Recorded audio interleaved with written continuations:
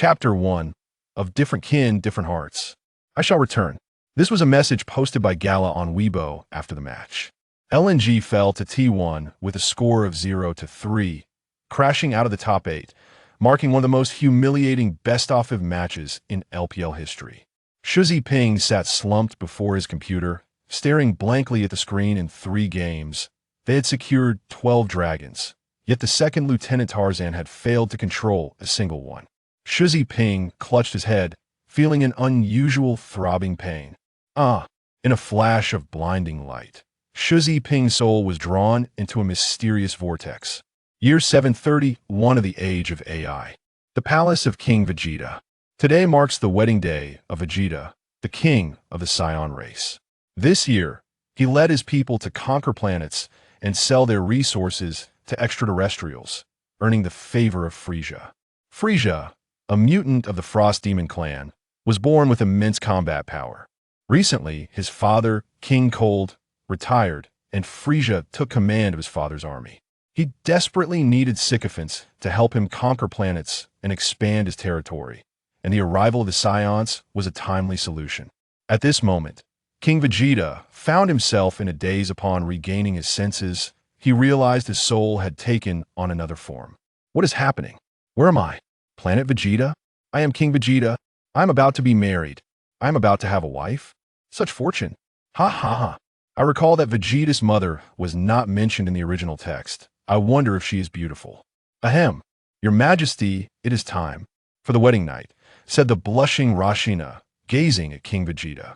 Shuzi Ping turned his head and was instantly stunned. The girl beside him looked exactly like Zheng Zian, the top character from a popular romantic game on Blue Star, which had taken the world by storm. Ha ha, this immense fortune has finally come to me. Shuzi Ping took Rashina's hand. In the future, you shall be my wife, King Vegeta. As night fell, a light rain began to fall outside, softly nourishing the begonia flowers in the courtyard.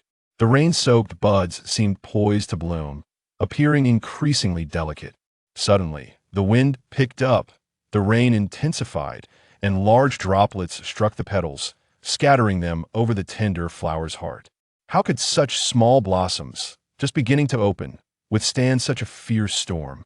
They could only sway with the raindrops, their petals mingling with the rain as they fell to the ground in a muddy mess. After an indeterminate time, the storm had ceased inside. The candle flickered, casting the large red double happiness character in a dim light. Before Shuzi Ping could indulge in fantasies about how many children he would have, a mechanical, cold system notification abruptly rang out. Host detected to have completed sowing the More Children, More Blessing system is officially activated. Host, King Vegeta. Age, 32. Combat power, 10,000. Bloodline, Saiyan royalty. Remaining lifespan, 168 years. System description. The more you give birth to, the greater the rewards. Assemble your Saiyan Legion and unify the other world. So this is how it's going to be. Back in my previous life, I had a particular fondness for the More Children, More Blessing system novels that were all the rage. And now it seems it's my turn. System. Is there a starter pack? Urgent. Pack has been dispatched to system space. Please check. May I ask how to open the backpack? Host can open it with a thought. Let me see what treasures await. 8 treasures card. Select 1 wife to use in tandem. Guaranteed to yield 1 instance of 8 treasures. Note. The children's qualifications are related to the parents. Super Saiyan God Universal Card. Removes the restrictions of a Super Saiyan God transformation of the righteous heart. Gather the heart's powers of 6 or more Saiyans to infuse and achieve the extraordinary limit of 10. Wow, what splendid items. These 2 clearly have a combo effect. Normally, to transform into a Super Saiyan God, one would need 6 Saiyans possessing righteous hearts to concentrate their energy onto one individual. Only then could the transformation occur. Alternatively, one could cultivate the divine aura and master the realm of gods, which for the Saiyans on planet Vegeta at this time is utterly far-fetched. By the timeline of the original story, there are only 5 years left before planet Vegeta is destroyed by Frieza. To reverse fate in this limited time, I must make good use of this transformation universal card. Alright, I recall that in the original setting, The primary reason for the destruction of planet Vegeta was due to a pact between the god of destruction Beerus and King Vegeta. Beerus wanted King Vegeta to find him the best pillow in the universe, but King Vegeta kept the best pillow for himself and gave Beerus the second best. Thinking back, the previous King Vegeta's perspective was truly narrow. Just think about it. How could a mere 10,000 combat power scion like him provoke a top-notch entity with 160 trillion power? Moreover, this was just a fraction of Beerus' power revealed during his first confrontation with Super Saiyan God Goku. King Vegeta, you have paved your own path to demise. As a god of destruction, all he wanted was the best pillow for a better sleep. Is that so wrong? Furthermore, I remember Beerus has a particular fondness for gourmet food. It seems I must showcase the culinary delights of Blue Star to win over Beerus, thus ensuring temporary safety for Planet Vegeta. Only one thing to consider: the evil emperor of the universe. Frieza, training is not an option. We are now individuals with systems. The immediate priority is to think of how to best utilize this 8 treasures card. If I use it on Rashina, I could have 8 children with qualifications akin to Vegeta's, but solely relying on the potential of the Saiyan royal bloodline is not enough. Frieza cannot be dealt with by merely 8 Vegetas. Alright, how could I forget him? The legendary Super Saiyan, Broly. Broly is renowned as the strongest Saiyan in the dimension. He was born with a combat power soaring to 10,000, whereas Vegeta had a mere 2,000 upon birth. I recall that in the original story, Broly was born alongside Goku. At this moment, Broly has yet to be born. This simplifies matters, as I am not a villain who covets another's wife. That is not a noble pursuit. Now, I simply need to locate Broly's biological mother, and everything may become clear. With that thought, I leaned down to kiss the sleeping Rashina by my side, and King Vegeta exited the chamber and made his way to the palace. From now on, I shall refer to myself as King Vegeta. Come forth. Your Majesty, how may I serve you? A nearby guard half knelt, bowing respectfully. Summoned General Paragus to see me. Yes. Chapter 2. One Birth, 8 Transcendence. Paragus, the father of Broly in the original story, arrived before King Vegeta in just 2.5 minutes after receiving the royal summons. Honorable King, your most loyal General Paragus pays his respects. Paragus knelt on one knee, greeting King Vegeta with utmost reverence. Rise, my general, you're no longer young. Do you have a girl you fancy? I shall arrange your marriage. King Vegeta looked down at Paragus with a cold demeanor. Your Majesty, I have no particular admiration for any young lady you are aware of my appearance. It seems Broly has yet to show any signs at this moment. Thus, I can mobilize the entire clan to seek out a female scion capable of bearing the bloodline of the transcendent. King Vegeta turned to the steward beside him. Assist the general in finding a suitable young woman. The steward was a scion of average height, pale skin, and a prominent black beard. Understood, Your Majesty. Now, you may leave. Planet Vegeta, originally known as Planet Plant, was home to the Zuffer people, a species of high intelligence and advanced civilization. After the Scions occupied the planet, they naturally acquired a series of high-tech artifacts. Steward, I need you to do something for me. Have all the upper-class female Scions undergo a medical examination during this period. Then send all the data to the Research Institute within 10 days. Provide me with a list based on the cell ranking. The top 3 shall be brought to me, as I intend to marry them. The bearded steward looked puzzled. May I inquire, Your Majesty, what is in cell? Last night, our Scion ancestor Yamushi appeared in a dream, foretelling that the future of planet Vegeta would face calamity, and only a Super Saiyan could save our planet. And to transform into a Super Saiyan, one must possess a sufficient number of cells and a robust base combat power, with a stable mindset being the most crucial for increasing cells. After hearing King Vegeta's words, the steward's face lit up with excitement. Does this mean we all have the potential to become Super Saiyans? It's not that simple to transform into a Super Saiyan. A base combat power of 3 million is required. 3 million? The steward gasped sharply. He didn't even have 1,000, let alone 3 million. Now go and take care of it. I look forward to seeing you transform into a Super Saiyan. Oh, and keep this information confidential for now. Frieza outside is still eyeing us covetously. If he finds out, it would hasten the destruction of our planet. With the steward operating at high speed, within a few days, he presented King Vegeta with 3 female scions, Rashina, Kain, and Nira. Yena truly deserves the honor of being the mother of Vegeta. I recall that Jine was the wife of Bardock in the original narrative, the mother of Son Goku. Ha ha ha. It appears that in this life, Son Goku, you have become my son. As for Nira, she seems to be the mother of Broly from the original tale. Steward, escort them to the bridal chamber. Your Majesty, are you able to handle this? Time flies, and in the blink of an eye, a year has quietly passed. Yena successfully gave birth to a descendant of King Vegeta. Name, Vegeta. Bloodline, Scion royalty. Combat power, 2000. Description, a scion of immense potential, capable of maintaining clarity of mind, even in great ape form. Vegeta appears to be no different from the original narrative. Let us see what delightful rewards the system has to offer. Ding!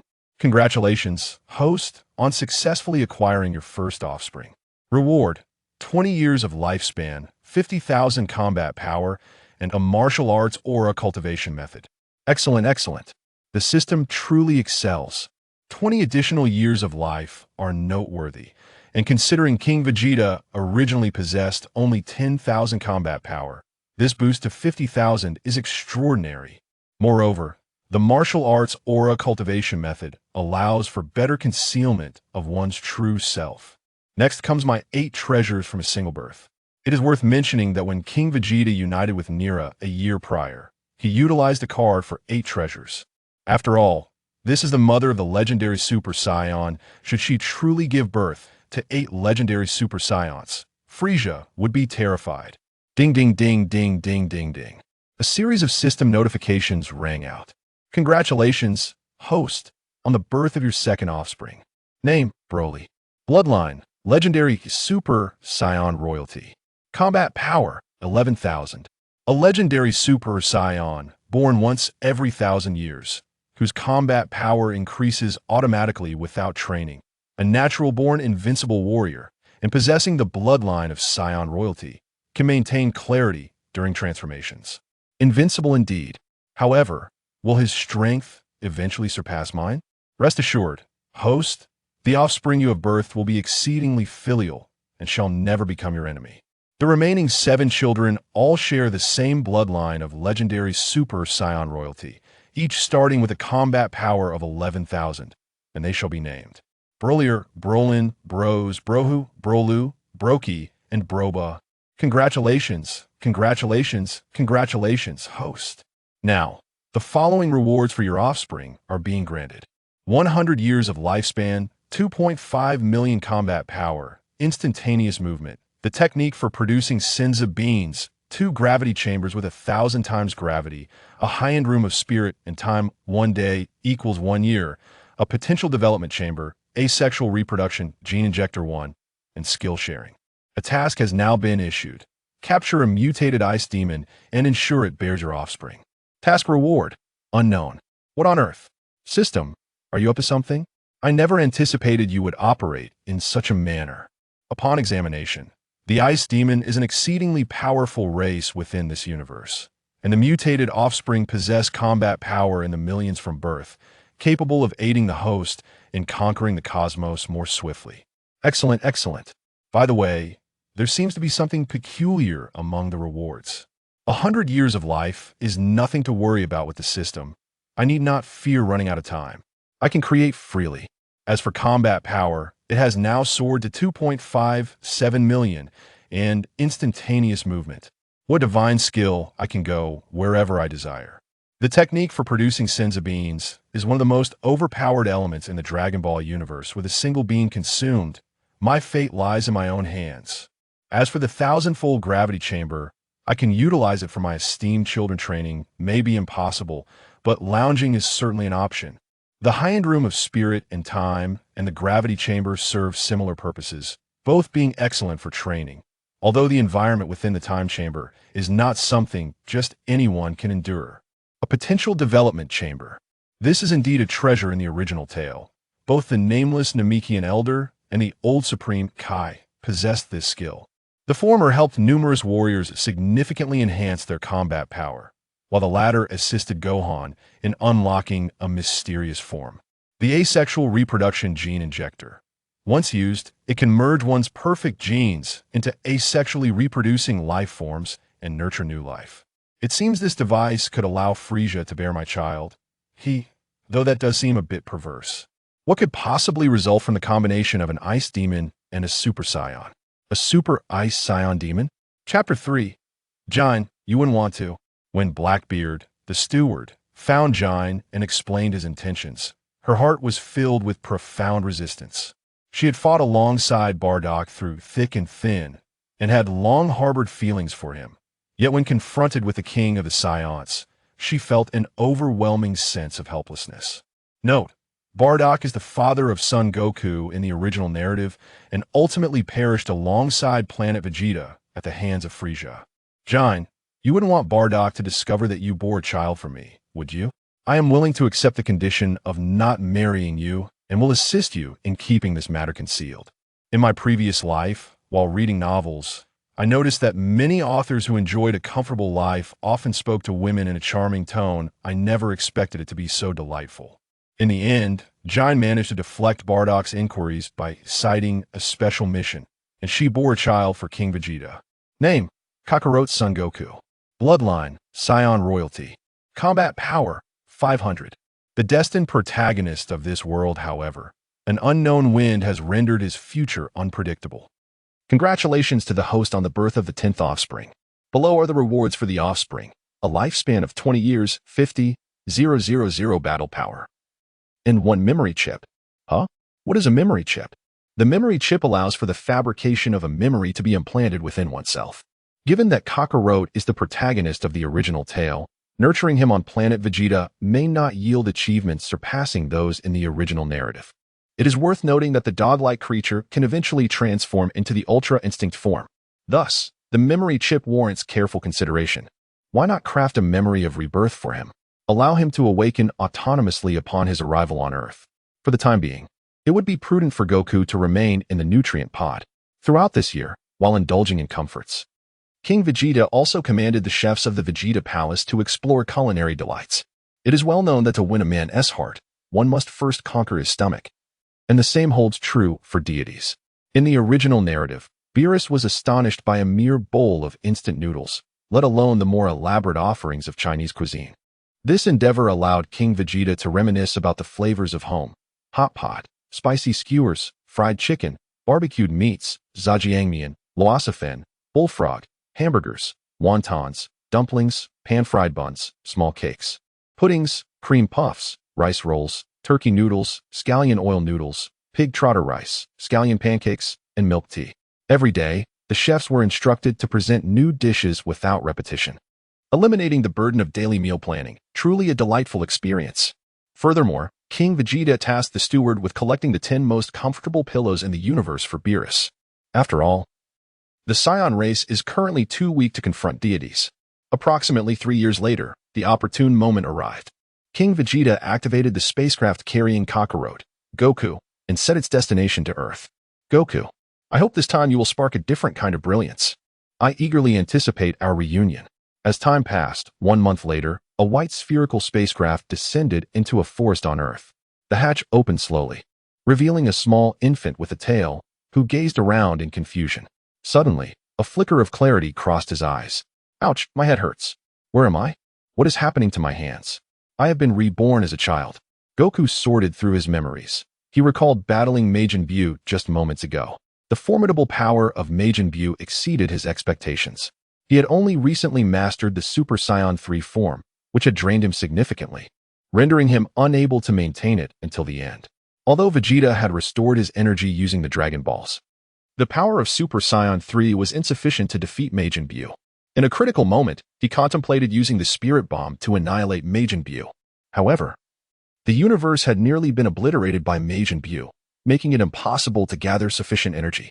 The Earthlings resurrected by the Dragon Balls refused to believe them, and Vegeta was subsequently transformed into chocolate and consumed by Majin Buu. The only one who could alter the outcome, Mr. Satan, was effortlessly destroyed by a blast from Majin Buu. In the original, it was unclear how this ordinary man survived. Ultimately, Majin Buu annihilated everyone, and the entire universe was laid to waste. So, I have been reborn. Since the heavens have granted me this opportunity in this lifetime, I shall not allow tragedy to unfold. Chi-Chi, Gohan, Brother Vegeta, Krillin, everyone must live well. Though I now inhabit the body of a child, the insights and skills from my previous life can be swiftly mastered. Huh? What is this about my battle power? It stands at 550. The memory chip has stimulated my Saiyan physiology, and as the offspring of King Vegeta, my baseline has increased. Could this be a result of my rebirth? Perhaps all past regrets can be rectified and redeemed. In another part of the universe, on planet Vegeta, King Vegeta has not been idle over these 3 years. He has gradually implemented advanced concepts from the Blue Star into planet Vegeta. The Scions of Universe 7 have a rather poor reputation, known for their volatile temperaments and planet-conquering ways, which are detrimental to the future development of the Scion race.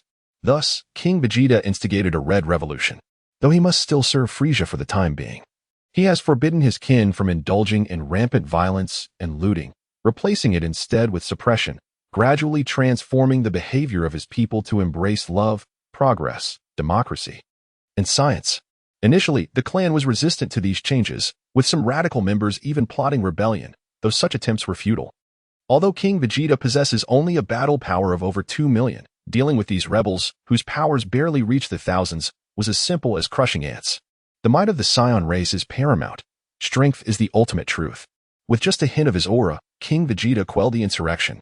This approach bore fruit, as a calm demeanor and benevolent character would expedite the increase of S cells, paving the way for the emergence of more prodigies in the future. Of course, procreation must not cease. Considering the toll on his body, King Vegeta has taken 8 additional wives during these years. This has resulted in the birth of 8 more children, while Yena and Nira have also presented him with 2 more, bringing his total progeny to 20. Congratulations to the host on the birth of offspring. The host is now awarded a lifespan of 200 years, 600,000 battle power, enhanced vitality, and robust endurance. Upon inspection, it has been confirmed that the host now possesses 20 offspring. The system will proceed with an update, with a countdown of 12 hours. This time, the system's rewards are somewhat meager: 2 enhancements, robust vitality and endurance, provided by Yena and Nira.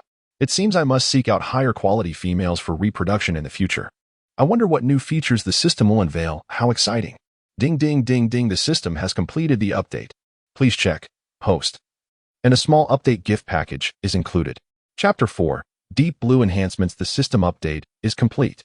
New feature unlocked. Talent Awakening. Each offspring begins with an initial talent slot.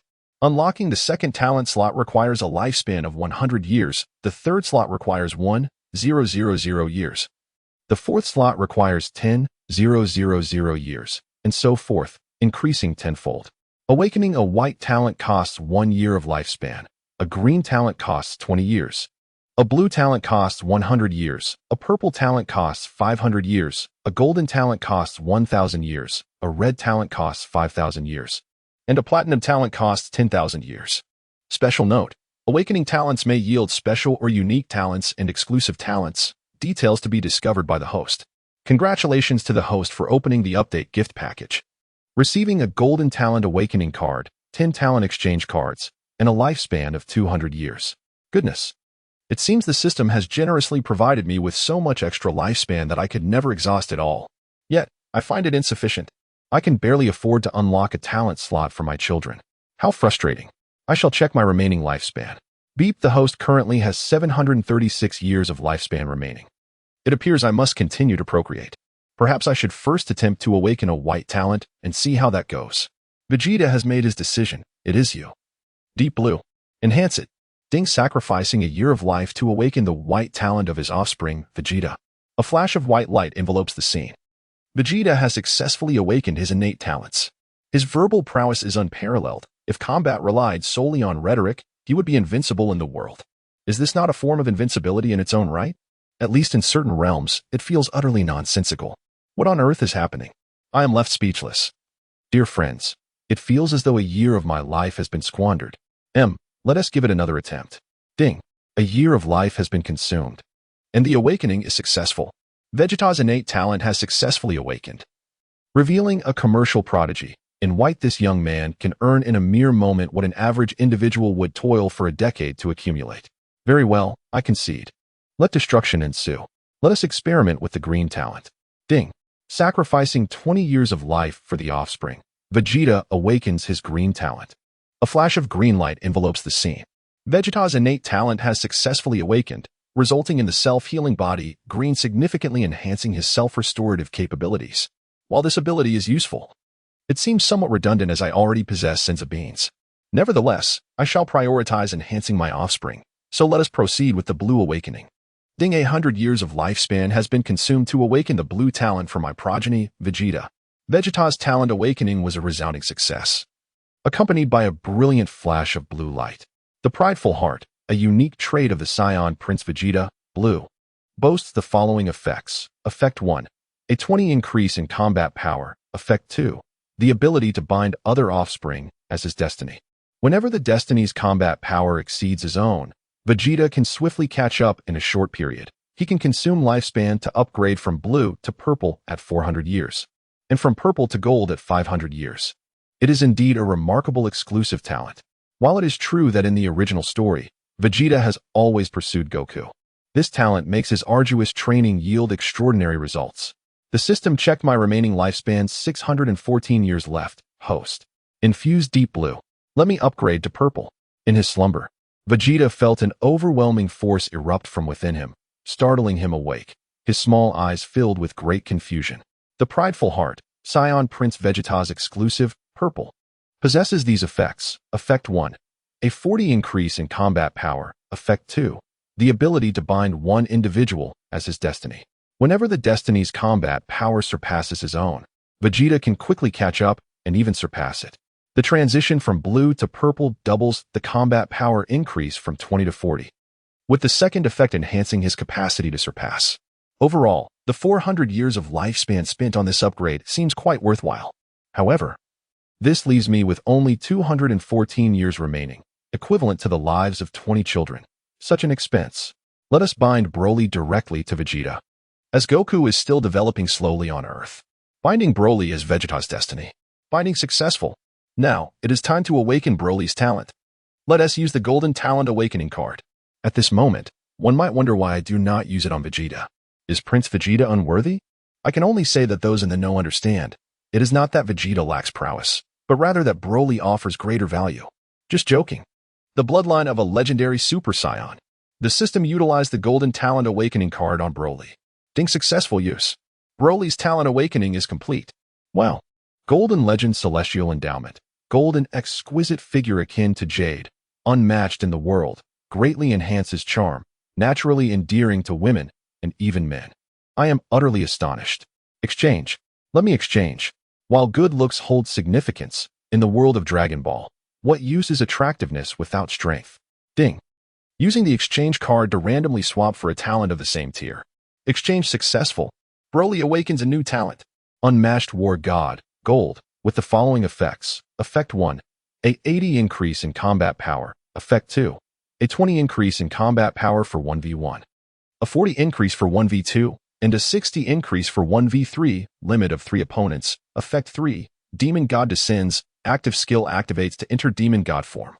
Increasing combat power by 40, immune to mental control skills, fearless and unstoppable, lasting 5 minutes, cooldown of 7 days.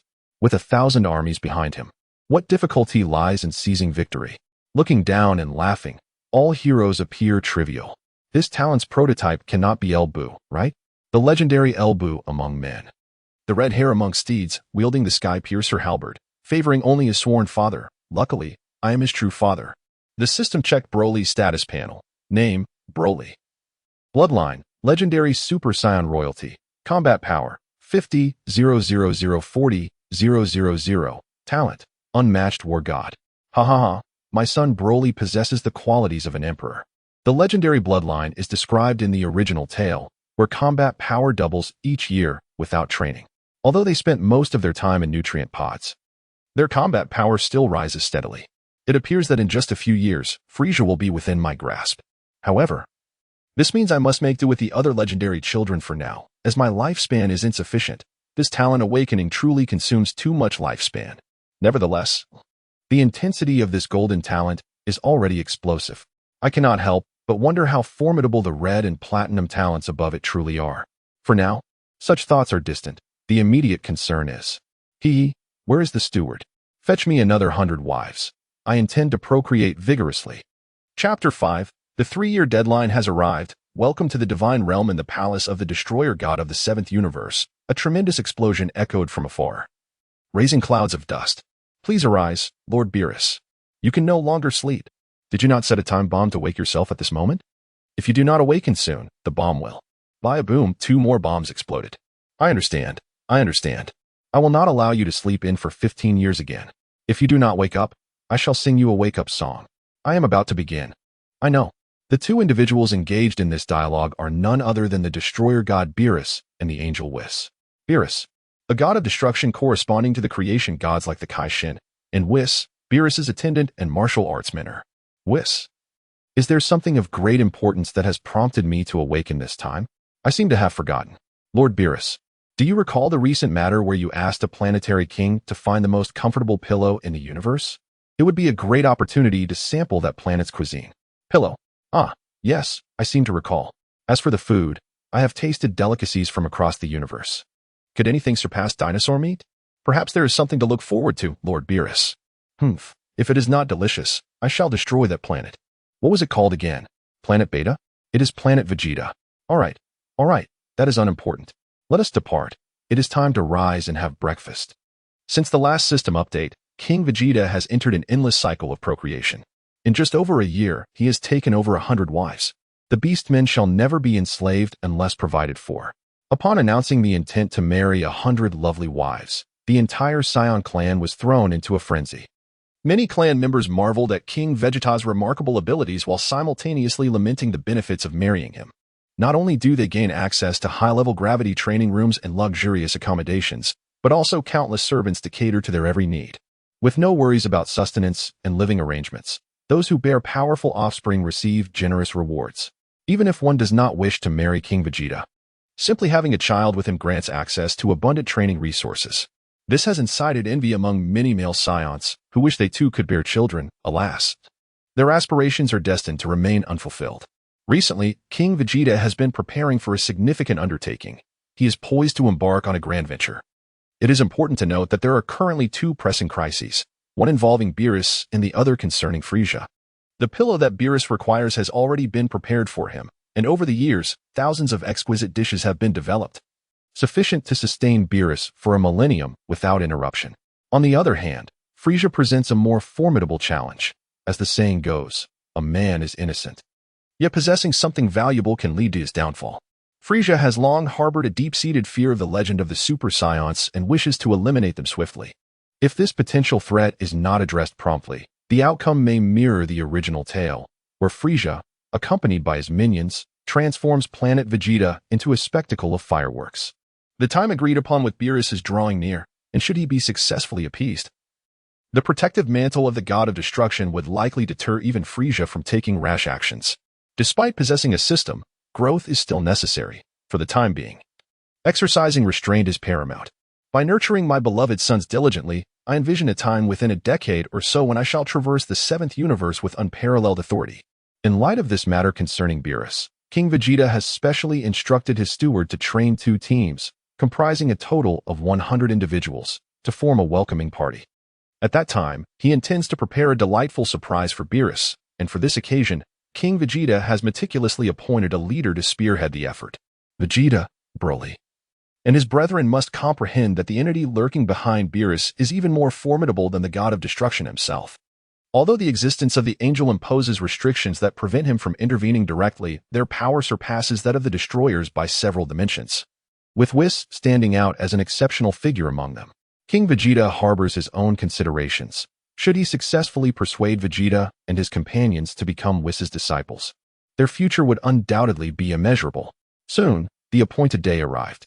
A cascade of luminous colors illuminated the palace of King Vegeta. As 2 figures gradually emerged from the radiant glow, They were none other than Beerus and Whis, with one of them instantaneously materializing before King Vegeta. Where did this intruder come from? Quickly, protect the king. The guards, who were training nearby, instantly became alert upon witnessing the sudden appearance of the unfamiliar figures. Vegeta's eyes widened as he beheld the two figures before him, none other than the long-anticipated god of destruction, Beerus, and the angel, Whis. Do not be disrespectful. Hurry and pay your respects to Lord Beerus, he exclaimed. Yes, the 3-year period had come to an end, and with great reverence, the 100-man guard, led by Vegeta and Broly, knelt on one knee in unison to greet Lord Beerus. The display momentarily left Beerus taken aback. King Vegeta cast a fleeting glance at Beerus's expression, secretly amused. Beerus, taken aback by the unexpected situation, found his lips curling into a slight smile for the first time. Lord Beerus, having traveled a great distance, we have prepared a feast especially for you. Please indulge in our culinary offerings. May I inquire your name? Beerus, regaining his composure, asked. I am King Vegeta. You may simply call me Vegeta, he replied. Beerus, with his hands clasped behind his back, responded in a deep tone, quite good. If that is the case, allow me to sample your creations. Today, my spirits are high, and I assure you that even if your delicacies are somewhat lacking in flavor, I shall not obliterate your planet. Such arrogance. Soon, you shall witness the wonders of authentic Chinese cuisine. King Vegeta glanced at the butler and commanded, Prepare 3 imperial banquets for Lord Beerus. As you wish, your majesty. Little B, have you not forgotten the purpose of my visit? Of course I haven't forgotten. During this time, I have gathered the 10 most comfortable pillows in the entire universe for you, each paired with a uniquely designed bed tailored to their distinct characteristics and benefits. While the culinary delights are being prepared, please allow me to escort you to experience them. Little B, you have truly outdone yourself. Beerus's admiration for the man before him grew immensely. After experiencing the various pillows curated by King Vegeta, Beerus's fondness deepened further. It is well known that besides his passion for exquisite cuisine, Beerus relishes sleep, which is precisely why he had requested King Vegeta to find him pillows. Naturally, the pillows King Vegeta procured for Beerus were extraordinary. Lord Beerus, those you just viewed have already been packed away in spatial capsules for you. At this moment, upon returning to the palace, the imperial banquet was also ready. The first dish for Beerus to savor was Chapter 6, Impossible, Absolutely Impossible. The inaugural dish was a grand feast featuring a colossal golden king crab. Delicacies included crab roast steamed eggs, cheese-baked crab legs, and salt-baked crab claws. The crab meat was meticulously extracted and presented in a platter with 18 distinct flavors: spicy, garlic, 13 spices, numbing and spicy, steamed, scallion oil, chilled, egg yolk, braised, fried, durian, pickled chili, kung pao, vine pepper, spicy marinated, golden broth, tomato, and pepper salt. Each variety was a euphoric celebration for the taste buds. You may wonder why King Vegeta's planet boasts king crabs. Do not inquire. The answer lies in the prowess of the system. Impossible, absolutely impossible. Initially, Beerus held a dismissive attitude. Yet, after merely a taste, he found himself unable to stop, disregarding the butler's explanations of the dishes. Within mere moments, he had devoured the entire table of king crab delicacies. Such exquisite flavors exist in this world. Bring me another feast of this crab. Beside him, Whis chuckled softly, covering his mouth. Lord Beerus, please mind your dining etiquette. This is quite unbecoming. Do not concern yourself. Beerus had no intention of acknowledging Whis. Were he to sample a bite, he might well be even more uncouth. Lord Beerus, please do not rush. This is merely an appetizer. Surely, you are eager for the forthcoming delicacies? King Vegeta signaled to the servants to present another serving of the king crab at Whis's table. Mr. Whis, please do indulge. Oh ho, how very kind. Following this, King Vegeta arranged a succession of exquisite Chinese dishes according to the state banquet menu, and throughout the meal, they directly appealed to Beerus's heart. As King Vegeta discerned that the moment was ripe, he gently addressed Lord Beerus, who was seated nearby, luxuriating in a lavish massage chair with his eyes closed in sheer enjoyment. Lord Beerus, I have arranged for a portion of the exquisite cuisine you just savored to be preserved in a space capsule, ensuring that when you indulge in it within a month, it will retain approximately 80% of its original flavor. At first, upon hearing that King Vegeta had thoughtfully packaged a serving of the delectable dish, Beerus felt a surge of delight. Yet, the thought that such culinary delights would not be a daily indulgence left him perturbed. He was reluctant to unleash destruction upon this planet. having finally discovered a gastronomic pleasure that brought him such satisfaction. With these thoughts occupying his mind, he turned his gaze toward King Vegeta, silently hoping for a flawless resolution to his predicament. The adage "one who eats from another's hand is bound by that hand" resonated with him as a deity of destruction who had existed for eons. He was well aware that King Vegeta undoubtedly sought something from him. Nevertheless, tempted by the allure of exquisite cuisine, and given King Vegeta's astute approach, he would consider acquiescing to any reasonable request made. King Vegeta precisely leveraged this psychological insight with the intent of guiding his two sons. Vegeta and Broly sought the tutelage of Whis, concerned that Lord Beerus might fret over the availability of delicacies. On our planet, Vegeta, we have a popular delivery service known as Takeout, which can bring the food you desire right to your doorstep. My two children are exceptionally gifted. They mastered the skill of instantaneous movement shortly after birth, allowing them to serve you directly. Of course, this is merely a jest. Their ability to teleport stems from the shared skills granted by childbirth. At this moment, Beerus comprehended Vegeta's intentions. He meant to cultivate his two children, leaving their training to Whis while he indulged in slumber and sustenance. After all, considering all that King Vegeta had done, this minor request was quite acceptable. Little did Beerus realize that these two children would one day transcend him. I agree, he conceded. Whis, observing the exchange, raised an eyebrow in mild surprise but chose to remain silent. Well, Whis, now that matters are settled, let us return and casually destroy a planet.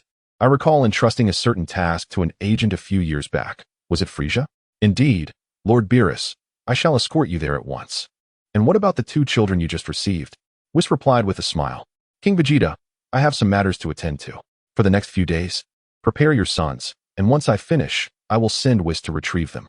Understood. I bid you farewell, Lord Beerus. After seeing Beerus off, King Vegeta turned to his sons. Abby, Broly, come with me to my chamber. Yes, father, they replied. King Vegeta then imparted a heartfelt lesson to them, emphasizing the importance of extracting every ounce of potential from Whis while highlighting Whis's formidable strength, leaving a profound impact on their young minds. A colossal spaceship soared through the cosmos, where Frieza reveled in the beauty of the starry expanse. Suddenly, a brilliant flash of light darted before him. What? Lord Beerus, how did you arrive here? The tyrant of the universe, Frieza, appeared as a mere chick before Beerus. Ah, I merely took a short nap and rose to stretch. How have you been fulfilling your duties? Beerus inquired lazily, his demeanor relaxed, evidently pleased after enjoying a meal and a massage. Reporting to you, Lord Beerus, I have destroyed a total of 375 planets over the years, Frieza declared. Well done, continue your destruction, but remember, there is one planet you must never annihilate, Vegeta's planet. Should I awaken next time to find any issues with it, prepare for your own destruction. Beerus concluded, yawning. Now, if there is nothing else, I shall return to my slumber. Understood, Lord Beerus. Beerus arrived swiftly and departed just as quickly, having exchanged only a few words. What? Those wild monkeys. How could this happen? This is infuriating. When did I become entangled with Beerus? Frieza seethed, crushing the scouter in his hand. One day, I shall eradicate you all myself. For now, let you continue your antics for a few more days. Naturally, Frieza dared not voice such thoughts in Beerus's presence. With matters concluded, Beerus returned to collect Vegeta and Broly. King Vegeta had prepared half a year's worth of capsule food for his sons, advising them to return periodically to restock. After all, the realm of the gods of destruction offered little in the way of decent nourishment. The ability to teleport back and forth proved exceedingly convenient. Yet given that they were headed to train, they could not carry an abundance of hot meals, primarily quick and simple fare. Whis also gifted King Vegeta a communicator, instructing him to use it in case of emergencies. After sending Vegeta and his sons on their way, King Vegeta finally took a moment to assess the accumulated rewards from his numerous offspring. Congratulations, host, on the birth of your progeny. Congratulations on receiving offspring rewards. Chapter 7.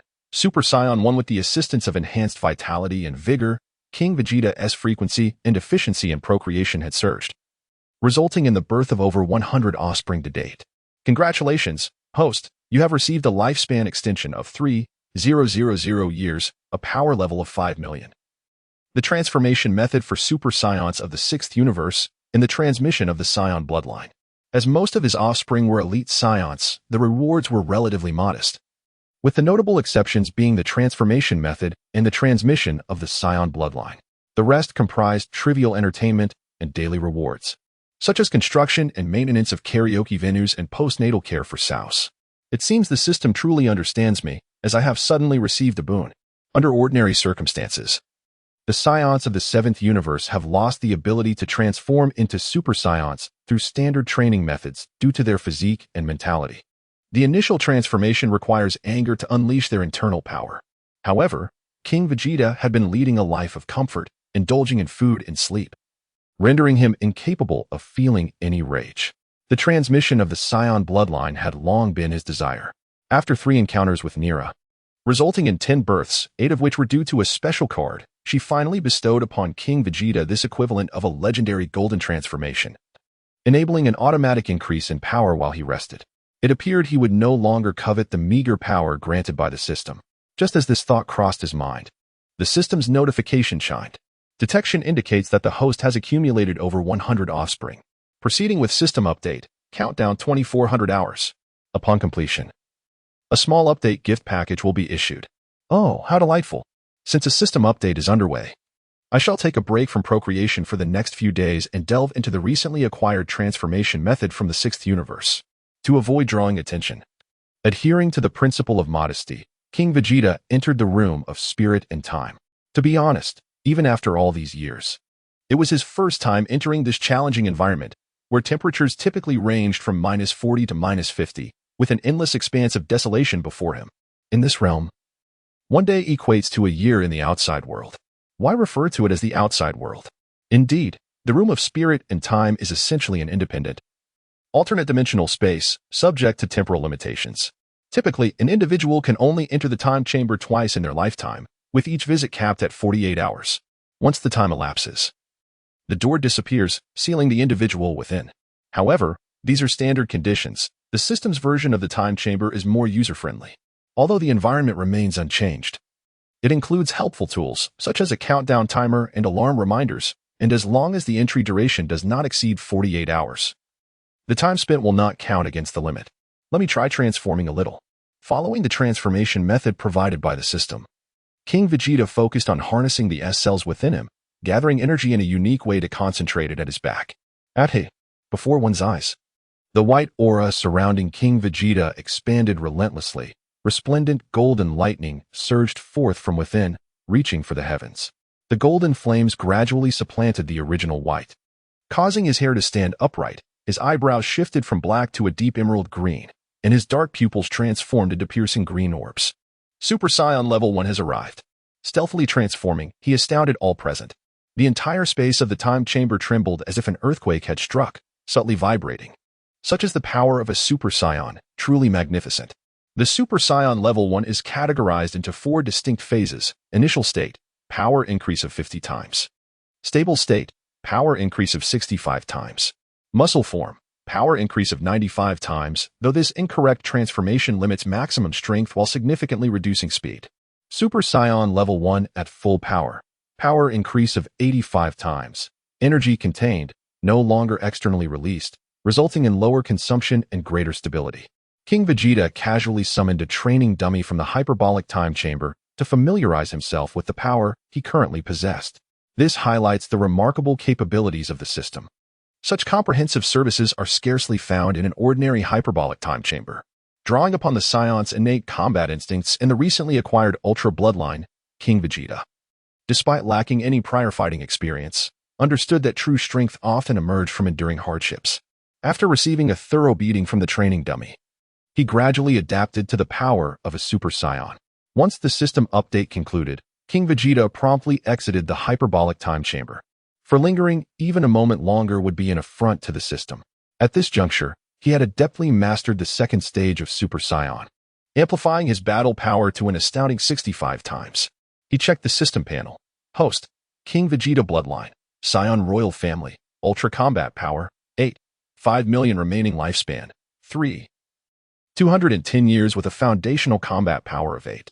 5 million, augmented by the Super Saiyan transformation, his power surged to a terrifying 425 million, while Frieza's fourth form, at its peak, stood at merely 120 million. It was evident that should Frieza dare to replicate his actions from the original story and attempt to annihilate planet Vegeta, he would undoubtedly meet a gruesome end. However, King Vegeta was acutely aware of his main quest. He could not allow Frieza to perish so easily. This thought provoked a hearty laugh from him, echoing with mirth.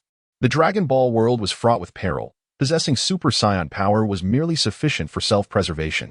After years of traversing this realm, enduring and evolving, King Vegeta had been suppressing his emotions. Now, having made some progress, he resolved to broaden his search for potential brides. As he was no longer satisfied with just Planet Vegeta, he decided to first examine the latest system updates. Upon completion of the system update, the new features were as follows. 1. Future offspring will no longer receive combat power rewards, but lifespan rewards will see a slight increase. 2. A status query for offspring is now available, allowing for recent updates on their conditions. 3. Children aged 8 and above can access a WeChat function, enabling communication within their minds. 4. The Talent Awakening feature now includes a targeted extraction function with a cost of 2 times the original. Congratulations to the host for receiving rewards. Lifespan, 2,000 years. Targeted Talent Extraction Card, Gold, 1. After a swift review of the updates, King Vegeta's smile broadened. With the Ultra Bloodline in his possession, the previous combat power rewards had become rather trivial. An increase in lifespan rewards was indeed delightful. The ability to ascertain the status of each child was invaluable, as he found it difficult to distinguish between his numerous offspring, particularly those with average talents. The WeChat function was particularly intriguing. Although the details were not extensively elaborated, King Vegeta confirmed with the system that he could control the allocation of this function. This would allow him to grant it to children with exceptional potential, thereby assisting him in identifying those worthy of focused cultivation. The targeted talent extraction feature was, in King Vegeta's opinion, the most impressive aspect of the update. Previously, spending lifespan on random draws often yielded undesirable results. Now, it was akin to having a safety net from the outset. Although the cost was slightly higher than usual, it was undoubtedly a worthy investment. Coupled with the lifespan rewards from the system update, King Vegeta's remaining lifespan now exceeded 5,000 years, a perfect opportunity to indulge in some draws. Draw. Give me a powerful extraction. Chapter 8. Special gold talent with over 5,000 years of lifespan at his disposal. King Vegeta first expended 500 years to upgrade his exclusive talent. Ding, upgrade successful. Pride of the Saiyan Prince Vegeta, Gold. Effect 1, combat power increased by 80. Effect 2. In addition to the existing pursuit and surpassing effects, a shared progress effect is added. When training together with destined individuals, the training speed increases by 20. Effect 3. Easier identification of an enemy's weaknesses and flaws, inflicting an additional 15 damage. Behold, I am the Saiyan Prince. As the system interface displayed Vegeta's avatar, a faint silhouette emerged, arms crossed, expression cold. The pride of a prince is not to be trifled with. Truly, the gold exclusive talent was astonishing. Now, with over 4,500 years of lifespan remaining, and considering the targeted talent extraction card, he could only awaken the gold talent for 5 children. It appeared that the 7th and 8th would have to endure a bit longer. System, use the targeted talent awakening card on the 2nd child for a combat-type talent. Use successful, talent extraction in progress. Broly's talent awakening was successful. Cursed 1, gold effect 1, combat power increased by 120. Effect 2, a gaze upon him will cause explosions. As one cursed by fate, he will face calamities periodically, and those who associate with him will become unfortunate. You wouldn't want to be struck by lightning, would you? Then keep your distance. Effect 3. Those who cannot kill me only serve to make me stronger. Overcoming each calamity will randomly increase combat power by 320. Wait, why does the 2nd child carry such a rebellious fate? What a classic villain's destiny. Though this talent was not entirely unacceptable, he decided to hold on to it for now. Next, King Vegeta pondered whether to spend 200 on targeted extraction or 1,000 on a regular extraction. If he opted for all targeted extractions, it would require 800 years of lifespan, which was evidently insufficient. System, can the reset card be exchanged? Although he still had 8 reset cards from previous rewards, King Vegeta feared running out of options later. Reset cards can only be exchanged for blue-tier talents and above. Each reset card costs 1/10 of the lifespan cost of the corresponding talent tier. For instance, a gold talent reset card costs 100 years of lifespan. What? That amounts to a 2,000-year lifespan loss. How infuriating. Best to conserve and simply spend lifespan on resets. 3rd child, it's your turn. Expending 1,000 000 years of lifespan. He awakened a random gold talent. Remaining lifespan, 3. 548 years. Broly's talent awakening was successful. Poetic Immortal, Gold Effect 1. Inspired by scenery, a poem is born in an instant. Effect 2, Charisma 250. Effect 3, Charm 250. Third child, you seem rather average. In moments of harshness, I do not hesitate to reprimand even my own son. Consuming a century of lifespan, I reset my talents. It seems that perhaps my luck has been exhausted, as I have attempted this reset twice in succession without yielding any favorable talents. It would have been wiser to first employ a targeted draw. With my last attempt, I implore the universe to grant me success. Lifespan consumed, 100 years. Talent reset successful. Host, please review, Dragon Battle Body. Effect 1, Combat Power increased by 80. Effect 2, Defense increased by 40. Effect 3, Dragon Battle Form. Manifesting the Phantom of the Dragon King on the body surface, temporarily enhancing both attack and defense by 100 for 3 minutes, with a cooldown of 24 hours. Oh, this is quite commendable. I now have 3,148 years of lifespan remaining. Let us proceed with a targeted draw for the fourth son, aiming for a cultivation-related talent. Lifespan consumed, 1,200 years.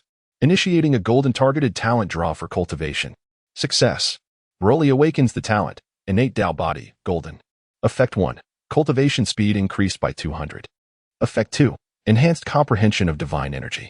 Effect 3, Intelligence Improvement, Simplifying the Complex, Embodying Great Wisdom and Apparent Folly. A single attempt that resonates deeply?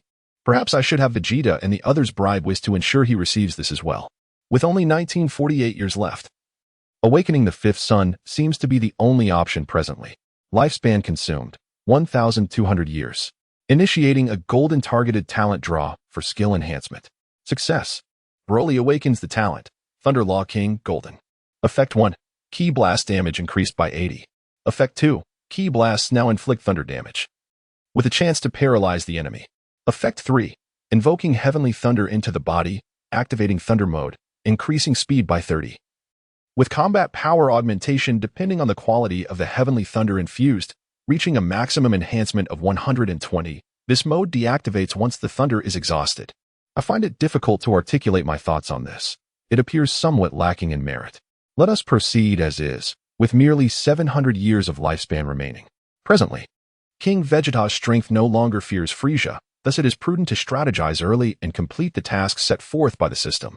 Where is the steward? I command that the Scion race shall, from this day forth, sever ties with the Frieza force. Additionally, let us disseminate marriage proposals across all humanoid planets in the southern galaxy. King Vegeta has long harbored an aspiration in the realm of Dragon Ball. There exist numerous long-lived races. If we could unearth a few, perhaps through the system's rewards, we might obtain a boon of additional lifespan. As you command, my king. Since the last revelation of the Super Saiyan from King Vegeta, combined with the king's current demeanor of confidence, it is evident that he possesses the strength to confront Frieza. A tempest is brewing. Thus, let the Frieza force meet its demise. Chapter 9. The arrival of the Ginyu Force. Time slips by unnoticed, and another year has passed. At this juncture, both Vegeta and Broly have reached the age of 8. Under Whis' tutelage over these years, not only has their combat prowess significantly increased, but they have also recently achieved the transformation into Super Saiyan 1. Thanks to Vegeta's unique talent, pride, there is little disparity between him and Broly. During a recent visit to see his father, he brought along the fourth son to train together. However, the fourth son's combat power is still merely over 1 million, likely requiring another year to attain the Super Saiyan transformation. As for King Vegeta, he is once again familiar with the art of procreation. Congratulations to the host on the birth of an heir. Reward: 30 years of lifespan, 1 blue talent awakening card. This year, King Vegeta has 100 exceptional female Saiyans, drawing ever closer to a harem of 3,000 beauties, contributing to the birth of a significant portion of the population within his clan. Since the last system update, even the relatively ordinary higher-tier offspring now receive a lifespan reward of 30 years. Occasionally, there are special minor rewards, such as white and green talent cards. However, curiously enough, no children with extraordinary talents have been born since that time.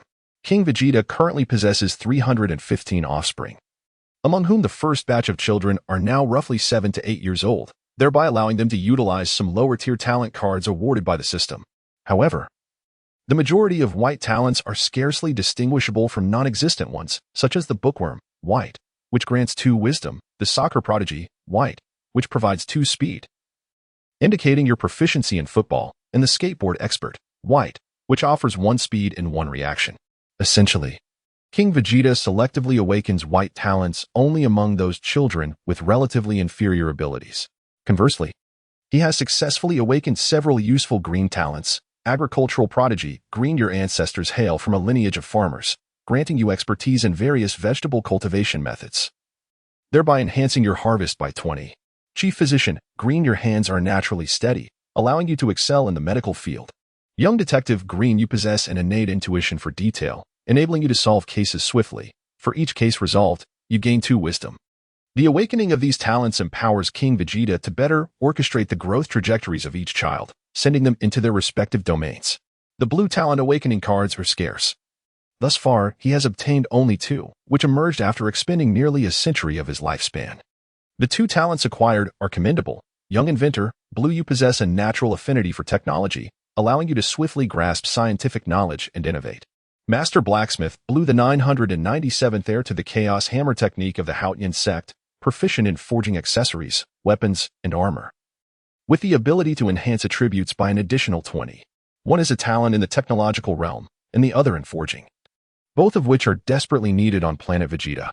With nearly 4,000 years of lifespan accrued, he can now proceed to awaken the first talents of his 6th, 7th, and 8th children, consuming 600 years of life to initiate targeted talent extraction in the cultivation category.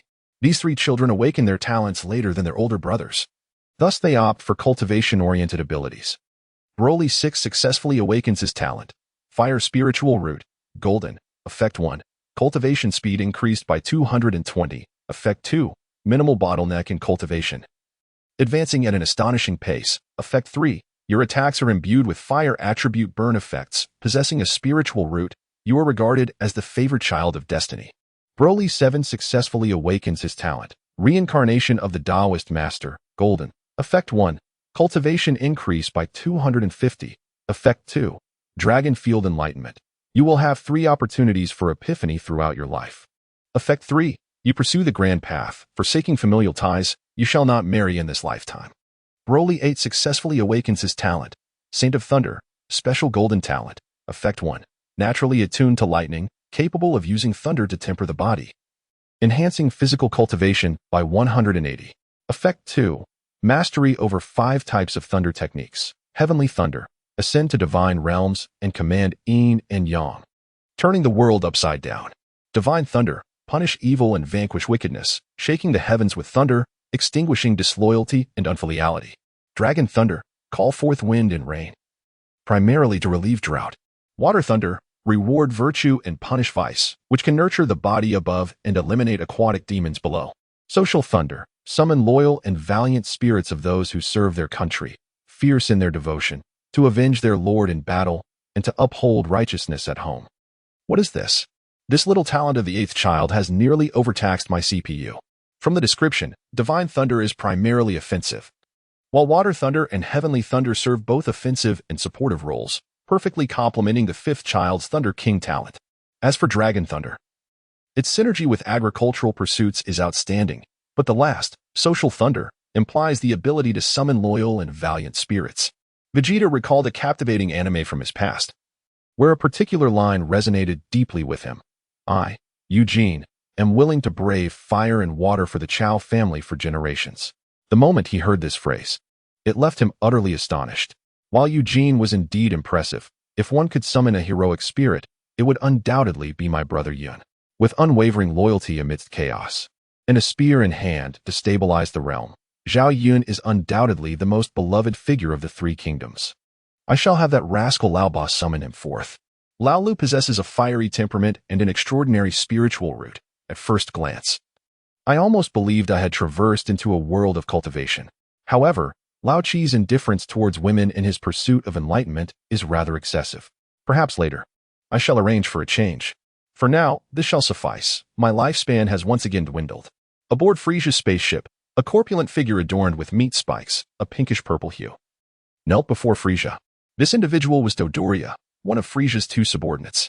Lord Frieza, We have received credible intelligence that the Scion race has audaciously declared their withdrawal from our Frieza force. What do these wild monkeys intend to do? Frieza seethed in fury from his seat on the spacecraft. My lord, it seems we must teach these wild monkeys a lesson. To remind them who truly holds dominion over this universe. Deploy the Ginyu Force. Be cautious not to annihilate them all, Frieza grinned ominously. My lord. If these wild monkeys are so provocative, why not eliminate them entirely? Dodoria inquired, puzzled. Do not question what should remain unasked. Would Frieza divulge to Dodoria that he feared Beerus's wrath? Yes, I shall make the arrangements immediately. The Ginyu Force, having just completed a planetary takeover, received the message. As Frieza's elite special forces, each member possessed remarkable strength. Captain, Ginyu, Battle Power 120,000 member. Riku, Battle Power 52,000 member. Jeez, Battle Power 50,000 member. Berta, Battle Power 50,000 member. Goldo, Battle Power 10,000, possessing the ability to manipulate time, halting it as long as he holds his breath. Everyone. Our choreographed performance is about to commence. We have just received Lord Frieza's command to head to planet Vegeta and eliminate the traitors.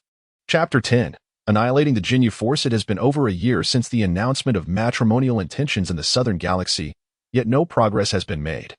On one hand, the Scion race's historically malevolent and brutal reputation has yet to be fully erased. On the other hand, there are relatively few habitable planets within the Southern Galaxy. This predicament troubled King Vegeta, as relying solely on the reproductive rate of the Scions proved woefully inadequate. He ruminated on the plot of the original story from his past life. The North Kai. In the 7th universe, it is divided into 4 regions, the Eastern, Southern, Western, and Northern galaxies, each overseen by a Kai. By contacting the North Kai, one could reach the Supreme Kai. The Supreme Kai, the deity of creation, possesses the power to forge planets. In the latter part of Dragon Ball, the 7th universe's ranking plummeted to second to last due to Frieza's rampant destruction of life-bearing planets and the weakness and inaction of Supreme Kai Shin, resulting in a mere 28 habitable planets remaining in the 7th universe, a truly absurd situation. However, the original story provided scant details about the residents of the Kais, requiring considerable effort to locate them. It appears that enhancing the Scion race's standing within the 7th universe is imperative. With this in mind, King Vegeta dispatched over 20 of his exceptionally gifted sons to interview for positions within the Galactic Patrol. The Galactic Patrol, a cosmic police force directly led by the Galactic King, helps maintain order across the 7th universe. In the year 739 of the age, approximately 10 years prior to the Dragon Ball story, the Galactic Patrol comprised only 38 members. While some possessed remarkable strength, most lacked the power to confront Frieza's forces or even adult Scions. Having them serve not only provides experience for his sons, but also promotes the newly reborn Scion race. Furthermore, it aids in maintaining cosmic balance to prevent Frieza's rampant destruction, while familiarizing them with the 7th universe, preparing for future matrimonial pursuits. For the time being, courting women from other races seems implausible. It appears he must first focus on the Scion women, as his harem of 3,000 beauties remains unfilled. 1 month later on planet Vegeta, the king received alarming news. 5 spacecraft were rapidly approaching the planet, with one boasting a formidable combat power of a staggering 120,000. 120,000. Is that truly impressive? It appears Frieza can no longer remain idle. The Ginyu Force must be on their way, Vegeta remarked with unmistakable disdain. Let them in. I shall deal with them myself. Moments later, the 5 spacecraft successfully landed in a desolate area. As the Ginyu Force prepared to disembark, nearly 100 Scions surged toward them from the distance. These Scions are remarkably vigilant, sneered the diminutive good. In my eyes, they seem eager to meet their fate, chuckled the towering Berta, arms crossed and exuding confidence. King Vegeta regarded this minor affair with such contempt that he deemed it unnecessary to intervene personally, opting instead to dispatch his loyal captain, Bardock. Indeed, Bardock, the father of Kakarot from a previous life, had even transformed into a Super Saiyan in the films. Such a valuable asset should not be wasted. After all, compensating Bardock for his humiliation was only fitting. Thanks to the advanced gravity training chamber and potential development provided by the system, Bardock's combat power had soared to 400,000, allowing him to effortlessly overpower the Ginyu Force. Meanwhile, Ginyu skillfully activated his power detector, scanning Bardock and the gathering scions. Beep, beep, beep. Combat power readings: 85, 000, 620, 000, 46, 000, 78, 000, 39, 000. Having honed their control over energy through system rewards, the elite guard's true power was well concealed, merely a facade for their adversaries. How dare these scions declare independence from Frieza's army with such paltry power? Where is that cowardly King Vegeta? Why doesn't he show himself? You insolent fools! Who dares speak so disrespectfully, Dark King? You have one chance to apologize, or you shall not leave here alive. Laughter erupted from the Ginyu Force as an eerie background music began to play. Beep, beep, Ginyu Force. Ha ha ha. Berta. I good. Yippee, geez. Hee hee hee, Ginyu. The Scion Elite Guard stood in shock. They knew well that the Ginyu Force's entrance in the original tale had made even Frieza blush with embarrassment. Before anyone could regain their composure, a flash of white light cut through the air, and Good's head slowly fell to the ground. King Vegeta had long recounted the capabilities of the Ginyu Force to Bardock. As a low-ranking Scion promoted by King Vegeta, Bardock naturally held his words in high regard. After enduring the Ginyu Force's dramatic entrance, he swiftly severed Guldo's head. What? This Scion possesses the ability to challenge beyond his level? The remaining 4 members of the Ginyu Force showed no concern for Guldo's demise. Rather, they were apprehensive of the immense power Bardock had just unleashed. Attack! With Bardock's command. The surrounding elite guard sprang into action, swiftly encircling the remaining members of the Ginyu Force in coordinated teams. Each member of the elite guard had undergone rigorous training in the gravity chamber, with the weakest boasting a battle power of over 100,000. In the ensuing skirmish, Berta and Rikum fell in an instant, while only the swift guys managed to distance himself. The team leader, Ginyu, was eliminated in a heartbeat. Unable to utilize his prized ability to switch bodies. As Bardock observed guys fleeing, he effortlessly teleported beside him and with a gentle grip, snapped his neck. Clean up the battlefield. The combat power detectors worn by the Ginyu Force were equipped with communication capabilities. Upon their arrival on planet Vegeta, they had established contact with Dodoria. Consequently, Frieza was already aware of the Ginyu Force's annihilation. Inside Frieza's spaceship, he awaited news from the Ginyu Force. Suddenly, a plump figure rushed in, exclaiming, "Lord Frieza. It's terrible. The Ginyu Force has been wiped out." The intruder was Dodoria, who had just moments ago anticipated the Ginyu Force's triumph over the Scion monkeys.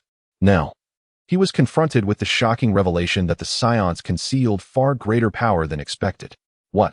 My elite squad has been annihilated? Could the legend of the Super Scion be true? Impossible. Absolutely impossible. Chapter 11. Frieza arrives. Lord Frieza, according to the reports, the Scion responsible for killing Ginyu possesses a battle power of at least 200,000, and that without transforming into a great ape, Dodoria trembled in fear. Fully aware that his own power was a mere 22,000, inferior even to the Ginyu Force. The Scion race has a peculiar trait. On a full moon night, they transform into great apes, specifically due to the light of the moon triggering their transformation. But this requires a tail. This transformation amplifies their power to approximately 10 times their normal state, meaning the Scion who killed Ginyu could potentially reach a power level of 2 million, surpassing even that of King Vegeta. Haha. No wonder these wild monkeys are so audacious. Frieza, now elated, mistakenly believed that the wild monkeys had transformed into Super Scions. As his ancestor Chilled had been slain by one. Let us set forth to planet Vegeta. I shall personally teach them a lesson. Since the last annihilation of the Ginyu Force, King Vegeta has instructed his subordinates to closely monitor the situation beyond the planet. Given Frieza's character, it is certain he would not be able to resist coming personally. Thus, he had previously summoned Vegeta and Broly back from the realm of the gods of destruction. After all, Frieza possesses remarkable training potential. Should he secretly cultivate his power for a time before arriving, it would be disastrous if he were to turn the tables. Notably, during this period, King Vegeta has adeptly mastered the full power of Super Saiyan 1, elevating his combat strength to an astounding 85-fold increase. At this moment, his stats have transformed to Host, King Vegeta combat power, 10 million, normal state, remaining lifespan, 1,086 years with a normal combat power of 10 million. The 85-fold increase from Super Saiyan 1 catapults him to a terrifying 850 million. However, it is evident that King Vegeta's concerns were unwarranted. Within a mere 10 days, Frieza arrived as anticipated. The colossal spaceship descended steadily before King Vegeta's palace. Frieza, what brings you here? His subordinates had detected Frieza's spacecraft well in advance, and King Vegeta had awaited his arrival with keen anticipation. How bold of you to address Lord Frieza so casually, remarked the familiar pink behemoth, Dodoria, standing beside Frieza, exuding a sense of fearlessness. Silence. King Vegeta snapped his fingers, unleashing a purple energy blast that instantaneously pierced through Dodoria's body. Oh ho ho ho ho. Frieza suddenly stifled a laugh, his amusement evident. Frieza, what causes your laughter? King Vegeta inquired, perplexed. I do not laugh at others. I only laugh at you, King Vegeta. For your lack of strategy. The Scion race is bereft of wisdom. Were the roles reversed, and I, Frieza, had stationed an army in ambush nearby, what would transpire then? Ha ha ha ha. But the preceding dialogue was merely a product of King Vegeta's imagination. The reality was quite different. King Vegeta, I have begun to admire you. I offer you a chance to serve as my subordinate, Frieza declared, having precisely gauged the combat power of King Vegeta and his allies. King Vegeta, 500, 000 Bardock, 400, 000 Toma, 250, 000 Saliba, 230, 000 Of course, King Vegeta's displayed combat power is merely a fabrication. Frieza is able to discern the combat power of others because their levels are relatively modest, while King Vegeta's 500, 000 is constrained by the limitations of the device, which only registers up to 500, 000. As King Vegeta adjusted his fighting power the moment Frieza gazed at him through the scouter, it was evident that the device would have exploded if he had not done so. Frieza, if you wish for my allegiance, you need only to grant me one request. King Vegeta remarked as he approached Frieza with deliberate steps. Speak your mind. I am listening, Frieza replied, his mood evidently buoyant. I demand your assistance in my training. King Vegeta enunciated each word with precision. At the instant he finished speaking, King Vegeta unleashed the full power of Super Saiyan 1 and instantaneously appeared behind Frieza. Before Frieza could react, a powerful chop rendered him unconscious. At that moment, Frieza's subordinates seemed to stagnate, caught in a daze. The first to regain composure was Zarbon, one of Frieza's two chief aides, with a battle power of 23,000. He shouted to the surrounding minions, rescue Lord Frieza. Charge with me. King Vegeta cast a glance at the second aide, who immediately understood the unspoken command. What ensued was a massacre, those who typically wielded power across the cosmos, causing havoc, were reduced to mere fodder for Broly's innate dark harvest, with over 2,000 of Frieza's subordinates eliminated by the second aide.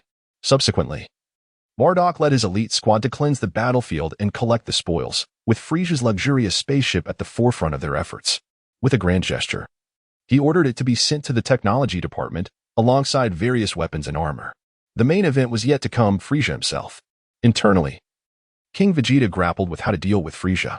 He held a certain admiration for the tyrant, acknowledging his flaws while simultaneously recognizing his strengths, his ruthlessness, decisiveness, and leadership qualities. I possess a system. The memory chip I previously utilized for Goku, can it be exchanged? Indeed.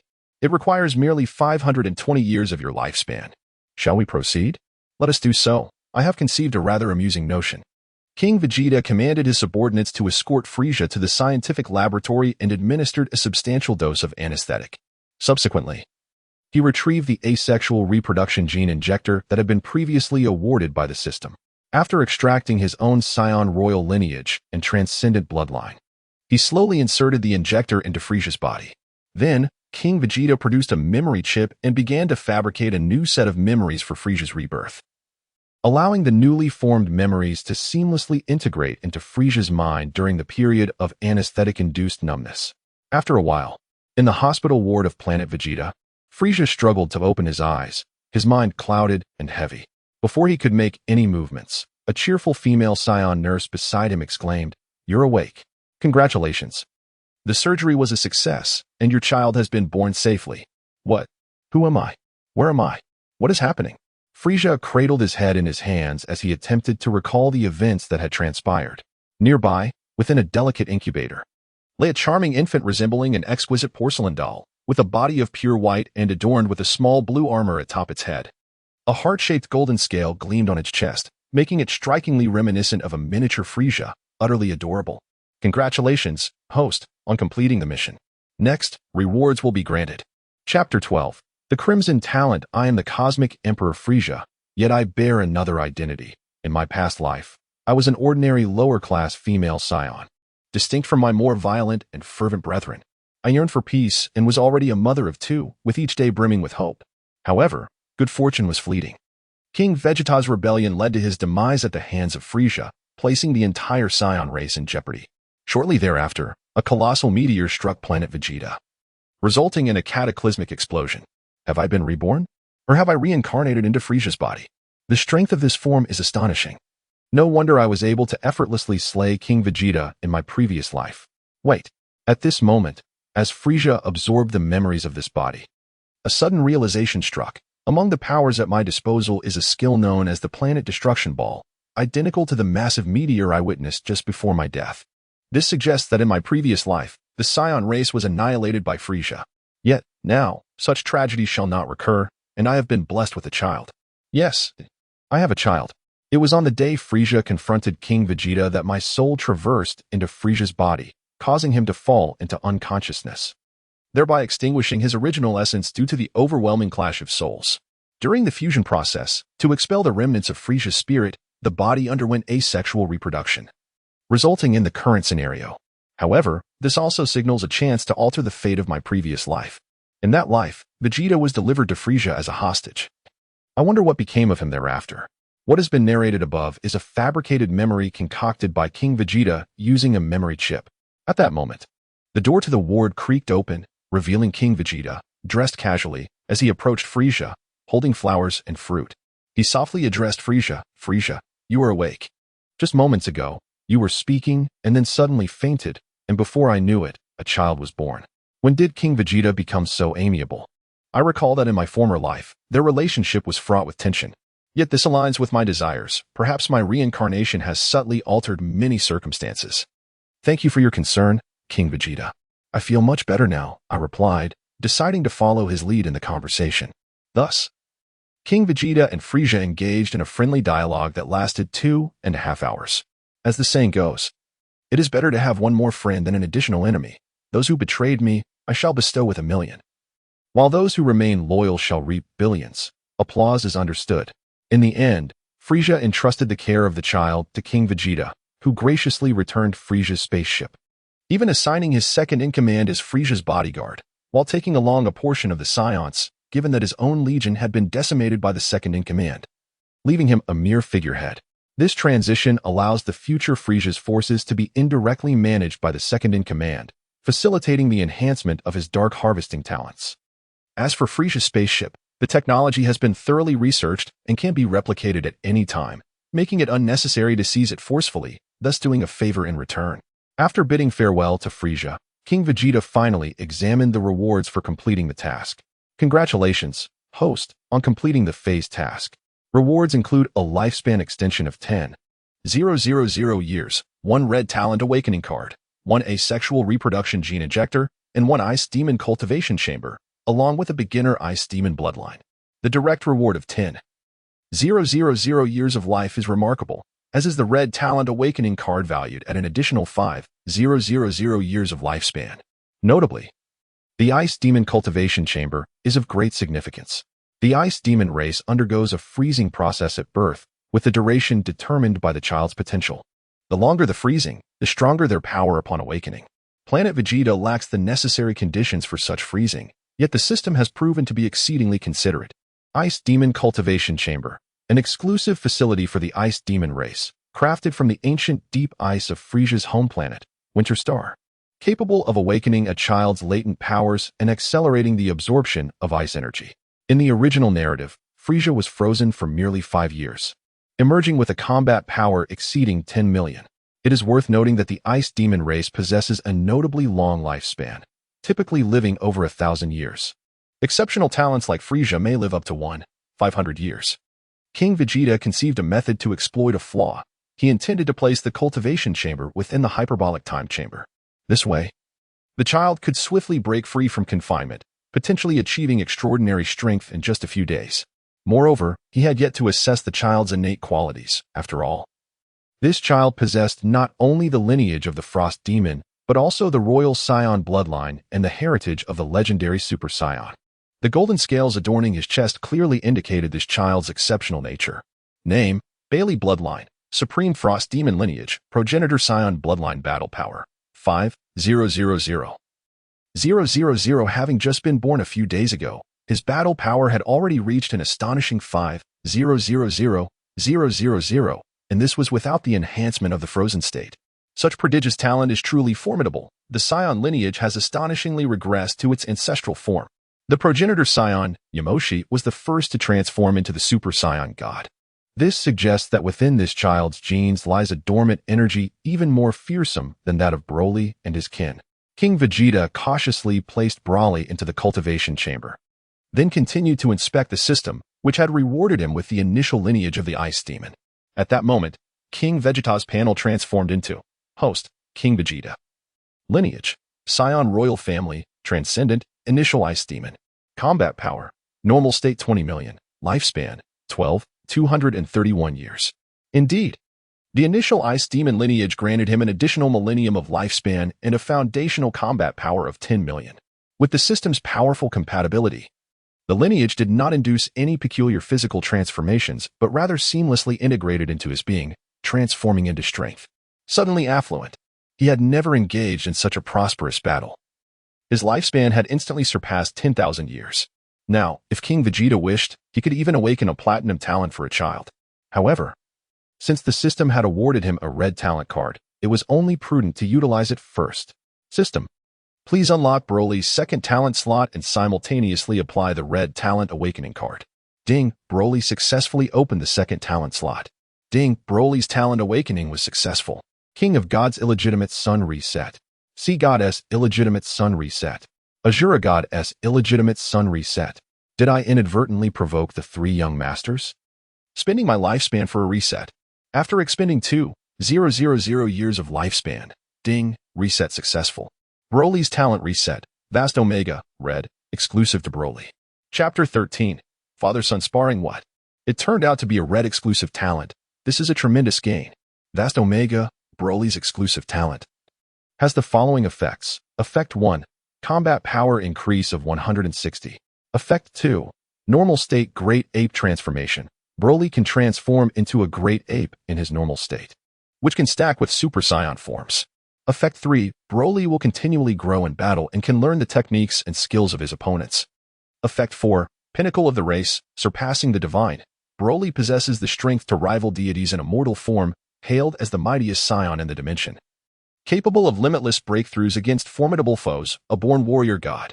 Indeed, as a red exclusive talent, it boasts 4 effects, aside from the first being rather commonplace. The remaining effects are astonishing. One allows for a Great Ape transformation in a normal state, effectively granting him a tenfold advantage in combat power. Another enables him to learn the techniques and skills of others mid-fight. Your skills may be impressive, but in the next moment, they become mine. How exhilarating. The final effect is truly explosive, allowing a mortal to rival divine beings. It's undeniably impressive. One can only say that this brings immense satisfaction to Vegeta. For his fate is intertwined with Broly. The stronger Broly becomes, the stronger he too shall be. Although this talent awakening consumed 2,000 years of lifespan and a red talent awakening card, the ultimate outcome remains gratifying. King Vegeta also entertained the notion of sparring with Broly, for at this moment, his combat prowess slightly surpassed that of Broly. It would be most beneficial to assist Broly in awakening his latent talents. However, conducting their battle on planet Vegeta would be rather impolite. Vegeta, Broly, follow me, he commanded, and with a swift gesture of his finger to his forehead, they instantaneously transported to a desolate planet. The ground bore remnants of ancient structures, weathered fragments hinting at a once thriving civilization long ago. Broly, allow me to ascertain what you have learned during your time with Whis. Very well, father, but do take care. Broly sensed a hidden power within himself awakening, and his desire to fight surged immensely. Haha. Broly's energy erupted outward, transforming into a tempest that caused the very ground to buckle beneath him. Broly's transformation into his standard Great Ape form commenced. At this moment, even in his normal state, Broly's combat power soared to an astounding 200 million. It is indeed remarkable, for he has awakened his unique red talent. Meanwhile, King Vegeta realized that relying solely on his standard combat strength would render him incapable of matching Broly in combat. The transformation of King Vegeta has become rather commonplace. He has meticulously mastered the power of Super Saiyan 1. Faced with Broly, he cannot afford to be complacent. Thus he elevates his energy to an astonishing 500 million. Come forth, Broly. To his astonishment, he discovers that his father can also transform into a Super Saiyan, a revelation that only serves to heighten Broly's excitement. For Saiyans, there is nothing quite like the exhilarating thrill of a raw, physical brawl, punches that strike with palpable force, echoing with the sounds of battle. With one power radiating green and the other yellow, these two forces intertwine in a fierce display. The skies resonate with sonic booms as the intensity of their combat leaves King Vegeta below, itching to join the fray. The inherent warrior nature of the Saiyans in Universe 7 compels him to wish he were the one battling above. Broly, unleash your true strength. It is crucial to remember that Broly is not the sole bearer of the legendary Super Saiyan bloodline. He has yet to fully harness the true potential of this lineage. Aside from the automatic enhancement of his combat prowess, Broly enters his pseudo-Super Saiyan form, and in this state, his power skyrockets to an astonishing 2 billion. This is indeed remarkable. At this moment, Broly has yet to transform into Super Saiyan 1, yet his battle power has already reached 2 billion. It is evident that even within the realm of legendary Super Saiyans, disparities exist, compelling King Vegeta to summon all his strength. With Super Saiyan 1 at full power, his battle strength reaches to 5 billion, which is the pinnacle of what King Vegeta can currently achieve. Bang, bang, bang. The two combatants' fists collide, producing dazzling sparks as their formidable energies clash. Under the strain of their immense power, the surrounding ground begins to crumble and fracture. Broly, too, is taken aback by the astonishing combat strength of his father, King Vegeta. Typically, his father's demeanor is rather modest, revealing a depth of hidden power that is truly surprising. The battle continues to escalate, with both warriors' strengths surging dramatically amidst the conflict. Vegeta's power escalated from 5 billion to 6 billion, then to 7 billion to 8 billion, and finally to 9 billion. Broly's power surged from 2 billion to 2 billion, then to 4 billion to 6 billion, and ultimately to 8 billion. Indeed, combat is the most suitable avenue for Saiyans.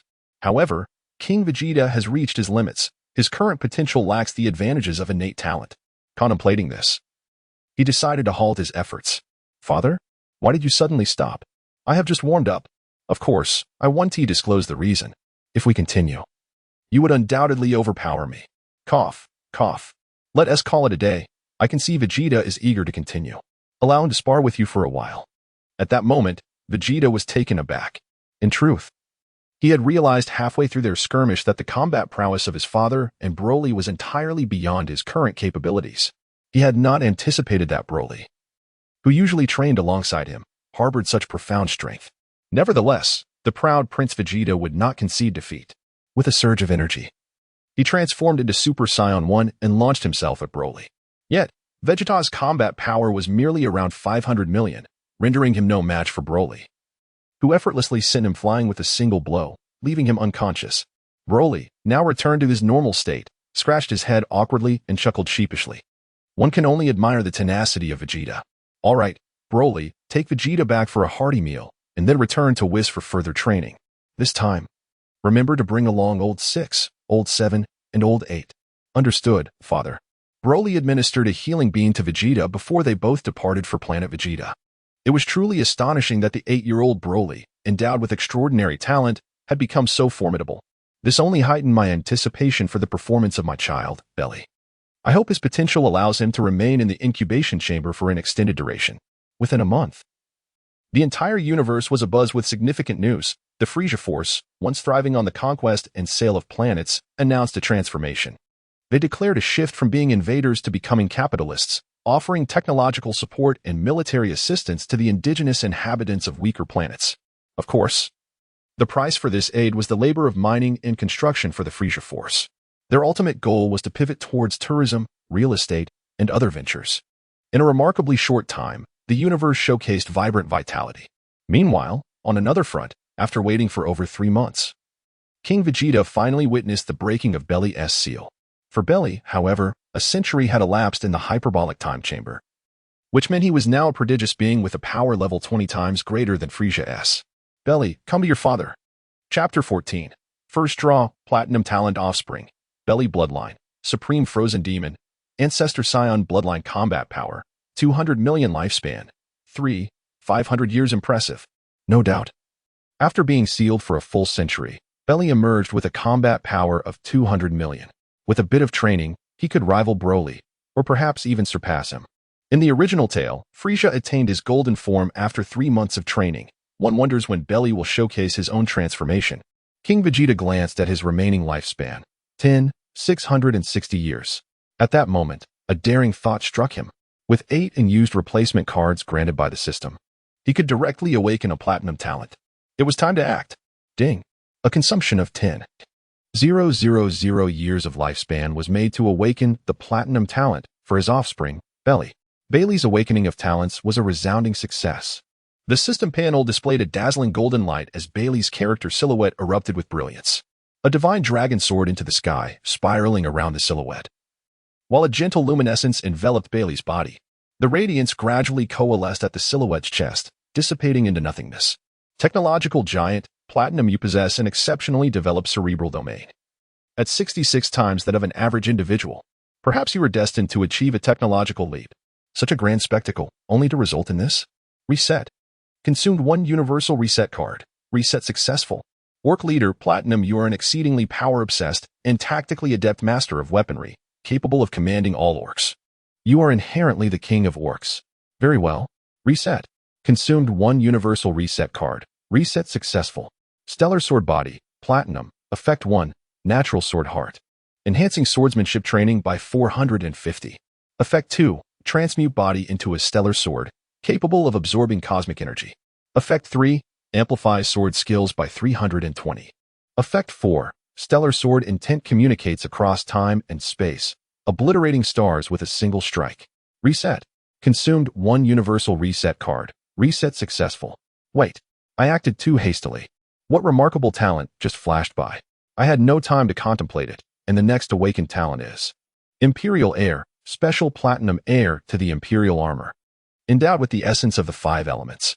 Effect 1. Armor fusion. Utilize chi to command the armor, negating the need for transformation devices.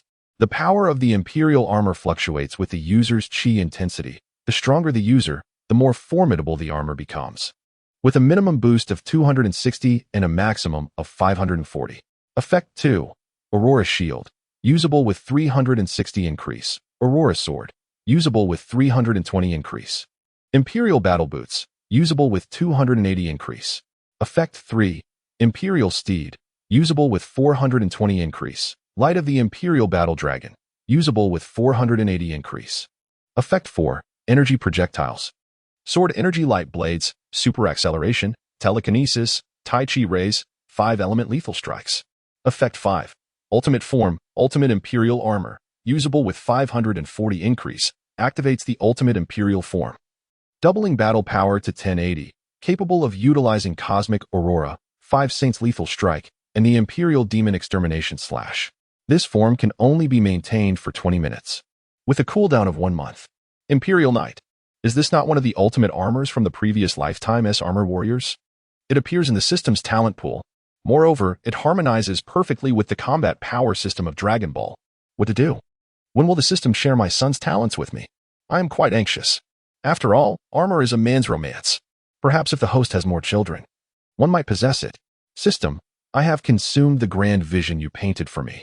Currently assisting the host in scanning for powerful races within this universe. Scanning successful. Issuing the next phase of the main quest. Main quest. Capture Majin Buu and ensure it gives birth to your offspring. Quest reward. Unknown. Issuing side quest. Marry a spouse with a combat power exceeding 2 billion. Quest reward. Talent replication voucher 1. Lifespan of 3,000 years. System. You are my deity. The main quest is not to be mentioned for now, as it is certainly unachievable in the short term, but the side quest is definitely feasible. And the reward is a talent replication voucher for the Imperial armor. Here I come. Let me ponder. Among the female characters in the original work with combat power exceeding 2 billion are Android 18, Caulifla, 6th Universe Scion, Kale, 6th Universe Scion, Vados, 6th Universe Angel, Whis, 10th Universe Angel, and Meruz, 11th Universe Angel. However, aside from Android 18, the others are quite distant. The 6th universe is currently unreachable with my existing power. And the others are angels from different universes, not within my grasp at the moment. It may take another decade for Android 18 to be born. Too long. Oh. There is also a powerful female in the 7th universe, Zanya. She is a remarkable fighter appearing in the film Dragon Ball Z, The Galaxy Crisis, who is the sole confidant of Bojack. Her striking orange waves leave a lasting impression. Both she and Bojack hail from an extraterrestrial race known as the Hera. In the film, they brutally defeated the Z warriors on Earth. Had it not been for Gohan's transformation into Super Saiyan 2, Earth would have faced annihilation at their hands. They have been sealed at the edge of the universe by the 4 Kaioshins. In the original work, the seal was broken when Goku teleported to King Kai's planet with the self-destructing cell, resulting in the deaths of King Kai and the planet, allowing their escape. Zanya's combat power undoubtedly exceeds 2 billion, but Bojack's strength far surpasses hers, necessitating at least the level of Super Saiyan 2 or a combat power of 10 billion to devise a plan. After all, by the time King Kai is killed by Cell, Android 18 will have been born. However, as long as the combat power is sufficient, one could directly seek out the Kaioshin to lift their seal. You might say that it is impossible for King Vegeta's combat power to escalate from 2.9 billion to 10 billion in 2 years, but my sons may not be bound by the same limitations. Bailey, my son, you have finally awakened. Bailey gazed at the handsome man before him, sensing the flow of blood through his gentle gaze, which instilled a profound sense of peace and relaxation within him.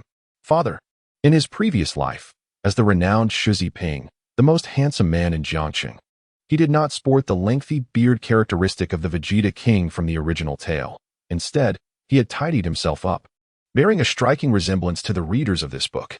His features were soft and refined, exuding an air of noble elegance, while his simple blue battle attire accentuated his striking demeanor, akin to an ethereal being. This is not the place for conversation, follow me. Chapter 15, The Imperial Armor. Merge. Just after being encased in ice, Bailey, under the guidance of King Vegeta, familiarized himself with planet Vegeta. King Vegeta did not immediately begin training Broly. Instead, he engaged a personal tutor to help Broly establish a sound worldview. As his child, King Vegeta felt a profound sense of responsibility. Although his sons exhibited unwavering loyalty towards him, he harbored no desire for his offspring to evolve into a formidable villain akin to Majin Buu or Cell. Bailey possesses an extraordinary aptitude for learning, having completed the curriculum assigned by King Vegeta in merely 1 week's time. Father, when shall we commence our training? Despite the brevity of his 7-day educational journey, Bailey has developed an elegant demeanor that is undeniably pleasant to behold. In truth, King Vegeta himself harbors a profound curiosity regarding the Imperial armor. Having only witnessed it on television in his past life, he was left utterly astonished. And he wonders what sensations will arise upon witnessing it in person. Follow me to the gravity room, King Vegeta instructed, placing his finger upon his forehead and employing his adept instant transmission. Due to his utilization of a bug in the hyperbolic time chamber during a period of freezing, Bailey subsequently found himself unable to access the chamber for training. However, at that moment, he was merely 1 year old, and being in a frozen state did not diminish his lifespan. King Vegeta skillfully activated several training robots. Come on, Bailey, first acclimate to your strength. You have only recently emerged from your ice cocoon, and within you lies an abundance of latent power that requires gradual guidance. The 7-day curriculum naturally encompassed fundamental combat techniques and systematic training methods. The colossal gravity training chamber resonated with the sounds of fierce collisions. At this moment, King Vegeta sensed the escalating aura of Bailey in the midst of battle. 200 million, 300 million, 400 million, 500 million. This was merely a fundamental skirmish. Yet the latent potential within Bailey's bloodline was being continuously awakened, causing his combat power to surge with remarkable speed. With the gravity set to 200 times in an instant, Bailey felt an overwhelming pressure enveloping him. His muscles and bones experienced significant fortification at that moment, as the oppressive force gradually permeated his being, reaching his heart, liver, and lungs. After a month of rigorous foundational training, Bailey seemed to undergo a metamorphosis. His height increased from a mere 1.5 meters to an impressive 1.8 meters, far surpassing his mother Frieza's height of just under 1.6 meters. His combat power also stabilized at an initial level of 3 billion. It is noteworthy that Frieza's battle power in his 100 form at birth was only 120 million. In comparison, Bailey excelled far beyond him. Within the gravity training chamber, King Vegeta remarked, Bailey, during your period of confinement, I have assisted in awakening a unique power within you. Over this month, you have gained a commendable mastery over your physique, and I trust you are curious about this newfound strength. The heir to the Imperial lineage possesses a certain threshold to transform into the Imperial armor. In fact, Belly had attempted to transform in King Vegeta's absence but failed, leaving him with a lack of confidence. However, since his father has already spoken, he is determined not to disappoint him. The quintessence of the 5 elemental powers within Bailey gradually flowed towards his waist, and at this moment, his desire to transform reached an unprecedented intensity. The Imperial force responded in kind. A brilliant golden light erupted from within Bailey's being, accompanied by a low, ethereal dragon's roar. Imperial armor. Unite. I am the Phoenix of Rebirth. I am my own sovereign. The golden radiance slowly converged, revealing a magnificent suit of golden armor. Adorned with the essence of a dragon's body, an eagle's wings, a tiger's shoulders, a mastiff's back, and the legs of a rhinoceros. The predominant hue of the armor, representing the Emperor's supreme authority, was a resplendent gold, accentuated with silver embellishments. The belt and knee sections featured a black and white yin-yang taiji symbol, surrounded by 8 yellow dots and emblems of the fiery dragon, wind eagle, black rhinoceros, earth tiger, and snowy mastiff, symbolizing the 8 trigrams and the 5 elements. In this moment, Bailey's combat prowess surged to an astounding 8 for billion, enhanced by the Imperial armor. At this moment, King Vegeta found himself utterly unworthy even to engage in sparring. He could only be subjected to a direct onslaught. Truly, the ultimate armor. If only he could grant Belly a bit more time, I firmly believe his combat prowess would effortlessly surpass 100 billion. Ho ho ho. At that juncture, HMHM. However, at present, the transformed Belly cannot be allowed to rest. A visit to the realm of destruction is in order. Perhaps he could bring some delicacies for Beerus and the others. In the realm of destruction, Whis, while savoring ice cream, was guiding King Vegeta's children in their training sessions. Meanwhile, Broly chose to remain uninvolved, sitting in meditation to attune himself to the divine essence. Owing to his unique red affinity, Broly's combat power had grown vastly superior to that of the other children, making it quite a struggle for even Vegeta, who possessed his own unique talent, to keep pace. It is important to note that they were merely 9 years of age. Suddenly, 2 figures materialized in the adjacent clearing. The newcomers were none other than King Vegeta and his son, Belly. Father, father, father, father, father, father, how have you come here? A chorus of 6 voices erupted, even prompting the meditative Broly to greet King Vegeta, as they all took notice of the golden armor adorning his father. Vegeta, with a perplexed expression, inquired of his father, "What is that golden armor beside you?" "Haha, that is your younger brother, Belly. The transformation of the armor is his unique innate ability. Belly has just completed the transformation and is seeking someone to spar with. I wonder which of you brothers would be willing to showcase your skills?" "Mr. Whis, I apologize for the intrusion. This is a gift I have brought for you." "Oh ho ho, King Vegeta, you are too kind." Whis responded, his words polite. Yet his actions were sincere as he swiftly accepted the offering from King Vegeta. "I truly apologize for the disturbance. I have prepared a new dish crafted by the chefs for you and Lord Beerus. Please be sure to savor it," King Vegeta insisted. Recognizing the need for proper etiquette after such an unannounced visit, Lord Beerus has gone back to sleep. I shall keep his delicacies safe for him. This little fellow is quite amusing. Do not worry, I have set up soundproofing outside Lord Beerus's chamber, so he will not hear us, Whis remarked.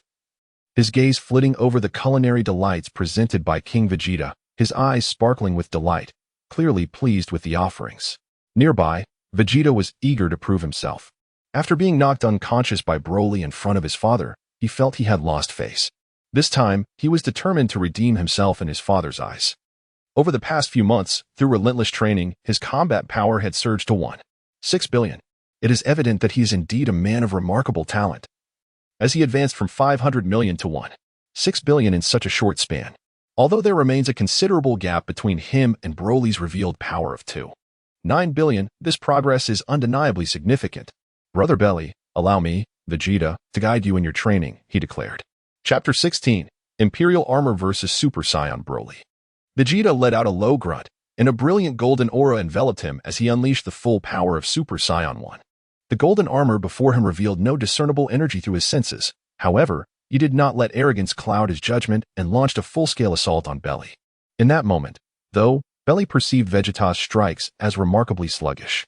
Transformed into his Emperor form, Belly's perception was significantly heightened, allowing him to enter a realm of profound awareness. With a graceful sidestep, he evaded Vegeta's onslaught, leaving Vegeta in a state of disbelief. as Vegeta unleashed a flurry of rapid punches. Belly effortlessly parried his attacks with a single hand. Seizing the opportunity amidst Vegeta's offensive, Belly gently pushed his palm towards Vegeta's body, slowly asserting his dominance. Vegeta was suddenly struck by an overwhelming force, hurtling backward uncontrollably. Although Belly had not exerted his full strength, the disparity in their powers was glaringly evident, causing Vegeta to lose all combat ability in an instant. However, feeling utterly humiliated, he feigned unconsciousness, lamenting internally that this was nothing short of bullying. It could only be said that one meets formidable foes on their journey. Fate is not within our control. Meanwhile, a few onlookers marveled at Belly's impressive prowess. Realizing that only the elder brother could intervene, Broly gazed at the resplendent golden armor before him, his blood surging with fervor, his eyes radiating boundless fighting spirit. Ah! The transformation into a great ape in its regular state. Super Saiyan 1. Broly's combat power skyrocketed by a staggering 500 times, reaching an astonishing 10 billion. The effect of the regular great ape transformation was akin to Goku's tenfold Kaioken, yet Broly's transformation was seamlessly integrated into his being. Devoid of the burdens that accompany the Kaioken technique, green energy surged upward from Broly's body, his golden hair standing fiercely erect, a profound aura swirling around him in waves. Expanding outward. In this moment, Broly emanated an extraordinary dominance, reigning supreme over the battlefield. My son Broly possesses the gifts of an emperor.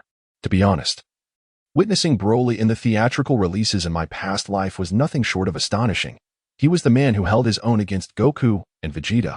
In my previous life, only the fused Super Saiyan Blue Vegeto could rival him. Come now, Belly, let me witness the abilities that even your father praises. Broly was indeed feeling a tinge of jealousy. Please, teach me, brother Broly. Belly assumed a Tai Chi stance, preparing his defenses.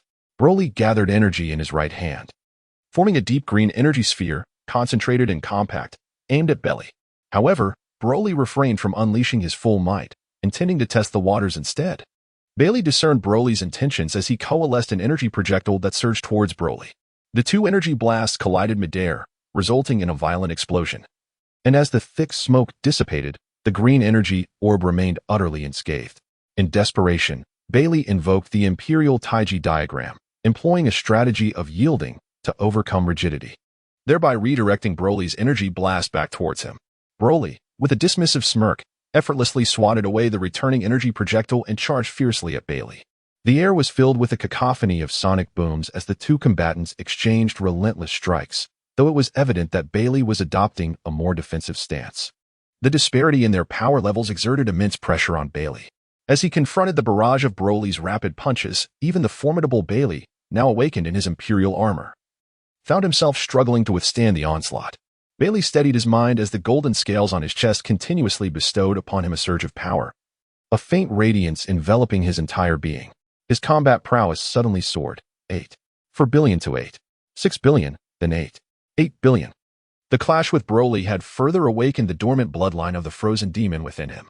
Noticing Belly's transformation, Broly erupted into laughter, exclaiming, "Ha ha ha. It has been ages since I've enjoyed myself this much. Let us keep going. The battle has only just begun." The two resumed their fierce collision, their overwhelming energy rendering the onlookers increasingly unable to withstand the intensity. King Vegeta had wisely positioned himself behind Whis, surely the safest place to be. Damn it, that Broly. Last time, he wasn't even using his full strength. Vegeta, affected by the tumult of battle, had already distanced himself from the fray.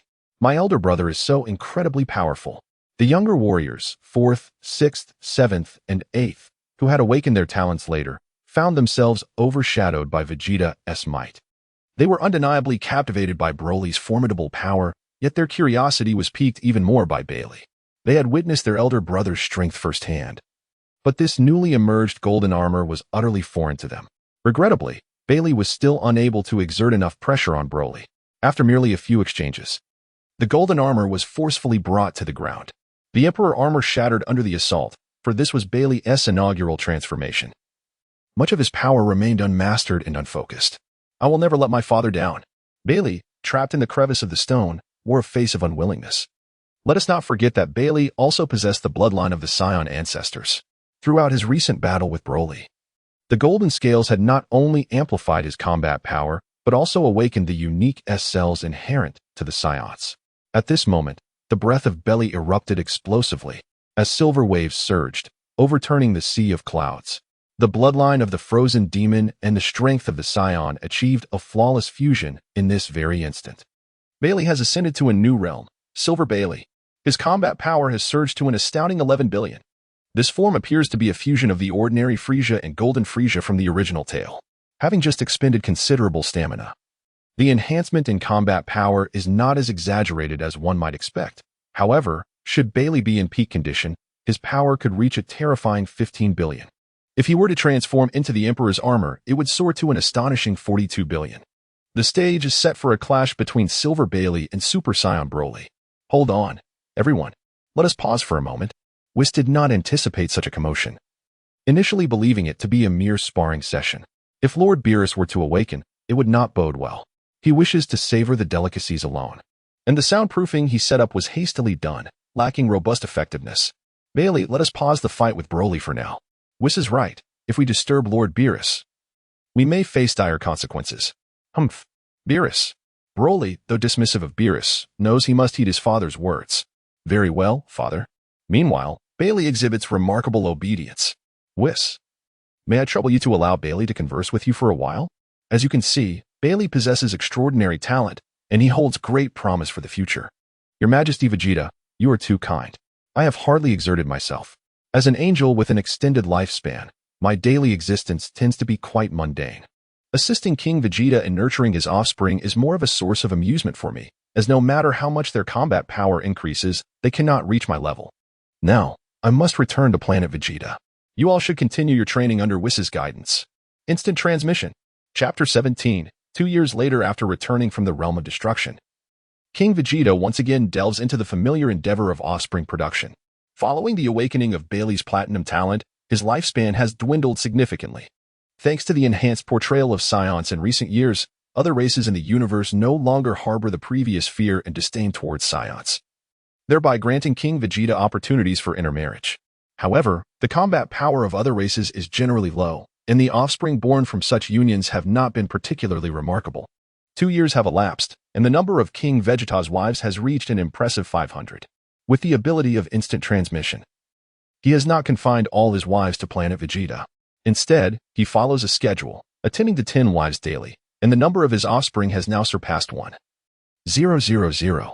Upon detecting that the host's number of offspring has exceeded 1,000, the system will initiate an update, with a countdown of 24 hours. Upon completion, a small gift package will be distributed. As King Vegeta anticipated, the previous update occurred when his offspring reached 100, but there was none upon reaching 500. Thus, he aimed to directly exceed 1,000.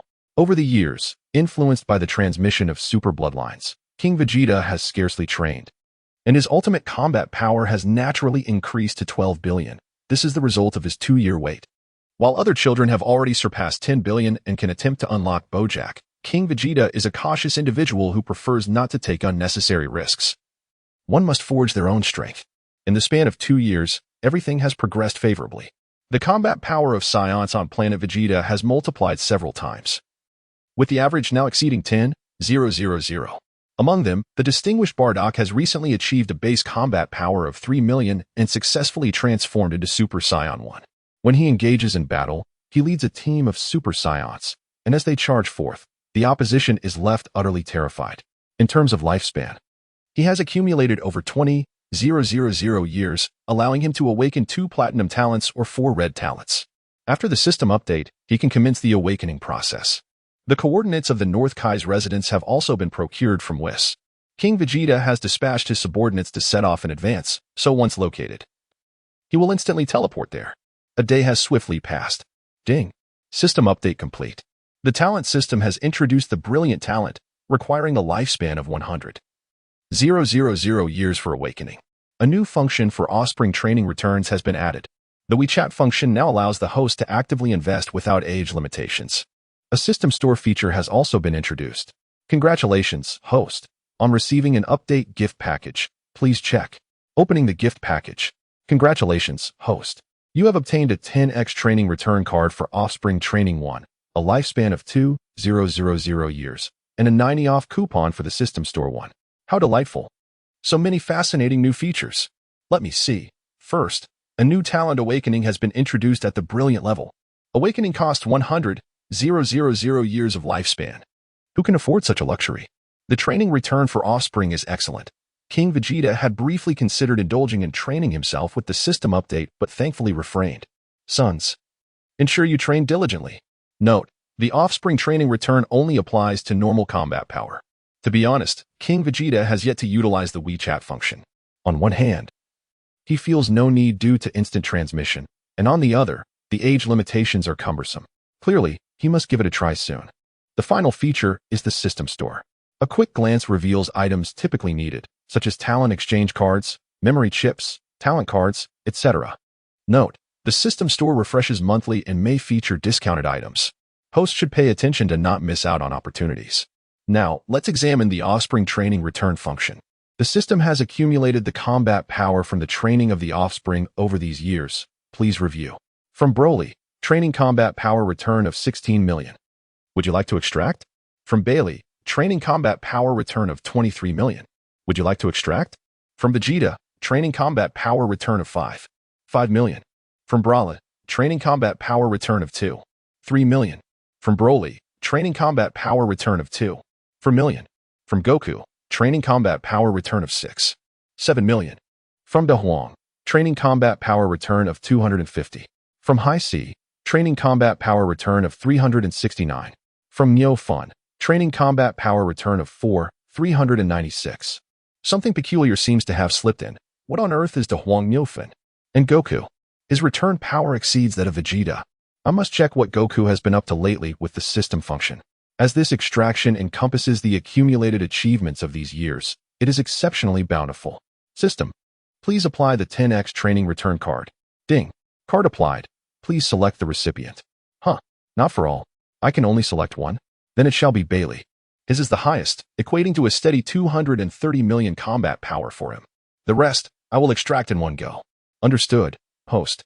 Extraction successful. Congratulations, host. On receiving a training return for offspring combat power, totaling 300 million combat power, King Vegeta has directly acquired 300 million in normal combat power. Which means that under full power in Super Saiyan form, his combat power now stands at an astonishing 2 billion, all without any training. What a fortunate windfall. The system is remarkably powerful, however, reaching merely 100 million over these years without the utilization of a tenfold card hardly seems substantial. More practice is imperative. As long as my son is willing to put forth effort, next year I shall acquire a Super 3. With diligent practice. A Super 4 for me is not merely a dream. Let us strive hard, and next year I shall bestow upon them several hundred more mothers.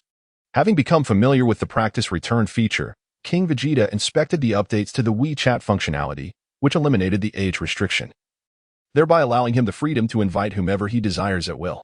King Vegeta extended an invitation to Broly, Vegeta, and the 8 brothers to join the group chat. Vegeta. The king has modified the group chat name to Happy Family. At this moment, Vegeta and the others, who were diligently training in the divine realm, suddenly receive a peculiar message in their minds. What is this? Why has it appeared in my thoughts? Father? Who? Who is playing tricks? Come forth. The group appears utterly bewildered. All right, no need to panic. This is a new ability developed by your father over the past 2 years. Any offspring connected by my bloodline can establish communication through a mental link. In the future, you can directly communicate via this WeChat feature within your minds. Proclaims the mighty prince of the Scions, Vegeta. Vegeta, it seems you've adapted quite swiftly, even changing the WeChat name. Well done. Everyone should learn from him. Remarks Shrimp without blinking Vegeta. Is that so? Inquires Peanut, the second. I can do it too. Exclaims Mist rising with the wind, the third. Now I understand. Says Green Mountain and folds me, belly. Wishing you prosperity and great fortune. King Vegeta sent a WeChat red envelope.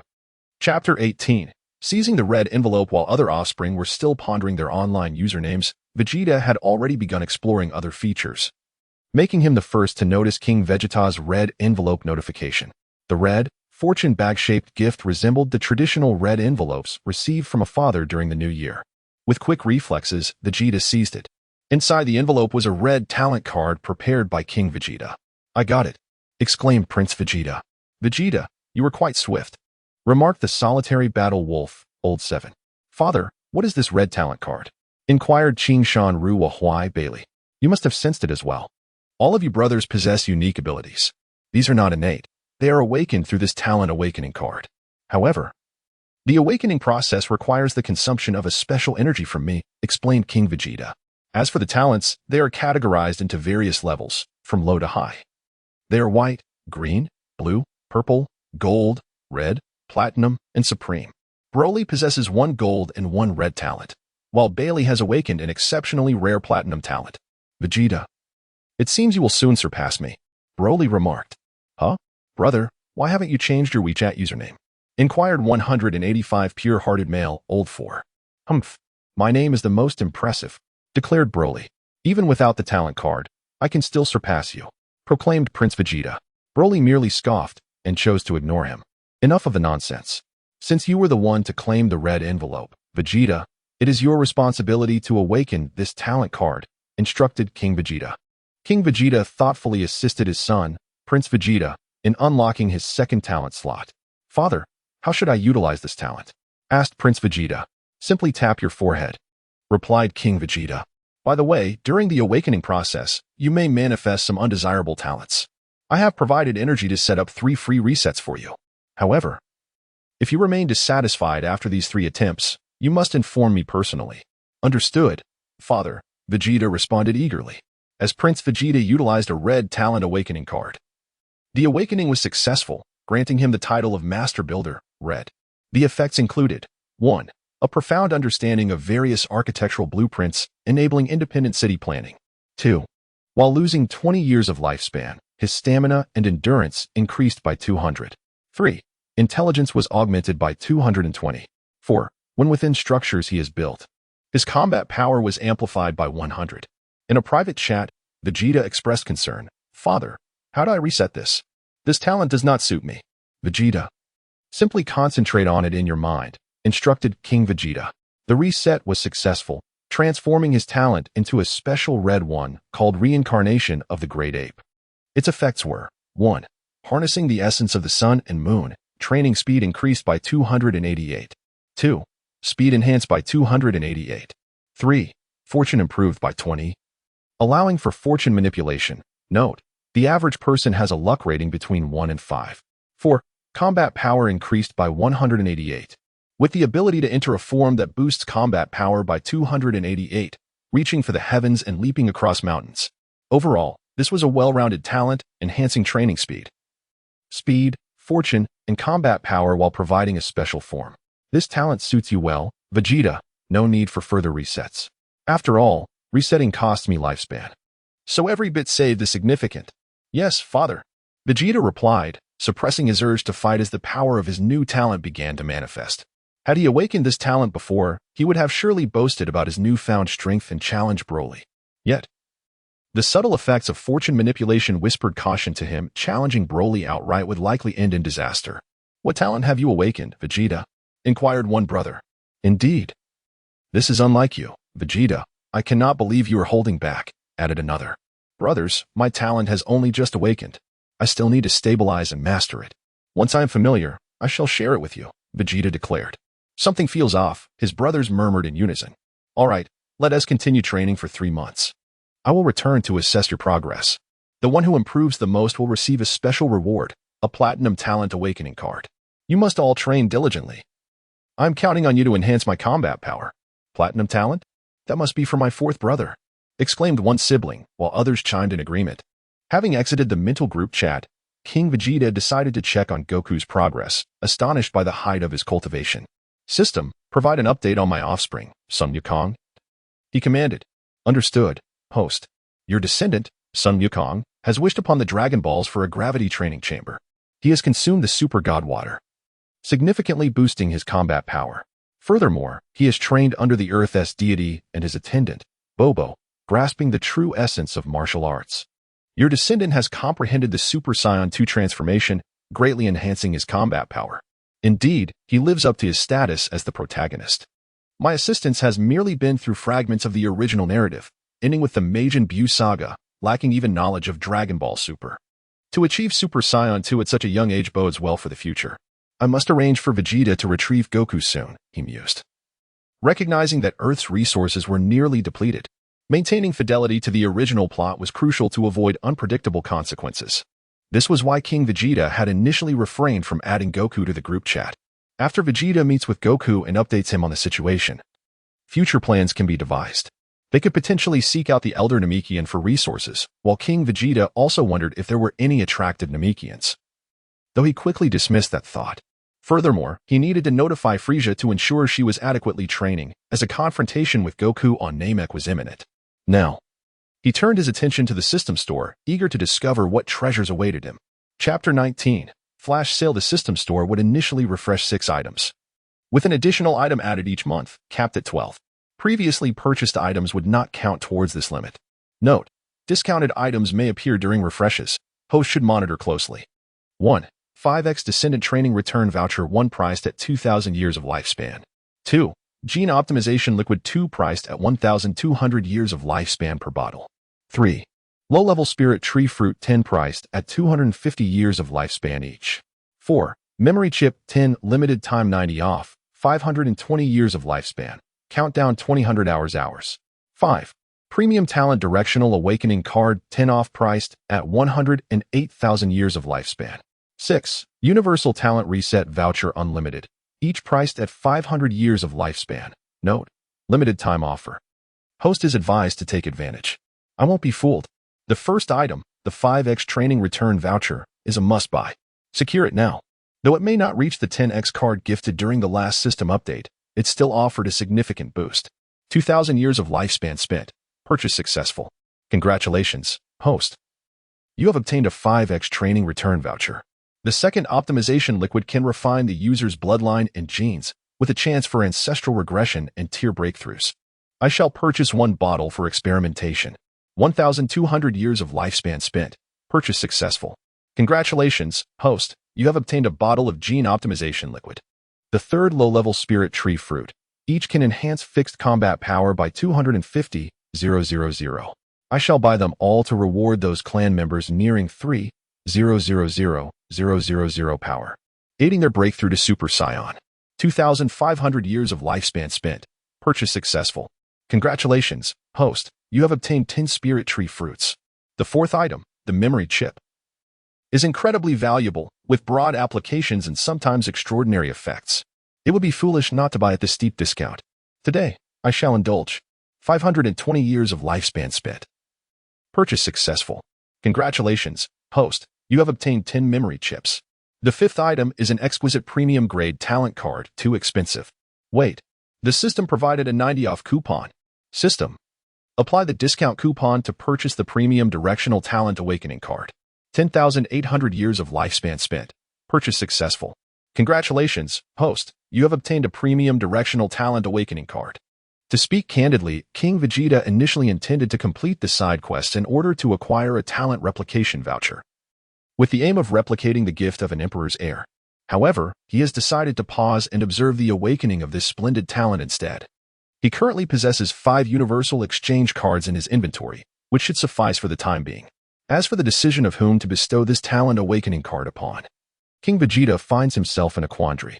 Without a doubt, both Broly and Belly exhibit the most potential among his offspring. However, Broly has already been endowed with 2 talents. Bailey expended 10,000 years of life to awaken his platinum talent. As a devoted father, King Vegeta decided to distribute opportunities equitably, granting Goku a chance. On one hand, Goku is the protagonist of Dragon Ball, destined for greatness. On the other hand, King Vegeta had yet to bestow any awakened talent upon him, having directly conferred it upon Broly instead. This was certainly not due to Goku transforming into a Super Saiyan at the age of 10, which had significantly boosted King Vegeta's combat power. Absolutely not. Thus, the final unlimited universal voucher should not be hastily purchased. In truth, he had little life left after a series of expenditures, totaling 23,020 years of life spent, including the previous red talent awakening card red envelope sent in the family group and 2 exchanges. It was as if he had returned to square one. Once again, King Vegeta had drained his lifespan. King Vegeta received reports from his clan members that they had arrived near South Kai's planet. Oh, little Zanjia, brother is coming. Instant transmission. On South Kai's planet, a tall man with sunglasses, a large mouth resembling a sausage, and pink skin was training several robust warriors. A flash of light appeared. and King Vegeta found himself before South Kai. "Who are you?" "You're quite audacious to interrupt," South Kai remarked. "Allow me to introduce myself. I am King Vegeta, the patriarch of the Scion clan from South Galaxy. I have come to request your assistance with a matter." South Kai surveyed the handsome figure before him, his eyes glimmering with admiration. He had heard of King Vegeta, although he had once aided the villainous Frieza in the destruction of many planets. He had since reformed and contributed significantly to the peace and stability of the universe. This had allowed South Kai to find some powerful and quality warriors. "Let us first have you spar with one of my warriors. If you win, we shall discuss further matters," South Kai proposed. A bystander warrior stepped forward, gesturing confidently at King Vegeta. After all, the Scion clan's publicly displayed combat power was only over 10,000, while this warrior's power, as observed by King Vegeta, seemed to be approximately 28,000, a reason indeed for pride. However, King Vegeta had no interest in such minor characters. In an instant, he appeared beside the bystander and delivered a swift punch, sending the warrior flying, though he controlled his strength to ensure only a brief loss of consciousness. The sudden turn of events left South Kai and the surrounding warriors momentarily stunned. "Ah, King Vegeta, I did not expect your skills to be so formidable. Pray tell, what brings you here?" South Kai inquired, his eyes gleaming even more intensely, despite the sunglasses obscuring them. Nevertheless, King Vegeta sensed an unsettling aura emanating from South Kai. "I wish to implore you to assist in unsealing the Bojack team. In return, I shall participate in the tournament of the world's strongest martial artists, hosted by Lord Grand Kai as a warrior of the South Galaxy." "What? You wish to unseal Bojack? He's an exceedingly dangerous individual. Moreover, how did you learn of the Grand Kai's tournament?" "Absolutely not. Unsealing Bojack is out of the question." King Vegeta sneered contemptuously, and his entire aura surged with intensity. "Aha. The full power of Super Saiyan 1 was deliberately unleashed by King Vegeta, and the rising energy instantly overwhelmed everyone present. They felt as if a colossal mountain was pressing down upon them, inducing profound suffering. "What? King Vegeta, you have been concealing such strength." Although the South Kai's combat prowess was not remarkable, as a deity who had existed for a considerable time, his understanding surpassed that of ordinary beings. At this moment, the pressure exerted by King Vegeta was several times greater than that of Bojack. "No wonder you are so confident." "Very well, I shall comply. But you must reveal your intentions." "Humph, South Kai, how dare you speak?" King Vegeta retorted. "I toil daily for the advancement of our South Galaxy. Yet you merely focus on these warriors, neglecting the development of our realm. When the Kaioshin holds you accountable, I wonder how you will respond." "Lord Kaioshin, you know this. And the reason for your unsealing of the Bojack squad cannot possibly be he." "South Kai, you are not mistaken. It is indeed for that individual." Chapter 20. The unsealing of Bojack. The South Kai reflected on the information swirling in his mind, piecing together King Vegeta's recent words and the rumors circulating in the universe about King Vegeta's penchant for marrying. It became evident that the true purpose behind King Vegeta's unsealing of the Bojack squad was for that wavy-haired girl. The Kaioshin was astounded for an entire year. Upon further contemplation, it seemed plausible, for that wavy-haired girl was indeed quite formidable. No, rather, extraordinarily powerful. "Very well, King Vegeta, I agree to your terms. But you must ensure you can contain Bojack and his crew," the South Kai said, his face betraying anxiety. "Ha, South Kai, did you not just feel it? Provide me with the approximate coordinates, and I shall transport you there with instantaneous movement." Upon receiving the coordinates, King Vegeta sensed the presence of nearby kin. Over the years, advancements in technology and the expanding Scion population led King Vegeta to deploy numerous individuals throughout the star field, leaving only a few areas untouched due to the insufficient strength of his kin. Instantaneous movement. "South Kai, is this the place?" "Indeed. The sealing location is not far from here, but I must caution you, the Bojack squad consists of 5 members." "King Vegeta, do you not think you are being somewhat presumptuous?" Ha. South Kai, rest assured, I have anticipated this. Just wait a moment. I shall summon my allies," King Vegeta declared, activating the system's messaging function. "A happy family.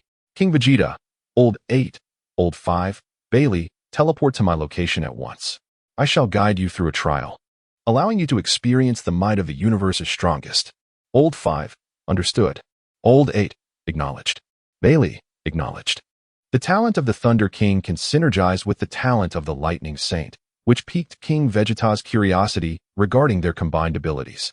Meanwhile, Bailey can transform into the Emperor's armor, ready to intervene should anyone attempt to flee, employing a hand seal to immobilize them. At this juncture, the three deities of destruction, after greeting Whis, instantaneously transported themselves to King Vegeta's side. "Father, did you summon us for a specific purpose?" The trio inquired, their brows furrowed in confusion. "Allow me to introduce this individual beside me, the South Kai. Nearby, we have sealed the notorious Bojack squad, who were imprisoned by the four Kais for disrupting the peace of the four great galaxies, Old 5 and Old 8. This is a splendid opportunity for you to engage in battle." "Father, are you implying?" "Indeed. Shortly, I will request the South Kai to lift the seal. Old 5 and Old 8, unleash your full might against them. They are merciless villains, so do not hold back. Bailey, I have a unique task for you. When the Bojack squad is unsealed, there will be a girl with orange, wavy hair among them. I wish for you to use the time-sealing technique to incapacitate her and bring her to my side. Afterwards, assist your two elder brothers in their combat." "Understood, father." At that moment, a knowing gleam sparked in Bailey's eyes. As he seemed to grasp his father's true intentions, another maternal figure was soon to enter his life. Subsequently, King Vegeta and the others followed the South Kai to a desolate planet nearby. The ability to survive in space had long been acquired through the rewards of procreation, and King Vegeta merely needed to grant his children skill sharing. "South Kai, proceed." "Understood." Upon hearing King Vegeta's command, the South Kai unleashed a spell of purple light. The fabric of space trembled, accompanied by a crack, as if something had shattered. From the distorted space emerged four figures with green skin. They were none other than Bojack and his notorious quintet, consisting of Zangya, Gogeta, Bujin, and Bido. "Brother, what is happening? The seal has suddenly lifted," Bujin exclaimed, astonished as he surveyed his surroundings. "Haha, we are finally free." Bido laughed heartily, filled with joy. "Look, brother, is that not the South Kai in the distance?" Gogeta remarked, glancing quizzically at the South Kai. "Could he have betrayed the Grand Kai? How could he willingly release us?" Zangya added, equally perplexed. "Humph. That old fool is not so benevolent, and he is accompanied by several others. Surely, he harbors ulterior motives," Bojack declared, his gaze fixed ominously on King Vegeta and his entourage. "South Kai, battling is not your forte. Allow me to escort you back," King Vegeta stated, expressing gratitude for the South Kai's assistance. "Once I have resolved this matter, I shall return to you." With that, King Vegeta transported the South Kai back to his star and then instantly reappeared on the battlefield. "Hey, who are you people?" Bujin shouted at King Vegeta. King Vegeta approached his three sons and said, "Is this how you address your savior?" "Savior?" Zanya's gaze turned towards King Vegeta. And to be honest, it was her first time encountering such a handsome man, causing her cheeks to flush slightly. "Did you think the North Kai would release you voluntarily? Enough of the pleasantries. There is but one purpose for your liberation. You shall engage in a contest with my sons. Should you emerge victorious, you may depart. But if you lose, I shall decide your fate." "Ha ha ha, that is the finest jest I have heard this year. Fear not, in gratitude for your rescue, I assure you I will refrain from slaying your sons." Bojack wore a wicked grin. "How shall we compete?" With his seal just lifted, Bojack felt a surge of confidence, believing himself unmatched. The presence of King Vegeta and his companions posed no threat to him. "Aside from this enchanting lady, let the rest of you come at me. I shall only send forth my two sons." "Arrogance!" With that, the bald-headed Bido, sporting an unsettling smile and a scarred visage, boasted, "I won't hold back. Old 5. Old 8, the battlefield is yours. Bailey, keep a keen eye on the situation, particularly on Bojack. If things go awry, transform into the Emperor's armor and restrain him." "Understood, father." As the battle commenced, Broly and Broly, both possessing the legendary Scion bloodline, initially chose not to transform. Bido, Bujin, entertained them for a while. Bido and Bujin cracked their necks and shook out their arms. Whoosh. The two figures swiftly approached Broly and Broly. Bang, bang, bang. In an instant, the four clashed. Despite the ferocity of their opponents' attacks, Broly and Broly defended effortlessly, exchanging blows for nearly 2 minutes without sustaining even a single hit. It seemed they had underestimated their adversaries. Bojack, observing from a distance, pondered, aware of his subordinates' limitations. Although their combat prowess paled in comparison to his, they had been loyal companions for a long time and were no novices in battle, yet they now found themselves toyed with like mice. "Gogeta, go lend them a hand and quell their momentum." With Gogeta joining the fray, the dynamics of the battle shifted subtly. His power was evidently superior to that of the two others. This realization placed considerable pressure on the brothers. They exchanged knowing glances, immediately grasping one another's thoughts. Thunder. Suddenly, several silver bolts of lightning streaked across the sky, striking the three combatants. They were caught off guard, and their already sparse hair was completely obliterated, rendering them true bald heads.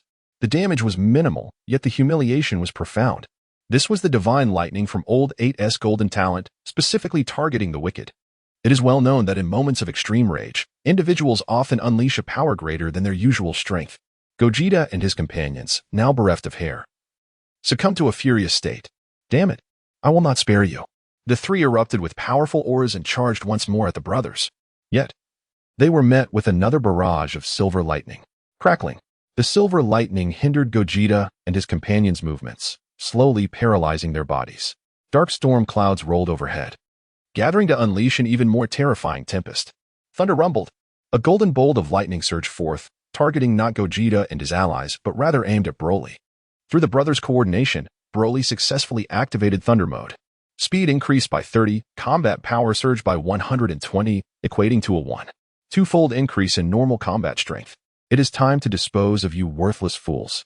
The three, paralyzed by the lightning, erupted with fierce energy, breaking free from their constraints. Who resolves whom remains to be seen.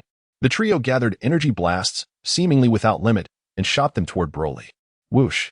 The white energy blast scattered, creating a massive cloud of dust. Emerging from the thick smoke, Broly strolled forth, entirely unharmed. What? How could this be? The three gasped in shock, cold sweat trickling down their faces. They had expended the majority of their energy on the previous attack, yet that opponent remained unscathed. This is absurd. In Thunder Mode, Broly's speed and reflexes were significantly enhanced, allowing him to effortlessly evade all the energy blasts. Whoosh, whoosh, whoosh. Broly closed in on the trio, golden lightning crackling around his iron fists as he aimed a devastating blow at Gogeta's abdomen. With that single strike, Gogeta collapsed, clutching his belly, rendered incapable of fighting. Before the other two could react, Broly knocked them out with swift punches.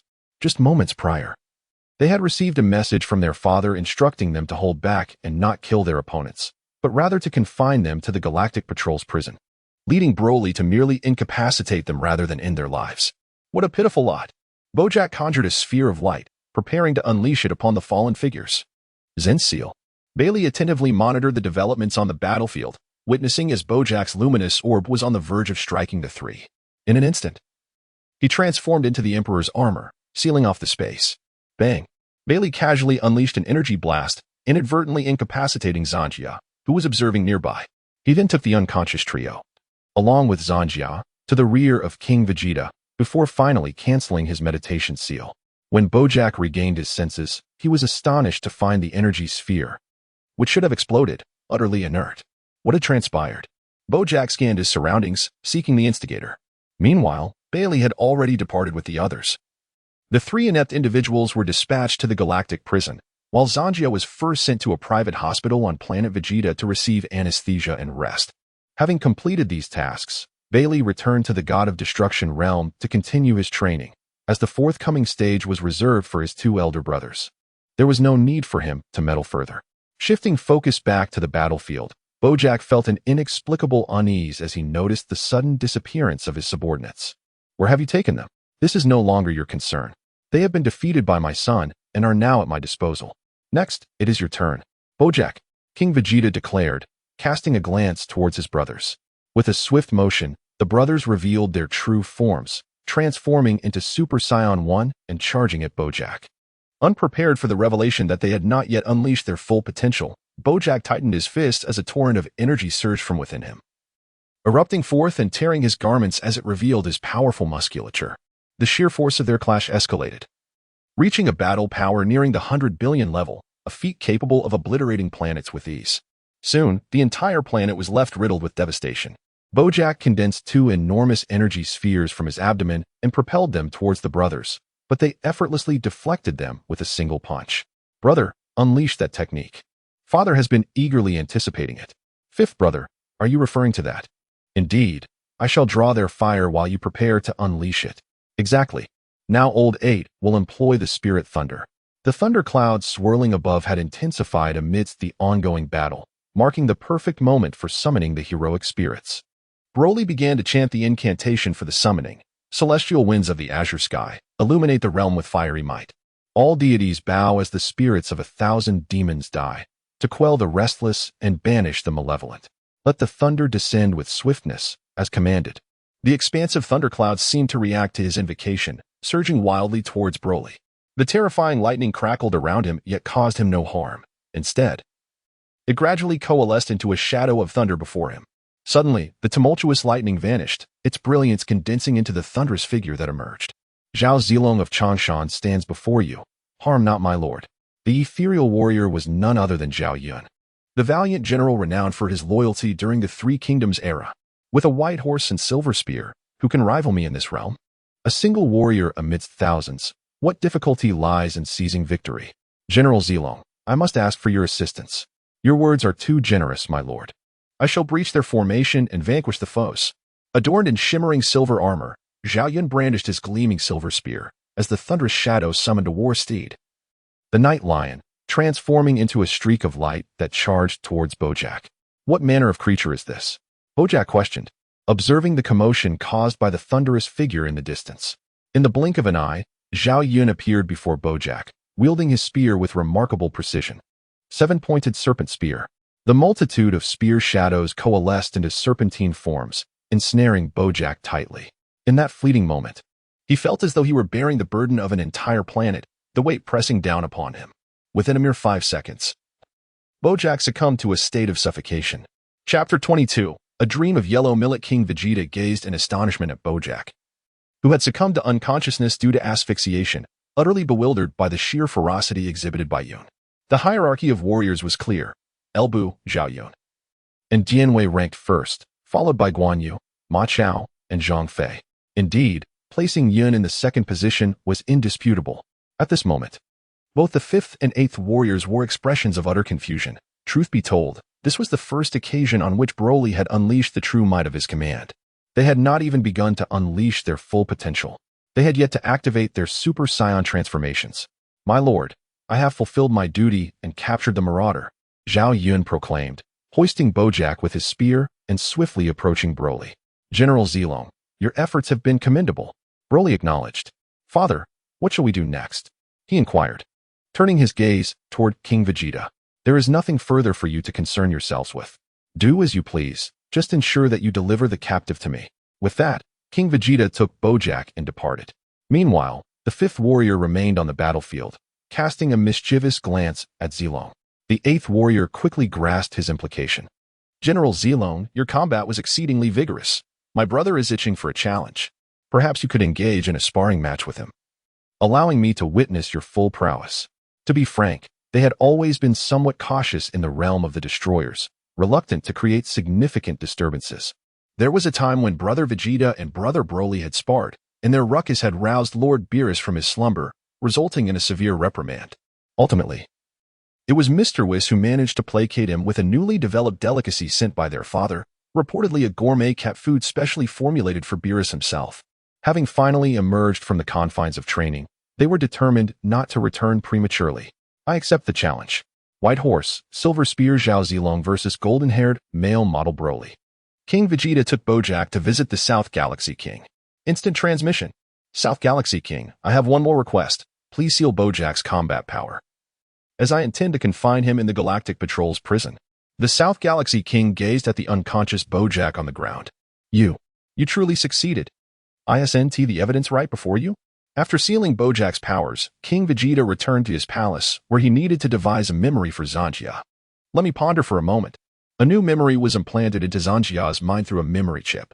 I was once the little princess of the Heliclan, showered with affection, living a carefree life each day. Alas, such bliss was fleeting. The great General Bojack betrayed us, leading his brutal subordinates to slaughter our kin. My parents perished before my eyes while trying to save me. My sisters were subjected to horrific fates, while my brothers were treated as mere playthings. The General Bojack, captivated by my beauty, sought to take me as his wife. I could only endure humiliation and feign compliance. Fortunately, Bojack's arrogance worked in my favor. His petty desires were easily satisfied, allowing me to secretly seek opportunities to end his life.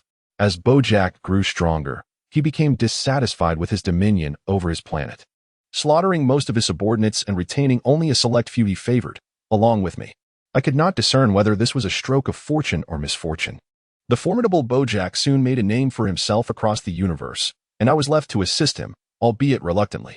Each time, I would seize the chance to secretly liberate a few captives, a small act of redemption that eased my conscience. Bojack's arrogance ultimately drew the attention of celestial beings. The four great kings of the universe launched a full-scale manhunt for him. What exhilarating news! How could this be? The celestial beings are so feeble. What path should I take? Is this truly my fate? I am unwilling to accept this. Yet, I eventually found my opportunity. The four kings united to seal Bojack away, and I secretly used my powers to control him without his knowledge. Ha ha ha. He foolishly believed it was the work of those kings. How absurd. They are nothing but worthless deities. This is my vendetta. I shall exact my revenge with my own hands. Let me accompany you wretched beings, buried forever in this desolate and shattered space. Until death. This may well be the best conclusion. What? What is happening? The seal has been broken. This is the first time we have met. Radiant and unparalleled. There is none like you. I never believed in love at first sight until I encountered you. The mighty Bojack falters against you in mere moments. I shall never forget the sight of you shielding me. However, that scoundrel Bojack had already set a trap. Sensing danger, he activated the poison within me. How cruel fate is. Why did you allow me to meet you, only to take you away from me so soon? To die in your arms would leave me without regrets in this life. If there is a next life, I wish to be your wife. Tick-tock. Tick-tock in the hospital ward. Zanjia suddenly opened her eyes wide. What is happening? I am not dead. Did he save me? A patrolling nurse witnessed this scene and shouted into her intercom, "Patient in bed 49 has awakened. Notify King Vegeta." Vegeta? Is that truly his name? Fate has indeed favored me. This marks our second encounter. When you gaze upon me, I feel a warmth and a sense of security. Between your brows lies a galaxy, and in your eyes, the reflection of stars. In this life, amidst the myriad of emotions and grievances, my sole desire is to remain by your side eternally. Following this, we shared countless moments together, dining at restaurants, watching sunsets by the sea, and witnessing sunrises from mountaintops. I felt as though I had returned to those carefree days of yore.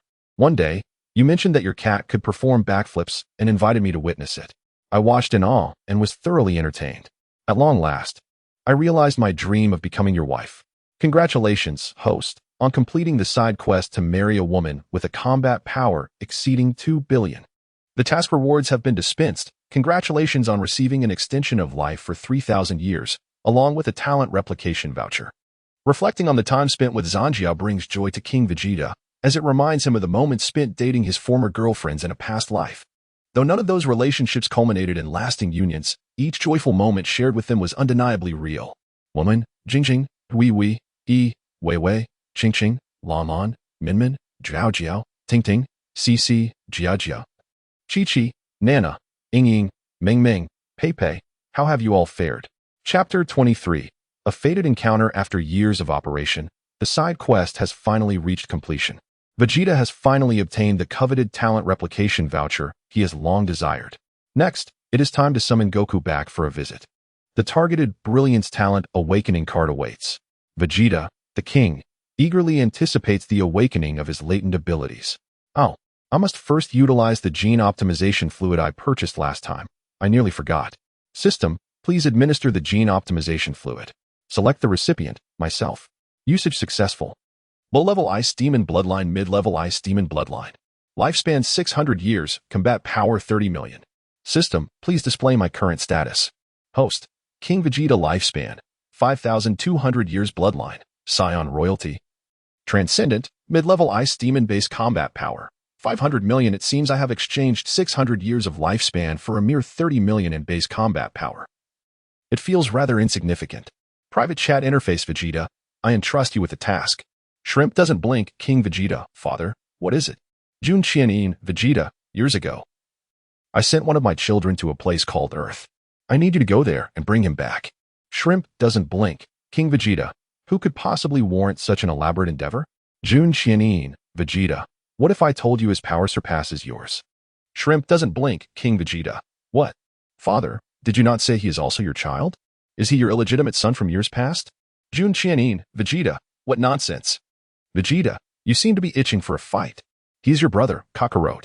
Shrimp doesn't blink, King Vegeta. Heh, father, I was mistaken. I shall set off immediately to retrieve my brother Kakarot. Jun Qianin, Vegeta, it will be a fine opportunity to witness his prowess. I refuse to believe that. Apart from Broly and Barris, there exists a child of mine stronger than I. I will send you the coordinates shortly. You shall travel there in the newly developed spacecraft, which will only take a month. Shrimp doesn't blink, King Vegeta? A month? Is there not a contingent of our kin stationed there? Jun Qianin, Vegeta, humph. If there were, would I trouble you? Earth is rather remote. Prepare yourself for departure. Should you successfully complete this task, I shall reward you with something extraordinary. Shrimp doesn't blink, King Vegeta, father. What is this extraordinary reward? Jun Qianin, Vegeta, ha ha ha. You shall find out in due time. In the vast expanse of the cosmos, a silver and white mid-sized spacecraft glides steadily through the void. A month is indeed a long time. The training environment aboard this vessel pales in comparison to that of the God of Destruction's realm. The gap between Broly, Barris, and myself will only widen. Kakarot, do not disappoint me. Earth within the Sacred Hall, Goku is currently engaged in intense training within the gravity chamber. This gravity chamber, a result of wishes made through the Dragon Balls and subsequently modified by Dr. Brief, Bulma's father, can generate a maximum gravity of 3,000 times that of Earth. Thanks to his memories from his past life, Goku's training progress in this lifetime starkly contrasts with that of his previous existence. Moreover, he has discovered that he was born a few years earlier this time around. Nevertheless, he has taken the time to reconnect with his former companions. At merely 12 years of age, Goku has already mastered the Super Saiyan 2 transformation. Suddenly, he senses a formidable energy approaching Earth from beyond the atmosphere. Who could it be at this hour? My foolish brother Raditz? No, the presence is far stronger than Raditz. Furthermore, the timing seems rather premature. Could my reincarnation have caused numerous changes? I wonder if my current Super Saiyan 2 strength can withstand this. I shall assess the situation. If it proves too daunting, I will retreat into the hyperbolic time chamber for further training before emerging. At that point, I may enlist the aid of the Supreme Kai and Popo to resurrect the fallen using the Dragon Balls. On a vast plain, Vegeta's spacecraft gracefully descended onto the ground. The hatch slowly opened, revealing a cool boy, approximately 1.6 meters tall, stepping out. His sharply defined features were inherited from his father, King Vegeta, with a high and smooth forehead adorned by a row of pointed bangs. His wide brows framed elongated eyes, slightly shadowed at the corners, radiating an air of menace. His hair stood upright like flames, and his strong brow complemented his profound gaze, while his straight, narrow nose led to a hint of a wicked smile at the corners of his lips. Humph.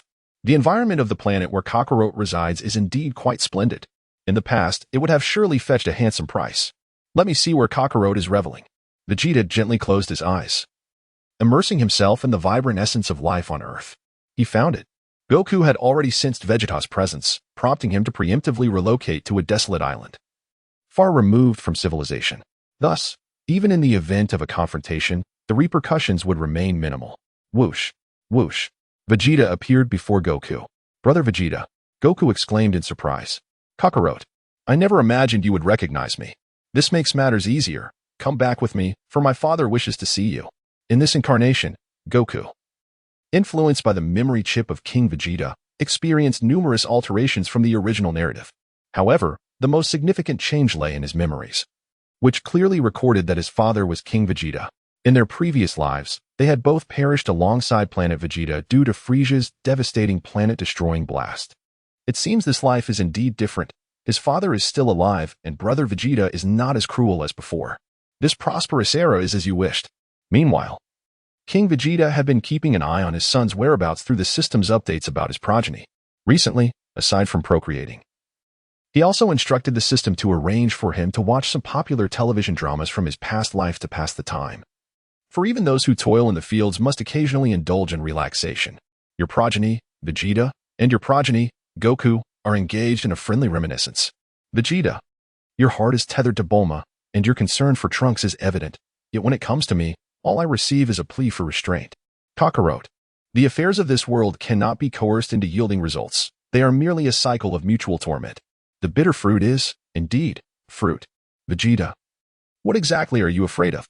Kakarot, what if you had merged with me once? In that unsightly manner? Vegeta, I promise you. From now on we shall only fuse using the earrings. You've lost your mind, Kakarot. Stop. No. Can you still not accept me? What is wrong with wanting to grow stronger together? Chapter 24. Super Saiyan 2 Goku vs. Golden Oozaru Vegeta. The previous dialogue was merely a figment of King Vegeta's imagination, primarily inspired by a captivating drama recommended by the system, leading him to engage in a simulation of the scenario. Now, back on Earth. After a brief reminiscence between the two battle enthusiasts, they naturally sought a suitable location for combat. Brother Vegeta, I know a place perfect for our battle that won't harm the environment here. Oh, Kakarot, you possess such a remarkable place? Then take me there swiftly. It is worth noting that since his reform, their father has prohibited the clan from recklessly using excessive power to harm the innocent or destroy structures. Brother Vegeta, place your hand on my shoulder, and I shall teleport us there. Humph, do not underestimate me, Kakarot. I can teleport as well. What? How has my brother Vegeta become so formidable in this lifetime? I hope I won't be outmatched. Whoosh, whoosh, whoosh. Goku transported Vegeta to the sacred world of the Kais. Goku, who is this beside you? An elderly man clad in a cloak, adorned with divine insignia and wielding a staff, inquired of Goku. Kaishin, allow me to introduce my brother, Vegeta. Greetings, distant guest. May I inquire about the purpose of your visit to Earth? Please don't mind my brother's demeanor, Kaishin. He has come to take me back to our home planet for a brief visit, but before that, I wish to spar with him. Hence my request to use the hyperbolic time chamber. Certainly, Goku. For fighters of your caliber, only such a place can truly accommodate your needs. However, do remember the particulars of the hyperbolic time chamber. Otherwise, you might find it difficult to exit. Hey, no worries. Inside the hyperbolic time chamber, Kakarot, before our arrival, Father praised you highly in my presence. I hope you do not disappoint me. Father, then let us begin, Brother Vegeta. Ahe. The two warriors' auras surged exponentially. Yet they harmoniously maintained their energy at a precise level before engaging in combat. Bam, bam, bam, bam, bam. Prince's combat style. The scattered energy blast surged towards Goku like a tidal wave. Ha, ha, ha. Goku concentrated and retaliated with the Kamehameha wave. The two energies collided and exploded in midair. Suddenly, Vegeta, bursting with fury, transformed into Super Saiyan 1 and charged at Goku. Father had mentioned that Kakarot's strength might surpass his own. Thus, he too could achieve the transformation into a Super Saiyan.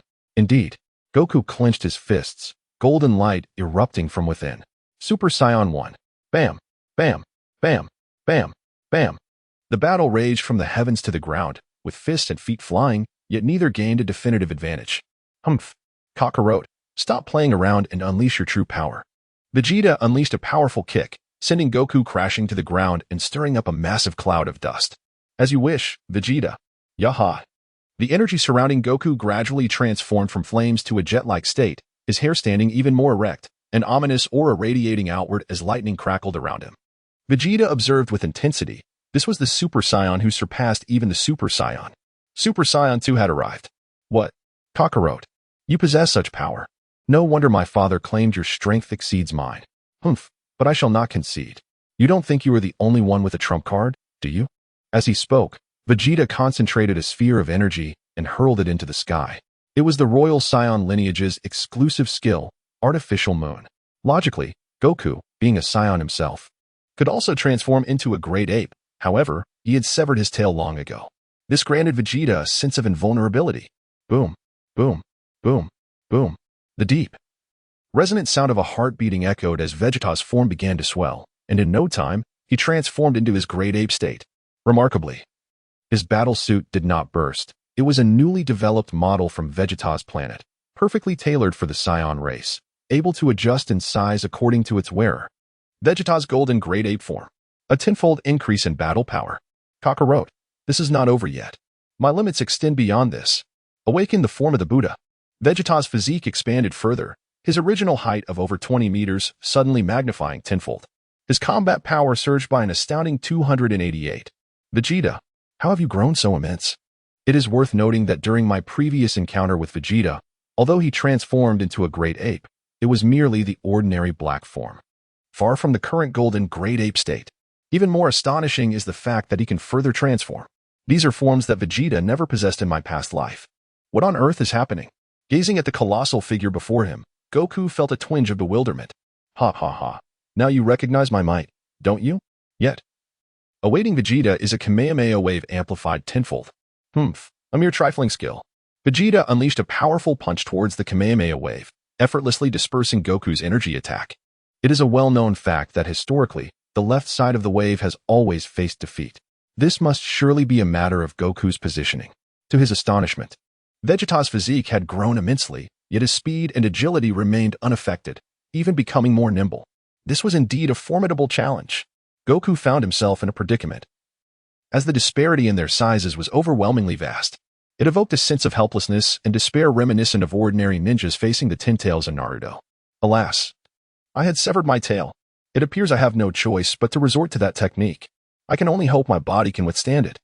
Vegeta gazed at the motionless Goku, mistaking his stillness for surrender, and erupted into hearty laughter. Ha ha ha ha. Kakarot, do you now comprehend my might? I am indeed my father's most formidable offspring. At that moment, Goku remained oblivious to the existence of Broly and Broly among Vegeta's lineage. Seizing such an opportune moment, Vegeta decided to put on a grand show. Yet something felt amiss. Kakarot's energy. What could be happening? Meanwhile, Goku, once enveloped in the golden lightning aura unique to Super Saiyan 2, began to radiate a crimson glow. Hey, Vegeta, prepare to receive my ultimate attack. Tenfold Kaioken. 20-fold Kamehameha wave. The Kaioken was the hallmark technique of the North KO from his previous life, capable of instantaneously elevating one's overall combat prowess. However, this technique bore a significant burden. Under normal circumstances, utilizing the Kaioken would be tolerable, but in the Super Saiyan 2 state, even Goku felt as though his bones were on the verge of shattering. The 20-fold Kamehameha wave surged forth, a colossal blue beam racing toward Vegeta, surrounded by an intense crimson aura, as if it possessed an irresistible force. What is this monstrous power? Chapter 25, The Awakening of Radiance. At last, the brilliance. Vegeta concentrated golden orbs of light with both hands, as radiant golden beams continuously fused into them, compressing and coalescing. Ha ha ha. The collision of the colossal golden sphere with the red and blue beams sent vibrations throughout the entire space, shaking it violently with a thunderous roar.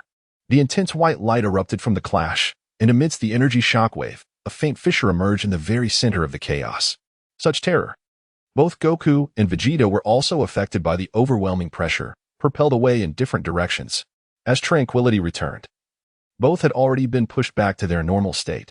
Cough, cough. Kakarot, you rascal. Vegeta clutched his chest, appearing quite disheveled. As he painstakingly retrieved a Senzu bean from the inner storage of his battle suit and slowly placed it into his mouth, Goku did the same on the other side. The power of the Senzu bean gradually surged within them, and before long, both had fully recovered. Brother Vegeta, how do you have Senzu beans too? Goku inquired. Kakarot. You truly are making a fuss. These were bestowed upon me by my father. Vegeta replied, though he too was surprised by Goku's Senzu beans. After all, he had trained with Whis and was merely pretending to be unfazed. How could it be? The variables in this life are indeed immense. Goku pondered in astonishment, rendered speechless. All right, Kakarot, I acknowledge you as my brother. If anyone dares to bully you, just invoke my name. Vegeta declared. Then let us return and see our father together. Goku, however, shook his head. Brother Vegeta, the training in the hyperbolic time chamber is hard-earned. We should train here for a while. Don't you wish to master the transformation into Super Saiyan 2? Kakarot, you are right. Hurry and teach me. Vegeta exclaimed. Ha ha ha. Broly and Broly, just you wait. Once I achieve the Super Saiyan 2 transformation, you'll see how I discipline you. You must understand the dignity of being the elder brother. It is important to note that 1 year inside the hyperbolic time chamber only equates to a single day outside. Boom, boom, boom. For the next 2 days, Vegeta and Goku remained within the hyperbolic time chamber training. When they finally emerged, both exuded a more restrained aura, and their heights had notably increased. After 2 years, Goku had reached the pinnacle of Super Saiyan 2, on the verge of touching the realm of Super Saiyan 3. Vegeta has perfectly mastered the transformation into Super Saiyan 2, and his battle power in its normal state has significantly increased compared to before. At last, we can return. Let us go. Kakarot. I shall treat you to a grand feast upon our return. Very well, Brother Vegeta, how shall we make our way back? Shall we take your spaceship? What are you thinking? It took me an entire month to fly here in that spaceship. We can simply teleport back together. As for the spaceship, I will set it to automatically return. Planet Vegeta King Vegeta was leisurely indulging in fruit while watching a show when two beams of white light suddenly flashed, and two figures appeared before him. Those figures were none other than Goku and Vegeta himself. "Father, I have brought my brother," Vegeta announced. "Indeed, you have worked hard. Here is a reward for you. Please take Kakarot to rest," King Vegeta replied, handing over a vial of gene optimization liquid he had purchased from the system store, which had only one stock remaining. Although the last time it was consumed, the enhancement was modest. Vegeta, lacking the Super Saiyan bloodline, was comparatively weaker than his other brothers. "What is this, father?" Vegeta asked, gazing curiously at the crystal vial in his hand, which shimmered with a faint starlight. "It is a special nutritional supplement.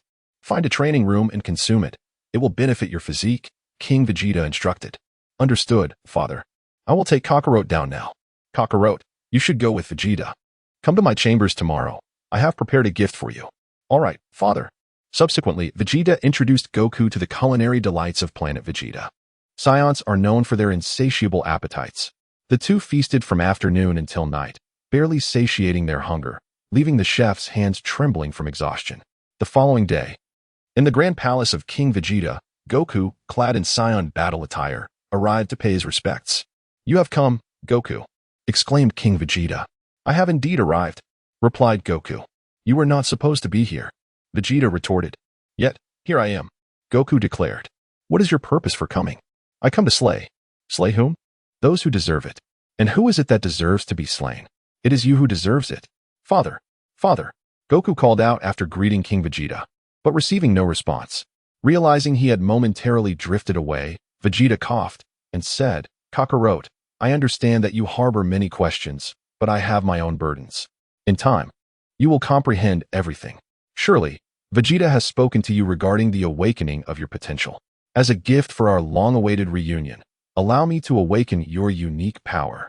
Is it akin to the Oozuru transformation of my brother Vegeta? Indeed, it appears you have already sparred together. However, each individual's physique is distinct, leading to varying awakenings. Now, relax your body. I shall awaken your power." System: employ the directional Splendid Talent Awakening card on Goku. Category: Comprehension. Ding success. A dazzling golden light erupted like blooming flowers within Goku's ethereal form. Goku's talent has been successfully awakened. Gambling God, Splendid. Effect 1. Fortune shall always favor you. Luck 100. Note: average person has 15. Effect 2. Vision. You possess an extraordinarily sensitive and insightful observational ability. Effect 3. Hearing. Your auditory organs are exceptionally developed, enabling perfect reception and swift processing of verbal information. Effect 4. Dexterity. Your dice rolling skills are unparalleled, capable of shattering the dice. Effect 5. X-ray vision. Your eyes can perceive the essence of all things in existence. Effect 6. Psychological warfare. You have mastered numerous psychological tactics, instilling fear in your adversaries before battle even begins. 6666666666666. I knew the initial awakening would yield nothing of substance. This is truly frustrating. System: utilize the Universal Reset card. Reset me. Ding, using Universal Reset card. Target: Goku. Talent reset successful. Please check. Chapter 26, Talent Duplication. Talent reset successful. Fated Sovereign. Special Unique Splendid. Effect 1. You possess great fortune. Even the heavens shall protect you. Luck 125. Note: average person has 15. Effect 2. A prodigy. Comprehension 125. Note: average person has 15. Effect 3. Your cultivation faces no bottleneck. Cultivation speed increased by 888. Effect 4. Power of the heavens infused within you. Base combat power increased by 888. Effect 5. Your comprehension doubles during combat. Effect 6. When you grasp a new skill or form, you shall gain lifespan and attribute-based combat power based on the quality of the skill and tier of the form. What can I say? Truly, the protagonist of Dragon Ball. The second attempt yielded success. Moreover, a new talent condition has emerged, special unique. The first effect speaks for itself. High luck makes encounters with fortuitous events all the more likely, and dangers can be effortlessly navigated. The second effect bestows extraordinary comprehension, suggesting that Goku will more swiftly and easily attain the realm of true mastery in the future. While the third and fourth effects may seem ordinary, as a special unique splendid talent, Their enhancements are remarkably high. Innate. 88 times increase in cultivation speed means Goku's training will accelerate exponentially. Innate. 88 times increase in base combat power is akin to granting him Broly's base form, at least in terms of combat prowess. The fifth and sixth effects are exceptionally formidable, complementing one another perfectly, aligning ideally with Goku's nature as a warrior. Doubling his comprehension during battle will lead to unparalleled carnage. The most terrifying aspect is the ability to gain lifespan and all attribute combat power upon mastering new skills or forms. What does this imply? The lifespan of a scion is over 200 years. With these two talents, Goku essentially gains a form of immortality, though the exact scope of this newfound lifespan remains uncertain. In any case, this talent is undoubtedly worth replicating. Oh, Imperial Armor. I shall have to wait for another occasion to indulge you. System, please utilize the talent duplication voucher to replicate Goku's splendid talent. Ding, usage failed. This talent is unique and cannot be replicated. Please select anew. What? How can I describe this feeling? It's as if my pants are half off. Ah, this is so frustrating. I shall choose Bailey's Platinum talent.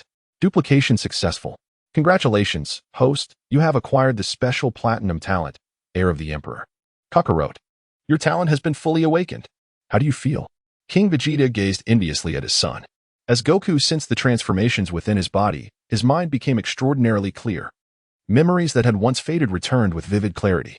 He felt that given a little more time, he could effortlessly master the Super Saiyan 3 form. The golden light gradually infused every cell and bone within Goku, and he sensed that he could potentially defeat Brother Vegeta with a single punch. Father, this is truly astonishing. Suddenly, Vegeta, feigning a hand over his chest, deliberately bit his tongue, allowing blood to slowly trickle from the corner of his mouth. With deliberate clarity, he addressed Goku, Kakarot. As long as you find joy, as a father, I am utterly content. Father, what is the matter with you? Goku rushed forward to support King Vegeta, his face etched with concern. It's nothing. Your talent is simply too brilliant. The energy I have expended is quite substantial, primarily due to my frustration. This cannot be replicated. Father, I heard from my brothers that talents are ranked. Could it be that I have awakened a platinum talent? Cough, cough, you are mistaken, Kakarot. You have awakened an unprecedented, exquisite level talent. What? Exquisite level talent? I hope you keep this matter to yourself. If Vegeta and the others inquire, simply say it is a platinum talent. Do you understand? Among all my children, you are my favorite. Goku, with his innocent heart, could hardly bear such words. Tears welled up in his eyes, and soon they cascaded down like beads from a broken string. With a choked voice, he cried out to King Vegeta, Father. King Vegeta embraced Goku, gently patting his back, and whispered words of comfort. Kakarot, do not worry. Your father merely needs some time to recuperate. If you truly feel guilty, assist me in finding a few more companions. As you know, I am no longer as vigorous as you youthful warriors. I yearn to make a final contribution to our Scion lineage while I still possess some strength, so that I may not feel ashamed before our ancestors. Upon hearing his father's words, Goku gradually ceased his tears, his eyes glimmering with determination. He understood that this life had undergone tremendous changes. To repay his father, Vegeta, you must endure this. Father, while on Earth, I encountered a kind and delightful girl whom you will surely adore. I shall introduce her to you. At the mention of this girl, King Vegeta's interest was piqued. Oh, pray, elaborate. It was well known that the few women who had crossed paths with Goku on Earth were limited. He would certainly not involve his original partner, and, being aware of his own memories, he would not introduce Chi-Chi. Thus, the suitable candidates were few: Bulma, Launch, Android 18, and Videl. At this moment, Android 18 had likely not yet undergone Dr. Gero's modifications, and Goku would not have met Videl, who was probably not even born yet. Therefore, only Bulma and Launch remained as possibilities. Father, why not accompany me back to Earth? Consider it a journey. Goku looked eagerly at King Vegeta. Very well. I shall accompany you on this excursion. However, prior to that, allow me to add you to a WeChat group. WeChat group? Father, what is this? Why must I join? King Vegeta then took the time to explain the concept of WeChat groups to Goku. Happy family, King Vegeta invited Kakarot to join the chat. Is there a newcomer? What is the occasion? Old 2, newcomer, share a picture. Old 3, greetings, I am Kakarot, but you may also call me Goku. Goku, Kakarot is under my protection. You must not bully him. Jun Qian-in, Vegeta. Oh, Vegeta, do you know him? Broly, of course, I personally brought Kakarot here. Congratulations and good fortune. Goku sent a red envelope. Snatch it. Wow. I got it. Old 2. Me too. Old 3. This is a token of my appreciation for everyone. Containing my insights on Super Saiyan 2, which I hope will be of assistance. Super Saiyan 2? Old 5. Indeed, this is a transformation that surpasses Super Saiyan, which I have named Super Saiyan 2. No wonder you can join our chat. I accept you, Kakarot. Unfortunately, I cannot transform into a Super Saiyan. Belly. Within you lies a power greater than Super Saiyan. You should contemplate this insight. It may aid you in discovering your new form. King Vegeta. Father, I understand. Thank you, Goku, for your generous gift. Belly, you are too courteous. With Goku leading the way, the two did not take a spaceship, but instead instantaneously transported to Earth. Wow. We are back. The air on Earth is still so refreshing. Goku stretched his limbs. Goku, you have yet to inform me about the person you wish to introduce. King Vegeta inquired. Father, she is a companion I met while traveling across Earth in search of Dragon Balls, named Bulma. This is the place where I previously resided. A kind old man adopted me when I was still naive. Sadly, he passed away a few years ago due to old age. Indeed, it was Bulma. According to the timeline, she was likely around 14 or 15 years old now, perhaps a delicate matter. It seemed prudent to first make her acquaintance. And the grandfather Goku referred to must be Gohan. Dragon Balls. What are they? King Vegeta was aware of the Dragon Balls, yet chose to feign ignorance for Goku's sake. Father, the Dragon Balls are extraordinary orbs. If one gathers 7 Dragon Balls with distinct symbols, one can summon Shenron, who will grant you one wish. Oh? Such a miraculous item exists. Very well, Goku. Since you are to meet a young lady, your battle attire is not suitable. Take me to the urban area of Earth. We shall procure some clothing appropriate for its inhabitants. Ah? Is it truly so troublesome? Does father not exhibit any curiosity about the Dragon Balls? Yet, it is understandable. As brother Vegeta mentioned, father is primarily interested in marriage. I shall have to wish for the most beautiful woman to be his wife next time. Of course, in the past, father was absent, and no one guided you. Now things are different. Is this the feeling of having a father? Goku felt a warmth from King Vegeta, a familial bond that stirred something within him. Being your descendant, Goku has felt a sense of familial connection and has comprehended the power of kinship. Goku's lifespan has increased by 2 years, with a 0.05 boost to all attributes. Power of kinship. When fighting alongside family, the potency of techniques is augmented by 10. Goodness. Is this the essence of an extraordinary talent? Such power is terrifying. Just a few words can extend my life. Frustrated, he thought, how vexing. While King Vegeta marveled at these developments, Goku had already sensed Bulma's energy. Instantaneously, Goku transported himself to a location near West City, quite close to Bulma's residence. King Vegeta followed closely behind. Goku surely lacked funds. Fortunately, King Vegeta had come prepared, bringing along some peculiar items from planet Vegeta to exchange for Earth currency at a pawn shop. After a bout of shopping, King Vegeta selected 3 sets of athletic wear, 3 sets of casual attire, and 2 suits for Goku. He himself made a slight effort to enhance his appearance, drawing inspiration from a rather popular male celebrity from his previous life. He donned a sleek black leather jacket, complemented by a pure black sweater beneath, all neatly tucked into his trousers. His lower attire was particularly refined, featuring a pair of floor-length denim jeans that accentuated the length of his legs. Due to the substantial purchases, the store graciously provided a compact universal capsule for storage, albeit one of modest capacity. All right, Goku, lead the way. Certainly, father. As they were already quite close to Bulma's residence, the pair strolled leisurely toward their destination. To be honest, in West City, Bulma's home was exceedingly conspicuous. After all, as the daughter of Dr. Brief, the chairman of the Capsule Corporation, she could easily be deemed one of the wealthiest individuals in the world. Her home was unimaginably vast, capable of accommodating an entire zoo by contemporary standards. In today's world, she would undoubtedly be considered a wealthy heiress. Honestly, who wouldn't be enamored by such a girl? Vegeta, perhaps you should find another partner, as I have already reserved Bulma for myself.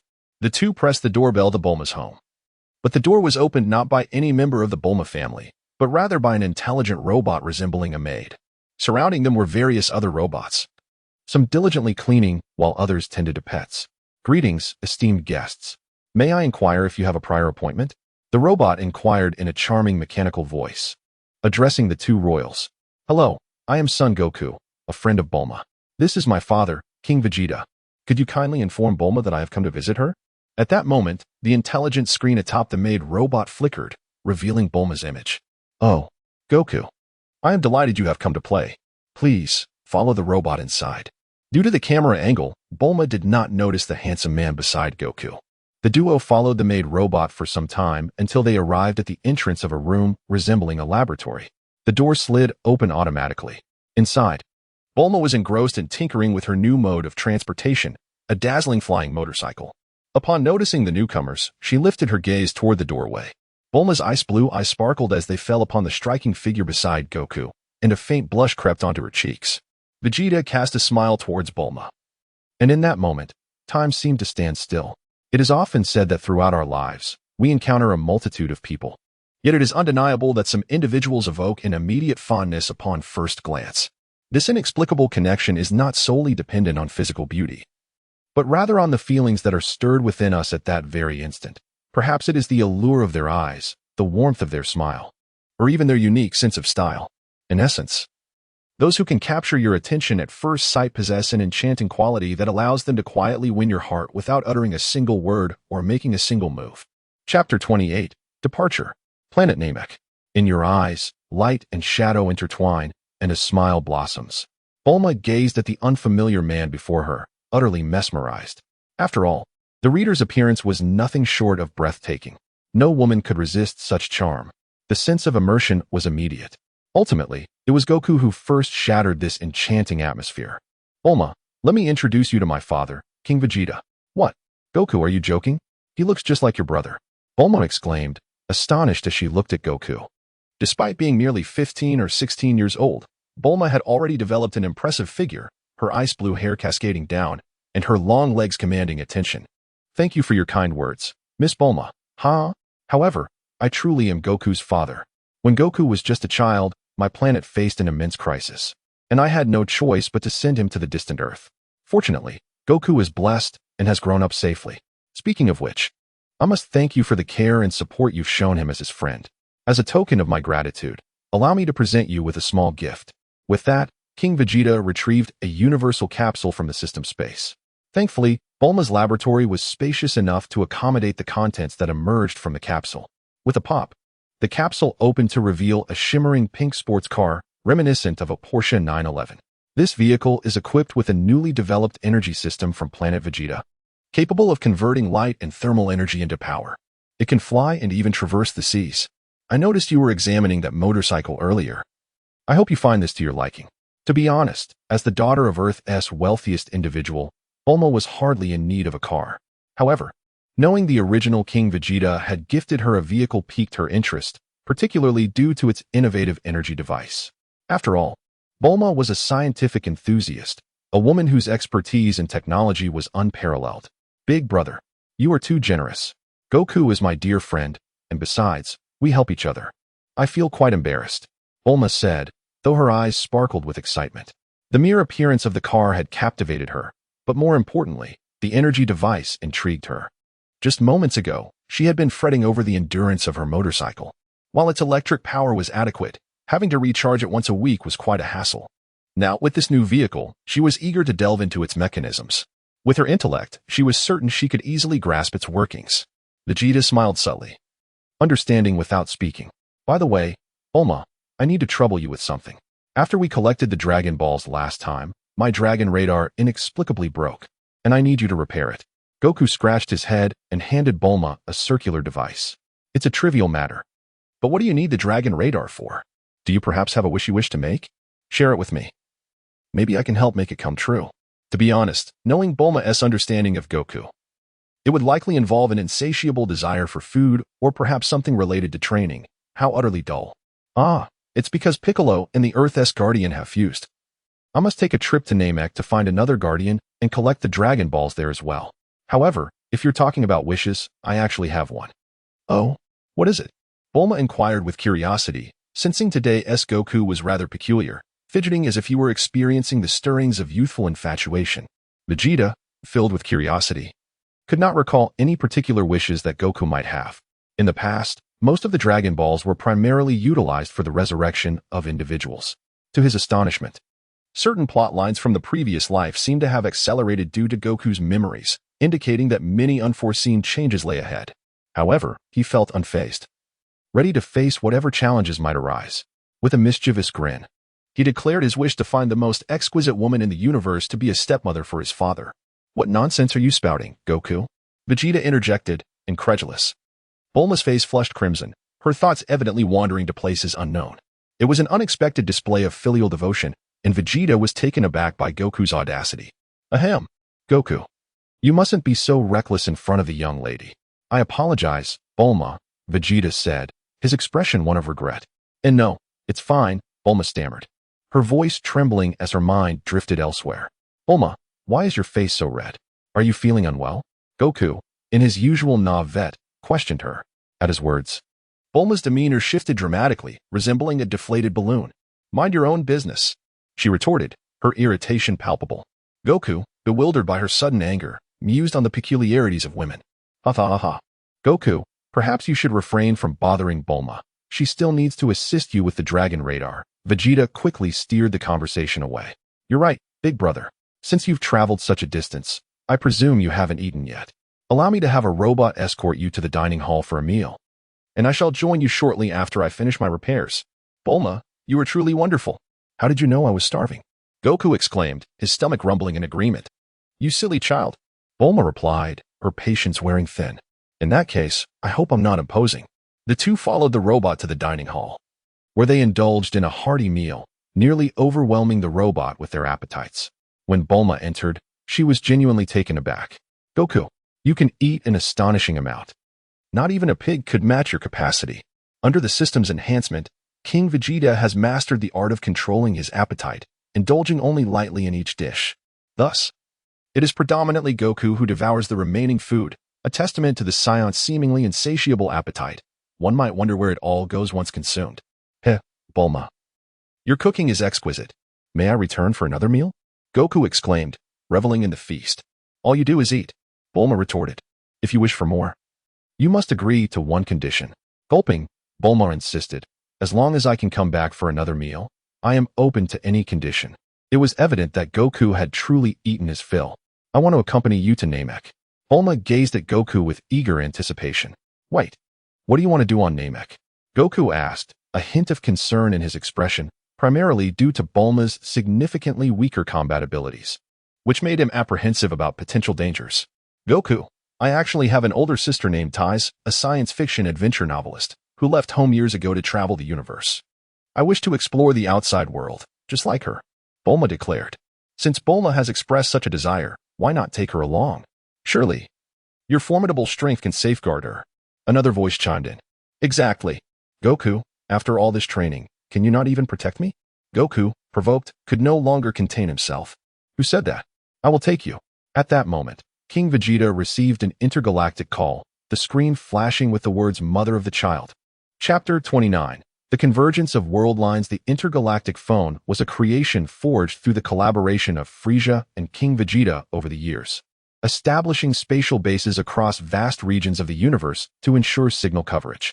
Initially trialed among his subordinates and kin, it garnered favorable feedback before being made available for purchase across various planets, thus becoming a universal communication tool.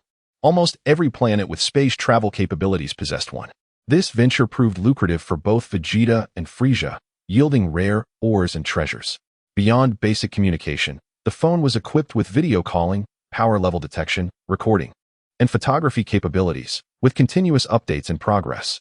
The device in King Vegeta's possession was the latest iteration, the Supreme Plus 6, boasting top-tier specifications and numerous entertainment features. In his leisure, Vegeta often indulged in dramas and games on the device, eagerly anticipating future enhancements. When the call connected, Frieza's deep voice resonated from the other end. Vegeta. Long time no see. I find myself missing my child. Why not summon him for a gathering? Actually, Frieza, we are en route to Namek and should arrive in about a week. I'll ensure that Belly joins us. Vegeta replied. Splendid. Please send me the coordinates for Namek. I will prepare to depart immediately. Very well. Until then. Meanwhile, Goku stood frozen, absorbing the conversation. What? Frieza has a child? And why is he so close to my father? Is this a case of moral decay or a distortion of humanity? Father, as far as I know. Isn't Frieza a notorious villain? Why? Ha ha ha. Goku, have you ever heard the saying, a scholar should be treated with respect after 3 days? Frieza has reformed years ago. Now, we rule the universe together, and he is recognized as a peace ambassador of the Galactic Alliance. Goku's mind raced. Is my resurrection method flawed? Regardless, Goku, Frieza's power has only grown stronger over the years, making him an excellent sparring partner for you, King Vegeta said, smiling at Goku while secretly anticipating the rematch between Goku and Frieza on Namek. It was worth noting that Goku's transformation into a Super Saiyan on Namek had ignited a summer of fervor, overshadowing all other anime in its wake. The significance of that battle was undeniable. Setting aside Frieza's nature, the prospect of combat ignited a spark in Goku's eyes. I can't wait to face Frieza in his new form. Father, how shall we travel? Despite possessing memories from his past life, Goku lacked an impression of the Namekian energy signature. Let us use my private spaceship. We will arrive in 5 or 6 days. Bulma, when do you wish to depart? If that is the case, please wait for me for half an hour. I shall prepare, and we can set off immediately. Thus, the Earthling Scions and the Ice Demon were destined to converge on Namek. The design philosophy of King Vegeta's spacecraft has been refined from the one preceding Frieza's, taking on the appearance of an interstellar battleship adorned in a striking black and gold hue. The interior space is extraordinarily vast, capable of accommodating thousands of individuals. In the blink of an eye, the trio had already arrived at Namek. The battleship descended gently into a forest, its considerable presence rousing the nearby Namekians. A group of battle-ready Namekians eyeing the unfamiliar spacecraft with vigilant caution. The hatch gradually opened, and King Vegeta, along with his companions, emerged. Immediately encountering the poised Namekians prepared for combat, King Vegeta flicked his tail, affirming his Saiyan heritage. Do not be alarmed.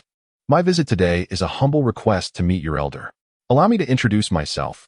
I am King Vegeta, the leader of the Saiyan clan from planet Vegeta.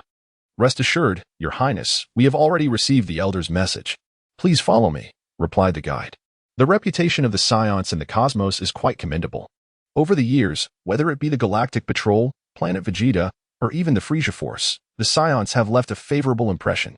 The trio followed the battle-hardened Namekian to a towering peak, atop which resided the elder's abode. However, for the flying Scions, the ascent was trivial. Bulma, on the other hand, could not fly. Bulma, shall I carry you up? Goku inquired. Absolutely not. If anyone is to carry me, it should be my big brother. Besides, since the last time I couldn't ride the Nimbus, I invented a shrinking watch. This way, I can simply shrink myself, and you can take me with you. Goku chuckled, scratching his head. Bulma, you truly are a genius. Ultimately, Bulma shrank herself and perched on King Vegeta's shoulder as the three soared to the summit. The elder's residence resembled a colossal white spider sprawled across the ground. As they approached, the doors opened automatically, revealing the elder's true form. He was a towering figure, nearly 4 meters tall, with a stout build and an aged green visage. King Vegeta, I am aware of your purpose. Allow this frail body of mine to contribute what little energy remains, the elder spoke with great effort, struggling to articulate his words. Nearby, the elder's personal guard, Neru, looked distressed. Elder, must you? No. Your body cannot withstand this. Hey, let us refrain from making misunderstandings. Goku interjected. It sounds like I am here to harm the old man. Cough, Elder. I would not let you labor without compensation. Here are 2 fruits from the Tree of Might. Consume them to replenish your waning strength. The elder, though familiar with the Tree of Might, had never tasted its fruits. In that case, I shall graciously accept. You 3. Come closer. I shall guide the latent power within you. The elder placed his large hand atop their heads, enveloping them in a radiant white aura. Congratulations. You have been enhanced. Chapter 30. The expected arrival. Following the elder's guidance, each of the trio experienced varying degrees of empowerment. Bulma felt her intellect sharpen, her mind buzzing with newfound clarity. IQ1, IQ1, IQ1. My scalp is tingling. It feels as though my brain is expanding. In contrast, Goku and King Vegeta's enhancements were more straightforward, primarily reflecting an increase in combat prowess. For Goku, this was his first enhancement, resulting in an impressive doubling of his base power, surpassing the benefits of years of arduous training. Due to the prior utilization of the system's reward for the potential development chamber, King Vegeta's combat power has only augmented by 20%. However, at that moment, an untimely notification from the system quietly resonated. Your offspring, Goku, has comprehended a new method of physical training during the guidance of his potential, which allows for a gradual activation of his latent abilities while exercising. achieving a remarkably efficient outcome. Goku's lifespan has increased by 5 years, and all attributes have been enhanced by 0.1%. How splendid! I harbor no envy. I bear no jealousy. I shall not weep, suppressing my emotions. After all, the more vigorously you train, the greater my returns, and I remain utterly unperturbed. Alas, I weep, my emotions fragmented, so near yet so far. The elder, who had fortified the trio, visibly appeared much weaker. In truth, it was primarily due to Goku. The elder realized halfway through the enhancement that Goku was an insatiable abyss, depleting much of his energy, and now he felt as though he had but a few months left to live. Elder, my apologies, please consume these 2 fruits promptly. Your condition seems rather precarious. Thus, King Vegeta handed the fruits to Naru, signaling him to administer them to the elder. After consuming the 2 fruits, the elder's aura exhibited no discernible change. Logically, such fruits should have elevated his combat power to at least over 200,000. Yet, in the blink of an eye, the elder emerged from his weakened state, his once-aged visage now radiant, exuding a sense of rejuvenation as if he had been granted a second life. I am revived. At this moment, the elder felt extraordinarily well, even believing he could father 100 more children. Thank you, King Vegeta. Your gift is truly invaluable. Naru, standing nearby, was utterly astounded. The vastness of the universe knows no bounds. Previously, Naru had been rather uninformed. Goku then smacked his forehead, nearly forgetting the matter at hand. Subsequently, he began to recount the tale of Piccolo and the Earth God to the elder, proposing the need for a Namekian to return and serve as Earth's deity. King Vegeta, disinterested in such trivial matters, departed with Bulma to seek the Dragon Balls of Namek after explaining his intentions to the Grand Elder. Guided by the Dragon Radar, the duo completed their quest in less than half an hour. At that moment, Frieza's spaceship arrived as anticipated. Meanwhile, Goku had just located Dandy and had arranged for the return of the Dragon God to Earth. A powerful aura descended upon Namek, causing him to furrow his brow. Frieza, I must reunite with my father. Instant transmission. King Vegeta had previously made arrangements with the Grand Elder, thus the arrival of Frieza did not cause any stir. On the contrary, they had prepared an assortment of delicacies and fruits native to planet Namek to welcome Frieza. Upon his arrival on Namek, Frieza casually snapped a few photos of the planet's scenery and shared them on his social media. It is noteworthy that Frieza was sporting the latest +6 model, though it was not the ultimate version, but rather a product from 2 or 3 months ago. Currently, the social media feature is accessible only to a select few who possess the +6. King Vegeta must have arrived by now. Just as Frieza was about to make the call, King Vegeta appeared before him in an instant. Frieza, it's been a while. This is not the place for conversation. Follow me. I have already informed the native inhabitants of this planet, and you may indulge in their exquisite cuisine. Very well, King Vegeta, please lead the way. King Vegeta had already sent a message to Biddy, inviting him to join. Now, Goku, Bulma, King Vegeta, Biddy, and Frieza gathered in a reception room arranged by the Grand Elder. It was Goku's first encounter with Biddy, and from the aura he exuded, Goku could not discern Biddy's true capabilities, deep and enigmatic. Bailey's appearance resembles a perfected version of Frieza, with the most notable distinction being the golden scales adorning Bailey's chest. Bailey sensed a profound connection of bloodline with Frieza. From his father, he had already learned that the person before him was his mother. He and his father had agreed to keep the truth about King Vegeta's identity a secret from Frieza for the time being. There was no dramatic scene of a mother and son recognizing each other. Frieza merely gazed at Bailey with a faint smile, not the sinister grin he was once known for, but a warm expression that evoked a sense of maternal love. Goku, suppressing his desire to spar with Frieza, stood transfixed, watching the interaction between Frieza and Bailey. Lost in his own thoughts, King Vegeta was the first to break the silence, addressing Frieza. Look, your son is quite dashing, even more so than you. He chuckled. Bailey is indeed my pride and joy. Your Excellency. Bailey respectfully saluted Frieza. Upon hearing the voice, Frieza's body trembled, a strange sensation coursing through him. Ah, indeed. He is truly my son, Frieza mused. The memories embedded within him were essentially those of a reincarnated female scion, rendering him somewhat more sentimental. It was at this moment that Frieza noticed a charming girl standing beside King Vegeta. King Vegeta, is the girl beside you to be your future wife? I must say, your taste in partners is remarkably discerning. She is quite lovely, Frieza remarked. You should cherish her well. Frieza, you are truly my mouthpiece. The relationship between Vegeta and Bulma has been in a state of stagnation, primarily due to the generational gap between them. Upon hearing Frieza's words, Bulma's face flushed crimson, rendering her momentarily speechless. King Vegeta cast a glance at Bulma, contemplating the situation with a sense of assurance. He thought to himself, indeed, you speak the truth, Frieza. Should I be fortunate enough to marry someone as exceptional and charming as Bulma, it would be a blessing beyond measure. However, Bulma is still quite young. Perhaps in a few years, I shall be compelled to ardently pursue her. Meanwhile, Bulma, overhearing King Vegeta's words, felt her cheeks flush to the point of near faintness. In a voice scarcely audible, she murmured, I am not that young anymore. How can I not be considered an adult? As articulated in Rickshaw Boy, there exists a profound truth. The genuine words in this world are scarce, and a girl's blush can convey more than extensive dialogue. Chapter 31. Goku vs. Frieza ultimately. Goku could no longer restrain himself and approached Frieza with a request for a sparring match. Frieza, my son typically indulges in eating or seeks to engage in combat with formidable opponents. Please grant him this desire. King Vegeta responded, no problem, recently. I too have felt a surge of eagerness and would relish the opportunity to witness Goku's prowess. Frieza then inquired, do you know why I have specifically come to Namek? Pray, enlighten us, King Vegeta, he replied. Haha.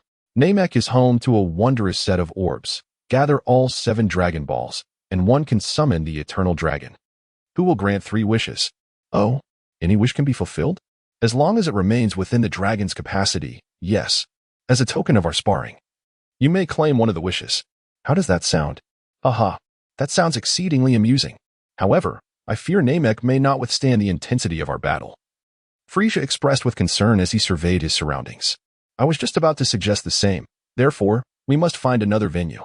Belly, utilize that technique. Father, are you referring to that? But I fear that accomplishing it alone may prove somewhat taxing. Belly looked helplessly at King Vegeta. Haha, Belly, do you truly believe you are the only one capable of transforming into the Emperor armor? Father, could it be that you too, ha ha ha? Indeed. Today, you shall witness my Emperor armor. Fusion. A mechanical voice resonated, and golden light radiated from King Vegeta. Emperor armor. Fusion. At this moment, Bailey synchronously transformed. As the brilliance faded, 2 golden armors materialized before everyone. The 2 imperial armors clenched their fists and gently collided, unleashing an inexplicable spatial fluctuation that enveloped the crowd, transporting them into the exclusive, otherworldly realm of the imperial armors. This dimension resembled the celestial domain of Kagai at Tsutsuki, meticulously mirroring the landscapes of planet Namek. Yet, regardless of the destruction inflicted upon this space, it would invariably restore itself after a certain period. This is the remarkable prowess of the imperial armors. All right, Goku. You shall engage in battle here, but remember, it is merely a sparring session. Keep it controlled. Understood, father. Haha, Frieza, let us commence our battle. Ah. The excitement is building. Goku danced into a fighting stance, swiftly unleashing a series of punches, clearly warming up for the impending clash. King Vegeta and his companions established a private viewing room high above the battlefield, equipped with some sunflower seeds, ready to relish the spectacle of Goku and his comrades' fierce combat. Over the years, under King Vegeta's astute guidance, Frieza began to prioritize physical training. He now possesses perfect control over his combat power without the need for form suppression. And as a result of his relentless training, Frieza's base form combat power has surged to over 2 billion. In terms of standard combat strength, Goku undoubtedly falls short against Frieza. The two ascended into the air, engaging in a brief yet intense test of strength. The atmosphere crackled with energy as purple beams clashed against golden energy blasts. Their rapid exchanges of punches and kicks painted the sky with gray shadows, leaving behind afterimages that dazzled the eye. The speed was astonishing. Frieza unleashed a barrage of death beams, yet Goku evaded each one with deft agility. The planet-piercing blast collided with the Kamehameha wave, resulting in a spectacular explosion that echoed through the skies. Both combatants retreated momentarily, taken aback by Frieza's formidable strength, which only fueled Goku's excitement. He sensed that Frieza was still holding back. Golden waves of energy erupted from Goku as he activated his Super Saiyan 1 form. Frieza, not to be outdone, expanded his white aura dramatically, his power surging exponentially. Frieza was in his power-up state. A peculiar equilibrium of strength ensued as they charged at each other once more. With their enhanced abilities, both were now exponentially stronger. Their power multiplied by 50 or 60 times. The battle escalated uncontrollably, with punches landing with fierce intensity. However, Frieza possessed an additional weapon, his tail. The agile appendage ensnared Goku's arm, delivering relentless knee strikes that left Goku in agony, forcing him to adopt a defensive stance. Seizing the opportunity, Frieza launched a powerful punch to Goku's abdomen, followed by a crushing elbow strike that sent Goku crashing to the ground. Frieza concentrated his energy and charged at Goku with a knee strike, only for Goku to evade with a swift roll. Haha! Goku bellowed as he pushed his energy to the maximum capacity of Super Saiyan 1. His speed and strength surged, turning the tide of battle in his favor. A flurry of rapid punches rained down upon Frieza, who struggled to respond amidst the onslaught. Realizing the precariousness of his situation, Frieza retreated, unleashing a torrent of purple energy blasts towards Goku. Yet Goku remained unfazed, effortlessly swatting the energy blasts aside before enveloping his fist in energy and retaliating with a powerful punch that sent Frieza's own energy blast hurtling back. The purple energy orb struck Frieza directly, sending him flying backward. Goku felt a twinge of disappointment. It seemed Frieza's power had its limits, though it was undeniably greater than before. Had this been their previous encounter, he would have stood no chance against Frieza, but now he was a different warrior altogether. Before he could dwell on his thoughts, Frieza's voice echoed across the battlefield. Mr. Goku, your strength has truly exceeded my expectations. It appears I can fully enjoy myself today. Ha ha ha. With a resounding roar, Frieza's white aura transformed into a brilliant silver, expanding like a tangible wave of energy, radiating a profound presence. Frieza's form underwent a remarkable transformation, his once white body now enveloped in a shimmering silver sheen. Silver Frieza made his grand entrance. Father, look. That's the silver form I used previously. I can't believe Mother can do it too, remarked one onlooker as they munched on sunflower seeds, casually discussing the unfolding drama. Though Bulma's combat power was insufficient to perceive the intensity of Goku and Frieza's battle, technology had indeed altered the course of fate. Vegeta presented a pair of ultra-high-speed kinetic capture glasses to Bulma, enabling her to effortlessly observe the battle. Things are getting interesting now, isn't it? How will Goku respond? The scene unfolded as Goku gazed at Frieza, astonished. This form was unlike anything he had ever encountered in his previous life. Goku had thought the fight was nearing its end, yet he realized Frieza still had hidden depths. However, this revelation allowed Goku to unveil a portion of his own power. Lightning crackled around Goku as he let out a fierce roar. Super Saiyan 2. Here I come. Chapter 32. A shocking turn.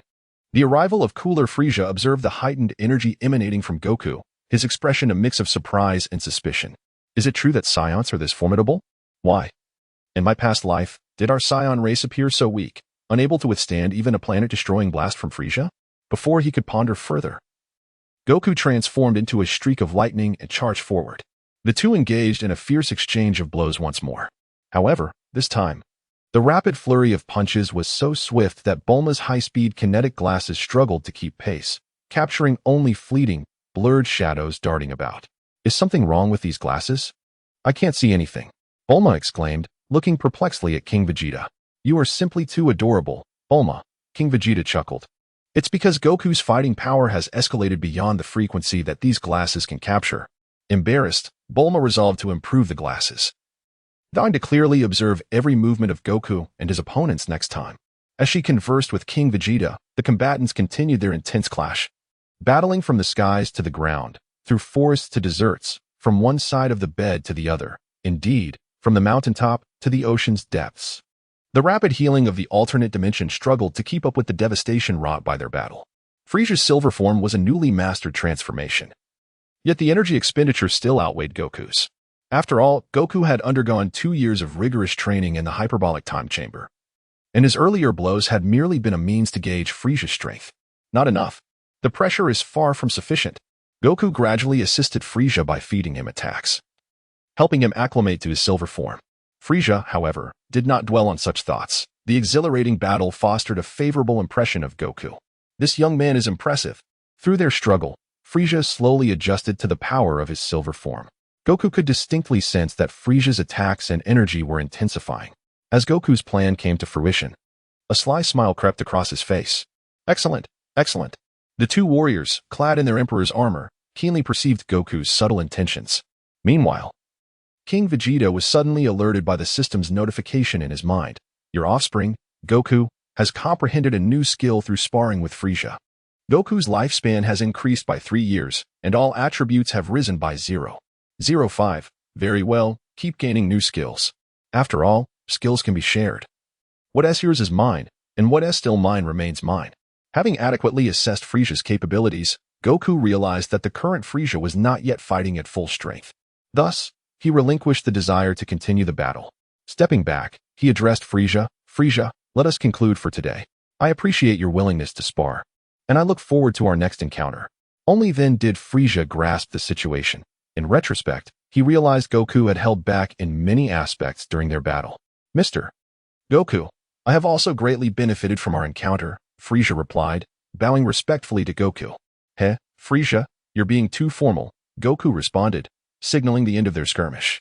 King Vegeta and Beulah have also closed the alternate dimension, and everyone has returned to planet Namek. "Father, shall we make a wish with the Dragon Balls now? Have you thought about what wish you would like to make?" Goku excitedly asked his father.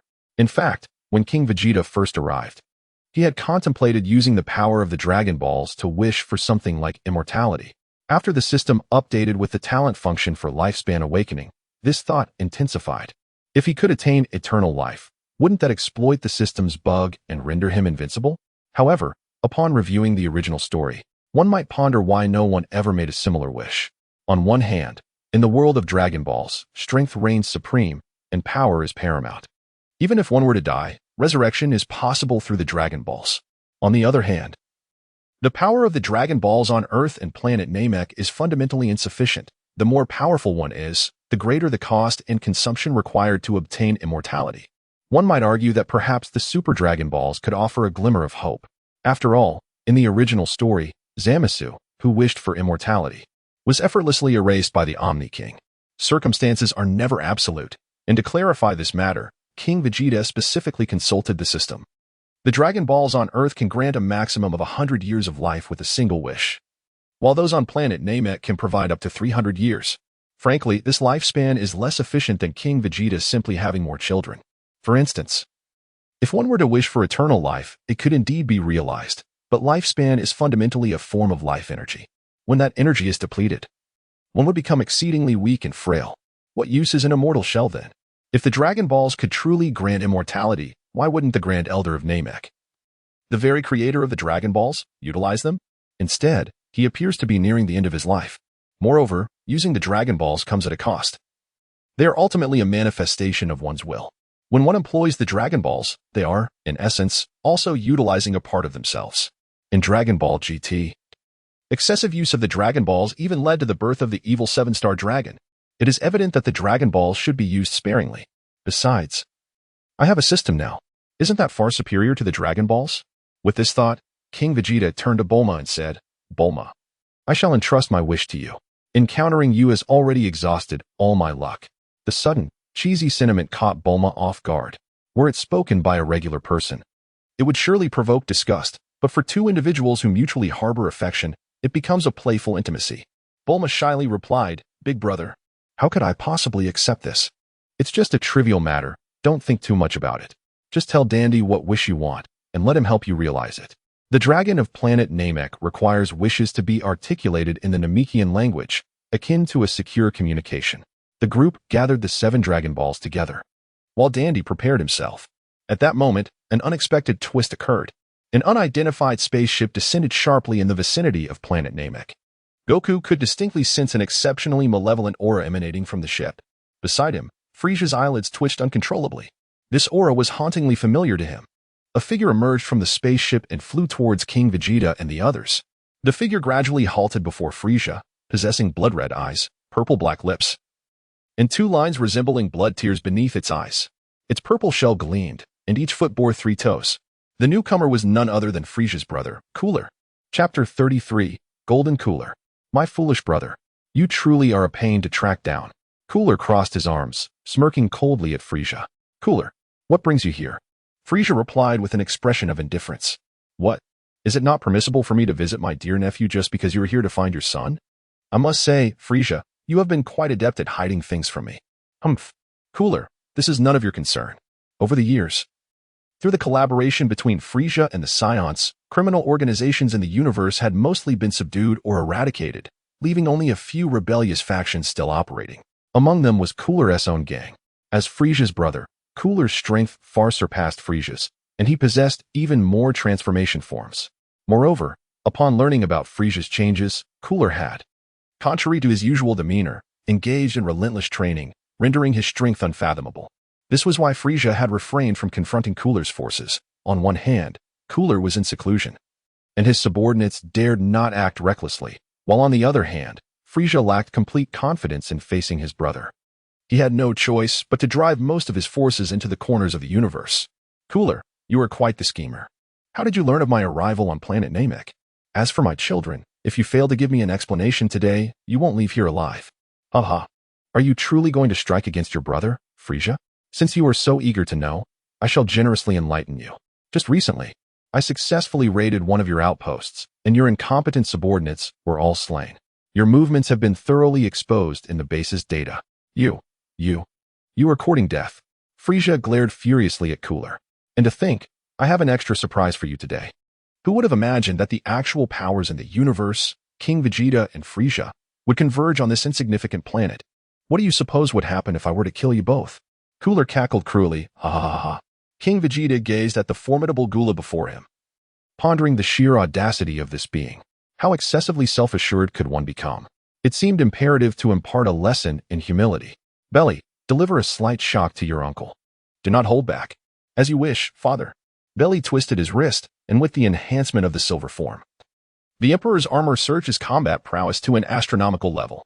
After more than 2 years of rigorous training, the augmentation of the Emperor's armor reached an impressive 340, enabling him to wield the Aurora Blade.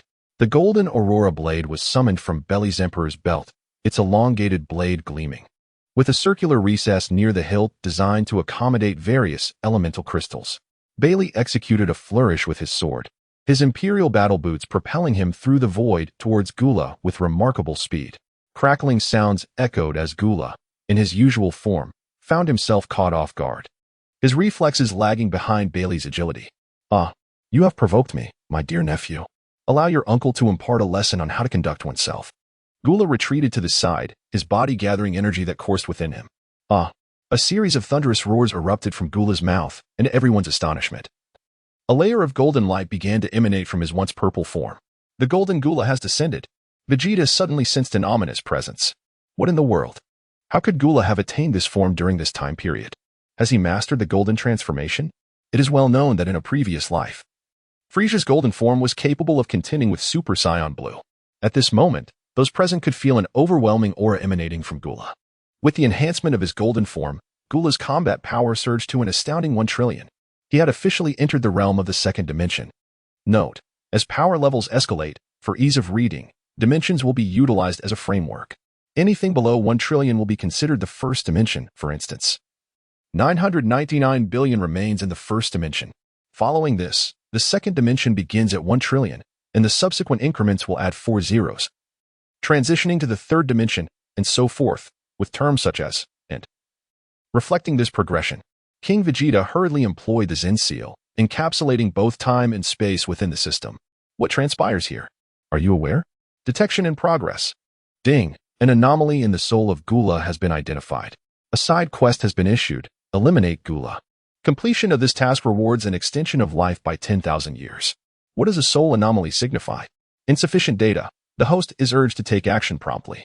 To mitigate potential risks, King Vegeta preemptively informed both Vegeta and Broly, enabling their instantaneous arrival. Additionally, he bestowed upon Vegeta an exclusive red envelope containing the fusion technique of the Yadrat Larians.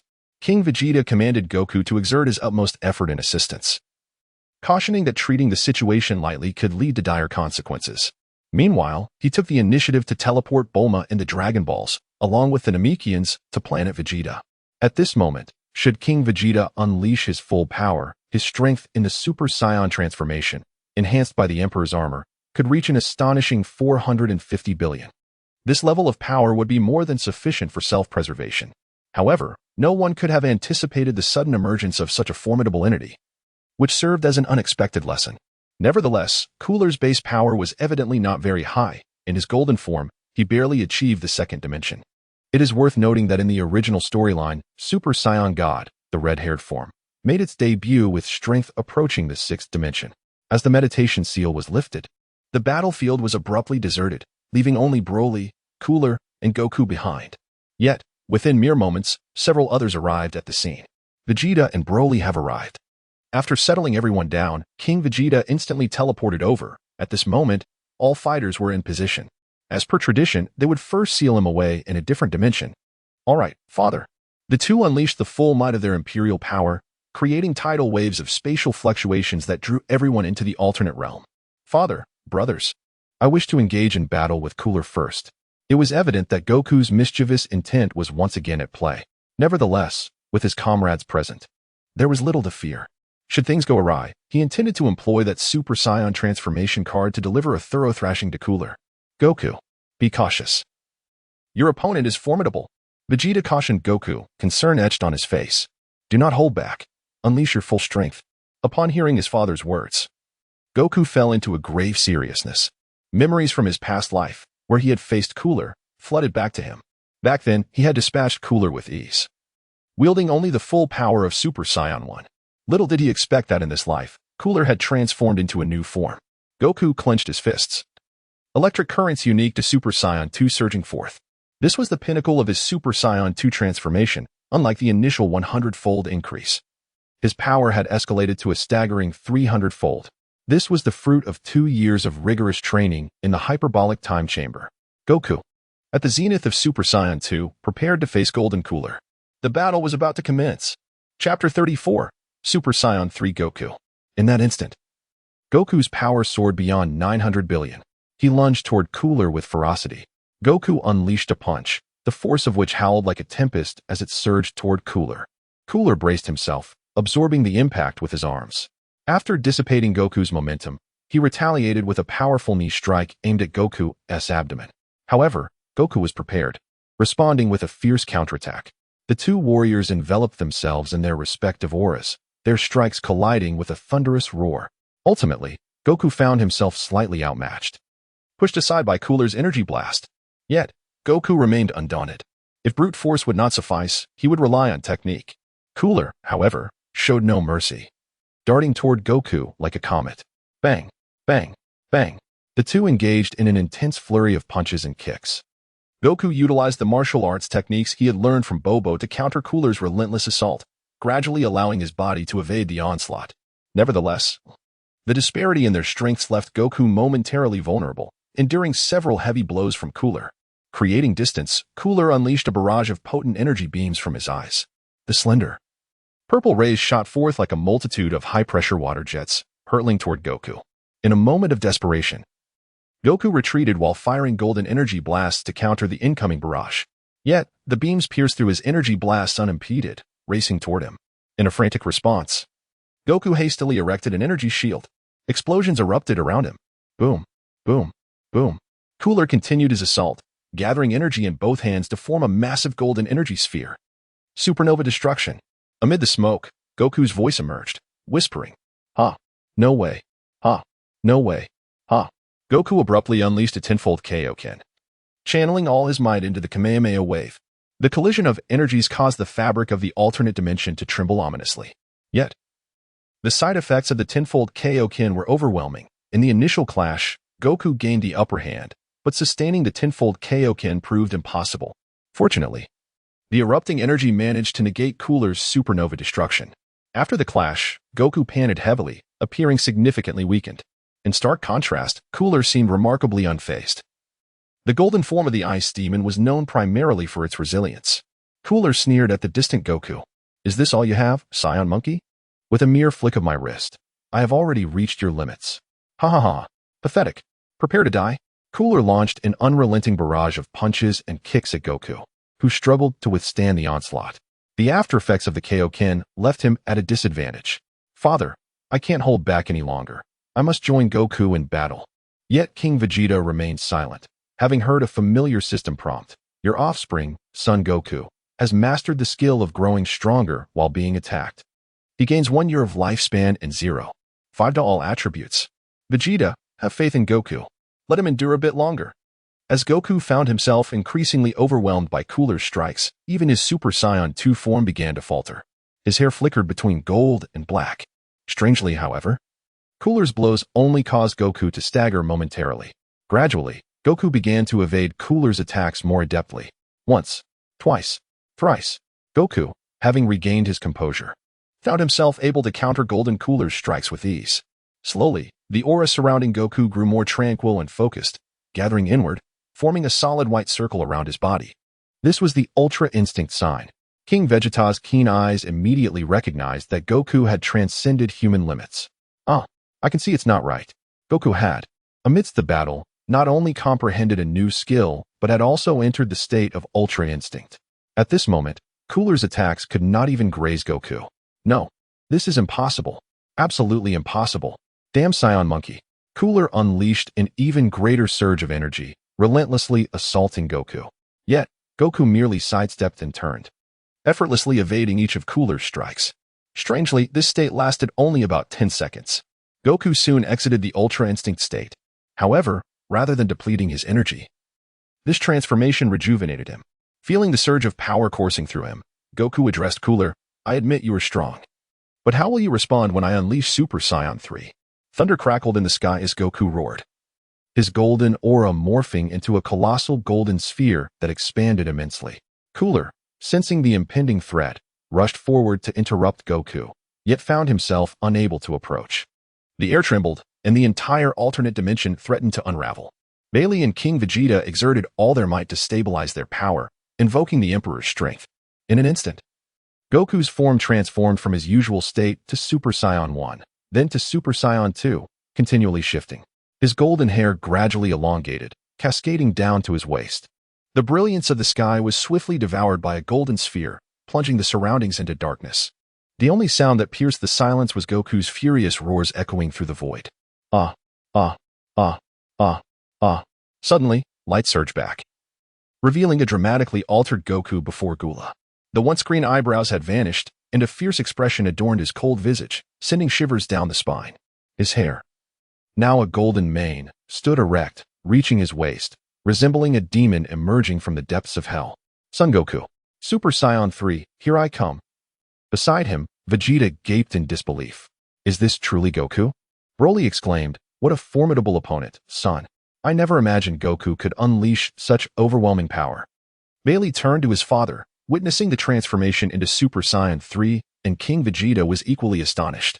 Just moments ago, when Goku had transformed into Ultra Instinct sign, he believed Goku would directly ascend to the White God form. It seems that transformation was merely a fluke. The time for it has not yet arrived. The battle power of Super Saiyan 3 had reached a terrifying amplification of 400 times, and this was merely the initial surge. After Goku stabilized his training for a while, that strength would only increase. The gap between Goku and Gula was previously negligible, but now, in the form of Super Saiyan 3, Goku easily overwhelmed him. Gula, no longer composed, raised his hand and conjured 3 colossal supernova destruction balls aimed at Goku. Die. Don't think your long hair makes you special. A bald head like mine is the true mark of power. Go to hell. Triple golden supernova. The onslaught was even more potent, with an increased quantity of golden spheres. How would Goku respond? Chapter 35. Make a wish. Dragon. Humph. Gula. Such trivial techniques, daring to flaunt them before me. Great heavenly dragon. Oh no.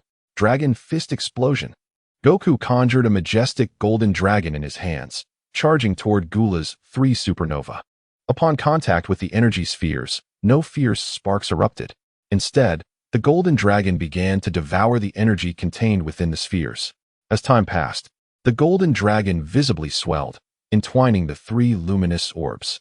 Meanwhile, Goku pierced through the golden spheres, adopting a rising dragon stance that allowed him to penetrate Gula's very being. This. The tide of battle shifted in an instant.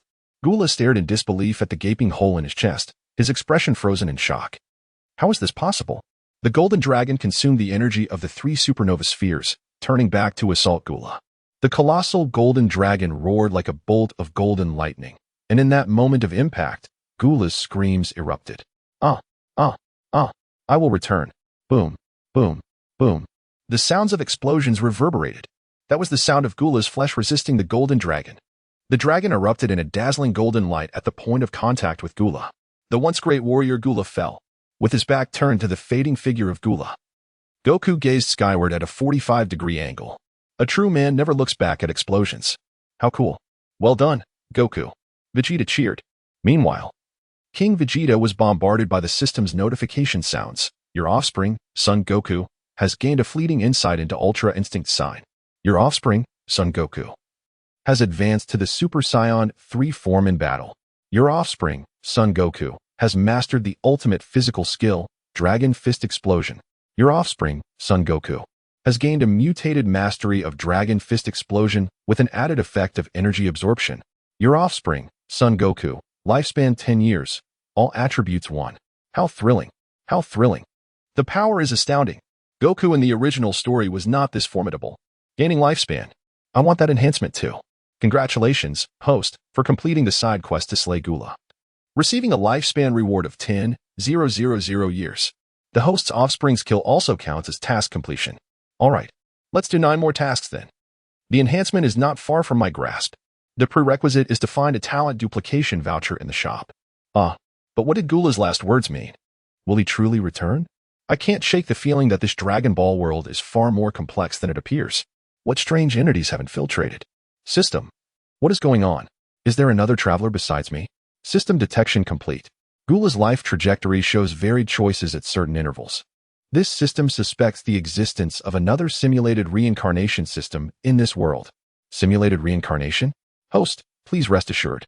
This system has undergone professional training in the Elite Systems Academy. A mere simulated reincarnation system is no match for me. The system is impressive. In truth, since arriving here, King Vegeta has faced little resistance, thus lacking motivation for training. Yet, the emergence of Golden Gula and another simulated reincarnation system has instilled a sense of crisis within him. If he continues to adopt this careless attitude, he may not even know how he met his end. The unknown enemy is the most terrifying. Upon returning, I shall enter seclusion for training, emerging to strike down the god of destruction and kick the angels. On the battlefield, Goku reverted to his normal state and greeted everyone. Despite the fierce battle between Gula and Goku, Bailey and King Vegeta, who maintained the alternate space, were utterly exhausted, nearly drained of all their energy. They desperately needed a healer. Perhaps it was time to experience the spot techniques of Namek. King Vegeta instantaneously transported the inhabitants of Namek back from planet Vegeta. Elder, you must be startled. Nonsense, I feel reassured with your presence. The Elder, noticing the poor condition of several individuals, instructed Dandy to cast a healing spell for them. Dandy approached the group, reciting the incantation. By the name of life, I summon the essence of vitality to heal all wounds. Waves of verdant light flowed into the bodies of King Vegeta and the others. Oh, how refreshing. Finally, the moment had come to make a wish. King Vegeta summoned Goku to gather the 7 Dragon Balls together. Dandy recited the dragon's incantation in Namekian, Takaradu, Paparukabiradopolo. Arise, dragon, grant my wish. Suddenly, a fierce wind erupted, and the once bright sky was engulfed in darkness. A green light emanated from the 7 Dragon Balls, gradually coalescing into a dragon resembling those of the West. It was the Namekian dragon, Purunga. Goku, do not voice your wish just yet. I have other plans, chuckled Dandy. Very well, father. For my first wish, let's summon Frieza. King Vegeta directed his gaze towards Frieza, who already had an answer in his heart. Height. This body is far too short. I am quite unaccustomed to it. Dandy, the young boy, requested, kindly ask the dragon to grant me an increase of 5 centimeters. This is a simple task. Your wish has been fulfilled.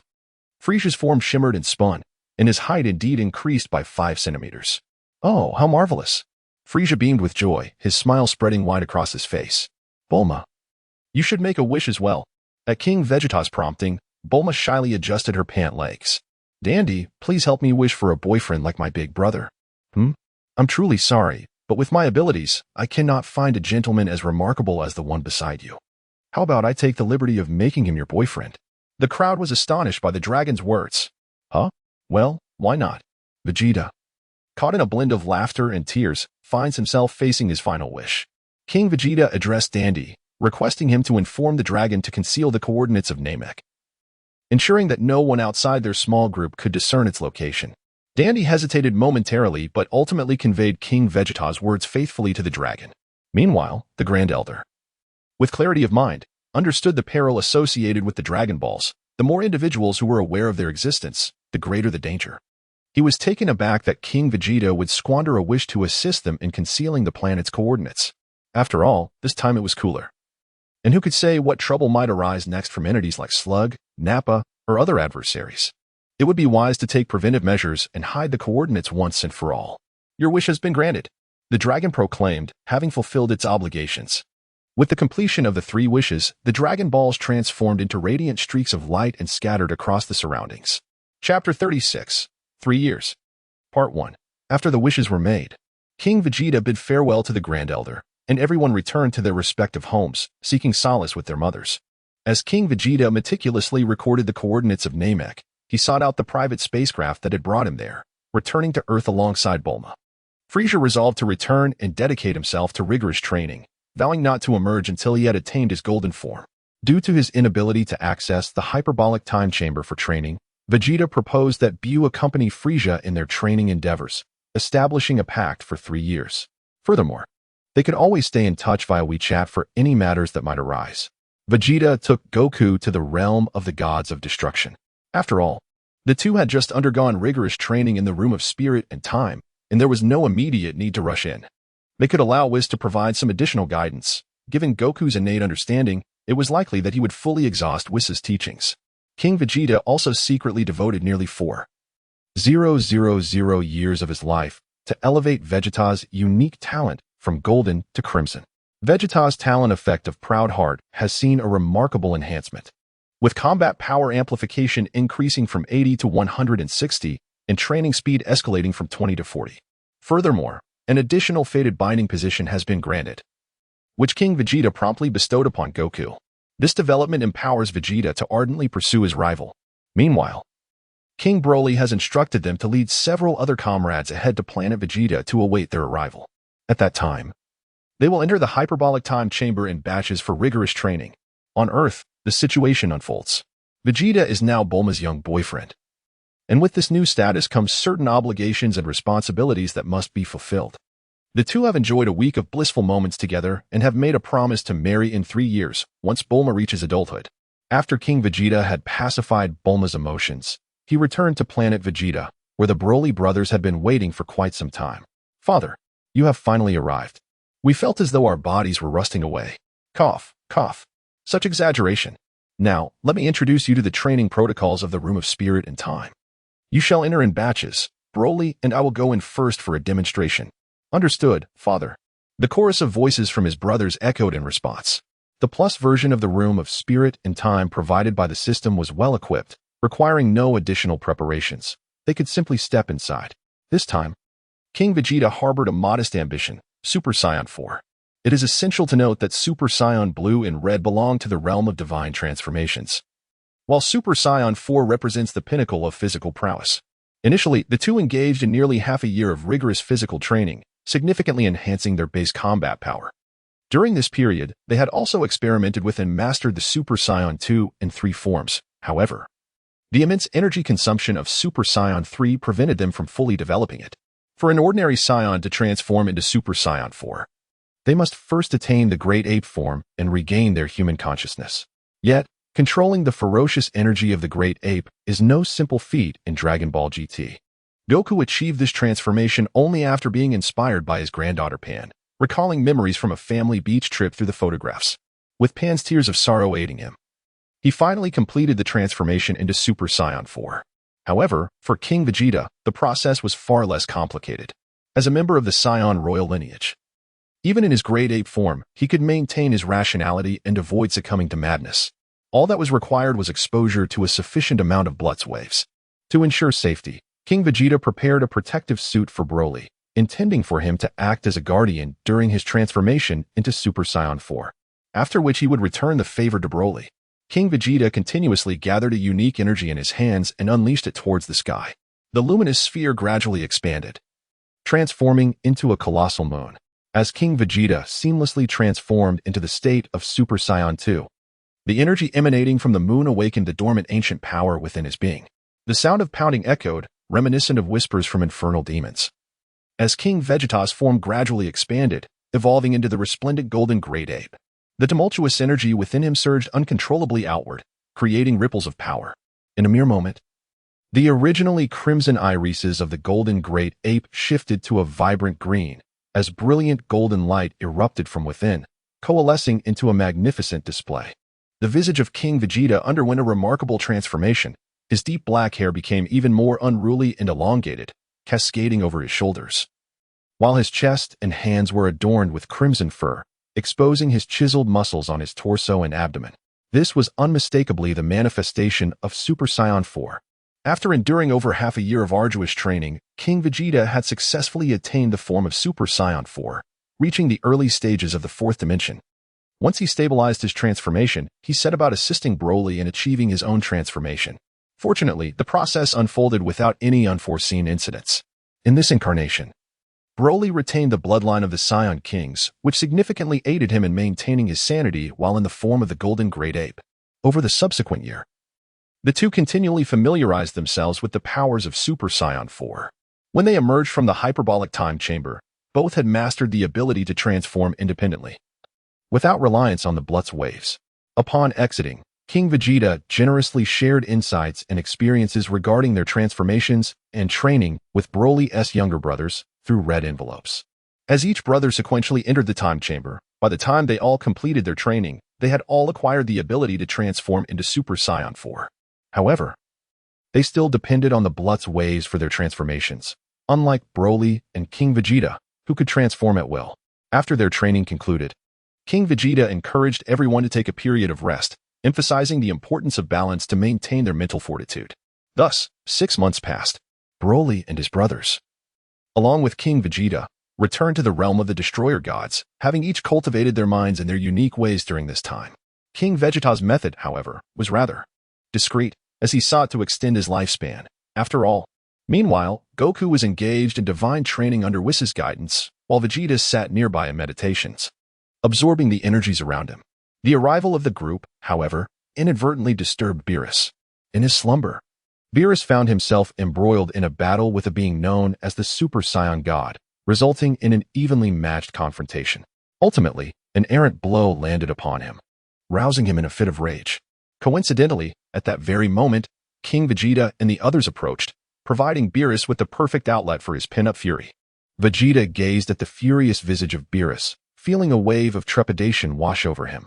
Suddenly, a thought struck him. I have yet to utilize my Super Saiyan God card. Who is afraid of whom? I shall show you the might of a destroyer today. Yet, before I engage, let me first extract the combat power of my offspring from this period. After all, Broly and the others have undergone 2 years of rigorous training in the hyperbolic time chamber, significantly enhancing their base strength. 5-fold return card. Activate. Chapter 37, 3 Years, Part 2, utilizing the 5-fold training return voucher. Target: Broly. Upon receiving the power from his progeny, King Vegeta's strength surged from the early stages of the second dimension to its later stages. Lord Beerus, have you ever heard of the legend regarding the existence of the Super Saiyan God within our Saiyan lineage? The Super Saiyan God? Beerus reminisced about the prophetic dream he had recently, wherein a being claiming to be the Super Saiyan God engaged him in battle. Although Beerus had witnessed Vegeta and his companions transform into Super Saiyans, he regarded them with disdain, deeming them utterly feeble. King Vegeta, you must immediately locate the Super Saiyan God for me. Otherwise, I shall consume your planet Vegeta. Unexpectedly, Beerus was so captivated by the prospect of delicacies that he found himself uttering such words. He had anticipated declaring that he would obliterate planet Vegeta instead. Lord Beerus, please hold on for a moment. King Vegeta summoned everyone, revealing that the system reward card required 6 individuals. However, it was evident that the strength of merely 6 hearts would be insufficient to withstand Beerus's might. Thus, he resolved to gather 10 offspring, including Goku, Vegeta, and Broly, along with his 8 brothers.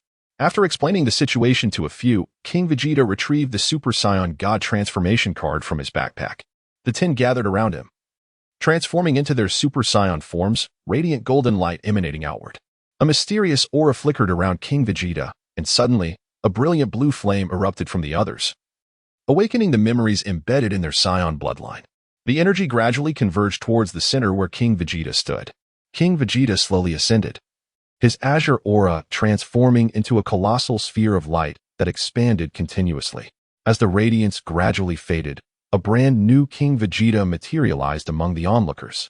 His hair shone a brilliant crimson, and his physique had become remarkably slender, enveloped in an energy reminiscent of the sun's radiant flames. His large eyes revealed vibrant pupils. His skin became even more porcelain-like, and his appearance exuded youthful vigor, embodying an irresistible charm akin to the readers of this book. This is the Super Saiyan God. This transformation, achieved through such a method, surpasses the strength derived solely from rigorous training, as it amalgamated a portion of the innate power from those surrounding him. Moreover, this was a version of utmost luxury. Vegeta's combat prowess has instantaneously ascended to the mid-7th dimension, a remarkable leap spanning 5 dimensions. Such a terrifying advancement. It is worth noting that in the original narrative, when Goku first transformed into a Super Saiyan God, his power reached merely the 6th dimension. However, this level of strength pales in comparison to Beerus, whose might resides at least in the late 10th dimension. Nevertheless, this is not a life-or-death struggle. Should Beerus awaken with a temper, such strength would be entirely sufficient. As Beerus gazed upon the crimson-haired King Vegeta, he was taken aback. Indeed, there exists a Super Saiyan God. What warrants the title of God? Upon transforming into a Super Saiyan God, one acquires a divine aura, imperceptible to the ordinary individual. Furthermore, the evasion and critical strike capabilities within the divine realm are exceptionally high. Neither combatant uttered a word, they simply engaged in battle. Vegeta, with a fierce punch, surged forward. A crimson aura swirling around him and expanding across his form. Beerus effortlessly intercepted the blow with one hand, then pivoted to deliver a powerful side kick that sent Vegeta hurtling away. The two gradually ascended, the battleground shifting into the skies above. The sound of impacts echoed through the air. Although this transformation into Super Saiyan God significantly enhanced his power, it bore a critical weakness: time. In the original narrative, Goku could only maintain this form for 10 moments before reverting to his normal state, only to unleash his Super Saiyan God powers once more when faced with the impending destruction of Earth in his battle against Beerus. Presently, Vegeta could sustain his Super Saiyan God form for merely 2 minutes, necessitating swift resolution. Oh, wait. It's more about enduring the blows. One must understand that the irritability upon waking can truly drive one to madness at times. Even King Vegeta must silently endure. 30 years in the East, 30 years in the West. Do not underestimate the young and impoverished. After enduring 2 minutes of relentless blows from Beerus, King Vegeta, having returned to his normal state, was spared the humiliation of a bruised visage, as Lord Beerus graciously showed him mercy. Nevertheless, this encounter allowed everyone present to vividly experience the sheer terror embodied by the god of destruction, Beerus. King Vegeta, unfazed, relished the sensation of his recent transformation, sharing his insights with the group in the form of red envelopes. For the next 3 years, everyone would be able to diligently cultivate their divine realms. After presenting a delectable feast crafted from an array of exquisite ingredients, Beerus found his ire dissipated and scampered off to sleep with glee. The realm of destruction settled into tranquility, yet Goku and Vegeta felt an extraordinary excitement within their hearts. Goku was thrilled to discover a form even more powerful than Super Saiyan 3. The primary concern with Super Saiyan 3 was its immense energy consumption, a dilemma that had long troubled Goku. Meanwhile, Vegeta, unable to transform into Super Saiyan 3, had directly transcended to comprehend the divine realm. Wasn't that delightful? Although Broly and his brothers had already mastered the Super Saiyan 4 form, it did not hinder their ability to grasp the divine Super Saiyan form. Following this battle, everyone absorbed knowledge of the divine realm like sponges. In contrast, on the side of the Winter Star, Bailey followed Frieza back to their home planet, for it was here that their lineage and wild nature could be unleashed to perfection. After more than a year of arduous training, the two had preliminarily achieved their golden forms. With a series of resounding detonations, they continuously released energy, for each outburst allowed them to gain a deeper mastery over this newfound power. Yet, despite their extensive training, both felt something was amiss. The duration of their golden forms was far too fleeting, and the exhaustion was severe. Mother, I've realized it. It is mental control. Indeed, mere physical training was not the optimal solution. To maintain the golden form flawlessly, the cultivation of mental fortitude was equally crucial. Only when both body and spirit achieved a harmonious balance could the true might of the golden form be unleashed, while everyone immersed themselves in vigorous practice. King Vegeta juggled his training with the responsibilities of caring for his family. The continuity of life and progeny was paramount. It was fundamental. Recently, during the March assessments, it was Vegeta who ultimately received the rewards. His innate talent was simply too formidable, and amid the fierce rivalry, his strength surged like a rocket. In keeping with his promise, King Vegeta sent a special red envelope to Vegeta and their family's WeChat group. Inside was a targeted Platinum Talent Awakening card, which he had discovered while browsing the system shop, a limited time offer at a 20% discount. Without hesitation, King Vegeta made the purchase. Under the envious gazes of those around him, Vegeta pressed the talent card against his forehead. Chapter 38, 3 Years. Part 3, Vegeta has unlocked the third talent slot. Ding. Vegeta has utilized the Directional Platinum Talent Awakening card, resulting in a successful enhancement of combat power. Please check the 8 gates of Duinjia, Special Platinum. Effect 1. The first gate, the opening gate, removes cerebral limitations, increasing combat power by 260. Unlocks Exterior Lotus. Effect 2. The second gate, the rest gate, alleviates physical fatigue, enhancing combat power by 300. The third gate, the life gate, represents the final safe zone of the 8 gates of Duinjia, boosting combat power by 350 and unlocking Interior Lotus. Effect 3, the fourth gate, the injury gate, signifies a perilous area of the 8 gates of Duinjia, increasing combat power by 450. The fifth gate, the closing gate, enhances combat power by 580. Effect 4, the sixth gate, the scenery gate, mitigates the consumption from previous gates, elevating combat power by 690 and unlocking Morning Peacock.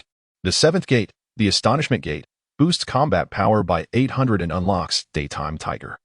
Effect 5, the Death Gate. The 8 gates are fully opened. Combat power surges by 400, unlocking Evening Elephant and Night King. The opening gate initiates the normal status of the first dimension's mid-phase. The rest gate initiates the normal status of the second dimension's early phase. The life gate initiates the normal status of the second dimension's late phase. The injury gate initiates the normal status of the third dimension's mid-phase. The closing gate initiates the normal status of the fourth dimension's early phase. The scenery gate initiates the normal status of the fifth dimension's early phase. The Astonishment Gate initiates the normal status of the fifth dimension's late phase. The Death Gate initiates the normal status of the sixth dimension's late phase. Note, the first 3 gates can remain open as long as combat power requirements are met. The injury gate may only be opened once for a maximum of 1 hour. The closing gate for a maximum of 30 minutes, the scenery gate for 20 minutes, the Astonishment Gate for 10 minutes, and the Death Gate for 5 minutes. Failure to adhere to these limits will result in irrevocable consequences. Oh my goodness. King Kai? A miracle from a single draw. Not a hint of deviation. Vegeta, fortune has smiled upon you. Indeed, Vegeta possesses a unique talent that renders the need for training-related abilities obsolete. The extraordinary Platinum Level 8 Gates technique significantly enhances Vegeta's combat prowess. Moreover, the Dragon Ball version of the 8 Gates has undergone extensive modifications, resulting in substantially reduced energy consumption. It can now be activated upon reaching a certain stage in a normal state, with minimal adverse effects. Additionally, it can be complemented with Senza Beans. Although the Death Gate can only be maintained for 5 minutes, my Senza Beans can easily replenish that. It's noteworthy that in the world of Naruto, Might Guy, upon fully opening the 8 gates, nearly delivered a decisive blow that could have concluded the saga. Such ferocity. Furthermore, this ability, merely at the Platinum level, astonishingly amplifies one's power by a staggering 40-fold. Such exaggeration. However, given Vegeta's current strength, he can only open the first or second gates. Father, this talent is incredibly formidable. Its strength is visibly apparent. At the moment of the talent's awakening, the system projected various skills in vivid detail within Vegeta's mind. Vegeta, I must admit, I am beginning to envy you. Surpassing Goku and Broly is merely a matter of time, and I have faith in you. Do not let me down. Very well, Father. I shall not betray your expectations. I will become the mightiest Saiyan Prince. 3 fleeting years have passed in the blink of an eye, since the demise of Cooler. The entire universe has been firmly under the dominion of King Vegeta and Frieza. In these 3 years, numerous events have unfolded.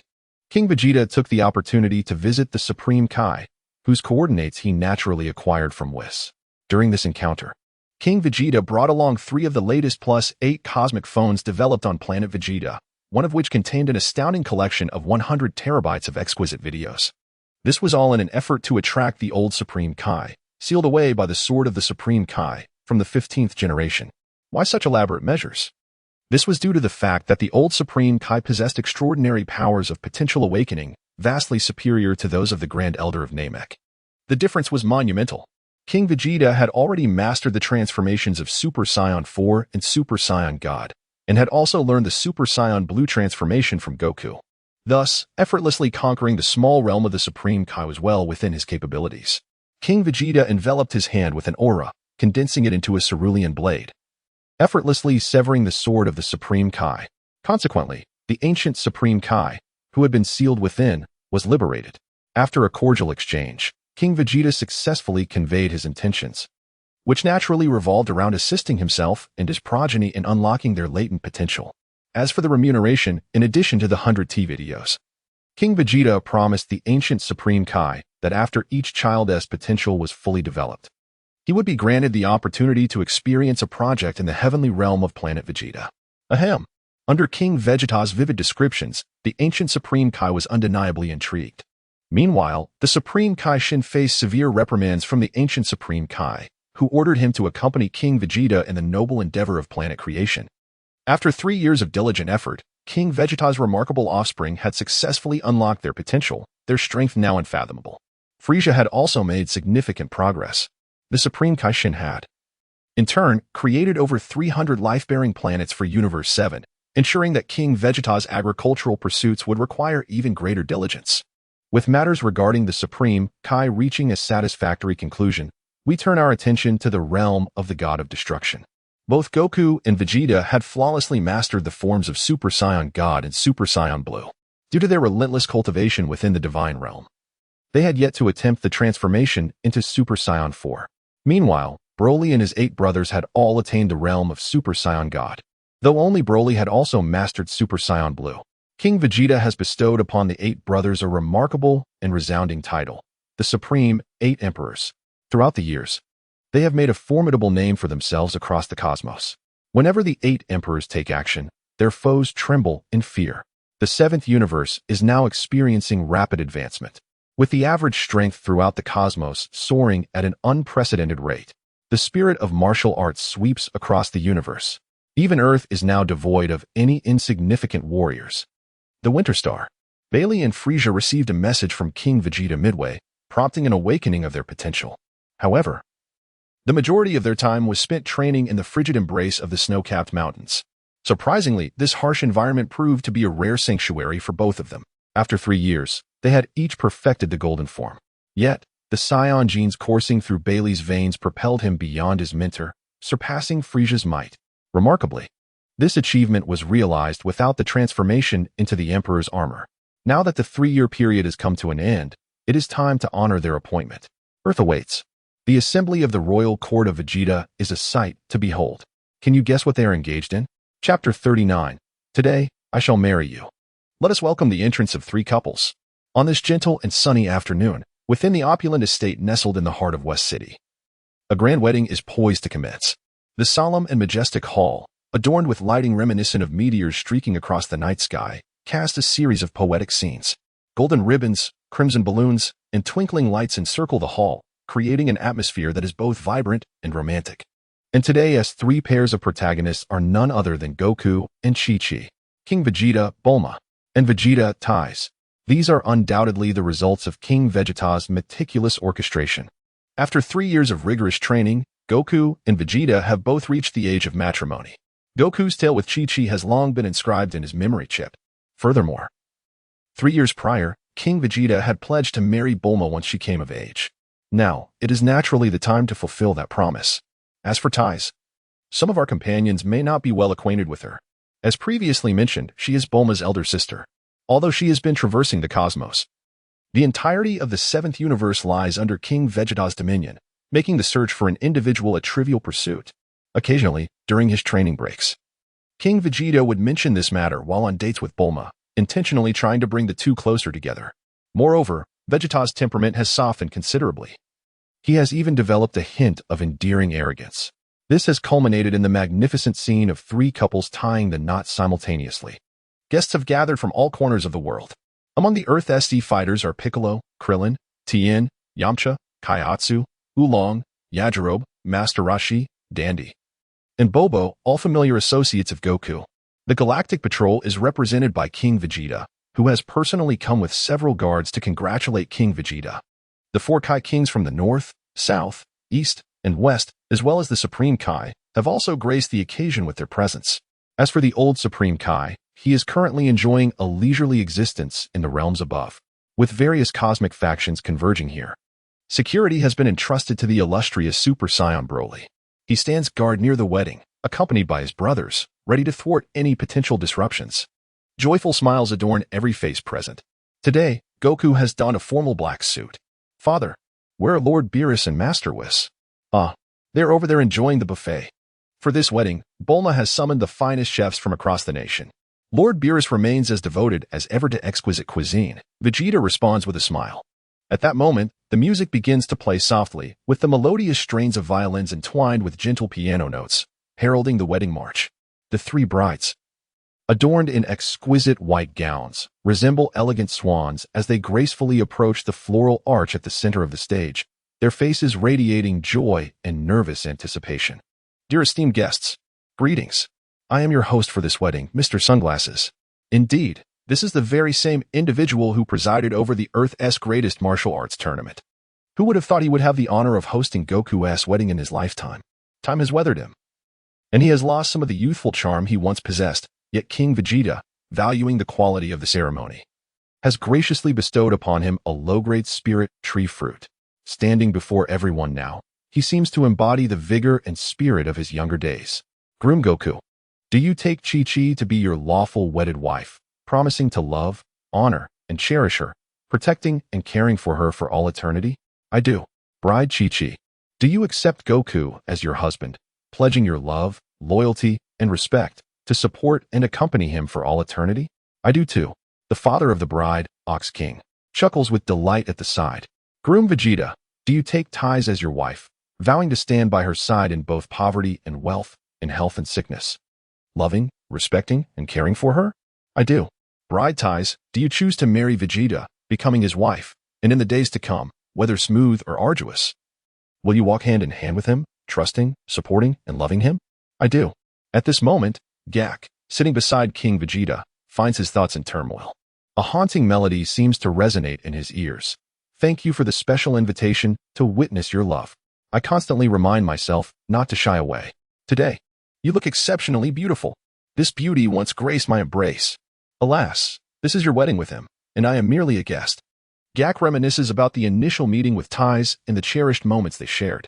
Regrettably, she has ultimately become another's bride. King Vegeta took Bulma's hand, his gaze silently urging the host to refrain from unnecessary chatter. With deep affection, he looked into Bulma's eyes and asked, Bulma, do you wish to be my wife, the soulmate of my life?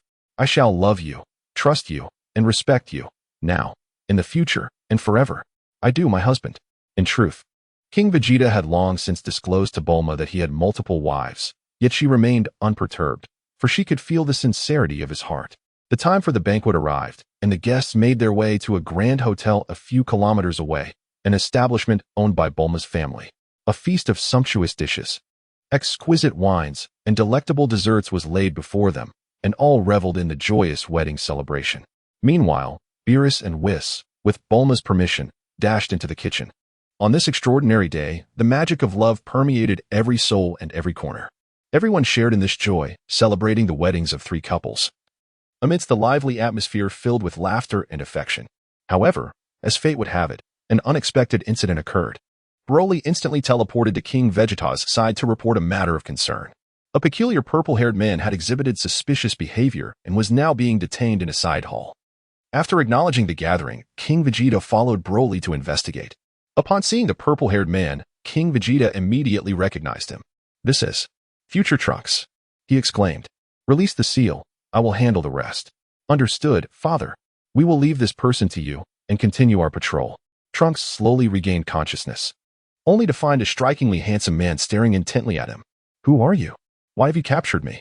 Trunks inquired of the unfamiliar figure. Shouldn't I be the one asking you? Why are you here at my wedding? I certainly do not recall extending you an invitation. Vegeta, the king, certainly recognized the identity of this individual. However, he preferred to let him reveal it himself. A wedding?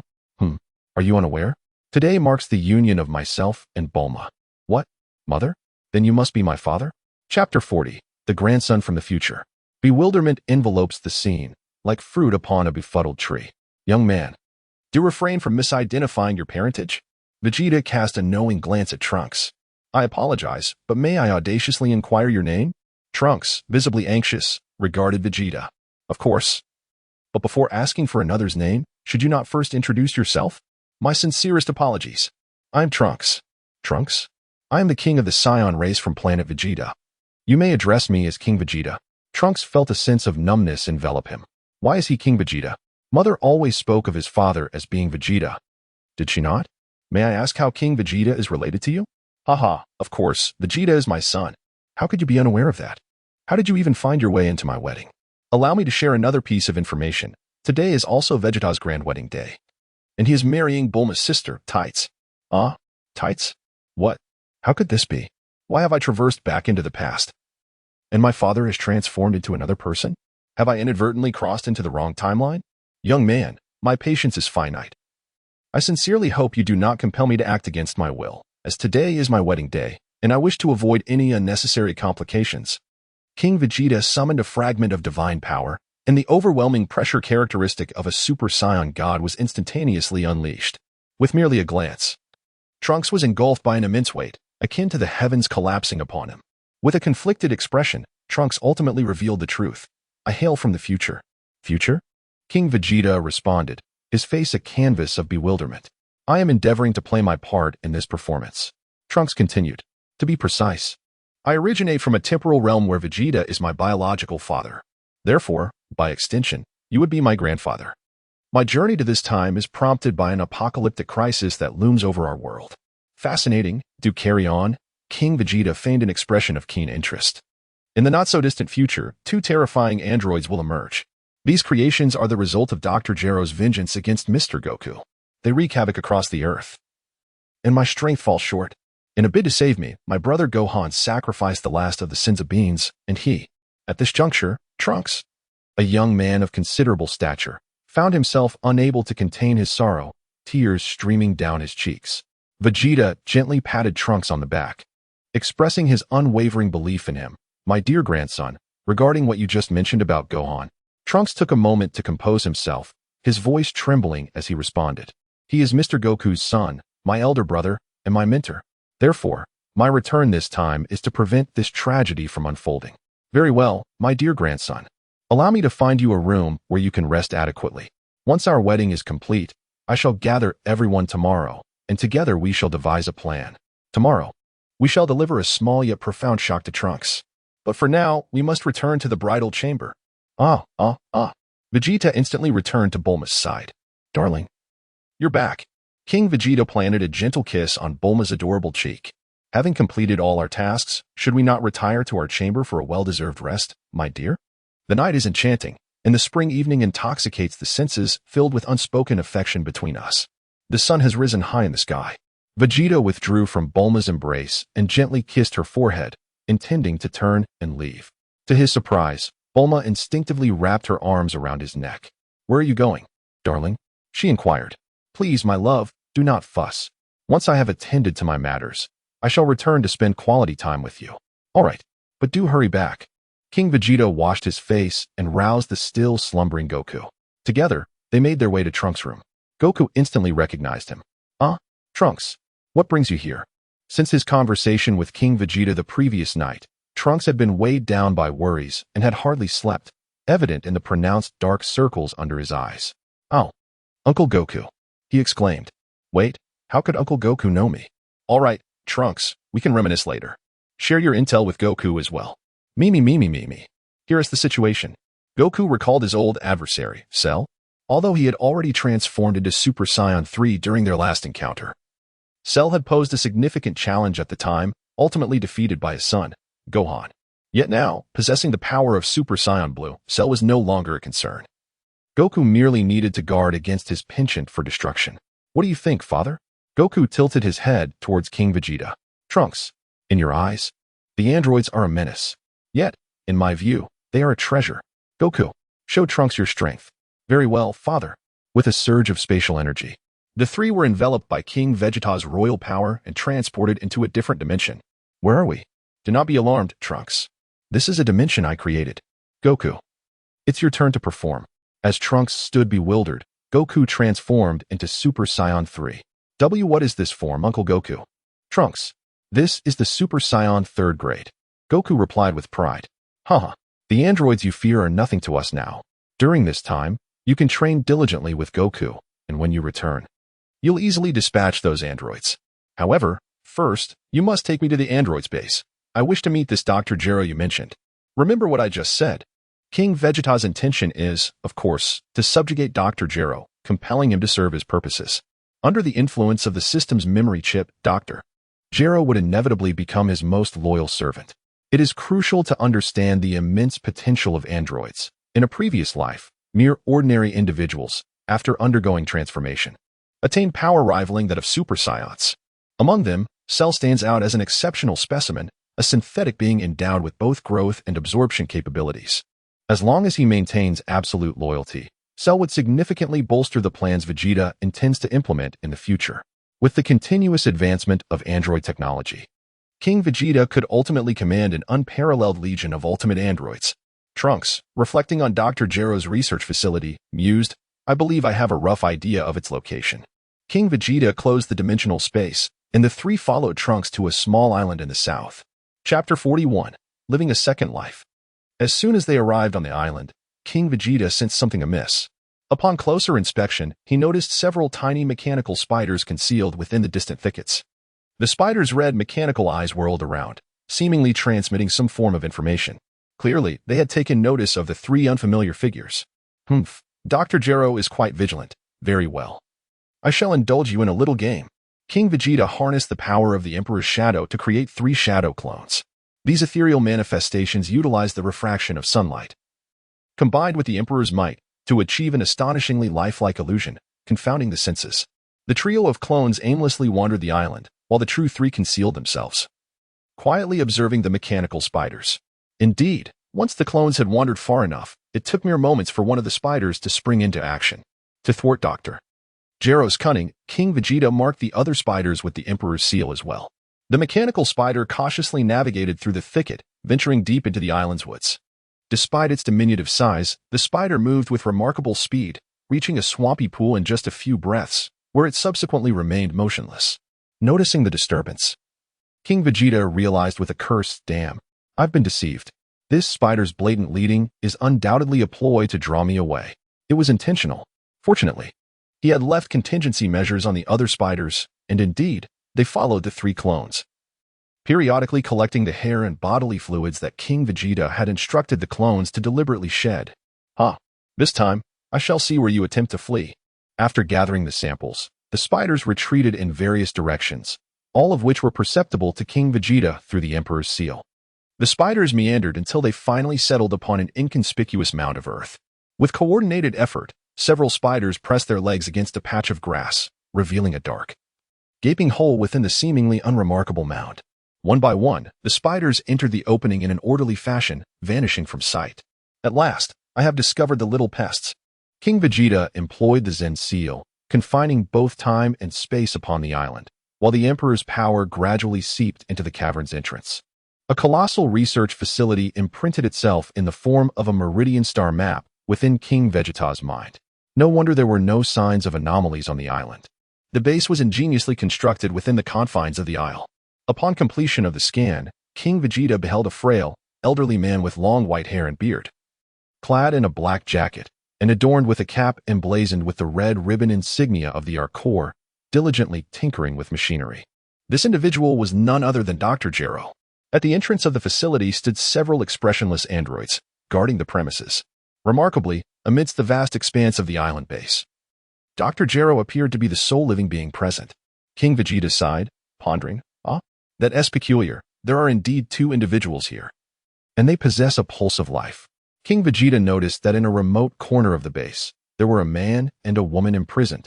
To his surprise, they were none other than Lapis and Lazuli. While their names may not ring a bell, the mention of Android 17 and Android 18 surely does. These 2 are indeed the infamous siblings, referred to by Trunks as the artificial beings who would bring destruction and chaos to the future world for their own amusement. However, in this timeline, they are not as malevolent. Rather, they are merely unfortunate souls ensnared by the whims of fate. At this moment, The siblings have yet to fall victim to the sinister designs of Dr. Gero. Vegeta's plan took root in his mind. Trunks, I will address the matters concerning Goku. You should return to your training for now. Just as Trunks was about to speak, Goku intervened, whisking him away in an instant. Uncle Goku. Why did you stop me from speaking? We have indeed located their stronghold. Trunks exclaimed, brimming with excitement. Goku, with a serious demeanor, replied, Trunks. Your father has his own strategies, and our immediate priority is to enhance your strength. Follow me. I will provide you with rigorous training.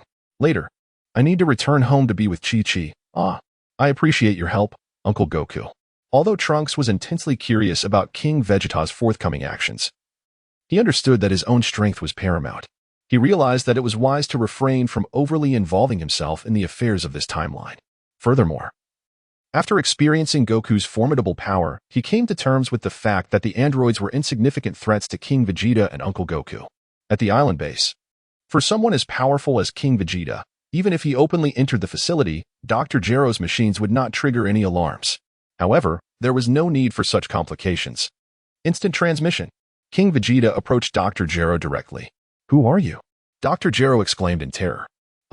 You are the three who just arrived on the island. How could this be? With a mere glance from King Vegeta, Dr. Gero found himself rendered utterly motionless, left with only the ability to speak. King Vegeta gradually approached Dr.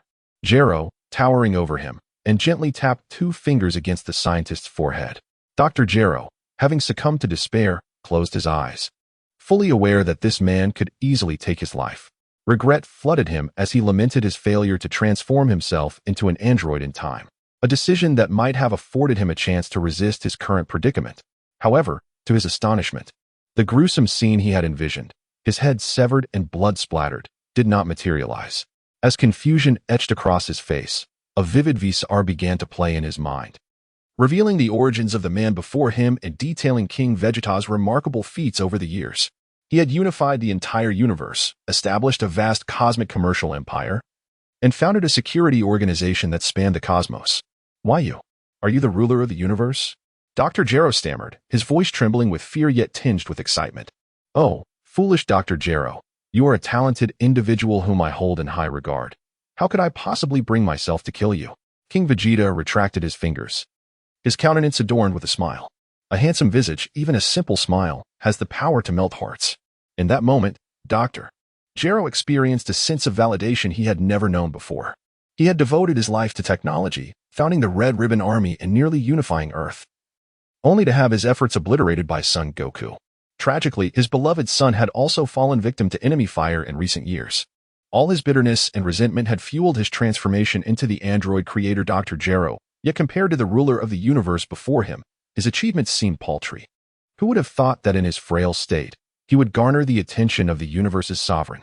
A solitary tear escaped Dr. Gero's eye, cascading down his cheek. King Vegeta observed the transformation of Dr. Gero and discreetly lifted his oppressive aura. Chapter 42. The Android Legion Project. I, Gero, have wandered aimlessly through life, never encountering a worthy master. If you do not reject me, I humbly wish to serve you as my lord, Dr. Gero stated, half kneeling before King Vegeta, his expression one of utmost reverence. In the original narrative, he is, in fact, quite a nefarious character.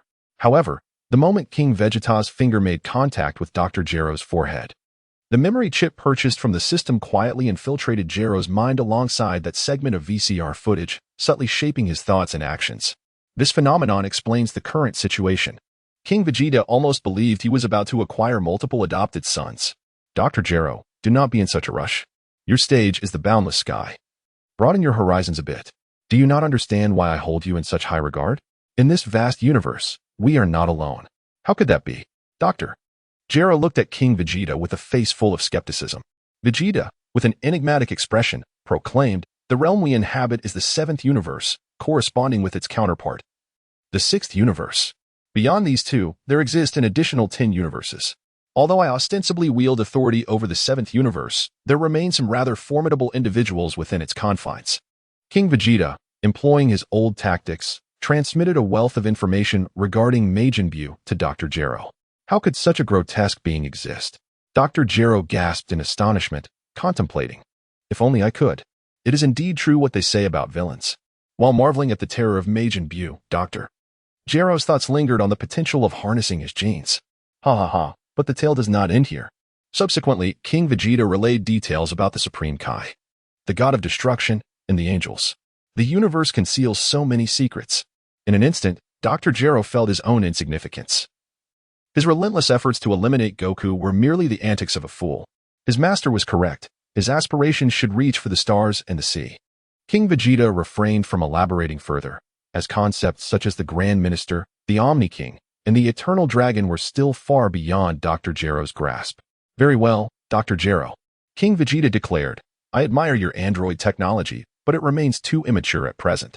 I invite you to my Android Research Institute on planet Vegeta, where you shall serve as the director. All resources will be at your disposal. I merely hope that your androids will prove beneficial to me in the future. What say you, Dr. Gero? King Vegeta gazed earnestly at Dr. Gero. I am willing, Master. I shall not disappoint your expectations. Dr. Gero willingly recognized King Vegeta as his master, astonished that in his twilight years, he encountered such a tremendous opportunity. Had he not met King Vegeta, his later life might have unfolded as he had once envisioned, transforming himself into an android, seeking vengeance against Goku, only to be utterly defeated. Reflecting on this, Dr. Gero proactively addressed King Vegeta, Master, may I be granted the pharmaceuticals to control my creations? Vegeta waved his hand dismissively, asserting that there was no need for such formalities. I trust you, and there's no need to refer to me as Master. You may call me King Vegeta or simply Your Majesty, as my steward does. Truth be told, if it were a charming young maid calling him Master, he would be rather pleased, but this old man was spared that fate. At your service, Your Majesty. Allow me to first present to you my android creation machine. I recently captured 2 excellent specimens, and I can demonstrate their capabilities for you. Dr. Gero exclaimed excitedly, gesturing animatedly towards various machines. After patiently listening to Dr. Gero's extensive explanations, King Vegeta interjected, Dr. Gero, there is something of utmost importance. Those twin siblings hold great value for me. Do not proceed with them just yet. Furthermore, the genome you currently possess is insufficient. I shall provide you with a drop of my blood for your research. He continued, moreover, we must refrain from implanting bombs within the androids. Our original intention was to cultivate greater combat prowess, not to manipulate others maliciously. You must understand that when you treat others with malevolence, you often bear the brunt of greater consequences. Your Majesty is wise, Dr. Gero replied, though concern etched his features. But how shall we harness this power? Haha, Dr. Gero. You are still too inexperienced in this regard. Allow me to offer you some advice. In the future, it will not be a matter of us coercing others into becoming androids. Rather, they will beseech us for the transformation. Do you comprehend? Your Majesty, how could anyone possibly plead with us to undergo such a transformation? Dr. Gero questioned, bewildered. Humph, Dr. Gero. I set you a modest goal. Categorize the core energy systems of the androids into 3 tiers and create upgradable modules. We shall not refer to the process as transformation but as evolution. Flesh and blood bring weakness. It is far better to ascend as machines.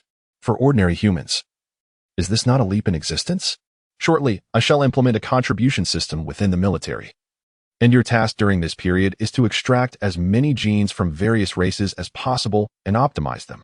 This is a monumental endeavor. You may start by creating a few prototypes. Our soldiers will evolve into androids based on their contribution values, and do not simply amalgamate all genes. Conduct ratio experiments.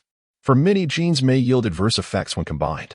There are several geneticists on Vegeta who can assist you in this research. Remember, in the original tale, Gohan, a half-scion, possessed terrifying potential, mysterious Gohan, beastly Gohan. He had no guidance from Whis or King Kai. However, as time progressed, his daughter Pan's son struggles even to achieve Super Saiyan 1. Thus, the ratios of different bloodlines necessitate experimentation. Just like in the mobile game Crown of the Gods, being of pure royal blood does not guarantee supremacy sometimes. Hybrids from various races can reach greater heights in certain domains. I understand, Your Majesty. Dr. Gero's heart surged with fervor, and at that moment, he yearned to rush to planet Vegeta and embark on a grand undertaking. Then, how shall we address those twin siblings? Concerning this matter, since you merely captured them, I will accompany you, apologize to them, and offer some form of compensation, then listen to their thoughts. They arrived at the door to the room where the twins were confined. After Dr. Gero's palm scan, the mechanical door slowly opened. Chapter 43, The Redemption of the Siblings. The room was shrouded in darkness, silent as a tomb, devoid of any indication of the presence of the captives. Dr. Gero pressed a button, and clusters of white lights flickered to life. Gradually, visibility returned, revealing two massive blue nutrient pods. Dr. Gero, your facilities are quite advanced. King Vegeta remarked with a light-hearted tone. Your Majesty, times have changed. Who still employs traditional confinement methods? Dr. Gero replied proudly. Indeed. To Vegeta's surprise, the scene he had envisioned, ragged figures weeping in despair, did not materialize. Within these nutrient pods, I have incorporated various precious herbs collected from Earth. In addition to sustaining their energy needs, these will gradually enhance their physical condition, Dr. Gero boasted, a smile stretching across his face. Of course, I am a perfectionist. My creations must be powerful, captivating, and flawless. Vegeta comprehended instantly. What a commendation! At this moment, unrestrained praise is all that is required. Dr. Gero, you truly are a paragon of brilliance. In such a technologically primitive environment on Earth, you have managed to create a nutrient chamber that rivals our advanced interstellar technology. I have not misjudged you. A cascade of flattery directed towards Dr. Gero has left him blushing with embarrassment. Your Majesty, I shall release them now. I have infused the nutrient chamber with sedative herbs, rendering them both in a state of deep, unconscious slumber. Not in haste, allow me to examine them closely. Vegeta remarked as he leisurely approached the nutrient chamber. Within the left chamber lay a boy with jet black hair parted down the middle. Unlike the original depiction, he was far from frail. His physique was a sculpted marvel, with well-defined muscles and an ideal golden ratio. Any girl who happened upon him would undoubtedly be enraptured. You may wonder how Vegeta could perceive so clearly. It is due to the nature of the nutrient chamber, wherein both individuals were clad in minimal attire, with only some form-fitting undergarments shielding their modesty. Ahem. In the right chamber, of course, was Lazuli, her golden hair styled in a charming asymmetrical bob. Her strikingly beautiful visage worthy of goddess-like reverence in a past life. Moreover, under the nourishing effects of the nutrient solution, her height had notably increased from the original tale, now reaching approximately 160 centimeters. Vegeta, the king, is becoming increasingly endearing with each passing moment. I find myself drawn to you. Dr. Gero, I must address your actions. Why did you feel the need to remove their clothing? This will certainly make it difficult for them to face the world again, especially in the presence of young ladies. The king speaks wisely. I shall promptly attire them once more. The old man chuckles mischievously. Is it I who am at fault, or is it you? However, it seems that King Vegeta is overthinking, as Dr. Gero is fervently inputting commands at the control panel. Before long, the liquid within the nutrient chamber begins to flow slowly. And astonishingly, a suit of body armor starts to coalesce around the two figures, enveloping nearly their entire bodies, save for their heads. How intriguing. Dr. Gero, surely their previous state was not a deliberate act on your part? King Vegeta feigns anger as he gazes at Dr. Gero. My king, I beg your pardon. I merely wish to showcase my flawless creation. Dr. Gero looks genuinely apologetic. You old rascal. And another thing, please refrain from referring to your endeavors as mere creations. One might mistakenly assume you are conducting some nefarious human experiments. Do you understand? I shall heed your command, my king. With that, Dr. Gero slapped himself across the face. Very well, there's no need for such self-deprecation. Awaken them, Doctor. King Vegeta gestures for him to proceed. Dr. Gero presses the red button on the control panel. Reciting incantations. Awaken, dark-haired demon of the void, golden angel, heed my summons. Rise. King Vegeta, having witnessed many grand spectacles, found himself momentarily taken aback by Dr. Gero's words.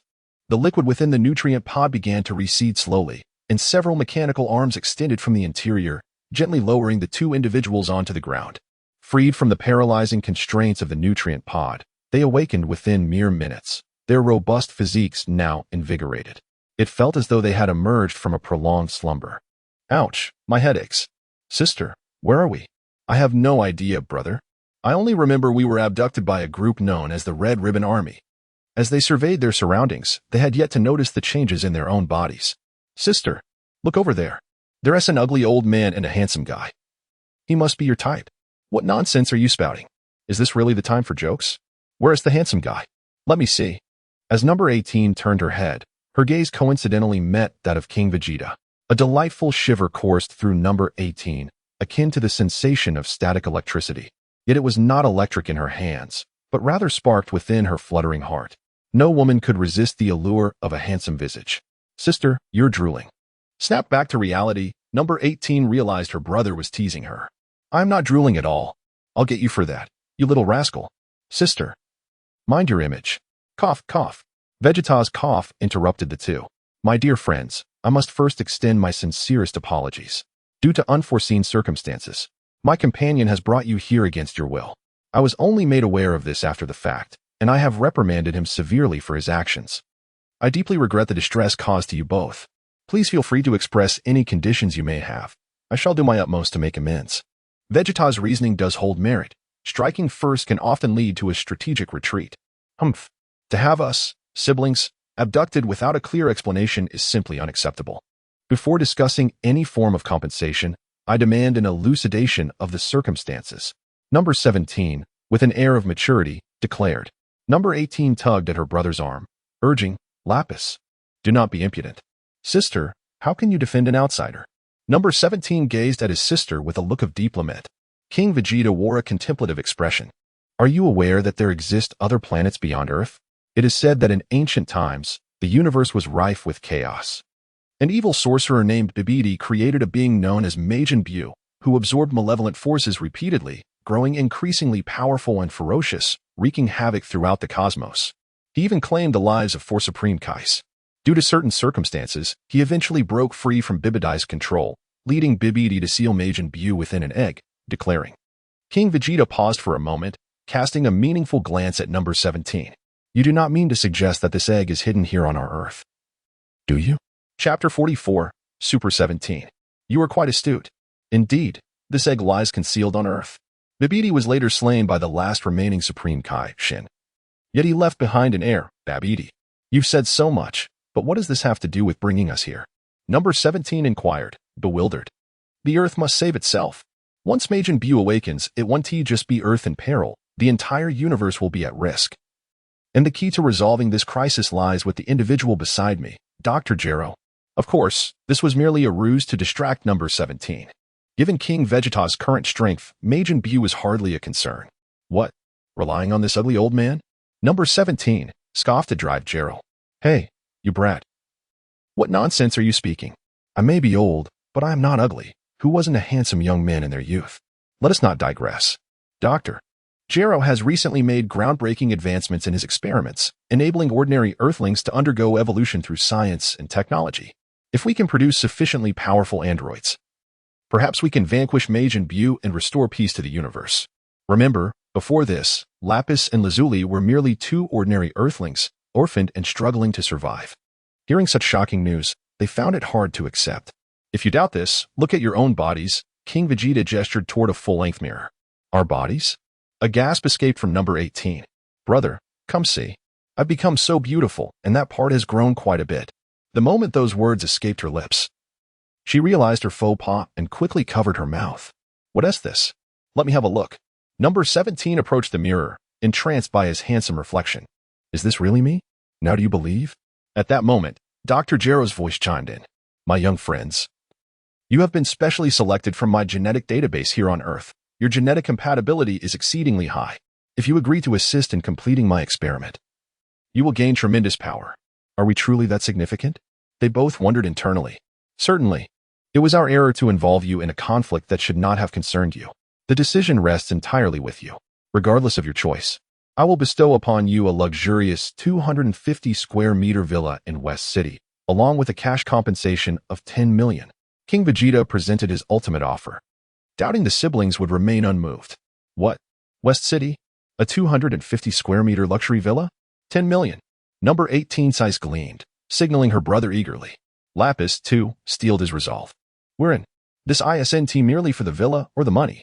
Finally, Dr. Gero's affairs reached a conclusion. And now he merely awaited the completion of the bloodline matching to officially commence the Android Army project. Meanwhile, King Vegeta, with a heart full of warmth, anticipated returning to his beloved Bulma. The inky night sky enveloped everything within its reach, yet what it could not obscure was the gaze of King Vegeta. In contrast, Bulma's evening radiated with unusual brightness, as moonlight cascaded from the horizon, blanketing the earth in patches of golden rice fields. The fields swayed in the gusts of wind, allowing Bulma to discern the dancing rice stalks. The sky seemed to turn upside down, while a gentle stream meandered beside the rice fields. The night for the two was serene and profound. 2 months later, on planet Vegeta, the esteemed director exclaimed, "Our experiment has finally succeeded." Quickly, informed the king. This individual was, of course, Dr. Gero. Over the past 2 months, he had collaborated tirelessly with the genetic experts on planet Vegeta, conducting countless experiments, often toiling through the night until dawn. Even King Vegeta was astonished by the extent of their fervor. "Do not let yourself perish on the operating table," he warned. Before reluctantly allowing Dr. Gero to continue his research after administering a fruit from the Tree of Might, Dr. Gero promptly notified King Vegeta, who teleported in an instant. His curiosity piqued. "What is the current status?" A young scholar beside him held a report and replied, "Your Majesty, we have successfully developed 3 distinct genetic combinations: the Earth Scion hybrid, the Ice Demon Scion hybrid, and the Namekian Super Scion hybrid." "What nonsense is this? I don't understand a word," King Vegeta retorted. "The Earth Scion hybrid utilizes a ratio of 15 Earthling and 85 Scion, which enhances the potential of the evolved warriors. The second ratio, 25 Earthling and 75 Scion, facilitates the transformation into Super Scion. The Ice Demon Scion hybrid comprises 33 Ice Demon, 17 Earthling, and 50 Scion. This combination significantly boosts the baseline combat power of the evolved warriors. The Namekian Super Scion hybrid is a blend of 15 Namekian warrior, 25 Ice Demon mutant, 35 legendary Super Scion, and 25 android. However, this ratio only allows for cellular self-consumption and evolution, rendering it unsuitable for genetic modification. This third combination cannot be related to cell, can it?" King Vegeta mused. "Very well, let us commence the modification procedure for number 17. I am eager to witness the results." On the operating table, Dr. Gero meticulously implanted various components into number 17's body. He first adjusted number 17's genetic sequence to incorporate elements of the Ice Demon and Scion, which slowed cellular aging and extended his lifespan. His palms were transformed into energy-absorbing devices, appearing unchanged externally, but housing a perpetual motion core, an essential technology for androids, providing limitless energy. Moreover, Dr. Gero integrated advanced capsule technology to accommodate these modifications. Most crucially, he equipped number 17 with an artificial intelligence chip, capable of updating its database, analyzing enemy weaknesses, and activating combat assistance mode. Thus, the Ultimate Warrior, Super Number 17, was born. Chapter 45, The Socialite Bardock upon completion of the genetic modifications. Super Android 17's initial combat power reached an astounding 100 billion, a staggering increase of 50-fold compared to the original number 17. Furthermore, he possessed limitless potential for growth. Once the procedure concluded, number 17 gradually rose from the operating table, the numbness in his body dissipating as he instinctively rotated his neck and flexed his wrists. "This feeling is extraordinary. I was right." Number 17 reveled in the surge of energy coursing through him, feeling invincible. "Shall we head to the training grounds? I could use a sparring partner to gauge my newfound strength." King Vegeta, who had been observing the procedure with keen interest, responded, "Let us go. I want to take on 10 opponents at once." Number 17 followed King Vegeta to a training arena, expansive enough to accommodate 3 football fields. A throng of researchers trailed closely behind, ready to document the combat data while donning the latest high-speed kinetic eyewear. For this sparring session, King Vegeta had summoned his captain of the guard, Bardock. Under King Vegeta's tutelage, Bardock's combat prowess had surged. And apart from the latent potential of the old Kaishin yet to be unlocked, he had access to comparable resources as his sons. Bardock had fully mastered the transformation into Super Saiyan 2, reaching the pinnacle of his power at the early stages of the second dimension. One could only marvel at the invincibility of Super Number 17. Yet, challenges loomed from above. The outcome for Number 17 was all too predictable. "Bardock, do remember to hold back. I do not wish for you to break him," King Vegeta quietly instructed before the bout commenced. "As you command, Your Majesty," Bardock replied. As King Vegeta approached with Bardock, Number 17 took notice of their presence. With his jet black, crab-like hair, sharply defined cheekbones, and visibly muscular physique, what stood out most was the distinctive cross-shaped scar adorning his face. "So, you wish to fight me, do you? Call your brothers as well." The surge of power instilled an overwhelming confidence in Number 17. "Young man, just remember this. It doesn't matter what you remember. Just remember," Bardock spoke cryptically. Yet his words left Number 17 feeling inexplicably irked. What nonsense is this? Watch my fists. Suddenly, a flurry of rapid punches erupted from number 17 aimed at Bardock. Yet, Bardock effortlessly evaded, his body seemingly transforming into a shield, completely nullifying number 17's assault. Seizing the opportunity, Bardock unleashed a powerful elbow strike, sending number 17 sprawling several meters back. You old fool, you possess some strength, managing to withstand half of my power. But next, I shall not hold back. Continuous finger energy bullets. Number 17's fingers unleashed 1,000 golden beams of light, which initially soared into the sky instead of directly targeting Bardock. Go. The golden light in the sky, as if obeying a command, swarmed towards Bardock from all directions. There was no escape. Ha. A low growl of fury emanated from Bardock at the center of the explosion. As the smoke cleared, Bardock remained standing, unharmed. What? Not even my 8/10 power can budge him. What kind of monster is this? Number 17's expression finally betrayed his concern. Haha, young man. A dull blade cannot compete with a lean frame. What do you intend to challenge me with? Bardock's words struck a deep chord with number 17. This is too much. Take this. Electric hell bullet. With both hands enveloped in platinum sparks, number 17 gradually formed a black-purple energy sphere. With a fierce shout, the energy ball surged like lightning towards Bardock. Humph. Ultimate destruction ball. Bardock responded with his signature technique. A massive blue light wave countered the black-purple energy sphere. Strangely, Bardock's blue light wave extinguished the black-purple orb in an instant, engulfing number 17 entirely in its azure glow. A fierce tiger descends the mountain, young man. Do not be overly arrogant. Yet, the anticipated screams did not follow. Old man, you are far too confident. Number 17 chuckled, a fleeting smile gracing his lips. His earlier actions had been deliberate, aimed at goading Bardock into unleashing his energy skills, allowing number 17 to absorb Bardock's energy to enhance himself. What? He remains unscathed? I cannot allow the king to underestimate me. Let us end this swiftly. Bardock radiated electricity, transforming into Super Saiyan 2. At the moment Bardock revealed his true strength, the outcome was inevitable. Even with infinite energy and stamina, number 17 found it impossible to withstand a force far beyond his limits. The conclusion was that he was left dazed and defeated. Take number 17 back to recover. The experiment was quite successful. Each member of your research team shall earn 1,000 contribution points. Once the technology is perfected, you will all have the opportunity for priority in genetic evolution. Thank you. Your Majesty. After urgent treatment in the medical pod, number 17 was on the mend, currently recuperating in the hospital ward. Lapis, how are you? I heard you were injured. Lazili, assigned to care for her brother, grasped his hand. I'm fine, sister.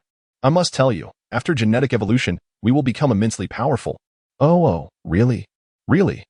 How did you get hurt then? Cough, cough. Let us not dwell on that. I'm fine now, and I wish to be discharged. Number 17 was eager to resume his training, determined to avenge himself. He recalled the scene of being thoroughly beaten by Bardock. It was utterly humiliating. After some persuasion from number 17, Lazili finally entered the operating room. The surgeon was a female Scion doctor, with Dr. Gero providing remote guidance. Recalling a recent movie about a great fire on planet Vegeta, the female doctor remarked, Lazili, let me remind you once more, after genetic evolution, you will no longer be an ordinary person. You will bear the responsibility of developing the android army, and your original name will be erased from now on. You shall be known as number 18. Before this genetic evolution, do you have any final words? I was once just an ordinary girl, but his presence changed my life profoundly. If possible, please allow me to retain my ability to bear children. I wish to have a child with him. The doctor was taken aback, questioning her own life choices. Chapter 46, Number 18, Will you marry me? In the Grand Hall of Planet Vegeta, the two androids, Number 17 and Number 18, knelt before King Vegeta, receiving their prestigious titles. By the king's decree, Number 17 was appointed as the supreme commander of the Android Legion, tasked with overseeing all matters of the Legion. Number 18 was designated as the chief of staff, assisting Number 17 in managing the Legion's affairs. They expressed their gratitude to the king. Although it was somewhat awkward that the Android Legion currently comprised only these two, it was assured that in due time, fresh blood would continually invigorate the entire Legion. Recently, King Vegeta has unveiled a contribution value system, currently being trialed exclusively among the Scion race.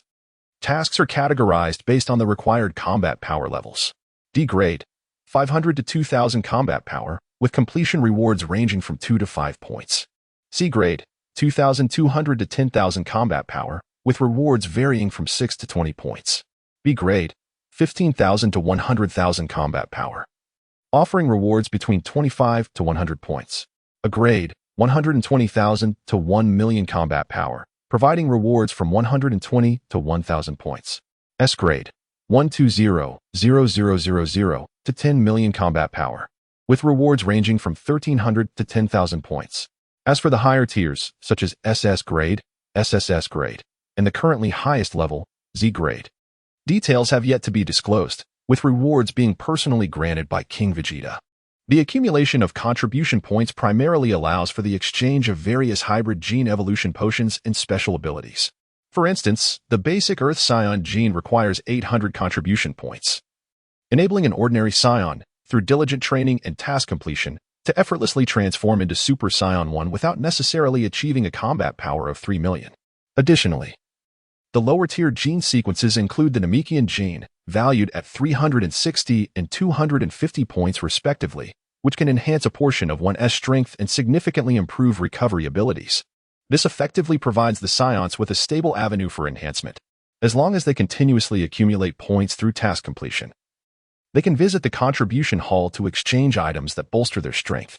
The announcement of this policy has sparked considerable upheaval within the Scion community, with many struggling to accept it, and some expressing skepticism. Vegeta, the king, was undoubtedly prepared with a countermeasure. He instructed Android 17 to set up a stage in the central square of Planet Vegeta. An official statement was released. The current commander of the Android Legion is the first genetically evolved super warrior. All the clansmen gathered to witness this event, which would last for 7 days, during which he would accept challenges from his kin. Prior to this, Android 17 was merely an ordinary individual with a combat power of 5 on a remote planet. Upon the announcement, challengers flocked in droves.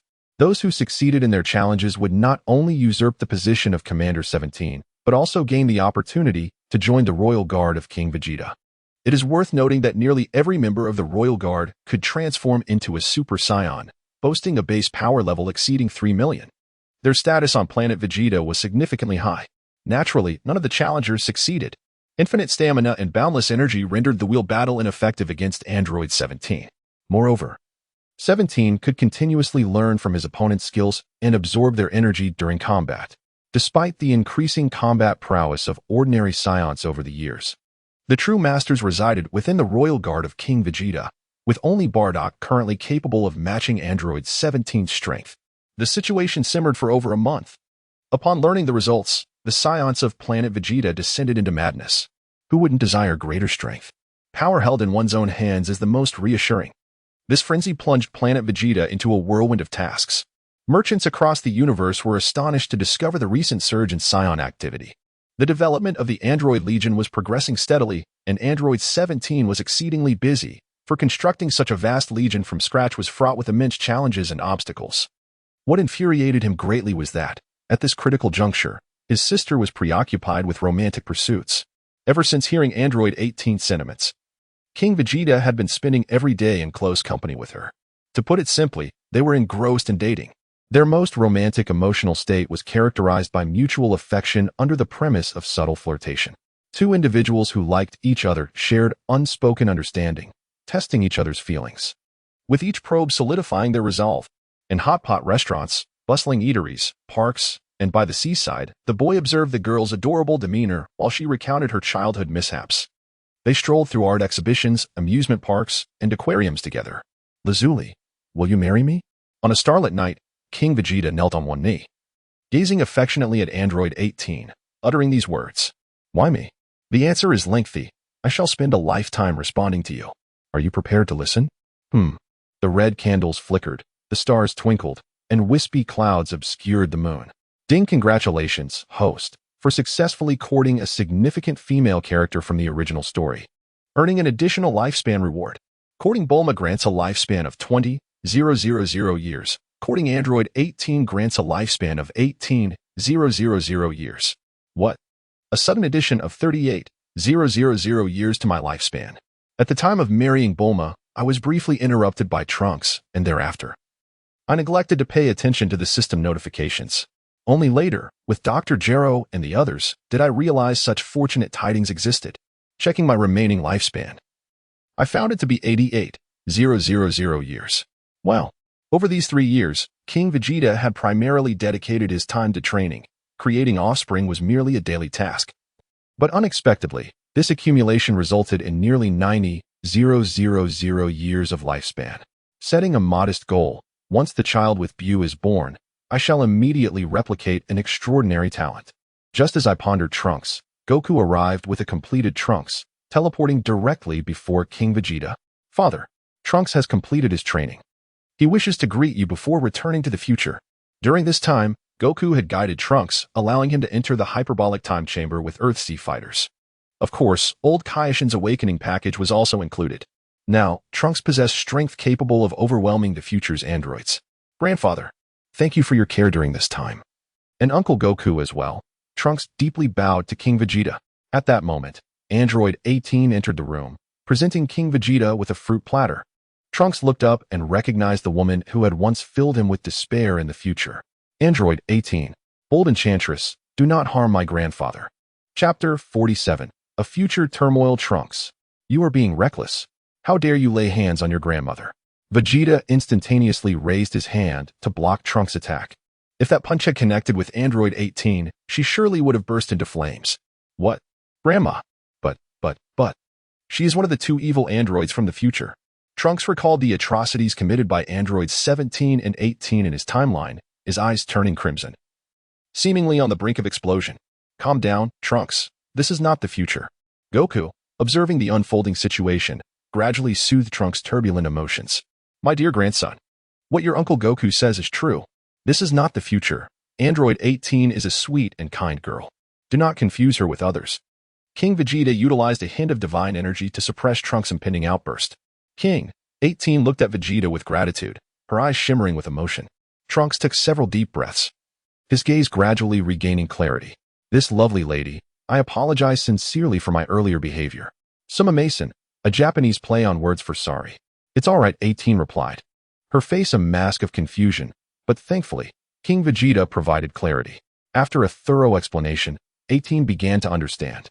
No wonder Trunks almost went berserk. In their future timeline, the 2 androids committed such heinous acts. Fortunately, she encountered him in this timeline. Otherwise, perhaps she too would have faced a grim fate. Trunks, I empathize with your feelings. Keep these sins of beans on you. You may find them useful in the future. As your grandfather, I can only assist you this far. With your current strength, you should be capable of confronting the future threats. However, remember that dangerous individuals will emerge on Earth. As he spoke, King Vegeta shared all the intelligence regarding Cell, Majin Buu, and the evil sorcerer Babidi. Cell should still be quite weak. Upon your return, eliminate the 2 androids first, then draw Cell out.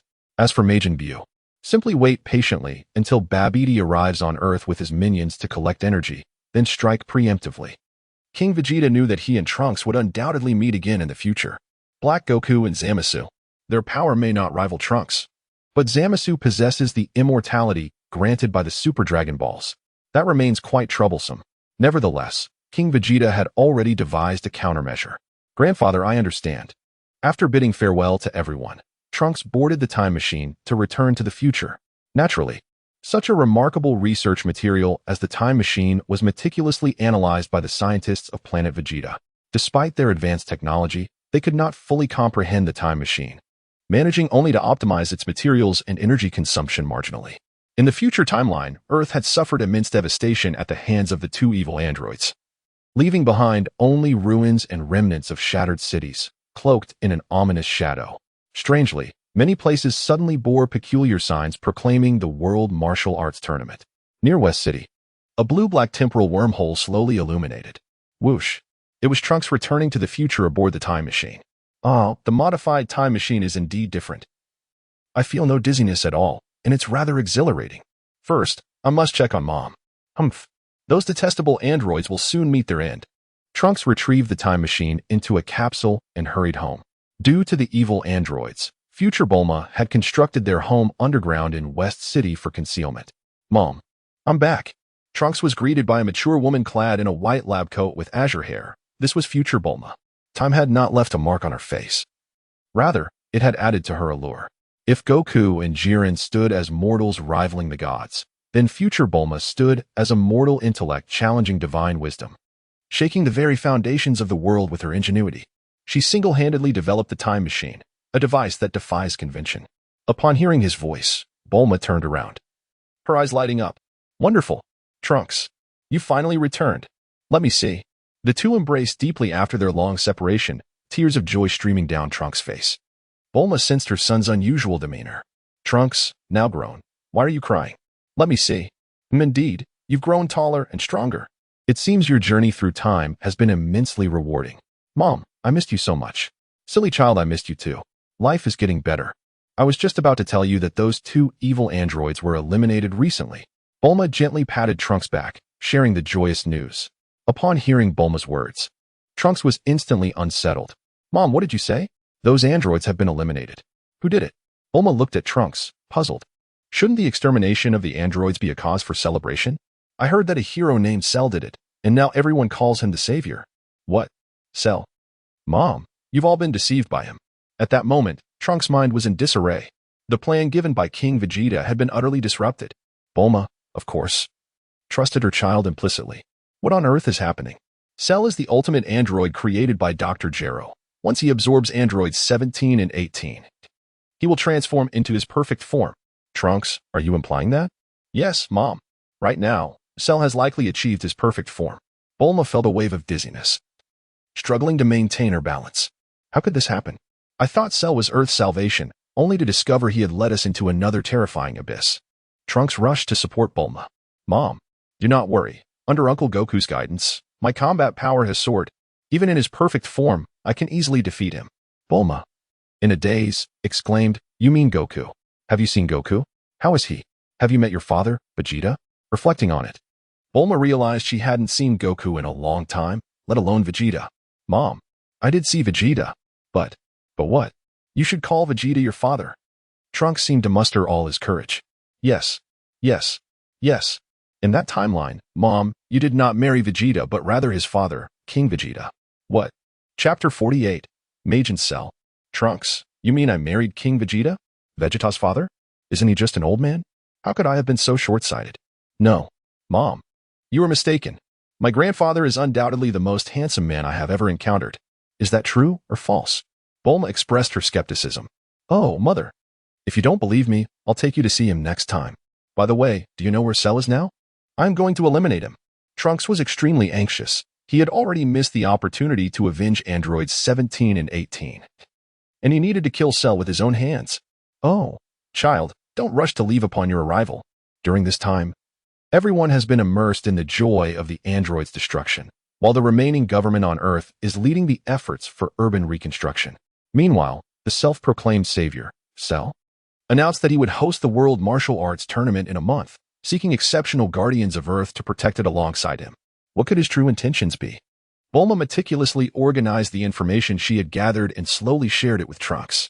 The World Martial Arts Tournament. No wonder I saw so many banners when I just returned. Could it really be as Prince Vegeta warned, that traversing time could lead to unpredictable occurrences? Trunks fell into deep contemplation, carefully analyzing the information his mother provided, in conjunction with what his grandfather had said regarding Majin Buu. Suddenly, he slapped his thigh in realization. I know. Trunks, don't get so worked up. Speak. Cell must be planning to resurrect Majin Buu and then absorb him.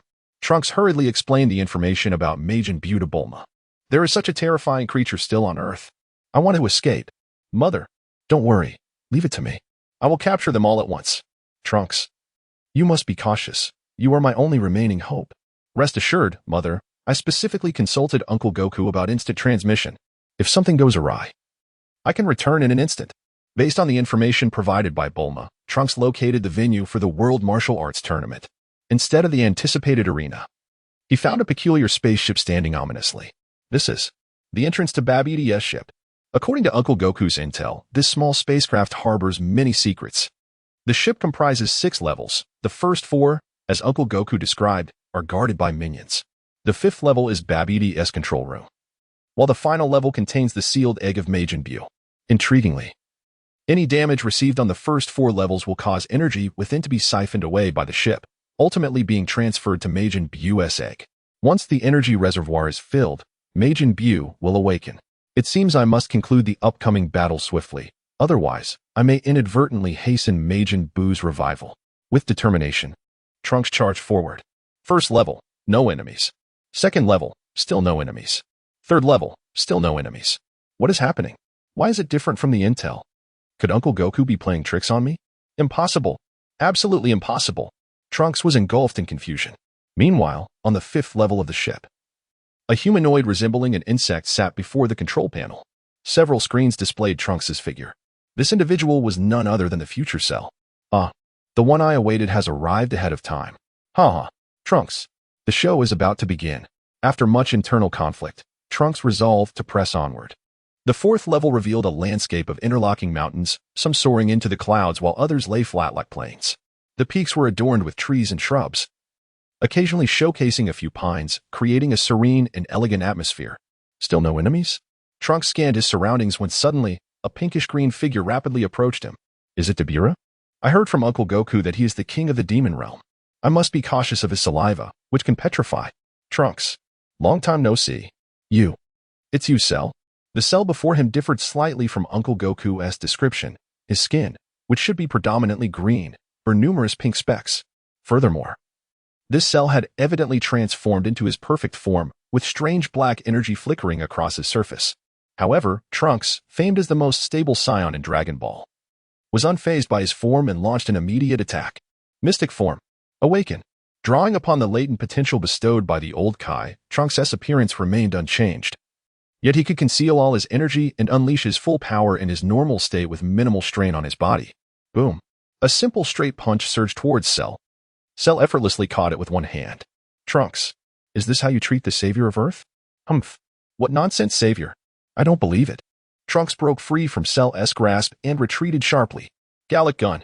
Trunks amassed energy within, forming a massive purple energy sphere in his palm. Bang. Ha ha ha. Trunks, I didn't expect you to become increasingly entertaining during our time apart. But is this the extent of your damage? Have you forgotten to eat? What? Trunks' anxiety deepened. That last attack had fully unleashed his power, and Cell could not possibly emerge unscathed. Could it be? Does he possess the ability to absorb energy like Super 17? Damn it. Trunks, are you not curious about my current form? I have waited long for you. Cell spread his arms and closed his eyes, displaying a look of ecstasy. Trunks, perplexed about how to deal with Cell, saw an opportunity to extract information from this fool. Cell, you are truly repugnant. Speak quickly. Ha ha ha. Can't you wait to hear my tale? This is all your fault, Trunks. Had you not killed androids 17 and 18, I would not have had to steal your time machine to traverse back to the past. Hee hee, but I am about to kill you once more. I hesitate only a little. Let me absorb Majin Buu once again. You don't know. The taste of Majin Buu is simply exquisite. Chapter 49, A Brotherly Embrace. What do you mean, Cell? Can't you see, Trunks? Allow me to share, upon arriving in this timeline using the time machine, I absorbed androids 17 and 18, achieving my perfect form. Then I returned to my original timeline and absorbed Babidi and his associates, leading me to discover the truth about Majin Buu. In that particular dimension, with your assistance, I successfully gathered the energy required to unseal the formidable Majin Buu. That foolish creature, caught off guard, was effortlessly devoured by me. Ha! It was then that Trunks discerned the source of his earlier unease. It was revealed that the present Cell had already consumed Majin Buu once. This posed a significant challenge. Given Trunks' current prowess, he could easily eliminate any one of them individually. However, the fully evolved Cell, having absorbed the Demon Realm's King Dabura, the Sorcerer Babidi, and Majin Buu, had experienced a geometric surge in his combat capabilities. Moreover, Babidi and the others were nowhere to be seen aboard the ship. It was as if Cell had absorbed twice in succession. If he were to consume this dimension's Majin Buu, one could scarcely fathom the terrifying monstrosity that would emerge. A retreat is imperative. Otherwise, I might indeed meet my demise here. Trunks, his mind racing, swiftly turned his back to Cell and activated instant transmission. In a moment of bewilderment for Cell, Trunks made his escape. What? He fled. Humph. No matter. I doubt he can go far. Trunks' previous move had already amassed a significant portion of energy, and I shall replenish the remainder with my own reserves. Majin Buu, are you prepared to be consumed by me once more? Ha ha ha ha ha. The primary timeline awaits. King Vegeta was oblivious to the events transpiring with Trunks, as he was preoccupied with a significant matter of his own. The embryo of the ultimate android, Cell, which Dr. Gero and his team had been researching, had finally completed its development. Today, it was destined to break free from its shell. This version of Cell was markedly different from the one in the original narrative, who was solely focused on avenging Goku. After discussions with King Vegeta and the other scientists, Cell's character was designed to be benevolent, and he was designated as the guardian deity of planet Vegeta. Naturally, to ensure safety, King Vegeta equipped this new Cell with a unique memory via a system memory chip. Within the android research facility, a dozen researchers gathered around a massive nutrient pod, which housed a gigantic green egg. Dr. Gero, did you not say that Cell would emerge today? Why is there no sign of movement? Inquired a male researcher, unable to contain his impatience. What are you in such a rush for? I don't need your opinions. I require my own. Dr. Gero retorted with an air of unwavering authority. As the two engaged in their exchange, a sudden crackling sound emanated from the pod. The green shell began to fracture, revealing an adorable blue head resembling the small Cell summoned by the fully formed version. Where am I? Didn't I spend all night gaming with my sister yesterday? Why are all these people staring at me? Wait, what happened to my body? Where's my 18 cm treasure? The memories implanted by the scientists gradually activated within Cell's mind. Oh my goodness, I've been transported to the Dragon Ball world, and it was my brother who brought me here. Damn it, I just sold my Tian Dao account. Over 20,000 hasn't even been spent yet. Observing Cell's self-dialogue, one researcher remarked, Dr. Gero, why does this Cell keep talking to himself? He seems a bit dim-witted. Doctor. Gero approached and delivered a firm slap to Cell's forehead.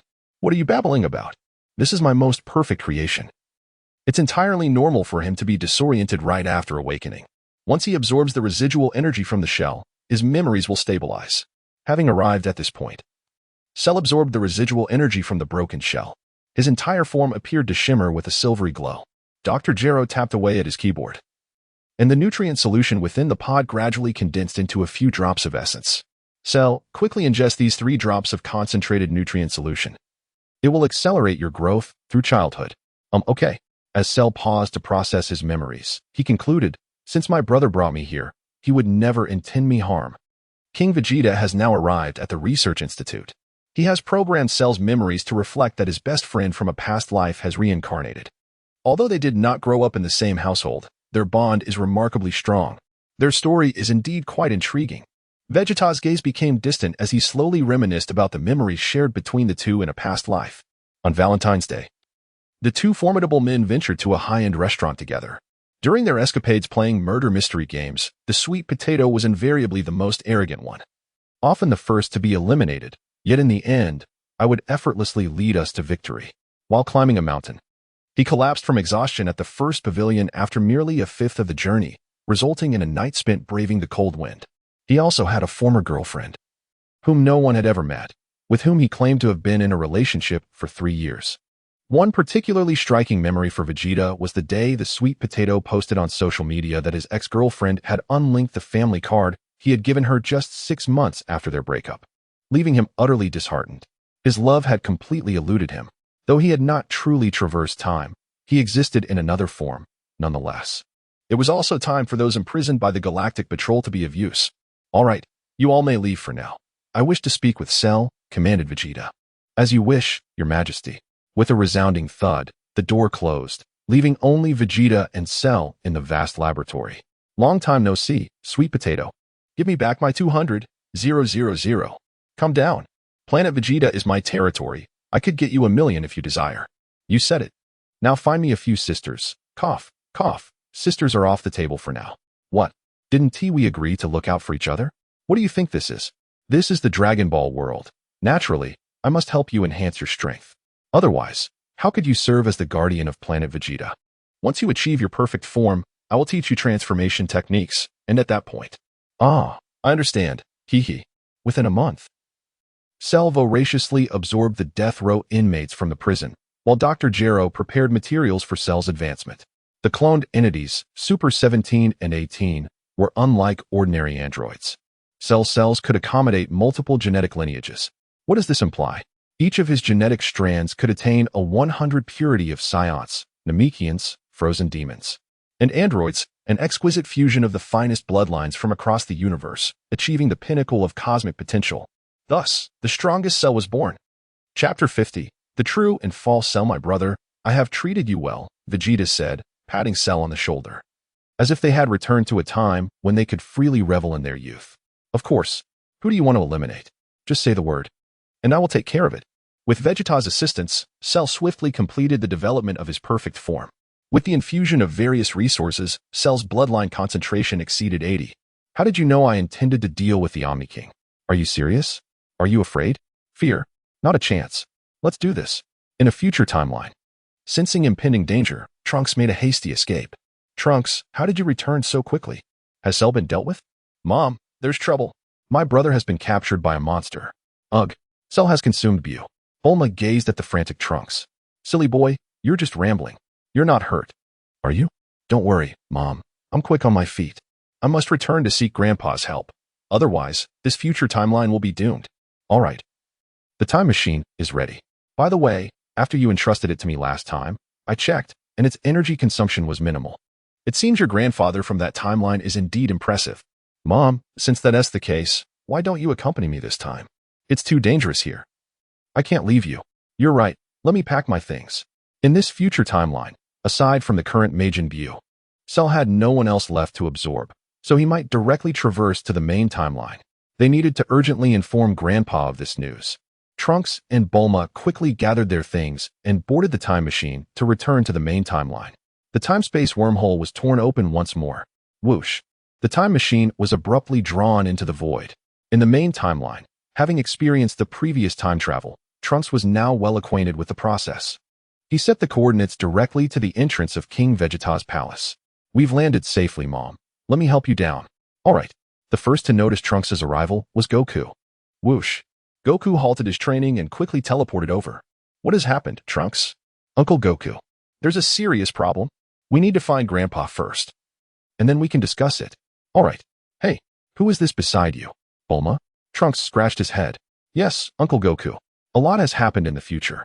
And I couldn't leave Mom behind, so I brought her along. Goku. Goku, observing the unusually mature Bulma, felt quite unaccustomed. Hello, Bulma. Please, follow me. Vegeta is no fool. He had already taken note of Trunks' arrival. However, at that time, he was preoccupied with exploring the essence of life alongside Android 18. King Vegeta could only hastily descend into the forest, vowing to return to the celestial battlefield alongside Android 18 for a fierce battle. Ahem, as the three approached King Vegeta's chamber, the door swung open on its own. Goku? Trunks? Huh? Are you the Bulma from the future? King Vegeta gazed intently at the woman before him, a figure both familiar yet strangely foreign. Her icy, resolute eyes seemed devoid of focus, and beneath their dark depths lay an aura of tranquility. The short, pale blue hair accentuated her youthful demeanor, while her smooth, fair complexion radiated a striking, chiseled elegance. At that moment, Bulma's gaze also fell upon King Vegeta. Like sunlight shimmering on water, she appeared serene as a gentle breeze caressing the willows. Trunks did not deceive me. Had it not been for the future Bulma's download of an anti-fraud application, my heart might have been entirely ensnared. Greetings to you, Lady Bulma from the future. Although I am the grandfather of your child, you need not adhere to convention. Simply address me as King Vegeta. Well then, Trunks. Let us proceed with the matter at hand. It has not been long since your departure. How is it you have returned so swiftly? Trunks, lacking the formidable abilities of King Vegeta, recounted the dire circumstances surrounding the future timeline Cell in meticulous detail. Upon hearing Trunks' account, even Goku found the situation rather daunting. Such a monstrous entity must be eradicated without delay. The consumption of Majin Bu would grant Cell an almost immortal constitution, making him not only challenging to defeat but exceedingly difficult to annihilate. Trunks, do not fret. First, let us discern who he truly is. Vegeta summoned his +8 and directly dialed Cell's number. What do you want? Cell replied lazily, irritated by the call. Why call so close? Just teleport over. When Trunks saw the newcomer, who bore a striking resemblance to Cell, he felt a twinge of unease. However, this time Trunks was not reckless or impulsive. He patiently stood by, awaiting an explanation from King Vegeta. Allow me to introduce our guardian of Planet Vegeta, Cell, King Vegeta announced. There is someone attempting to invade Planet Vegeta. What do you think we should do? Who dares to challenge me?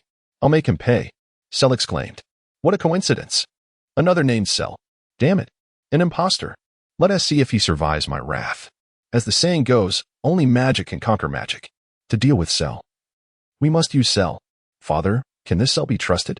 The one from the future is. Trunks pondered, recalling his recent confrontation with the future version of Cell. "Hey, who do you think you're looking down on, kid?" Cell retorted, visibly displeased. "How about this, Goku? To be safe, you should train with Cell for a while. After all, he has only recently come into existence and needs to hone his combat skills," King Vegeta suggested, hoping Cell might absorb some of Goku's techniques and, in turn, allow Goku to glean new skills through combat. "Don't worry, Trunks. The future Cell will merely serve as nourishment for our Cell. However, your power is still insufficient. Keep training to avoid embarrassing me next time."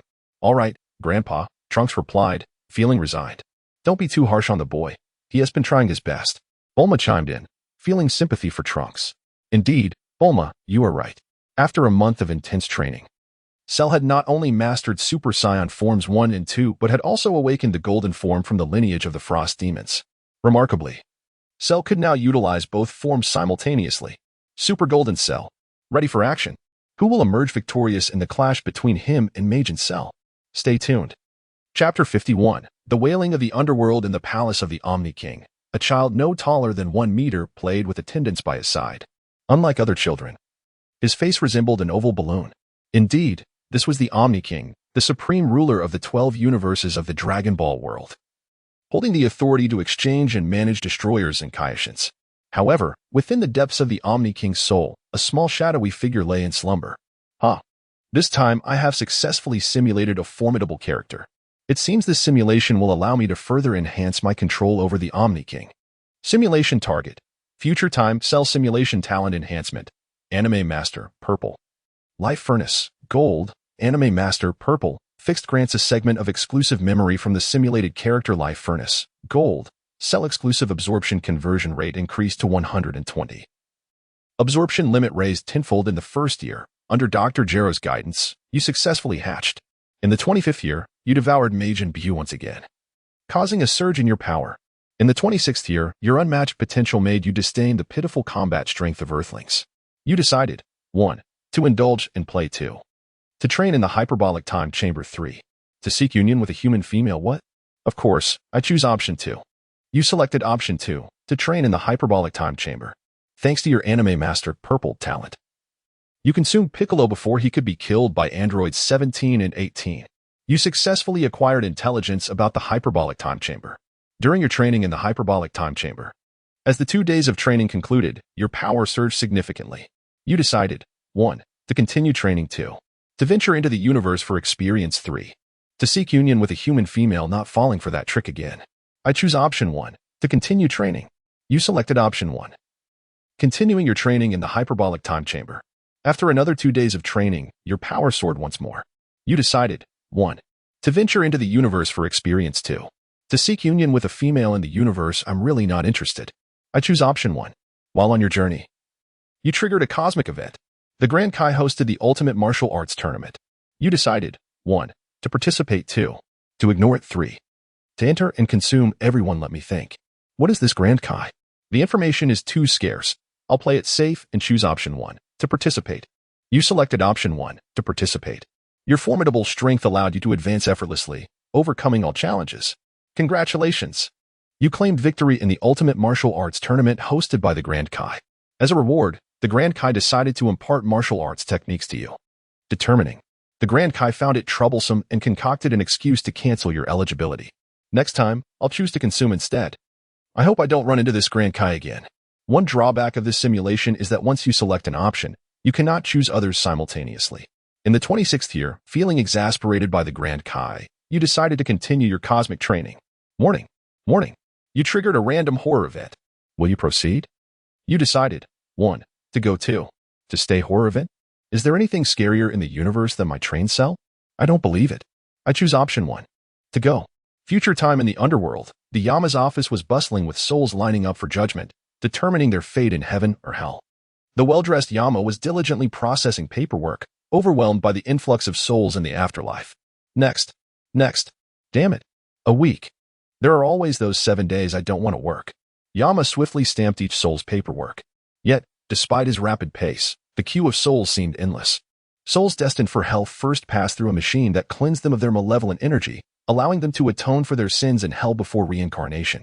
The machine collected the purified malevolent energy into a vessel, overseen by a little demon who adored rap, now on duty. I shall traverse from the south to the north, and from the realm of white to that of black. I desire for all to behold me, yet remain oblivious to my true identity. Should you perceive me as weary, kindly offer me a bowl of water. If, perchance, you have already succumbed to love for me, then bestow upon me a kiss upon my lips. The little imp, lost in his own world, is blissfully unaware of the container brimming with malevolence nearby, on the verge of overflowing. Boom, boom, boom. Under the overwhelming strain of machinery, numerous components succumb to paralysis. A deafening explosion reverberates. The little imp's negligence ultimately culminates in disaster. The shockwave from the explosion even reverberates to the Hell's Palace. Boom, boom, boom. The King of Hell is knocked to the ground by the force of the shockwave. What is happening? Quick, investigate this matter. I am working tirelessly here. Who dares to disrupt? If this jeopardizes my year-end bonus, I shall not hesitate to silence them. A nearby ghostly messenger, tasked with recording, quickly nodded and bowed. Yes. My Lord King of Hell.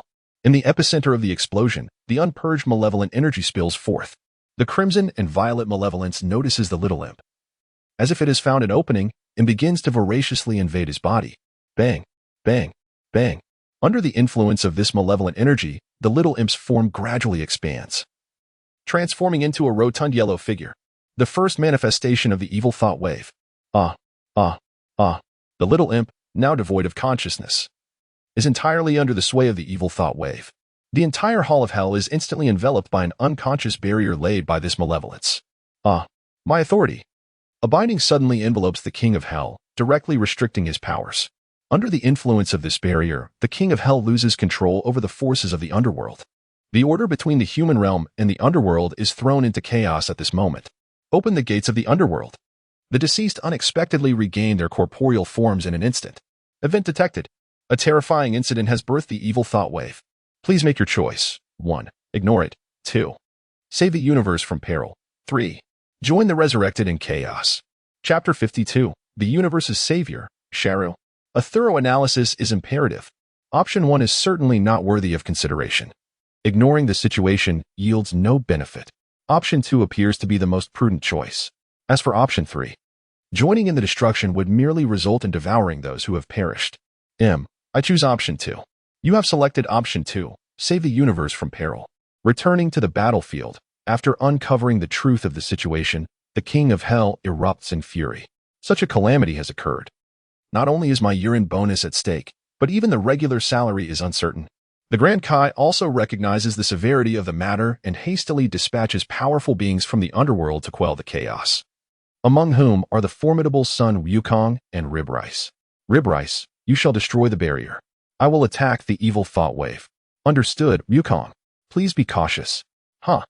Ribrice concentrates his energy into a blast, aiming it at the barrier. The energy sphere merely creates ripples upon impact, as all the energy is absorbed by the barrier.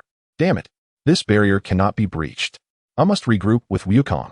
Wukong, having encountered the evil thought wave, observes its first form, which, surprisingly, possesses a certain cuteness with its chubby visage resembling that of a 3-year-old. Wukong, the barrier cannot be destroyed. My energy blast was completely absorbed. Ribrice hastens to inform Wukong of the results of his experiment. Ribrice, think of another approach. Leave the evil thought wave to me. After years of diligent training in the underworld, Sun Wukong finally encounters a worthy opponent, and he is determined to impart some lessons. The evil thought wave turns its gaze towards Wukong and emits a series of high-pitched cries. Suddenly, numerous small clones of the evil thought wave appear on the ground, surrounding Wukong.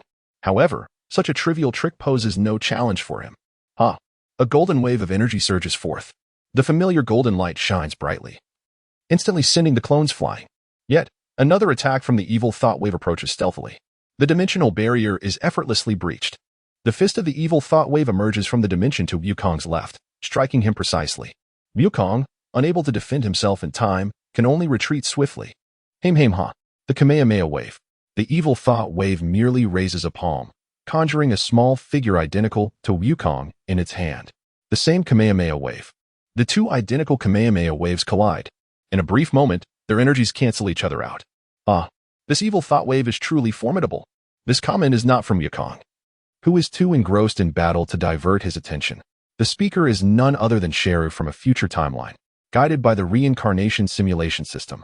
He stealthily conceals his presence, lingering at the fringes of the battlefield. As time ticks away, Wukong in this timeline has yet to master the Super Saiyan 3 form and is utterly helpless against the first form of the evil thought wave. Wukong, you truly are a useless fool. It's my turn to take the stage. Humph. You perished too early before, and I had no chance to devour you. This time, there will be no escape. Sheru is not idle. While the evil thought wave and Wukong engage in ferocious combat, he discreetly scatters many pink morsels across the battlefield. The evil thought wave unleashes a series of dimensional punches, and Wukong, caught off guard, is forcefully slammed to the ground. Suddenly, the pink morsels expand, enveloping Wukong. This is the signature ability of Majin Buu. Absorption. Wukong is unexpectedly encased in a pink sphere, hurtling towards Sheru. The sphere swiftly merges into Sheru's being. The evil thought wave, witnessing this, is immediately incensed, as if its cherished toy has been snatched away. Roar. Roar. Roar. The evil thought wave flails its arms, releasing a barrage of energy blasts towards Sheru, a deluge of crimson orbs surging forth. Humph. Do you think I'm that useless, Wukong? Blood rain bomb. Sheru raises one hand above his head, a dazzling purple light radiating brilliantly. A torrential downpour of purple energy rains down upon the evil thought wave. Denser than the red orbs. Crack. Crack. Crack. The purple rain pierces through the energy orbs of the evil thought wave. Yet, this is just the beginning. The momentum of the energy rain does not cease. Millions of droplets bombard the evil thought wave. Boom. Boom. Boom. The first form of the evil thought wave is unexpectedly pierced through. Is that all? Sheru scoffs disdainfully at the evil thought wave. However, at that moment, a sudden twist unfolds. The remnants of the evil thought wave that were pierced begin to absorb back into itself. The second form of the evil thought wave officially makes its debut. Unlike its initial form, this manifestation of the malevolent energy bore a sinister visage, exuding an aura of extreme ferocity. Its skin had taken on an orange-red hue, complemented by pointed ears, black eyes, and yellowish sclera, instilling a sense of dread in those who gazed upon it. Clad in a light purple armor that revealed a muscular abdomen beneath, it sported a pair of beastly horns atop its head, a long tail reminiscent of a demonic lizard trailing behind, and white wristbands adorning its wrists and calves. The malevolent energy merely regarded Cell with a chilling smirk, inciting Cell's indignation. It resembles a villain even more than I do. What is the meaning of this? Prepare to meet your end. Triple Super Exploding Ball. A signature move of Majin Buu, notorious for its destructive capability, having once annihilated Earth. To Cell's astonishment, the malevolent energy remained unfazed in the face of 3 colossal orbs of light, merely cackling incessantly. Just as the orbs were on the verge of colliding with it, the malevolent energy spread its arms wide. A grayish-white dimensional rift abruptly opened, swallowing the 3 orbs whole. What? Before Cell could fully express his astonishment, the dimensional rift behind him erupted open. The 3 orbs detonated directly at his back. Cough, cough. Such an ability exists. Ha ha ha. Soon it shall be mine. A master never allows their own attacks to affect them. Let us not forget that Cell had just absorbed Goku. Humph. Son Goku, your instant transmission is truly remarkable. Since energy attacks are ineffective against the malevolent energy, I shall simply beat you into submission. Cell discreetly placed small pink morsels on the ground for future needs. Demon God Form. Activate. This transformation, derived from Babbidi's magical control, was uniquely modified by Cell into his own Demon God Form. An Erim symbol slowly materialized upon Cell's forehead, and at that moment, his aura wildly expanded. Hey, the battle has only just begun. The malevolent energy displayed no signs of fear. It casually picked up a small stick from the ground. Under the influence of its dark energy, the stick gradually morphed, reconstituting itself into a razor-sharp demonic blade. With a flurry, dozens of sword energies surged towards Cell. However, Cell had an abundance of countermeasures at his disposal, having stealthily absorbed nearly all of the Z-fighters on Earth. This effectively granted him an inexhaustible library of martial techniques. Multiple energy disc slash.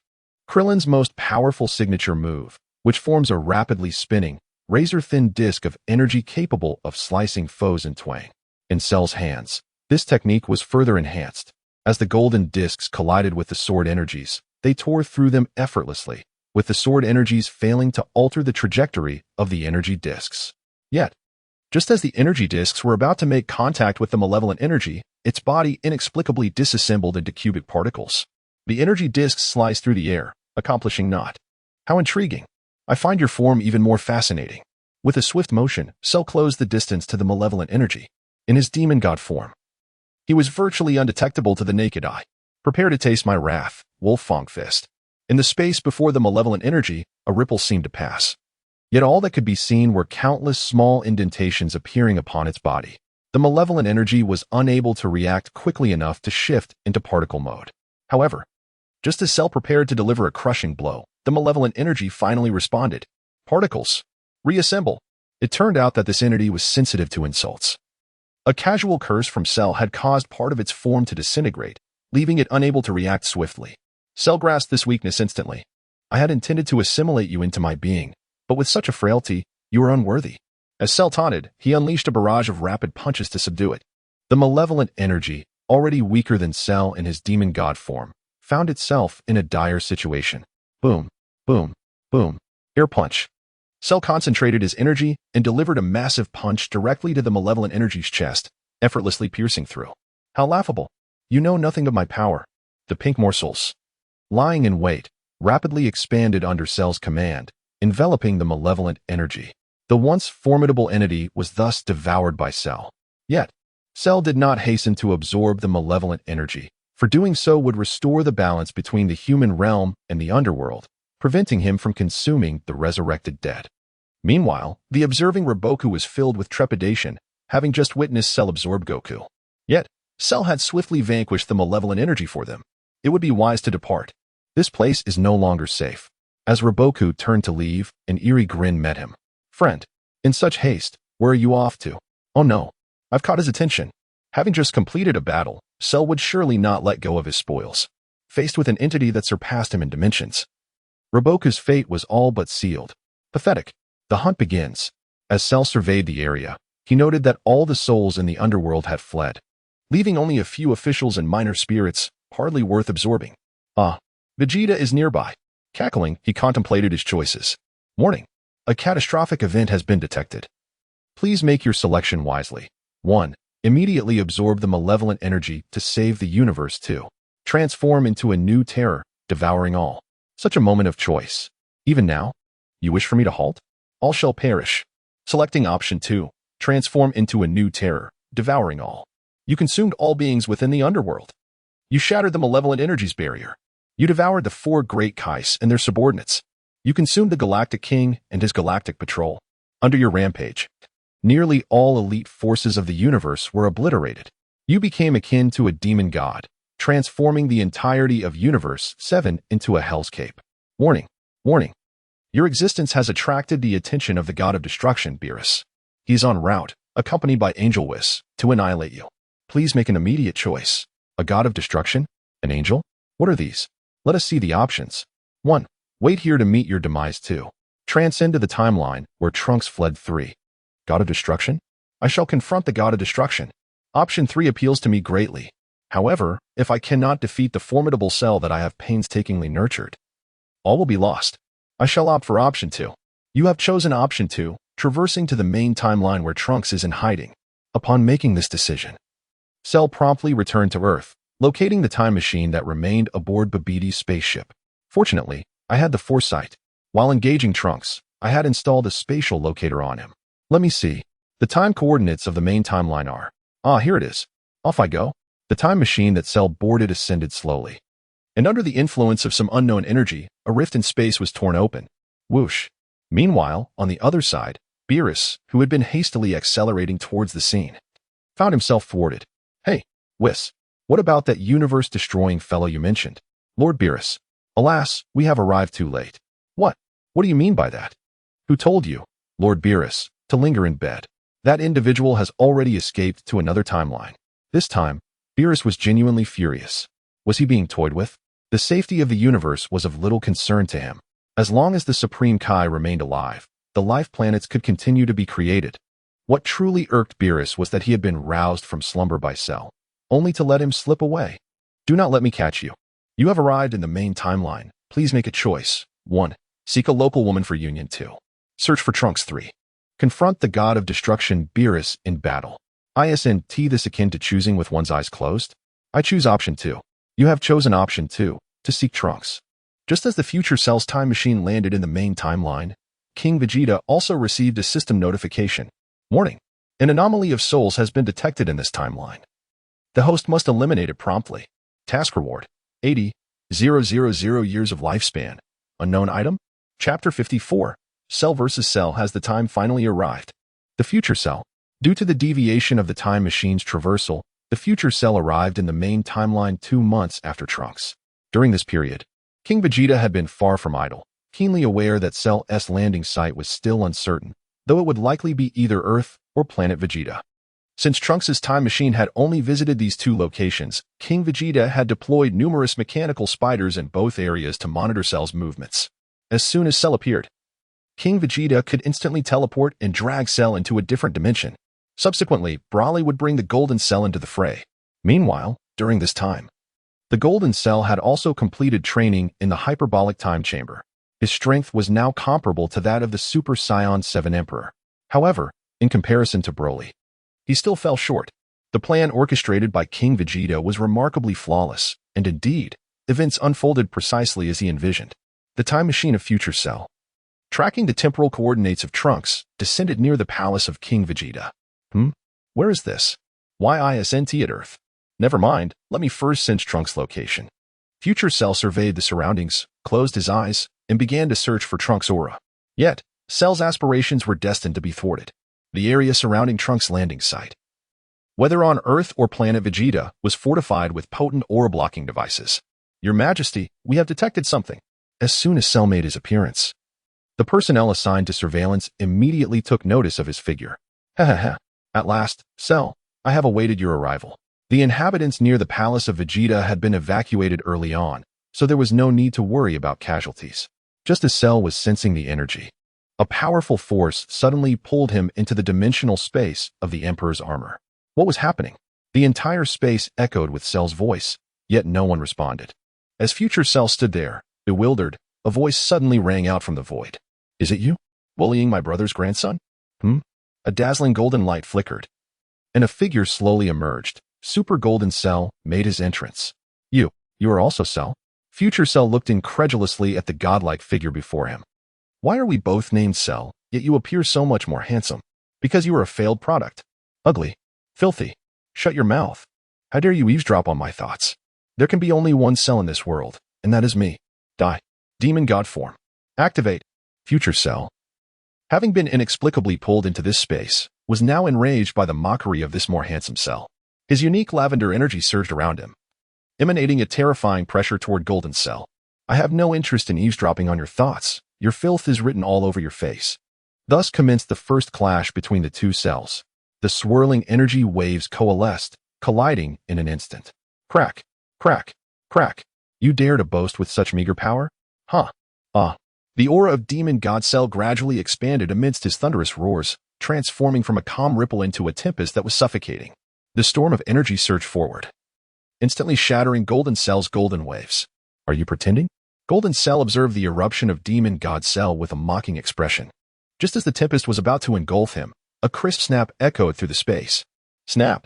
The ethereal sound seemed to invoke a certain rule, causing the storm to dissipate into nothingness. Ugh! Puffed. At that moment, Demon God Cell coughed up blood, as if suffering from internal injuries. You are worthless. You possess lineage yet fail to utilize it, blindly pursuing the power of others. What is not yours will ultimately elude you. You lie. You force my hand. Demon God Cell, disregarding the consequences, sought to absorb the dark energy wave. The veins on his forehead bulged as deep crimson malevolent energy seeped from his body. The energy of the dark wave was continuously digested, while simultaneously, the accumulated malice from future timelines surged within Cell. You, an ant, dare to control my consciousness. Be obliterated. After all, Demon God Cell had devoured the existence of Majin Buu twice. Within mere moments, his aura returned to calm. Demon Cell, descend. Future Cell, recognizing the changes within himself, slowly curled his lips into a cold smile. I will end you. The Cell from the main timeline, heavily fortified by Vegeta's resources, would not show any leniency. Do you think you are the only one who can evolve? Allow me to demonstrate my ultimate transformation. A fusion of Super Saiyan and Frost Demon. Golden Cell clenched his fists, and lightning began to strike around him within the dimensional space. The electric arcs enveloped Cell, marking the emergence of his strongest form, Super Flash Golden Cell. This form, a combination of Super Saiyan 2 and Golden Frost Demon, consumed a great deal of energy, necessitating a swift resolution. Bang, bang, bang. The battle was indeed intense, yet King Vegeta, watching from the sidelines, was nearly dozing off. What a tedious fight. If it were up to me, I would end it with a single punch in Super Blue form.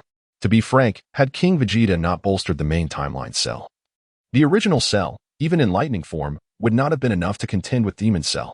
However, this was merely to test the limits of Golden Cell. Otherwise, King Vegeta would have intervened long ago. It seems this Demon Cell isn't applying enough pressure. Nonetheless, this simulation system has its merits, albeit limited, King Vegeta mused. All right, Cell. Finish this quickly. I need to return home to care for the child. A voice resonated in the dimensional space, prompting both combatants to cease their movements. Hurry up. I'm getting hungry. Let's wrap this up. Super Flash Cell impatiently replied. Hey, who do you think you're looking down on? And you? The one who dragged me in here. You won't be escaping either. At this moment, Demon Cell was still oblivious to the fate that awaited him, one that would cost him his life. Chapter 55. The Dust Settles. Are you prepared to meet your demise, imposter? The towering Super Flash Golden Cell arrogantly addressed the diminutive figure before him. Since his brother was eager, there was no need to toy with Future Cell any longer. Receive my punch. Super Flash Golden Cell's fist ignited with golden flames, a destructive force transcending time and space. Are you joking? Do you really believe you can kill me? Demon Cell was already on guard. The previous dark wave had not been absorbed without purpose. Particles. Reassemble. Apply what you've learned. The iron fist penetrated Demon Cell's body, but failed to land a decisive blow. How could he possess such an unusual ability? My brother's intel was incorrect. Although Demon Cell's dimensional power was not as high as Super Flash Golden Cell's, his resilience was remarkable, bolstered by his encounters with the Dark Wave and Majin Buu. If you can evade my one punch, can you escape 100? Bang, bang, bang. In the dimensional space, Super Flash Golden Cell vanished in an instant. Yet his assault did not relent. A barrage of punches surrounded Demon Cell, trapping him. Boom, boom, boom. In his particle state, Demon Cell evaded much of the damage. But the ferocity of Super Flash Golden Cell's strikes was overwhelming. Ultimately, even the most meticulous plan has its flaws. Cough cough.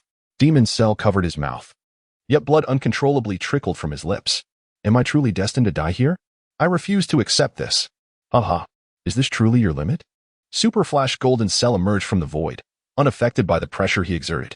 It is time to send you to the afterlife.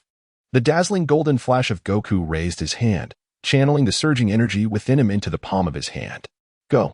It was as if the whisper of death itself, as the golden orb was calmly propelled towards the malevolent Majin Buu, helplessly suppressed. Majin Buu could only watch in horror as the orb drew ever closer. Do not come any nearer. At the moment the radiant sphere made contact with Majin Buu, it expanded dramatically, enveloping his entire being. You. The seemingly innocuous orb concealed a lethal intent.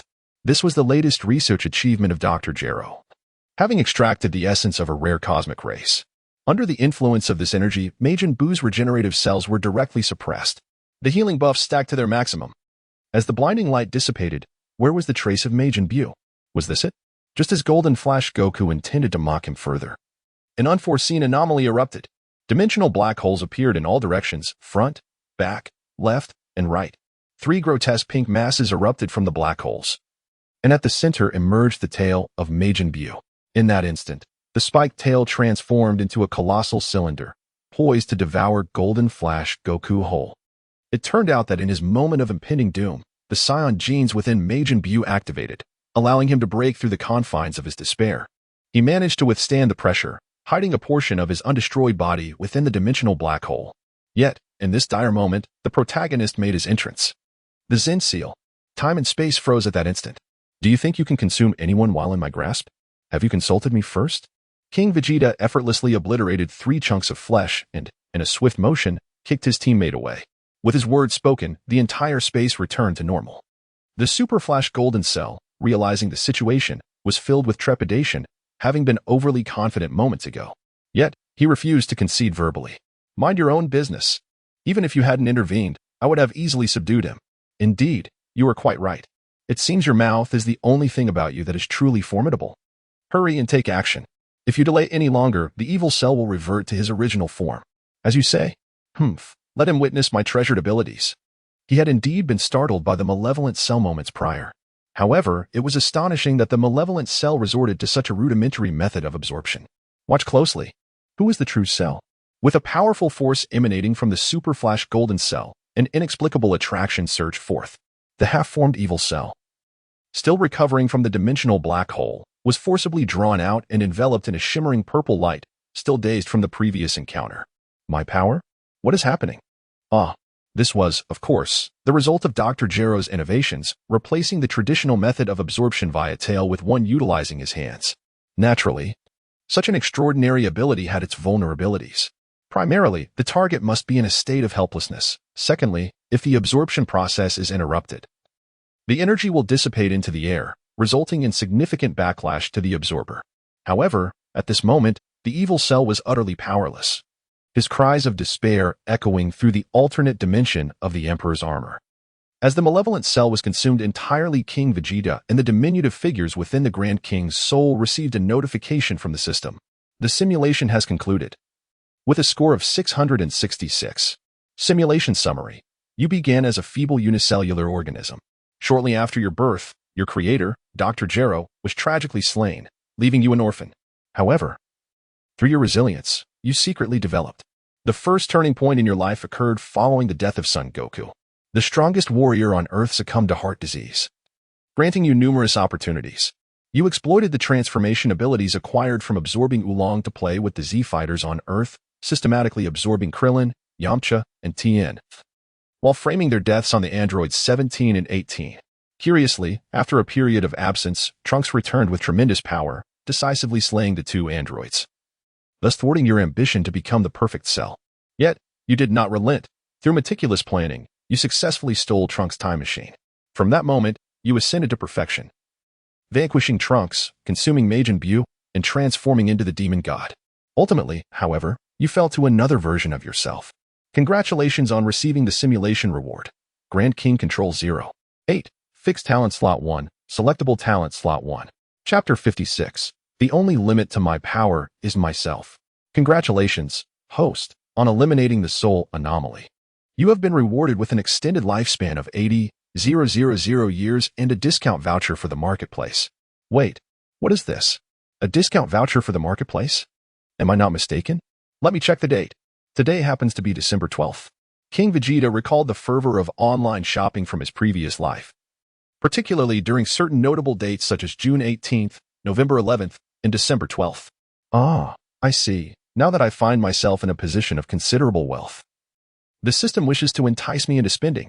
First, let me ascertain the extent of my remaining lifespan. System, please provide the information. Remaining lifespan, 173,000 years. Very well. I shall indulge in a modest expenditure. Let me examine the extent of the discounts offered by the rebate coupons. Mall rebate coupon. For every 300 years of lifespan spent, 50 years will be deducted, with no upper limit. Indeed, this is remarkably similar to the discounts I encountered during the shopping frenzy of November 11th in my previous life. Allow me to calculate. Spending 10,000 years of lifespan would yield a savings of over 1,600 years, quite commendable. Now, let us access the system mall. Before Vegeta, a shimmering light curtain gradually materialized. Today, a system shop was remarkably different from the usual. Exciting news. Exciting news. In celebration of the Double 12 Festival, the entire mall is offering discounts starting at 20. Limited time benefits. Hurry and seize the opportunity. This event is too exhilarating to miss. King Vegeta's gaze gradually shifted towards the luminous screen, where he observed the system store had refreshed with several new items. A 30 discount, 2 pristine talent awakening cards, with the second at half price, and 20 discount on 100 targeted purple talent awakening cards, bundled for 38,000, and 20 discount on 100 low-level spirit tree fruits, bundled for 18,000, a 30 discount on 10 mid-level spirit tree fruits, originally priced at 2,000 each. A remarkable 20 discount on 2010X training return vouchers, originally 5,000 each, bundled for 18,000. The system truly understands marketing. Let me calculate how much lifespan this all would cost. 2 pristine talent awakening cards. I must acquire them without question. The purple targeted talent awakening cards can be used to awaken talents in relevant fields, offering exceptional value. As for the low-level and mid-level spirit tree fruits, I shall procure them immediately. The 10x training return vouchers are incredibly enticing. I shall buy them. Adding it all up, 70, 00035, 00038, 00018, 00014, 00018, 000 equals 193, 000. Wow, what a substantial sum. If I apply the discount vouchers, the total after discounts and reductions would be approximately 162, 000. The system is truly attentive, leaving me with a few thousand years of lifespan. Purchase confirmed. Payment processed. Congratulations, host, on your successful purchase. And a delightful little gift has been included. Oh, how splendid. Let me see what treasures await. The system unveiled the small gift. Congratulations, host. You have obtained 1 talent duplication voucher. Phew. Up, and away. 2 pristine talent awakening cards. Let me think. 1 shall be given to Belly, while I shall reserve the other for the child of Bu later on. With this thought, King Vegeta swiftly contacted Belly via WeChat, urging him to come at once. What is it, father? Why do you need me? Upon receiving the message from King Vegeta, Bailey immediately teleported over. Sure, do not speak. The moment of witnessing a miracle is upon us. The system activated Bailey's exquisite talent awakening card. Ding. Activation successful. The successful awakening of the talent of Belial, the Giant of Light. Effect 1. Transformation into Belial Ultraman. In his early form, Belial is a Silver Clan Ultraman born in the Land of Light, in the M78 Nebula, resembling many Silver Clan Ultramen from the Ultra Star. His body exhibits a combination of red and silver hues. In this form, his combat power is amplified by 25 times. Effect 2. Ultimate Battle Instrument. Capable of commanding 100 monsters and extraterrestrial beings, it can also unleash offensive skills to enhance his own abilities. The Ultimate Battle Instrument combines both ranged and melee capabilities, making it versatile in attack and defense. Effect 3. Transformation into the malevolent Belial Ultraman form. This form is a fusion of the early Belial Ultraman and the ultimate life form, the Reibulate Alien, resulting in a dark Ultraman with a curved back, black and red body, upwardly pointed and bifurcated eyes, a cracked mouth, and a fearsome visage adorned with claws. In this form, his combat power is amplified by 45 times. Effect 4. Illusory Realm Magic Sword. Belial Twilight. A short sword-like weapon crafted from the needle used to stitch the cosmic rift in the universe inhabited by Zeta Ultraman. Transformed by the Belial factor within Jet Ultraman. It possesses formidable combat capabilities, capable of launching massive claws and energy slashes. Additionally, it has its own will and embodies the personality of Belial Ultraman, albeit without memories, often speaking independently. Effect 5. Transformation into the Galactic Emperor Caesar Belial Ultraman form, an evolved form of the malevolent Belial Ultraman, adorned with a cape embedded with 8 jewels. In this form, his combat power is amplified by 100 times. Effect 6. Transformation into the ultimate Blue Arc Belial Ultraman form. This form is an elevation achieved by the malevolent Belial through the fusion with the King Bridge and Galatron capsules, amplifying his combat power by 400 times. Note, the transformation maintains a normal size. However, if transformed into a giant, it can only be sustained for 3 minutes. Is this for real? This exquisite talent? To be honest, disregarding the non-existence of a talent reset ticket, what is this Belial? Isn't that an Ultraman? Yet, from another perspective, one might consider him as a novel cosmic race. At present, Bailey's capabilities can only unlock the initial 4 effects, and this talent is evidently a remarkable enhancement of combat prowess. It is akin to Bailey augmenting his formidable form with the Golden State. Such terror is unparalleled. Perhaps in the future, Bailey should simply change his name to Belial, patiently awaiting beside him. Bailey's heart had already discerned the answer upon seeing the peculiar little card in King Vegeta's hand. In that brief moment, Bailey felt a mysterious force surging within him. Additionally, his mind was flooded with abundant information regarding the talent of the light giant, Belial. Father, could this be the ultimate talent? You are not mistaken, Bailey. Furthermore, your name shall now officially be changed to Belial. Chapter 57. Super Blue King Vegeta vs. Evil Belial. Father, what is wrong? Are you displeased with your new name? King Vegeta affectionately ruffled Belial's hair, his hand resting on Belial's head. No, that's not it. I quite like this new name. Then what troubles you? King Vegeta inquired, observing Belial's slight discomfort with curiosity. Father, I wish to request your assistance as my sparring partner. I yearn to test this newfound power. Haha, I thought it was something serious. Of course, we can do that. Let us proceed to our usual place. Very well. Father. Imperial Otherworldly Space Vegeta donned a loose-fitting battle suit, while on the other hand, Belial exhibited no signs of change, as it seems the Frost Demons require no attire. Belial, allow me to witness your newfound abilities. Very well, Father. I shall commence now. Transformation. Belial's youthful form. Suddenly, a brilliant white light erupted from Belial's chest. The voice of Belial, the Ultraman, resonated through the void. I shall become the strongest entity in the universe. As the radiance subsided, Belial's appearance underwent subtle alterations. Influenced by the gifts of the light giant, his height surged significantly, and though his physique remained largely unchanged, numerous silver and crimson stripes adorned his exterior. Belial lowered his head to observe his own appearance. Father, this is astounding. Is this the sensation of transforming into light? Yet, it is insufficient. Continue the metamorphosis. Unleash your full potential. Vegeta, indeed, harbored a profound curiosity regarding Belial's extraordinary talent. After all, he possessed a talent replication voucher, prompting him to contemplate whether this exquisite ability was worthy of duplication. I understand, Father. Transformation. Evil Belial form. What nonsensical ultra spirit. I had long discarded it. For reasons unknown, Belial's lips uttered this line as if beyond his own control. Dark crimson lightning entwined around Belial, while the white radiance on his chest began to absorb the eerie red bolts. Drink. His silvery physique gradually became tainted with a deep crimson hue, spreading from his chest to envelop his entire body. Furthermore, formidable claws extended from Belial's hands. Belial felt the transformation of his body. Although this form was significantly stronger than his youthful appearance just moments ago, he exclaimed, Father, I abhor this color. It is utterly unsightly.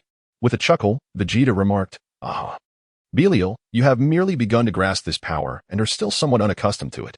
Once you achieve a deeper understanding, you may attempt to condense this energy and crystallize it within your chest. But for the time being, I wish for you to transform into your golden form. Father, are you suggesting? Very well, I comprehend. Belial clenched his fists, and an oppressive aura enveloped him, intensifying with each passing moment. Amidst the thunderous roars, a colossal wave of golden energy surged around Belial. Boom, boom, boom. The sheer force caused the entire dimensional realm to tremble violently. It is essential to note that this is no ordinary golden form, having merged with the malevolent aspect of Belial.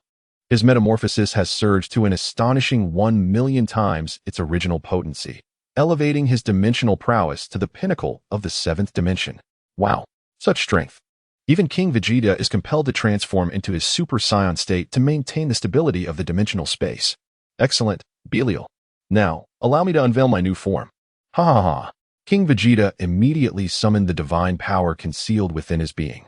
Thanks to the reward of skill sharing from the system, King Vegeta was able to effortlessly replicate the Ultra Blue form mastered by Goku and Vegeta without any need for training. Deep blue light emanated, accompanied by a stream of luminous energy gradually enveloping King Vegeta's body as the immense divine power steadily enveloped him. Super Saiyan Blue has arrived. Vegeta's transformation does not exhibit the same brutality as Belial's. Instead, the energy he emanates subtly enhances the stability of the entire space. Father, what have you done? At this moment, Belia found himself utterly unable to sense the presence of his father, as if the King Vegeta standing before him were merely an ordinary man. He could not perceive his father's formidable strength. I had initially believed that my brother Broly was invincible, yet I was astonished to discover that my father surpassed even him. Truly, he is my flesh and blood. Stop dawdling, Belia. You cannot maintain this form for long. Hurry and take action. Now, I shall advance. Father. Bang, bang, bang, bang. Two streaks of light collided incessantly in the vastness of space. The position of Belial's fist attacks created fissures in space, but they were promptly mended by King Vegeta's divine power. It is indeed remarkable that Belial's strength after transformation is extraordinary. Each of his powerful strikes emanates a palpable sense of menace. However, King Vegeta possesses the abilities of all his offspring, including the Ultra Instinct that Goku recently mastered, which King Vegeta can also wield. Most of Belial's assaults were deftly evaded by King Vegeta. In a direct confrontation, Belial's strength paled in comparison to that of King Vegeta. Realizing this, Belial promptly distanced himself, for his primary objective was to experiment with his newfound abilities. Having acknowledged his inferiority in close combat, he resolved to thoroughly test his newly acquired beam technique. Dizzyum Beam. Maria formed a cross with his hands, unleashing a cascade of dark crimson sparks that surged forth as destructive rays. These rays, intermingled with eerie black lightning, hurtled toward King Vegeta with a menacing swiftness. How intriguing! The Demon King gathered energy into an orb of deep azure light. In an instant, the luminous sphere coalesced in King Vegeta's grasp. Go! The profound sphere of light collided directly with the destructive rays. Boom, boom, boom, boom. The point of impact erupted with a deafening roar. A powerful repulsive force emanated from the epicenter of the explosion. Belial was significantly affected by this repulsive force, his form retreating several tens of thousands of meters. In stark contrast, King Vegeta merely waved his hand lightly, allowing the divine power to flow, transforming the incoming repulsion into nothingness without a sound. Very well, Belial. Let us pause here for now. Upon your return, take the time to familiarize yourself with this power. Strive to master it. But do keep the awakening of your talent a secret from the others, lest they accuse me of favoritism. After delivering a powerful blow, Belial could no longer maintain his golden form. Father, I shall not betray your expectations. Chapter 58. Has Babidi come to seek refuge? Having resolved Belial's talent issue, King Vegeta's gaze was fixed upon the 100 freshly purchased purple directional talent awakening cards in his possession. The system promptly opened the pack of cards, announcing, "Congratulations, host. You have obtained 100 purple directional talent awakening cards." 100 shimmering purple cards lay before King Vegeta. Most of the first batch of his offspring were nearing adulthood. Let me think. I'll allocate 20 cards for production-related talents. The population on planet Vegeta is increasing, and the demand for food is substantial. We cannot overlook economic talents either. 10 cards should suffice. Military and civilian technology are also crucial. I shall allocate 20 cards to each. We must not neglect entertainment talents. Continuous training could drive one mad. I need 5 individuals with comedic flair to star in films and television series, as there hasn't been anything to watch lately. The education sector also deserves 10 cards, as the rising birth rate necessitates proper education for the children. Furthermore, political talents must be accounted for. After all, societal stability and development depend on them. Normal scions seldom possess such intellect. 10 cards shall be allocated there as well. Oh, only 5 cards remain. This is hardly sufficient. I shall reserve the last 5 for artists, 2 pianists, a singer, and one who plays both the flute and the trumpet. When I acquire more talent cards in the future, I shall establish a symphony orchestra and embark on a cosmic tour. For 2.5 days, King Vegeta busied himself awakening the talents of his eligible children. This task proved to be more challenging than anticipated. The system merely provided the cards, lacking any after-sales service. Although these were directional talent awakening cards, they occasionally yielded rather absurd talents. For instance, soft food eater. Purple, you possess a weak stomach and can only consume soft foods. Your spouse will undoubtedly be a wealthy woman. Can you believe this is classified as an economic talent? Another example is Toy Tycoon. Purple, you have a fondness for toys, resulting in a 40 increase in toy production output. While one could argue it pertains to production talents, it still fell short of King Vegeta's expectations. Exchange. I demand an exchange. Over the course of those 2.5 days, the most frequently uttered words from King Vegeta were indeed these. Each exchange of a purple talent card cost a staggering 50 years of his lifespan, which weighed heavily on him. In a short span, King Vegeta consumed 2 crates of the National Banquet Mautai. Alas. Oh, system, you truly have a knack for this. Are you so kind as to leave me some years? Is it merely for me to exchange talents? At times, fortune favored him, allowing a single exchange to yield a usable talent, yet most required multiple attempts. This left King Vegeta feeling rather despondent. Nevertheless, perseverance bore fruit, and finally, with only 200 to 300 years of life remaining, he completed the arduous task. It was utterly exhausting. King Vegeta meticulously compiled the list and instructed the steward to guide each child, having completed their talent awakenings, to their respective positions suited to their abilities. King Vegeta has been so occupied these past few days that he has not even completed his daily mandatory lessons. How negligent. King Vegeta stared vacantly into the distance, softly murmuring, I have been wounded by indulgence. How I have withered away. From this day forth, I shall renounce alcohol. A true man, born of heaven and earth, cannot languish beneath others for long. Destroyer God Beerus? Zeno? Witness as I cleave you down and seize your place. At this moment, King Vegeta was filled with exuberance, his spirit soaring as if he could conquer mountains and rivers, clearly inebriated. Hearing the commotion, the steward hurried over to support King Vegeta. "Your Majesty, you are intoxicated. Allow me to assist you inside for some rest." "What nonsense are you spouting? I am not drunk. Quickly summon my beloved concubines. I wish to gallop into battle with them." The sun was high in the sky. King Vegeta slowly opened his eyes, a shiver running through him as he recalled the wild events of the previous night. Taking on 10 opponents single-handedly had indeed proven to be quite overwhelming. "I must quit drinking.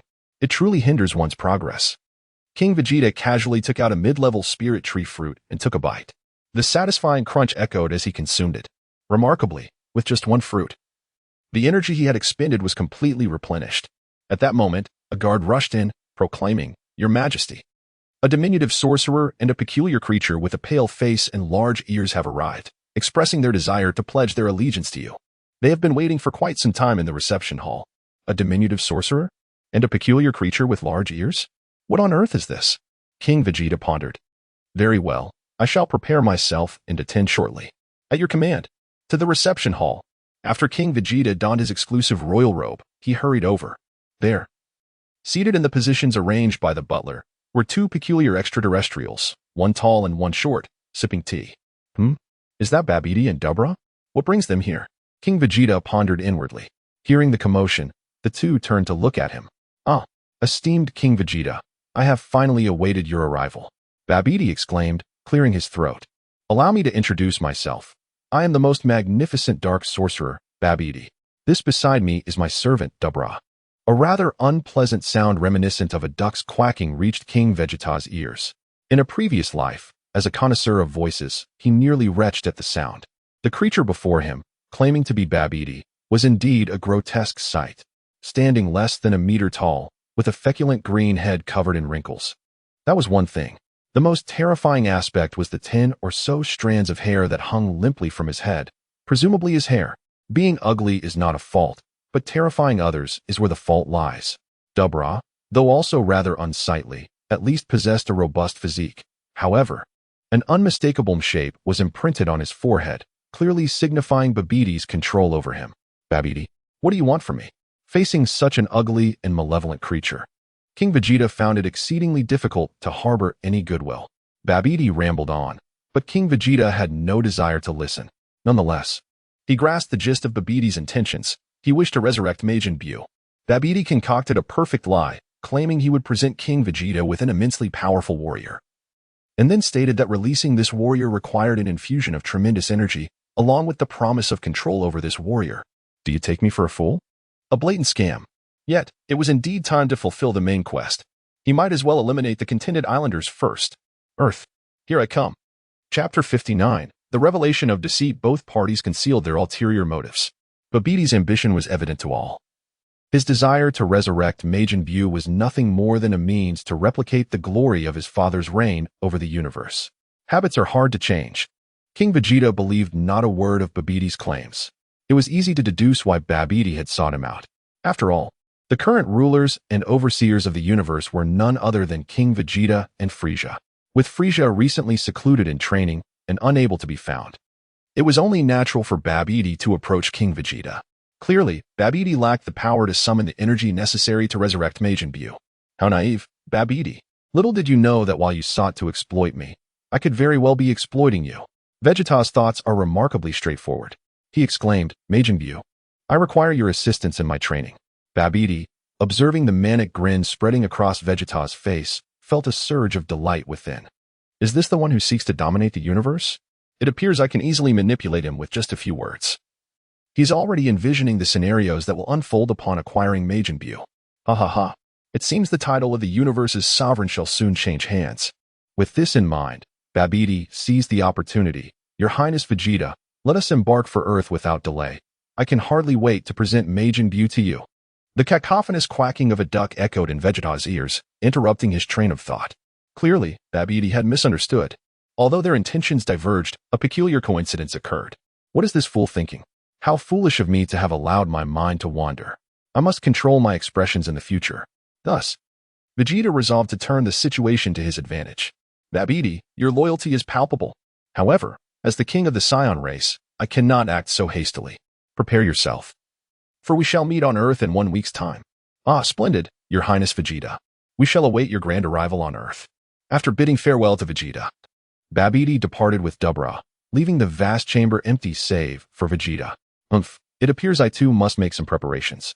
Let me ponder over the selection of individuals who shall accompany me to Earth. Upon awakening his abilities, Belia must continue his training, and Goku must certainly be included. For Majin Buu is the crux of his memories. Vegeta should also be present. How amusing it would be to recreate the moments with Majin Buu. As for the Supreme Kai of the universe, it seems he has no need to revisit the past. Let him continue his training. By the way, Supreme Kai Shin, that rascal, has he been slacking off again? With this thought, Vegeta picked up his +8 and dialed Supreme Kai Shin. Hello, this is King Vegeta. What brings you to me? I am quite busy at the moment. Where are you? I need you to come to my palace immediately. It is urgent. Why? I am in the midst of creating planets. I have just fashioned over 250 life-bearing worlds and am accelerating their evolution. Impressive. I must commend you before the old Supreme Kai. Our Supreme Kai Shin has finally grown capable. King Vegeta, while I appreciate your sentiments, why do you sound like my father? Haha, do not mind such trivialities. What races have you created? Are there elves, dragon maidens, witches, cat girls, and the like? Ultimately, Supreme Kai Shin could not refuse King Vegeta's summons and obediently arrived at the palace. This was the pivotal moment in Vegeta's plan. Shin, listen carefully. At that time, you must do this, and finally that. Do you understand? Yes, I comprehend. Initially, Shin had outright refused to undertake such menial tasks, akin to being forced into field work when he was diligently engaged in his responsibilities. However, the true catalyst for Shin's decision to assist Vegeta lay in the specter of Majin Buu. Previously, Vegeta had informed Shin about Babidi's visit, rekindling Shin's memories of the terror imposed by Majin Buu. Upon hearing Vegeta agree to Babidi's revival of Majin Buu, Shin nearly lost his composure. Nevertheless, with the fate of Majin Buu intertwined with his departed siblings, Shin chose to trust Vegeta once more. After finalizing Shin's arrangements, Vegeta used WeChat to notify Goku and Vegeta. Father, you intend to resurrect Majin Buu. Upon their arrival from the God of Destruction realm, Goku and Vegeta rushed over. Goku subconsciously accepted Majin Buu's formidable power, which had become a thorn in his side. Goku, what are you afraid of? Do you not possess the strength to handle Majin Buu? The words jolted him from his reverie. Indeed, Goku had evolved far beyond what he once was, and there was no need to fear a former adversary. Father, you are right. This time, I will personally eliminate Majin Buu. He then glanced at Vegeta, recalling the final memories of his past life when Buu had transformed his brother into chocolate and devoured him. Kakarot, why are you staring at me? It's rather unsettling. Vegeta felt a chill, unsure of what mischief Kakarot was concocting. Haha, it's nothing, Vegeta. No need to be so agitated. In truth, Goku was not only reminiscing about the chocolate incident, but also recalling their past battles against Majin Buu, culminating in their fusion into Vegito to rescue their comrades. I wonder when the next time will be for us to fuse with Vegeta. Just as Goku was lost in thought about Vegito, Vegeta's voice pierced through. Goku, I will not permit you to slay Majin Buu. Chapter 60, A Single Strike Destroys a Nation. Father, what do you mean? Goku seemed to grasp something profound. Suddenly, he shouted at King Vegeta, Father, this, it cannot be. At least it should not. Goku, have you been slacking off? Playing on your phone? Where did you learn such internet slang? Goku chuckled and shook his head. Haha, father, aside from training, I spend time with Chi-Chi. She tells me all these things. I must inform you, your brother Belia has recently experienced a remarkable surge in power. Next time you spar, you may struggle to prevail. What? Belia? When did I acquire a brother? Goku looked perplexed at King Vegeta's words. Oh, I forgot to mention. Belia will henceforth be known as Belia. This is related to the new form he has comprehended. What? He has grasped a new form? Upon hearing this, Vegeta clenched his fists tightly, lost in thought. Oh, a new form. Goku was immediately invigorated, pestering King Vegeta to arrange a spar with Belia. Patience. Belia has just acquired his new form and needs time to stabilize it. Once we resolve the situation with Majin Buu, I will arrange it for you. Wonderful. When shall we pursue Majin Buu? Wukong, it seems you did not quite express it that way just now. With 7 days at their disposal, the three of them were naturally not in a hurry. Moreover, their daily training under Whis was quite arduous. Each day, They not only had to tend to the weeds but also assist Beerus in changing the bed linens and pillowcases. Only after completing various household chores could they proceed to their training sessions. They had to don gravity suits weighing hundreds of tons for an array of physical exercises. Just thinking about it is somewhat exhausting. Therefore, returning home this time was undoubtedly an opportunity for them to relax, thoroughly balancing work and leisure. 7 days can pass in the blink of an eye. On Earth, aboard Babbidi's spaceship, Depura respectfully inquired, "Master Babidi, do you think King Vegeta will come?" "Of course he will." "Ha. I observed the rapture on King Vegeta's face quite clearly." Babidi replied, "Just wait and see. He will arrive without uttering a word." "Oh, you must admit that the cosmic phone invented by King Vegeta is indeed fascinating, especially the novel app called Tomato. The readers within are exceptionally talented and articulate. I adore it." He chuckled. "However, soon all of this will belong to me." "Ah, ha. Master Babidi, who would have thought we are kindred spirits?" Depura laughed heartily. Just as the two were caught in their merriment, a sudden disturbance rippled through the space. Whoosh, whoosh, whoosh, 3 figures materialized before Babidi, startling him. "Babidi, what are you laughing about with such a lewd expression?" came the voice of King Vegeta, prompting Babidi to finally notice the newcomers. "Ah, Your Majesty King Vegeta. You have finally arrived. I have awaited you for quite some time," Babidi exclaimed, his demeanor reflecting the skill of a seasoned actor, effortlessly switching expressions. One could only say that Babidi was indeed a master thespian. Even King Vegeta found himself somewhat reluctant to eliminate him, considering that hiring actors for performances typically demands a hefty fee. Observing Babidi's subsequent performance, it might be worthwhile to utilize a memory chip for him to portray the antagonist in future films. Vegeta's mind wandered far afield, causing him to momentarily forget about Babidi. Ultimately, it was Goku, standing nearby, who nudged Vegeta back to reality. "Oh, very well. However, before resurrecting Majin Buu, Babidi, you must accompany me to a certain location. Is there truly another place on Earth, aside from Majin Buu, that captivates your interest so?" Babidi's sinister visage was enough to make Vegeta feel a wave of revulsion. Yet, this only strengthened Vegeta's resolve to make Babidi play the part of an actor. After all, it was unfair for Vegeta to be the sole recipient of such discomfort. "Just follow me," he commanded. For those capable of flight, Earth appeared diminutive. They swiftly accompanied Vegeta to an island, revealing the infamous nation from his previous life. Babidi, still bewildered, observed as Vegeta conjured a blue and white energy sphere in his hand. Spirit Bomb. Go. This technique, borrowed from Goku, was infused with Vegeta's divine energy, allowing the Spirit Bomb to expand without requiring energy from others, swiftly engulfing the entire island. The Spirit Bomb's effect was particularly devastating against those with malevolent hearts. The more wicked one was, the swifter their demise. Conversely, those of righteous spirit would remain unscathed. This principle was precisely why Vegeta opted for the Spirit Bomb. He was not one to act without reason. Had he chosen to obliterate the island with a standard energy attack, how would he differ from the malicious brigands? The colossal blue and white sphere descended directly upon the island, transforming it into a blinding beacon of light. A cacophony of anguished screams erupted, yet some remained untouched, finding the brilliance strangely comforting. Their demise is of no consequence, Vegeta mused. Vegeta let out a cold snort, for his actions were motivated by 2 underlying reasons. On one hand, the destruction of those malevolent islanders was a fervent national obsession for him, while on the other, it served to demonstrate his prowess before Babidi. At that moment, Babidi's eyes widened in astonishment. This. He suddenly felt a twinge of doubt regarding the continuation of his original plan. In Babidi's perception, the recent blue and white energy sphere was so formidable that merely brushing against it would likely result in his immediate ascendance, along with the obliteration of his very soul. King Vegeta chuckled upon witnessing Babidi's current state. "Haha, Babidi, it seems you are quite astonished by my power." Babidi, what kind of trick is this?" Babidi was indeed taken aback. The energy exuded felt akin to a mouse encountering a cat. "Oh, have you even lost the honorifics?" Goku, observing his father's Spirit Bomb, was equally astonished, exclaiming, "Father, how can you do everything?" Goku, you are being overly dramatic," Vegeta retorted, arms crossed in a display of indifference.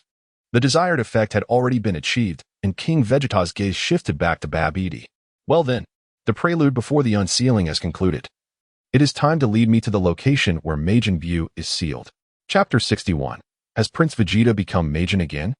After experiencing the formidable power of King Vegeta's Spirit Bomb, Babidi remained in a dazed state. At that moment, as he guided King Vegeta and the others, his body moved instinctively, completely oblivious to the fact that they had already arrived at their destination. Hey, you, Babidi, is it? Where are you taking us? If you dare to deceive us, just wait and see if I don't teach you a lesson. Vegeta's words echoed in Babidi's ears, bringing him back to his senses.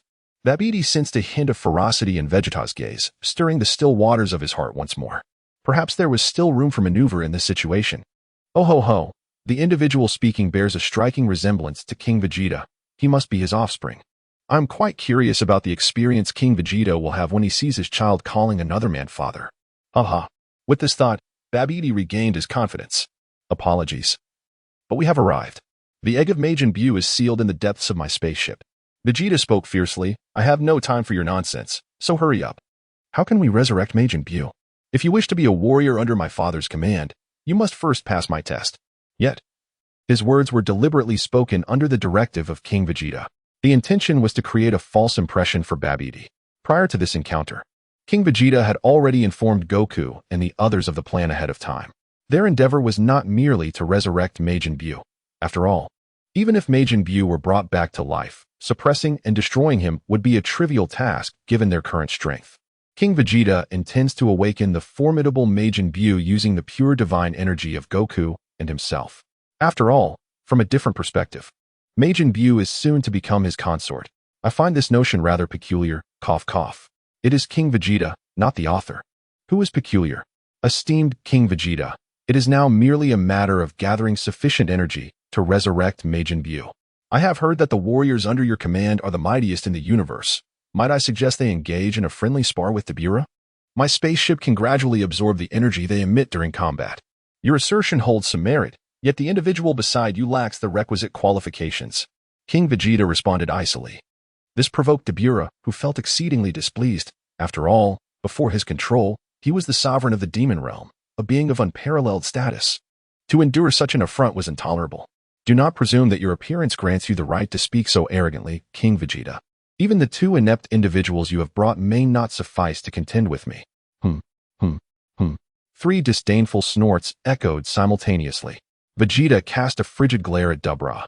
Yet he refrained from any outward display of emotion, for Vegeta was poised to strike. He tightened his fist slightly, and an inexplicable aura of pressure surged forth. Crashing towards Dabura, Dabura felt a fleeting blur before his eyes, and cold sweat began to trickle down his forehead, his hands involuntarily quivering. What is happening? Gradually, Dabura found himself losing control over his own body. With a resounding thud, he collapsed to the ground, fervently bowing 3 times towards King Vegeta. To dare to insult my father, this serves as a mere lesson for you. Vegeta's cold voice fell into Babidi's ears, yet it was remarkably melodious. What a wonderful father-son bond it was. Soon, I shall shatter it with my own hands. How bittersweet. Now, Babidi, take your foolish subordinate away. There is no need for him to embarrass himself here. As for the sparring, let my 2 children handle it. Is your spaceship still sturdy? I shall not be held responsible if it is reduced to mere fragments. Vegeta's words interrupted Babidi's reverie. Alas. Very well, Your Majesty Vegeta, rest assured. I possess the power to transport everyone to a desolate planet. Then let us commence. King Vegeta effortlessly extracted a sunflower seed from the space capsule and leisurely began to crack it open. Observing the battle required a certain demeanor. Babidi, watching King Vegeta's calm demeanor, felt increasingly hesitant. Nevertheless, he resolved to remain passive and observe the unfolding events. Just as Babidi chanted his incantation to teleport Goku and his companion to a nearby uninhabited planet, King Vegeta extracted a memory chip from the dimensional space and casually inserted it into Babidi's body. Unnamed planet, Kakarot. It seems that we haven't engaged in earnest sparring for quite some time. Indeed, Brother Vegeta, let us seize this opportunity to truly test our skills against one another. That is precisely my intention. Ever since Vegeta acquired the remarkable talent of the 8 Gates, he has been diligently honing his skills in secrecy. Kakarot, unleash your full power. I, Vegeta, shall take the first step as a mark of respect. The terrifying aura of divinity continuously emanates from Vegeta as brilliance flows around him. Vegeta has undergone a remarkable transformation. His hair and eyebrows have taken on a celestial azure hue, while his deep blue eyes gleam with intensity. Surrounding him is a blue aura, imbued with the unique starlit particles reminiscent of divine energy. Within the dual flames of sky blue and white, droplets of water occasionally flow, accompanied by faint sparks of electricity crackling in the air. This is the metamorphosis into Super Saiyan at the level of Super Saiyan God. Enter Super Saiyan Blue. Oh, Brother Vegeta, have you truly unleashed your full power? Do you believe that Goku will transform into Super Saiyan Blue like you? He shall not. Enter Ultra Instinct. A silver halo envelopes Goku's form. This signifies the initial manifestation of Ultra Instinct. Kakarot, have you truly mastered this form? How infuriating. Not a single Saiyan is cowardly. Charge forth. Bang, bang, bang, bang, bang. Vegeta launched a fierce assault against Goku, yet Goku deftly evaded every blow. How infuriating. Babidi, observing the battle from within the spaceship, was Agape. He had never witnessed such a form of a Saiyan. What? Is this really your child, King Vegeta? Humph. What nonsense are you spouting? If he is not mine, could he possibly be yours? Oh, by the way, can't you manipulate others? Why not attempt to control Vegeta? I find myself rather curious, King Vegeta remarked with a mocking gaze directed at Babidi. Babidi's heart raced with trepidation. So King Vegeta was aware. Your Majesty, you jest. How could I possibly dare to control your son? I concede. If not, I shall meet my demise. I demand you control him. You said it yourself, King Vegeta. Do not regret this. Babidi's hands surged with magic. In the midst of battle, Vegeta felt a sharp pain in his head, and a letter gradually materialized upon his forehead. I am the prince of the Saiyan race. I am the mightiest son of my father. Chapter 62. I am Vegeta. A little note at the chapter's beginning. It is recommended to enjoy the contents of this chapter accompanied by background music. The path chosen by Vegeta evokes a cascade of memories within his mind. The tender moments of his first utterances, the warm embrace of his mother, the sweat shed alongside his brothers in the training chamber, and the astonishment upon first encountering the god of destruction, Beerus. Goku observes Vegeta, who has suddenly ceased his actions. Murmuring to himself, note, the following thoughts expressed by Vegeta are not enclosed in quotation marks as they reflect his inner musings. The Super Saiyan spoken of by my father. I have achieved it with ease. As the most exceptional son of my father, I should be leagues ahead, unrivaled in this world. Yet, the harsh reality descends like a bucket of cold water. It shatters my fervor and dreams. Each of my brothers is more formidable than the last. Broly, the legendary Super Saiyan. My initial true battle against him ended in utter defeat. The depth of his green eyes remains vividly etched in my memory. Brala. Oh, no. I should now refer to him as Bardock, though my father never uttered a word. I am acutely aware that within him resides the royal bloodline of our Saiyan heritage. He is undeniably the offspring of my father and that wretched Frieza. How can this be? How is it that he possesses the combat prowess I have painstakingly honed for over a decade from the moment of his birth? He effortlessly vanquished me in our very first encounter. How can this be? And you, Kakarot? Initially, I believed you to be someone worthy of my protection. This desire to safeguard you has continuously flourished within my heart. I have always regarded you as my dearest brother. Yet you, like the others, stand in my way. I refuse to accept this. I will not accept. At this moment, a surge of dark energy erupted from Vegeta, transforming his blue and white aura into a profound shade of black in an instant. Goku sensed this change and exclaimed, Vegeta, brother, what has happened to you? Are you all right? Vegeta responded with intensity, Kakarot, cease your feigned concern. The deep, obsidian aura surrounding Vegeta surged once more with ferocity, as if in the next moment, his consciousness would be engulfed by an abyss of darkness. Meanwhile, Babidi, observing from within the spaceship, was in high spirits, cackling with glee. Hee, King Vegeta, do you see? Even a being as formidable as your son, once harboring even a trace of malevolent energy within him, can be effortlessly manipulated by my hand. Ha ha ha ha. Now, even if you wish to repent, it is far too late. Ha ha ha ha. King Vegeta, you shall pay dearly for your arrogance and hubris. Ah ha ha ha. Ah. Babidi's shrill, duck-like laughter echoed throughout the chamber. Hey, you're disturbing my vision. And might I remind you, Babidi, that you may be celebrating a tad prematurely? Perhaps you should take a closer look at the situation. Vegeta, the king, possesses unwavering confidence in his son. Such trivial magic as that wielded by Babidi can only manipulate lowly beings like Dubra. What? Just as Babidi attempted to establish a mental link with Vegeta, it was ruthlessly severed. On the battlefield, Vegeta raised his gaze disdainfully towards the heavens. How dare a worthless creature like Babidi presume to control me? The dignity of the Scion Prince shall not be trampled upon in such a manner. Vegeta clenched his fists, his roar echoing through the heavens. Ah, ah, ah, ah, ah. The intensity of his emotions allowed Vegeta to harness the malevolent power that had surged within him. The dark aura gradually converged, merging seamlessly with the blue and white radiance. The M-shaped symbol on Vegeta's forehead gradually faded away, and the malevolent aura surrounding him slowly dissipated, giving rise to an even more formidable divine energy. I shall transcend my limits in my own way. Then I will triumph over all of you. The proud prince, Vegeta, has now entered a completely new form. Deep blue, demonized Vegeta makes his grand entrance. An explosive aura instantaneously enveloped the entire planet. And the terrifying pressure caused countless fissures to erupt within the core of the world. This time, it was not only Babidi who was taken aback. Even Goku and King Vegeta were rendered speechless by the astonishing spectacle before them. In fact, King Vegeta had previously informed them of the impending transformation into a demon. However, both Goku and Vegeta paid little heed to it. Goku, having experienced the power of the Demon King through the memories implanted in his chip from his past life, felt no cause for concern. Meanwhile, Vegeta held the Babdi's magic in utter disdain. Little did they anticipate that Vegeta would unleash such terrifying power through a series of fortuitous events. The reason for King Vegeta's shock was the sudden notification he received from the system. Congratulations! Your offspring, Vegeta, has independently strengthened his pride, surpassing his limits. Vegeta's exclusive talent, Pride of Heart Red, has been upgraded to Pride of Heart Platinum. Congratulations, your offspring Vegeta has independently comprehended the talent, Glory of the Saiyans. Insufficient talent slots detected for Vegeta. Initiating talent fusion.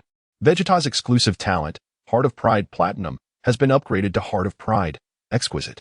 Vegeta, I shall honor you as my mightiest son, not solely for the reason that you have spared me a decade of existence, a feat unparalleled by any other. Allow me to witness the extraordinary prowess of your upgraded, exclusive talents. Pride of Heart, Exclusive, Exquisite, to Prince of Saiyans, Vegeta. Effect 1. A tenfold enhancement of combat power in normal state. Effect 2. The ability to bind 4 other offspring as his fated companions, sharing destinies related to fortune, cultivation, and comprehension of talents. Effect 3. Glory of the Saiyans. For each Scion alive in the 7th universe, Vegeta accumulates a Scion glory mark, with each mark enhancing all attributes by 0.001. Effect 4. Limit Breakthrough. Realm. Each defeat in battle allows Vegeta to accumulate a point of realm upon gathering 10 points. He can expend them to increase combat power by 0.01. Limit. Each near-fatal injury grants him a point of limit. Accumulating 3 points enables him to enhance combat power by 0.05. Breakthrough. Every time he transcends his physical limits, he garners a point of breakthrough. Collecting 5 points allows him to raise combat power by 0.03. Destruction. Hitting an enemy's vital spot earns him a point of destruction. Accumulating 100 points enables a boost in combat power by 0.02. Limit Breakthrough. Upon amassing 100 points of realm, 10 points of limit, 20 points of breakthrough, and 1,000 points of destruction, a synthesis to transcend limits can occur. This breakthrough will grant Vegeta the understanding of a new form and augment his combat power by 20. Chapter 63. The Bewitched Babidi. Vegeta, is your talent not excessively astonishing? The first effect is relatively normal, but from the second effect onward, it has become quite extraordinary. The 2 additional fate-binding positions should be defaults for every upgrade, which is rather unremarkable. However, the subsequent effect, it astonishingly allows for the sharing of all Destiny's fortunes, cultivation, and comprehension talents. Is this for real? Goku has essentially been relegated to the role of a mere tool. Truly, the little cow has outdone itself in visiting relatives. Initially, King Vegeta had contemplated binding Belial once Vegeta's talents had reached new heights. However, it now appears that such a necessity may no longer exist. The 2 talents awakened by Belial both serve to enhance combat prowess, rendering them less suitable for binding Vegeta to his fate.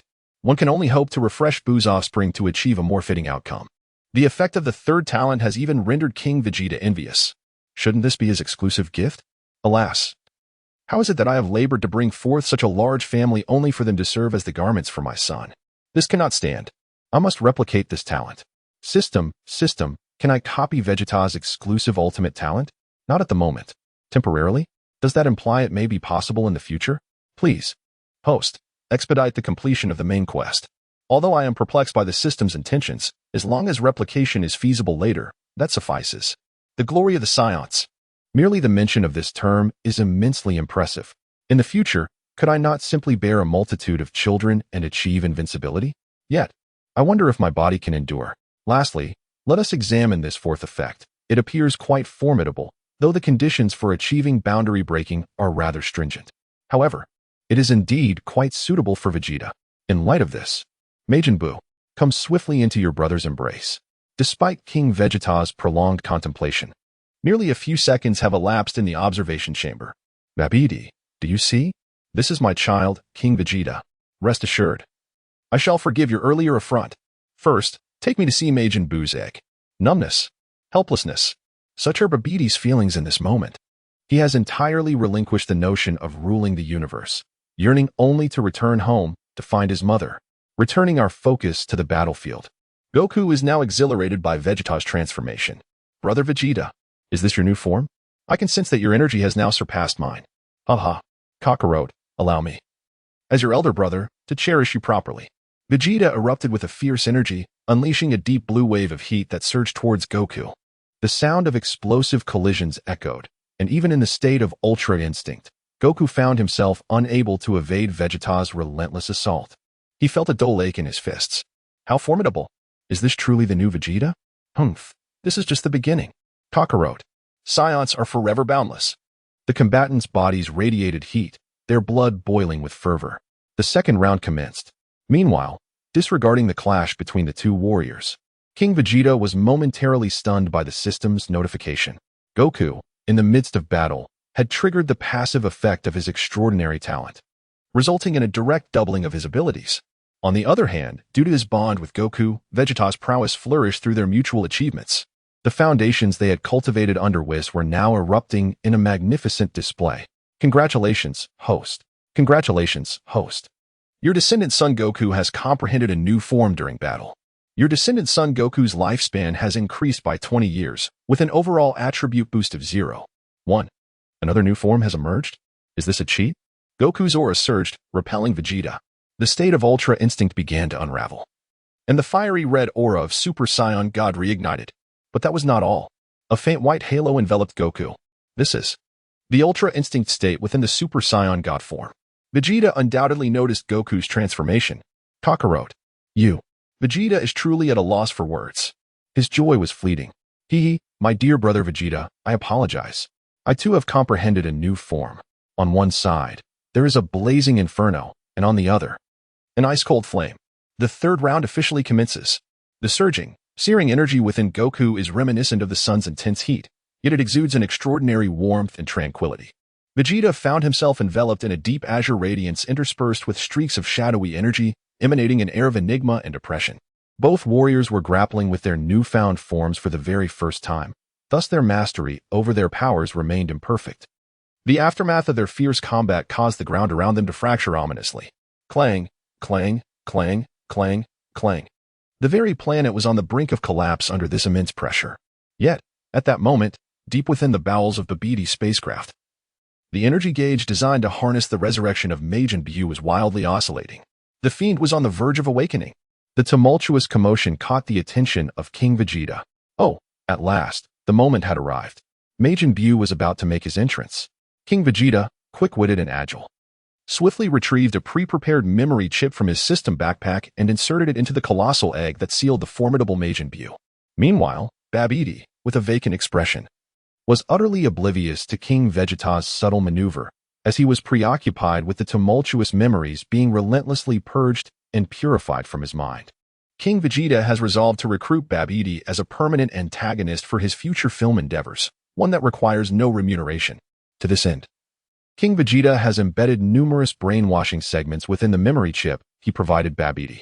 Ever since my childhood, I have harbored the ambition of becoming an actor, often daydreaming of portraying various villains on screen, strategizing and commanding with authority. As I matured, I came to realize that as the son of the dark sorcerer Babidi, I am innately destined to be the greatest antagonist. The solitude of invincibility is profound, although my own combat prowess is not particularly formidable. My formidable dark magic renders me omnipotent. In my eyes, all darkness and malevolence appear exceedingly fragile. Throughout the entire universe, there exists no worthy adversary to admire. They are unworthy of witnessing my exquisite performance. That is until I encountered King Vegeta. The reputation of the sovereign of the cosmos indeed lives up to its acclaim. His offspring is capable of breaking free from my dark magic's grasp. This revelation rekindled the dreams of my youth. Only such an opponent deserves the display of my acting prowess. Yet, I realize now that my aspirations may have been rather naive. The formidable strength of King Vegeta has led me to realize that I have been but a frog in a well. My once proud magical abilities are mere trifles in the hands of King Vegeta. Yet, my acting skills have garnered the recognition of His Majesty. He has even granted me the opportunity to portray the villain in the year's grand cinematic masterpiece. This time, I shall utilize my craft to become a cinematic legend acknowledged throughout the universe. Chapter 64, The Awakening of the Demon Under the Influence of the System Chip's Indoctrination, Babidi. Upon regaining his senses, gazed at King Vegeta with fervor. Hey, Babidi, do not look at me with such eyes. It's rather unsettling. Hee. Yes, Your Majesty King Vegeta. Just then, during their exchange, the colossal egg-sealing Majin Buu began to tremble violently. Majin Buu is on the verge of awakening. King Vegeta hastily instructed Babidi to return Goku and his companion.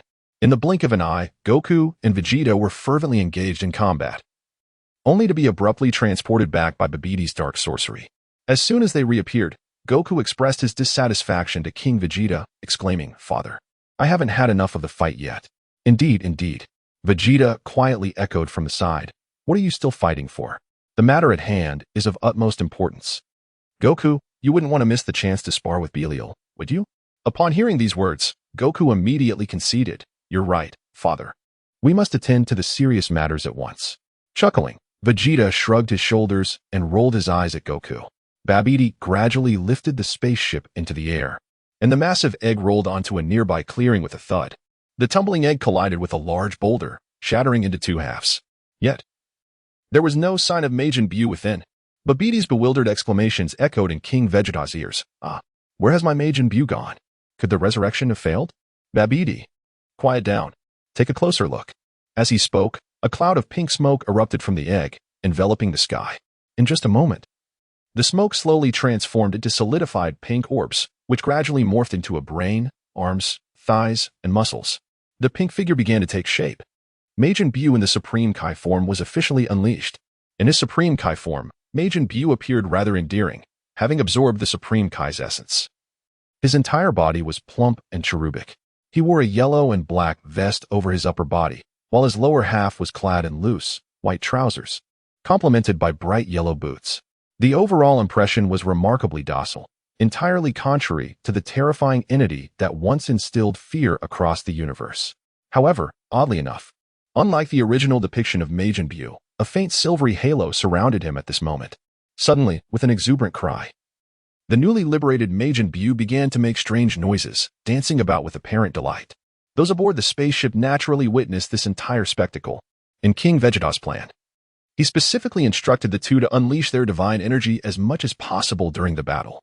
It seems the results have been quite remarkable. It is time to proceed with the next phase of the plan. Let us commence our actions. King Vegeta gestured towards Goku and the others while instructing Babidi. Babidi, you need not involve yourself in what comes next, nor should you speak unnecessarily. Just remain where you are. Very well, King Vegeta, Babidi replied with a chuckle. I had hoped to share a dance with Majin Buu. It is worth noting that after absorbing the Grand Kai, Majin Buu appeared remarkably naive and childlike, exhibiting a disposition that was comparatively kind and gentle. This transformation is precisely why Babidi could exert control over Majin Buu. To deal with such a childlike entity, one must cater to his whims. The form of Buu resembling the Grand Kai can be affectionately referred to as Fat Buu, whose greatest delight lies in an array of sweet delicacies. King Vegeta presented a meticulously prepared bundle of caloric delights, filled with an array of delectable confections adored by children.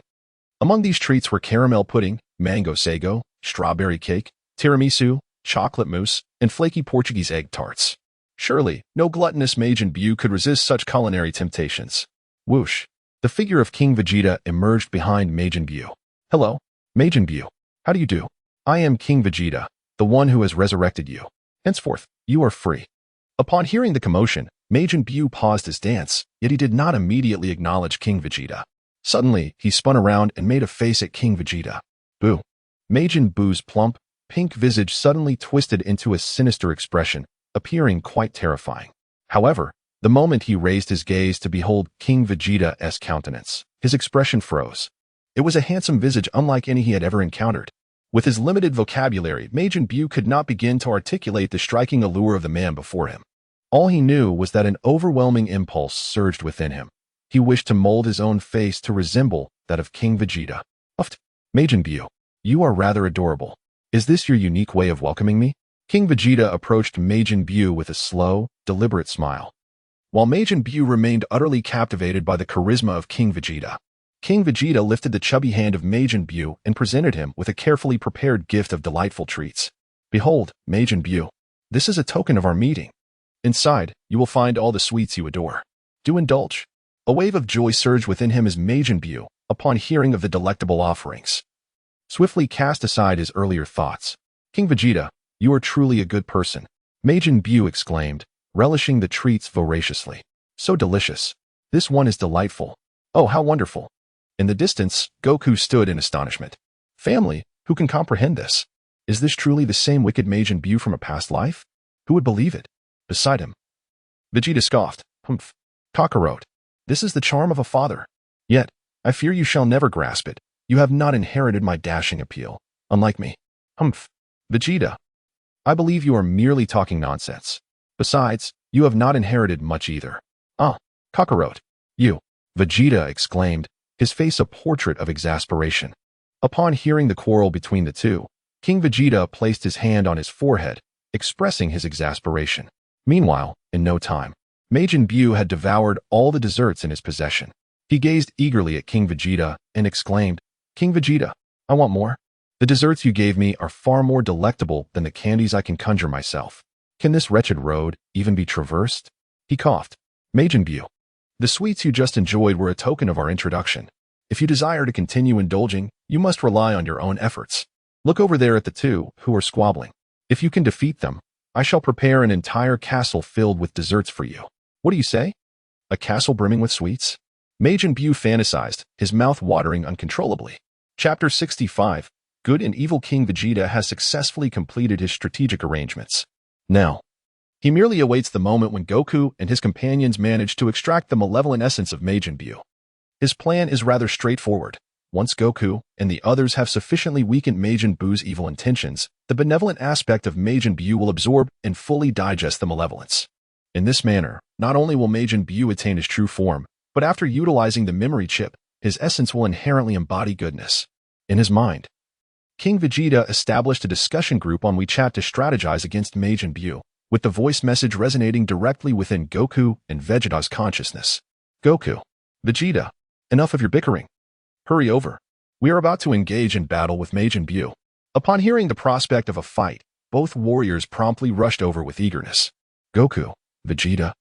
Let me clarify beforehand. In your confrontation with Fat Buu, you are permitted to utilize only your base forms for combat. This serves as a form of training for you. And I will not activate the Emperor's alternate dimension during your battle with Fat Buu. Therefore, the safety of Earth is in your hands. Goku responded, Huh? Vegeta, Earth? I might actually die. Brother Vegeta, why don't you take over? I will serve as the security for Earth for now. Humph. Kakarot. You better keep an eye on this. Having decided on the order of battle, the two of them flew towards King Vegeta. Majin Buu, observing the rapidly approaching duo, felt an unusual excitement, for he possessed unwavering confidence in his own strength. He was already envisioning the delightful culinary experience that awaited him. Vegeta, with his fists clenched and a fervent spirit, was brimming with determination. After all, he had just evolved his talents in battle, and for him, every confrontation was an opportunity not to be missed. On the expansive plain, sunlight pierced through the clouds, illuminating the earth below. Surrounding him, lush green grass carpeted the ground, interspersed with enormous stones and wildflowers, resembling a vibrant tapestry of life. In the distance, the mountains loomed, appearing as the natural boundary of this vast expanse. The air was suffused with the fragrance of damp earth and the gentle caress of the breeze, creating an atmosphere of exceptional tranquility. However, this serenity was soon to be shattered. A sense of inexplicable oppression began to permeate the atmosphere, and at that moment, Majin Buu's eyes glinted with a subtle crimson hue. In his battle mode, the malevolent thoughts within him had taken control. As long as I defeat you, I can obtain my dessert. Therefore, you shall perish. Just as King Vegeta had anticipated, without the eradication of Majin's malevolence, he remained in an uncontrollable state, poised to erupt at any moment. Goku stepped back, the divine energy swirling within him, enveloping the group within a thin, shimmering barrier, forming a semicircle that shielded them from the repercussions of the impending battle, thus safeguarding the Earth. Majin Buu, upon noticing that his intended targets had dwindled to merely Vegeta, charged at him with unbridled speed, albeit with a rather juvenile approach to combat. His antics, such as poking eyes and tapping foreheads, appeared absurdly sluggish to Vegeta, who effortlessly kicked Majin Buu away. Huh? You foolish, rotund creature? Are you Majin Buu? You amuse me. I thought I was sparring with a child. Even a third grader among us scions would outfight you. These words ignited the fury within Majin Buu. Steam billowed from the vents atop his head as he howled, I want to kill you. With a furious roar, Majin Buu unleashed a barrage of purple, spherical energy blasts, hurtling towards Vegeta with relentless intent. As Vegeta effortlessly swatted away energy spheres, he incessantly taunted Majin Buu, calling him a fat fool. Incited by a barrage of violent insults, Majin Buu's malevolent intent surged. He tore a chunk of flesh from his own body and hurled it with great force towards Vegeta. Just before the pink mass made contact, it transformed into a long coil, ensnaring him tightly. Nonetheless, even in his normal state, Vegeta was no match for the current form of Majin Buu. Vegeta's slight surge of rage caused the bindings that restrained him to shatter effortlessly. Vegeta cast a disdainful glance at Majin Buu. What other tricks do you have? Bring them all forth. Witnessing his own techniques effortlessly neutralized by Vegeta, Majin Buu finally erupted in frustration. My desserts. In truth, Majin Buu was indifferent to Vegeta's strength. His sole concern was whether he could indulge in the sweets prepared for him by King Vegeta. However, the overwhelming might of Vegeta shattered his defenses, confronting him with an unprecedented awareness of his own inadequacies. A surge of intense rage transformed Buu's eyes into a vivid crimson. Steam erupted from the myriad pores across his body, producing a sound reminiscent of boiling water.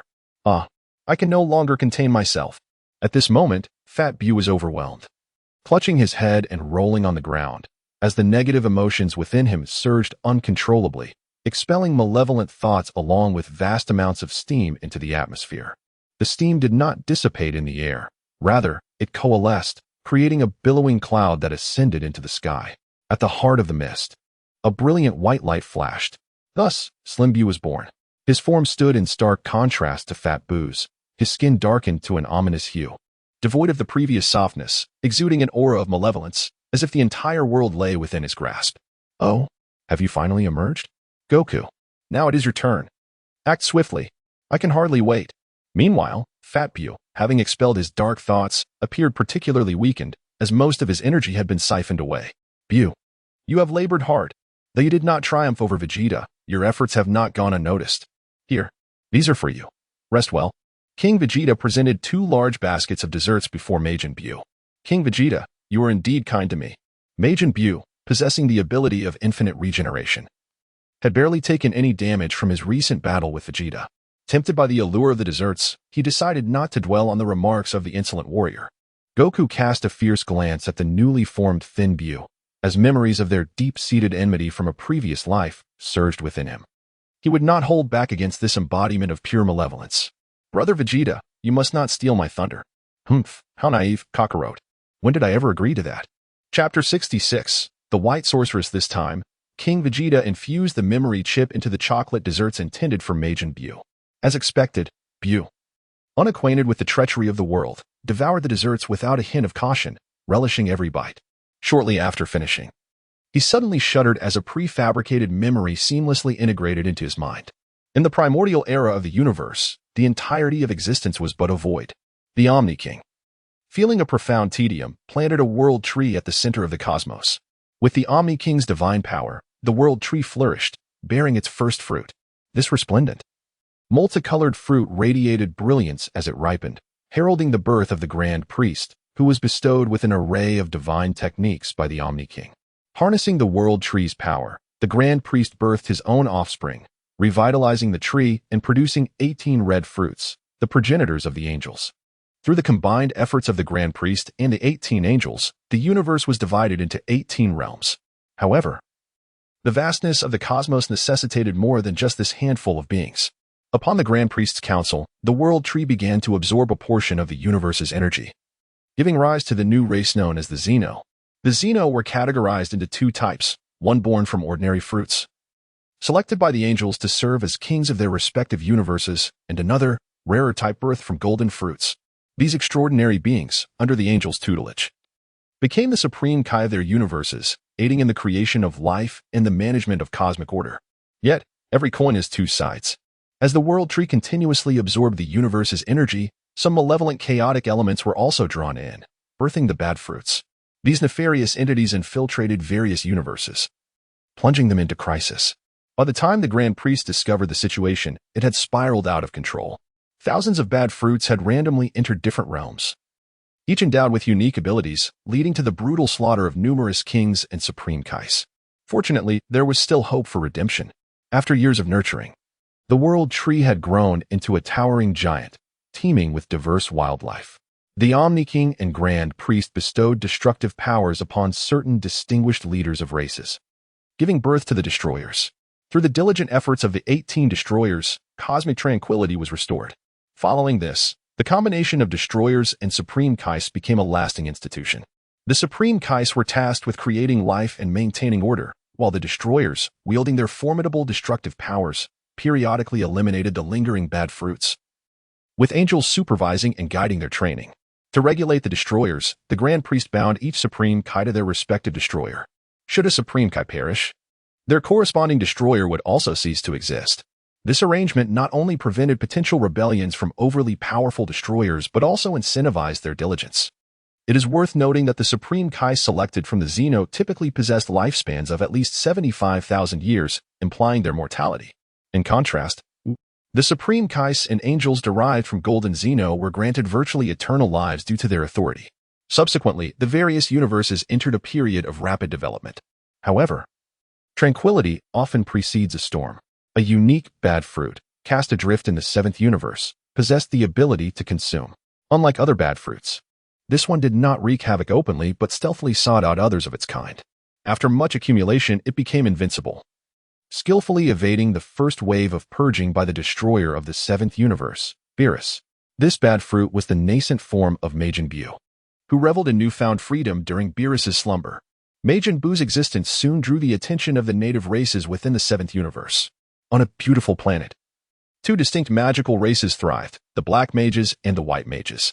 The Black Mages were generally small and grotesque, while the White Mages were tall and ethereal.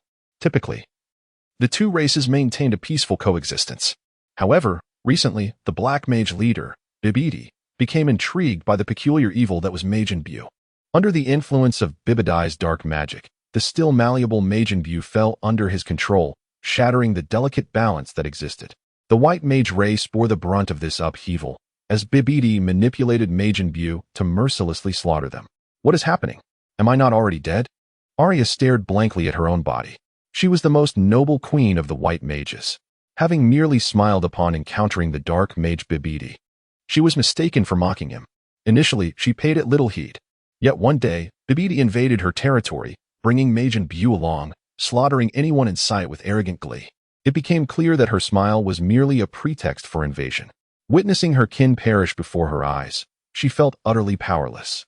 Tragically, the next day marked her wedding day with her betrothed. In this life, I have wronged you, Alan. If there is a next life, let me marry you again. In her final moments, she unleashed a sealed forbidden spell, transforming her essence into a radiant light that fused with Majin Buu's being. This act liberated Majin Buu from Bibidi's control. However, upon breaking free, Majin Buu did not regain his sanity. Instead, he became uncommunicative and erratic. The subsequent events are well known to all. What is happening now? This is not my body at all. King Vegeta gazed at the perplexed Majin Buu before him, a creation of his own design. Truth be told, it took considerable effort to fabricate such a memory. The fiancé who was to wed the enchanting Alia was none other than he, King Vegeta himself. Chapter 67. The operation is a success. Alia lifted her gaze, surveying her unfamiliar surroundings. which felt as if she had been transported to a distant realm. A wave of anxiety washed over her until her eyes landed upon the figure of King Vegeta. Their gazes locked, and a single tear gracefully cascaded down her cheek. Eren, it is you. You are alive. My voice. Why does it sound so strange? Indeed, for this is the voice of Majin Buu. Yet, for the sake of fulfilling his mission, King Vegeta was determined. He stepped forward and embraced Majin Buu, gently patting its back. Alia, I have come for you. You have yet to marry me. How could I allow you to depart from my side? Feeling the warmth of King Vegeta's embrace, Alia's tumultuous emotions began to settle. But as realization dawned upon her, she burst into tears. Woo-woo, what is happening? Why have I become like this? How can I still marry you? Alia, do not be alarmed. Allow me to explain everything. Let us return to the day of our grand wedding. I was on my way to claim you with the wedding procession, only to discover that your entire race had vanished from your home planet. I was frantic, searching desperately for you, yet to no avail. After years of relentless effort, I finally uncovered a means to obtain information about you. Lord Zuno, he is a remarkable figure, renowned across the universe for his omniscience. After standing in line for 6 long years, I finally met Zuno. Fortunately, my striking appearance allowed me to ask not just one, but 10 questions after kissing Zuno. Unlike the average man who could only pose one, I acquired all the information regarding you. That fateful day, although you had merged your essence with Majin Buu through forbidden techniques, your physical form and consciousness remained intact, not extinguished. To resurrect you, it was imperative to suppress Majin Buu's original consciousness. Thus, I devoted myself to enhancing my strength over the years. At last, my perseverance has borne fruit. Today, we are reunited. Look over there. That tall, gaunt yet grotesque creature embodies Majin Buu's malevolence. Once you absorb this malicious essence and expel the excess energy within you, you can achieve a complete rebirth through Majin Buu's body. Alia, fear not. Once you have fully absorbed it, I shall take you back to help you reconstruct your physical form. Upon hearing King Vegeta's words, Alia finally exhaled in relief, for this rotund appearance was undeniably unbecoming. She found herself questioning whether she even wished to continue living. Upon witnessing that the affairs concerning Majin Buu had been resolved, King Vegeta promptly urged the two in the WeChat discussion group. Goku, Vegeta, hurry up. I've taken care of everything. Received.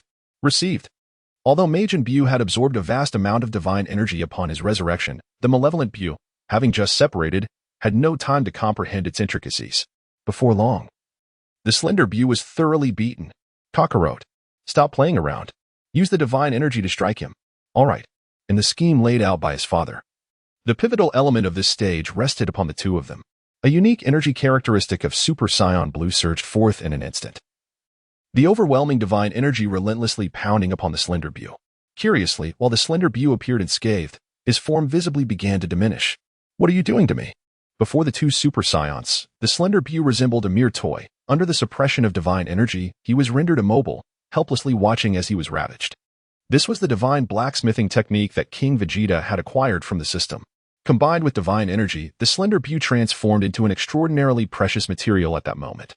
As Goku and Vegeta continued their relentless assault, the consciousness of slender Buu gradually disintegrated, and his entire form kept shrinking until he ultimately reduced to the size of a basketball. Vegeta cast a gentle glance towards the plump Majin Buu. Arya, the next move is yours. With the candy magic of Majin Buu, he devoured the sphere formed from malevolent thoughts, assuring her, I shall provide you with protection. Understood. The candy, born of dark intentions, was consumed by the corpulent Buu, while King Vegeta enveloped himself in divine energy and swiftly entered the fray. His intention was clear, to rescue the Grand Kai and South Kai, along with others previously engulfed by Majin Buu. Found you, concealed so deeply. Regrettably, the physical forms of the two Kai had been nearly entirely consumed over the years. Their release now merely liberated their souls. Well, it shall suffice. Fortunately, I have a contingency plan. Indeed, it was the Kai Shin. Earlier, King Vegeta had dispatched him to Namek, bringing with him 5 intermediate spirit tree fruits to bolster the Grand Elder's powers.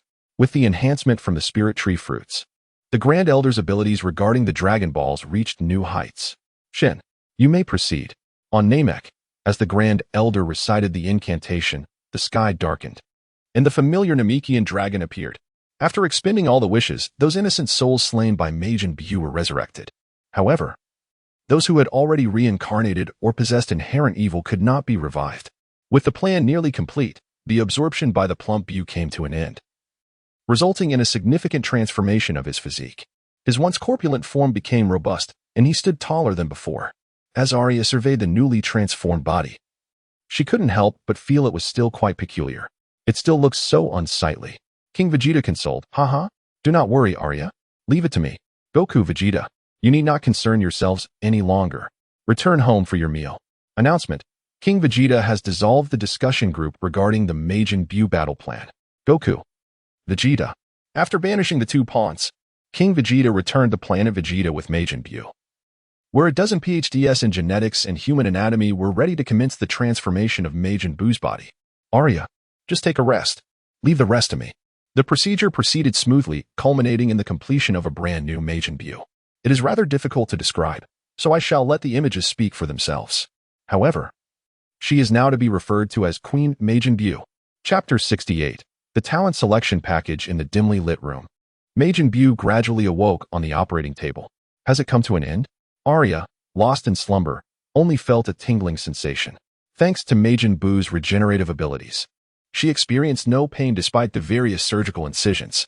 Once the operation concluded, King Vegeta naturally dismissed everyone, leaving only the two of them in the room. The transformed Majin Buu was indeed a sight to behold, with waist-length, snow-white hair and enchanting black-red eyes that exuded a hint of allure. Her small fangs peeking out added a touch of cuteness. Arya, how do you feel? King Vegeta led her to a full-length mirror. Is this me? Arya gazed at her reflection, disbelief etched across her face.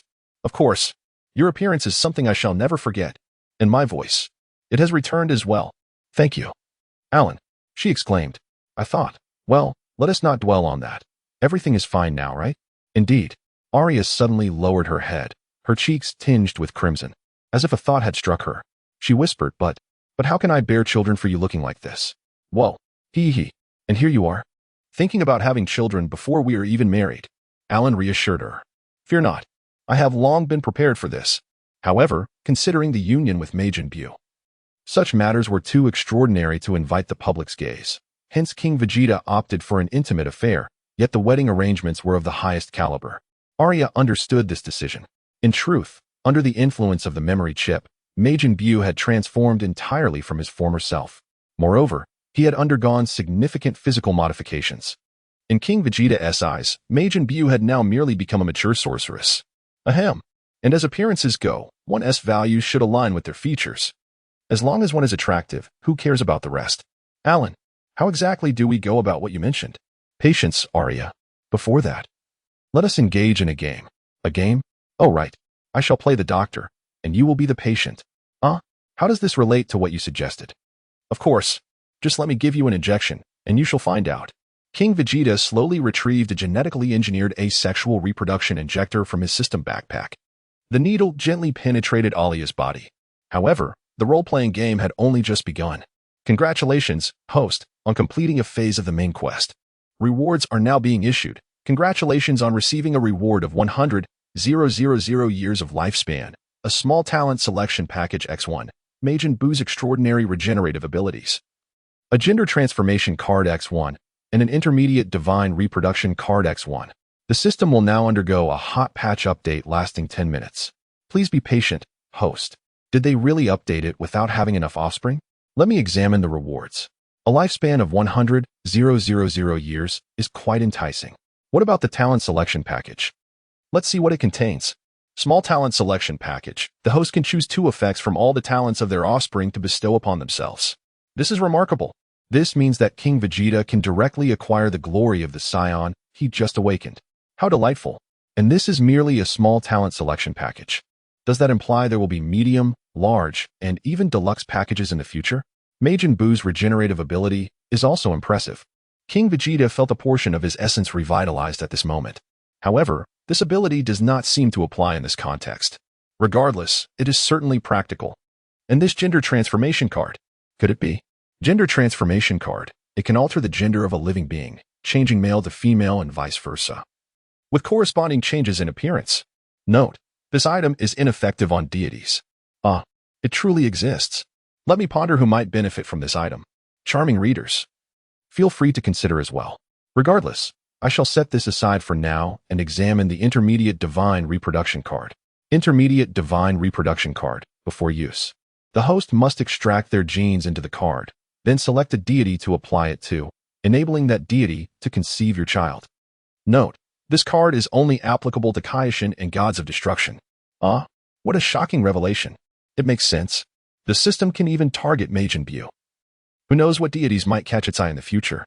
Indeed, deities cannot conceive naturally. With this card, Furthermore, this is merely an intermediate divine reproduction card. Who knows what lies ahead? Bardos. Kusu. Beerus. I apologize, but you all must assist me in my training. Have I inadvertently stumbled upon something peculiar? Just as King Vegeta's thoughts wandered, the system's hot patch update was complete. Update finished. The system has introduced a new talent effect refining feature, currently available only for talents possessed by the host. Effect refinement. Each effect of every talent possesses 4 opportunities for refinement, with each refinement effect fluctuating between 90 and 130. Note, effect refinement is only available for platinum level talents and above. The first refinement costs 10,000 years of lifespan, with subsequent refinements costing double the previous amount. The update package has been automatically claimed for you. Your next refinement effect is guaranteed to fluctuate to 130. Next, the following phase of the main quest is announced. Enable at least 4 deities to conceive your offspring. Deities include, but are not limited to, Kaioshin, gods of destruction, and angels. Quest reward. Unknown. The more deities conceive, the higher the reward, with no upper limit. Is the system being serious? To be honest, this effect refining feature is incredibly appealing. The talent of Scion Glory was already outrageous, and now it even has room for growth. I shall directly utilize the small talent selection package. Please select the talent effects you wish to bestow. I choose Effect 2 and Effect 3 from King Vegeta's exclusive talent. Heart of Pride. Small talent selection package successfully utilized. In Vegeta's exclusive ultimate talent, Effect 2 allows him to select 4 of his offspring to be bound by fate, thereby sharing luck, cultivation, and comprehension of talents. He should directly bind Goku and himself, like a Russian nesting doll. This way, King Vegeta can reap multiple benefits from them. As for Effect 3, it goes without saying that each Scion Glory mark can enhance all attributes by 0.001. Currently, the Scion population stands at around 100 million. This equates to a potential increase of 1,000 times in total attributes. And this is without any refinement. Let us encourage procreation. Everyone, let us bring forth more children. Chapter 69. OOB. Due to a small reward from the system update, the initial refinement values are maximized. After expending a millennium of his life, King Vegeta refined the effects of the term Scion Glory. The increase in all attributes soared from a mere 0.001 to an impressive 0.0013, which translates to a staggering enhancement of 1,300 times in overall attributes for King Vegeta. Such a terrifying prospect. Moreover, given the system's nature, it is certain that similar items will appear in the store in due course, which is why King Vegeta opted for just this one refinement. After all, should fortune favor him not, he could not only waste his life force but also suffer a reduction in attribute effects. That would indeed be a cause for lamentation. Having resolved the issue with the selected talent package, King Vegeta turned his attention to the new main quest. The task requires him to ensure that at least 4 deities conceive his offspring. Let me ponder this. The Kais are certainly out of the question, as their general unattractiveness renders them unworthy of consideration. As for the Supreme Kais, most of them are male across the universes, offering no potential either. But the 7th universe boasts a West Supreme Kai. She must be secured, although she was previously slain by Majin Buu. She should have been resurrected by the power of the Dragon Balls on Namek. Thus, the intermediate divine breeding card provided by the system has found its purpose. Yet, that leaves only one option. Who shall be the other 3 candidates? A conundrum indeed. I shall have to proceed with caution. First, let me investigate the offspring born from the use of the asexual breeding gene card and the progeny of Majin Buu. King Vegeta gradually approached the room, where Arya was cradling a delightful little doll in her arms. The entire scene radiated an extraordinary warmth. Arya, you have worked so hard. Look, our child is so adorable. Shoo, lower your voice. The baby is asleep. All right, gently. Arya placed the child in the nearby crib, cautiously pulling King Vegeta a distance away. Arlen, why don't you name the baby? A name. Let me think. How about we call him OOB? OOB? Vegeta approached slowly, beginning to scrutinize this unique offspring. Little OOB lay quietly in his crib, his tiny mouth occasionally chewing as if savoring some delectable treat. A charming little antenna adorned his head, and his skin was a soft, rosy hue, appearing remarkably supple and elastic. His physical characteristics resembled a miniature version of Majin Buu. One cannot deny the dominance of Majin Buu's genes, overpowering the myriad bloodlines of King Vegeta. System, please check OOB's status panel. Offspring, OOB bloodline. Majin, dominant, Scion royal blood. Potential for Super Scion, intermediate Frost Demon lifespan, 100,000 years. The lifespan of this offspring will continuously extend with cultivation. Is the Majin bloodline truly so long-lived? And it can further extend its lifespan. Does that mean he will never die? Oh, I haven't claimed the rewards for having a child yet. Congratulations, host. You have received the following rewards. Lifespan increase of 10,000 years, intermediate Majin bloodline, talent awakening choice card 3. Congratulations, host. You have obtained the intermediate Majin bloodline, increasing your lifespan by an additional 50,000 years. Is this truly the correct way to utilize the system? This round of rewards for having a child, combined with the main quest, has granted me a staggering total of 160,000. How outrageous. And what is this Talent Awakening choice card? Talent Awakening choice card. When used during the Talent Awakening, this card will refresh the talents from 1 to 3 options, allowing you to select from the 3 talents. Before fully determining the talent to awaken, you may continue to use the Reset card, and the refreshed talents will also consist of 3 options. How intriguing. Directly refreshing 3 at once. Surely, I can obtain what I desire. Why not take advantage of this opportunity? The system applied the exquisite Talent Awakening card to OOB and utilized the Talent Awakening choice card. Success. Please choose one talent from the following 3 options to awaken for OOB. 1. Ninetales Jinchuriki, leaning towards combat, support, control. 2. OOB Ultraman, leaning towards combat, defense. 3. Son of the Grand Priest, leaning towards loss, control, fortune. That's it. The system cannot display specific attributes? Indeed. How outrageous. I knew such fortune could not exist. Does this additional card also test my judgment? Let's use the process of elimination. First, option 3 must be disregarded. Who needs a son of a concubine? Moreover, it lacks any combat attributes. What good is that? If it's the Ninetales Jinchuriki, isn't that the main character Naruto from Naruto? That sounds impressive. The system's creations generally integrate into the Dragon Ball framework. I haven't watched much of OOB Ultraman in my previous life, but King Vegeta is somewhat familiar with his abilities, as he is the first Ultra hero to fuse and transform using the powers of past Ultramen. Honestly, both options are quite good. I shall choose the first one and see what unfolds. Ninetales Jinchuriki, Special Exquisite. Effect 1, Tailed Beast Cloak. Covers the body with a layer of dark red Ninetales chakra. Accelerating healing speed. In this mode, all attributes are amplified tenfold, normal state, second dimension unlocked. Effect 2, Sage Mode. Eyeshadows turn light orange, significantly enhancing attack range, perception. And the power of energy blasts. In this mode, all attributes are amplified 30-fold, normal state, third dimension unlocked. Effect 3, Ninetales Chakra Mode. Surrounded by golden chakra. Hair stands on end forming 2 horns. 6 Tomo appear at the collar. Possesses the ability to sense malice and benevolence. In this mode, all attributes are amplified 80-fold, normal state, 4th dimension unlocked. Effect 4, Kurama Mode. The terminal of Ninetales Chakra Mode, allowing complete control over Kurama's power. In this mode, all attributes are amplified 150-fold, normal state, 4th dimension peak unlocked. Effect 5, Kurama Sage Mode. The horizontal Sage pupils of Sage Mode overlap with the vertical demonic pupils of Kurama Mode, forming cross-shaped eyes. Possessing all characteristics of both Kurama Mode and Sage Mode. In this mode, combat power is amplified 200-fold, normal state, 5th dimension unlocked. Effect 6. 6 Paths Sage Mode. Grants the ability to use 6 Paths techniques, Yin-Yang Release, Tailed Beast Power, etc. In this mode, combat power is amplified 400-fold, normal state. 6th dimension unlocked. Hidden effect, Heavy Particle Mode. Consumes the life force and chakra of the Ninetales to unleash endless energy in this mode. Combat power is amplified 600-fold. Note, the life force consumed in this mode is irreversible. Chapter 70. I want to have a child with you. Alright, this exquisite talent is mine. Bring it forth.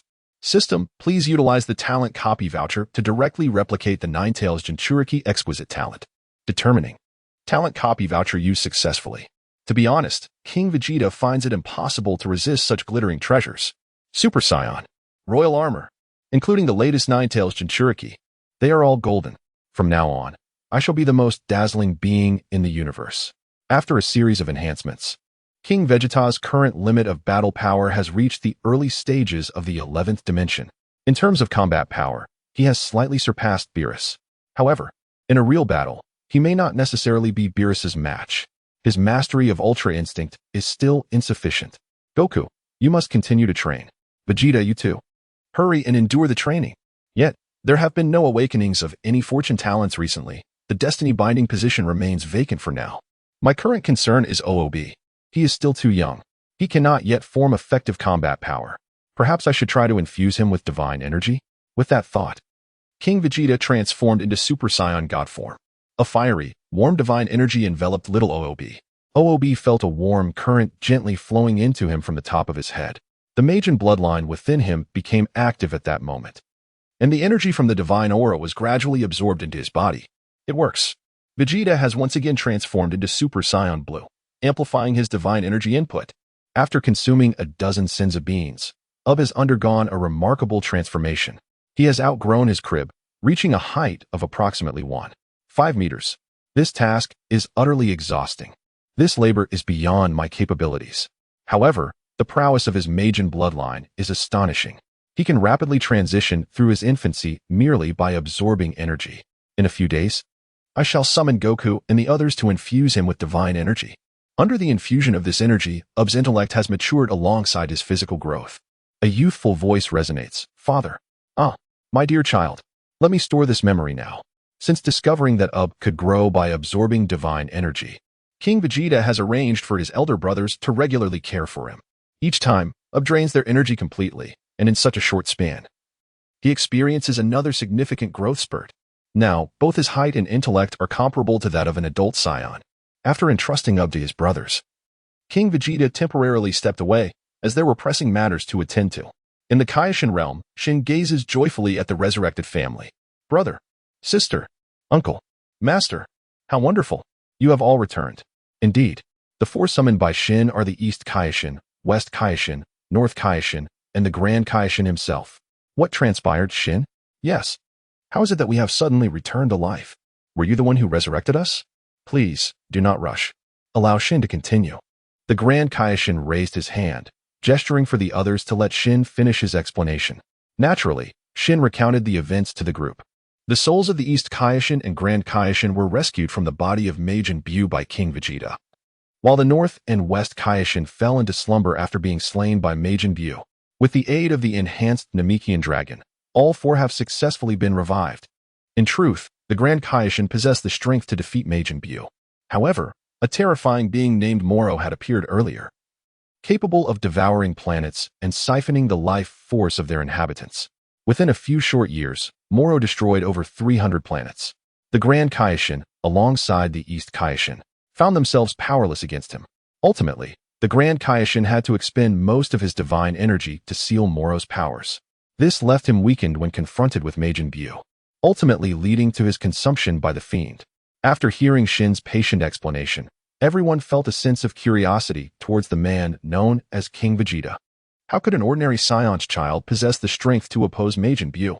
Moreover, he himself is remarkably powerful, evoking a sense of inadequacy among the Kaioshins, especially the West Kaioshin. She had once been a mischievous young girl, enjoying carefree days while training under the Grand Kaioshin.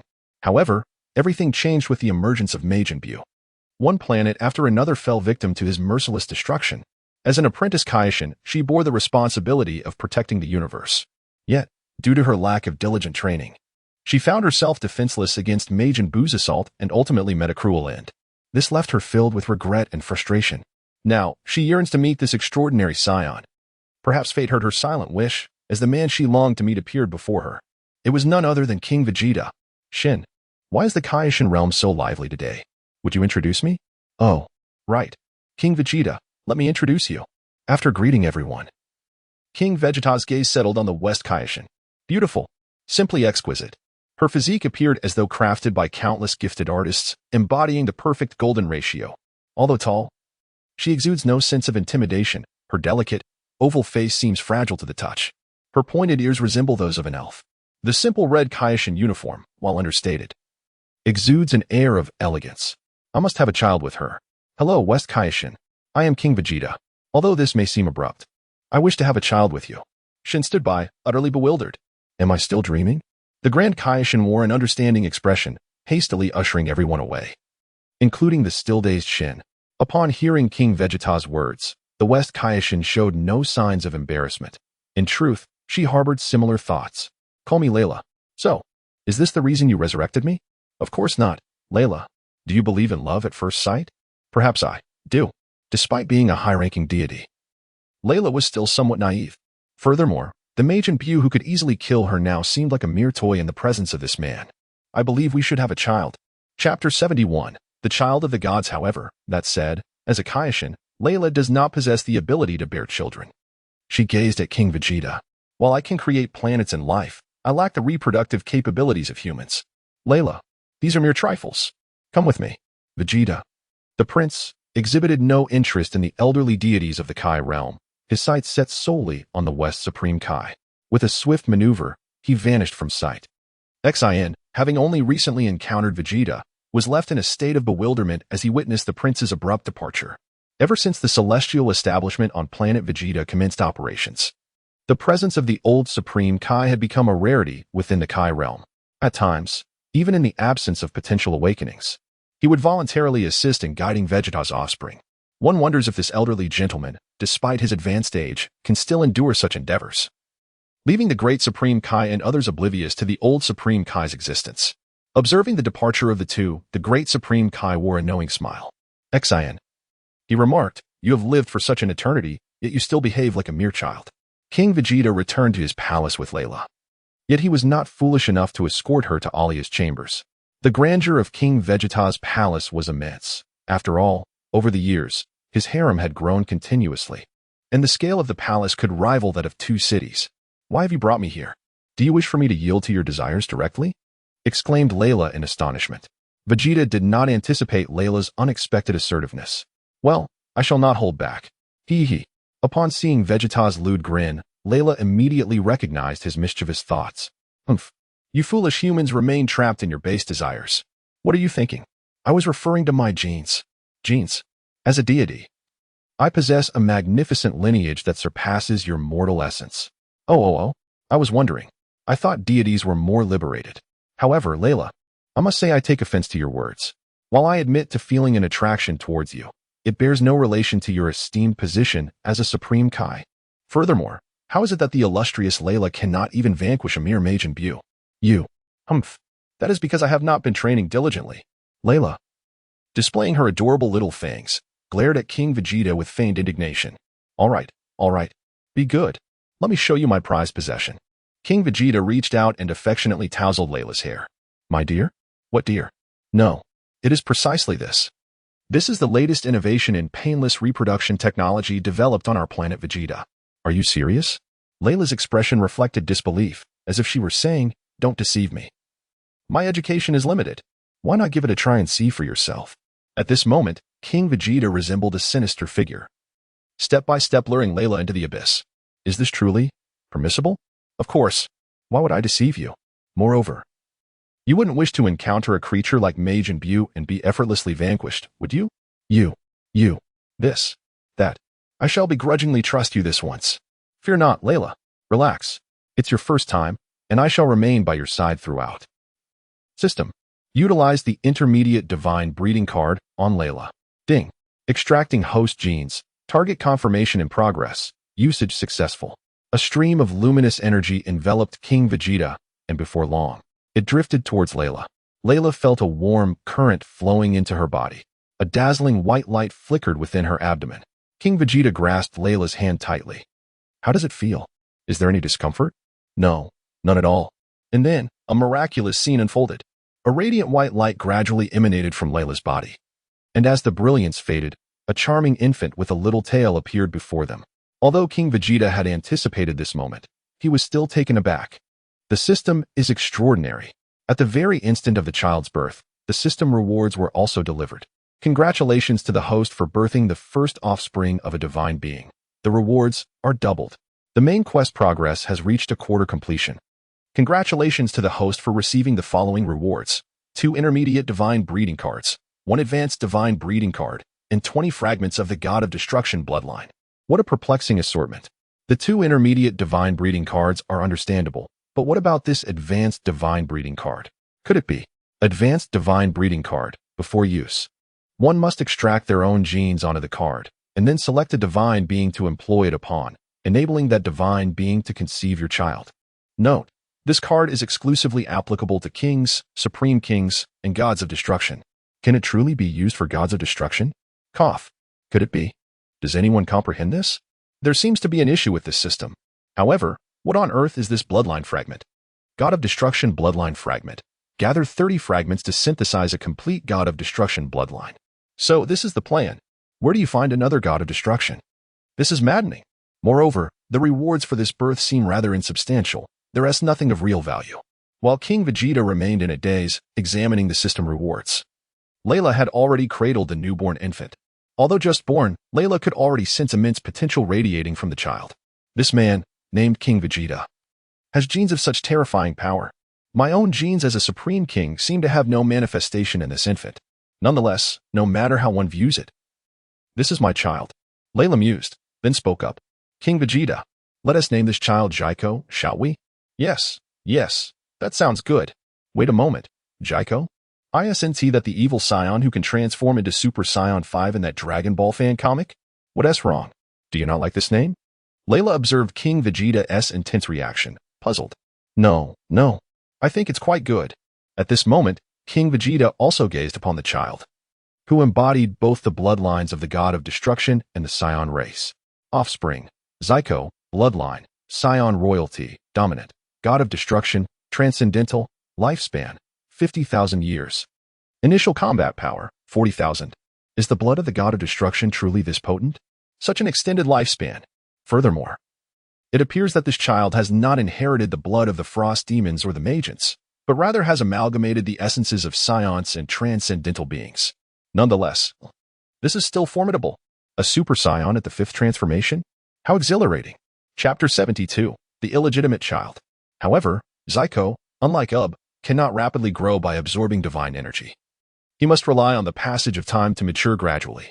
Layla, for now, let's entrust the child to a caretaker, rest assured. Our training for newborns on planet Vegeta is exceptionally advanced. Alright, I have faith in you. During her years of slumber, Layla was not entirely inactive. She devised a plan that might expedite Zyko's growth within a short span. In the palace of the Omni King, 2 guards were attending to the Omni King's nap. While within his essence, a small figure began to solidify.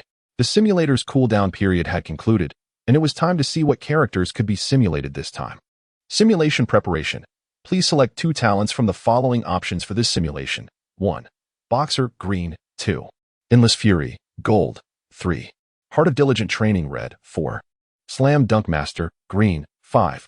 King of Hackers, purple. With gold comes fortune. Without gold, one meets demise. Wait, this time, there is even a red talent. The quality of these talents is exceptionally high. In this case, I shall undoubtedly choose Endless Fury and the Heart of Diligent Training. Endless Fury. Gold, you will become more easily enraged than usual, but this anger will unlock your potential, allowing you to unleash even greater power. Friendly reminder, mild anger is invigorating, intense anger is harmful, and extreme rage leads to destruction. Heart of Diligent Training, red, you can endure loneliness and solitude that others find unbearable, enabling you to cultivate with remarkable efficiency. And upon completing your training, you will reap additional rewards. Wow. Coupled with the golden talents I secured in previous simulations, this time, I am destined to soar. Talent confirmation. The host will carry the following 4 talents into this simulation. Golden Talent, Continuous Good Fortune, fixed. Golden Talent, Last Stand, fixed. Golden Talent, Endless Fury, red talent. Heart of Diligent Training. This simulation subject, the illegitimate child of the Monkey Clan leader. Huh? Why is the simulation subject a monkey? This is disastrous. Simulation begin. You have been born. However, you are a bastard. Your father fathered you with a mistress. The silver lining is that you possess a combat power of 50,000 right from birth. What? Are monkeys capable of such feats now? Nonetheless, being born with a combat power of 50,000 is quite promising. Your father, upon learning this news, felt a surge of jealousy and dispatched assassins to eliminate you and your mother. What? Is my father a despicable scoundrel? A beast? Surely I won't perish right at the outset. The assassins quickly located you. Your mother's combat power was evidently inferior to theirs, and they would not spare her. As for you, death seemed inevitable. Alas, the simulation cannot conclude so abruptly. However, a twist of fate occurred. The effect of the continuous good fortune talent activated, allowing you to evade the assassin's lethal attacks. The effect of the endless fury talent was triggered, fueled by wrath. You unleashed a terrifying aura that shattered the skulls of the approaching assassins with your roar, resulting in their immediate demise. What? I survived? Your mother, with tears streaming down her face, collapsed before you, urging you to avenge her. Your enemy is none other than your biological father, King Vegeta. In this moment, you learned your name, Reg. You are not merely a monkey, but a scion, and your father is the king of the scion race. The total annihilation of the assassins caused little stir, and it appeared your father had no intention of pursuing you further. However, out of caution, you chose to conceal your identity and live a life of discretion. Good, good, being low-key is wise. Find a place to begin my training. Fortune smiled upon you. Although no one cared for you, you often stumbled upon unexpected food, such as overheated rabbits, depressed dinosaurs, and injured birds from fights. In the second year, you amassed a considerable stockpile of food, and your stature began to increase. Aside from gathering food, you devoted all your time to rigorous training, continuously awakening the potential within your bloodline through relentless exercise. By the fourth year, no entity on the planet could threaten you. You began to devise a plan for revenge. Fortunately, this was not a desolate planet. Through your efforts, you successfully ventured into the cosmos. In the sixth year, you gathered extensive intelligence about the universal situation in the Scion race, including information regarding King Vegeta. Please choose from the following three options. 1. Infiltrate planet Vegeta. 2. Join the Frieza Force. 3. Seek a deserted planet to train diligently. Option 1 is undoubtedly too perilous. That would be akin to a lamb entering a tiger's den. Option 2 seems appealing. According to my simulations, the Frieza Force has had minor conflicts with the Scions. However, I choose option 3. My talents are not to be squandered. It is time to train. You selected option 3. The effect of the Heart of Diligent Training talent activated. In solitude on a deserted planet, you devoted 4 years to training, resulting in a significant increase in combat power, reaching the pinnacle of the third dimension.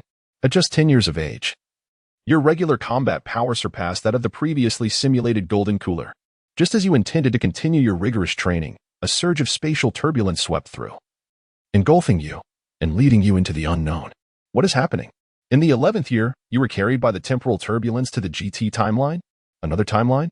Crossing into another realm seems to have no adverse effects on you. You discovered that this timeline was not much different from the original. The same timeline, the same enemies. However, curiously, despite your inquiries throughout the universe, no one seemed to possess any knowledge of King Vegeta's whereabouts. What is going on? Has my father vanished? You sought out the existing Frieza Force to gather information, only to learn that King Vegeta and Planet Vegeta had been annihilated by Frieza. Unable to accept this revelation, you were consumed by rage. The effect of the endless fury talent triggered, transforming you into the legendary Super Saiyan of the Saiyan race. Your combat power soaring to the 5th dimension. Decades of arduous training yielded this outcome, leaving you both furious and despondent. However, shortly thereafter, you received promising news. You have a brother who still lives. His name is Vegeta. Originally, you intended to wait until your training bore fruit to take revenge on your father, King Vegeta, but now you are faced with the grim news of his demise. Enough pretense. You will confront your brother Vegeta. Chapter 73, The Reunion of Brothers. However, you would not so easily extinguish Vegeta's life. Instead, you must allow him to experience the agony you have endured. While silently observing your brother, you diligently train, determined to crush him with your unparalleled might. Year 12, nothing of note occurred. Year 14, still, no significant events unfolded. Year 16, after the destruction of Planet Vegeta, your brother seemed to lose his fighting spirit and shockingly joined Frieza's army as a soldier. You deem such a failure unworthy of your efforts. You wander the cosmos, honing your skills, until one day you encounter a girl, a fellow survivor of the Scion race. Though her combat power is merely a little over 10,000, her plight resonates with yours, and two lonely souls collide, leading to love. Year 20. You are blessed with 4 children. Wait, the situation seems awry. Instead of raising children, should you not be stirring up trouble? By year 24, you find yourself ensnared in the comforts of domesticity, your combat prowess waning. Following a moment of pleasure, you finally recognize this predicament and resolve to 1. Abandon your wife and children, retreating to solitude for arduous training. 2. Confess your true identity to your wife and reveal the tragic fate of planet Vegeta. 3. Continue indulgently and perhaps sire 10 more offspring. Option 1 appears too callous. While it may align with your innate tendencies, I shall not choose it. Option 3 seems utterly unacceptable. Thus, Option 2 shall be my choice. You confess to your wife about your illegitimate origins, only to discover she too was abandoned by her parents. The flames of vengeance rekindle within you. This time, your targets are not just Vegeta, but the entire Saiyan lineage. As for Frieza, the destroyer of planet Vegeta, you harbor immense disdain, for this was meant to be your task. You recommence your training, and this time, your wife proves to be an ally rather than an obstacle. Her remarkable scientific skills and advanced apparatuses enable you to train with renewed fervor. Your innate talents ignite, and within a few short years, your combat power skyrockets. Reaching mid-level 5th dimension, while you even grasp the transformation into Super Saiyan 2nd stage, you embark on a quest through the universe to seek out surviving Saiyans, during which you astonishingly discover that your dear brother Vegeta has been biding his time within Frieza S ranks. The scenario becomes intriguing. You draw Vegeta back into your sights, and in just a few years, he evolves from a mere weakling with a combat power of several thousand into a formidable warrior. Millions, tens of millions, Super Saiyan 1, Super Saiyan 2. The pace of his ascension astonishes you. Furthermore, you uncover several other surviving Saiyans, Kakarot and Broly. You realize your vengeance is soon to commence. The fire ignites. Act swiftly. Unleash your fury. However, upon observing the emergence of Majin Buu, you sense complications ahead. Kakarot has achieved the transformation into Super Saiyan 3. In this state, you lack confidence in your ability to vanquish him. You resolve to develop a unique form of your own. You retreat into seclusion, disregarding the outside world. Your innate abilities continue to flourish. By your 35, you finally conclude your solitary training. You have attained the Super Saiyan 5th stage, surpassing all predecessors. This newfound power leaves you awestruck. The vengeance plan officially commences. You share this exhilarating news with your wife, who is equally elated. Together, you embark on your journey aboard a spaceship, heading towards Earth. In the GT timeline, 3 years have elapsed since the demise of Omega Shenron. Earth has regained its tranquility, while Goku, having defeated Omega Shenron, vanished alongside Shenron, never to return. At this moment, the strongest being on Earth is none other than Vegeta. West City, who turned off my gravity device? Vegeta glanced around, perplexed by the sudden disappearance of gravity. Of course it's me. Vegeta, I'm not talking about you, he exclaimed. You have a stunning wife by your side, yet you neglect to spend time with her. Day after day, you train like a machine. It infuriates me. Today, you must accompany me for a shopping trip. Besides, there are no enemies to face at present. The one uttering these words was none other than Bulma, Vegeta's wife. For no one else would dare to challenge him in such a manner. Bulma, stop this nonsense.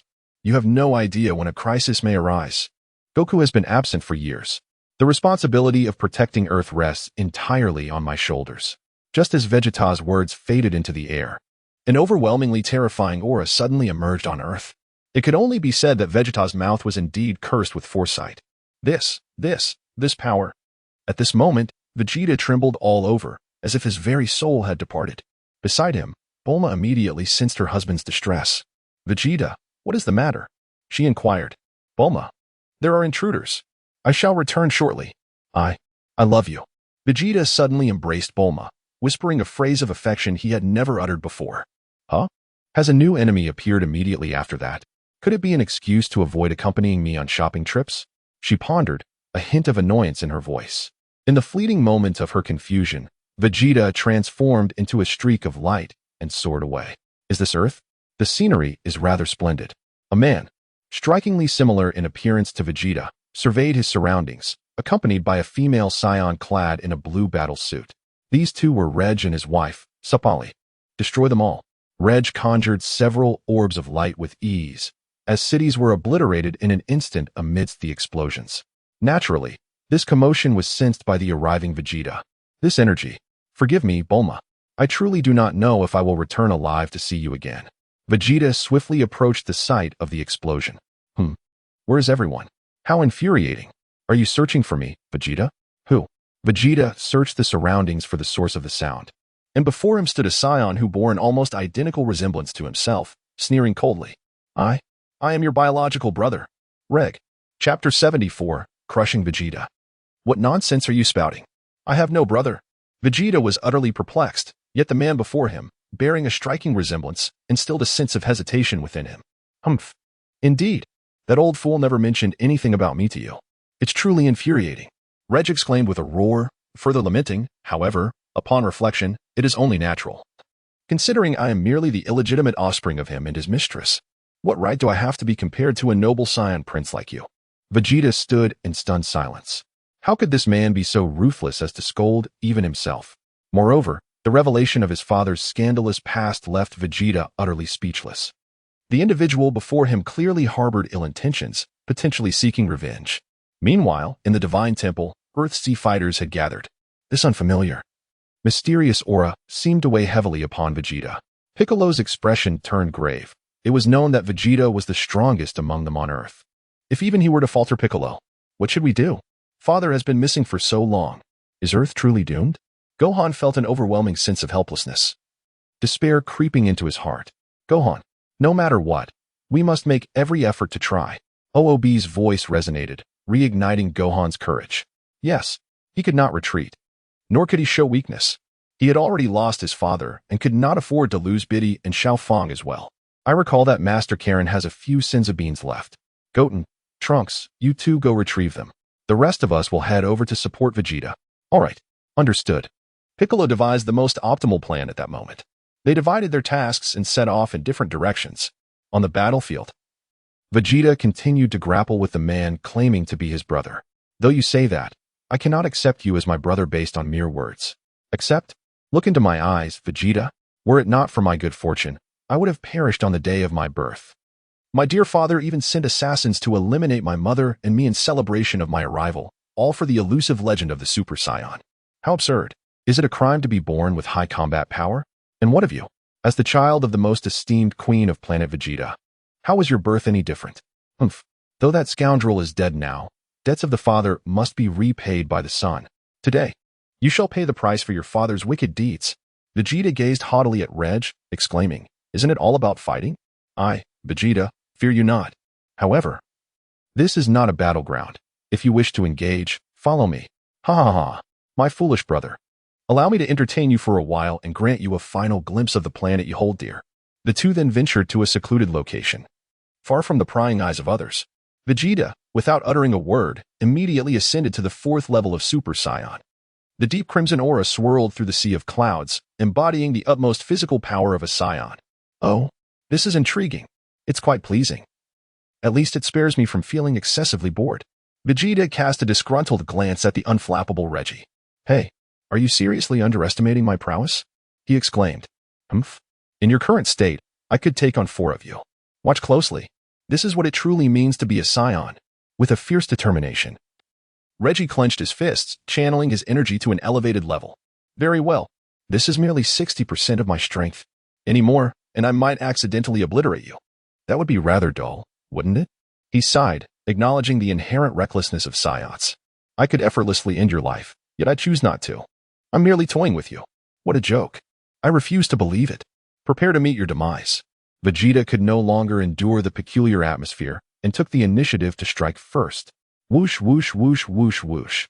Vegeta's relentless barrage of punches and kicks was unexpectedly evaded effortlessly by Reg. Is this truly the extent of your abilities? I anticipated you could be swifter. However, it is now my turn to strike. Reg casually unleashed a punch, its velocity akin to a bolt of lightning, nearly catching Vegeta off guard and landing a blow. What? Vegeta hurriedly evaded Reg's attack, swiftly creating distance between them. That seemingly casual punch, if endured, could have rendered him entirely powerless in battle. Oh ho ho, Vegeta. Why do you appear so disheveled? Ha. Damn it, why? That punch felt as though you deliberately allowed me to dodge it. You ask me why? Do you not recall that scion named Naba? Initially, my mother had repelled the first wave of invaders, yet out of sheer curiosity, You sent Nabo along. And I watched helplessly as my mother perished before my eyes. Do you truly believe that I would easily take your life, you who indirectly caused my mother's death? I intend to make you experience the torment I have endured over these years. I shall use my fists to pulverize you, blow after blow, until I witness you. Bloodied and broken, begging for mercy, pleading like a wretched creature. I will relish in tormenting you to the brink of death. Insanity. This man is truly deranged. When has Naba ever engaged in such behavior? Vegeta could hardly recall. Boom. Reg suddenly teleported beside Vegeta and delivered a swift kick. Vegeta, unable to evade such astounding speed, was wounded by a single blow. How is this possible? He has not transformed into a Super Saiyan. How could he reach this level? If that is the case, then prepare to experience my utmost power. Final flash. Vegeta gathered all his strength, unleashing a radiant golden light that surged towards Reg. Get lost. To Vegeta's astonishment, Reg effortlessly deflected his final flash with a single kick. Vegeta gazed in astonishment at the sky. What is happening? My full power. It has been so easily. Was that mighty blow truly your full force? Is this all you have? How dare you call yourself the Prince of Scions? The Scion race is indeed a collection of worthless beings. Well, you have exhausted your opportunity. Now it is my turn. Bored, Reg decided to beat Vegeta to near death. But at that moment, an unexpected event unfolded. I am deeply sorry. The proud Prince of Scions unexpectedly apologized to Reg. You were absolutely right. In the past, I was indeed excessive. It is only natural for you to hate me and wish for my demise. Vegeta, do you not possess even a shred of Scion spirit? What significance do your words hold now? Vegeta's apology only ignited Reg's fury. It appears that the tranquil life has dulled Vegeta's Scion fervor. You foolish Oa to do. You have truly disappointed me. Chapter 75, The Arrival of the Three Combined Warriors. After I kill you, I will eradicate every last one of your remaining kin. As Reg's words hung in the air, a fist the size of a cauldron came crashing toward Vegeta. This blow, I cannot evade it. With a gasp, blood spewed from Vegeta's mouth. Faced with only 60% of Reg's strength, Vegeta found himself utterly powerless, now ensnared in a deadlock. True to his word, Reg intended to torment Vegeta for a while longer. He hurled Vegeta into the air, then followed with a powerful slam that sent him plummeting. Vegeta slid across the ground for dozens of meters before finally coming to a halt. How tedious. Let us bring this to a close. Reduced to a mere plaything. Vegeta had lost all value in Reg's eyes. A purple sphere of energy gradually coalesced in Reg's hand. Should it strike true, Vegeta would bid farewell to all. Vegeta, in your final moments, do you have any last words? Vegeta sensed the looming threat of death behind him, yet remained unperturbed. Look behind you. My back? In a fleeting moment of confusion for Reg, he was struck by a powerful blow. Bam! An explosion erupted, yet Reg stood firm, unharmed. Who is it?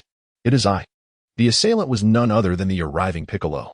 Just as Reg intended to interrogate the identity of his attacker, a swift kick caught him off guard, sending him flying. Which scoundrel dares to ambush me? Hey, you shall not bully my father. Reg flexed his wrist, realizing the ambusher's voice was a blend of two. This is fusion? Indeed. The newcomer was Gotenks. After retrieving the Senzu beans, they had fused and hastened to the scene.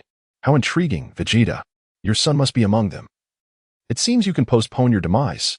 At that moment, Reg's attention was fully captured by Gotenks, providing Gohan a chance to swiftly rescue the injured Vegeta, feeding him a Senzu bean. Thus, the Z fighters of Earth had assembled, and the tide of battle shifted instantly. The fused warrior Gotenks, alongside Piccolo, Gohan, Vegeta, and Ub, faced Reg in a 5-on-1 confrontation. Vegeta, who is this person? Piccolo inquired, looking at Vegeta with confusion. There's no time for explanations. Buy me a moment. I may have a technique to defeat him. Understood, father. Leave it to us. The confidence of the fused Gotenks radiated as he unleashed a golden aura. Super Saiyan 2. Activate. Trash will always be trash. Even your offspring is so weak. Reg felt the energy emanating from the fused warriors, showing no desire to elevate his own power. With a swift motion, he effortlessly parried their relentless attacks, asserting that sheer strength could not be compensated by numbers. A few punches later, he had knocked them to the ground. Yet, at that moment, an unexpected event unfolded. A rift in space-time suddenly materialized at the center of the battlefield, from which emerged two fiery figures. Thankfully, we are not late. Xeno Goku and Xeno Vegeta had arrived, both members of the Time Patrol. Today, Reg's unusual activity had been detected by the Kai of Time. Another Vegeta? Reg gazed at the two newcomers, a sense of unease creeping into his heart. Gohan. Piccolo? GT Timeline Vegeta? Kakarot? Hello everyone. No time for explanations. Gohan, take this. Time Patrol Goku tossed a pair of earrings to Gohan. Gohan. You and Vegeta must fuse using the Patera earrings. This individual strength cannot be overcome by individual power alone. Alright, Father. Vegeta, let us go.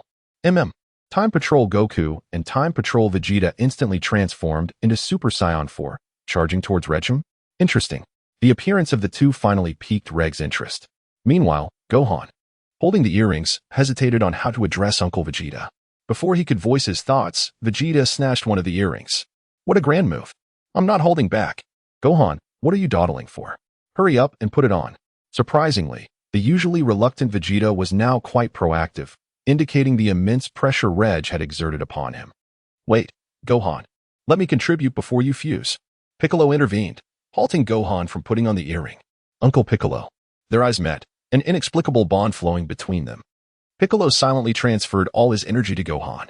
At that moment, Gohan no longer hesitated. Let us fuse and evolve. This is our exclusive bond. With the essence of Uncle Piccolo and Vegeta merging within him, Gohan radiated a blinding light that compelled Reg and the others to pause. What is this? Well done. Gohan. Time Patrol Goku felt a sense of satisfaction as he sensed the energy within the brilliance. Humph. Kakarot. Do not forget my contribution. As the light gradually faded, a brand new warrior emerged before everyone. The fused warrior, Vegito, made his grand entrance. Leave the battlefield to you. Vegeta, let us go. It's our turn now. Humph. Understood. Time Patrol Goku and Time Patrol Vegeta swiftly withdrew from combat. Reg had no time to intercept them, as the newly fused Vegito immediately engaged in battle. Time Patrol Goku skillfully produced the Patera earrings, while Time Patrol Vegeta synchronized perfectly with him. An even greater brilliance erupted, surpassing even the intensity of the tenfold solar flare. The most formidable warrior was born. Fused warrior Vegito made his appearance. What? Just moments ago, Reg could barely contend with Gohan and Piccolo, but now, this newly emerged fused warrior posed a significant challenge. Excellent. You have finally compelled me to take you seriously. Allow me to demonstrate the true transformation of a Saiyan. Are you not astonished by how my base form can overpower you? Haha. That is because I have mastered Super Saiyan 4 at an advanced level. In my base state, I maintain the power of Super Saiyan 4, but now, Reg's aura surged dramatically at that moment. Countless rifts began to form around him. Meanwhile, Reg's wife, Sapali, could no longer remain calm. Reg, stop. You promised me you would not transform into this form. However, Reg was beyond the reach of reason, his overwhelming aura expanding around him. His appearance underwent a monumental transformation. Super Saiyan 5 has arrived. Chapter 76, The Last Stand Initiates Eno. Sapali, witnessing the inevitable, fled as if propelled by the wind. In his Super Saiyan 5 state, Reg easily lost his sanity, becoming unrecognizable to those close to him. Piccolo exclaimed. What? Just a single transformation, and the entire sky darkened. Ub responded, Piccolo, this battlefield is beyond our capacity. We must retreat. Meanwhile, Reg's transformation was complete.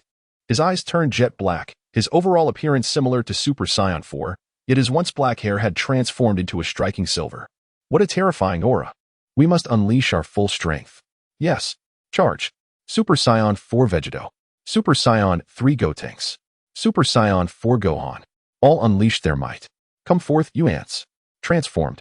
Reg is surveying the world with disdain, dismissing everything before him. Can you boast more than I? It's unbearable. I, Vegeta, have traversed the realms of Dragon Ball for many years, and Reg is among the few audacious enough to act so brazenly in my presence. Two streams of light collided with thunderous force. Bang! Bang! The astonishing aura left the two onlookers momentarily bewildered. The entire clash persisted for a full 5 minutes. I must admit, I truly underestimated you. Impressive. Finally, something has ignited my excitement.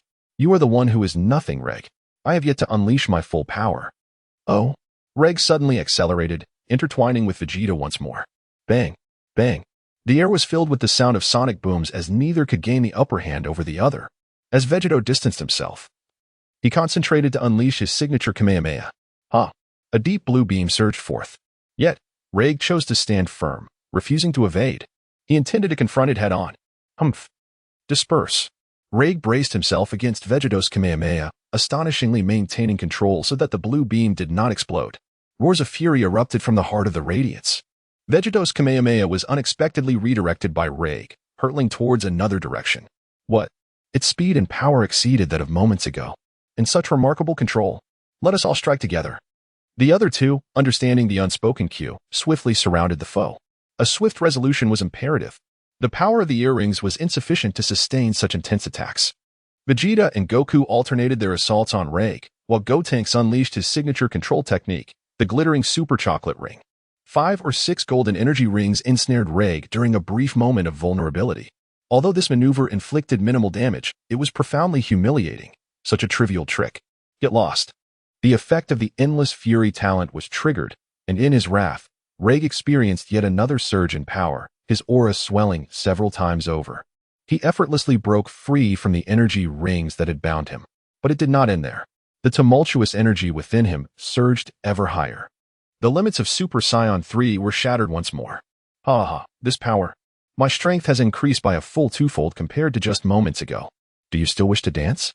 As Vegeta sensed the precarious situation, he swiftly evacuated Vegaphan from the scene. It was a predicament that necessitated a decisive move. Gotenks. Vegaphan. Lend me your powers. Perhaps in that state, I might stand a chance. In unison, the two positioned themselves behind Vegeta, channeling their energies into his being. However, it was not long before Gotenks disintegrated, and Vegaphan could not endure for much longer either. The earrings adorning his ears shattered with a resonant crack. With the infusion of these two energies, Super Saiyan 4 Vegeta embarked on his unique path of evolution. His once crimson body hair gradually transformed into a vibrant magenta, while his hair shifted from black to a deep red, enveloped in an extraordinary purplish-red aura distinct from that of a typical Super Saiyan 4. This was it. The Super Saiyan 4 limit breakthrough.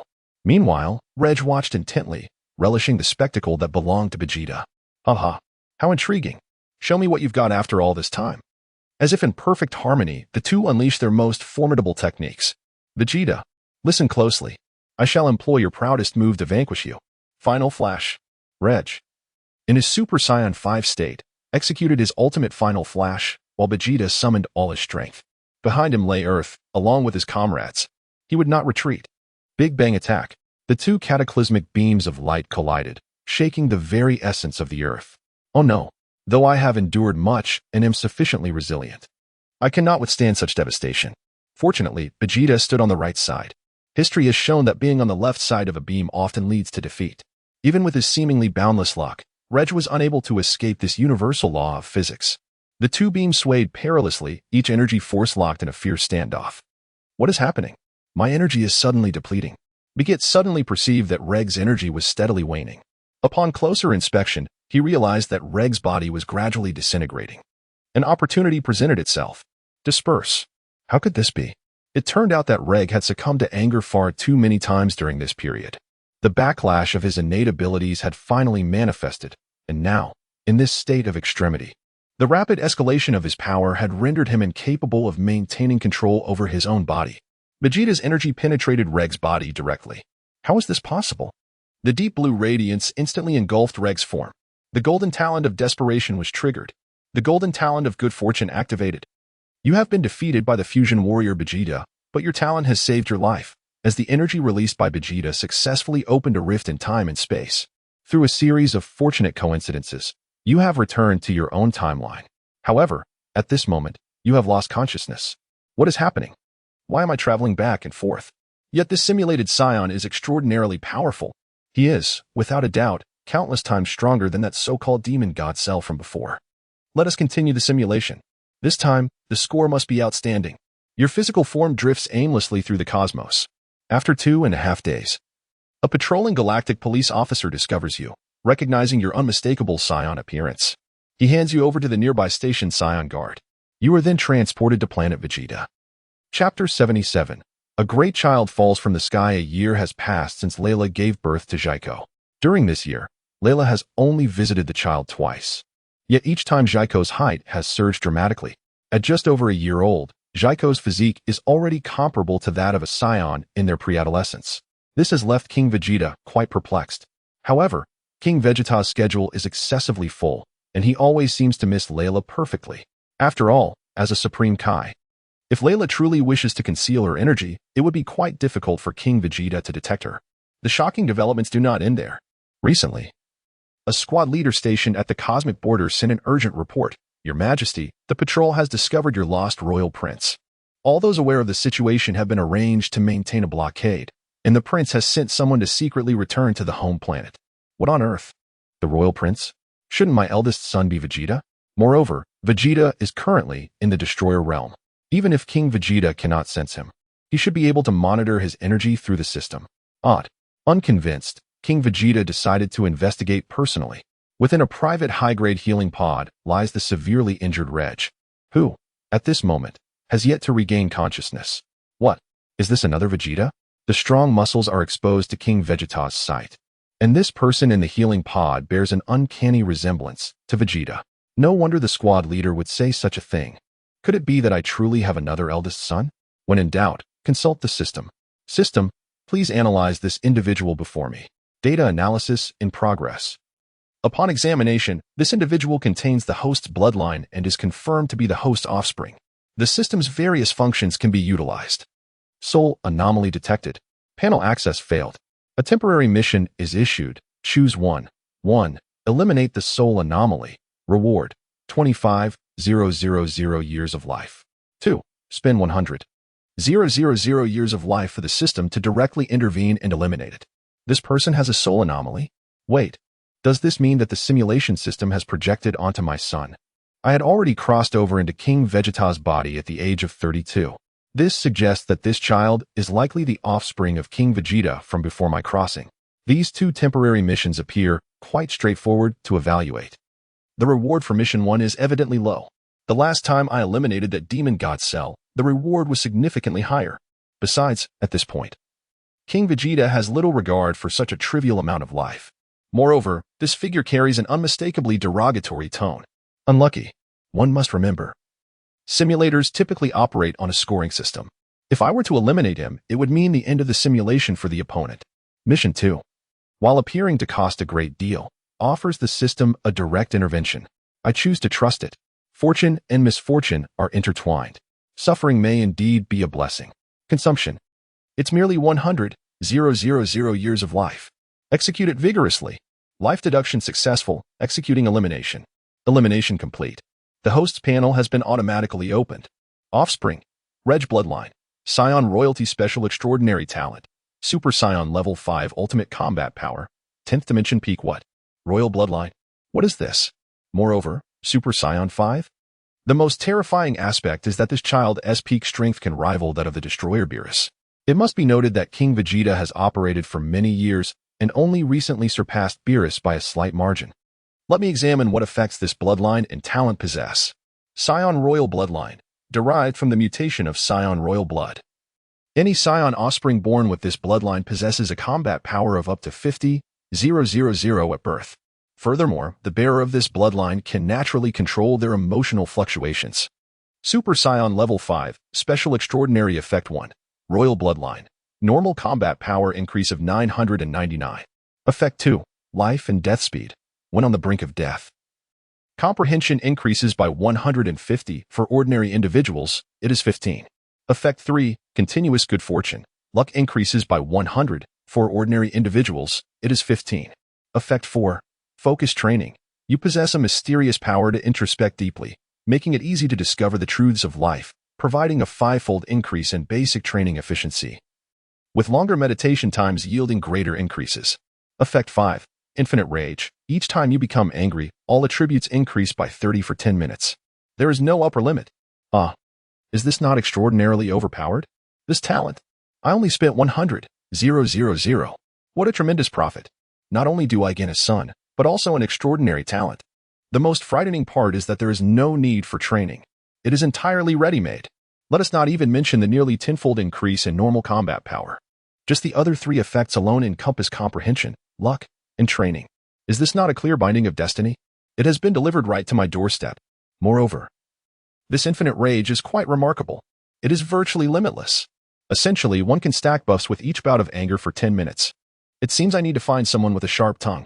Whenever Reg engages in battle, I shall accompany him. All right, let us commence the binding. Binding target, Reg. Binding successful. Remaining destiny binding slots, 1. Let us bind Vegeta as well. Upon executing a series of operations, King Vegeta has successfully established connections with Goku, Vegeta, and Reg. Meanwhile, Vegeta has bound himself to Broly, Goku, and Reg. Splendid. This marks a significant enhancement. It appears that the simulation reincarnation system on the opposing side is indeed my ally, having traversed great distances to reunite me with my long-lost child. Such a benevolent act. I am profoundly moved. Just as King Vegeta successfully eradicated the anomalies within Reg, the opposing side received a notification from the system. Simulation compromised by an unknown program. Simulation forcibly terminated. Entering settlement interface. Simulation score, minus 666 points. Overall assessment, your life has been steady throughout your existence. Yet you have remained excessively restrained in the face of your mother's murder, possessing immense strength yet repeatedly missing opportunities. Your only attempt to act has regrettably become your final one. Among all the hosts this system has guided, you are the most inadequate. Simulation rewards. King S control -1. Fixed talent slots -1. Selectable talent slots -1. What is happening? Why did it suddenly terminate? This is disastrous. All the King S control I accumulated recently has vanished. And what are the talent slots? System, you wretched entity. What kind of reward is this? Furthermore, why has my fixed talent disappeared? What on earth is going on? Chapter 78. Could he truly be my father?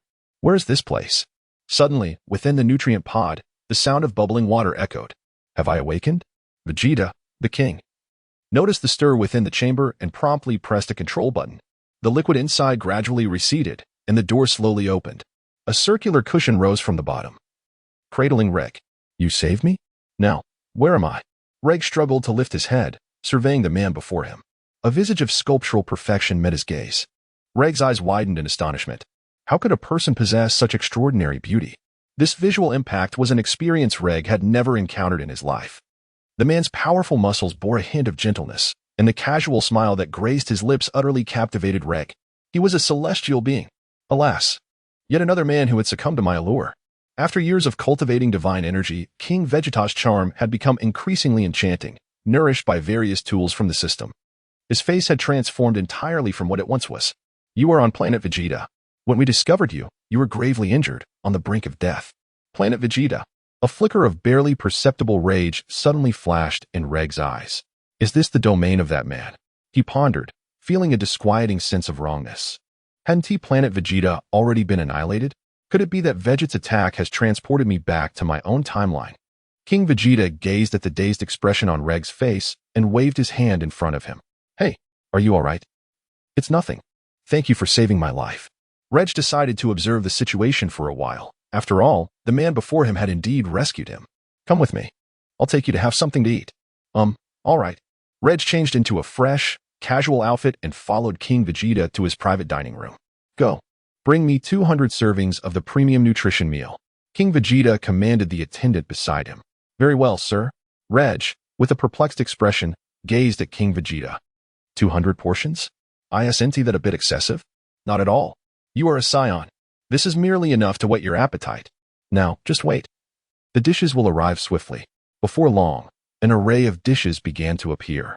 What is all this? The aroma. How could it be? Reg, having just awakened, found himself in a state of hunger. Eat slowly, or you might choke. With a soft thud, a few tears trickled down Reg's cheeks. How he wished that the person before him were his father. The warmth he exuded was a sensation Reg had not felt since his mother's passing. Reflecting on this, he couldn't help but feel a surge of resentment toward his wretched father. If it weren't for those events, perhaps their family of 3 would be living in bliss today. King Vegeta, what's the matter? Is the food too spicy for you? I can ask the kitchen to change the flavor. Reg shook his head, calming his emotions. No, it's just I was pondering some matters. Thank you for your hospitality. It's nothing. Take your time to enjoy your meal. Once you're done, I'll have the waiter guide you to the room upstairs for a good rest. I've arranged for you to have permanent residency. That room will be yours from now on. Are you quite wealthy? Although Reg was indifferent about where he stayed, the ease with which this person could purchase a room indicated formidable financial strength.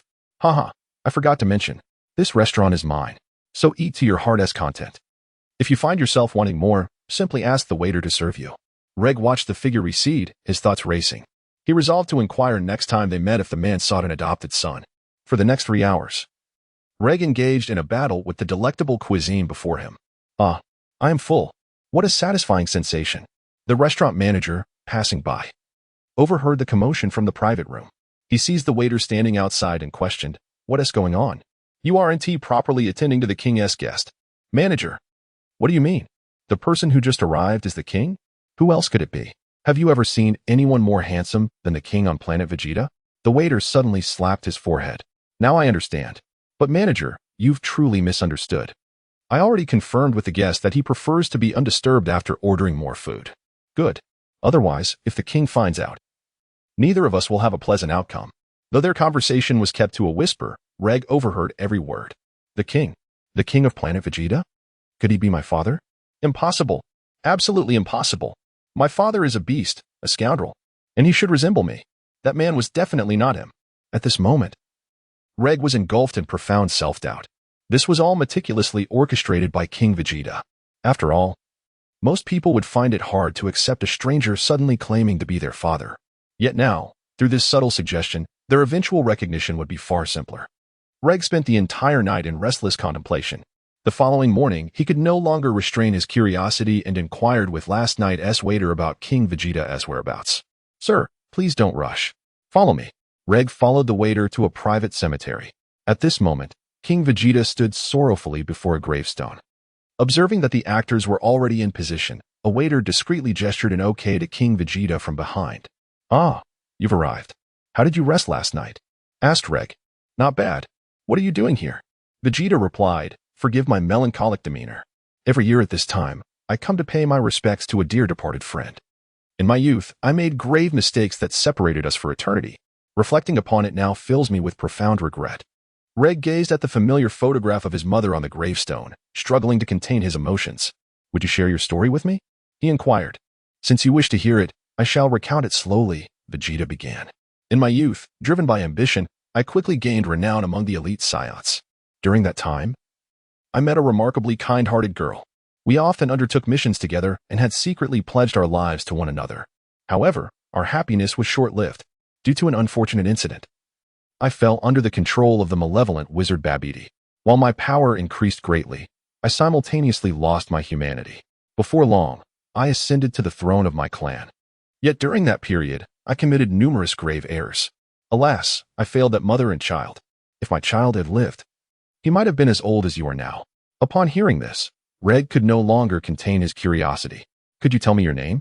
he asked. "Oh, my apologies for not properly introducing myself until now. I am King Vegeta. It is a pleasure to meet you." Chapter 79. A Father's Affection. Reg suddenly staggered back a few steps, his face a mask of disbelief. "You truly are King Vegeta." King Vegeta gazed at the astonished Reg, a quiet chuckle bubbling within him. The grand performance was finally set to commence. Yet, he maintained a calm demeanor, replying, "Indeed. I have no reason to deceive you. What is the matter? Why this sudden reaction?" "No. How can this be?" Reg exclaimed, suddenly clutching his head and repeatedly murmuring those words. "What is wrong with you? Calm down for a moment." "Calm down? How am I supposed to remain calm? Do you even know who I am? The gravestone before you, the one you are mourning, is my mother. We are the very mother and son you claim to have wronged. Now tell me, what does this signify?" At that moment, the suppressed emotions within Reg erupted with full force. He clenched his fists and struck fiercely at King Vegeta. King Vegeta did not evade. He faced Reg's punch head-on. Thud. Vegeta discreetly bit the tip of his tongue, a trickle of crimson seeping from the corner of his mouth. Rage flickered in Reggie's eyes as he questioned Vegeta. "Why did you not evade?" At this moment, King Vegeta, embodying the essence of a tragic hero, spoke to Reg with a visage that conveyed 3 parts sorrow, 3 parts desolation, and 4 parts a sense of release. If this could bring you some semblance of comfort. Reg, meanwhile, found himself ensnared in a maelstrom of despair, as if the perseverance he had maintained for over 30 years had been rendered a mere farce in this instant. The adversary he had so vehemently loathed was not the true perpetrator of his anguish. Instead, he was the true victim.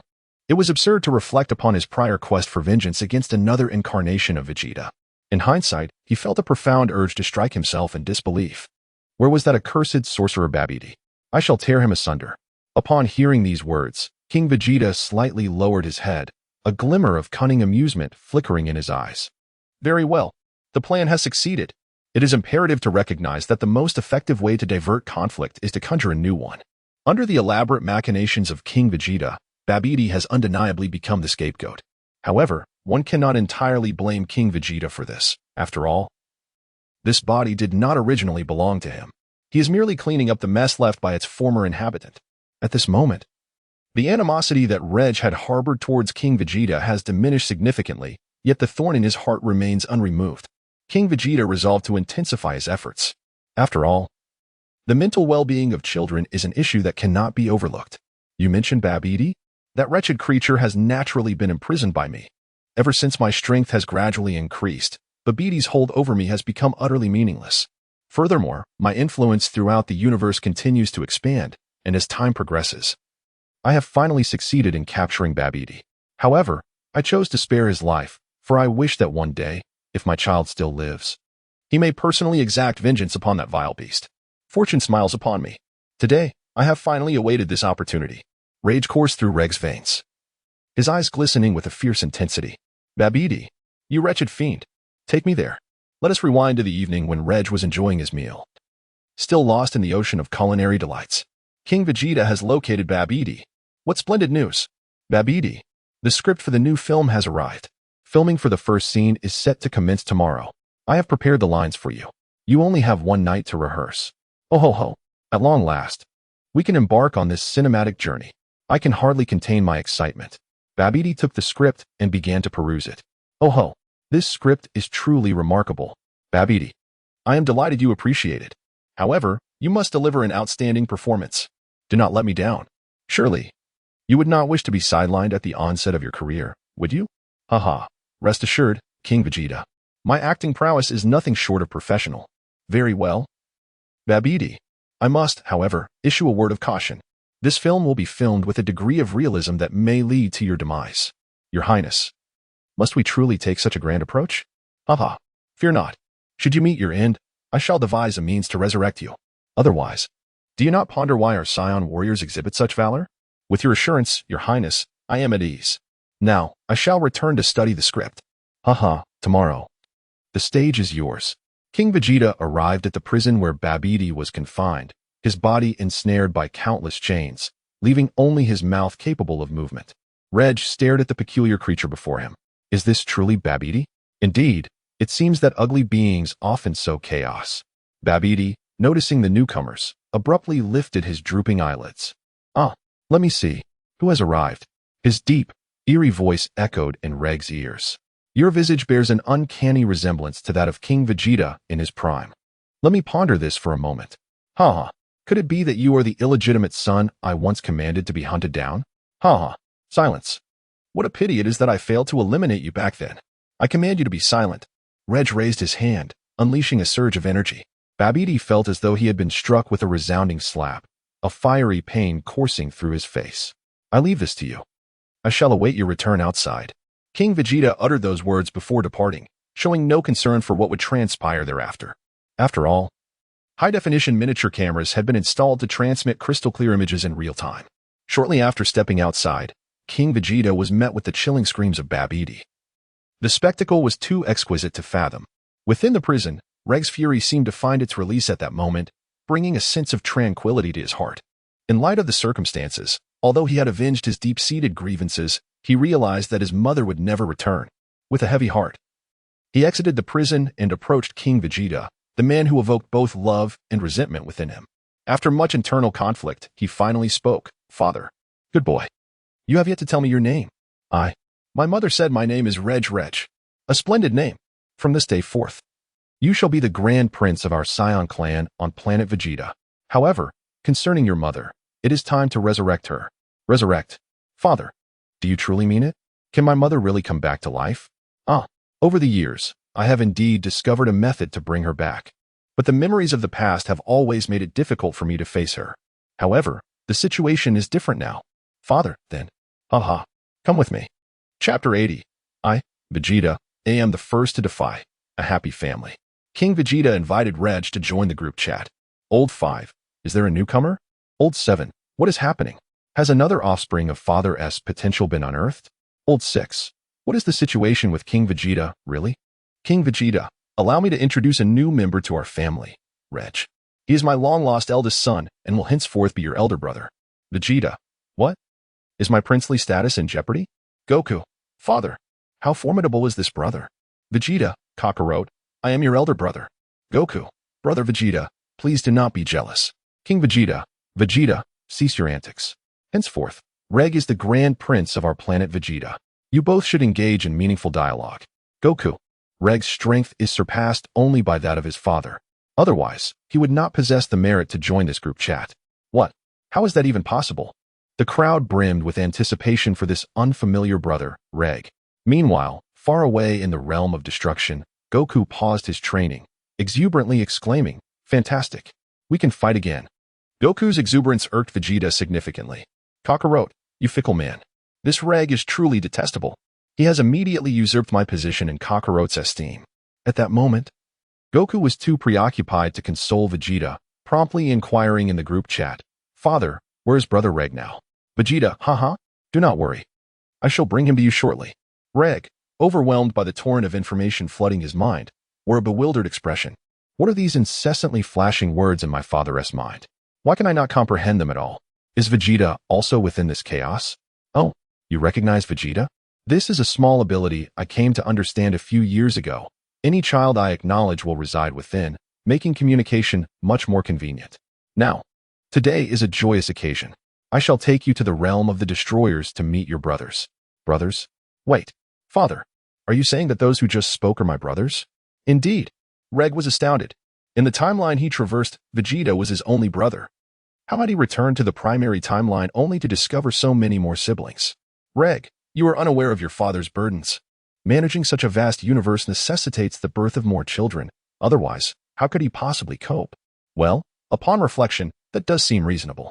Throughout this day, Reg has absorbed an overwhelming amount of information, yet in this moment of distraction, King Vegeta had instantaneously transported himself to the realm of the destroyer. Upon the sudden appearance of the two figures, all those engaged in training ceased their activities, casting curious glances at the Grand Prince, as mentioned by their father. The third son exclaimed, "Look, he bears an uncanny resemblance to Vegeta." The fifth son concurred, "Indeed, and he emanates a rather perilous aura." The sixth son added, "Absolutely. This presence may very well be something only our elder brother can contend with." Humph, what nonsense. Just wait and see how I shall discipline him. As Vegeta observed his fellow comrades expressing profound admiration for the unfamiliar man before them, the feeling of indignation within him grew increasingly intense. King Vegeta approached the crowd with Ray. "Oh, is Whis not here today?" Goku scratched his head. "Master Whis is currently attending a culinary festival party on Earth."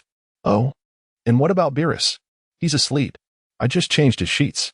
"Lord Beerus truly has the most dreadful sleeping posture," Goku complained to King Vegeta, as if he were bearing a significant grievance. "You've worked hard, Goku. How about a reward? You and Ray can have a sparring match. But the venue must be in my alternate dimension. We wouldn't want to disturb Lord Beerus with your battle, would we?" "Really? Father, that sounds fantastic." "Father, let me join too," Goku exclaimed, and before he could finish, Vegeta eagerly chimed in. Vegeta King instantly discerned the subtle thoughts of Vegeta. However, this suited him perfectly. With Whis absent, he might be able to take direct action. "All right, you all go ahead, Rager, and have a splendid time with your brothers." "Father." With a sweeping gesture from King Vegeta, a multitude of violet threads ensnared everyone, continuously coiling to form an expansive space. With King Vegeta's current prowess, he could effortlessly wield this power even without transforming into his royal armor. The others had long grown accustomed to such spectacles, each finding a comfortable position to observe the unfolding drama. Only Reg remained rooted in place, his expression a mixture of bewilderment and disbelief. How could his father possess such a capability? "Hey, you, Reg, from where exactly did you emerge?" Vegeta, with an expression of displeasure, directed his gaze towards Reg. Upon regaining his composure, Reg scrutinized the man before him, noting that this version of Vegeta appeared considerably more juvenile than before. "I am speaking to you. What are you mumbling about over there?" "Oh, nothing. So, you are Vegeta, are you? Is this how you converse with your elder brother? It seems I must take it upon myself to teach you the principles of conduct in place of our father." Goku, observing the escalating tension between the two, sensed a looming disaster. Hey, Vegeta, this isn't right." Father clearly promised that I would have the first chance to battle Reg. Humph. Kakarot, you should step aside. This is a conflict between him and me. I am the Prince of Planet Vegeta, and no one shall usurp this identity from me. Goku, how disheartening. Reg, you truly fail to recognize reality. It seems that no matter the realm, all versions of Vegeta are insufferable. Suddenly, a thought struck Reg, and he erupted into a hearty laugh. Ha ha ha ha ha. How audacious. Prepare to meet your demise. Vegeta responded with fury to Reg, and immediately unleashed his power. Countless deep blue flames erupted instantaneously from Vegeta's being. Super Saiyan Deep Blue. Here I come. Vegeta, transform quickly. Reg, transform. Dealing with you in my normal state is sufficient. As Reg gazed at Vegeta opposite him, he felt an overwhelming sense of astonishment. This transformation was entirely unlike that of the Vegeta from another timeline. Judging by the energy emanating from him, he was indeed stronger than his usual self. Boom, boom, boom. The collision of their fists produced a series of explosive sounds. Goku, watching from the sidelines, was wide-eyed in disbelief. Indeed, he was able to hold his ground against Vegeta in his normal state. The other spectators were equally astounded, exclaiming in disbelief. What kind of joke is this? Fighting in normal form against Deep Blue? Only Broly had discerned the truth. This individual named Reg. His normal state is Super Saiyan 4. Everyone. What? Chapter 81. Beerus, you are doomed, old 6. Brother, how is this possible? Even we cannot. Perhaps this is the reason Father holds him in such high regard. Broly clenched his fists tightly. The man named Reg before him exerted immense pressure. Old 8. Look.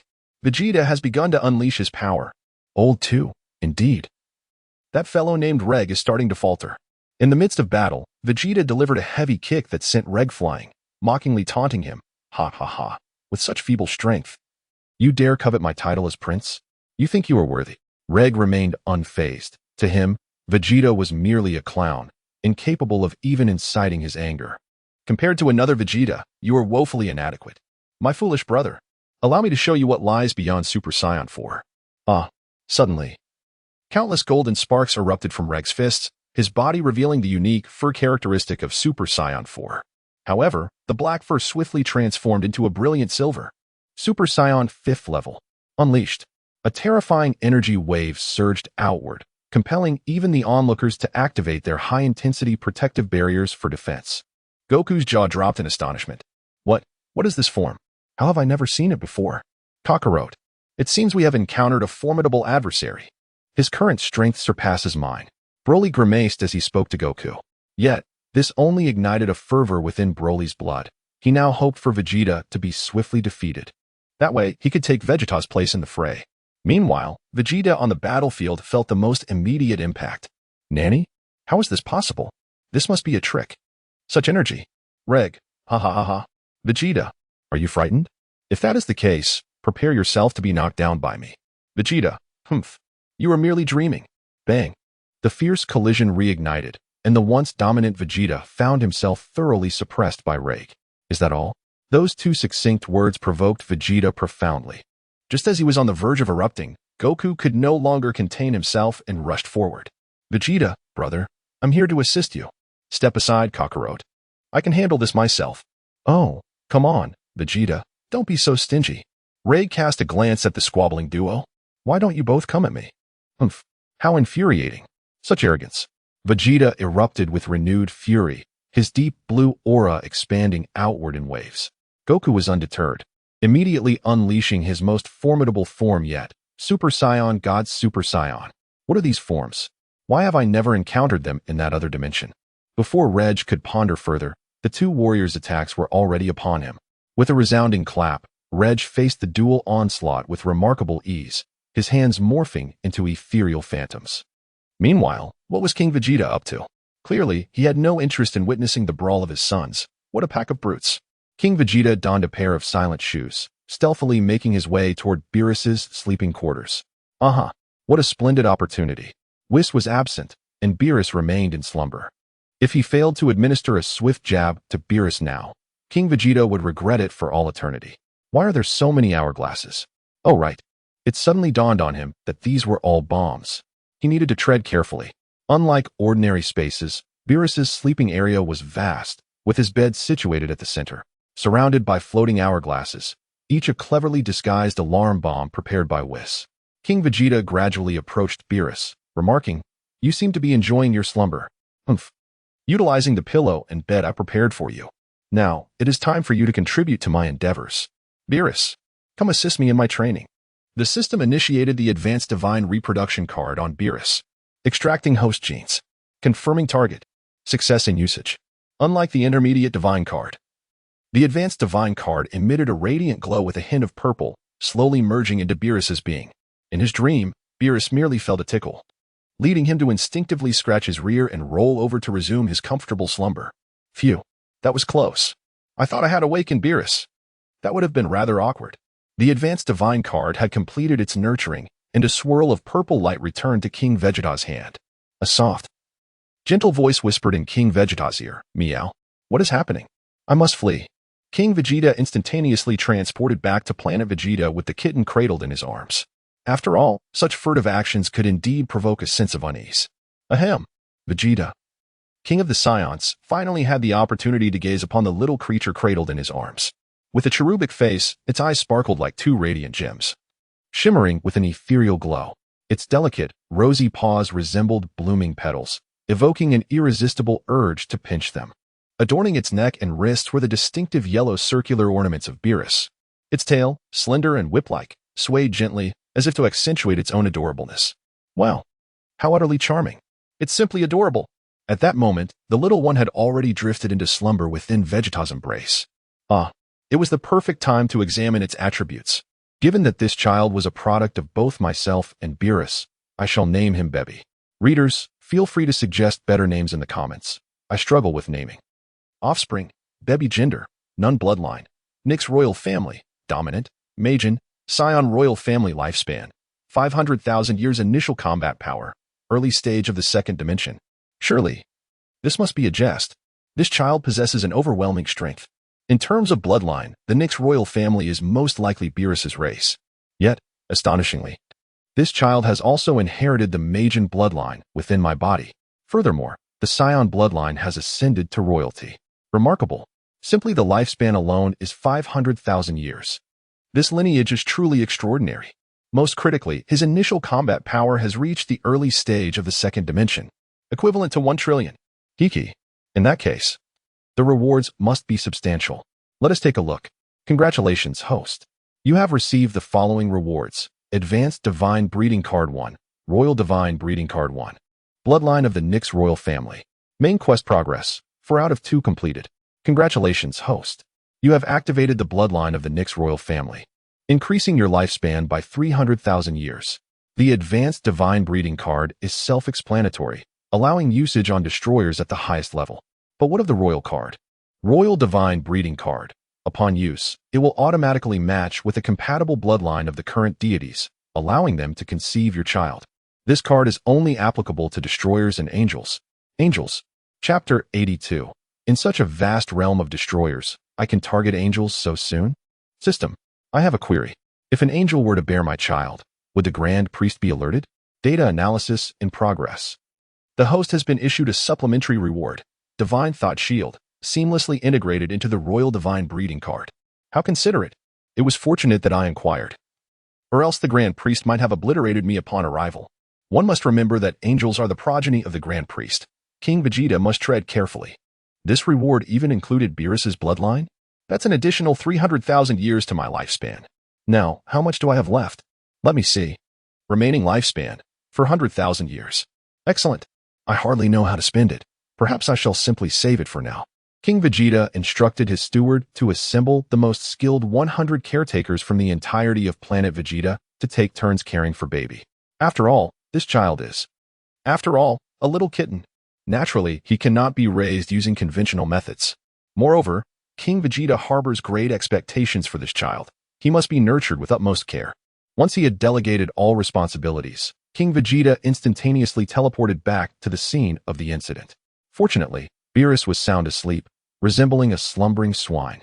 I wonder how Beerus will react upon seeing Baby. How thrilling. Now, it is time to return and check on my beloved sons. I wonder how they are faring. Just as King Vegeta stepped out of Beerus's chamber, the entire Imperial dimensional space shattered, and everyone found themselves back in the God of Destruction's realm. What is happening? Have they been fighting with such intensity?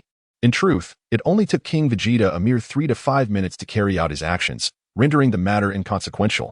Regardless, the task has been accomplished. If Beerus were to be roused from his slumber, I am confident I could contend with him. Now, let us remain unperturbed and seek a prime vantage point to enjoy the spectacle. King Vegeta summoned everyone to a spacious high platform. Beside him, Old Seven could not contain his curiosity and inquired, "Father, where did you find this extraordinary being? He is truly formidable." Old Six added, "Indeed. I feel I would last less than 2 seconds against him." King Vegeta, with a heavy heart, addressed the children, saying, "You see, you seldom dedicate yourselves to training. Just look at your elder brother Broly. Now, compare him to yourselves." At this moment, Broly awkwardly tugged at King Vegeta's garment and inquired, "Father, is it possible that I might not be able to win either?" "Huh?" Vegeta gazed intently at Reg on the battlefield. Noting that his rage meter had been activated 5 times, resulting in a remarkable 150 enhancement to Reg's overall attributes. His combat prowess had reached the pinnacle of the 10th dimension, teetering on the brink of a breakthrough into the 11th dimension. "Broly, join the fray as well. It has indeed been quite some time since I last empowered you." King Vegeta placed his hand upon Broly's shoulder, infusing him with a profound essence of life. Broly's unique talent, known as the Vast Omega, transcended from a vibrant red to a resplendent platinum after sacrificing 95,000 years of his lifespan. This ascension brought forth significant transformations in his abilities. Effect 1. A staggering increase in base combat power by 1288. Effect 2. The transformation into a great ape in his normal state, augmenting his combat prowess tenfold. Effect 3. As a battle maniac, Broly could comprehend his opponent's techniques and skills during combat, accelerating his own growth. Effect 4. As the legendary Super Saiyan, Broly possessed an independent transcendent mode within every Saiyan form, allowing the layering of his transformations. Effect 5. Entering a state of utter madness, Broly would lock onto any target. The greater the disparity in power, the more his strength would amplify, capped at 500 times. While in this frenzied state, Broly would exclusively assault the locked target, inflicting an additional 4-fold damage. This state would endure for 5 minutes, with the option to terminate prematurely upon the target's demise. "Father," Broly felt an overwhelming surge of energy within himself, ready to burst forth. "You have been empowered. Go forth." Transforming into a streak of meteor, Broly forcefully entered the heart of the battlefield, his powerful shockwave disrupting the rhythm of Reg's assault. "Is that Broly?" Someone mused, realizing only now the identity of the figure. "Could he also be a child of my father?" "Broly," he proclaimed with fervor, his crimson aura raging wildly. At that moment, he transformed into the legendary Super Saiyan 4 at full power. Reg scoffed, "Ah, splendid. Let me take you all on single-handedly."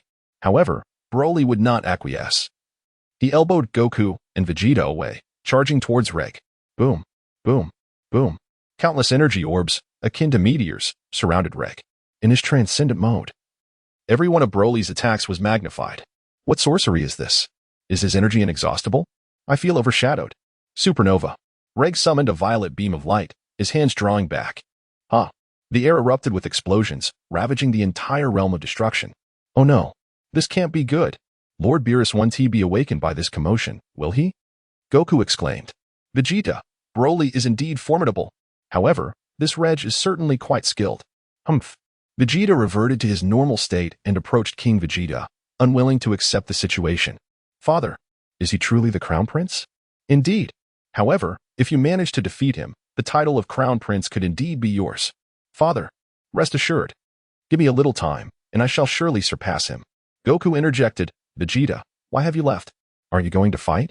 Vegeta, fight, fight. And you shall know the thrill of battle. I have no desire to engage with that madman Broly. The intensity of the two combatants continues to escalate. And without the protection of the alternate dimension, the God of Destruction's realm suffers the brunt of their clash, becoming fragmented by the shockwaves of their conflict. The cacophony of their battle grows louder, leaving even King Vegeta and his entourage unable to escape its repercussions. Goodness, it seems we have gone too far. The entire realm of destruction is shattered under their relentless onslaught, and this commotion inevitably rouses the slumbering Beerus. What is happening? An earthquake? Beerus emerges from the rubble, surveying his surroundings. Where is my home? My vast realm of destruction? Whis, where have you gone? Come and manage your troublesome apprentices. Ugh, my kidneys ache slightly. Was my sleeping position improper? Enraged, Beerus rises, furious not only at being disturbed but also at the destruction of his home. This is intolerable. Chapter 83. If you could start over, who? Who is responsible for this? Clad in his pajamas, Beerus frantically searches for the instigator. Is that Broly? And Vegeta? Two familiar figures appear before him. No. This form has never been witnessed on Vegeta. Moreover, his demeanor is far more ruthless. Could they be invaders? Humph. Regardless of who you are, daring to destroy my realm of destruction shall not go unpunished. Meanwhile, King Vegeta, witnessing the devastation of his realm, hastily retreats with the others. Earth. Mr. Whis. A grave situation has arisen. Your Majesty King Vegeta. What has transpired? Whis halts his actions and inquires with a puzzled expression. It's a bit difficult to articulate. In any case, you must come with me to see for yourself. Whis rises and glances at Bulma. Oh dear. Ms. Bulma, I would appreciate it if you could save me some delicacies. I shall return shortly. Whis, possessing the ability to manipulate time, can rewind up to 3 minutes. Thus, King Vegeta initially felt emboldened. Besides, the realm of destruction was indeed a bit small. In the future, his sons would likely be residing there permanently. With this thought, he instructed his steward to select several architectural blueprints. I shall have Whis create a few more structures. Returning to the realm of destruction, Broly gazes at the ruins before him, a hint of delight on his face rather than concern. With this, I can finally engage in battle with a god of destruction. Right? It must be noted that Broly possesses a slightly unhinged nature. After King Vegeta enhanced his abilities, he felt an overwhelming urge to fight. Although Reg was formidable, Broly sensed there was still more potential within him waiting to be unleashed. Hey, do you know where this place is? Reg, I heard my father refer to it as the realm of destruction. What's the big deal? If I destroy it, so be it. Such words reached the ears of the arriving Beerus. You? Unforgivable. The boundless purple aura emanating from Beerus began to spread, saturating the entire space with his overwhelming presence. The might of a god of destruction. Terrifying indeed. Who is this little wildcat, daring to act insolently before me? Reg is utterly unfamiliar with the concept of a god of destruction. He is brimming with confidence in his current strength, believing that since reuniting with his father, his power has multiplied exponentially compared to his previous encounters with Vegeta. What did you say? Beerus clenches his fists. No one has ever dared to speak to him in such a manner, save for the Grand Priest and the Omni King. I shall obliterate you. Beerus gathers a deep purple sphere of destructive energy in one hand. Destruction. One must understand, merely possessing power does not qualify one to be a god of destruction. A cruel smile spreads across Beerus's face, daring to desecrate the divine authority. Today, you shall pay with your life. But I must admit, you possess great courage. In an instant, the purple energy sphere envelopes Reg. The destructive energy resembles a black hole, gradually consuming the space around Reg. What is this energy? Reg feels his cells and tissues slowly disintegrating. No, I have just reunited with my father. I cannot die like this. Endless fury transforms into power, surging within Reg. In this dire moment, the effects of his two innate talents continuously activate. You wish to destroy me? Reg unexpectedly gains control over the destructive energy pouring forth. Is this the power of destruction? If King Vegeta were present, he would witness Reg's status bar. Infinite fury activated 10 times. This is why Reg can withstand Beerus's full force of destruction with his physical form. In my eyes, aside from my father, no one else is worthy of being called a god. Boom, boom, boom. Reg's anger enhances the perfection of his Super Saiyan 5 form. To transform into a Super Saiyan of this caliber, one must first master their emotions. Only the utmost intent to kill, sorrow, and rage can facilitate such a transformation. Unbeknownst to Beerus, he inadvertently cultivates Reg. Humph. Destruction? Is that all? Beerus gapes in disbelief. Impossible. How can someone withstand my destructive energy? It cannot be. Refusing to accept this, Beerus unleashes a barrage of destructive energy spheres. Just in time. Reg has only recently begun to grasp the essence of destructive power. Now, these energy spheres serve as nourishment for him. Beside them, Broly watches in awe. Big brother. So fierce. I, Broly, shall call you the strongest. Destruction. Destruction. Destruction. The divine techniques of the god of destruction continuously emanate from Beerus, who remains oblivious to the severity of the situation. Reg has no intention of evading. Moments before death, his comprehension surged, and it continues to escalate. A storm of purple light envelopes Reg, Beerus can even perceive Reg's skeletal structure. Humph. I said it was impossible for anyone to withstand my destruction. Hey, who is this person, Broly? Broly does not respond but silently activates his berserk form in his mind, locking onto his target, Beerus. At this moment, Broly's gaze is solely fixed on Beerus. Whoosh, whoosh, whoosh. Broly's figure swiftly approaches Beerus, delivering a flurry of punches directly to him. Hey, are you insane? What is happening? Am I still dreaming? Broly does not grant Beerus the opportunity to unleash his destruction. Lost in his berserk state, he has lost the ability to communicate coherently. Broly shouts his own name with fervor, as if echoing the primordial roars of ancient apes. As King Vegeta and Whis instantaneously returned, they beheld Chang Wei engaged in combat with Broly, who was mercilessly assaulting Beerus. Wait, what on earth is happening? Whis blinked in surprise. King Vegeta, I was just about to inquire the same. Ah, Kiki. In any case, Mr. Whis, I must trouble you to intervene. Sigh. Truly. Whis tapped his staff, and a mysterious white aura began to radiate outward. In an instant, the combat between Beerus and Broly came to a standstill. Time and space were momentarily inverted. The once destructed realm of the destroyers was restored to its original state in the blink of an eye. Wow, how marvelous. This 3-minute temporal reversal allowed Beerus to find himself back in bed, asleep, with all recollections of the previous events wiped clean. Broly returned to his normal state. Yet only Reg remained unaffected by the time reversal. Mr. Whis, what is the meaning of this? How is this possible? Is this the destroyer form? Chapter 84. We are 1 year old. The destroyer form? King Vegeta cast his gaze upon Reg, who at that moment emanated an aura of violet radiance, with his hair transformed into a striking shade of purple. Whis remarked, Indeed, Your Highness, King Vegeta, who is this individual? To have grasped the God of Destruction form under Lord Beerus's tutelage is no small feat. I recall the considerable effort I expended to impart that knowledge to Lord Beerus. Ah, he is my son, Reg. What? King Vegeta, you have truly bestowed upon me an incredible surprise. Even King Vegeta did not anticipate the formidable prowess of Reg. Just moments ago, he examined his own panel and discovered that he too could harness this entirely new form of the God of Destruction. This power? It is indeed intriguing.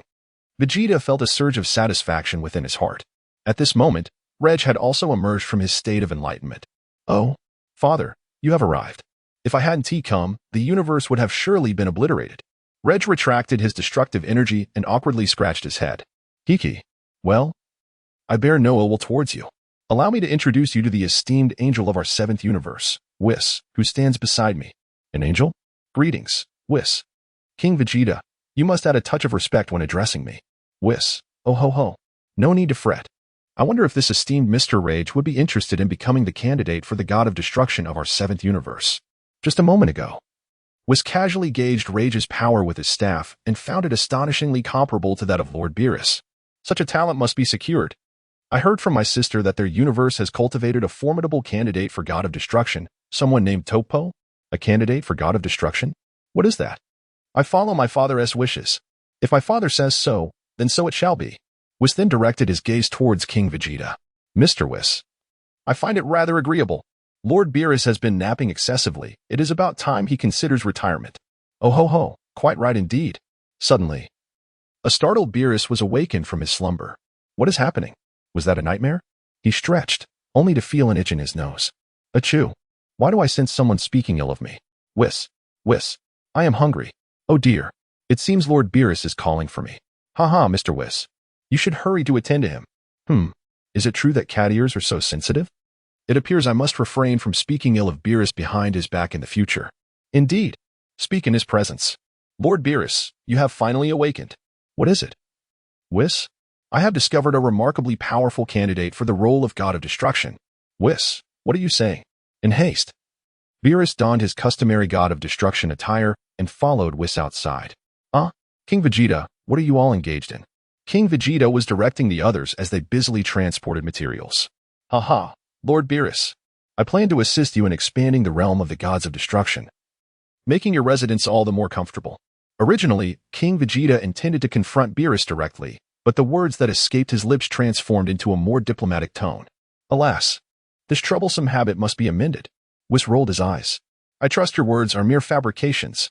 It cannot possibly be the case. Yet Beerus, in his simplicity, accepted it as truth. Haha, splendid. I had a feeling something was amiss with my slumber lately. Lord Beerus, you still intend to sleep? Your candidate may soon surpass you. What did you say, Whis? How is that possible? And who exactly is this candidate you speak of? Behold, it is that individual. Beerus followed the direction of Whis' finger. This person seems oddly familiar. Fortunately, Whis had erased Beerus' recent memories. Otherwise, he would surely have erupted in anger. Meanwhile, Rage's destructive energy countered Whis' time manipulation, allowing him to retain fragments of his memory. During this brief interval, King Vegeta had succinctly introduced Rage to the relationship between gods of destruction and angels, leaving him even more astounded. Oh, Whis, are you referring to this man who bears a striking resemblance to Vegeta? Beerus scrutinized the man before him with earnest attention. Whis, no wonder you would say such a thing. A beastly, terrifying energy lies dormant within Rage, poised to erupt at any moment. King Vegeta interrupted Beerus' contemplation. Mr. Whis, you see, it wouldn't be very courteous to keep bothering you here. How about expanding the god of destruction's realm next door? Whis, under the impression that King Vegeta was about to suggest they return home, was taken aback when he audaciously proposed the construction of an entirely new facility. Absurd. Rest assured. Mr. Whis, I shall also bring along some of the latest culinary creations from Planet Vegeta. King Vegeta affirmed. Beerus interjected, new dishes? And Whis, have you been secretly visiting Earth behind my back? Oh dear, oh dear. Haha, that's absolutely not the case. Whis chuckled awkwardly, causing his staff to tremble. Conjuring a majestic mountain from thin air. Following King Vegeta's blueprints, he constructed a building reminiscent of the god of destruction's realm, albeit with amenities meticulously designed for the convenience of King Vegeta's children. Lord Beerus, since you are feeling peckish, shall we embark on a journey to Earth for a meal? Whis suggested. Enough chatter. Let us depart swiftly. King Vegeta commanded, eager to return and prepare the food. Thus, Whis, unhurried, took his time, knowing that with his speed, it would take merely 20 minutes to traverse from the god of destruction's realm to Earth. During this time, King Vegeta took the opportunity to playfully tease the little one. Maybe, before leisurely gathering his belongings and setting off for Earth. Today marks a particularly special occasion, the first birthday celebration for the children of Goku, Vegeta, and their families is being held simultaneously at Bulma's grand estate. Indeed, it is true. Goku and Chi-Chi's child, Gohan, the offspring of King Vegeta and Bulma, Trunks, the child of Vegeta and Bulma. My dear, you have arrived. Vegeta tenderly lifted Bulma, planting a gentle kiss upon her delicate visage. Oh dear, what are you doing? There are so many people here. Bulma buried her face in Vegeta's embrace, overwhelmed by an extraordinary shyness. Notably, Bulma had rare occasion to bear him a daughter, a fact that filled Vegeta with immense joy. Lord Beerus will be arriving shortly. My dear, could you have the chef prepare some delightful dishes? After sharing a tender moment with Bulma, Vegeta's gaze shifted to the side, where little Gohan sat in his high chair. Gohan, with his tiny hands, clutched a charming baby bottle, contentedly suckling. Upon noticing Vegeta's attention, he paused his actions. Grandpa. Chapter 85, The Astonishing Kappa. Oh my. Our little Gohan is truly well behaved.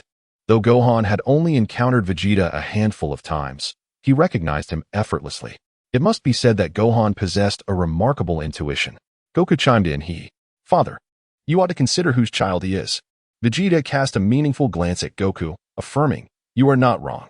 However, does that not mean Gohan ought to address Bulma as auntie? At that moment, Goku's mind went completely blank. Bulma stifled a laugh, covering her mouth, and exclaimed, Ha ha ha, Goku. So, does that imply Gohan must call me Grandma? What? Goku's brain momentarily ceased to function. Dear, please do not tease Goku any further. Let us simply address one another as we wish. By the way, where is little Trunks? Oh, he is over there. Vegeta followed Bulma's finger and saw little Trunks, resembling a small kitten, quietly nestled on Tite's shoulder. One cannot deny that children at this age possess an undeniable charm. Trunks' appearance also reminded him of the little cat at home. Next time, when Beerus is away, I shall bring Baby over for Bulma to see. King Vegeta was secretly reveling in delight. However, as if sensing his thoughts, Beerus and Whis arrived just in time. Oh my, what a lively day it is. Whis, please stop the chatter. I'm on the verge of fainting from hunger. Vegeta, of course, noticed their presence. How peculiar. Every time he contemplated matters related to Beerus, the deity would appear without fail. One could not help but wonder if this divine breeding card bore any adverse effects. After exchanging pleasantries with Beerus and his entourage, the others paid them no further mind. Beerus, taking advantage of the leisure, indulged in the delectable offerings within the banquet hall. Thus, the entire celebration concluded in a warm and harmonious atmosphere. 2 fleeting years passed, and 1 fateful day. The tranquility of life was subtly disrupted by the sudden emergence of 2 unfamiliar figures in the 7th universe. Champ, do you truly believe that our clandestine arrival in the 7th universe will go unnoticed? One inquired. Humph. Even if we are discovered, what of it? We merely need to locate the wish orbs.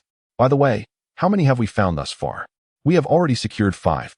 The conversing duo were none other than Kampa and Vados, the god of destruction and angel of the 6th universe, respectively. Their mission was to gather a legendary artifact known as the Super Dragon Balls. Notably, the Super Dragon Balls are the most powerful Dragon Balls in the series, each the size of a planet, totaling 7 in number and scattered across the 6th and 7th universes. It is said that they were crafted by the dragon deity Zalama. And unlike ordinary Dragon Balls, they possess the ability to grant any wish. However, Kampa and Vados made no effort to conceal their presence, as their movements had already been detected by the space stations distributed throughout the universe. Vegeta swiftly received the news. What? A superluminal object traversing through the cosmos? The angels move with such astonishing speed that, with the current technology of planet Vegeta, only a fleeting glimpse of purple light could be captured. Could it be Bardock? It's been 2 years. This primary mission has yielded no leads whatsoever. Now it is time for a change. King Vegeta had indeed contemplated the possibility of directly traversing to Universe 6 in search of Beerus, yet he found himself at an impasse. On one hand, his unfamiliarity with Universe 6 posed a significant challenge. To capture Beerus' attention, he would need to forcibly breach the dimensional barriers separating the 6th and 7th universes. While King Vegeta possessed the strength to accomplish such a feat with ease, doing so could leave an unfavorable impression. On the other hand, a tinge of laziness lingered within him. Perhaps this was the primary reason. However, fate had now presented Beerus right at his doorstep. Hey, Kampa. Have you noticed something amiss in Universe 7? Inquired Beerus. Really? Is there? Kampa responded, perplexed. Do you recall how things appeared during our last visit? Beerus pressed. Now that you mention it, I've observed a change. Kampa exclaimed, hands on his hips, panting. Goodness. This journey has clearly been more exhausting than the last. Well, that's because you've put on some weight lately. Beerus retorted, her gaze fixed on Kampa's round visage. Humph. What changes are you referring to? Kampa demanded. Have you not noticed the abundance of additional planets in Universe 7? Moreover, I can't shake the feeling that our movements have been uncovered. Are you joking? Could Beerus have already sensed our presence? That's impossible. That sloth is probably still fast asleep. Kampa, it seems there is no need for speculation. Someone is approaching us. Huh? What? Emerging before Beerus and Kampa was none other than King Vegeta himself, having come in response to the commotion. Pardon my intrusion. May I inquire what brings you esteemed guests to our Universe 7? He introduced himself. I am King Vegeta of Universe 7. Kampa, bewildered by the unfamiliar man before him, called out, Hey, how did you discover our presence? Meanwhile, Beerus scrutinized the man who claimed to be King Vegeta. Her cheeks flushed slightly as she mused. How can he be so handsome? Conversely, King Vegeta paid no mind to Kampa, instead turning his ardent gaze toward Beerus. I couldn't help but notice this exquisite lady. Her presence is simply radiant. Beerus felt the intensity of King Vegeta's gaze, her ears warming slightly. So it is because of me. Kampa, feeling utterly disregarded, fumed. Hey, I'm talking to you. My apologies. This warm-hearted gentleman certainly has a captivating presence. Vegeta found himself at a loss for words to extol the virtues of Kampa. Kampa, stroking his chin, appeared quite pleased with Vegeta's remarks. Humph. We merely happened to pass by. Kampa had no intention of revealing his identity, for in his eyes, he was a deity, while Vegeta was merely a feeble mortal. In that case, why not visit my home? It would be a splendid opportunity for you to savor the culinary delights of our 7th universe. Kampa retorted, Humph. What exquisite cuisine could possibly come from your 7th universe? Can it compare to the delectable offerings of our 6th universe? Oh, are you esteemed guests from the 6th universe? Kampa suddenly covered his mouth, realizing he had inadvertently divulged something. Beerus, exasperated, placed a hand on his forehead. Oh, Lord Kampa, truly. King Vegeta promptly invited the two back to planet Vegeta, Bardos. How strange. Why do I sense Beerus's aura here? Isn't he in his realm of destruction? Just as Kampa was pondering this, he felt King Vegeta's baby rush into his embrace. "Daddy, you're back." At this moment, Kappa also noticed the unusually familiar aura he had just sensed. What on earth? Beerus. Why has he become so small? Chapter 86, Is it okay to call my little mom? No, wait. Kappa exclaimed, "This is not Lord Beerus." Bardoss shook her head, yet wore a puzzled expression. "Of course, I know. But why does he resemble little Beerus so closely?" It is worth noting that Kappa and Beerus are brothers, having grown up inseparably, making Kappa intimately familiar with Beerus. "Kid, speak up. What on earth is going on?" Kappa's eyes were fixed intently on King Vegeta, hoping for a reasonable explanation. "Eh? Do you know this little one's parents? This. Is this actually Lord Beerus's child?" "Oh." Looking closely, this gentleman bears a striking resemblance to Lord Beerus. Could he possibly be another god of destruction or something similar? At this moment, King Vegeta was, of course, feigning madness. In truth, he was fully aware of everything. However, the ambiguous origins of Baby necessitated that Kappa serve as the intermediary. Even if Beerus were to discover the truth later, he would have no grounds for reproach. A bead of cold sweat trickled down Kappa's forehead. He had not anticipated that this little brat was acquainted with Beerus. This could spell disaster. His own identity was certainly at risk of being uncovered. Wait, that's not right. I'm a god. What do I have to fear from him? With this thought, Kappa cleared his throat and declared, Let us not stray from the subject. Quickly explain what this little cat is all about." Vados, her beautiful eyes wide with astonishment, shared the sentiment. After all, who could resist a good gossip? "As for the little treasure, I found it on a mysterious purple planet. At that time, it was covered in wounds, as if it had been cast aside. Prior to this, King Vegeta had already conspired with Baby to establish their narrative. At that moment, Baby squeezed out a few tears from the corners of his eyes, seemingly recalling some sorrowful memory, and clutched King Vegeta even tighter. This scene was, of course, witnessed entirely by Kappa, who instantly conjured numerous images of Beerus abandoning his own offspring. Unforgivable! Such disgrace for the race of the Titans. If this child were indeed the flesh and blood of Beerus, then he would be its uncle. Beerus! How outrageous! At this juncture, Kappa's sympathy overflowed, and he stealthily approached King Vegeta, saying, "Come, let your uncle give you a hug." Vegeta, with an understanding nod, gently handed over little Baby. The child's sparkling eyes gazed up at Kappa, exclaiming, "Uncle Kappa?" The innocent sound shattered Kappa's composure in an instant. Kappa accepted the tiny Baby from Vegeta, feeling an immense fondness for the little one. As the offspring of Beerus, Baby exhibited an unusual closeness to his uncle, which thrilled Kappa immensely. "Bardoss, look, he calls me uncle." Bardoss, snapping back to reality, scrutinized the little kitten in Kappa's hands, confirming it was indeed Lord Beerus's child. There was no doubt about it. That's the one called Vegeta, right? Rest assured, my nephew shall have my protection. Beerus would not dare to bully him. At this moment, King Vegeta found himself stifling a laugh, thinking, what a fool. How splendid it is. You two must surely be the god of destruction and the angel from Universe 6. May I inquire about your esteemed names? Considering your care for my nephew, I shall reveal it to you. My name is Kappa. King Vegeta feigned a look of astonishment. What a formidable name indeed. You possess a modicum of taste. The corners of his mouth lifted in satisfaction. Clearly pleased with King Vegeta's words, King Vegeta turned his gaze to the side as a cool, ethereal voice echoed in his ear. "Hello, Bardoss." For reasons unknown, there was a tremor in Bardoss's voice, as if she had expended all her strength to utter these words. Truly, she was aptly named. King Vegeta endeavored to employ exquisite phrases to depict Bardock, yet he soon realized the futility of his efforts.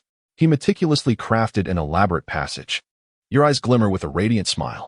However, upon reaching this point, King Vegeta felt an overwhelming sense of inadequacy. These words utterly failed to capture the stars reflected in Bardock's eyes, nor could they convey the gentle spring breeze at the corners of her lips. No term could ever approach even a fraction of her breathtaking allure. King Vegeta gazed deeply into the visage of Bardock, momentarily entranced. Bardock, feeling somewhat bashful under the intense scrutiny, exclaimed, Hey, what are you daydreaming about?" The voice of Pampa jolted King Vegeta back to reality. "Haha, my apologies. Please, follow me." King Vegeta scratched his head to mask his embarrassment.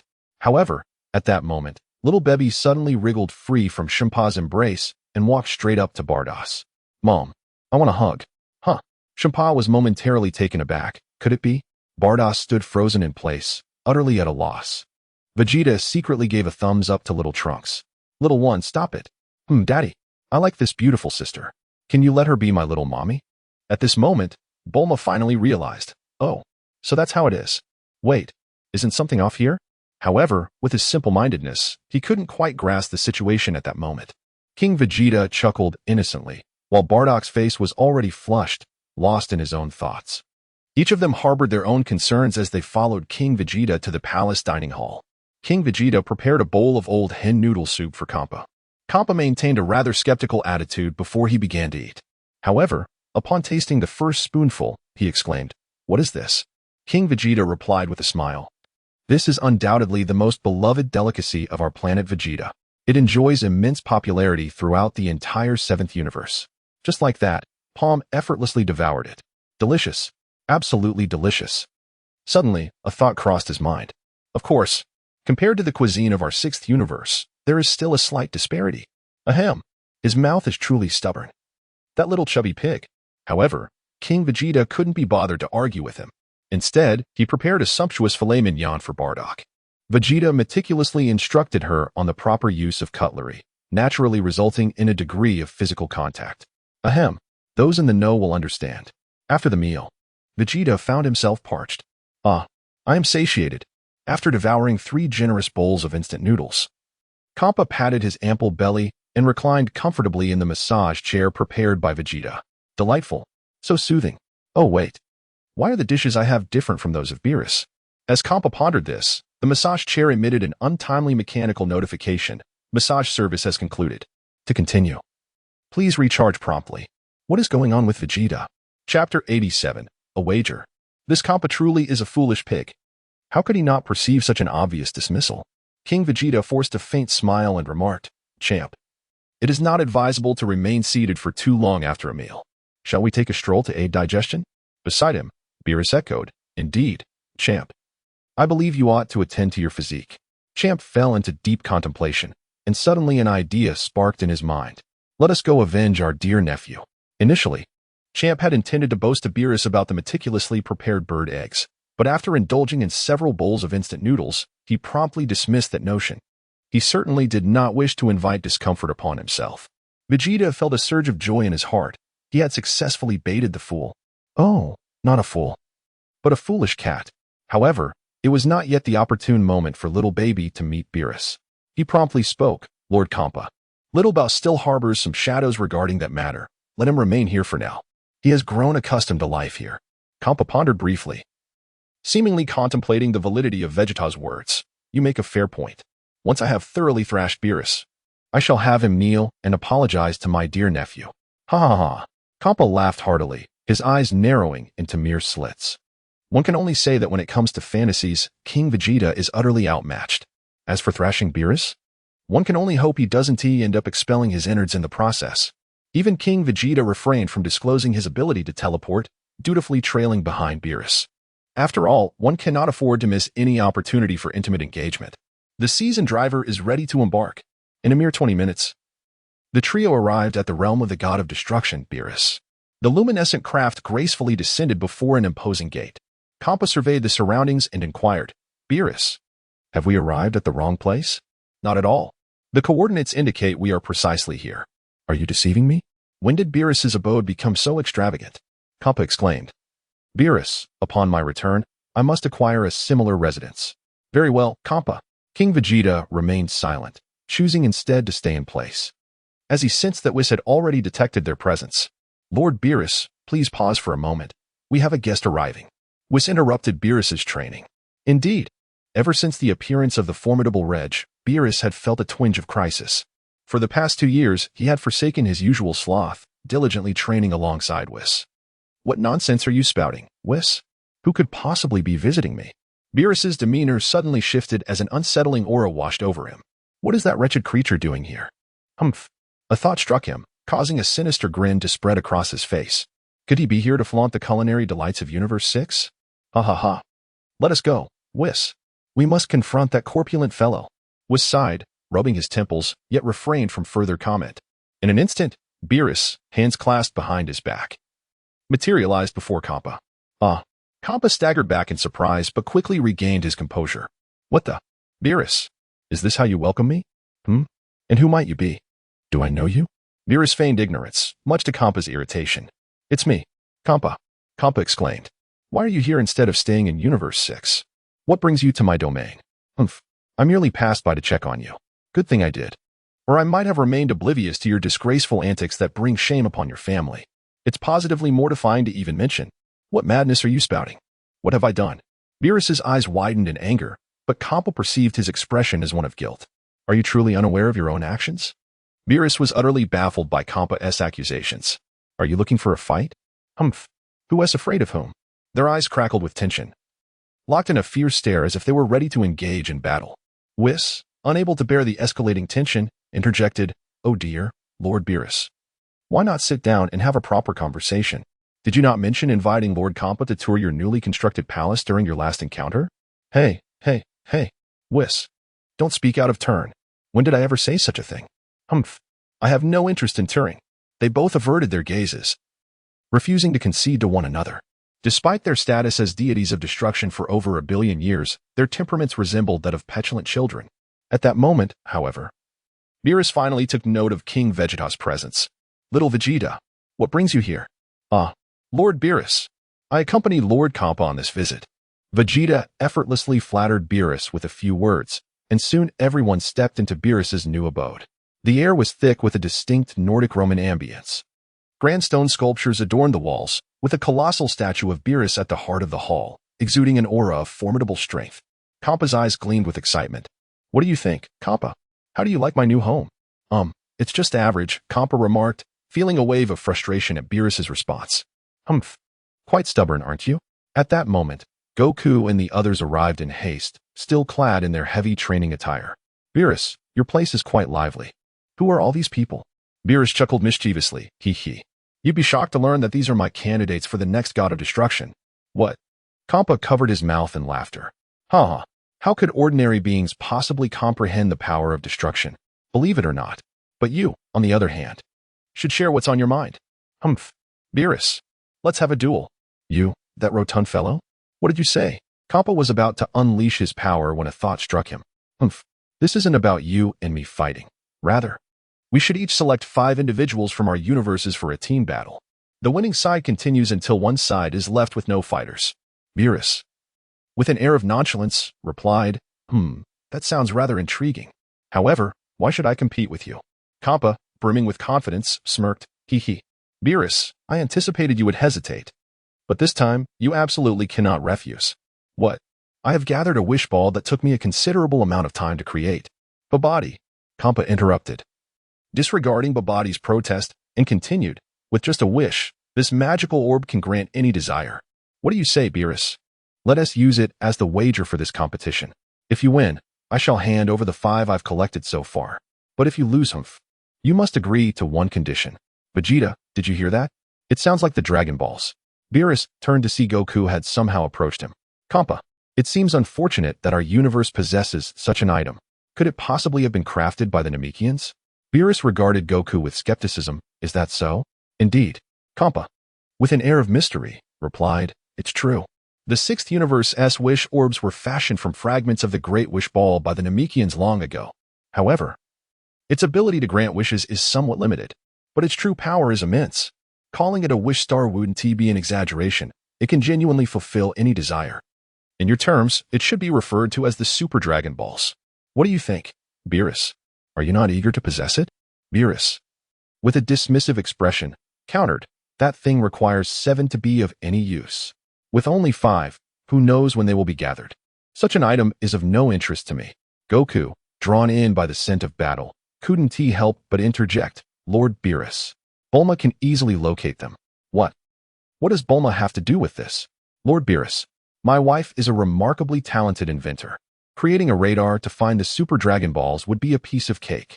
Vegeta, King of the Saiyans, also harbored a keen interest in the realm of wishes that the Super Dragon Balls could fulfill. After all, who would shy away from the prospect of longevity? Even if he did not wish for anything, merely inquiring would satiate his curiosity. Goku gazed earnestly at Beerus, imploring, Lord Beerus, please grant in this wish. Do you wish to participate in the tournament? Beerus inquired. Of course. I am eager to compete against the formidable warriors from other universes. I can hardly contain my excitement. Beerus, meanwhile, was lost in thought, for he now commanded an impressive array of powerful subordinates: Goku, Vegeta, Broly, and Reg. Truth be told, he was uncertain how defeat could even be conceived. Very well, then I shall contend with you, Goku exclaimed. Agreed. It is settled. Kampa was equally elated, already envisioning the moment when Beerus would kneel before him, confessing his mistakes to his nephew. King Vegeta chose not to engage further in the discussions, as they largely mirrored the original narrative. Stealthily, he summoned Bardoss. King Vegeta, is there something you require? Bardoss felt an inexplicable sentiment towards the man before her. Bardoss, I have a request. May I personally take the final spot for Universe 6?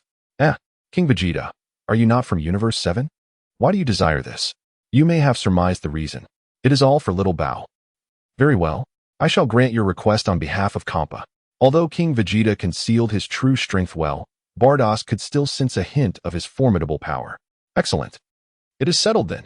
The two parties agreed to convene for the martial arts tournament 5 days hence at 7 o'clock on the nameless planet. Bardoss then escorted Kampa away from the realm of the gods of destruction. Before their departure, King Vegeta handed Bardoss a universal capsule filled with treats favored by women. Naturally, Kampa was excluded from this bounty. After all, he was already quite portly. As he watched Kampa leave, Beerus began to ponder. Which 5 warriors should we send from Universe 7? They all seem remarkably strong. Lord Beerus. It depends on your preference.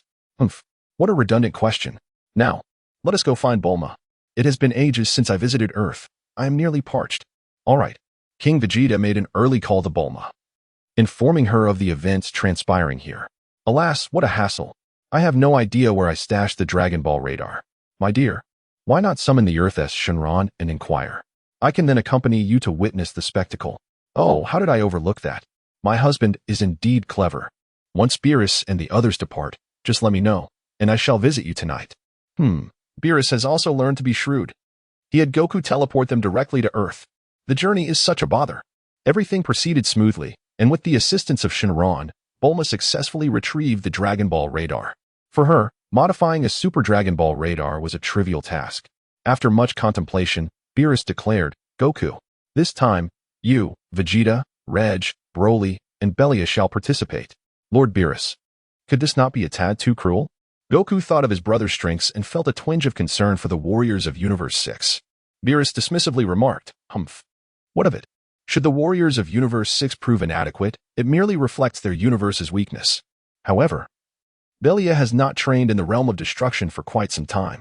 Goku, you are responsible for notifying them over the next 5 days. You shall all gather on Earth, and I will escort you. Very well. What a bother. Beerus let out a dissatisfied snort. I agreed to this competition for your sake. You must participate. Oh dear. I understand, Lord Beerus. Meanwhile, Kampa and Vados had arrived early on the nameless planet. Vados, I entrust you with the preparations for the venue. A drink mysteriously materialized in Kampa's hand, one he had stealthily acquired from planet Vegeta, seemingly a delightful concoction called cola. Wow, such a delicious beverage exists in this world. Next time, I shall ask King Vegeta to send me 10 crates. After all, I am the uncle of Little Bew. He will surely comply. Kampa, you are already quite portly. You must refrain from indulging in such high-sugar drinks. Stop your nagging. I am drinking Diet Cola. By the way, Vados, how is the selection of our universe's top fighters coming along? Kampa, I thought you might have forgotten about that. Rest assured, you shall be pleasantly surprised. Chapter 89. The battle begins. 5 days flew by in an instant. On Earth, everyone had gathered. The Z warriors were mostly in place. Such a grand event should not go uncelebrated it. As for King Vegeta, aside from the few competitors, none of his other sons attended, as per Beerus's explicit request. Perhaps Whis' transport cubes could not accommodate everyone. After all, King Vegeta has quite the progeny. If all his children were to join, even 1,000 cubes might be insufficient. It appears everyone is quite punctual. Beerus and Whis arrived as promised. Indeed, Lord Beerus. Look, I successfully brought Belia as well. Goku excitedly boasted to Beerus. Turning to observe, Beerus couldn't help but feel a tinge of astonishment. This energy. Are all of King Vegeta's children anomalies? As a deity, Beerus could sense a portion of the concealed energies that ordinary beings harbor. After a significant time apart, Belia's aura now emanated a hint of danger. Perhaps I am overthinking this. As Belial felt Beerus's gaze upon him, he further restrained his own aura. Beerus was confident this time. He doubted that the sixth universe could produce any noteworthy fighters. Whis introduced the transportation for their journey, which would take approximately 3 hours. Hold on tight, everyone, he instructed. Before long, they arrived at their destination, the Nameless Star. Before their eyes lay 6 gigantic Dragon Balls, each the size of a planet, radiating a dazzling golden light. Wow, so this is the Super Dragon Balls. 1, 2, 3, 4. Wait, why are there 6? Goku counted on his fingers, while Beerus casually picked his teeth, content after sampling some barbecue on the way. He remarked, who knows? This is perfect. We can save some effort. As the transport cube approached, Goku surveyed the arena. Beneath a grayish-white light, the stage for the competition was set, flanked by 2 enormous portraits of Beerus and Kampa, with spectators seating on either side. Did Lord Kampa really build this all by himself? Impressive. But gods of destruction don't create things. Even if they did, their taste would be horrendous, Beerus implied, clearly hinting at someone. Hey, Beerus. I can hear you talking bad about me from afar, Kampa exclaimed. But you actually came. I thought you were afraid. Beerus and Kampa quickly fell into a 10-minute exchange of banter, leaving Bados with ear fatigue. All right, enough of this. Let's get you into the arena. 2 cold snorts echoed simultaneously, neither side conceding victory in their verbal sparring. To be honest, even King Vegeta found their dialogue rather monotonous. They should each be assigned a talent for trash-talking. It would make their exchanges much more entertaining. Notably, both Kais from each universe were also present for this event. I didn't expect the old Kai to show up. Has business been slow in heaven and earth lately? After greetings were exchanged, the competition was about to commence. Kampa had somehow managed to procure a professional host for the event, and there would be no written exams this time. The first contestants were ready to enter the arena. Stepping up first was the fighter from the 6th universe, Badamo, alongside the 7th universe's son Goku. They actually sent Goku up first. What a bold move. The old Kai commented. Goku, you need to give it your all. Krillin encouraged. Goku, give your opponent a good pounding. Beerus commanded. Goku leaped onto the stage, turning to the crowd with a confident smile before shifting his focus to his first opponent.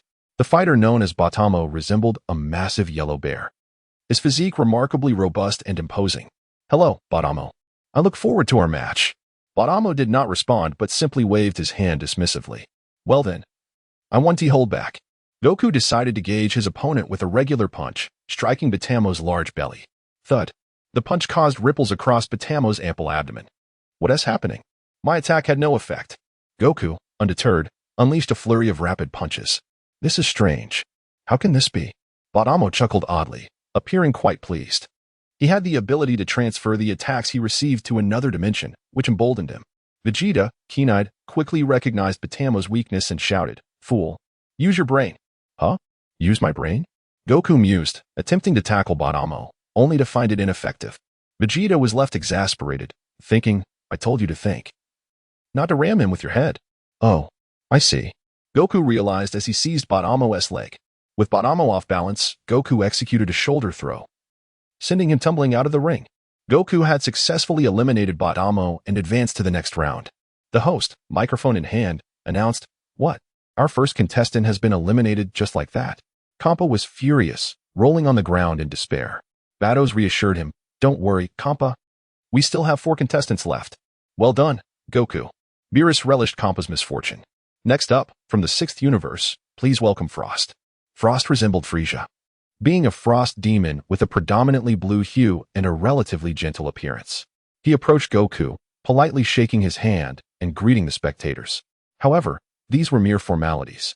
Without hesitation, Goku transformed into Super Saiyan Blue, aware that both Frieza and Belial could achieve their golden forms. This Frost was not to be underestimated. Frost was taken aback by Goku's transformation. What is this form? Goku's change disrupted Frost's plans, rendering his hidden weapons useless. What the heck? That Saiyan can transform too. Kampa stared at the arena, unease creeping into his mind. This Goku isn't pretending to be weak, is he? He turned to his own Saiyan fighter. Hey, kid, can you transform? Kampa's voice startled Caulifla, who replied, I've never heard of our Saiyan clan being able to transform. Kampa lamented, What a useless bunch.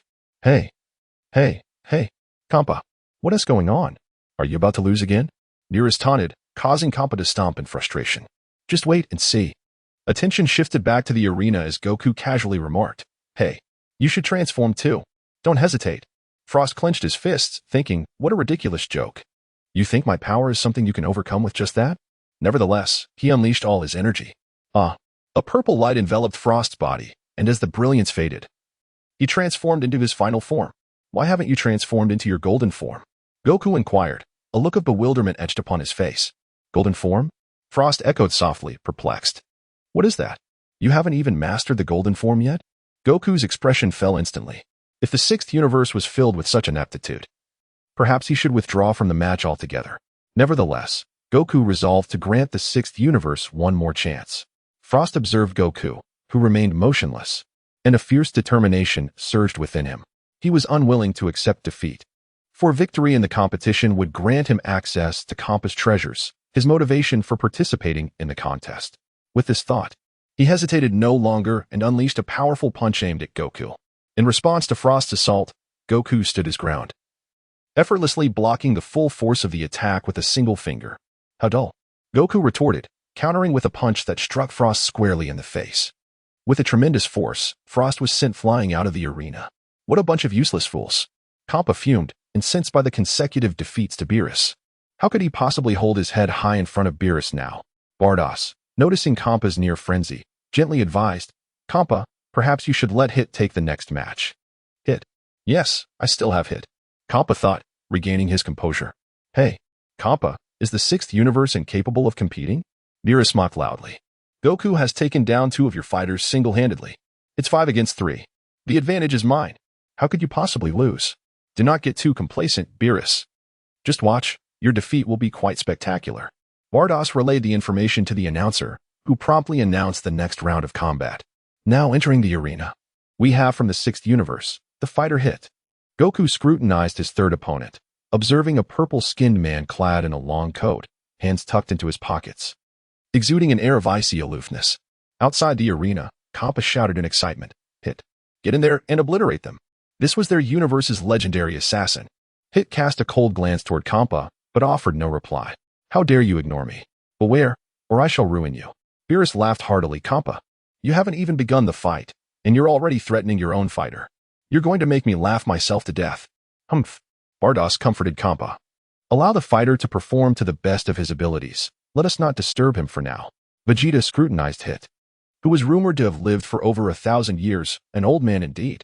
What a pity he was male, had he been female. As Vegeta indulged in fanciful thoughts, Hit commenced his assault on the arena. Bang, bang, bang. The sounds of impact reverberated against Goku's body. What? Goku clutched his chest in bewilderment. When did the opponent's attacks land? Although the blows did not inflict significant damage, their incredible speed left Goku utterly unprepared. Cough. Cough. Now, this is getting interesting. Goku's eyes sparkled with excitement. He deactivated his Super Saiyan Blue form and activated the Ultra Instinct sign. Hit's attacks were merely preliminary. He had yet to unleash his full power. Goku aimed to gauge Hit's capabilities. Observing Goku's sudden transformation, Hit's eyes flickered with curiosity. Yet he remained confident in his time-skip ability. Once more, he unleashed a flurry of time-skip strikes towards Goku.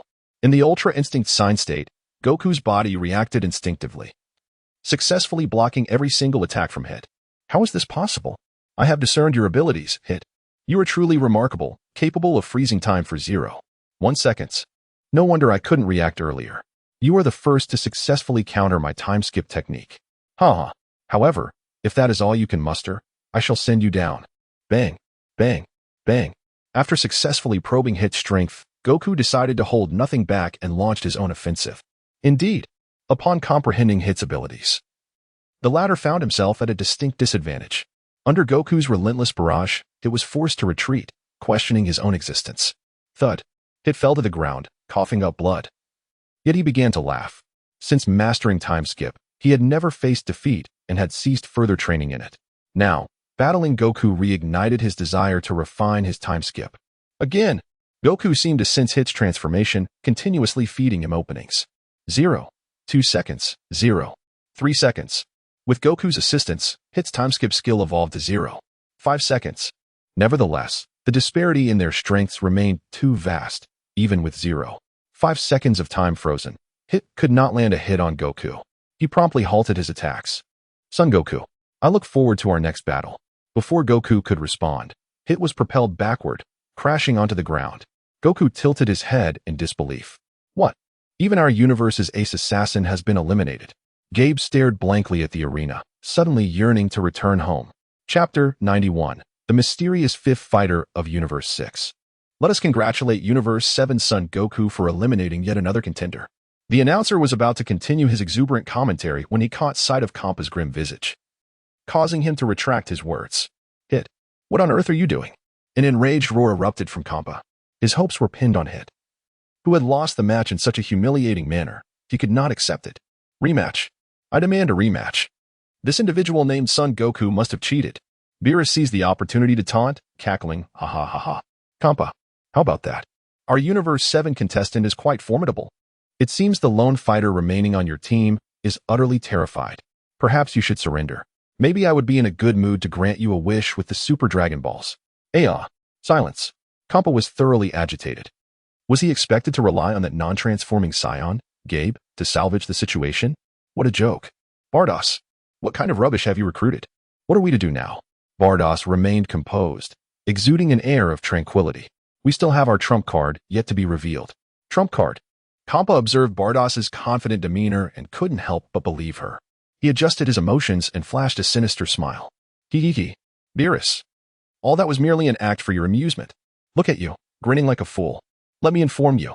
My true ace has yet to be unveiled. However, Kampa's tone lacked conviction. Beerus dismissed his words as nonsense. A trump card? Who would believe that? Yes. Beerus replied dismissively, suddenly noticing the audience. Shouldn't your universe have 5 participants? Is there one who dares not show up? Upon hearing Beerus's words, Kampa too realized. Indeed, why are there only 4 participants? However, having boasted earlier, he could only choose to trust Bardos now. He looked back at her, finding reassurance in her gaze. Kampa relaxed, feigning bravado as he replied to Beerus, Beerus, you must be trembling in fear. Even I cannot sense his presence, let alone you. Beerus, what? He's already here. How is that possible?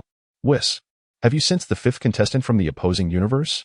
My lord Beerus, I am afraid I cannot sense him either. Would Kampa be losing his mind, speaking such nonsense? On the stage, Goku captured this crucial piece of information. He had intended to exit the arena, but there was a mysterious 5th fighter, one that even Lord Beerus and Mr. Whis could not perceive. Goku's spirit reignited with excitement. How thrilling. I must eliminate the 4th contender from Universe 6 swiftly. He turned to the announcer.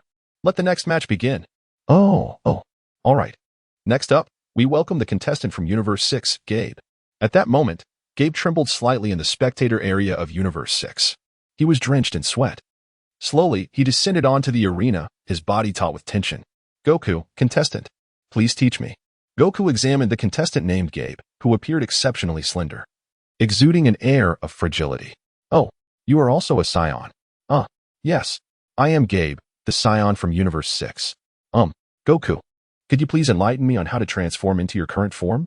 Gabe recognized the absurdity of such a request in the context of a competition. However, he yearned for greater power, so that he could return and protect his home planet effectively. Goku reverted to his normal state. Since they were both scions, he decided to lend a helping hand. Goku slowly approached Gabe, placing his hand upon Gabe's shoulder. Gabe had already closed his eyes, convinced he was about to be eliminated. Yet at that moment, Goku's voice reached him. Gabe, try to concentrate your energy towards your back. Goku transmitted a fragment of divine power to Gabe, which continuously guided the energy within him, aiding its flow to his back.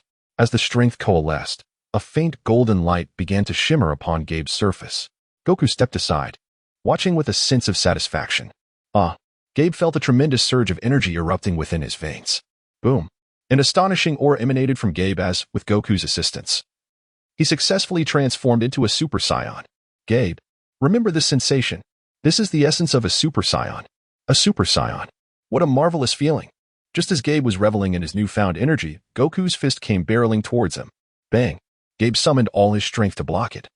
Yet he was still blasted out of the arena. Gabe, my apologies. I am simply fascinated by the 5th contestant from your universe. Gabe struggled to sit up. It's fine. Kampa could hardly bear to watch. This Goku had single-handedly taken on their 4 contestants. He now hoped that the trump card mentioned by Beerus would prove effective. At the very least, he needed to eliminate this Goku.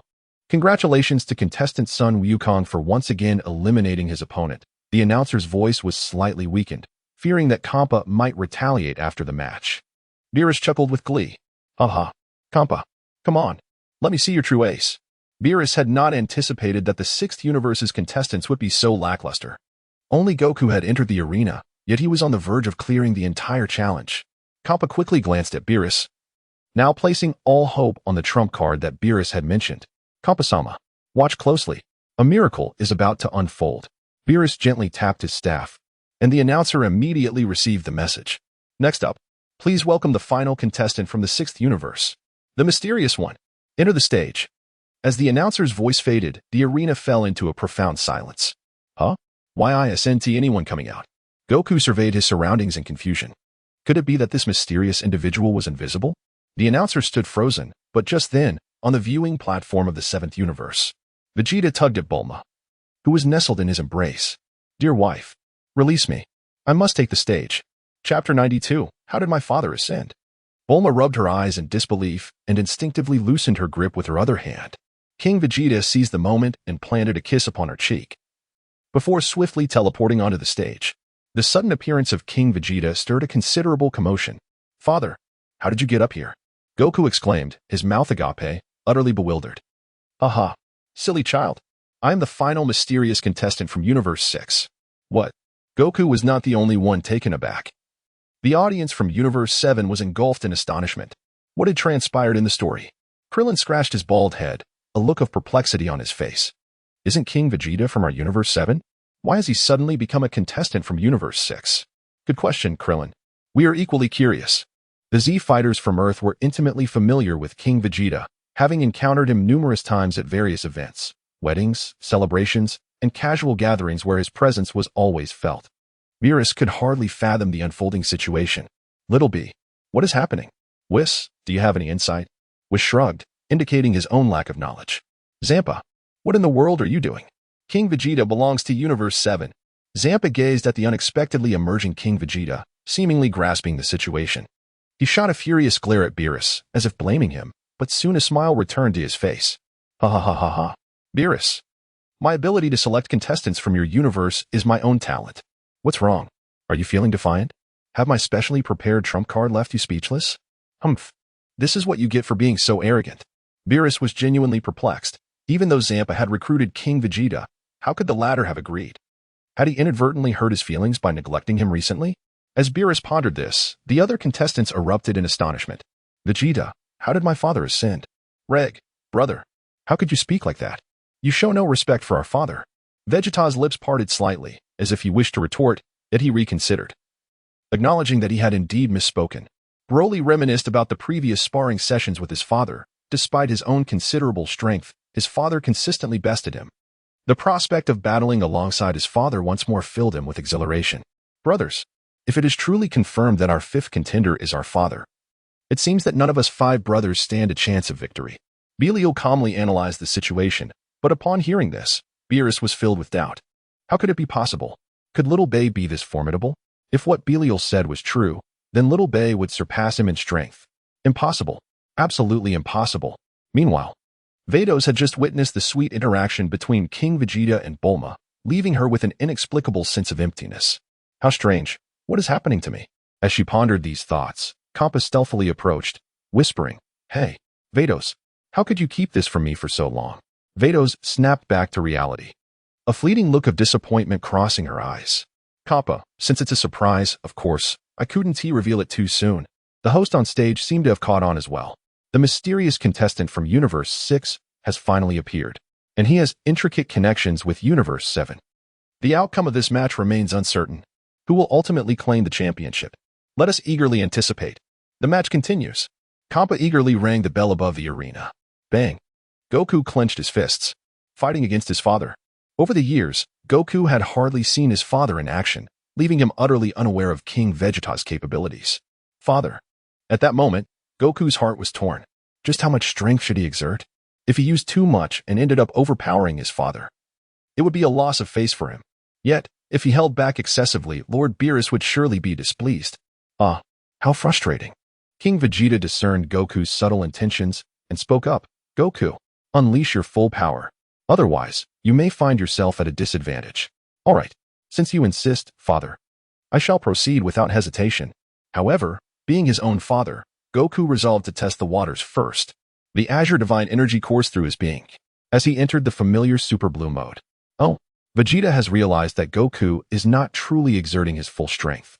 Since you refuse to comply, I shall take it upon myself to impart a valuable lesson upon you, my dear son. It is the perfect opportunity to utilize the new ability I recently acquired through replication. A radiant golden light began to emanate from King Vegeta's body, as a magnificent divine robe materialized out of thin air. Simultaneously, the blue aura of divinity within him surged forth with vigor. The six-path Sage Mode, Ultra Blue, activate. The golden and azure light harmoniously merged upon King Vegeta's form, imparting an overwhelming sense of sanctity. Furthermore, the transformation into the divine realm conferred an additional advantage. His opponent could not perceive his true power. This is the realm of divinity. Father, what is this form? Goku gazed at the familiar yet unfamiliar visage of King Vegeta, utterly astonished. Why not give it a try and find out? King Vegeta had long since examined Goku's profile, discovering that this young man had clandestinely attained a new form over the course of 2 years. However, it was perplexing that Goku had yet to grasp the Ultra Instinct technique, perhaps due to the insufficient pressure exerted by his opponents. Thus, today, King Vegeta resolved to lend Goku a helping hand. Senjutsu, Tailed Beast Orb Spiraling Shuriken. King Vegeta compresses Naruto's signature technique with a single hand. A mysterious crimson orb encircles King Vegeta's palm. What is this new move, father? Goku, wary of overstepping, unleashes his full power in the Kamehameha wave. The beam collides with the orb, and the might of the Kamehameha indeed proves formidable, momentarily suppressing the sphere. However, the orb rapidly transitions into its second form. It spins incessantly, gradually manifesting a windmill-like afterimage, and the robust blue beam is instantly severed into fragments. What? In a moment of desperation, Goku is compelled to activate his new mode, Ultra Blue Instinct. The orb grazes Goku's hair as it whizzes past. Phew, that was close. Goku glances back, witnessing the white light barrier enveloping everyone being shattered by the onslaught. Oh dear, did I exert too much force? Chapter 93, Vegeta takes a beating. Something feels amiss. Beerus, sensing the intensity of King Vegeta's assault, finds it to pose a subtle threat to him. Could it be that young Vegeta has truly surpassed me? When did this happen? As the god of destruction of Universe 7, he cannot accept such an outcome. He turns his gaze towards Whis. What do you think, Whis? Lord Beerus, there is a mysterious aura surrounding King Vegeta that obstructs me. What? Even you? It is known that Whis's power surpasses his by several dimensions. If even Whis cannot. Hey, King Vegeta, could you please pay attention? You almost hit me just now. Kappa's disgruntled voice echoes. Had it not been for the swift energy barrier created by Bardock, he would have had to endure King Vegeta's strike. Haha, my apologies. Did I aim too obviously? King Vegeta cast a glance tinged with remorse, yet his gaze bore no resemblance to that of Bardoss, noticing the fervent look in King Vegeta's eyes, shyly turned her head away, silently raising her staff to mend the shattered light barrier. It has come alive. The inhabitants of Earth found it nearly impossible to breathe normally in the cosmos. The recent occurrence had almost left them oxygen deprived. However, Bulma was an exception, equipped with a breathing ball that King Vegeta had specially left for her. Bardoss also noted this small detail, secretly pondering that insufferable man. He truly dotes on his wife. Returning to the arena, Goku exhaled deeply. Father, I had no idea you were this strong. Goku, you've been quite the enigma yourself. This form is no trifling matter. The two ceased their banter and instantly collided. Bang, bang, bang. The entire space was filled with the shadows of their fists as their strikes reverberated, causing the arena beneath them to crack incessantly. Master Roshi exclaimed, I can't see a thing. Alas, I've grown old. Krillin interjected, Master, is it possible that we all can't see? Indeed. To the Z fighters, only fleeting shadows raced through the air. Only Bulma quietly produced a pair of glasses. You all are utterly hopeless. Look, wearing the glasses my husband prepared for me makes everything much clearer. The crowd chuckled awkwardly, wishing they too could transform into women. In his Super Saiyan Blue form, Goku's Ultra Instinct had reached an exaggerated level of evasion, while King Vegeta, in his Six Paths mode, had significantly enhanced his reaction speed. It became exceedingly difficult for either to land a hit on the other. Humph. At last, you've been forced to unleash your full power. But how will you respond next? One must remember that Ultra Instinct is not exclusive to you, Goku. Son, I am their father, and I have mastered all skills. Even King Vegeta can effortlessly harness this power. Numerous silvery, luminescent particles gradually emerged around him, building upon his previous strength. King Vegeta has now ascended to the state of Ultra Instinct. 6 paths Ultra Instinct mode. Unleash it. What? Father, you too, Ultra Instinct. The once confident Goku now displayed a look of astonishment. It is important to note that this mode was attained through his relentless training day and night. How could his father possibly achieve this? He had never observed any signs of training from him. Each day was spent either with this woman or that one. Is this some sort of joke? Surprised, are you? I have not even begun to reach my limits. Whoosh. King Vegeta resolved to deliver a devastating blow to his son. He elevated his energy to match that of Goku. However, in an instant, the situation became crystal clear. The speed of his punches surged towards Goku, a relentless barrage reminiscent of an enraged dragon. This time, Goku could not evade. Ouch! Goku endured the onslaught from King Vegeta, each strike inflicting excruciating pain. Nevertheless, King Vegeta meticulously controlled his strength, appearing fierce while ensuring Goku remained capable of fighting. In this moment, Goku felt an unprecedented pressure he had not experienced in a long time. His innate talents continued to awaken. In the audience, Chi-Chi anxiously gazed at the arena. Goku. Her eyes shimmered with tears, clearly filled with deep concern. Bulma approached slowly, offering gentle reassurance. Don't worry, Chi-Chi. Goku is my husband's son. He will exercise restraint. Just then, an unexpected turn of events unfolded. The radiant light enveloping Goku flickered in and out. And at a certain moment, it felt as though a vital string within him had snapped. Oh, is it finally about to happen? King Vegeta sensed Goku's transformation and quietly stepped aside. Amidst the relentless beatings, Goku transcended his limits once more. A brilliant white light erupted from his body. His hair and eyebrows transformed into a shimmering silver. In the spectators' area, both gods of destruction could not help but rise to their feet. How could this be? This is the ultimate Ultra Instinct. Beerus's mouth gradually fell open in disbelief, while even Whis displayed a fleeting expression of astonishment. Meanwhile, Kampa was left utterly dumbfounded. Is this some kind of joke? This is a divine technique that even we gods of destruction have yet to master. How could a scion achieve this? What will King Vegeta do now? Goku slowly opened his eyes, a fierce glint radiating from them. His pupils turned silver, enveloped in a mysterious aura of white energy. In this moment, he finally comprehended his father's earlier intentions. Father, I have finally achieved it. The true Ultra Instinct. King Vegeta also revealed a smile of satisfaction. His heart was filled with exultation. How wonderful! At last, it can be put to use. However, what a pity. I shall soon employ this form to vanquish you. He then proclaimed, Goku, you truly are my most exceptional offspring. In that case, I shall no longer need to conceal my true power. Boom. The scion speaks little, yet acts decisively, instantly unleashing the Ultra Instinct technique. What? Both gods of destruction are simultaneously taken aback. Whis. Has the Ultra Instinct technique become so commonplace that everyone can master it? Whis is at a loss for words. Meanwhile, on the arena, Goku stands in stunned silence. Father. You. This. Vegeta, with a ghostly smile, taunted. How else could I be your father? The two clashed once more, igniting a flurry of silvery sparks. 3 fleeting minutes passed, and Goku, unable to withstand the backlash of the Ultra Instinct technique, succumbed to unconsciousness. Oh man, it truly requires endurance. The host approached to check Goku's breathing. The fighter from Universe 7, Son Goku, has finally been defeated. His conqueror is a mysterious contender from Universe 6. Now, let us welcome the fighter from Universe 7, Vegeta, to the stage. Chapter 94, A Swift Conclusion. Vegeta, with a grave expression, leaped onto the arena. The strength of his father is truly unfathomable. To be honest, he couldn't be certain of defeating Kakarot's recent transformation with ease. Could it be that, as Belial suggested, his father is indeed on the verge of achieving a remarkable 5th transformation? Vegeta gazed at his son with a hint of amusement. Is the pressure I have exerted upon you so immense? He eagerly anticipated the forthcoming battle. It is worth noting that Vegeta had relentlessly trained for 2 years. And now he stood on the brink of a breakthrough, merely awaiting the right opportunity. Come, let me witness the limits of your potential. Vegeta clenched his fists tightly.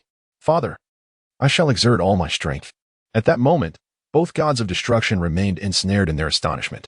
The host stood frozen, uncertain of how to proceed. For neither of the esteemed figures had yet spoken, leaving him reluctant to commence the event. Shall we not begin? King Vegeta has grown somewhat impatient. Is it really necessary to make such a fuss over a mere comprehension of the effortless mastery technique? The host, left with no choice, gently reminded the two gods of destruction, who seemed to awaken from their reverie, and they promptly rang the bell to signal the commencement of the match. The battle has officially begun. Little Vegeta, what other surprises do you have in store for me? Over the past 2 years, Beerus has devoted himself to rigorous training, his power now transcending the 11th dimension. Prior to this, he had been stuck at the pinnacle of the 10th dimension, which explains his previous lethargy. After all, an insurmountable chasm exists between each dimension. The emergence of Reg has sparked a resurgence within him. Years of accumulated strength have erupted, and it would not be an exaggeration to call him the strongest god of destruction, one capable of taking on 11 opponents at once. However, even with his current prowess, he cannot fathom King Vegeta's level. As for Kappa, it goes without saying, his strength barely reaches the mid-9th dimension, placing him among the weakest of the gods of destruction. One wonders how he even attained such a title. Vegeta, come forth. I shall allow you to strike first. To be honest, the effortless mastery technique is quite taxing on one's stamina. Just look at Goku, who could only endure for 3 minutes. Vegeta, the embodiment of the hopes of Universe 6, must conserve his strength wherever possible. With a powerful roar, a deep azure light erupted instantaneously from within him.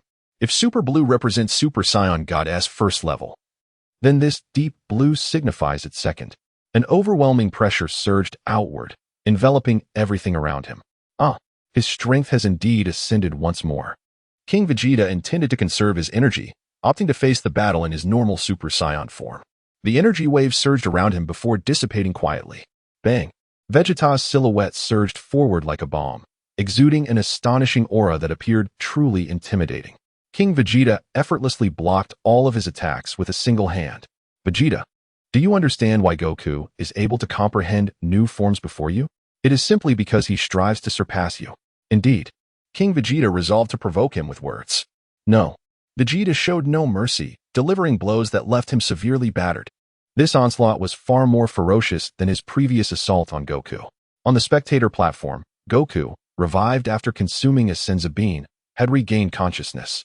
Vegeta, brother, how can you be so ruthlessly beaten by our father with no means of resistance? Vegeta tumbled to the edge of the arena, his anger ignited by Goku's words. Kakarot, silence yourself. I must surpass you. However, Vegeta's condition was far from favorable. With no mercy shown by King Vegeta, he was on the brink of death. Yet, at this critical moment, the system's vital prompt finally arrived. Vegeta, gravely wounded and on the brink of death, is about to unleash his latent power. After years of arduous training, his innate talents have finally reached their pinnacle. Come forth. Let me witness the manifestation of your new form. Vegeta's body suddenly entered a mysterious state. He slowly rose, half kneeling upon the arena. A torrent of purple energy surged forth from his being. My destiny shall heed only my will. Kakarot, you shall never surpass me. Vegeta, limit break. Self-mastery technique. Awakening.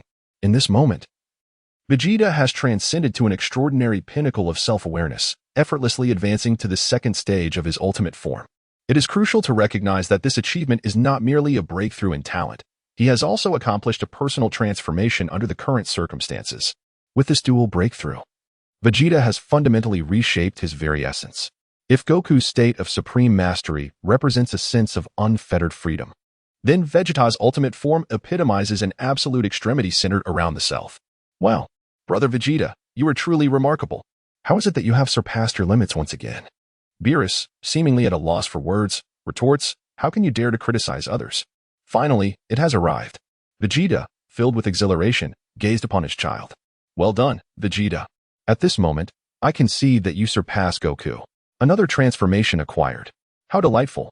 After the breakthrough, Vegeta's physical condition has returned to its peak. Father, I shall not hold back. Very well.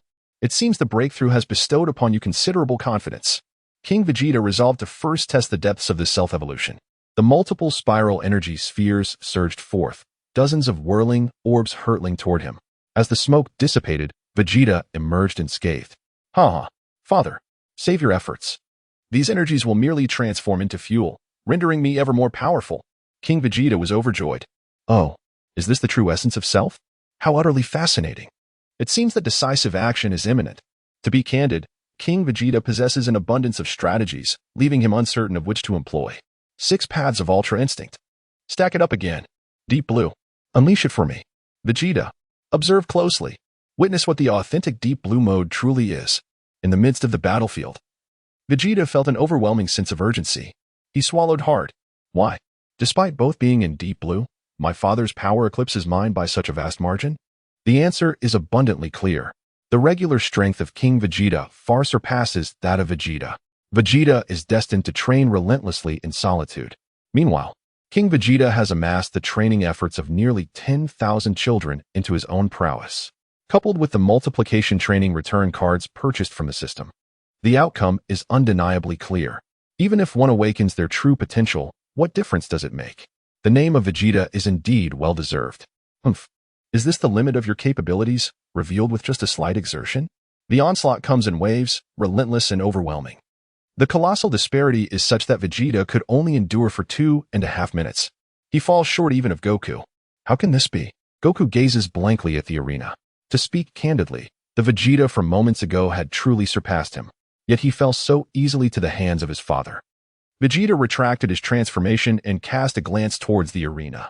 Next, Chapter 95. Black Gold Belial. Has Vegeta truly been defeated? Beerus stood frozen in place, while Kappa seemed momentarily stunned. Did we win again? Indeed. Kappa's team. Vados' beautiful eyes sparkled with a hint of admiration. This man has successfully piqued her interest. How remarkable. King Vegeta is indeed formidable. The host stepped forward to assess Vegeta's condition, incredulous. The enigmatic contestant from Universe 6 had once again overwhelmed his opponent. Beerus wore an expression of displeasure. Hey, what are you saying? Be careful, or I might annihilate you. The host recoiled in fear, while Kappa burst into laughter. Oh ho ho, who's getting flustered now? Are we about to witness a comeback from 4 to 5? Ah, damn it. Little Bay has. When did he train? I remember he and I were supposed to be equally lazy. What on earth is happening? Has he awakened some latent racial talent that allows him to grow stronger? It is known that certain races in the universe possess such abilities. Never mind. It's fine. I still have 3 powerful allies. Each of them is not inferior to the preceding Goku and Vegeta, as long as we engage in a wheel battle. Victory is assured in the end. Belial, it's your turn, Beerus commanded coldly. Belial turned his head, his cold gaze widening, yet he offered no response, instead leaping directly onto the arena. Excellent. The competitors are now in position. Will the enigmatic fighter from the 6th universe continue to weave miracles and triumph over his opponent once more? Let us anticipate with bated breath. A gentle breeze swept across the stage as the 2 adversaries regarded each other with calm intensity.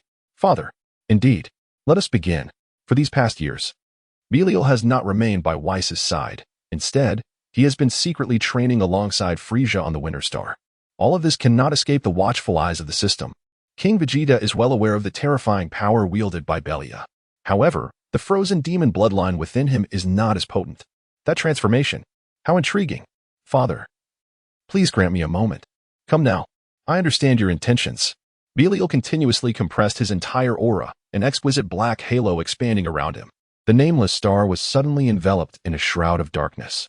In the stands, Yamcha was at a loss, exclaiming in astonishment, "What is happening?"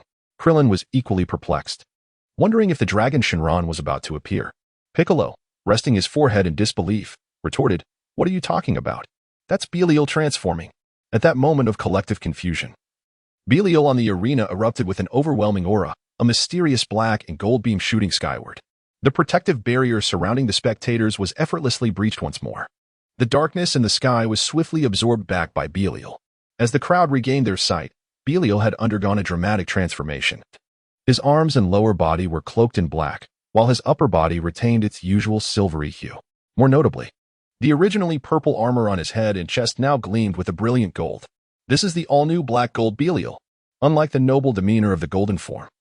The current Belial exuded an aura of chilling malevolence, an eerie presence enveloping him that sent shivers down the spine. Beria should not have comprehended such profound transformations at this juncture. The key lies in the previously awakened extraordinary talent, the Giant of Light.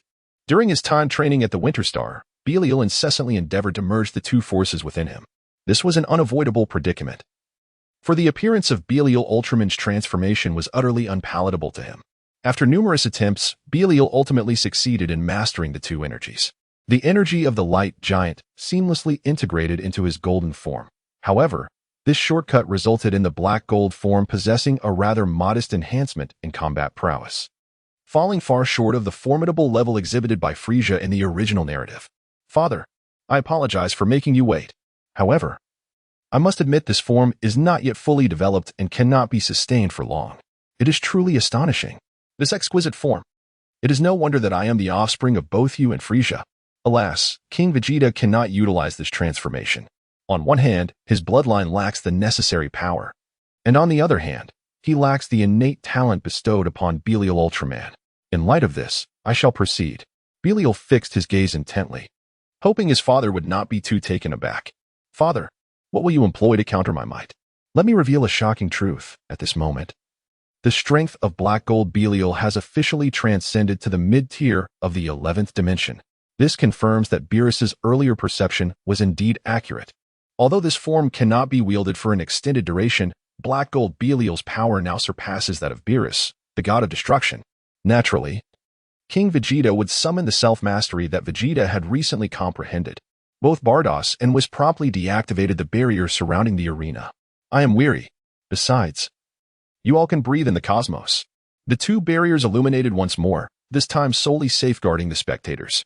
Mysterious purple light erupted from King Vegeta's being. The self-mastery technique had arrived. The onlookers had become utterly desensitized. What color could King Vegeta not transform into? Vegeta, look.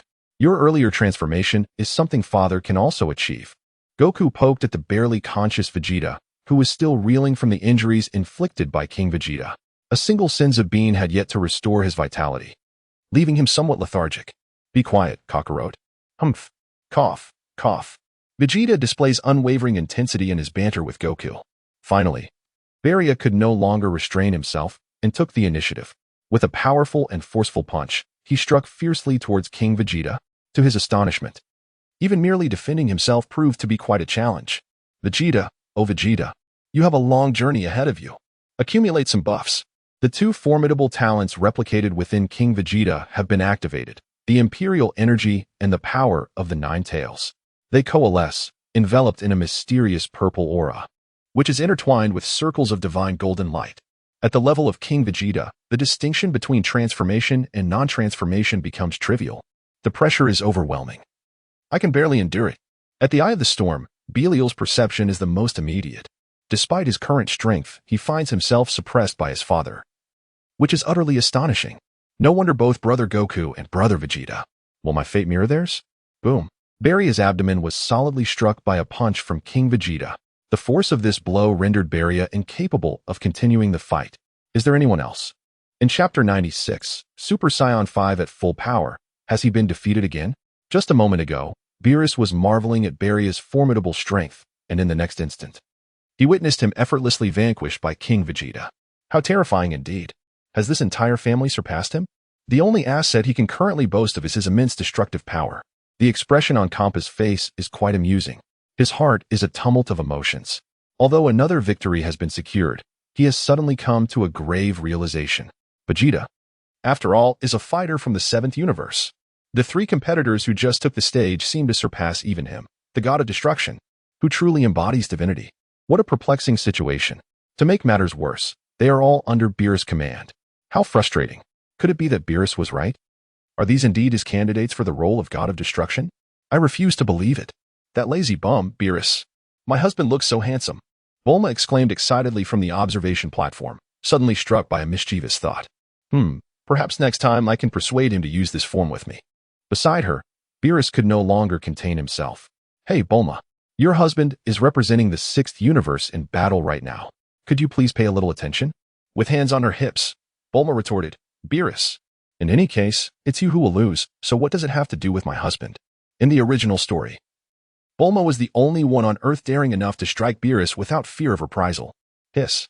Beerus inhaled sharply. Given the current circumstances, it appears that little Vegeta may truly take on 5 opponents single-handedly. Where will he save face? Whis observed Beerus' distressed expression and chuckled softly. Lord Beerus. Isn't this a cause for celebration? Eh? I'm about to lose and you think I should be happy? Lord Beerus, have you not noticed that our universe's fighters possess overwhelming strength compared to the others? Oh, you're right. Beerus's eyes widened in realization. He never anticipated that despite his years of laziness, the strength of their universe would continue to grow. He. When the Grand Zeno learns of this, he will surely commend me. That wretched mouse, Katra, will have no grounds to be arrogant before me this time. Note, Katra is the god of destruction from the fourth universe, resembling a yellow-green mouse and harboring intense animosity towards Beerus. Beerus's heart was already intoxicated by the impending joy of victory. What on earth is this fool laughing about? Even on the brink of defeat, he appears so elated. For some unknown reason, Kampa, on the other hand, could not muster any happiness at this moment. He could only console himself with the thought that once King Vegeta secured victory, Beerus would finally accomplish that task, which was his sole motivation at present. On the arena, King Vegeta approached Belial and offered him a mystical bean. Father, I have disappointed you. Do not speak like that. I take solace in your ability to achieve this form. Keep striving. I eagerly await the day you shine brilliantly. Belial turned back to the arena, directing his gaze toward his brother, Reg. The two locked eyes in a silent exchange. Now, it was time for the competitor from the seventh universe, Reg, to take the stage. My great prince, is it finally your turn? Vegeta murmured to himself, astonished and surprised by the emergence of Reg. This character, absent from the original narrative, had unexpectedly materialized in this timeline. It led him to ponder whether this world of Dragon Ball truly aligned with his understanding of it. Father, come forth. Reg had long since abandoned any animosity towards the man who was his biological father. 2 years prior, his mother had successfully been resurrected, and he even gained a younger brother. He had observed the preceding battles, noting that his father had triumphed with remarkable ease. To be candid, his full power was comparable to the recent outburst of Belial. Ultimately, he felt compelled to test his strength, providing his father with a glimpse of his utmost capabilities. Reg had mastered the 5th level of Super Saiyan, a pinnacle of physical transcendence. Over the past 2 years, he had also delved into Divine Realm training, although he found that the softer transformations did not suit him. Nevertheless, his rigorous training bore fruit. He had integrated the stability of the Divine Realm into his transformation. Aya! The primal roar erupted from Reg's lips, sending shockwaves that enveloped the entire arena. Hey! Why does Reg's transformation create a greater disturbance than Belial's? Lord Beerus inquired. Indeed, Lord Beerus, Reg is harnessing the ultimate power of the Saiyan lineage. He has chosen not to utilize divine energy for his transformation. Are you jesting? Whis? Are you suggesting that he can rival me using merely Saiyan strength? Lord Beerus, you are mistaken. He has already surpassed you. A tidal wave of silver energy surged forth, seemingly intent on consuming everything in its path. Under the influence of this overwhelming aura, the entire arena dissolved into nothingness. The intensity was astonishing. Reg had finally achieved his transformation. This was unprecedented. The full power of Super Saiyan 5th level. Reg had also reached a new breakthrough. Goku, watching from the stands, gaped in awe, while Vegeta clenched his fists in frustration. Damn it, that brat Reg. The Saiyan race is truly formidable. A chorus of astonished exclamations erupted from the crowd. Even Krillin could sense the terrifying aura emanating from Reg. The Super 5 form was challenging for most to replicate. At least, King Vegeta was unable to achieve it. However, as for physical strength, he too possessed it. After all, he was the king of the Saiyan race. Boom. A brilliant crimson aura erupted from King Vegeta's being, and red lightning flickered ominously in the void. The relentless roars continued to resonate. The aura of King Vegeta surged visibly. Super Saiyan 4th level, boundary breakthrough, making its grand entrance. This energy, it seems familiar. A troubling memory resurfaced in Reg's mind. How much power has his father concealed? This is yet another transformation that Goku and the others have never witnessed. This martial arts tournament seems to unveil a layer of mystery shrouding his father. Beerus can now fully ascertain. The King Vegeta who was once timidly by his side over a decade ago has now completely surpassed him. Whis, can you sense the current strength of young Vegeta? The pinnacle of 11 dimensions. How is this possible? Super Saiyan 5 does not possess the divine aura that can obscure its energy. Such explosive power cannot be concealed in the slightest. Boom. Let the battle commence. Science. Chapter 97. The legendary Super Saiyan God. Reg threw a punch, striking fiercely at King Vegeta. The collision of their fists ignited a flurry of sparks.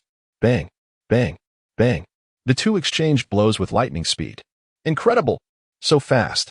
The onlookers were left in a daze. The air around them was torn by the force of their combat. This fight is truly exhilarating to behold. The tempo of King Vegeta's assault escalates relentlessly. A series of muffled grunts escape from Reg's lips. Parry, parry. Do not relent. It is somewhat disadvantageous to confront his father. Reg finds it difficult to summon the fury within him, which consequently hampers his current combat prowess. In comparison to Belial, his most significant advantage now may well be his endurance. Yet, mere endurance is insufficient. Is this all there is, Reg? Father. With all his might, Reg unleashes his energy and charges forward once more. His entire being radiates a blinding luminescence, resembling a resplendent silver dragon. Such a formidable stance. Alas, in my eyes, it still lacks a touch of swiftness. King Vegeta seized the opportunity, lifting his leg for a sweeping strike. Reg felt as though he had been struck by a heavy whip, hurtling backward with great force. He realized that he needed more practice. The dimensional gap was not something that could be bridged in a short span of time. Reg lacked any buffs to stack, making his defeat all too predictable. How could this happen? Just moments ago, the battle seemed evenly matched. How had it turned so swiftly? Now, only one champion remained. This was all happening too fast. Beerus felt a slight headache coming on. Hey, Broly, do you have confidence in defeating little Vegeta? He inquired. I'm not sure, but let me give it a try, Broly replied. Meanwhile, Vegeta, witnessing Reg being knocked out, was filled with excitement. Father fought splendidly. He exclaimed, Aren't you afraid that Reg will wake up and retaliate against you, brother? Humph. Do you think I fear him, Kakarot? If you keep talking nonsense, I'll take a swing at you first. Whis interjected, Lord Beerus, the situation seems rather unfavorable for us. No kidding. I'm not blind. Beerus retorted, feeling the irritation rise. That insufferable fat pig is going to mock me again. How bothersome. Indeed, just moments after Reg's defeat, Zampa couldn't contain his laughter. He acknowledged the strength of the 7th Universe's contestants. Yet, they were now just one step away from Beerus achieving his objective. He trembled with excitement. I, Zampa, am finally going to rise. Ha ha ha. Beerus, it seems you are on the verge of losing. Beerus was utterly exasperated. He had thought victory was assured. Only for little Vegeta to suddenly emerge as a representative of the 6th Universe. It was truly outrageous. The mysterious contestant from the 6th Universe had systematically defeated 4 opponents. The competition had reached a fever pitch. Who would ultimately claim the Super Dragon Balls? Next, let us welcome the final contestant from the 7th Universe, Broly. As he stepped onto the stage, King Vegeta brushed off the dust from his attire. Thankfully, his stamina was sufficient. Otherwise, facing 4 opponents at once would have been quite taxing. Very well. Now only Broly remains. I remember our last battle. He is undoubtedly the strongest among my children. Everything began with his unique talent evolving to its pinnacle during our last encounter. Broly's transformation seemed distinct from that of his brothers. He could accumulate Super Saiyan power while in a great ape state, layering his transformations. The multipliers involved were not as simple as one might think. It is worth noting that King Vegeta himself could transform, yet he could not combine it with his base form. As Broly descended from the platform, his gaze intensified. Father, I cannot fully control this transformation. I may inadvertently harm you. Broly, you may proceed without worry. Upon hearing his father's words, Broly finally felt at ease to unleash his full power. He had to suppress himself during training in the God Realm, which had been quite uncomfortable. Divine energy surged forth from Broly, surprisingly opting against the Super Saiyan 4 transformation. Had he mastered a new ability? Goku's eyes darted around, pondering this perplexing question. Vegeta, fool, keep watching. I sense that Broly's aura is extraordinary. Broly's body suddenly swells. This is the transformation into a great ape. But it doesn't end there. A fiery crimson divine aura surges forth, and in an instant, he completes the transformation into Super Saiyan God. Father, I cannot even predict what will happen next. The pupils of Broly's eyes gradually vanish, replaced by an endless green light. The once stable red aura erupts into a frenzied tempest. Goodness, this seems rather ominous. The explosive wave of energy emanating from Broly surpasses that of everyone present. Whis and Beerus are compelled to amplify the energy of their staffs. No, what is Broly planning? I find myself somewhat fearful of his current state. In response to Goku's concern, the now awakened Reg gives an explanation. Goku. He is about to transform into the legendary Super Saiyan God form. Goku appears to recall some past events. His father once harnessed the power of his brothers to enter that mode. However, Broly's condition seems to differ from that of his father's at that time. While Goku ponders this, Broly's aura on the arena has intensified to an astonishing degree. Broly. Boundless energy erupts from his being, with every cell in his body in a state of agitation. The entire nameless planet trembles in response to his furious roar. Was that an earthquake? The spectators feel a tingling sensation in their bodies. Even the angelic barrier quivers from the shock. Extraordinary. As calm returns, the transformed Broly re-enters the sight of the crowd. Has he reached the initial stage of the 12th dimension? Is he truly unleashing his full potential? Vegeta, seizing the moment, glanced at Broly's panel. In a remarkable confluence of 3 distinct forms, Broly transcended the barriers of the 11th dimension. Before him stood Broly, having achieved a transformation uniquely his own, the legendary Super Saiyan God. A dynamic crimson glow intertwined seamlessly with a vibrant emerald radiance, enveloping Broly in an ethereal aura. At this juncture, his rationality dwindled to a mere thread, as if he were on the brink of losing control at any moment. Very well. So you possess such immense power, Broly? This time, I shall not shy away. So, you think you can cheat the odds, do you? System. Activate all my 5-fold and 10-fold training return vouchers. Successful activation received from Offspring's combat feedback.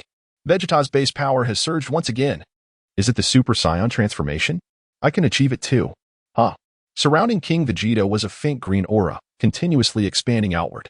Simultaneously, the deep blue divine energy within him erupted forth. Transcendence. Deep blue form. To ensure his strength, King Vegeta infused the powers of the Emperor and the Nine Tails into himself. The colors available to him were dwindling, and he was nearing his limit. Any further enhancement would be detrimental to his physical form. Broly, come and face my fury.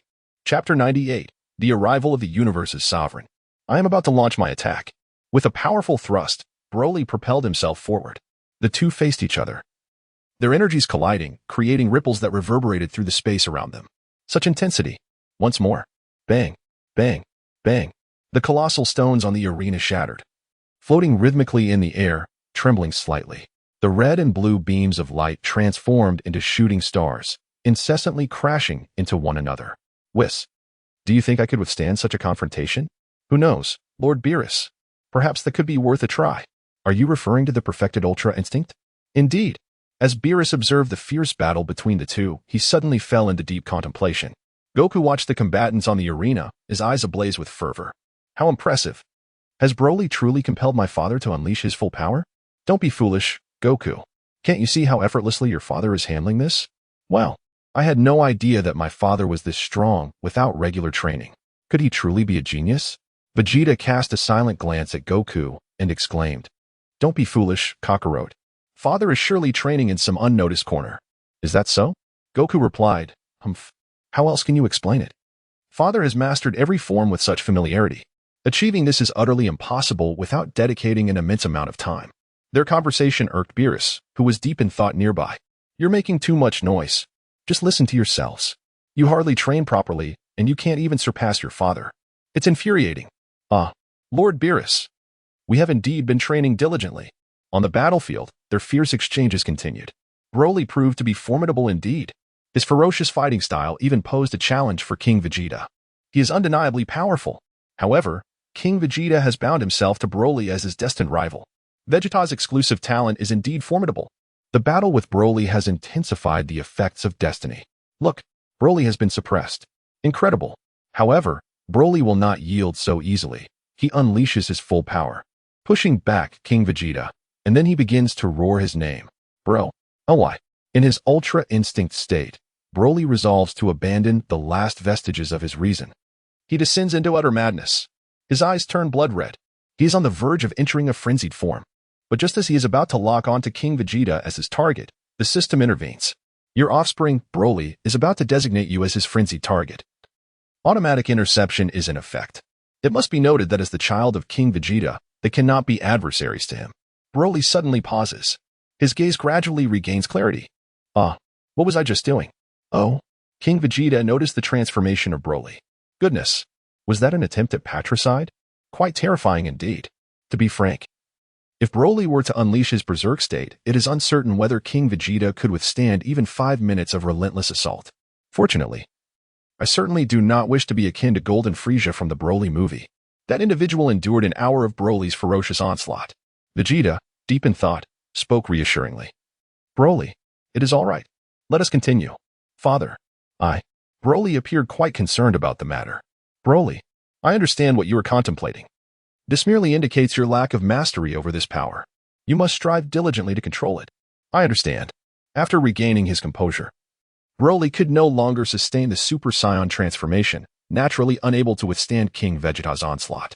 Father, how did you achieve such stability in your Super Saiyan form? Haha. Would you like to learn? Yes. If you help me secure a grandchild, I shall teach you. Just consider it. Isn't that a bit much? Look at Goku and Vegeta. They both have children. And you are still single. I am worried for you. Father, what is this all about? Once this tournament concludes, I shall arrange a blind date for you. Tell me which one you fancy. Broly suddenly blushed, seemingly recalling a certain girl. King Vegeta observed Broly's peculiar demeanor, his mind swirling with curiosity. A story? When did this happen? I must end this match swiftly. I yearn for juicy gossip. At this moment, the spirit of intrigue within King Vegeta blazed fervently.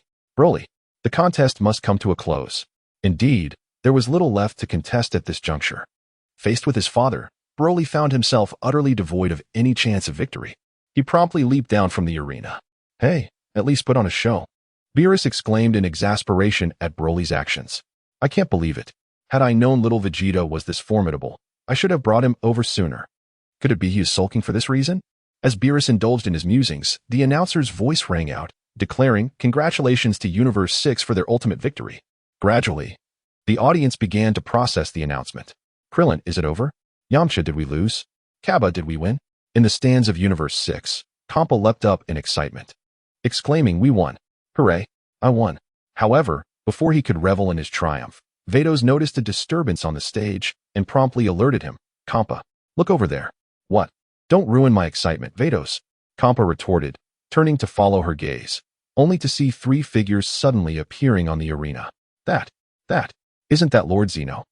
Fear washed over Kampa's face. Beerus, perplexed, noted that Kampa had refrained from mocking him. He turned to see the figure of Zeno. Lord Zeno. Beerus gasped, mirroring Kampa's expression. The Kaioshins were equally drenched in sweat. Only Shin, in his naivety, asked the old Kaioshin, who is that child? Why does he seem so unsettling? The old Kaioshin swiftly delivered a hefty reprimand to Shin. You fool. That is the ruler of the universe. Lord Zeno, the highest deity among the 12 universes. The two destroyers promptly descended to greet Zeno, followed closely by the angels, and lastly by the Kaioshins. King Vegeta, observing Zeno, was somewhat taken aback. He was indeed aware of Zeno's impending arrival. However, it was not this that astonished him, but rather the system's alert. Anomalous soul detected surrounding the host. Commencing eradication task. Target too powerful. Task cancelled. Chapter 99, The Gathering of Super Dragon Balls. Could it be that the simulated reincarnation's target is Zeno? This is incomprehensible. How could one possibly contend with such power? System. Conduct a thorough examination. Analyzing. Data analysis complete. The primary soul of the simulated reincarnation system resides within this target. Each completed simulation rewards the main soul, potentially granting control over the target. Current control level stands at approximately 3. Due to the overwhelming strength of the target, immediate eradication is unfeasible. Options under consideration. 1. Induce the target to conceive the host child. The system can arrange for an abortion, leading to a stillbirth. 2. Sabotage each simulated character, rendering control over the target impossible. 3. Ascend as the new Zeno and reconstruct the universe, thereby absorbing the target's strength. This content is rather explosive. Let me take a moment to digest. In essence, the simulated reincarnation system has chosen a host currently residing within Zeno's body, and their ultimate goal is to gain complete control over Zeno. This is an immense game at play. Is this, perhaps, the ultimate stroke of fortune? Dragon Balls. Am I to simulate infinitely within Zeno? Bookstore smash. This simulated reincarnation system is astoundingly audacious. Even novels would hesitate to portray such scenarios. Should this system be placed in a classroom? It would undoubtedly be the leader of a group. However, the proposed options presented by our system are indeed intriguing. They cater to my taste splendidly. Only children make choices. As an adult, I shall embrace them all.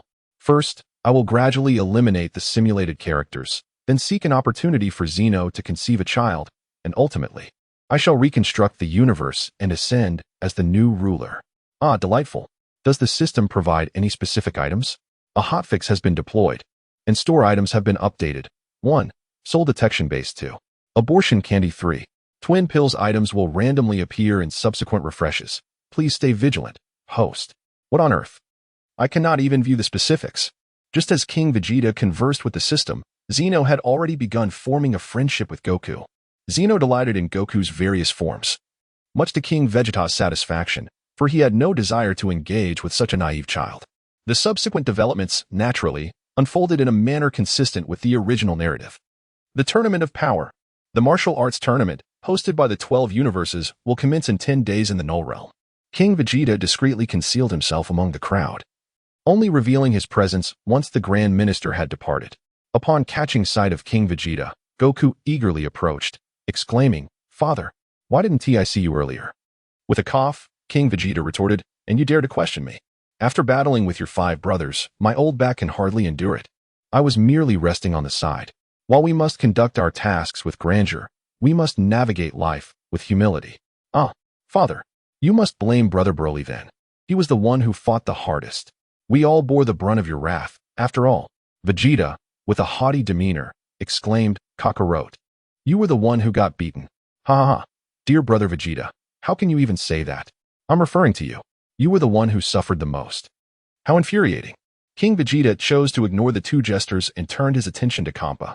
"Lord Kampa, I trust one have not disappointed you." It was only then that Kampa registered the significance of the moment. Indeed, he had triumphed in the competition, surpassing Beerus. How splendid.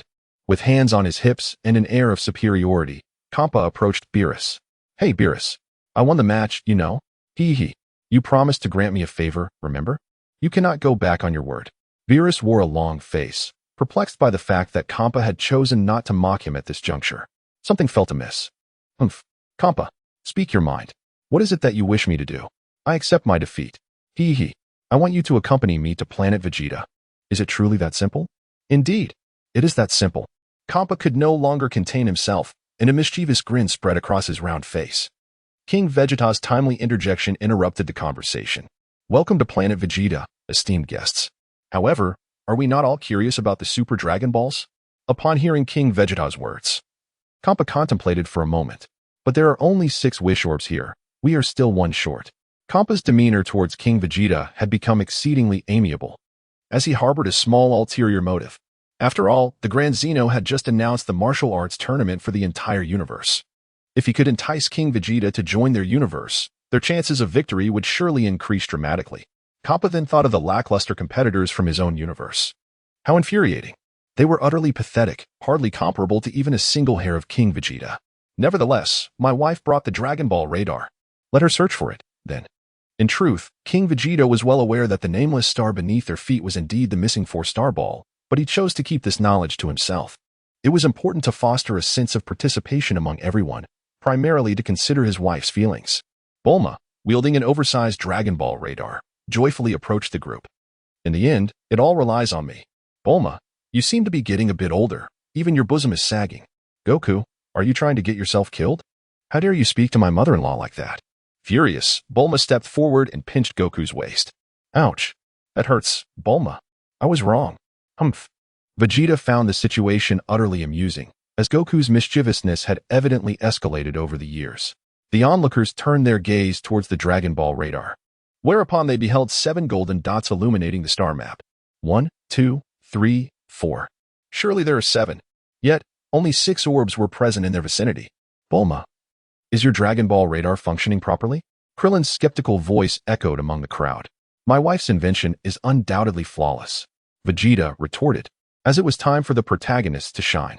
If the radar was indeed accurate, then the very planet beneath their feet was likely the location of the final Super Dragon Ball. What? Is that true, or just a hoax?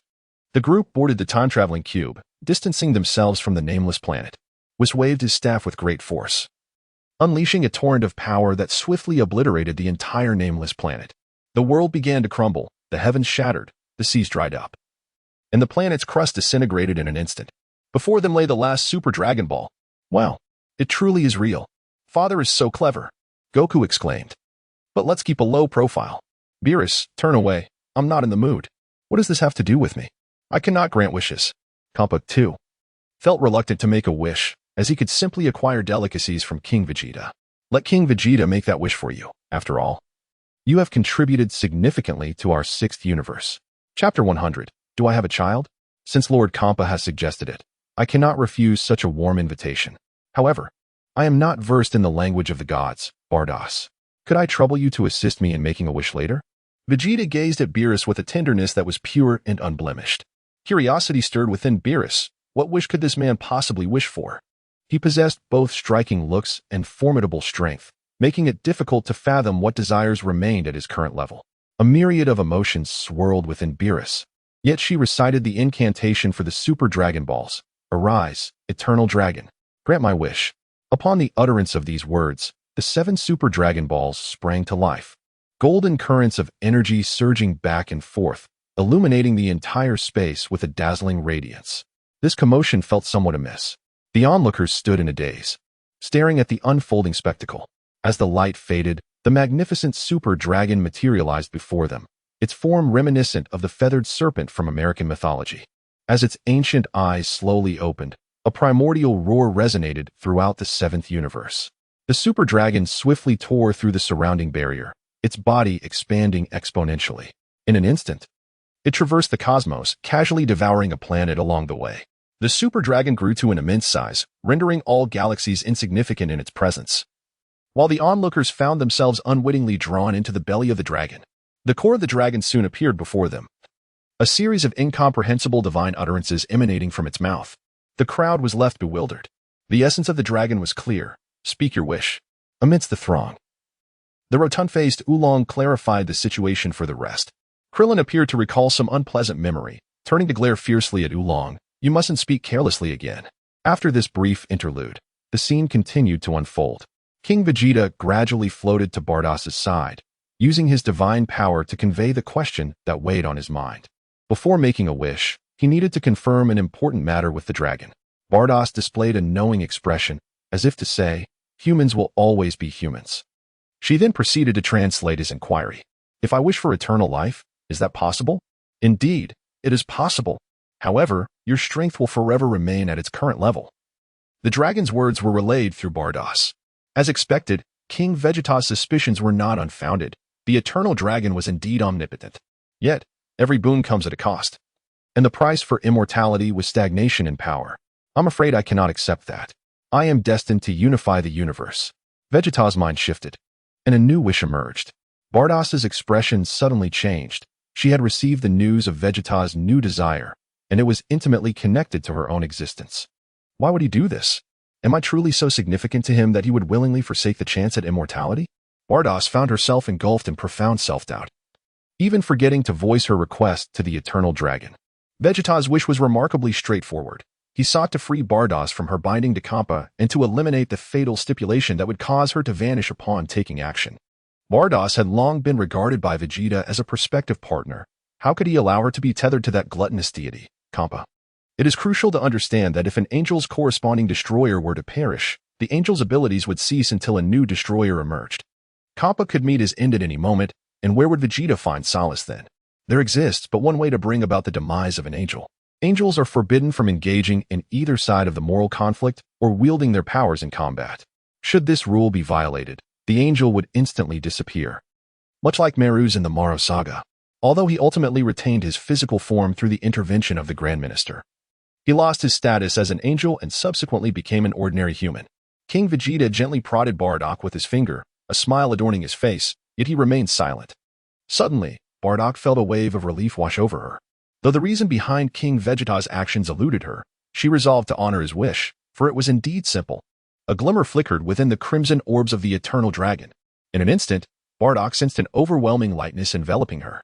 The dragon, having fulfilled its promise, emitted a resounding roar, its majestic form gradually dissipating into the ether, transforming once more into 7 Super Dragon Balls that scattered across 2 universes. Is this the end? Oh, what wish did Father actually make? Curiosity bubbled within Goku as he scratched his head, feeling an insatiable itch for answers. It was not just Goku. Everyone was equally intrigued. Only Bulma had an inkling of the truth. She knew her husband all too well. Humph. Furious. Out there flirting again. Am I not enough for him? Certainly. King Vegeta had no time to divulge everything to the crowd. Moreover, the main event was yet to unfold. Just imagining it stirs excitement. Surely, Beerus could not have anticipated that he had a child. Ha ha ha ha ha. How thrilling. Kampa. Now that matters here have concluded, shall we return to planet Vegeta? You still have tasks for Lord Beerus to accomplish, do you not? Indeed. To planet Vegeta we go. Beerus gazed at the suddenly exhilarated Kampa, utterly bewildered. Hey, Kampa. What exactly is in that mysterious gourd of yours? Stop keeping me in suspense. Speak up. Beerus. Do not forget, I emerged victorious in the competition. You must obediently accompany me to planet Vegeta. Hee. And soon enough, you shall discover everything. Excessive. Very well, I shall go. I am curious to see what schemes you have conjured. The others too were intrigued by Kampa's enigmatic demeanor. Goku, with a curious expression, whispered conspiratorially with Vegeta. Brother Vegeta, what do you suppose Kampa is up to? He is so secretive. Who knows? It feels like something explosive is afoot. With hearts full of anticipation, everyone returned to planet Vegeta together. King Vegeta had already made arrangements in his mind to greet little baby. The WeChat feature of the system proved to be quite convenient. Under the full impetus of the two angels, everyone swiftly arrived at their destination. Outside the royal palace of Vegeta, Kappa exclaimed with exuberance, "Nephew, come out quickly. Your uncle has returned to see you." A figure adorned in shades of pink and lavender swiftly appeared before the crowd. Little Bibi paid no heed to this so-called uncle. Instead, she leaped directly into the embrace of Bardos, exclaiming, "Pretty sister, you've come. I've missed you so much." As the onlookers finally beheld little Bibi's visage, disbelief washed over them. Impossible. This child looks exactly like me when I was young. Beerus stared at little Bibi, his expression frozen in astonishment. Chapter 101. Pay attention to this woman named Xiaomei. What is this little rascal about? Beerus's pupils dilated in shock, utterly taken aback. Kampa, you fool. I suspected something was amiss. Recently, you've been acting out of character. Not only have you refrained from boasting about your culinary delights, but you also astonishingly did not taunt me after winning a match. So, you were merely waiting for this moment. Beerus's gaze grew distant as a long-buried memory resurfaced, one from his childhood when he had played with Kampa and inadvertently broken his tail. Upon learning of this, his mother had been furious, giving him a severe reprimand and cutting off his meals. Once, he had been as adorable as this little one before him, perhaps even more so. Yet, ever since that incident, Kampa had always chosen the best food and entertainment first, leaving Beerus with the fate of malnutrition. Oh, the cruel twist of fate. Hence, I now maintain this emaciated appearance, a constant reminder to remain composed in all circumstances. Composed? How the hell am I supposed to remain calm in this situation? Beerus scowled and demanded of Kampa, what on earth is happening here? Oh, Beerus. So you're turning the tables and questioning me, are you? Don't you know what misdeeds you've committed? Family. There's a juicy story unfolding. And it's about the god of destruction, Beerus. The crowd buzzed with excitement, their ears perked up, eager to catch every detail. Kampa exchanged a knowing glance with King Vegeta. Vegeta comprehended the situation instantaneously, pulling Bardock away from them. Little Bebby took the opportunity to leap into Vegeta's embrace. Observing Bebby's successful evasion, Kampa turned his ire towards Beerus. Beerus, oh Beerus. The truth is laid bare before you. Why do you feign ignorance? Speak. Who is the child's mother? Please. You're asking me? How would I know? I'm perplexed myself. I haven't even figured out the situation regarding this child. Are you still going to quibble? This child possesses the most untainted bloodline of the next royal family. Such lineage can only arise from our royal descendants. Upon hearing Kampa's words, Beerus found himself engulfed in self-doubt. Indeed, judging by the aura, the child was undoubtedly of his bloodline. But he had no wife. Where could the child have come from? Could it be a trick? Wait, could it possibly be her? Beerus's voice trembled as memories flooded back of a time before he became a destroyer, when he was just a naive little cat, living a carefree life. He had a close childhood friend who followed him everywhere, and their bond was unbreakable, filled with laughter and play. For some inexplicable reason, the images from his past began to play on a large screen that Vegeta had thoughtfully prepared for an enhanced experience. One might consider pairing this with background music. The screen illuminated scenes from Beerus's past. The woman depicted was named Xiaomei. Not long ago, she and Xiaoshu had made a childhood promise to be together when they grew up. Time passed slowly as Xiaomei waited for Xiaoshu to fulfill their vow.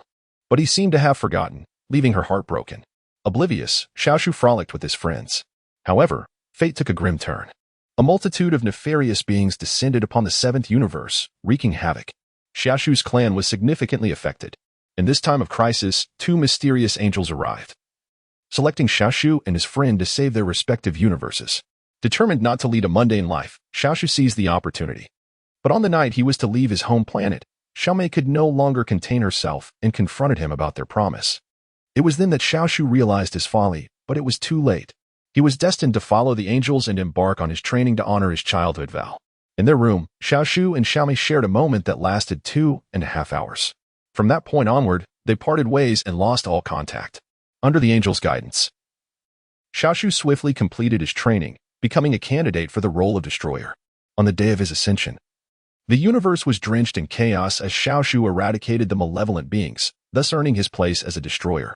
From that moment, Xiaoshu transformed from an ordinary cat into the god of destruction, standing at the pinnacle of the seventh universe. Yet, memories of his beloved Xiaomei haunted him. He returned to his home planet, only to find that time had taken its toll. His parents had aged, and his lineage had faded into obscurity. Xiaomei's presence was nowhere to be found. Endless years of training had turned a mere mortal into dust. For the first time, regret welled up in Xiaoshu's eyes, and he began to question his choices. Was becoming a god truly the right path? He could not even retain the love of his life. Enraged, he obliterated countless stars, drawing the attention of the angels. Having chosen the path of destruction, he realized he could no longer act on a whim. He understood that his existence was now intertwined with that of the angels. Overwhelmed with sorrow, he resolved to seal away this chapter of his memory. From that day forth, he would be known solely as Beerus, the god of destruction, and Xiaoshu would cease to exist. Unbeknownst to Beerus, although Xiaomei had perished, she successfully bore their child. As the prince of his clan, Xiaoshu's child held a significant position. During Xiaoshu's absence, Xiaomei informed his mother of her pregnancy, and the clan devoted their efforts to sealing the child in a space where time stood still, protected by powerful seals. In her final moments, Xiaomei left a mark for Xiaoshu to find, allowing them to reunite. This was her last gift to him. Alas, fate had other plans. Xiaoshu never discovered that mark, a secret known only to them. Thus, their child remained isolated in the void. As time passed, the seal gradually weakened. One day, King Vegeta happened upon the child and successfully liberated him from the confinement. The child bore a memory chip crafted by Xiaomei, which, upon viewing its contents, enlightened King Vegeta. He named the child Bebi. Chapter 102. A meeting across time and space. It turns out that Lord Beerus has such a poignant backstory. What a heart-rending tale of love. I'm on the verge of tears. Who would have thought that the price of becoming a god was so steep? Indeed, to be irrevocably separated from the one he loved. Are gods and mortals destined to remain apart? Truly, fate can be cruel, even to those who are deeply devoted. Even the god of destruction is not spared from the whims of destiny. The atmosphere reached a crescendo, prompting even Yamcha, once a notorious romantic, to exclaim, "I too have been enamored by a girl in the past," just as Yamcha was poised to continue his grand tale of love. Krillin interjected with a bemused expression, "Surely, it cannot be just one, can it?" Krillin's words pierced Yamcha's heart like a dagger, and an eerie silence enveloped the surroundings. The awkward tension palpable. Truly, it was a moment of overwhelming silence that rendered even Garen speechless. Meanwhile, Kampa listened intently to the entire narrative. Prior to being chosen as the god of destruction of Universe 6, the cosmos had indeed faced various crises, yet he had not anticipated the myriad hidden truths within. Humph. Beerus. I knew it. There was a time when you suddenly abandoned me and vanished without a trace. So, this was the reason. You truly are not a man. How could you evade your own emotions? If it weren't for King Vegeta fortuitously encountering my nephew, he might have perished on that desolate planet. He is our last hope for the Nyx clan. And why is Beerus referred to as the handsome one while I am labeled the chubby one? This is utterly absurd. Kampa. I find your commentary quite apt, remarked Vados with a soft giggle, her hand covering her mouth. This journey has certainly been worthwhile. Who would have thought such a monumental revelation would unfold? How delightful. This is incredibly exciting. I can't wait to discuss this topic with my sisters. Whis too was swept up in the fervor of the moment, exclaiming, "How exhilarating. Who would have imagined that Lord Beerus harbored such a past? I suspected something was amiss. Ever since a certain day, Lord Beerus's training has become lethargic.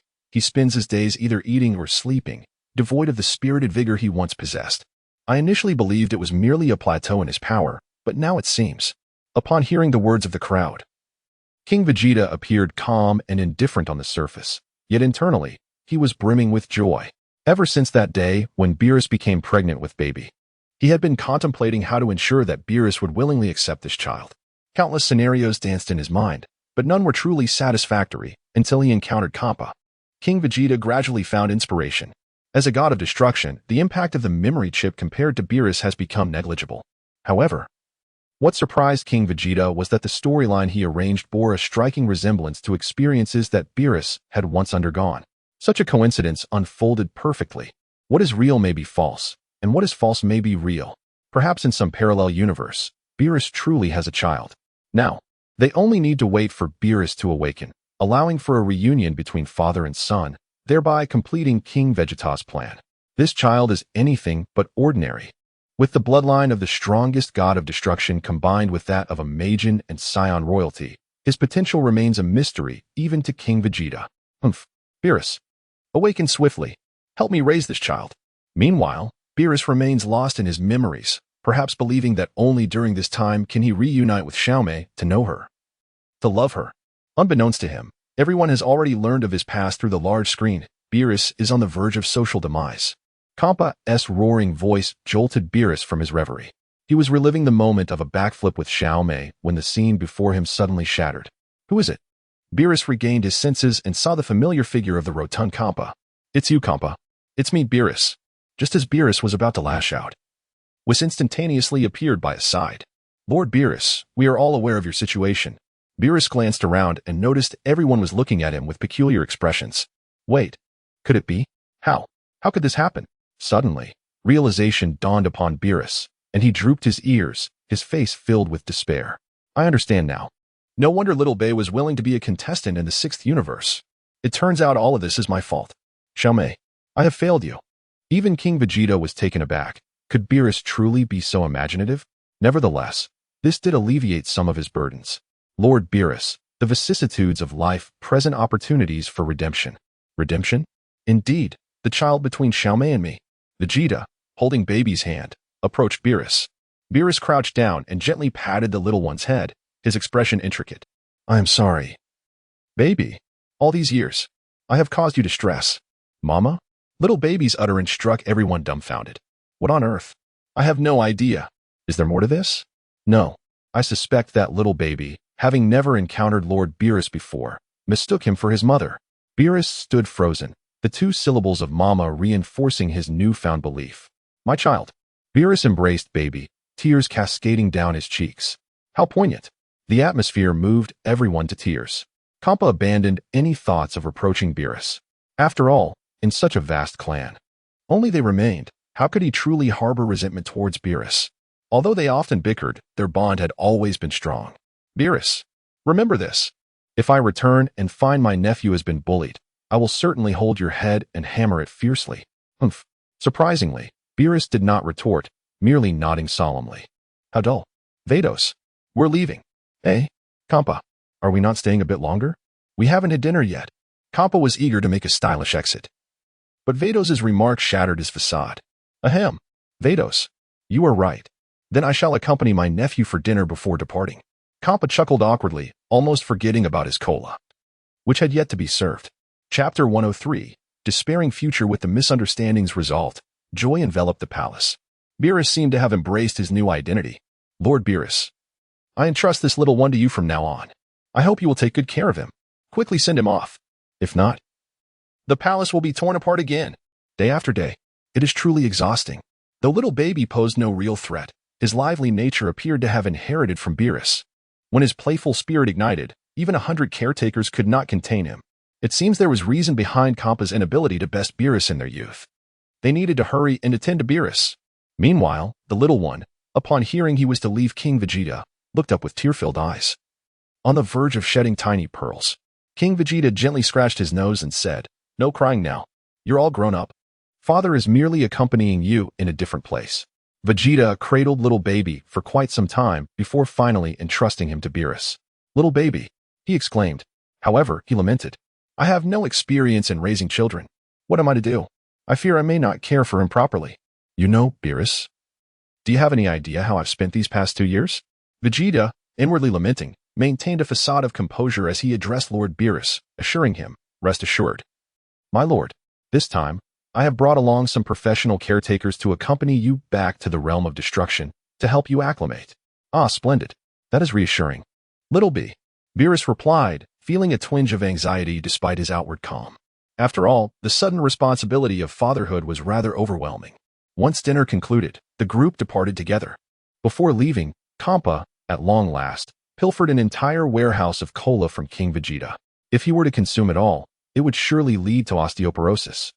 As for Bardock, King Vegeta felt a pang of reluctance. However, he understood that the time was not yet ripe. Angels, unlike gods of destruction, were not a responsibility he could shoulder at this moment. Moreover, his own strength was insufficient, a fact that irked him.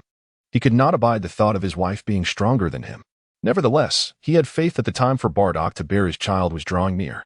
Calculating the passage of time, he mused that the two would likely arrive soon. My next plan is about to unfold.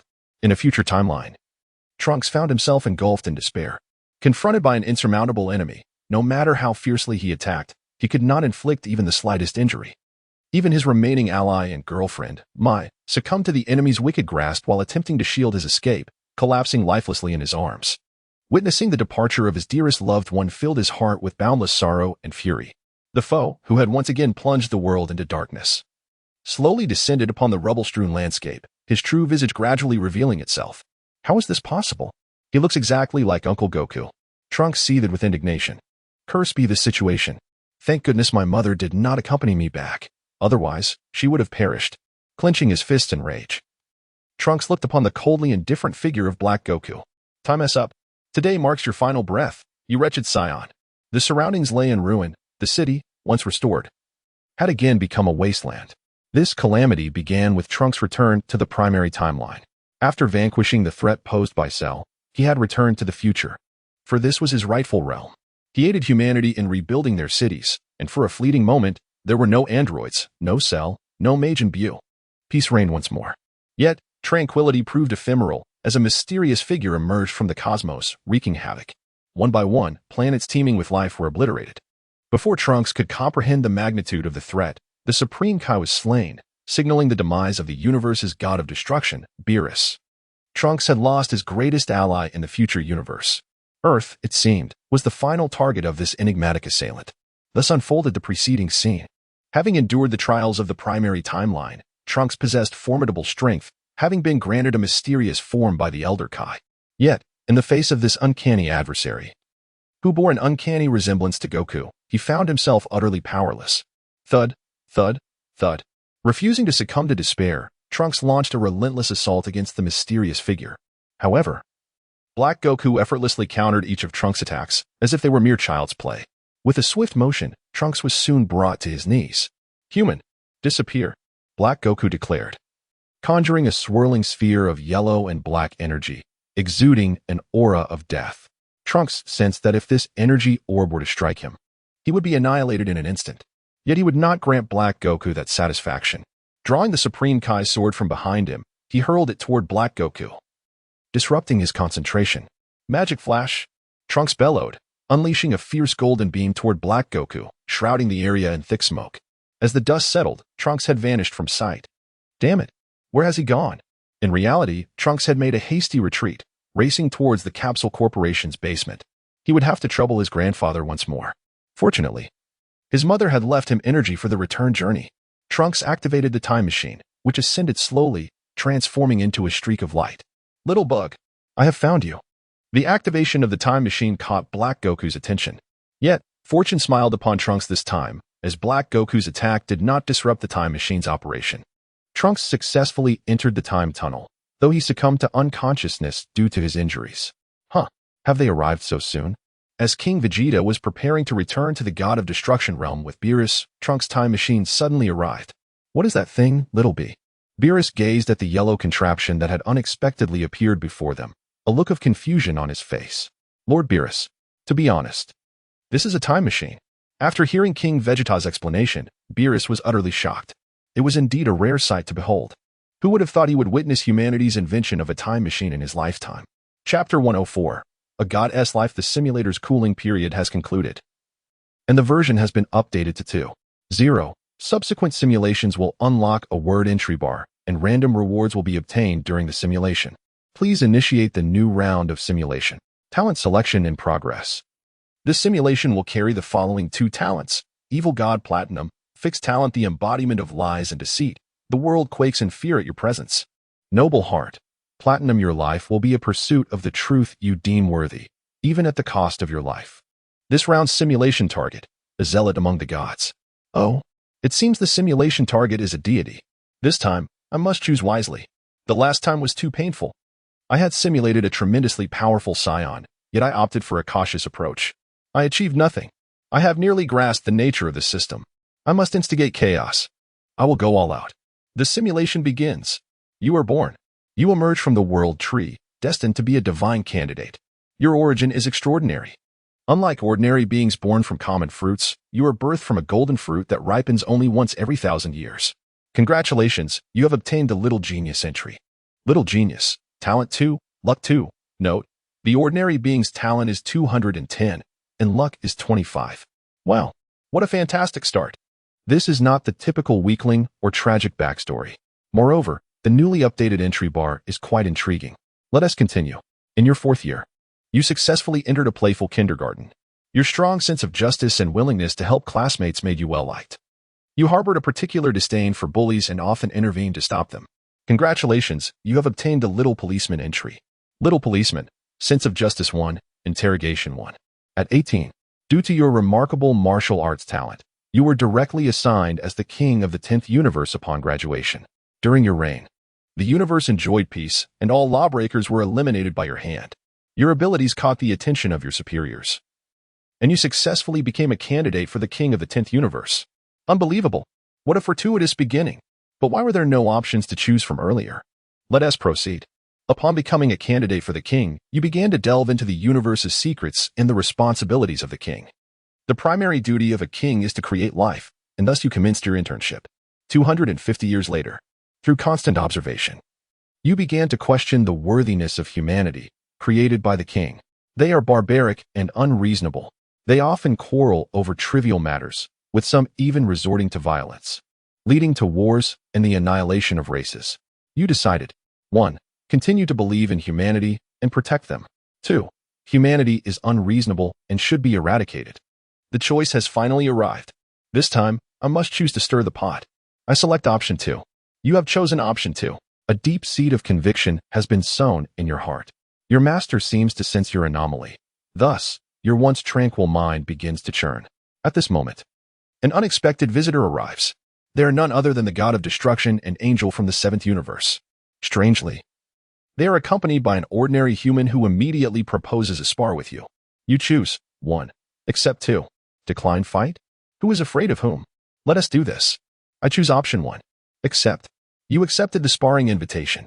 However, to your dismay, you were thoroughly beaten by this seemingly ordinary human. What? What just happened? From birth until now, everything has gone smoothly. This is your first taste of defeat. Yet, that human left you with a name, Son Goku. You were left troubled by this. How dare a mere human offend you, a divine being? Once again, you are disillusioned with humanity. Your master perceives your confusion and decides to take you 1,000 years into the future to witness the development of the barbarians. You have been observing that planet for a long time. The inhabitants are brutish and volatile. They resort to violence at the slightest provocation. You hold no expectations for them. However, you also learn about the time ring. It turns out that by becoming a king, one can possess a time ring that allows for time travel. It aids the king in better observing humanity. You begin to pay attention to the specific location of the time ring. Subsequently, you follow your master to the future, and, as expected, the barbarians remain unchanged. Unable to contain yourself, you kill the most brutal among them. Your master scolds you loudly. His intention was to make you realize that humanity is gradually evolving, yet reality only solidifies your belief that humanity is inherently evil. You resolve to implement the Humanity Zero plan, to annihilate all of humanity and eliminate the gods that obstruct your plan. Is this for real? Has it escalated to this extent? Through battle recordings in the divine auditory realm, you further witness Son Goku's prowess and learn of the existence of the Super Dragon Balls. Thus, you head to the 7th universe to threaten the sage Zuno, revealing information about the Super Dragon Balls and Son Goku. A clear plan begins to form in your mind. The first step of your plan is to eliminate your most beloved master. Please make a choice. 1. Kill. 2. Spare. Is there even a need to choose? The arrow is on the bowstring and must be released. Prepare for action. Kill. You choose option 1. Kill. However, fate often plays tricks on people. The threatened Zuno immediately reports the matter to the East Supreme Kai of the 7th universe. Upon receiving the news, the god of destruction Beerus and Angel Whis from the 7th universe promptly arrive in your 10th universe. Just as you are about to slay your beloved master with a swift strike, Whis appears, timely intervening to stop you. The god of destruction Beerus then unleashes a destructive technique to completely wipe you out. You are dead. What? Is this how it ends? Though you have perished, you have risen once more. What is this? A repeated dance of fate? Fortunately, you have not met your end. After all, I have painstakingly acquired the dual platinum resources. Such treasures cannot be squandered so easily. Let us proceed. I am eager to uncover the truth.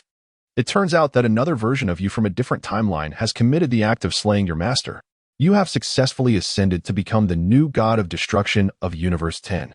The moment you don the time ring, the demise of your alternate self ceased to impact your primary existence. Congratulations on acquiring the Master Slayer attribute. Master Slayer, morality -5, madness 10. Astonishing. You are indeed a formidable individual. Subsequently, you utilized the time ring to leap forward a year. You dedicated time to gather the Super Dragon Balls. You wished to exchange bodies with Goku from Universe 7. The wish was granted. You laughed uproariously, having successfully claimed the body of the very person you despised. But that is not all. You approached the true Goku, and, before his eyes, you slaughtered his wife and child. Ultimately, you took the life of Goku himself after the body exchange. You abandoned the frail form of a god, and thus, Zamasu no longer existed in this timeline. Only you remained, Black Goku. Yet, you are acutely aware that other gods still inhabit this world. Your stature far surpasses theirs. This world, this universe, and all truths lie within your grasp. Humanity must be obliterated. Among all that the gods have created, humanity stands as the sole blemish. You are determined to transform the world and the universe into a more splendid paradise, thus humanity must be eradicated. Since the gods refuse to acknowledge their faults, you shall rectify everything. Thus, you journeyed into the future. You believe that only you can comprehend yourself. You resolve to enlist the aid of your future self to realize this ideal. Moreover, this is not the sole reason. You discovered that while you successfully exchanged bodies with Goku, you could not fully harness the true power of this form. Not even the Super Saiyan Blue transformation was within your grasp. A turning point arrived one day when you realized that Saiyans, upon nearing death, could significantly enhance their strength. The search for your future self became urgent. You returned to the most familiar of scenes and once again committed the act of slaying your master. Gaosu, I truly appreciate it. A madman. This individual is indeed a zealot among the gods. Such eccentric behavior. Nevertheless, I find it quite delightful. Kiki, let us create chaos. Assist me in boosting my score. Haha. The future Zamasu was astonished by your appearance. You elucidated the events that had transpired. You both clicked instantly and embraced in excitement. Indeed, only one can truly understand oneself. You and your future self successfully collaborated to eliminate all the Kais of the 12 universes. As the gods of destruction and the Kais share a symbiotic relationship. This led to the demise of all the gods of destruction. Consequently, the angels fell into stagnation alongside their destruction. Thus, your plan was now more than halfway complete. Congratulations on acquiring the Godslayer attribute. Godslayer, moral collapse. You have descended into utter madness. Now, you are finally poised to execute the final step of your plan, the annihilation of all humanity. Prior to this, you wish to the eternal dragon for assistance in granting your future self immortality. My form embodies justice. My form embodies the world. Worship and praise the magnificent and exalted singular deity, Zamasu. Immortality. Zamasu. Reborn anew. After fulfilling your wish, you immediately destroyed the Super Dragon Balls. You would not allow anything to tarnish your existence. Humanity, be cast into the depths of hell. With the cooperation of the two of you, the entire universe finds itself without rival. Everything shall be subservient to you, Zamasu. Returning to the primary timeline, the appearance of a time machine abruptly interrupted everyone's journey home. Father, if I recall correctly, is that not the time machine that Trunks used previously? Could something have transpired in the future? Goku, your speculation holds merit. You should go above and bring Trunks down. All right, father. Beside them, Beerus wore a grim expression. After listening to the explanation from the little one, he was both astonished and furious. It is a grave offense to traverse time at will. However, his temperament was not as hasty now. He resolved to observe the unfolding events. Whis had already sensed the underlying issues. Time has been tampered with. The time machine gently descended before King Vegeta's palace. Trunks appeared to be in a dire state. Goku casually retrieved a Senzu bean from his martial arts uniform pocket and fed it to Trunks. Uncle Goku? Trunks struggled to open his eyes, recognizing his familiar Uncle Goku. He did not mistake Goku for that mysterious figure from the future, for he had met Uncle Goku before. Uncle Goku, where's Grandpa? Hurry, take me to him. The future. All is lost. Upon awakening, Trunks exhibited an unusual urgency. Trunks, I understand your anxiety. But do not rush. Father is right here. Grandpa. Trunks turned around and saw King Vegeta's figure, and for some reason, his heart felt a great sense of relief. Yes, I am here. Do not worry. Take your time to explain. Through Trunks' explanation, everyone finally comprehended the situation. A foe identical to Goku had emerged in the future timeline. Hey, kid, do you understand? Time travel is a serious crime. I have the authority to obliterate you. Beerus interjected after hearing Trunks' explanation. Goku then clarified Beerus' identity to Trunks. To his surprise, Trunks immediately knelt down. Lord God of Destruction, I beg you, do not. I came here out of sheer desperation. I truly had no other choice. Just as Beerus was taken aback, a rift in time and space suddenly tore open. The entire sky darkened. In a flash of lightning, a figure slowly emerged. The newcomer was none other than the pursuing Black Goku. Where is this? Chapter 106, Super Saiyan Rozo. Is that not Son Goku? Black Goku raised an eyebrow, a hint of mockery in his gaze. He glanced down at the time ring glowing faintly in his hand. So that's it. I have crossed the boundaries of time. The others scrutinized this mysterious enemy before them. It is truly identical. This must be a joke. Who is this guy? Another Goku? Among the crowd, the keen-eyed Whis already discerned something amiss. Lord Beerus, look at that person's right hand. Is that a time ring? Indeed, it appears that something extraordinary is transpiring. What exactly is that fellow's story? The dark Goku scrutinized the surroundings, and even the god of destruction Beerus was present, along with the angel Whis. Who is that remarkably handsome young man over there? I've never encountered him before. The person Dark Goku referred to is none other than King Vegeta, witnessing the true form of Dark Goku for the first time. King Vegeta was indeed filled with curiosity. It is noteworthy that in the previous realm, Black Goku ranked 4th on the villain popularity chart, instilling genuine terror in others. However, for King Vegeta, the emergence of Black Goku did not evoke fear. Rather, it ignited a sense of exhilaration within him. Could it be that this entity would finally have a chance to prove its worth? His anticipation was palpable. Ah, how delightful. Unbeknownst to him, Black Goku suddenly felt a chill run down his spine. Trunks, clenching his fists in anger, shouted at Black Goku, Hey, how did you arrive here? Taken aback by the transformation in his own body, Black Goku quickly regained his icy demeanor. Trunks, it seems I have traversed the time-space portal you opened. Did you summon me here to be your executioner? He retorted haughtily, as if disregarding everything around him. What? Trunks had initially intended to seek King Vegeta's assistance in this timeline. Now, this dark figure had followed him here. Could his grandfather truly handle this? If not, had he unwittingly jeopardized this reality? Trunks' expression was a tumult of emotions, revealing his inner turmoil. Meanwhile, Vegeta was about to intervene and teach this arrogant dark being a lesson when Goku, brimming with impatience, dashed forward. Hey, Kakarot, what are you doing? Kiki. Sorry, brother Vegeta. To be honest, I was a bit excited. This dark figure bears a striking resemblance to Goku. It would be exhilarating to land a punch. I didn't expect that this little brat Kakarot would seize the opportunity first. Vegeta scoffed.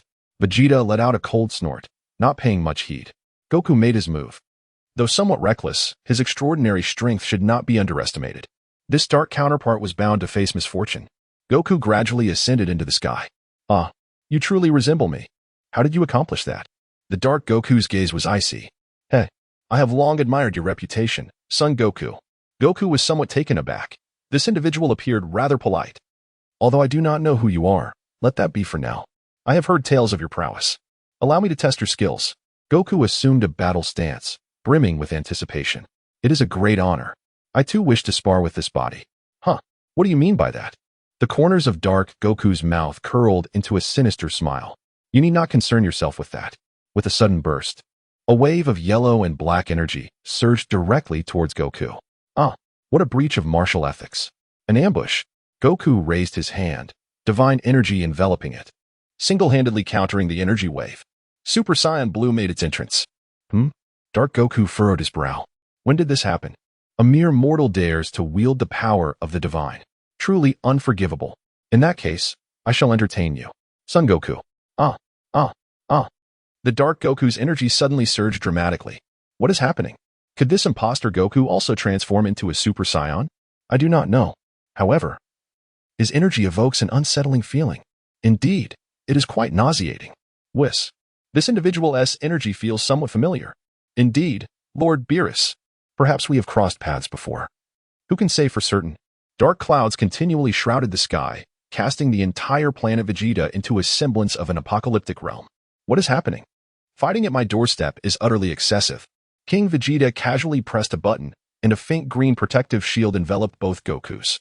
Suddenly, a surge of violet light erupted from Black Goku's form, an astonishing aura swiftly enveloping the protective barrier. The green glow atop the shield flickered incessantly, hinting at imminent fractures. Compared to the original Black Goku, this one is significantly stronger. Could it be? Vegeta hastily checked the messages from the system. To his astonishment, he discovered that this dark version of Goku had indeed been tainted by the simulated reincarnation system. How intriguing. It seemed that the Dark Goku had also completed his transformation. A terrifying purple light radiated around him, and his hair shifted from black to a striking rose hue. Unfazed by the protective barrier surrounding him, Dark Goku exclaimed, "How do you like this color, Son Goku? Isn't it beautiful? In accordance with your Saiyan preferences, I shall name this form Peach Pink. Thus, it is Super Saiyan Peach Pink." The transformation of Dark Goku sent shockwaves through the atmosphere. How could this be? Another entirely new Saiyan transformation. Why did I sense an overwhelming aura of malevolence emanating from him? Shouldn't this transformation embody the essence of divinity? Vegeta inwardly chuckled, thinking, what a group of Navi individuals. Not to mention the rosy hue. Judging by previous simulated adversaries, this Black Goku before me has likely mastered a higher transformation. This is merely an appetizer. Black Goku appeared quite pleased with the attention he was receiving, reveling in the sensation of being the center of admiration. Goku, you ought to feel elated. You have reached the pinnacle of perfection through my existence. Goku, however, was not one to indulge him. Hey, are you going to fight or not? You've been mumbling for ages, and I can't make sense of what you're saying. Insolent human. How could you possibly comprehend the noble character embedded in my words? My aspirations. My beauty. Yes, everything about my existence epitomizes unparalleled grandeur. Black Goku raised his hand above his head, lost in his own realm. This brat can certainly put on a show. Vegeta was at a loss for words. Goku, hurry and give him a beating. Chapter 107 Rose 2. All right, father. Leave it to me. Watch as I avenge Trunks. Goku's divine aura surged fiercely, his energy skyrocketing. Black Goku, caught off guard, took a solid punch to the face, crashing directly into the protective barrier. What power is this? It's even greater than I anticipated, he exclaimed. Such is the might of the warrior race, the Saiyans. Black Goku coughed lightly, exhilarated by Goku's attack. That punch had momentarily rekindled a long-dormant strength within him. Is this person insane? How can he laugh so joyfully while being struck? Truly a madman. Where do these peculiar individuals come from? Trunks, you are truly unfortunate to encounter such oddities. Trunks was drenched in cold sweat. He wished things were different. Who could understand the plight of family? Goku had merely launched a probing attack, quietly observing the dark figure before him. The energy seemed to have heightened once again. Could it be that he has replicated my physical prowess as well? That would be troublesome. After years of mastery, the skills I possess are countless.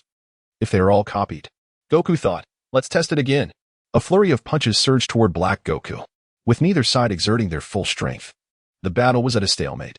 The attacking technique bore a resemblance to his earlier experiences mastering the Super Saiyan 3 form. After all these years, Goku was far from foolish. Under King Vegeta's duress, he had successfully completed the mandatory education on planet Vegeta. By Blue Planet standards, he was at least a graduate. Continuing to fight with mere physicality would only enhance his opponent's strength. It was time to test his energy techniques. Kamehameha. To be cautious, Goku employed his good friend Krillin's signature move. 2 spiraling energy rings rushed toward Black Goku. What kind of attack is this? Black Goku harnessed divine energy, conjuring a sword of light in his right hand, striking fiercely at the energy rings. The sound of explosive clashes echoed as the light sword met the Kamehameha. Hey, why is Goku using my Kamehameha? Krillin exclaimed, hands on hips, feeling a tinge of pride. See? Faced with such a formidable foe, Goku instinctively resorts to my technique. Look at how capable you are. Unfortunately, the Kamehameha couldn't withstand the light sword for long and was soon cleaved apart. I've never used this light sword skill, and it appears this dark figure does not possess the Kamehameha. If that's the case, it's nearly certain that this dark figure has merely replicated my physique. Many of the skills from my memory are beyond his grasp. If so, then allow me to resolve this. Continuing to engage in close combat would only serve to amplify his opponent's power. Goku was not foolish enough to aid his enemy. A chilling blue energy sphere coalesced in Goku's hands. He was about to unleash a technique that was the bane of all evil, the Spirit Bomb. The energy sphere swelled in his grasp. After years of refinement, Goku's Spirit Bomb had transformed immensely. It no longer required charging or lifting both hands above his head. And divine energy could substitute for ki. Before long, a basketball-sized Spirit Bomb had formed in Goku's hands, though it appeared as a mere orb. Its destructive capability rivaled that of a god of destruction against malevolent beings. Black Goku seemed to sense the threat posed by this energy sphere. A mortal can possess power comparable to a deity? This energy ball must rank among the finest in divine techniques. Son Goku, you are becoming increasingly intriguing. However, Black Goku would not remain idle. He gathered a massive wave of energy between his hands, a strange yellow-black energy sphere expanding ominously. The two energy spheres collided. After unleashing this attack, Black Goku's time-space ring suddenly reacted violently. A mysterious force began to pull him uncontrollably toward the time-space tunnel. What is happening? The distorted space-time seemed intent on reverting to its original state. Without Black Goku's energy to sustain it, the yellow-black energy sphere was swiftly obliterated by the Spirit Bomb. Light engulfed him in an instant. A chilling scream echoed as the dark figure was consumed by the rift in space-time. What just happened? I don't know. Where did that guy go? I can't sense his energy at all. Has he completely vanished? Could he have been obliterated by Goku? I just saw the Spirit Bomb hit him squarely. Indeed, judging by his agonized expression, he must have been annihilated. Let us hope so. The crowd buzzed with speculation. Yet no one could reach a definitive conclusion. Vegeta could assert with certainty that Black Goku was undoubtedly not dead. The system's rewards had yet to be received. If Black Goku were truly so easily vanquished, he would not bear the name Black Goku. It was highly likely that the Spirit Bomb had instead become a source of sustenance for him. Meanwhile, was pondered deeply and began to elucidate to everyone that the dark figure did not simply wish to vanish. Initially, Trunks had traversed time using the time machine, creating a distortion in the timeline.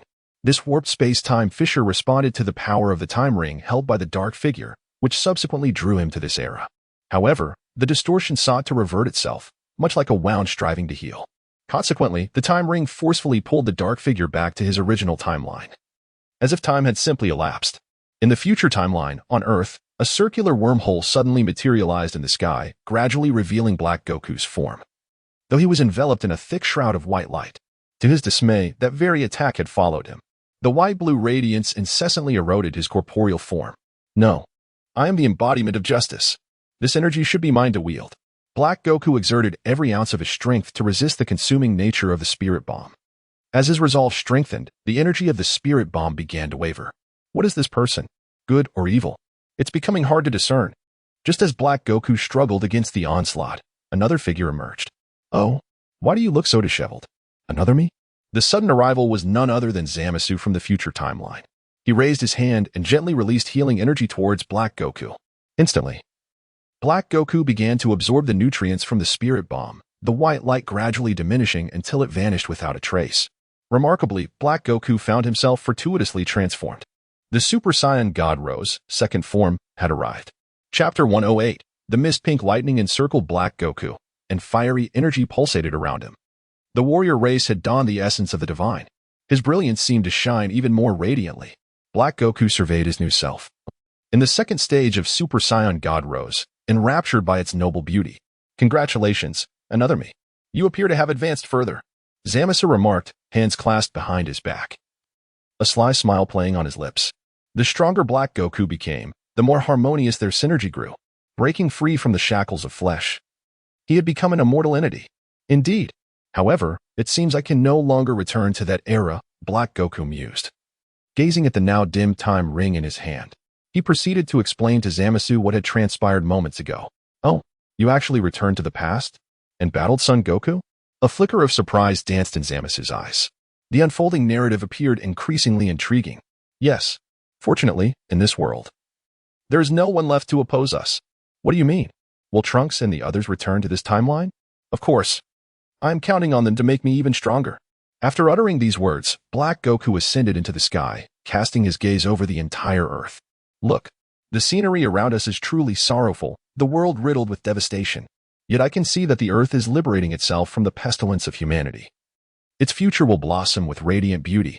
The construction of the Peach Blossom Source world is imminent. Foolish humans, foolish Trunks, await the divine judgment upon you. Ha ha ha ha. Zamasu joined Black Goku's side. It is humanity's greed and selfishness that are the root causes of cosmic chaos.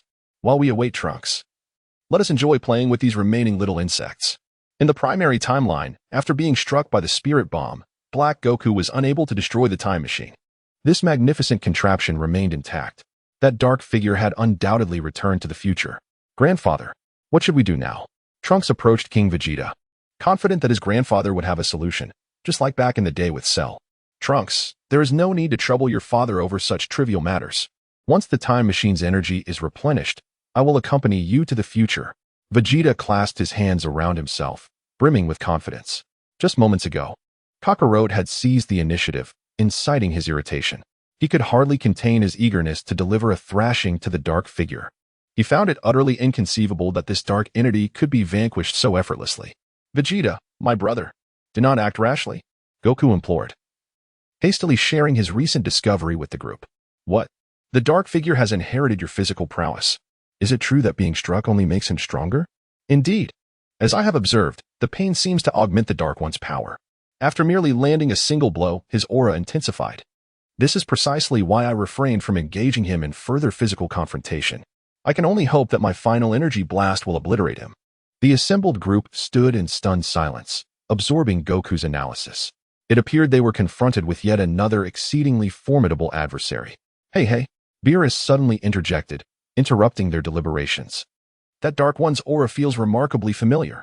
It evokes a sense of déjà vu. Whis concurred, adding, the time-space ring that Dark Entity wields can only be possessed by a Supreme Kai. What? The identity of the dark figure is becoming clearer. He is, in fact, a Supreme Kai? Trunks urgently inquired. Might I ask, do you two gentlemen know his precise identity? After a moment of contemplation, Beerus mused. It seems that someone in Universe 10 possesses an aura quite akin to his. Vegeta spoke at an opportune moment. In that case, Goku, please go with Lord Beerus and the others to Universe 10 for an investigation. We shall await your news here. Understood, Father. With matters arranged, everyone was quite curious about the identity of the dark individual, so they decided to remain on planet Vegeta. This time, there were many companions accompanying little Bebby. He played joyfully, lacking the energy to cause any mischief. As night descended, Vegeta summoned Bulma to his chamber. My dear, shall we indulge in a game? Huh? What sort of game? Bulma appeared to have an inkling, her cheeks flushed with embarrassment. Let us play. This one. King Vegeta gently placed his hand beside Bulma, softly humming a lullaby. In the quaint little garden, he dug and dug, planting tiny seeds that would bloom into delicate flowers. However, Bulma had just given birth to a child. This was simply not feasible. A sleepless night ensued. The following morning arrived. As King Vegeta commenced his contemplations regarding subsequent measures, he was acutely aware of the identity of the Dark Ones. However, the existence of Zamas from this timeline posed a significant concern. It would be best for him to meet the same fate as in the original narrative, obliterated by Beerus. Only by adhering to the storyline could the timeline be preserved from further upheaval. Remarkably, the time machine had not been destroyed, which certainly simplified matters. It could be entrusted to Bulma of the future, who could tinker with it for future use. Notably, King Vegeta refrained from imposing his will upon Bulma from the future. Instead, he honored her autonomy, allowing her to establish an independent department devoted to time machine research.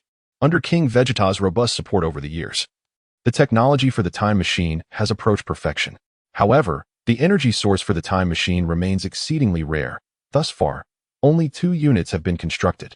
Moreover, the original time machine was rather cramped. Following King Vegeta's counsel, the 2 new time machines created by future Bulma are significantly more spacious, capable of accommodating 10 individuals. In the blink of an eye, a week had passed, and Goku along with his companions returned to planet Vegeta. Father, everything has been taken care of. King Vegeta summoned everyone. All eyes were eagerly fixed on Goku.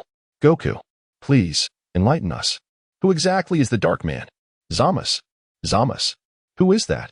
He is the apprentice god of destruction from Universe 10. He has already been eliminated by Lord Beerus. Through Goku's explanation, everyone began to comprehend the situation. So, does this mean the crisis posed by the Dark Man has been averted? Lord Beerus is truly formidable. He is indeed the god of destruction. The flattery from the crowd filled Beerus with delight. Yet, Trunks remained troubled. Lord of destruction, is the future truly as you say it has been altered? Are you questioning me? Chapter 109, Calm. Lord Beerus, that is not my intention. It's just that, after Cell was destroyed, my future did not change at all. Trunks wore a worried expression. He feared that upon returning to the future, Earth would still be engulfed in desolation. It is essential to note that the Dragon Balls do not exist in the future timeline. If the reality does not align with what the God of Destruction claims, then the future, Trunks could not dare to contemplate further. Kid, do not fret. That is the nature of humanity. If a god is vanquished, it will certainly impact the timelines. Beerus spoke with unwavering conviction, though it was uncertain where he derived his confidence. Goku stepped forward to comfort Trunks. Do not worry, Trunks. Worst case, I will accompany you to the future. This remark sounded like a challenge to Beerus. Hey, Goku, are you doubting me? Lord Beerus, that is not the case at all. Please, do not misunderstand. I merely wish to reassure Trunks. Uncle Goku, thank you. I truly hope it unfolds as the God of Destruction has said. Vegeta leaned against the stone pillar, determined not to let this opportunity slip by. Kakarot, I want to join too. What is wrong with all of you? How can you doubt the power of a god? Beerus, feeling a bit irked, warned them not to underestimate divine strength. Seeing Beerus on the verge of losing his composure, was hurriedly intervened. King Vegeta, we shall take our leave for now. I must return with the children. Mr. Whis, I have prepared a year's worth of delicacies for you. Little Bebby will be entrusted to your care. Whis was taken aback. Realizing that as an angel, he now had to descend to the role of a caretaker. Lord Beerus, this is truly a misfortune. Upon hearing Bebby's words, Beerus seemed to calm down, even harboring a hint of anticipation for his impending fatherhood. However, he would soon regret his newfound role. The duo returned to the realm of destruction, laden with supplies. Goku, Vegeta, in that case, you two accompany Trunks back for a visit. There were things I could not say in Beerus' presence. After your departure, I will follow via the time machine. Father, did you create a time machine too? Grandpa, is that true? How wonderful. What is there to be astonished about? It's merely a small time machine. But why didn't you come with us? Fool, do you truly believe traversing time and space is so simple? After you depart, I must analyze your time tunnel to determine your location. Otherwise, it would be quite awkward if I were to miss my mark. Trunks, not fully comprehending, could only nod in agreement. All right, let us prepare to set off. Goku, Vegeta, and Trunks boarded the time machine together. Meanwhile, King Vegeta had only one child in tow. Bear in mind that Zamasu possesses immortality.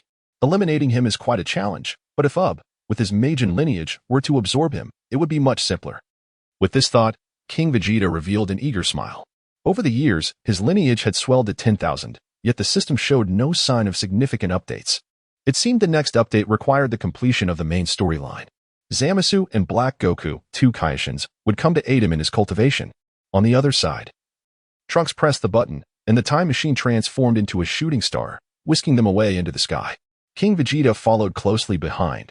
Prior to their journey, he had consulted Bulma from the future, becoming quite familiar with the operation of the time machine. Moments later, the planet Vegeta has utterly lost the presence of several individuals. Why didn't our father take us there? Broly's brothers gathered together to discuss this matter. What could possibly be the reason? Just the presence of Goku and his companion would be sufficient for that dark figure to meet his demise. Not to mention that our father has personally intervened this time. If I were that dark figure, I would simply await my death. In the future timeline, Trunks and his companions successfully landed at the Capsule Corporation in West City. The future, it remains unchanged. The power of the gods, indeed, cannot influence this world. My heavens, is this truly the future?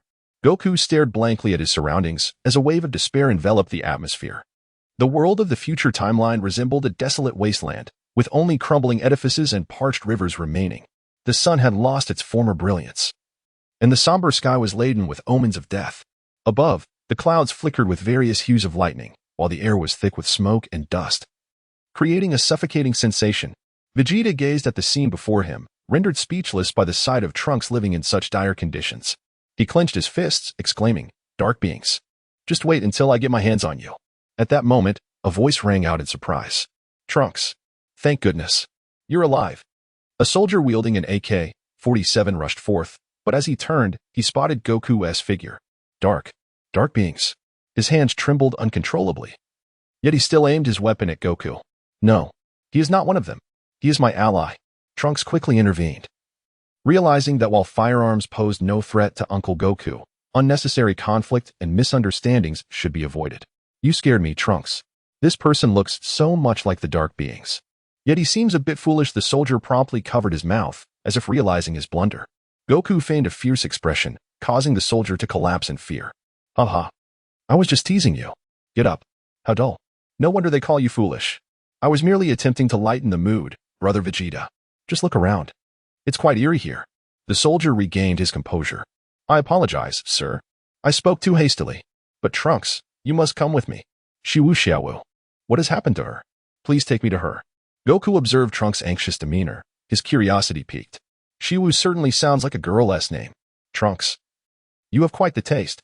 I must have a word with your father when he arrives. Our scion lineage must not perish."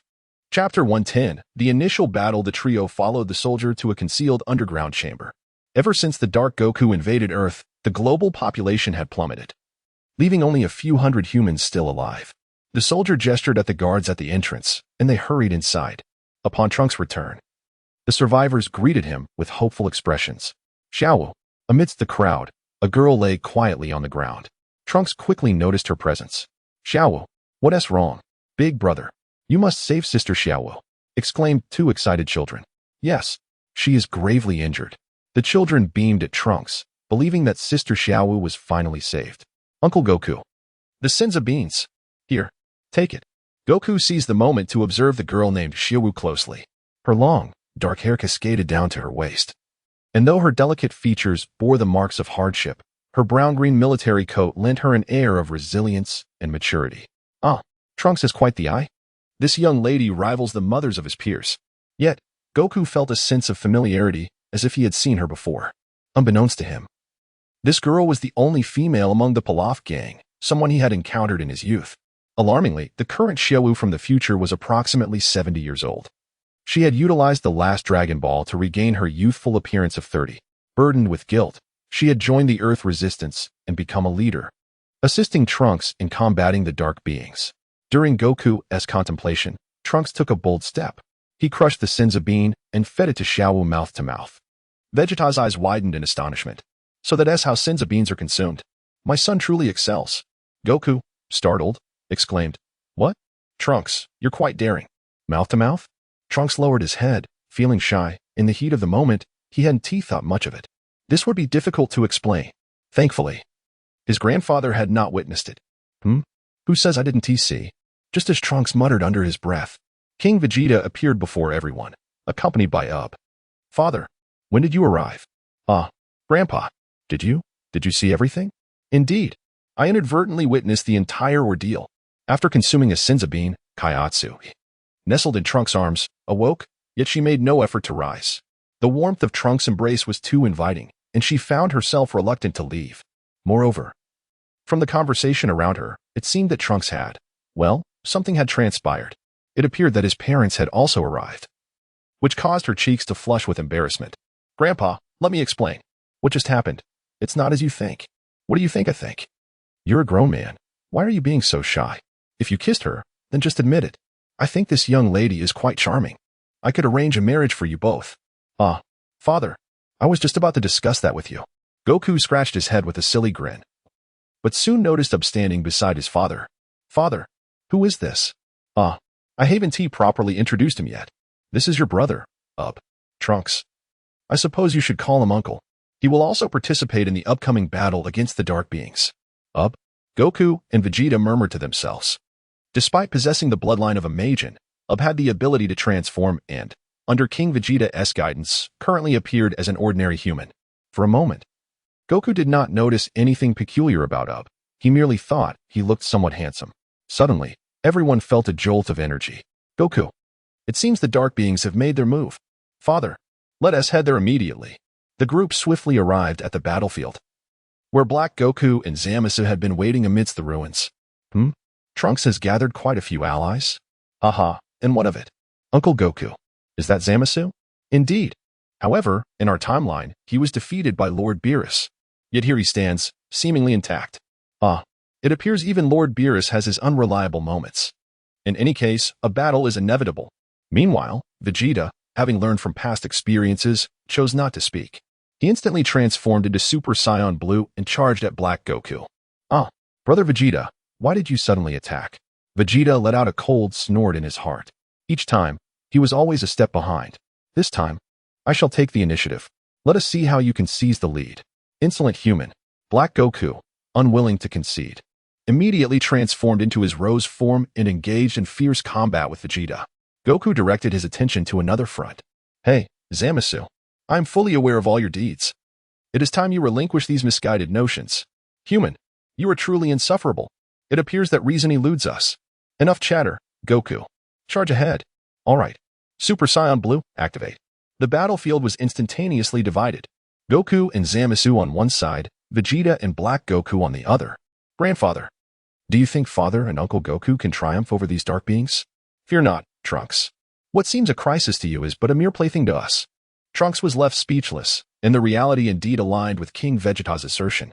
Black Goku was steadily pushed back, facing relentless defeat. Vegeta does not hold back like Goku. Each strike lands squarely on Black Goku's vital points. Meanwhile, on Zamasu's side, Goku is gaining the upper hand. Truly, my father and Uncle Goku are formidable. I find myself utterly powerless against these dark beings. This is only the beginning. Trunks, they have barely unleashed a fraction of their true power. What? On the battlefield, Black Goku is the first to falter, being ruthlessly slammed to the ground by Vegeta. Is this it? It feels exhilarating to pummel this dark creature. Perhaps it is due to the resemblance to Kakarot that Vegeta finds such satisfaction in battling Black Goku. He has completely disregarded Goku's earlier warnings and is venting his frustrations upon the dark foe. Amidst the ruins, Black Goku spat out in defiance, his heart swelling with excitement. This body is truly fascinating. I feel as though I am on the verge of reaching the realm of Rose 3. Chapter 111. Fierce Battle Brother Vegeta. Have you forgotten what I told you? Goku noticed the commotion. He was astonished that Vegeta had entirely dismissed his words. Such actions would only serve to empower that dark adversary. Enough chatter. Kakarot, I have no interest in engaging such a weak opponent. I am curious to see just how strong he can become in my hands. You should focus on your own battle. Goku turned his attention back to his opponent. There was something amiss with Zamasu. Although he lacked the dark being's ability to continuously grow stronger, it seemed that Goku's attacks were having no effect on him. Do not waste your energy, insect. Zamasu placed his hands over his chest, a look of arrogance upon his face. Son Goku, while you are indeed formidable, it only accentuates the greatness of my immortal form. Immortal form. So this is Zamasu's power. No wonder my previous attacks had no effect. Goku found himself momentarily bewildered. Zamasu let out a disdainful snort before abandoning Goku to assist another version of himself. Just in time. Allow me to take on both of you. Vegeta slightly heightened his aura, and immediately, Black Goku and Zamasu surrounded him. Their coordination was impeccable, with an unrelenting torrent of attacks crashing down like a relentless tide. Goku, why are you dawdling? Is an immortal being rendering you utterly at a loss? King Vegeta gazed at the motionless Goku, a look of exasperation on his face. First, deliver them a thorough beating, and later I shall have Upseal Zamasu away. Father, you truly possess a solution. No wonder you brought Ub along. It seems he harbors such remarkable abilities. Upon hearing King Vegeta's words, Goku experienced a sudden epiphany. He immediately surged forth, filled with fury, charging towards Black Goku. If Zamasu could not be vanquished, then he would first resolve the matter with Black Goku with utmost fervor. Brother Vegeta is absolutely right. Are we Saiyans truly afraid of our opponents growing stronger? Hey, Kakarot, what brings you here? I can handle this on my own. As Vegeta reveled in his triumph, Goku unexpectedly barged in, interrupting with a bold intrusion. Oh, come on. Don't be so petty. Vegeta retorted. Just don't hold me back.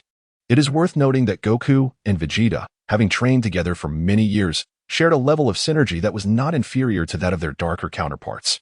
Countless spheres of light and energy surged through the air. Seizing the moment, Black Goku and Zama's teamed up to unleash their combined technique, the evil Kamehameha. The dark blue spheres coalesced in their hands. A colossal orb surged toward Goku and his companions. Oh, this could be interesting, right, Brother Vegeta? Let us join in. Less chatter. Tenfold Kamehameha. Final flash. The attacks clashed instantaneously, resulting in a violent explosion. What is going on? It's all so dazzling. King Vegeta, adorned with sunglasses, leisurely munches on sunflower seeds at the side. It is not yet time for him to take action. Father, shall we merely observe? It is crucial to remember that Obyu's lineage contains the genes of the Saiyans. The fierce battle between his two brothers ignites his fervor. Why the haste? Come. King Vegeta casually picked up a handful of melon seeds and offered them to OOB. In the center of the battlefield, the brilliance faded away. Both sides remained unscathed. The assaults from Black Goku were merely a trifling annoyance to Goku and his companions, while all of Goku's attacks were effortlessly thwarted by Zamasu. So this is how one utilizes immortality. Humph. Such is the essence of divinity. Vegeta sneered, feeling a twinge of lethargy. The opponent he had anticipated for so long turned out to be such a disappointment. Well then, if that is the case, Vegeta has reverted to his normal state. Hey, Brother Vegeta, what are you doing? Are you going to fight? Humph. Their strength is far too feeble. I shall entertain myself with my other abilities. Kakarot. This is a power I have concealed until now, never before revealed in front of others. What? Brother Vegeta? You. Goku couldn't help but feel a surge of anticipation for the hidden ability Vegeta spoke of. The Saiyans. Truly a savage race. Black Goku shook off the dust from his body with divine energy. In that case, it is time to reveal my more noble form. Haha. The frenzied divine energy erupted within Black Goku. Oh, are you about to use that? Zamasu stepped back, equally eager for that transformation. The divine form is eternally captivating. To the two Saiyans, you should feel honored. This is my first time exhibiting this form. Countless bolts of lightning materialized around Black Goku. As he astonishingly ascended to Super Saiyan God, Super Saiyan rose, second stage. What is this? Black Goku's transformation astonished everyone present. Brother Vegeta. This form resembles our Super Saiyan 2 somewhat. Indeed, aside from the color, the aura is identical. Humph. Now this is somewhat interesting. Vegeta, who was munching on seeds, was taken aback, the nut he had just peeled falling from his hand. What? When did Black Goku acquire this form? Father, what is wrong? It's nothing. Just a bit surprised. This simulation system is rather intriguing. In the original storyline, Black Goku never exhibited this form. I wonder what the components are. Vegeta promptly transformed back into his super blue form. Engaging in battle while in his normal state would indeed be quite taxing. Kakarot, watch closely. It is now my moment to shine. Miracle. Activate. Within the confines of his super blue form, a more intense azure vapor erupted from Vegeta's body. His figure began to blur, becoming ethereal in an instant. Vegeta has already approached Black Goku. Truly astonishing. His ultra-light speed punches relentlessly strike towards Black Goku. How is this possible? Black Goku instantly endures thousands of attacks. The speed of Vegeta's punches is so swift that even his second-tier transformation cannot react in time. What? Brother Vegeta? What kind of ability is this? So powerful. Such overwhelming pressure. At last, I witnessed Vegeta employing the ability of the 8 gates. The shock gate.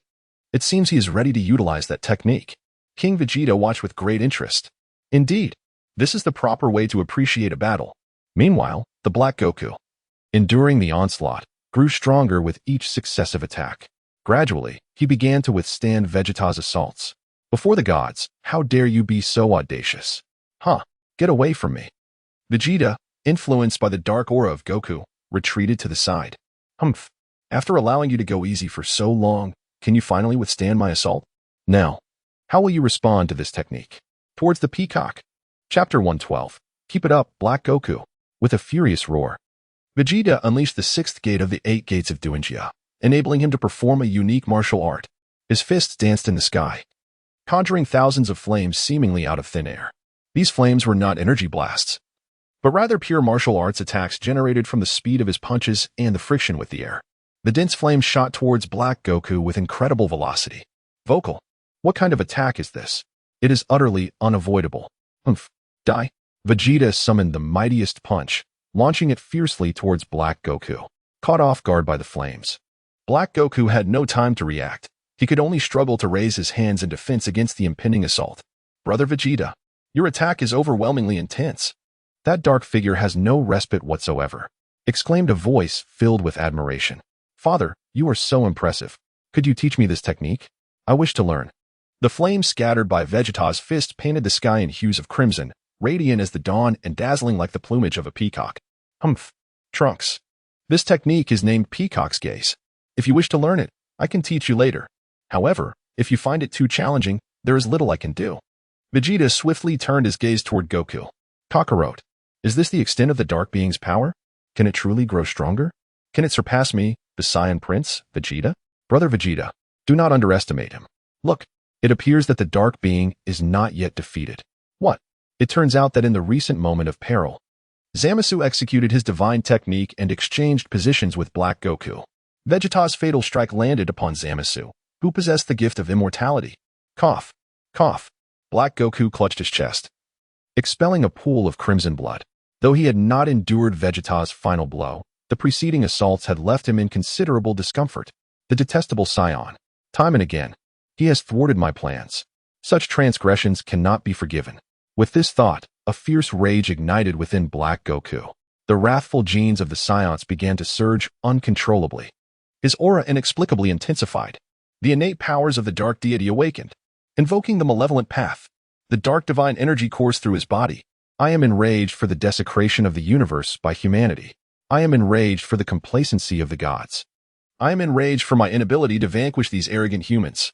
Dark and violet energies erupted within Black Goku's being. His form underwent a startling transformation.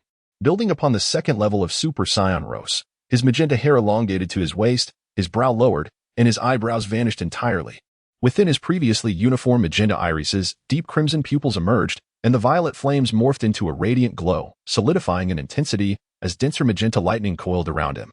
Is this Super Saiyan 3? How is this possible? Brother Vegeta. The dark entity seems to have grown even stronger. Vegeta was momentarily speechless, feeling quite embarrassed by Goku's words. The dark figure before him now emanated an aura that was completely different from before. It is crucial to recognize that this was a transformation into the realm of the divine. The increase in power during this transition was not comparable to the ordinary shift from Super Saiyan 2 to Super Saiyan 3. Faced with this profound, ocean-like aura, beads of cold sweat trickled down Vegeta's forehead. Indeed, the dark figure was formidable. It took considerable effort for me to master the Super Saiyan 3 form. Goku's words pierced Vegeta's heart like a dagger. Kakarot. Enough already. I will find a way to deal with him. It is worth noting that Vegeta had never managed to grasp the transformation into Super Saiyan 3, while the dark figure had achieved it right in front of him. How could he endure such a thing? Although the conventional Super Saiyan 3 is often deemed a flawed transformation, the divine version remains a mystery to all. Damn it. I never anticipated my attack would genuinely facilitate the dark figure's growth. Trunks, witnessing the sudden surge in the dark figure's power, felt a wave of panic wash over him.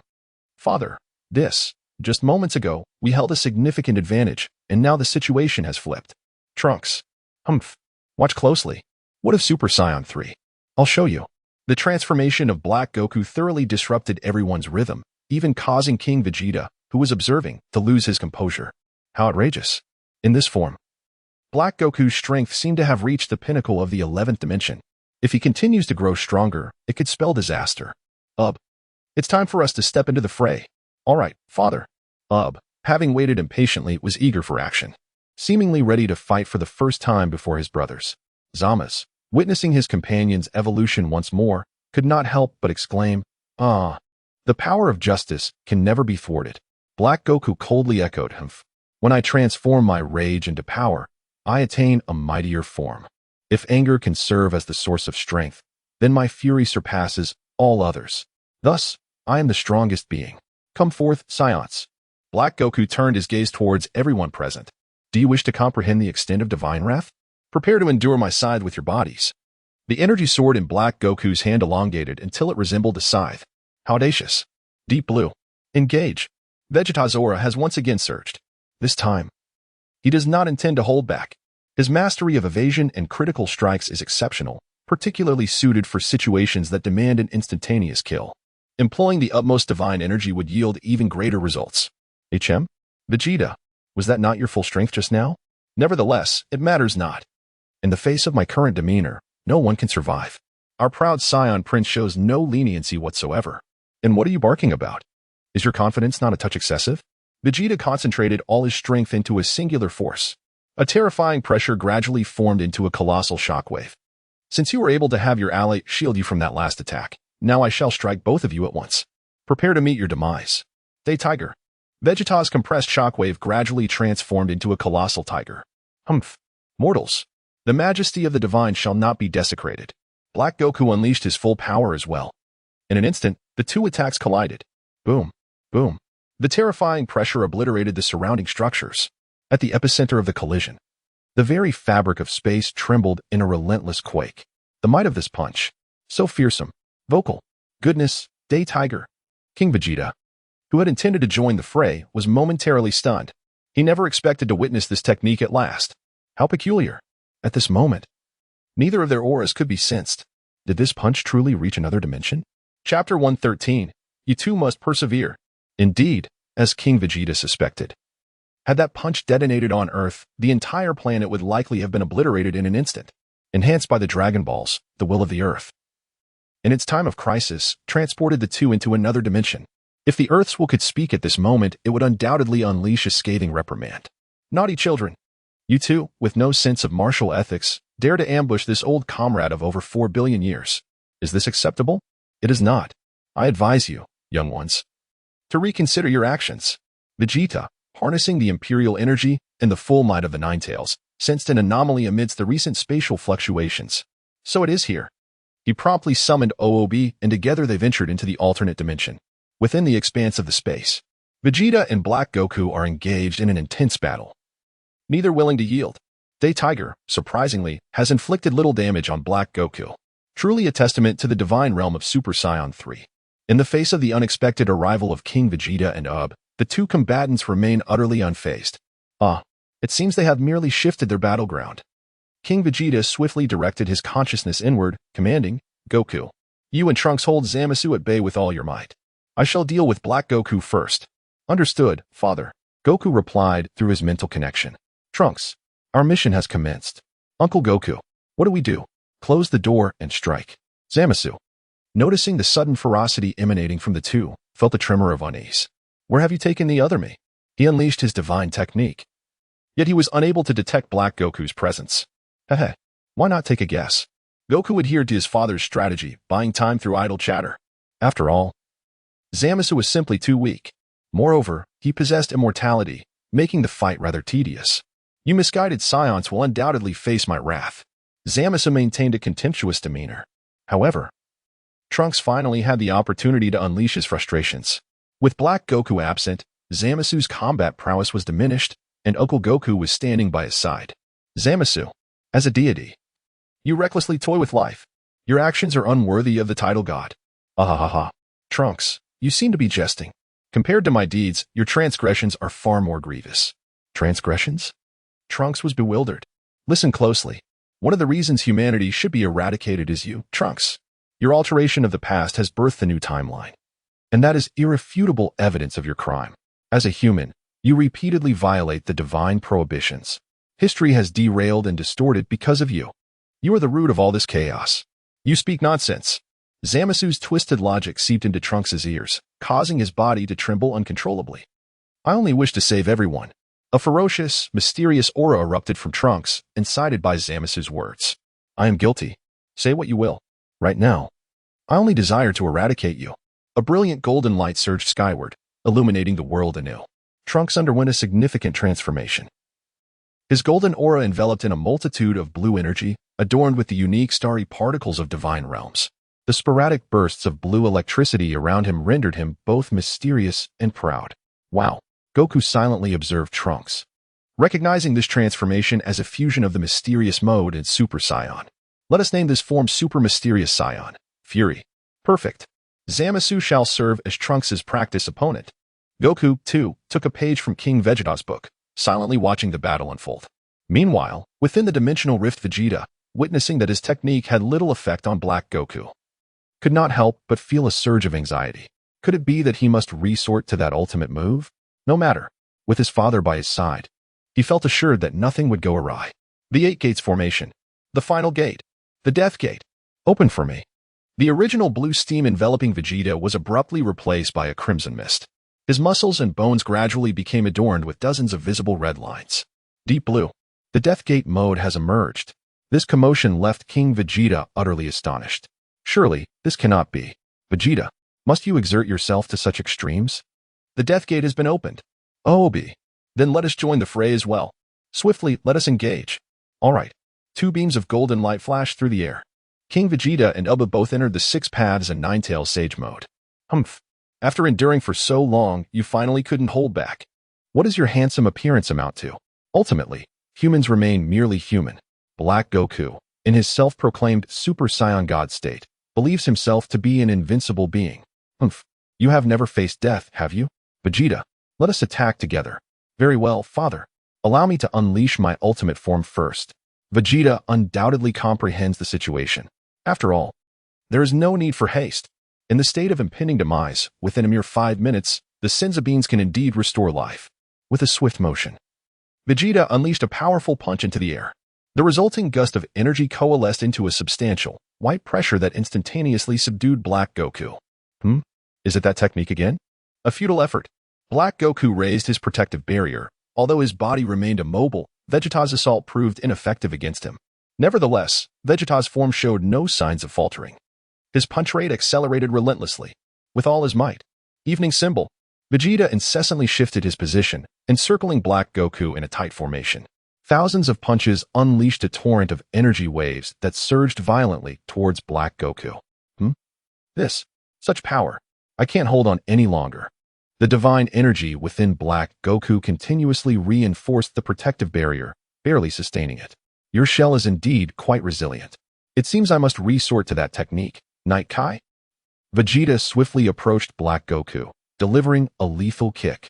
A massive crimson steam coalesced into the shape of a dragon wherever it touched. With that single strike, Black Goku's protective shield shattered. In the morning, he was a peacock. At noon, a tiger. And as the evening elephant emerged, the Night Kai danced. Yet, the onslaught of the Night Kai showed no signs of abating. The red dragon surged forward with ferocity, and Black Goku's body was violently struck by Vegeta's foot. How? Is this even possible? Black Goku lost consciousness just like that. Chapter 114. Am I a girl? A beautiful girl. Ah, the might of the Night Kai. Terrifying indeed. No wonder it nearly delivered a final blow to the conclusion of the Wind Saga. I had initially planned to join in the fray, but it seems I have been spared considerable effort. However, after unleashing this technique, Vegeta instantly withdrew from the state of death's door. Cough, cough. I feel like I'm dying. My entire body feels like it is falling apart. Is this the after effect of the death's door? The disparity is far too great compared to the earlier gates. That kick alone must have cost Vegeta a decade of his life. Father. Vegeta trudged over with great difficulty. Well done, my obedient son. Oh, Obi. Let us together utilize that to help Vegeta recover. All right, father. The two of them channeled the immense power of the 6 Paths of Yang, fervently infusing it into Vegeta's body. Under the nurturing embrace of their energy, Vegeta finally regained his composure. He casually retrieved a Senzu bean from his pocket and consumed it. He has truly come back to life. Father, the energy expenditure during this night was exceedingly vast. If it weren't for your presence, I would have hesitated to unleash my power so recklessly. I believe it would be prudent to unleash it more often. Vegeta. Behold your own aura. Father. Vegeta became acutely aware of his own physique. That recent bout not only allowed him to surpass his limits several times over, but his base power also experienced a slight enhancement. Aha. Vegeta, let us not forget that we are Saiyans. If even the Dark Ones can continually grow stronger, how much more so can we? Vegeta felt an exhilarating thrill. At this rate, the gap between him and Kakarot would only widen. Father, what should we do about this dark figure? He appears to be in a state of unconsciousness. Should we simply eliminate him? Not so fast. Don't you find it rather tedious to kill him right now? You and Ub should go out and confront Zamasu. I will handle this Dark One with a bit more ferocity. Very well, father. Although they were uncertain of what their father intended to do with the dark figure, both instinctively chose to trust King Vegeta. After all, he was their bloodkin, their father. Could he truly act against their interests? Unbeknownst to them, their father was secretly planning to create a brother or sister for them. With the power of the Emperor's energy, King Vegeta successfully sent the two of them away. He then turned his gaze back to Black Goku. You insolent wretch. Finally, you have fallen into my grasp. Let me ponder which card shall I play first? It's settled then. System, activate the gender transformation card. Target, Black Goku. In reality, King Vegeta had inadvertently exploited a system bug. The gender transformation card was ineffective against deities.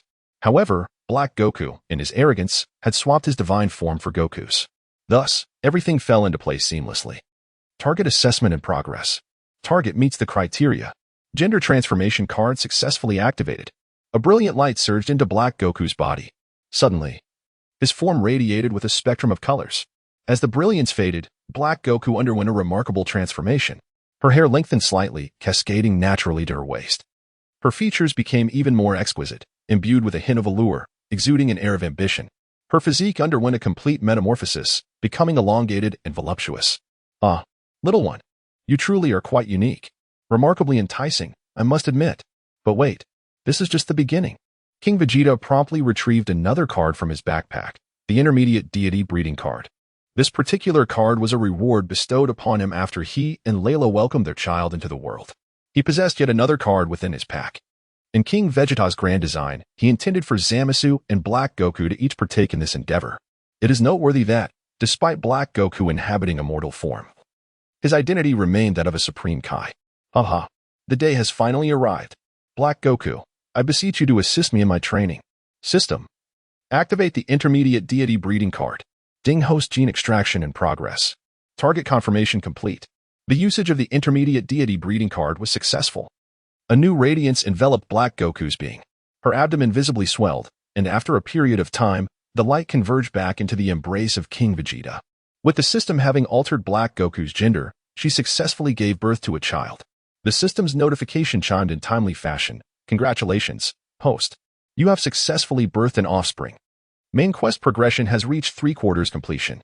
Congratulations, host, on receiving the reward, 20 fragments of the Supreme Kai bloodline and 2 intermediate deity breeding cards.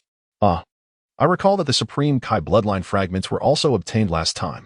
It seems that 30 fragments are required for synthesis. Let me attempt to synthesize them. System, commence synthesis. Synthesis successful. The Supreme Kai bloodline has been activated. Congratulations, host, your lifespan has been extended by 300,000 years. And you have acquired 5 divine techniques of the initial stage Supreme Kai. What an exhilarating outcome. Vegeta has not only extended his lifespan by 300,000 years, but also acquired 5 new divine techniques. Most importantly, he possesses a pair of earrings, indeed, the Patera earrings. These earrings enable 2 individuals to fuse together. The character Vegito from the original work emerged in this manner. Furthermore, according to the lore, when the Supreme Kai uses the earrings for fusion, the result is permanent, whereas for others, the fusion lasts merely 1 hour. It seems that an exhilarating spectacle is about to unfold.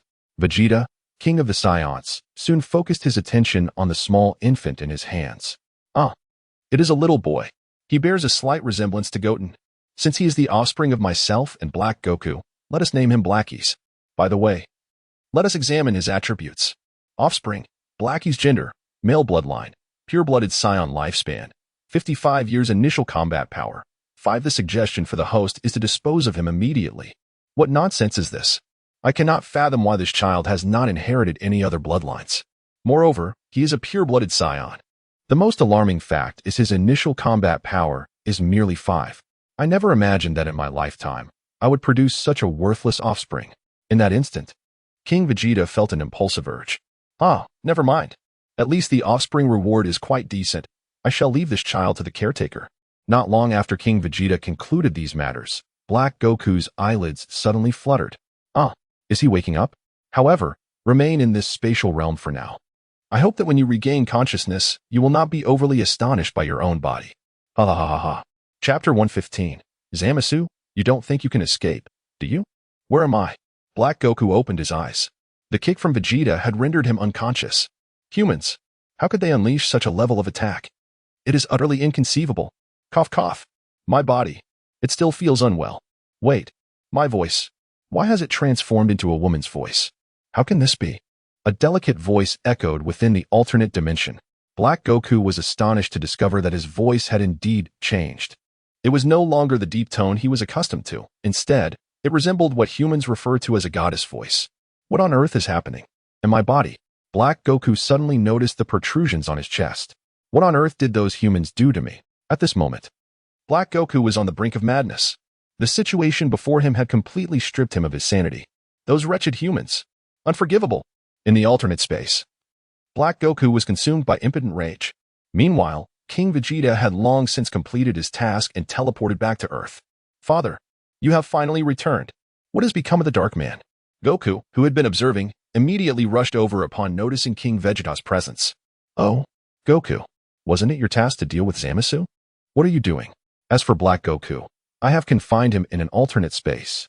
I have imposed several seals. He will not be emerging anytime soon. Father, you truly have a way. On Zamasu's end, Trunks is handling him.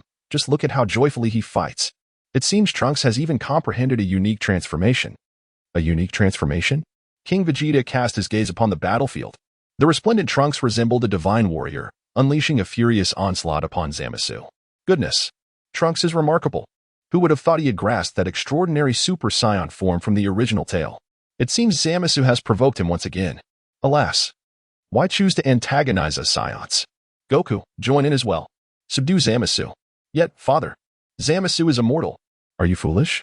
Bind his hands and feet. There is no need to kill him. Your mastery of Ultra Instinct was not acquired in vain. Very well. King Vegeta urged Goku, exclaiming in disbelief that this young man, instead of applying himself diligently, had resorted to idleness. Observing the battle was his privilege, and as his son, Goku ought to assist him earnestly in his endeavors. Such disobedience was truly unbecoming, unlike our Vegeta, who is ever so obedient. Speaking of which, where is Vegeta? Where has he hidden himself? I was just singing his praises. Why must he cause me such worry? However, the divine technique I recently grasped shall prove useful now.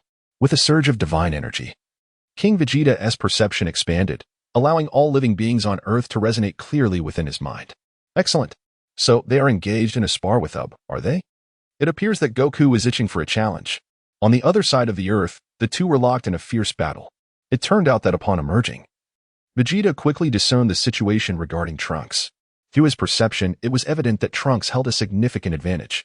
At that moment, Vegeta concluded that intervening would be futile. Moreover, he shared Kakarot's sentiment regarding the seemingly invincible nature of this tenacious ability, akin to an unyielding pest.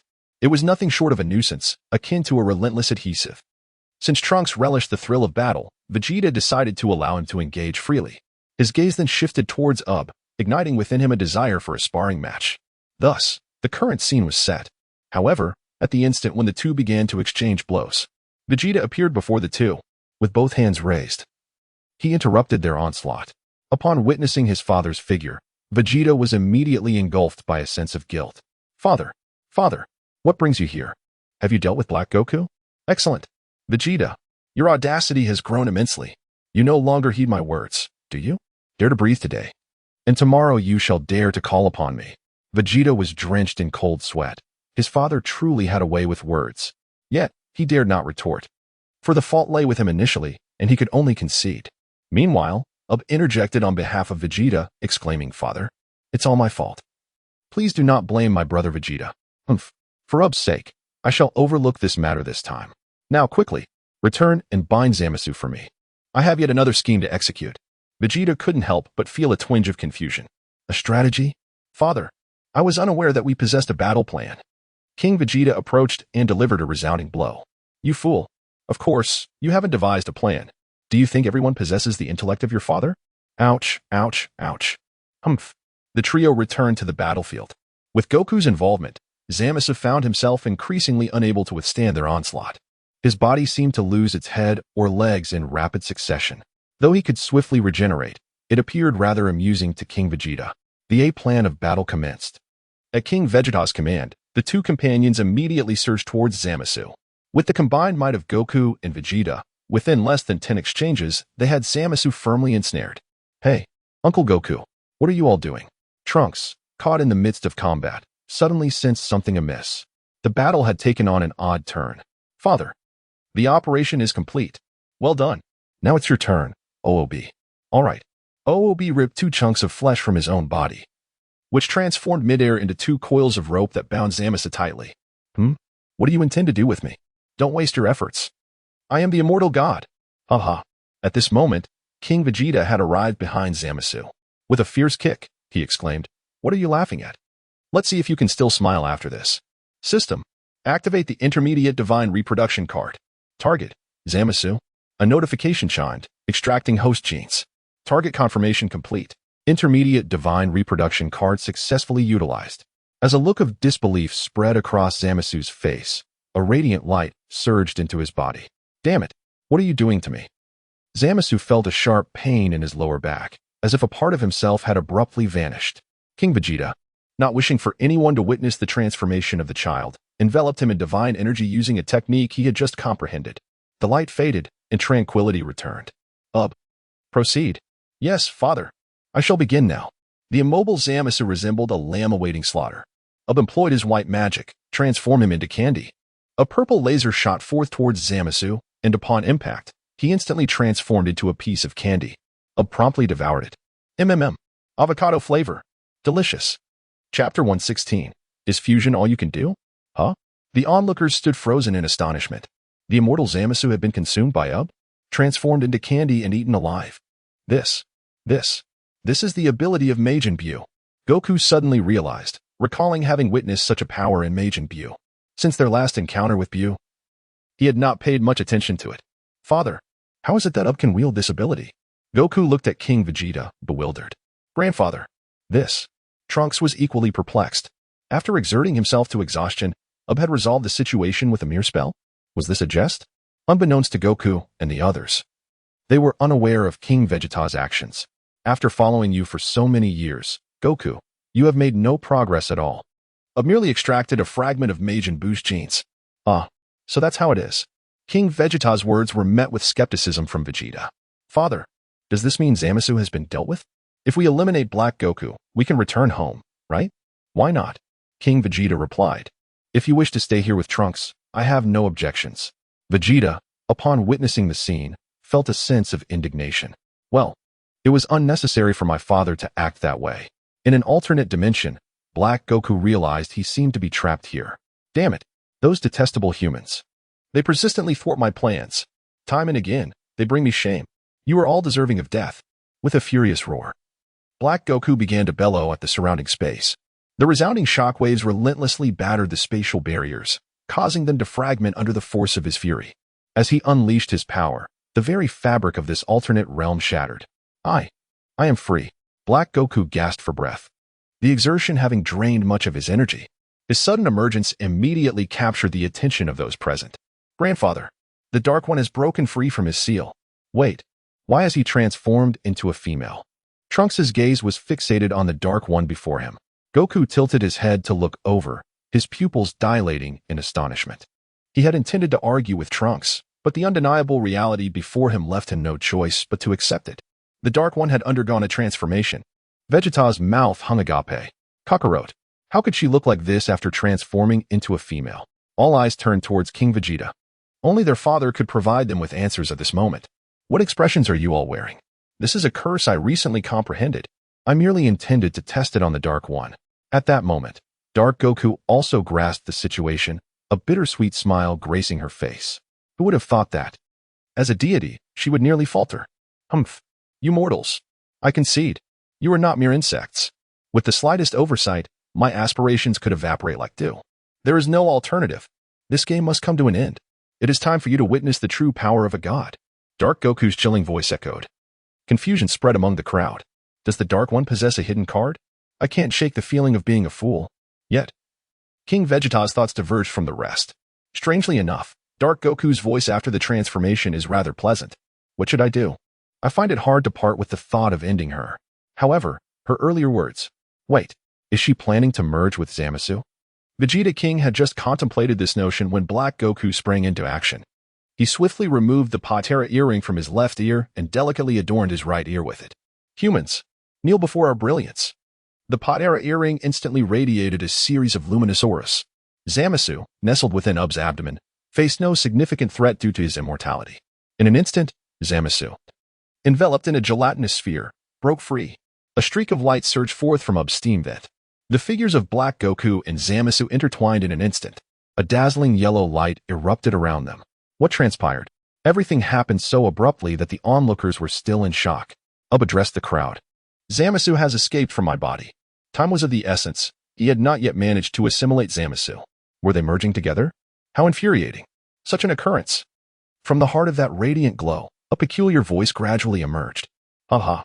I can feel two forces intertwining within this very form of mine. Vegeta concentrated, sensing the overwhelming aura. My heavens! The dark being after fusion. This power. Terrifyingly formidable. In that moment, the brilliance faded. The fused Zamas appeared before everyone. Behind him, a silvery ring of divinity emerged. Is this the Zamas after fusion?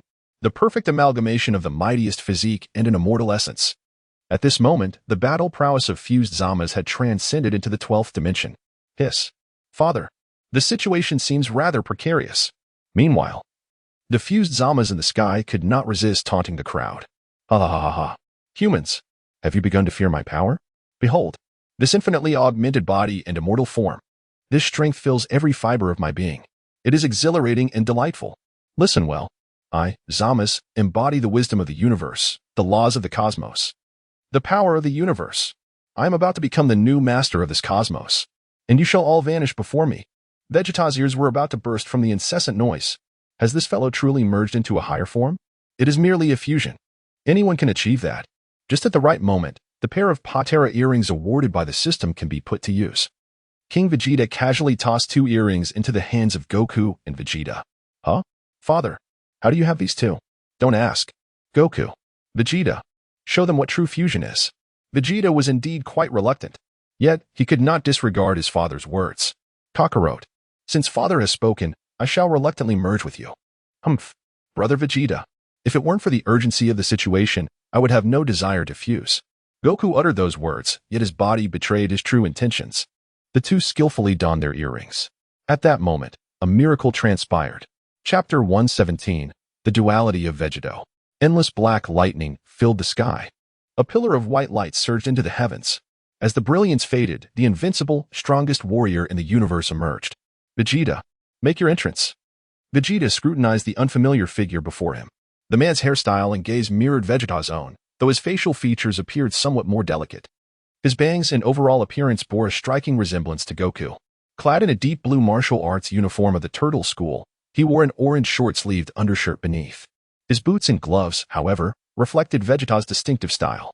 This was Vegeto, a sight he had never encountered before. Vegeto revealed a prominent canine tooth. Father, I feel an overwhelming surge of power coursing through me. The voices of Goku and Vegeta resonated in unison.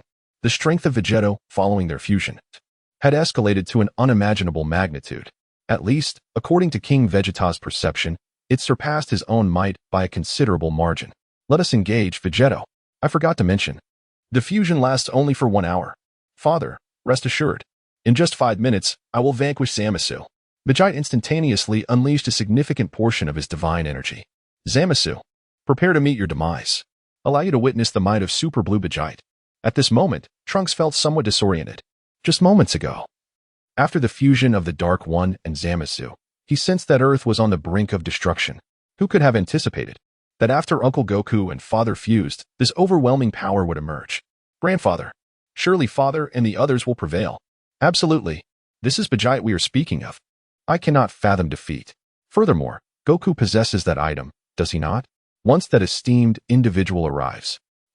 In the meantime, let me examine the recent rewards. 2 Kaishins subdued. The minimum requirements for the main quest must surely be fulfilled. Congratulations, host, on successfully giving birth to an offspring. The main quest has been completed. The host is now awarded the basic task reward, Universal Divine Reproduction Card 1. Should the host continue to produce divine offspring, additional rewards will be unlocked. Offspring reward, Kaishin Fragments 50. Congratulations, host, for completing the main quest. The system will undergo continuous updates, with a countdown of 7200. What? More Kaishin fragments. Do I not already possess the bloodline of a Kaishin? Is it truly so frugal this time, system? Kaishin fragments. 30 fragments unlock, 40 fragments for star enhancement, and a further 80 fragments for subsequent enhancement. It can be enhanced? System, assist me in enhancing. Currently, King Vegeta possesses 60 fragments, yet can only achieve a single star enhancement. It appears I must acquire a few more Kaioshins. Successful enhancement of the Kaioshin bloodline. Congratulations, host. Your lifespan has increased by 500,000 years, and 10 new divine techniques have been added. A modest gain. Presently, I am uncertain of the value of longevity. Let us take a look at this Universal Divine Reproduction card. Universal Divine Reproduction card allows for the selection of 3 genetic sequences for use with any divine being. Upon use, that divine being will bear your offspring. Any divine being? Surely not. System, I admit my voice was somewhat elevated just now. Does that imply? Xeno, wait a moment. Vegeta was suddenly struck by a brilliant idea. Is it not a splendid opportunity at hand? The button for summoning the Omni King on Goku's person is precisely what is needed to call forth the Omni King of this realm. It appears I must devise a meticulous plan. Furthermore, having completed the main quest, the system has indeed undergone an update. King Vegeta fell into deep contemplation, while on the other side, the fused Zamas and Vegeta remained in a tense standoff. Oh, humanity! Why do you incessantly strive to emulate the divine? It truly evokes my pity. Some actions, when undertaken by the gods, are deemed virtuous, whereas the same actions, when performed by mortals, are transformed into malevolence and sin. Before Zamas could finish his words, Vegeta charged forward with tremendous force, delivering a powerful punch. Your incessant chatter is truly tiresome. I've grown weary of your grandiloquent proclamations. Zamasu, caught off guard, was sent crashing to the ground. Hurry and strike, God. I await your efforts to obliterate me. Zamasu propped himself up on one hand. Is it too late for you to repent, human? The two clashed in an instant. Alas! The Super Saiyan Blue Vegeto's prowess far surpassed that of the fused Zamasu. In mere moments, Zamasu's divine ring shattered. Oh, is this the extent of your power? The might of a deity is so trivial? Enraged, Zamasu's eyes erupted with violet sparks, momentarily repelling Vegeto. You, do not become too complacent. Suddenly, a transformation occurred. The right side of Zamasu's face grotesquely contorted, and his right arm swelled to an enormous size. His form became a frightening amalgamation of purple and green. What is happening? It seems we have arrived too late. Gaosu and Shin, having arrived tardily, beheld this hellish scene. Oh, is that not my esteemed master? You are still alive. Zamasu, you have completely strayed from the path. Humph. At this point, no one can prevent me from recreating the world. Blade of Judgment. For reasons unknown. The divine ring that had just been shattered reappeared behind Zamasu. The divine ring expanded, and numerous red dots materialized behind the mutated Zamasu. These red dots gradually coalesced into razor-sharp blades, fiercely hurtling toward everyone. Supreme Kai, quickly flee. Vegeta raised his protective shield. The two of them, Guas, immediately teleported to the side. Humph. Zamas. It seems I must show you my true power. Humph. Scion. Unleash your techniques quickly. I fear you may not have the opportunity soon. Since you are so eager, allow me to demonstrate my ultimate form. A dark purple sphere of light suddenly surrounded Vegeto. The sphere expanded continuously, with silvery sparks radiating from its core. Goku's Ultra Instinct and Vegeta's self-actualization successfully fused with the help of their earrings. What? Impossible. The scene before Zamas left him utterly astounded. Vegeto had actually executed the divine technique of the higher gods. This was something he had yet to comprehend himself. Ultra Instinct? No. This aura carries an overwhelming destructive power. Could it be? As the light dissipated, Vegeto reappeared. Humph. Zamas, as a god, do you also feel fear? Let me tell you. This is my exclusive form, Dual Instinct. Chapter 118. Instant kill impossible. Absolutely impossible. You are merely a human. An indescribable fear surged within Zamas' heart. He felt as though his ideals were about to be ruthlessly obliterated. The aura emanating from Vegeto was 1,000 times more terrifying than his own. No, this disparity in power cannot be quantified. It is a crushing blow of both realm and dimension. This cannot be real. It felt as though a cold serpent slithered up his spine. Zamas' fear and despair peaked at that moment. Tears flowed uncontrollably from his eyes. A tidal wave of emotion battered the dam of his heart. The pain of being continuously surpassed by a mere human struck deep within his soul. Ah, why am I crying? Vegeta was taken aback. He never anticipated that his unleashed bipolar form would frighten Zamasu to the point of tears. Hey Zamasu, don't think for a moment that your tears will spare you from my wrath. Vegeta exhibited no mercy. His 5 fingers coalesced into a golden sphere. Energy blasts surged forth like a Gatling gun, raining down upon Zamas. In an instant, the fused Zamas was engulfed by a multitude of energy projectiles. However, amidst the haze, no cries of anguish were heard from Zamas. Absolute thunder. The smoke was suddenly dispersed by a fierce gust of wind. Zamas's divine halo expanded continuously, unleashing a torrent of purple energy that coalesced into a magnificent giant bird. The colossal avian flapped its wings, sending arcs of lightning crashing in all directions. The violet lightning effectively thwarted Vegeta's barrage of energy blasts. A mere trick. Observing this, Vegeta's aura intensified, and a lengthy golden lightsaber materialized out of thin air. Such a feat could only be achieved through exquisite mastery of energy control. Vegeta continuously wielded his lightsaber, the blade's energy coalescing into a golden vortex at an increasingly rapid pace. Zamasu's absolute lightning was instantaneously obliterated by the whirlwind. The storm showed no signs of abating. As the hurricane sent shards of sand and stone flying in every direction, Zamasu stood resolutely against the wind, seemingly prepared to embrace his demise. The world shall be purified by my tears. Suddenly, the power of miracles surged forth from his being. A crimson cross of light erupted forth. Astonishingly, Zamasu's mutated form was restored to perfection. The pain that had long been bottled up within him was released at that very moment. Fused Zamasu, reborn anew. Yaosu, what is happening? From a distance, Shin, observing the battle, was imbued with a sense of dread. Zamasu's divine dimension seemed to transcend the realm of the Supreme Kai, entering an entirely new domain of divinity. Unimaginable. Zamasu, it appears he has come to regard himself as the master of this universe. Yaosu, can you speak plainly? I do not comprehend. To put it simply, he is now the pseudo-Omni King of this universe. Yaosu felt a pang of discomfort at the thought of having taken on such a rebellious disciple. What? Are you implying that his divine realm has ascended to the level of the Omni King? Surely, you jest. This is inconceivable. I too recognize how incredulous it may seem. Yet, Zamasu's current divine realm has indeed reached an unfathomable height. The restoration of his form reveals that, originally, their fusion had vulnerabilities. Black Goku's body was not immortal. Yet now, that flaw seems to have vanished entirely. Yaosu, do not frighten me. Though reluctant to acknowledge it, Zamasu has genuinely become the immortal god of infinite strength. Indeed, all of this can be attributed to the malevolent godly traits bestowed by the simulator. The power of the malevolent god has granted fused Zamasu a new lease on life. While his strength may not appear overly exaggerated at present, his realm has been elevated boundlessly. Fused Zamasu bore a manic smile. Yaosu, Master, you truly understand me. You are correct. I am the new sovereign of this universe. Humanity and all that exists shall bow before me. Zamasu, perish. Everything I do is for the universe. For the world. Pervade the vile beings. Divine reversal of fate.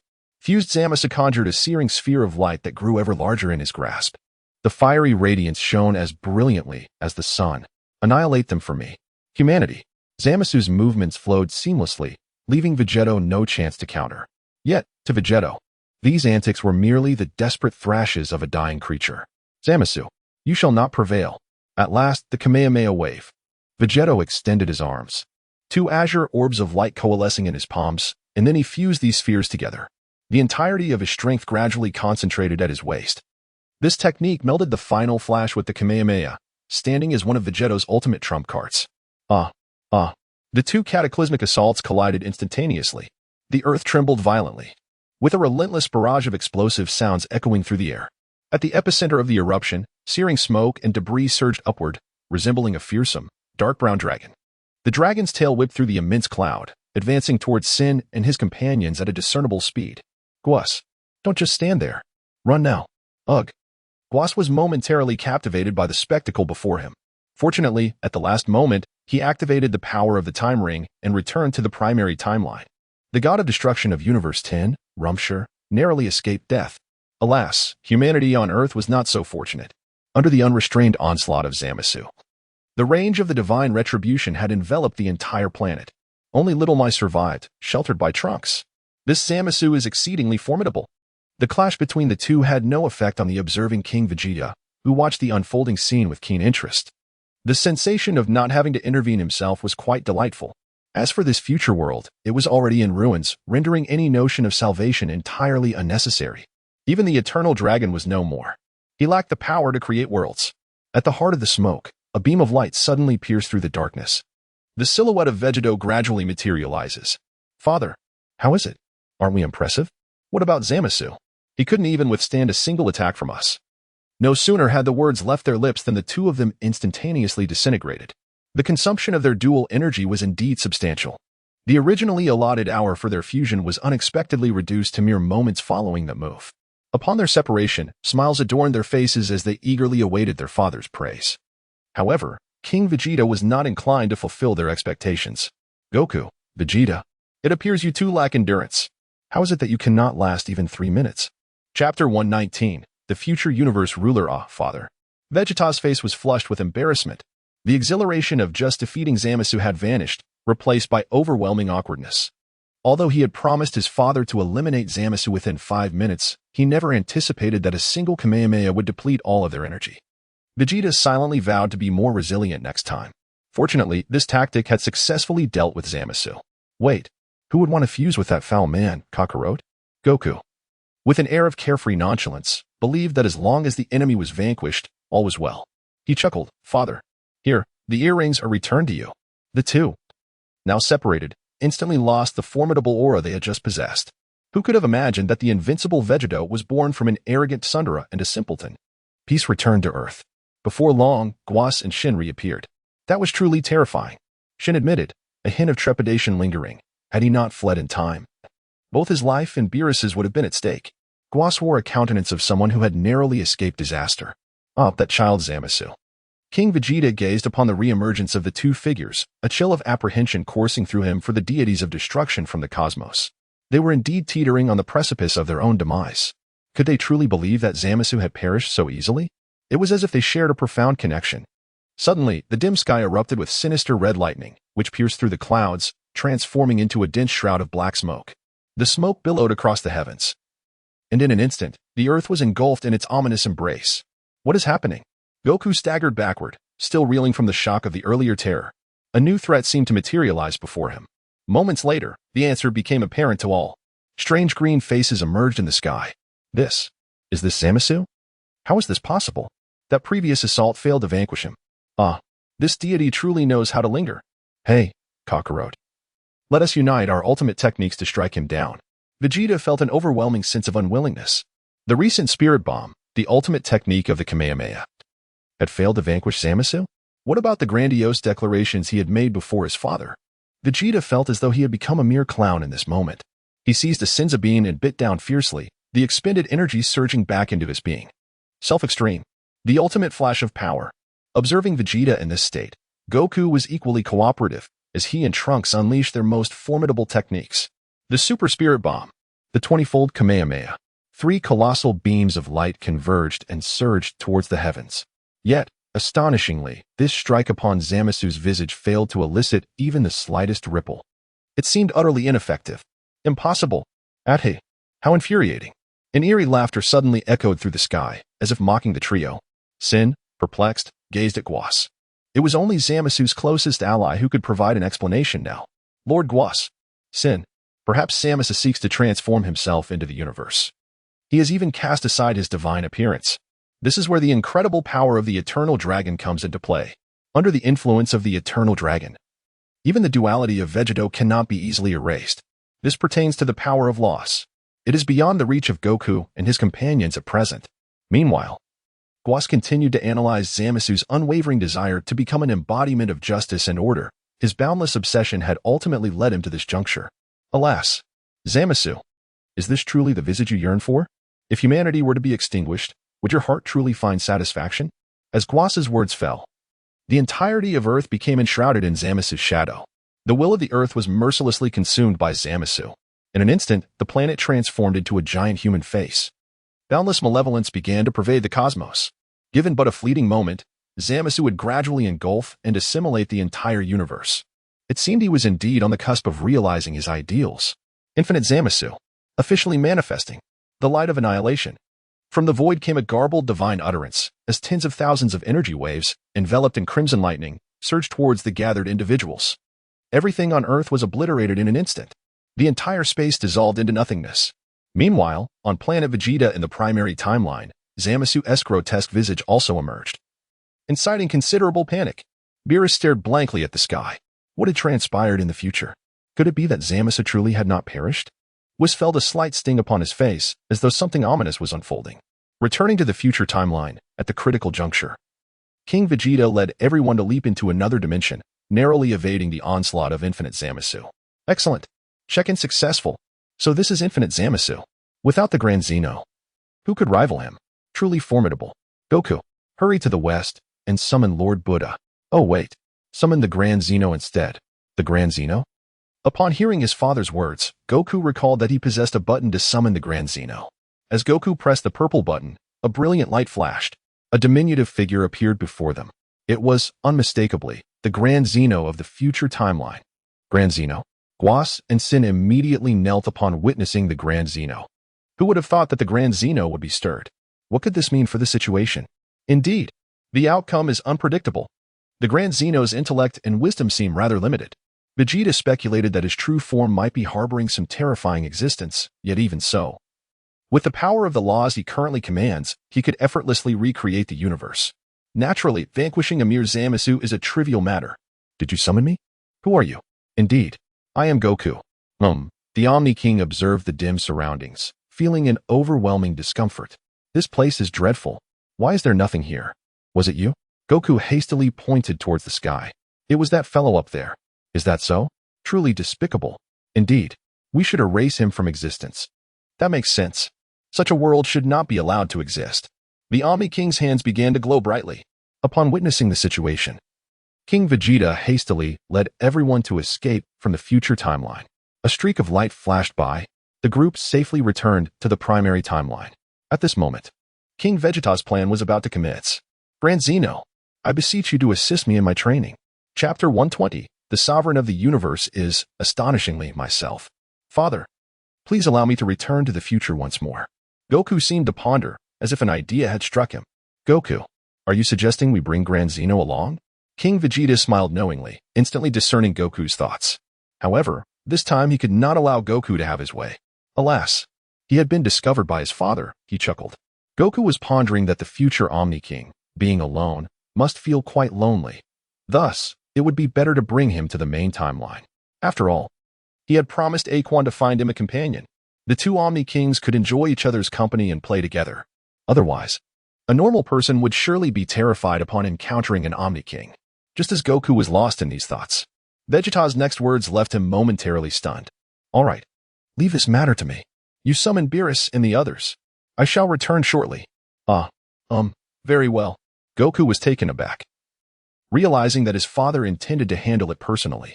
Moreover, it seemed that his father's recent remarks lacked the usual reverence for Lord Beerus. A wave of unease washed over him. After all, his father had previously avoided King Zeno at all costs. Why the sudden eagerness now? And concerning Lord Beerus, there was an unsettling feeling that his father was concealing something from them. However, Goku's mind struggled to grasp the underlying logic of the situation. The others shared his apprehension. Had they not fled swiftly, they would have faced annihilation at the hands of King Zeno. Shing and Gawasu couldn't help but break into a cold sweat. Meanwhile, Vegeta was engulfed in frustration, realizing that despite his current prowess, he was unable to vanquish even the trivial Zamasu. Damn it! Vegeta's teeth clattered in frustration. The very thought of his disgraceful retreat was intolerable. He had transcended the existence of Beerus. How could this be? This time, Shiwu had also returned to the main timeline alongside everyone else. The group lingered in the afterglow of their recent battle. King Vegeta has already seated himself within the time machine, and with a surge of spatial fluctuation, he has returned to the future. Under the influence of the Omni King's divine rule, the entire future universe has devolved into chaos. Zamasu has long since been reduced to ashes, leaving no trace of his existence within the cosmos. A resplendent array of colors, reminiscent of iridescent pearls, now illuminates the universe.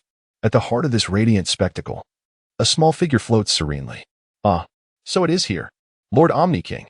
Vegeta exerted little effort in locating the Omni King, and he called out loudly in the direction of the Sovereign. Hearing the commotion, the Omni King turned his gaze towards this man who had summoned him. It seems we have crossed paths before.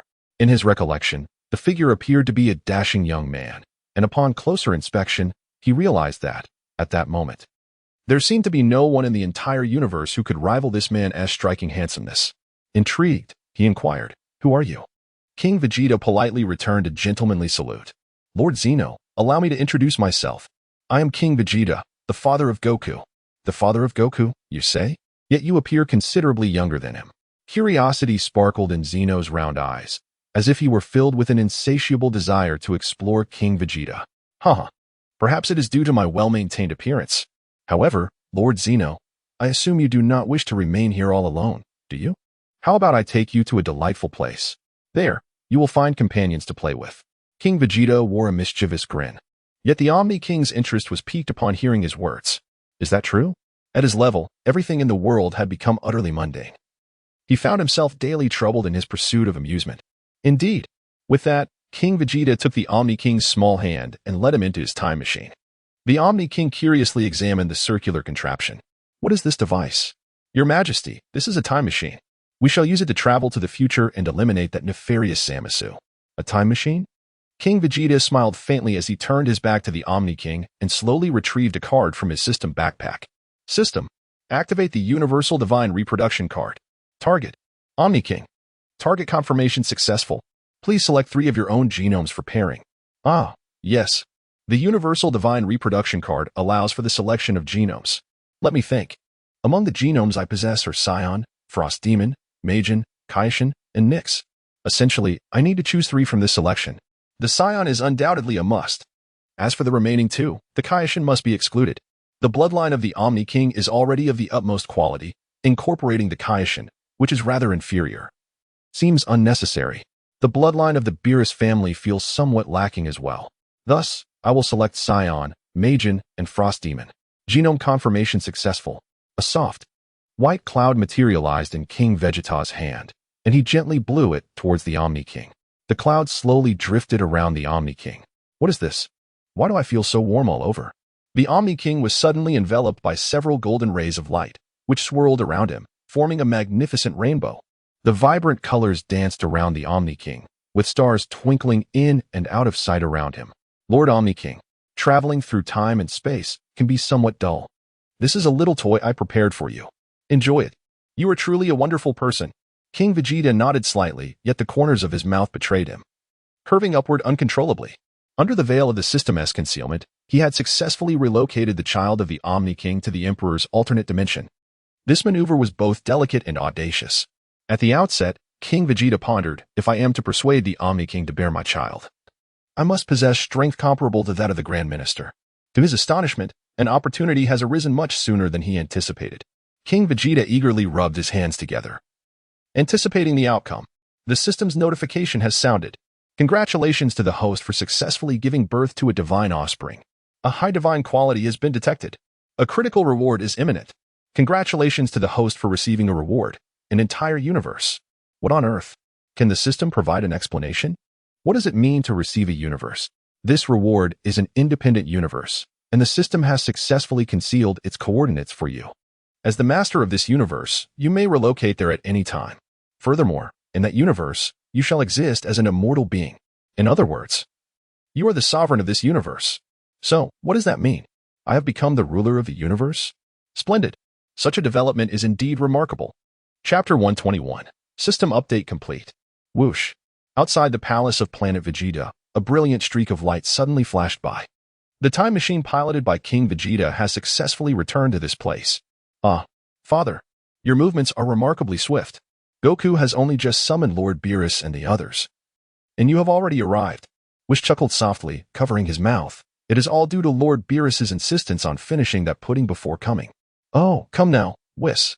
How can you scold me when you yourself indulged in several as well? Beerus replied with evident impatience. Hey, Goku, why the rush? What is it that requires both of us to be here? What has transpired in the future? Just then, the hatch of the time machine began to open slowly, revealing the adorable little head of the Omni King. Oh, Omni King. Beerus felt as if a thunderclap had erupted above him. Omni King, how did you come here? Upon seeing the familiar Beerus, the Omni King waved his hand dismissively, indicating his desire to avoid interaction. Is this amusing place you mentioned, King Vegeta, right here? Haha, Omni King. Not quite. Let Goku escort you. King Vegeta cast his gaze towards the Supreme Kai beside him. Shin, I must trouble you to escort His Majesty the Omni King to the Omni King Palace. Shin, taken aback by the unexpected responsibility, replied, Ah, very well. Your Majesty, please follow me.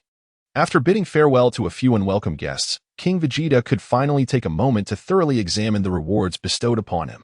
He had yet to comprehend the universe granted by the recent system reward. System, how do I access my universe? He inquired. After all these years together. Do you still need to ask me such a question? Vegeta's scalp tingled with a peculiar sensation.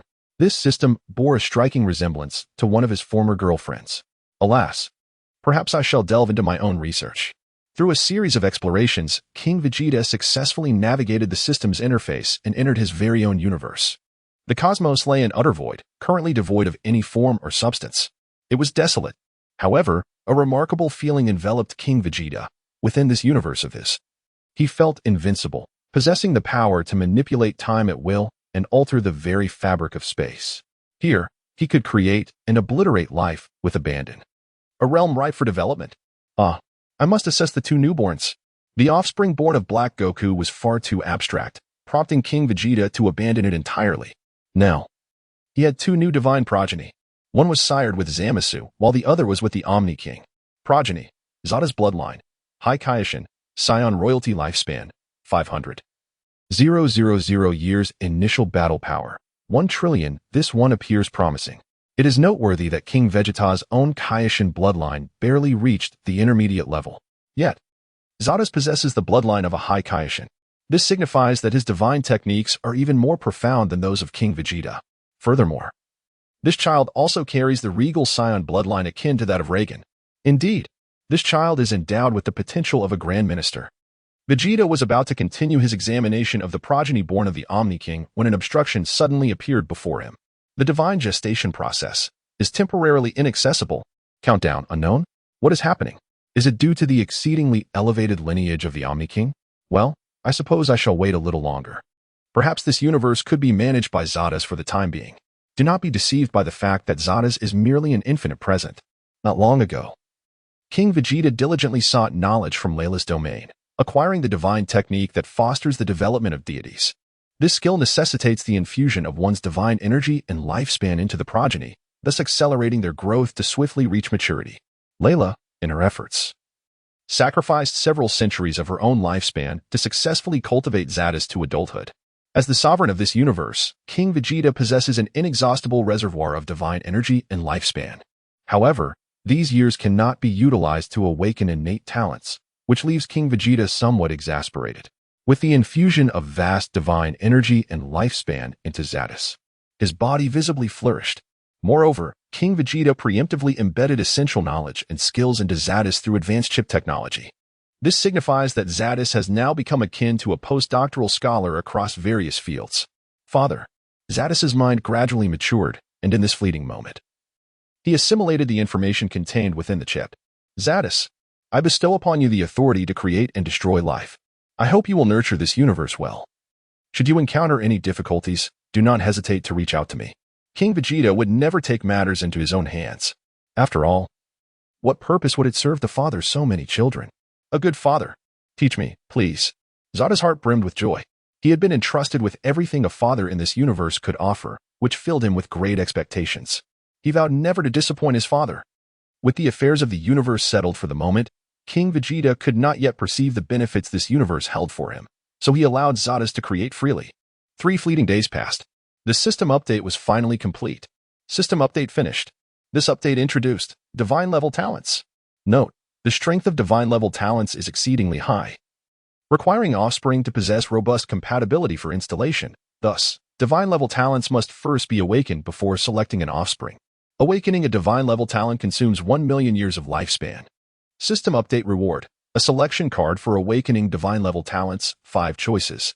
Is the system now introducing divine level talents above the exquisite level? Moreover, each awakening demands the expenditure of 1 million years. Awakening the divine talent necessitates prior awakening before target selection. And I have yet to claim the reward for eliminating Zamasu or Black Goku. Congratulations, host, on clearing the soul anomaly. We hereby grant you a divine level talent awakening card. Splendid. How thoughtful of you, dear system. Since it is thus, I feel remiss not to awaken at least once. The additional card greatly expands the selection for the Divine Talent Awakening card. 5 talents. Choose one. Vegeta is determined that a worthy candidate must emerge. The system employs a Divine Level Talent Awakening card, along with a 5-choice supplementary card. The attempt is successful. The host is now invited to select one talent from the following 5 options. 1. The 7 Brothers of the Gourd, leaning towards integration and versatility. 2. One of the 4 Overlords of Ultra, inclined towards sealing and transformation. 3. The Kuan-Tian armor, associated with the principles of law and evasion. 4. Archangel Gabriel, embodying brilliance and creation. 5. The God of Mahjong, characterized by luck and domain. What is happening here? Chapter 122. God Broly. Am I mistaken? What on earth are these 5 options? Can someone please explain why the Gourd brothers are included? A brief analysis of these 5 selections. The first can be disregarded. The second, one of the 4 Overlords of Ultra, must refer to one of the enigmatic 4, namely the Ultra King, Regerd, Saiga, or Noah. Among them, only the Ultra King, that old man, presides over sealing and transformation. Oh no, this option is utterly unacceptable. King Vegeta wore a look of disdain as he surveyed option 3. Well, this is quite peculiar. The Kuan Heavenly Armor, a name I have never even heard of. Surely, it cannot be the Kuan Emperor armor I stumbled upon in my previous life, with its absurd designs like suspenders and the Black Child armor. Such eccentricity is beyond comprehension. What is more, this talent astonishingly possesses the ability of law. Let us set that aside for now. The Archangel Gabriel from option 4 rings a bell, in essence. He is merely a birdman. There is little to choose from here. As for option 5, the Mahjong God, I must admit, this piques my interest. For I do enjoy a round of Mahjong in my leisure time. Yet, this is a divine-grade talent, valued at 1,000,000 years of life. To choose this would be rather frivolous, wouldn't it? Could it be that option 1, the 7 Brothers of Gourd, is indeed the correct choice? The stranger the option, the stronger the talent might be. I shall select option 1, the 7 Brothers of Gourd. I am eager to see what bizarre talent the system will awaken for me. Divine-grade talent awakening successful. 7 Brothers of Gourd, divine. The abilities of the 7 Gourd brothers can be distributed among 7 offspring. The 7 brothers unite. The 7 offspring can merge into one, transferring their powers to another offspring, transforming into the Gourd Little Goliath, who possesses all the abilities of the Gourd brothers. The abilities of the 7 Gourd brothers are as follows. First brother, Red, capable of turning the world upside down, possessing immense strength. Divine talent exclusive enhancement. Strength is default increased by 1 dimension. Second brother, Orange, possesses keen eyesight, able to hear from afar. Divine grade talent exclusive enhancement. Visual range expanded to encompass the entire 12 universes. Third brother, Yellow, with a copper head and iron arms, impervious to blades and bullets. Divine grade talent exclusive enhancement. Ignores damage from 1 dimension higher than their own. Note, for example, if in the 6th dimension, they can immunize against damage from the 7th dimension. Fourth brother, Green, the fire god, descends, able to freely breathe fire. Divine grade talent exclusive enhancement. Can cross 2 dimensions to inflict damage upon the adversary. Fifth brother, Blue, the water god, descends, creating waves that sweep the land. Divine grade talent exclusive enhancement. Can generate a water source out of thin air with an endless supply. Sixth brother, Indigo, appearing without a shadow, disappearing without a trace. Mastering the arts of invisibility and phasing. Divine grade talent exclusive enhancement. Only beings 3 dimensions higher can detect their invisibility. And the same applies to phasing. Seventh brother, Purple, the purple treasure gourd, a treasure for subduing demons. Divine grade talent exclusive enhancement. The purple treasure gourd's rank is elevated to the highest level, capable of suppressing foes 3 dimensions higher than itself. My head is starting to ache. Vegeta was momentarily taken aback by this extraordinary talent. However, a thought soon crossed his mind. This ability seemed to have a perfect match among his offspring, his legendary Super Saiyan God. His 7 brothers had each awakened the energy of 7 magical gourds. If they were to unite and transform into a miniature warrior, all their energy would converge upon Broly. The implications were staggering. One could scarcely fathom the extent of Broly's potential. Vegeta decided to remove the awakening interface from the system. It would be prudent to summon the 8 brothers for a discussion on this matter. King Vegeta immersed his consciousness in the depths of his mind, communicating through WeChat. Gather here swiftly, my sons. Received 8. Meanwhile, the brothers who received the message paused their training. What do you think our father suddenly wants with us? Who knows? We'll find out when we go.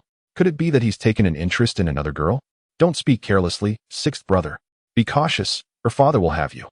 In the blink of an eye, the 8 of them instantaneously appeared beside King Vegeta. Excellent. You all arrived quite promptly. I have some splendid news to share with you. King Vegeta paused his speech, deliberately building suspense. Sixth brother poked eighth brother beside him and whispered, "See, I told you so. Father is certainly going to add another stepmother to our family."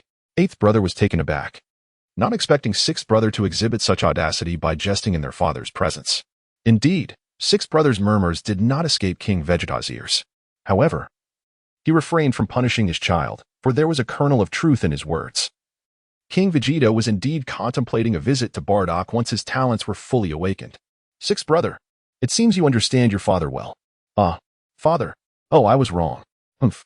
The reason I summoned you here is to discuss a significant matter. I trust you are all aware of the Tournament of Power?" The brothers exchanged glances. They had heard from Goku about this Tournament of Power, which seemed to be a grand martial arts event encompassing the entire universe. They were all eager and filled with anticipation. Yet, each universe could only send 10 combatants. They were acutely aware that only their elder brother Broly would be capable of securing a spot in this competition. They felt unworthy, for their father had an overwhelming number of formidable offspring. With this thought, a hint of disappointment clouded the faces of the brothers. "What is the matter with all of you? Why do you look so glum?" King Vegeta continued. "I have recently had an epiphany and have developed a divine-level talent surpassing the pinnacle of excellence." King Vegeta gazed upon the assembly, his voice a whisper of deliberation. "Divine-level talent? Father, are you implying that we shall awaken divine-level abilities?" The corners of the sixth brother's mouth curled into a radiant smile.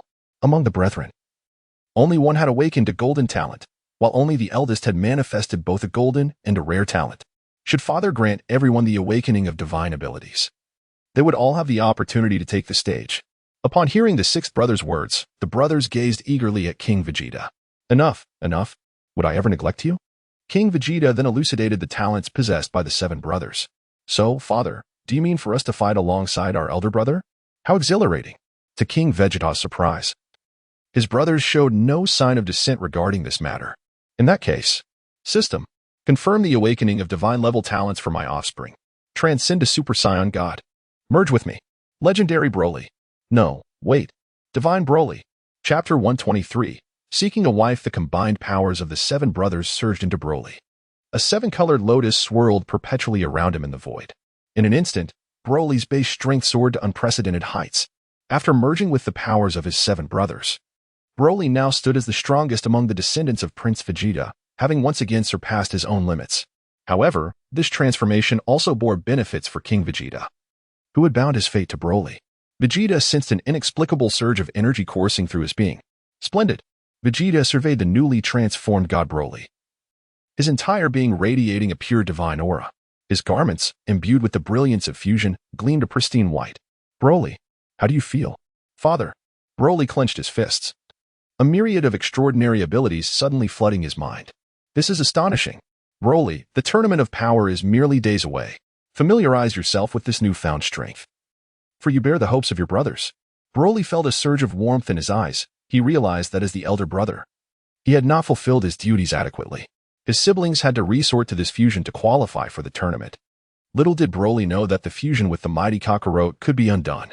"Father, rest assured, in this Tournament of Power, our Universe 7 shall undoubtedly emerge victorious." Upon witnessing the scene, King Vegeta felt a profound sense of relief. "I am weary, my dear son. I shall take my leave to rest. The process of awakening your talents is quite taxing," he declared. As Broly gazed at the receding figure of King Vegeta, he could no longer contain his emotions, and tears streamed down his cheeks. Upon returning to his quarters, King Vegeta was instantly struck by a sense of ennui. Given the current circumstances, he found little desire to expend his energy on ordinary women. Only the divine could pique his interest. The longevity of the primary timeline was indeed a rare treasure. He had previously considered lifespan to be of little value, yet he now realized that awakening a single talent required a staggering 100,000 years. In truth, with his current reserves of lifespan, he could still awaken a talent of divine caliber, but King Vegeta felt it was not yet the appropriate time. After all, the Tournament of Power was merely days away. Perhaps a visit to Bardoss would be in order? Who knows what delightful possibilities might arise? With this thought, King Vegeta felt a surge of enthusiasm. He pondered what might please Bardoss. Perhaps a few bottles of brandy would suffice. He recalled that Bardoss' name was derived from a renowned spirit produced in Normandy, France, apple brandy. He decided to gather some exquisite delicacies as well. Having prepared everything, King Vegeta embarked on his journey through the cosmos in search of a partner. With his current prowess, breaching the barriers of the universe would be a trivial endeavor. Yet he refrained from doing so, aware that such actions would undoubtedly attract the attention of Xeno. King Vegeta directly employed the method of spatial leap, traversing the spatial nexus between the 6th and 7th universes. Is this truly the 6th universe? King Vegeta utilized his divine technique to sense the surroundings, discovering that there were scarcely any formidable beings within the entire 6th universe. As I recall, the notable figures here are cauliflower and kale. Perhaps I shall pay them a visit in the coming days. Meanwhile, Kappa was busy selecting 10 contestants for the Tournament of Power.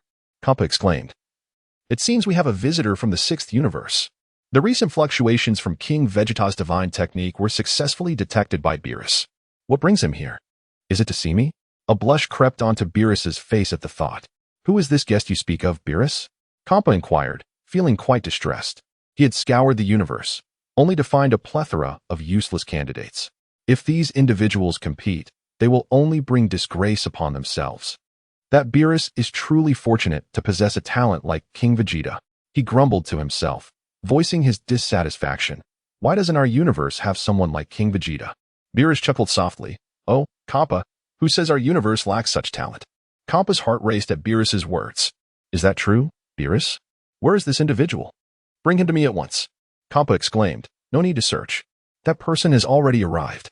What did you say? At that moment, King Vegeta appeared before them in an instant. Beerus, it's been a while. What are you two discussing? Nothing much. We were searching for 10 contestants for the Tournament of Power. A surge of joy filled Beerus's heart. He had indeed come to find them. Kappa was equally astonished, realizing that his wishes had been answered. King Vegeta, what brings you to the 6th universe? And why did you only greet Beerus just now? Kappa's round face turned an irritated shade, resembling a disgruntled pig. Haha, my apologies, Kappa. King Vegeta promptly retrieved a package of cat treats from the depths of space. Here you are, Lord Kappa. This is a token of my esteem, exclaimed Vegeta. Oh, how delightful. Upon encountering the delectable offering, Kappa effortlessly dismissed King Vegeta's earlier rudeness. He tore open the packaging and took a vigorous lick. What on earth is this? King Vegeta couldn't help but chuckle inwardly. Yet he maintained a facade of restraint as he explained to Kappa, Lord Kappa, this is a specially crafted royal cat treat from planet Vegeta. Even Lord Beerus cannot partake in it. Upon hearing King Vegeta's words, Kappa felt quite pleased, his tail nearly soaring into the heavens. Is that so? Kappa replied with a calm demeanor, while inside, he was unable to suppress his uncontrollable laughter. All of this was merely a ruse by King Vegeta. It was nothing more than an ordinary cat treat, so unremarkable that even little Bebby wouldn't deign to sniff it. Meanwhile, Vados had already discerned the truth but chose not to expose it. It was amusing to realize that this man shared a common interest with her, entertaining Kappa. Each successful attempt to deceive Kappa brought immense joy to Vados. Vados, you are included as well. Vegeta presented the carefully prepared brandy and an array of delicacies before Vados. In that instant, Kappa felt that the cat treats in his hand had lost their allure, setting aside other matters. He couldn't help but wonder why Vados had such an abundance of items. Just as Kappa was about to unleash his frustration, Vados preemptively interrupted him. Kappa, it seems that His Highness Vegeta may have intended for me to assist in safeguarding these delicacies. He is indeed considering your well-being, after all, especially regarding your physique. Kappa was rendered speechless in an instant. Ahem. The matter of his physique was his greatest sore point. Vegeta and Vados exchanged knowing glances at Kappa's reaction, the unspoken understanding lingering in the air. Chapter 124. Sparring with Vados after teasing Kappa for a moment. Vegeta's gaze returned to Vados. Her eyes were as clear as water, her icy blue skin shimmering like jade, and her petite nose was exquisitely charming. The two dimples that appeared at the corners of her mouth when she smiled added to her enchanting allure. Vegeta's gaze was exceedingly fervent, causing Bardock to feel a tinge of shyness. However, Kappa shattered the intimate atmosphere. Vegeta, what brings you to Universe 6? Are you perhaps willing to participate as our champion once more? As Kappa spoke, a glimmer of excitement flashed in his eyes. For he had keenly observed Vegeta's formidable strength during their last encounter. Without resorting to destruction, Kappa himself might not stand a chance against him. Should Vegeta truly be inclined to join them as a contender for Universe 6, then the Tournament of Power would be a matter of little concern. King Vegeta was momentarily taken aback. Indeed, what Kappa had envisioned was rather splendid. The last occasion was merely due to the necessity of collaborating with little Bebby for a performance. Otherwise, how could Kappa even aspire to such a thing? Yet, How audacious of Kampa to entertain such thoughts this time. Was he merely dreaming? Nevertheless, since Kampa had broached the subject, King Vegeta seized the opportunity to act accordingly. Lord Kampa, you are truly astute. I have come precisely for this matter. I have heard that the individuals from the sixth universe are somewhat challenging to select, causing you considerable distress. Kampa feigned indifference. Oh, is that so? Aha. His lips twitched slightly. Kampa, feeling quite helpless. Since that King Vegeta did not seem to harbor the same intentions. What to do now? Lord Kampa, how about we engage in a wager? If you win, I shall assist you in securing the 10 competitors from the sixth universe. King Vegeta gazed intently at Kampa. A wager? Upon hearing this, Kampa's interest was instantly piqued. He pinched his chin, pondering what the stakes might be. If it involves sparring, I must respectfully decline. As deities of destruction, we cannot engage in such frivolities. Kampa declared with an air of righteousness, though internally, he felt a surge of anxiety. He genuinely feared that King Vegeta might propose a sparring match. He was well aware of his own limitations. Aha! Lord Kampa, you guessed correctly. It is indeed a sparring match. However, I intend to spar with Beerus, not you. What? You wish to spar with Beerus? Kampa was momentarily taken aback by Vegeta's proclamation. Yet, he soon found himself suppressing laughter. It was common knowledge that Beerus's prowess far surpassed his own. Initially, Kampa thought he was destined to lose the wager.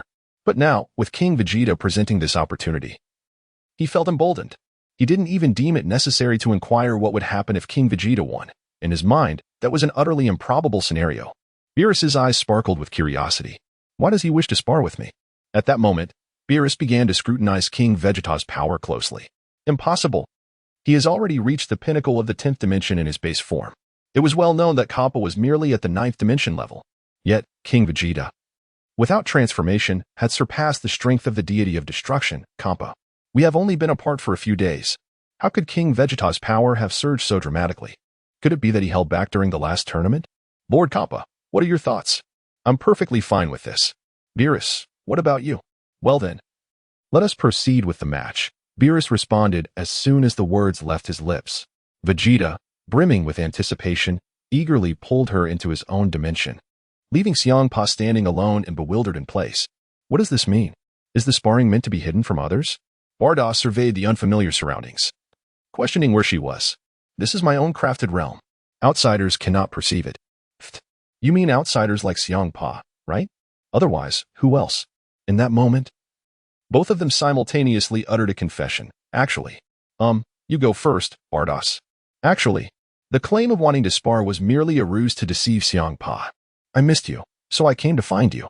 A flush of crimson instantly adorned Bardoss's cheeks, her gaze falling, and the hand gripping her staff trembled involuntarily. Yes. King Vegeta suddenly leaned closer to Bardoss, urging, it's your turn to speak. Bardoss blushed. She harbored a bold thought. However, the words were rather too embarrassing to voice.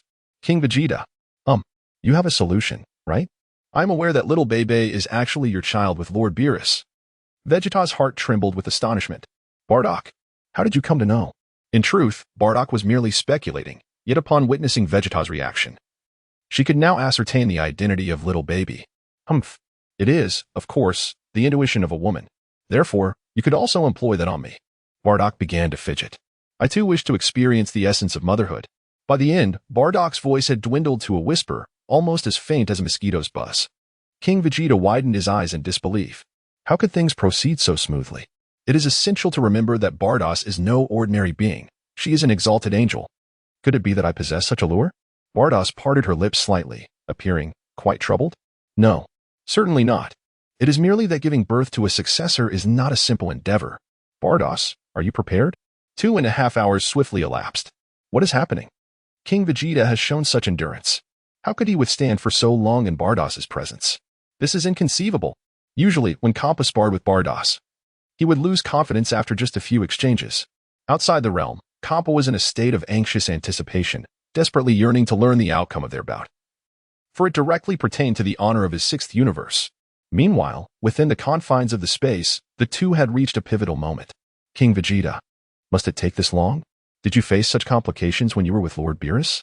Vegeta cleared his throat softly. Certainly not. Bardoss, you are an angel. The operation is quite intricate. Furthermore, we must not let the Grand Priest know. Rest assured. Just give me a little more time.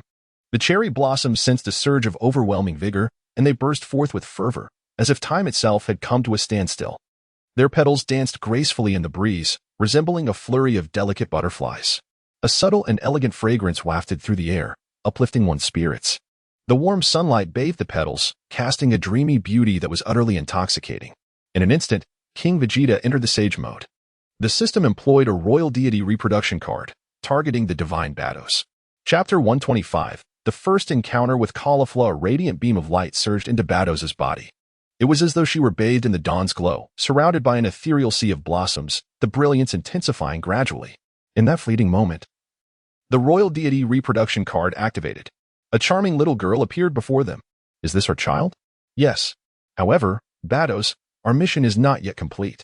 If we cease now, it will severely impact our offspring's potential. Such a splendid opportunity, King Vegeta was not about to let it slip away so easily. After consuming a Senzu bean, King Vegeta felt rejuvenated. Is it truly so? Bados felt a tinge of skepticism towards King Vegeta's words. Yet she savored the sensations from moments ago and thus harbored no resistance towards his subtle gestures. Vegeta meticulously explored the enigmatic cavern. Within the cave, water dripped incessantly, forming a crystal-clear pool that plunged into unfathomable depths. Stalactites hung like a forest from the cavern ceiling, while hidden springs surged forth, producing melodious sounds akin to a xylophone. The ocean's waves crashed against the rocks, resonating with a thunderous clang reminiscent of a bell, yet this cacophony possessed an inexplicable rhythm. Boom, boom, boom, boom. A gust of wind arose. The gentle sea transformed into towering waves. The sky was obscured, as the roaring waters surged forth, their crests blotting out half the heavens. Crashing violently towards the shore, it seemed the mighty ocean itself had been stirred into a frenzy by this fierce wind. The boiling waters churned and rolled, shaking the very foundations of the earth. The ferocious dragon, filled with wrath, relentlessly battered the dark cliffs, and the river within the mountain appeared to be provoked. Its waters suddenly transforming into a torrent, rushing forth like a waterfall cascading from the heavens, breaking through the towering peaks and winding into the great river. Meanwhile, outside the realm, Kappa had nearly drifted into slumber, even beginning to snore. A sudden chill swept through. His bubble of snot was instantly burst. He rubbed his eyes in bewilderment. Beerus and Vegeta stood once again before him. Kappa couldn't help but yawn. Have you finally finished? Who emerged victorious? He felt somewhat dazed, realizing that it must have been 5 or 6 hours since the sparring commenced. It was worth noting that the last tournament had not taken nearly this long. Lord Kappa, it is undoubtedly I who have lost. I am ashamed before Beerus's prowess. Really? Kappa's drowsiness evaporated instantaneously upon hearing Vegeta's words. The weight upon his heart finally lifted. However, he realized he might have displayed excessive enthusiasm. Ahem. Vegeta, take it easy. It is perfectly normal for you to be unable to best Beerus. But since you lost the contest, you must accept the terms. The 10 representatives from our 6th universe are entrusted to you. Absolutely. In truth, the 6th universe, as the counterpart to the 7th, possesses formidable strength. All necessary races exist within it. The only issue lies in the Kaioshin Fua's inability to utilize them properly. Lord Kappa, perhaps you could first escort me to the planet Rashad? What is that place? Kappa asked, perplexed. The 6th universe was vast, and who would remember such a minor planet? Beerus interjected at just the right moment. Rashad is the planet where Cabba resides. It was then that Kappa finally grasped the situation. Vegeta, what purpose do you have in going there? Do you expect anything from that inept Cabba? No. He can't even transform into your Super Saiyan Blue. Vegeta let out a cold laugh. Lord Zampa, there are indeed formidable masters on the Rashada planet who can rival even the likes of Hit. Are you truly unwilling to go? What? How is that possible? I was completely unaware. Zampa's heart trembled. Were there truly masters in his universe? Zundu? Of course. However, since you, Lord Zampa, are reluctant to embark on this journey, then so be it. And no, I was merely jesting. Bardos, please, take us there quickly. Understood. Bardos responded weakly to Zampa. Her recent grueling battle had drained her energy significantly, and she had yet to recuperate. The 3 of them leisurely traversed the cosmos. In truth, King Vegeta had long desired to offer a magical bean to Bardock. However, she resolutely declined his offer. Bardock expressed that this was an essential part of experiencing motherhood, and she wished to fully embrace and cherish this sentiment. King Vegeta had no choice but to relent. It seemed that Pa was aware of Bardock's condition, yet he dared not urge him to hasten. He recalled the furious demeanor Bardock had displayed in the past. After more than 40 minutes, the 3 of them successfully landed on the planet Rashada. Vegeta intentionally released a hint of his aura. As the captain of the 6th Universe defense team, Gabe immediately sensed this overwhelming presence. Who could it be? Beads of cold sweat trickled down his forehead. However, he soon recognized a familiar sensation emanating from this aura. It resembled that mysterious man from the last martial arts tournament. Gabe swiftly made his way over. Lord Kampa? Lord Beerus? What brings you here? And what about that enigmatic figure? Kampa snorted dismissively, ignoring Gabe, while Beerus merely nodded slightly without uttering a word. Gabe, greetings. This time, I have come with Lord Kampa to assist you in selecting contestants for the Power Tournament. Could you kindly summon the most outstanding scions from planet Rashada? I would like to take some time to guide their training. Gabe was elated upon hearing this. Is that true? I have witnessed the mysterious man's power firsthand. If I could receive his guidance. He quickly excused himself. Before long, Gabe returned with 2 female scions. Kampa was taken aback at the sight. Hey, Gabe, these are the most formidable scions from your planet? What a joke. Following Kampa's gaze, one girl with black hair styled in spikes, donned a pink vest, purple pants, white stockings, and black boots, resembled a rebellious youth. The other girl, with her black hair tied in a ponytail, appeared quite shy, hiding behind the spiky-haired girl. Hey, you chubby cat that looks like a pig. What are you saying? Be careful, or I'll flatten you. Gabe felt a cold sweat break out instantly upon hearing that.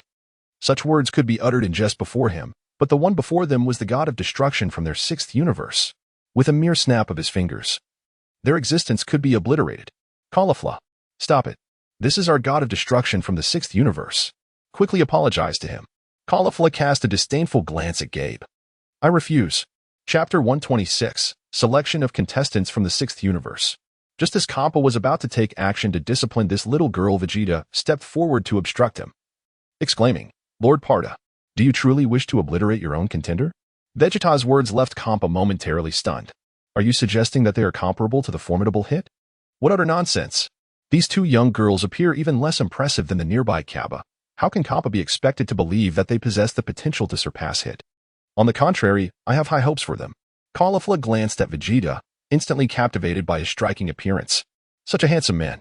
She mused internally, yet remained unfazed. In her eyes, sheer strength was the ultimate truth. Hey, old man, I must admit you have an eye for talent. Vegeta's lips twitched.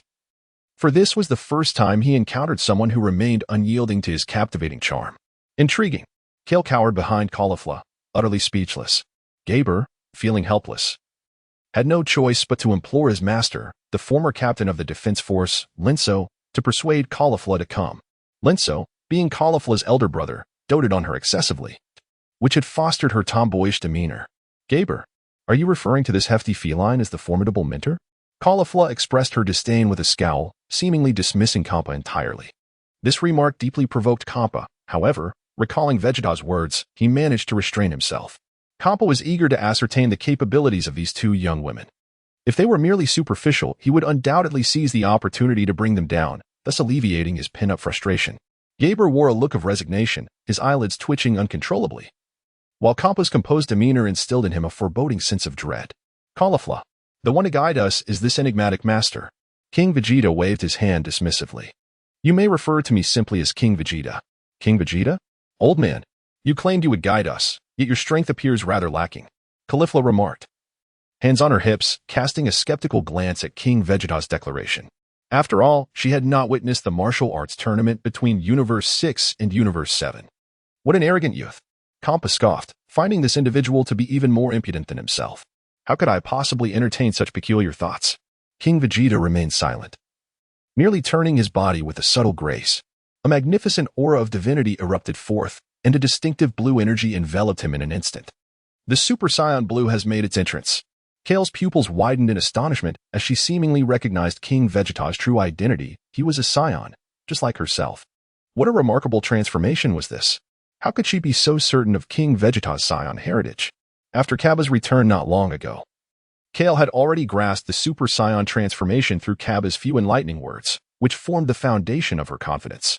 However, the individual before her seemed to radiate an even more resplendent brilliance. Her eyes sparkled with intensity. Hurry, uncle, teach me. Am I now worthy to guide you? King Vegeta gazed with amusement at the exuberant Caulifla before him. This young lady. Truly. To be frank, King Vegeta found it rather difficult to appreciate Caulifla's personality. Perhaps it would be better to arrange for her to become Broly's wife. During the Tournament of Power, he could seek an opportunity to bring the two together. As King Vegeta contemplated, he extended a sphere of pure divine energy towards the back of Caulifla. Among the divine techniques he had mastered, there existed a particular move that could assist them. What is this? Caulifla felt a tremendous surge of energy coursing through her being. In an instant, her body was enveloped in radiant light. You too, receive a sphere. King Vegeta casually struck a sphere of energy towards Cabba's body, urging him to deeply comprehend this newfound power. The ferocious aura of divinity surged like a tumultuous tide, relentlessly washing over their forms. As the radiance gradually faded, both warriors ascended to the realm of Super Saiyan God. What is happening? Cabba gazed in astonishment at the transformation of his body. This power was unlike anything he had ever possessed, transcending the levels of Super Saiyan beyond comprehension. Fiery energy enveloped them, creating an electrifying atmosphere. Wow, Uncle, is this truly my strength? It feels incredible. Kale marveled at her new self, exhilaration flooding her senses. Don't celebrate too soon. I merely facilitated your temporary entrance into this form. This is the divine realm of the Saiyans, Super Saiyan God. All right, Uncle, why not engage me in combat? Kale exclaimed, brimming with enthusiasm. The sudden influx of power had inflated her confidence. You are not my opponent. At that moment, while they were transforming, King Vegeta had already awakened Kale's legendary Super Saiyan form. Kale, representing Universe 6, was the counterpart to Broly. Under King Vegeta's command, the enraged Kale lunged towards Cabba with ferocity. Why am I the one taking the hits when Kale wanted to spar? Despite being in a state of wild fury, Kale, as Cabba's senior, instinctively refrained from inflicting harm on her mentor.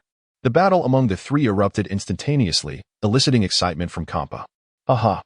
King Vegeta truly did not deceive me. Although their strength pales in comparison to that of Universe 7, it should be sufficient to handle the weaklings of other universes. Vegeta stepped aside and exclaimed to Kappa, "Are you satisfied now? We have 3 candidates here." Kampa's eyes curved into crescents of delight. If these 3 can maintain their combat prowess, combined with my beloved hit, it will be remarkable.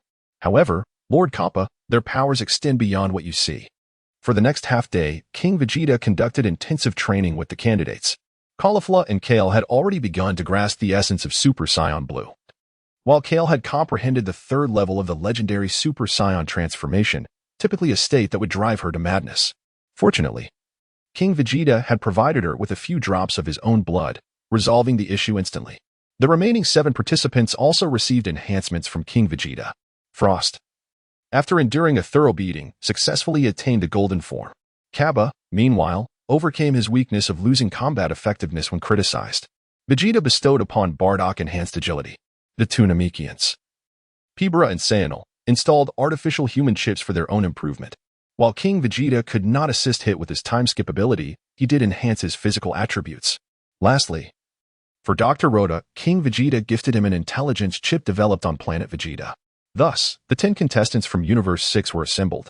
Chapter 127, The Thousand Hands of the Forest.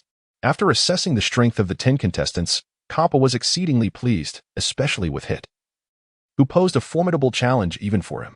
Under King Vegeta's guidance, he prepared a hidden trump card, the Patera earrings. If Caulifla and Kale were to fuse, even Hit would have to retreat momentarily. After bidding farewell to Beerus, King Vegeta's quest to find a partner concluded successfully, yielding substantial rewards. Upon returning to his palace, he finally had the chance to review the results. Congratulations, host. You have birthed a divine offspring. Due to the exceptionally high quality of the divine lineage, the reward is a critical hit. You have gained an additional 500,000 years of lifespan and unlocked the talent awakening feature, currently with 1 talent slot available. Such a modest reward. 500,000 years directly. Beerus truly is my lucky star. Although there was no divine reproduction card among the offspring rewards, I have unlocked the talent awakening slot for myself. It is imperative to assign a top-tier talent. Now, King Vegeta had ample resources at his disposal. A few 100,000 years of lifespan in hand. With several days to spare, he intended to make the most of it. Let us awaken Goku's talent first. After all, he only has 1 talent so far. The system activated the divine level talent awakening card for Goku, utilizing a 3-choice supplementary card. Over the years, King Vegeta had accumulated various treasures, and now is the perfect opportunity to employ them. Selection successful. Please choose 1 talent from the following 3 to awaken for this offspring. 1. Thousand Hands of the Forest, Attribute, Control, Enhancement 2. Midlaner Godfather. Attribute. Summoning. Mischief 3. Prince of Love Songs. Attribute. Support. Amplification. Well, that is not even a choice. There appears to be 3 options, but in reality, there is only one viable choice. What on earth is the second option, Midlaner Godfather? Is it referencing Faker? That doesn't seem right. He isn't slouch. And the Prince of Love Songs? Are we expecting Goku to serenade his opponents during battles? Clearly, the first option is the only legitimate selection. Plus, it incorporates control effects. To be honest, this aligns well with Goku, considering that he lacks in that area. System, I choose option 1. Thousand Hands of the Forest. As anticipated, it should be that man. Sun Wukong's talent awakening is successful. Talent level, Divine. Thousand Hands of the Forest, Divine. Effect 1. Immortal Body, greatly enhances physical vitality, recovery ability, lifespan, and energy storage. Divine level talent exclusive enhancement. Default power increases by 1 dimension, ignoring any damage from equal or lesser strength. Effect 2. Spirit Communication Technique, 5-fold Rashomon. Can summon 5 enormous ghostly iron doors for defense. Divine level talent exclusive enhancement. Rashomon upgraded to 9-fold. Defense significantly increased. Effect 3. Bloodline limit. Would release. Divine energy imbued with a unique wood attribute. Skills unlocked. Tree World Descent. Wood Dragon Technique. Divine level talent exclusive enhancement. Wood attribute upgraded to Divine Wood. Mortals cannot withstand it. It also has a slight effect on deities. Unlocking skills. Flower Tree World Descent. Wooden Man Technique. Effect 4. Sage Mode. Absorbs natural energy to significantly enhance all abilities. Skills unlocked. Divine Gate. True Thousand Hands. Divine level talent exclusive enhancement. Sage Mode transformed into Divine Mode. Strength increases by 2 dimensions. Unlocks ultimate hidden skill. Top transformation into Buddha. If the Sage Eye is gathered, hidden effects will be unlocked. 6 pads of Thousand Hands.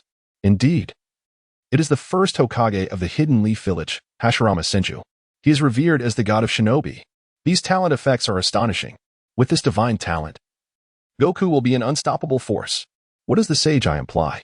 Will he gain a talent for the Rinnegan? Transforming into 6 pads Goku? That's a matter for another day. Now it's time for my own talent awakening. The system activated the Divine Level Talent Awakening card for himself and attached a 5-choice supplementary card. Given the cost of such a supplementary card, King Vegeta had refrained from using it on Goku earlier. I'll just take a quick shower and burn some incense. I still have time, right? Activation successful. Please choose 1 talent from the following 5 to awaken. 1. Ninja World Golden Flash. Attribute. Speed. Name 2. First Hokage S Empress. Attribute. Invincibility. God of Death 3. Great Eagle of Yuan. Attribute. Basketball. Movement 4. Chao Thief. Attribute. Capable Minister in Peace. Tyrant in Chaos 5. King of the Land. Attribute. Weakness. Cannot fly. What am I supposed to choose? At first glance, they're all a bit unclear. Firstly, option 1 is undoubtedly referring to the 4th Hokage, Minato Namikaze. I wonder how this talent will transform under the Divine Level Enhancement. It's worth a try. The second option is peculiar. Should not the 1st Hokage's Empress be Uzumaki Kushina? Why is her attribute leaning towards invincibility and the God of Death? Could it be? In the heart of King Vegeta, a vague suspicion began to take shape. Indeed, the one awakened by this talent must undoubtedly be the legendary ninja, Uchiha Bido. This is quite formidable. It certainly warrants consideration. Option 3 appears to be the protagonist from the fiery realm of basketball. Thus, this must surely be eliminated. Vegeta is certainly not one to squander his resources frivolously. Spending $1 million on such trivialities? The 4th option concerning Chao Zai is self-evident. King Vegeta is not that sort of individual. He would swiftly pass on that. The 5th option is rather enigmatic. The King of the Land. The very name strikes a note of intimidation. However, if it cannot fly, then the answer becomes abundantly clear. It must be Groudon. Let us eliminate that option without hesitation. Thus, the only choices left for King Vegeta are either the Golden Shining or Uchiha Madara. Hence, my final choice shall be Chapter 128. Do you wish to dance as well? I shall take a gamble. I choose option 2. The 1st Empress. Host S innate talent has successfully awakened. Level, Divine Level. As the System S notification resonated, a dazzling silver-white light erupted instantaneously.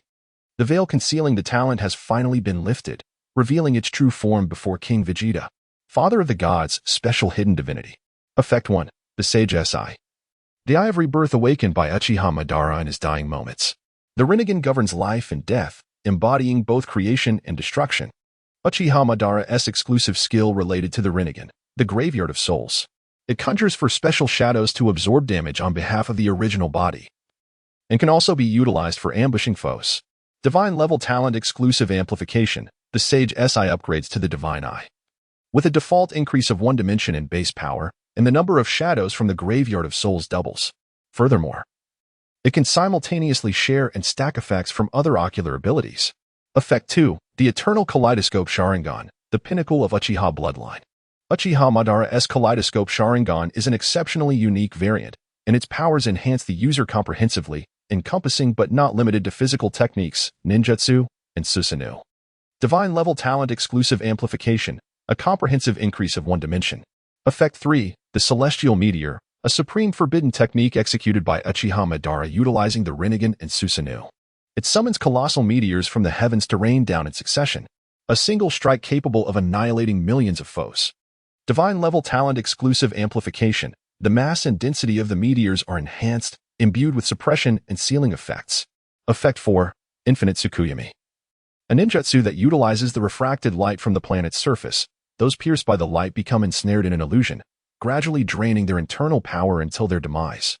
Divine Level Talent Exclusive Amplification. The radiance of Infinite Tsukuyomi can penetrate divine beings. The range is reduced by 2 dimensions of the hostess power. Effect 5. Father of the Gods, upgradable. For every divine offspring acquired, all attributes enhanced by 1. Divine Level Talent Exclusive Amplification. Attributes multiplied by 10, resulting in a 10 increase. Effect 6. Fire Release. Effect 7. Bloodline Limit. Would release. Effect 8. Sage Mode. Uchiha Madara possesses an abundance of skills, no need to elaborate further. If the Sage Body is gathered, a hidden effect may be triggered. 6 Paths Madara.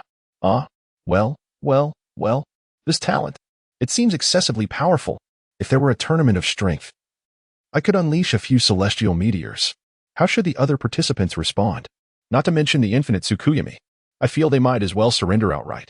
Moreover, this talent surpasses Goku's 1,000 Hands of the Forest by a considerable margin. Merely the effects alone exceed Goku's by 3. Just the first 2 effects of the Father of the Gods grant me an increase of 2 dimensions in power. How utterly extravagant! Is this what a special hidden divine talent entails? It feels as if no arduous training is required. This sensation is simply exhilarating. Detection indicates a bond effect between the host's talent and that of progeny Goku. Should the effect of Father of the Gods be granted to progeny Goku? If granted, the host's effect of Father of the Gods will be forfeited. Upon hearing the System S prompt, King Vegeta finally comprehended. It turns out the system has such capabilities. He possesses the Sage SI, while Goku has the Sage Body. Wait a moment. Vegeta suddenly recalled the talent replication voucher he had recently acquired. What if he first bestowed this talent's effect upon Goku, allowing him to trigger the hidden effects? Afterwards, he could then utilize the talent replication voucher to duplicate both Goku's Divine Eye and Divine Body. Wouldn't that be remarkable? Vegeta promptly sought confirmation from the system regarding the potentialities involved. Data analysis indicated that the operation was feasible. Splendid. Bestow it upon me, directly. Offspring Goku has attained the Eye of the Sage. The hidden effect of the Forest of 1,000 Hands has been triggered. Additionally, the 6 Paths of 1,000 Hands mode has been unlocked. The talent replication voucher has been successfully utilized, and the hidden effect of the Father of Gods has been activated. Furthermore, the 6 Paths of Obito mode has emerged. It is accomplished. The power enhancement from these 2 new modes has surged to 3 dimensions. This equates to Goku's Forest of 1,000 Hands, which, at full capacity, has exponentially elevated his strength by nearly 4 dimensions. Meanwhile, Vegeta's Father of Gods is even more exaggerated, amplifying his power to a staggering 5 dimensions. Moreover, the Father of Gods possesses room for growth. As he continues to sire divine offspring, Vegeta's strength can steadily escalate. The Uchiha's 4 legendary figures have already gathered one. It remains uncertain when the other 3 will be assembled. There is still ample time remaining in his lifespan. Yet Vegeta intends to wait.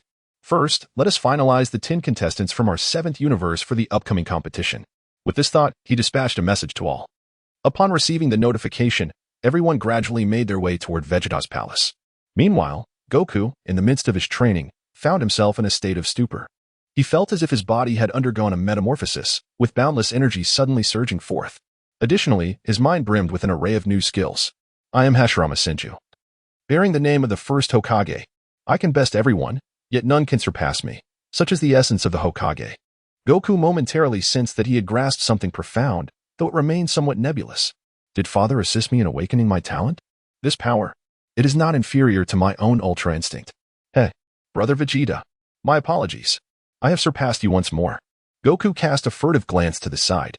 Vegeta was in the process of removing his weighted training attire. It seemed he had sensed Goku's gaze upon him. What are you grinning about, Kakarot? Our father has urged us to hasten. It is likely time to determine the candidates for the Tournament of Power. I shall go ahead. If you arrive late and miss your chance, do not blame me. Vegeta uttered those words and instantly teleported away. Goku let out a long sigh of relief. He chuckled softly, fortunate that he had concealed his power just moments prior. Goku's pupil shifted, revealing ripples of silvery light within his eyes. Rinnegan. What a marvelous sight this world has to offer. Suddenly, a tender green branch spiraled around Goku's arm. He grinned. Hee. Brother Vegeta. It seems I am indeed the favored child of our father. The space shimmered with ripples, and in an instant, Goku vanished from sight. Chapter 129, Swimsuit Frieza. In no time, a considerable number of individuals had gathered within the Grand Hall. By the time Goku arrived, he was nearly the last to do so. After all, everyone possessed the ability to teleport, making it a matter of mere seconds unless something delayed them. Goku cautiously massed his energy. He wished to avoid arousing the suspicion of his brothers regarding his sudden surge in strength. He surveyed his surroundings. What is happening? Has Broly's appearance changed slightly? And his base power level seems to exceed mine by a fraction. How could this be? He had just awakened a new talent with their father's assistance. Could it be that Broly is too? However, Goku quickly set aside his concerns. Upon closer observation, none of his brothers surpassed him. He mused to himself, it appears that father must also have awakened a talent in Broly. How intriguing. As King Vegeta observed that most had arrived, he proclaimed, I trust everyone is aware of the purpose of our gathering. The Tournament of Power, hosted by the Omni King, is about to commence. The victorious universe will not only be granted a wish with the Super Dragon Balls, but will also receive guidance from the Grand Minister. What is this Grand Minister? Whispers filled the air as the crowd speculated. Father, is the Grand Minister even stronger than you? Your guidance should suffice. Father, what will happen if we lose the competition? A barrage of inquiries left King Vegeta momentarily speechless. He possessed confidence in his ability to contend with the Grand Minister. Yet he remained uncertain whether the rules wielded by the Grand Minister could affect him. The Grand Minister's strength seemed unfathomable to him, and receiving his counsel would undoubtedly be advantageous. As for the punishment for losing, it appeared that the destruction of the universe would result in the gods of destruction and the Supreme Kai having to work under the watchful eye of the Omni King for 2 millennia. This consequence stemmed from Goku's efforts. Otherwise, the original punishment would have been the annihilation of the defeated universe. Very well, I have determined several candidates for the battle. Please listen closely. First, our number 1 champion, the legendary Super Saiyan, Broly. As King Vegeta's words resonated, all eyes turned to Broly, who felt a twinge of discomfort. A formidable aura briefly enveloped him, granting a sense of recognition among the onlookers. No doubt about it, Broly is our top contender. How has he trained to achieve such power? Where are his 7 brothers? Have they forfeited? All right. If there are no objections regarding Broly, our second contender will be Goku. King Vegeta spoke casually, yet his words sent ripples through the crowd. Instantly, the audience erupted into chaos. Father, I refuse to accept this. Father, I too am unwilling. The second seed must undoubtedly belong to me, Prince Vegeta of the Saiyans. How could it possibly be Kakarot's turn? Reg, with arms crossed, remarked, even I, the Grand Prince of the Saiyans, have remained silent, yet you feel the need to interject. Upon hearing this, Vegeta was rendered speechless, confronting the pain that had haunted him throughout his life.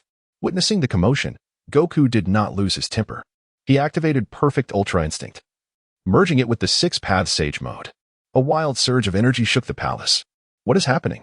Kakarot. You. Goku's aura flickered momentarily, and in that brief instant, Vegeta was drenched in cold sweat. Kakarot, you scoundrel. With the audience subdued, King Vegeta continued his proclamation. Therefore, the third seed shall be assigned to you, Vegeta. Upon hearing his father's words, Vegeta immediately lifted his head high, surveying the room with pride, as if to flaunt his status. Can even the third seed bring you such joy? Indeed. Vegeta has also come to understand. The necessary procedures must be followed. The essence of perfect self-mastery emanates. A profound silence envelopes the crowd as they engage in introspection. Very well, let us hasten the pace. Seed number 4, Reg. Seed number 5, Belial. upon hearing their names. The two individuals instantly manifested their most formidable forms. Reg Super Scion 5 silver hair flickered momentarily as bolts of lightning gradually dissipated into the void behind him. Meanwhile, Belial activated his black gold form. After years of dedication, he has flawlessly integrated the power of black gold into his very being. Indeed. Next, seed number 6 shall be assumed by you, Ub. Excellent. Upon hearing his father's words, Ub joyfully leapt into the air. The crowd was somewhat puzzled, as this younger brother was rarely seen. Only Goku and Vegeta had brief encounters with Ub. Ub, of course, understood this process. The lineage of the Majin is not to be underestimated. The combined essence of the six-tailed celestial fox and the aura of the Majin bore down upon the crowd with an overwhelming force. Sensing this aura, everyone couldn't help but feel a sense of camaraderie towards this brother Ub. No wonder he stood out among his siblings. However, with this, only 4 spots remain. The other offspring who have yet to be called grew increasingly anxious. Boss, how could you embark on such an exhilarating adventure without me? Suddenly, a mysterious figure entered the grand hall. 17. What brings you here? I too wish to partake in this tournament of power. Before King Vegeta could utter a word, the other unselected offspring immediately grew displeased. With limited slots available, this young one dared to compete with us. Just moments ago, number 17 sensed an unusual commotion from the leader's direction. The pulsating energy felt akin to a lively dance party. Curiosity led him closer to eavesdrop, and he seemed to grasp the unfolding process. Humph. Do not underestimate my strength, Super 17. The vivid green arcs of electricity flashed, causing discomfort to the onlookers. Very well. It appears I cannot contend. The other offspring, overwhelmed by number 17's aura, swiftly conceded. Over the years, advancements in android technology have flourished, leading to a steady enhancement of Super 17's power. Although his dimensional prowess may not be formidable, he possesses an inexhaustible energy source. All right then, number 17. I relinquish the position of seed number 7 to you. Strangely enough, this number suits you quite well. As for seed number 8, before King Vegeta could finish his words, another figure entered the grand hall. Her cold, ethereal voice resonated through the chamber, declaring, I shall take the position of seed number 8. The mere sight of this individual caused King Vegeta to bleed from his nose in shock. Frieza? What brings you here? And why are you wearing Bulma's attire? Chapter 130, Where shall I hide my humiliation? Before him stood none other than the former tyrant of the universe, Frieza. Yet, her appearance had undergone a remarkable transformation. I can't be mistaken. Frieza, it truly is you. Well, who else could it be? She replied with a smirk. This body suits me far better. It was worth the effort to enlist the Namekian dragon for a transformation. Frieza silently chuckled at King Vegeta's astonished expression. This old lecher must be captivated by my new form. Upon hearing Frieza's words, King Vegeta quickly regained his composure. The origin of this situation traced back to his own actions. Years ago, when Frieza bore offspring, the memories he implanted within her conferred upon her the recollections of a female scion. As the years passed and these memories deepened, it was only natural for her to grow dissatisfied with her original form. Thus, she sought the dragon's assistance for a transformation. Frieza, it's not that I wish to deny you, but I understand the procedure, King Vegeta. Frieza interjected rudely before he could finish. Dark purple energy enveloped her, radiating an astonishing aura that caused the very air around them to solidify. Isn't that the black gold form of Belial? King Vegeta pondered in disbelief. Frieza has mastered it as well? How could this be? It was known that Belial achieved this form through innate talent, yet Frieza had no such justification. Indeed, under normal circumstances, it would be impossible for Frieza to comprehend this form. However, Belial had shared his experiences with her during his own mastery of the black gold transformation. By a stroke of fortune, Frieza stumbled upon a secret realm of time and space, where she dedicated a decade to her training. In a moment of enlightenment, she attained the black gold form. Such power was undeniably compelling. Very well, then. I entrust you with the position of seed number 8, Frieza. As for the remaining 2 positions, I have my own plans. If there is nothing else, everyone may disperse.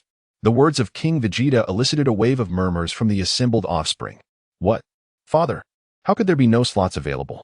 I too wish to partake in the tournament of power. Curiosity surged among the crowd regarding the remaining 2 slots. Do you think Father will personally compete? Surely not. I believe he will. How could that be possible? If Father were to enter the fray, what chance would the other universes have? While that may hold some truth, I wouldn't miss such a splendid opportunity if I were him. The discussion raged on. each side passionately voicing their opinions, completely disregarding King Vegeta's indifference to their chatter, for he was presently in the realm of the destroyers. Having designated his ninth candidate, Little Baby, indeed, among his progeny, there existed several formidable contenders. Moreover, the formidable Super Saiyan Golden Frieza could also be summoned. However, King Vegeta deemed it unnecessary. None could rival the spectacle that Little Baby would provide. How might the gods react upon witnessing him? Lord Beerus, I have gathered all the competitors for you. As soon as King Vegeta landed, he beheld Beerus and Baby leisurely basking in the sun. Something felt amiss, given Baby's temperament. It was astonishing that he had not wreaked havoc. Could it be that my previous methods of upbringing were flawed? As King Vegeta contemplated, Beerus also took note of the arrival. Oh, do enlighten me. At this moment, Beerus felt no psychological burden, for the strength of Goku and his companions was undeniably evident. King Vegeta has just reported the 8 chosen warriors to Beerus. Ah, what an extravagant lineup. Beerus reclined comfortably in his chair and turned over with ease. With Broly at the helm, alongside the dual Ultra Instinct Goku and Vegeta. TSK. How could they possibly lose? By the way, who will be the remaining 2 selections? King Vegeta paused momentarily before responding. Lord Beerus, I intend to send Little Baby to compete as the 9th contestant. What? Upon hearing this, Beerus was taken aback and tumbled off his recliner. What sort of jest is this? You wish for my son to enter the fray? A wave of apprehension washed over Beerus as he recalled some unsettling thoughts. At present, only Kappa among the gods was privy to this information. However, should Baby be allowed to participate, he would undoubtedly become the target of mockery from that insufferable old rodent. Moreover, considering Baby's current capabilities. Haha. Lord Beerus, I am well aware of your concerns. I have made ample preparations. With a grand gesture, King Vegeta unleashed a sphere of pure energy that surged into the slumbering Baby. Under the influence of this energy, his form rapidly matured, and in a mere moment, he transitioned into adulthood. Stirred by the commotion around him, Baby awoke, exclaiming, Father, Mother, what has transpired? Huh? My voice? And my body? King Vegeta stepped forward and gently caressed Baby's head. To be honest, the breed of hairless cats lacks the joy of petting a cat. Nevertheless, this energy was bestowed upon me by the dragon. It will swiftly aid you in navigating your formative years. Good father. Of course. This remark was deliberately made for Beerus's benefit, shifting any irrationality onto the dragon. Upon noticing his son had awakened, Beerus refrained from displaying any overt reaction. He exchanged a glance with King Vegeta, signaling him not to divulge the events of the Tournament of Power to Baby. However, King Vegeta was not one to indulge. Little Baby, do you understand why I wish for you to mature swiftly? Why, father? It is because your body harbors immense energy. You inherit the bloodline of the most formidable god of destruction, Lord Beerus. Upon hearing King Vegeta's words, Beerus's eyelids twitched uncontrollably, sensing that something ominous was about to unfold. Vegeta's flattery undoubtedly brought him joy, but soon thereafter. As expected, Beerus had anticipated this. Upon hearing his father's words, Baby gazed eagerly at Beerus. Mother, please teach me. I wish to grow stronger. Witnessing this, Beerus found himself at a loss, ultimately acquiescing with a fond smile. Lord Beerus, I entrust Little Baby to you.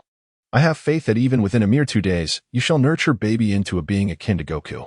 This tactic is known in psychology as flattery killing. In truth, if one were to train earnestly, 2 days could prove ample time. A brief sojourn in the special hyperbolic time chamber would suffice.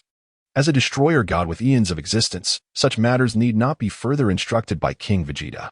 By the way, Lord Beerus, what of the final contestant? Do enlighten me. He had nearly forgotten. At present, Beerus's mind was solely preoccupied with how to cultivate Baby within the limited span of 2 days. The last contestant from Universe 7 would be none other than I, King Vegeta. Nanny? Chapter 131, The 4 Exclusive Ascensions. Little Baby, are you also competing? Beerus recalled the scene of the tournament. He could not help but feel a chill of apprehension for the other contestants from different universes. It was akin to a battle of elementary school students suddenly being interrupted by a professional fighter. How could one possibly compete under such circumstances? Attracted by the commotion, Whis soon arrived. Oh, King Vegeta, you are actually stepping onto the battlefield yourself? Whis expressed surprise. To be honest, even with his current prowess, he could not fathom King Vegeta's true strength. It is worth noting that Whis is among the most exceptional of the angels, having reached the pinnacle of the 15th dimension. The 16th dimension is but a mere step away. Indeed, Mr. Whis, I too wish to contribute to our Universe 7. King Vegeta spoke one thing, yet his heart harbored an entirely different thought. He merely sought to gauge the prowess of the Grand Priest. After all, with various enhancements to his abilities, King Vegeta's ultimate combat power had nearly reached the 18th dimension. However, the extent of the Grand Priest's strength remained uncertain. This was precisely why King Vegeta felt compelled to take matters into his own hands. As Beerus observed Whis' grave expression, a hint of speculation arose within him. Could it be that even Whis? Never mind. I shall contemplate Baby's training regimen instead. With that matter resolved, King Vegeta hastened back to the palace. At last, I can indulge in a well-deserved respite. 2 days. What shall I do? Perhaps I should closely examine Frieza's physical condition. Just think. Having concealed it from him for so long, what if something were to go awry? I must thoroughly check Frieza's health. You know, it's true. This enhanced body feels remarkably better. It is considerably more refined than before. Ahem. Vegeta spent an entire day immersed in it. By the way, let's elevate the exclusive extraordinary talents of a few children. I wonder if the effects of those I replicated will undergo any changes. With a swift gesture, King Vegeta instantaneously expended 360 million years of lifespan, channeling radiant streams of light into the bodies of several individuals. For the current Vegeta, such a sacrifice was inconsequential. The host consumed 900,000 years of lifespan to enhance the exclusive talent of his offspring, Broly. The upgrade was successful, elevating Broly's exclusive talent, vast omniscience, to divine level. It is noteworthy that only exclusive talents possess the qualification for such advancement. Following this enhancement, Broly experienced a significant leap in power, with various effects of his talent exhibiting varying degrees of augmentation. Alongside the addition of a new effect, one force breaks 10,000 loss. This bestowed upon Broly's attacks the momentum of the breaking army, increasing damage by 2 dimensions.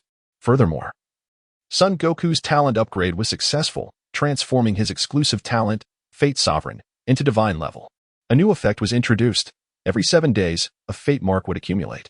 Whenever entering combat, comprehension, or selection states, one may expend fate marks, which will guide one towards the correct path. Using 5 marks during battle allows for a quicker identification of an enemy's flaws. Consuming 100 marks during comprehension enhances the quality of learned skills while reducing form consumption. And expending 10 marks during selection helps avert danger. Vegeta's talent has successfully ascended, with his exclusive talent, the Heart of Pride, evolving into the Divine tier. The effect has been altered, with an additional fated binding position introduced, and this new binding position abolishes prior restrictions. The scope of Saiyan Glory has expanded to encompass the entire universe, and its potency has surged tenfold. He directly acquires 100 points in the realm, 10 points in limits, 20 points in breakthroughs, and over 1,000 points in destruction, all of which can be wielded and utilized at will. Meanwhile, Reg's talent has also ascended, with his exclusive talent, Super Saiyan 5th stage, evolving into the Divine tier, unlocking a brand new Super Saiyan 6th stage form. After a series of operations, King Vegeta was left utterly astonished. Broly's enhancements remain rather unadorned, however, when all aspects are considered. The peak combat power of God Broly has now surpassed that of Whis, the angel. Goku, on the other hand, continues to embody the effects of his destiny as the Chosen One, akin to receiving various fortuitous buffs. Vegeta's elevation, however, is somewhat extravagant. This appears to be the most cost-effective Divine tier talent enhancement. Firstly, the increase in fated binding positions is something King Vegeta could anticipate. Yet he did not foresee that this new binding position would entirely eliminate binding restrictions. It would be unreasonable not to bind the Omni King under such circumstances. Vegeta's fate is now intertwined with that of the Omni King. The bond of destiny has been successfully established. Splendid. How extraordinary. The scope of the Saiyans' glorious talent has expanded to encompass the entire universe. It is important to note that this does not merely include the universe of the Omni King, but also extends to his own universe. Now, the prospect of populating the entire universe has truly become a reality, and there is more to come. Vegeta has directly attained an opportunity for a transformation upgrade. This is rather extraordinary. What an implication. It is akin to Vegeta forcibly acquiring an additional trump card. Just as King Vegeta executed his maneuver, the talent he replicated underwent an enhancement. He also recognized this change. Goodness. Vegeta. In that case, I too shall choose to bind with the Omni King. As the judgment unfolds, the fateful binding has been successfully established, and the system's notification resonates. King Vegeta, however, felt no particular change. How strange. No change whatsoever. Could it be that the Grand Zeno has yet to unleash his power? One hopes to witness his prowess during the Tournament of Power. Nevertheless, while the Scion glory has indeed ascended, the number of Scions in Universe 6 remains quite limited, thus failing to provide King Vegeta with a substantial enhancement in combat strength. Zadis, your task is indeed formidable. As for Reg, he has astonishingly awakened to Super Saiyan level 6. To be frank, the might of Super Saiyan level 5 was already remarkable. And now, Super Saiyan level 6? What has transpired? It seems my talent has evolved. Wait, was my talent just awakened? A new physical limit? The four offspring each since their own transformations. Goku was truly taken aback. His father had been exceedingly generous. Just a few days prior, he had granted him the awakening of divine-level talent, and now this. Meanwhile, the joy on Vegeta's face was unmistakable. Splendid. Now, I wonder how Kakarot shall surpass me. And it was not solely Vegeta who harbored such thoughts. Vegeta. This title of Crown Prince shall forever elude you. Chapter 132. Great prosperity. 2 days swiftly passed. The group arrived at the stage for the Tournament of Power through the teleportation array activated by the Grand Minister.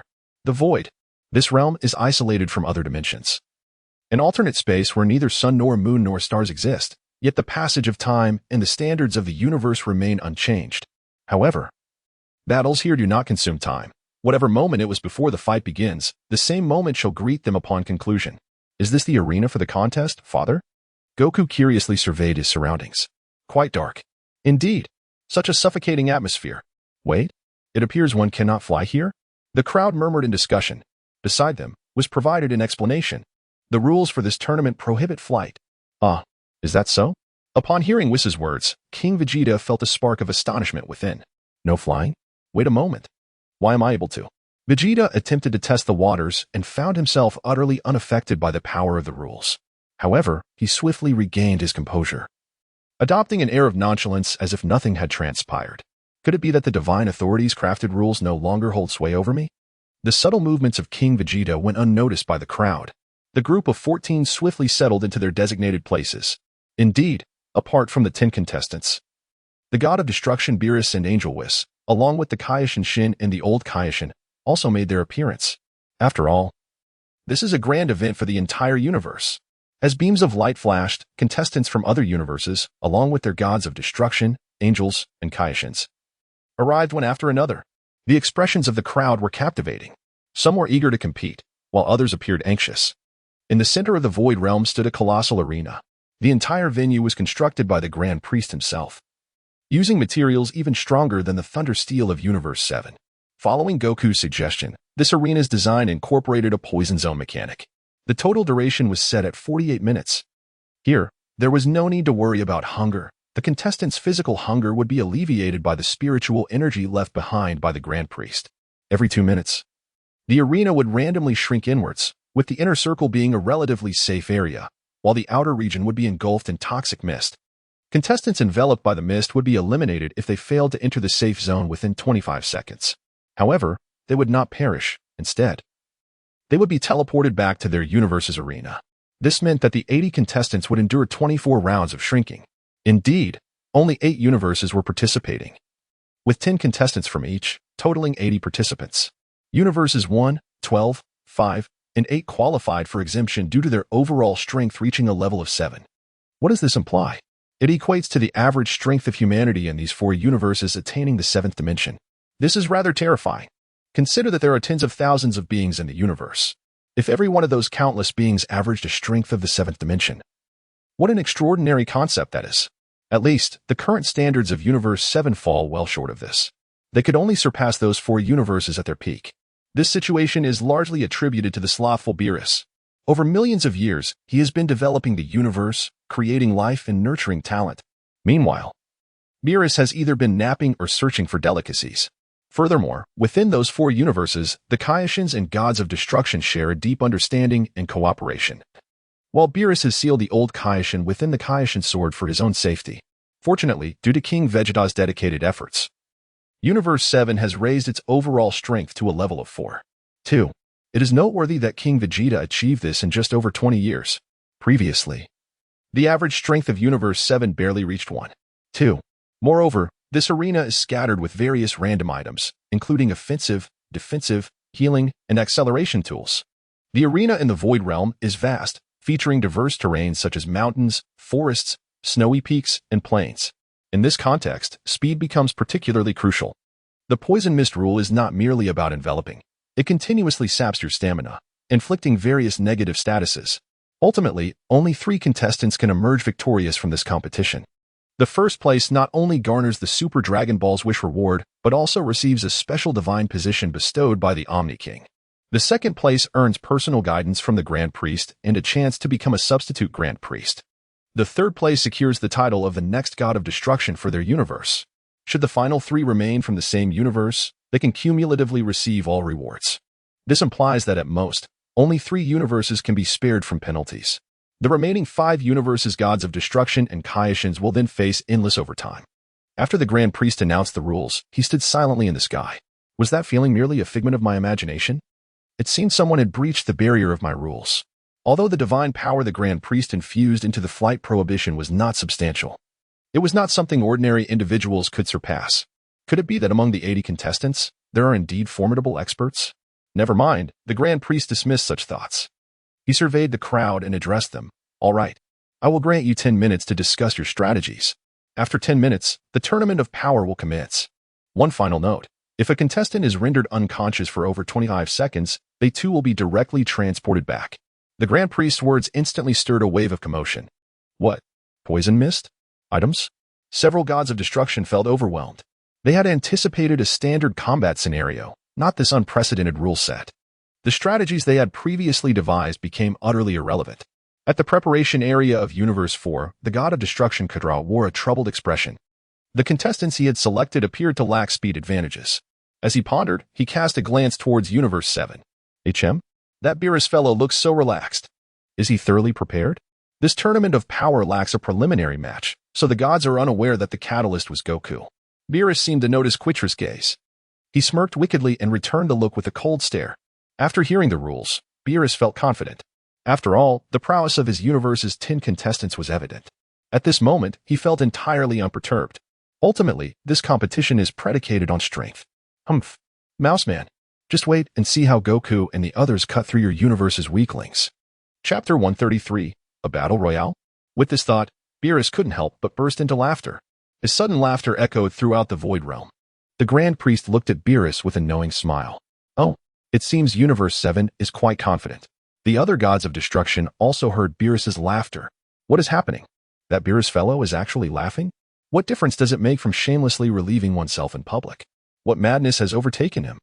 Is he coveting the position of the Grand Priest? The gods were deep in thought. Among the Gods of Destruction, only the God of Destruction from Universe 11, Vermaud, maintained a calm demeanor. Indeed, that clumsy God of Destruction. Humph. Beerus remains as insufferable as ever, reflecting on the prideful team he had painstakingly cultivated. Vermaud felt a slight sense of relief, knowing that the competition had not yet officially begun and that neither of the Omni Kings had descended.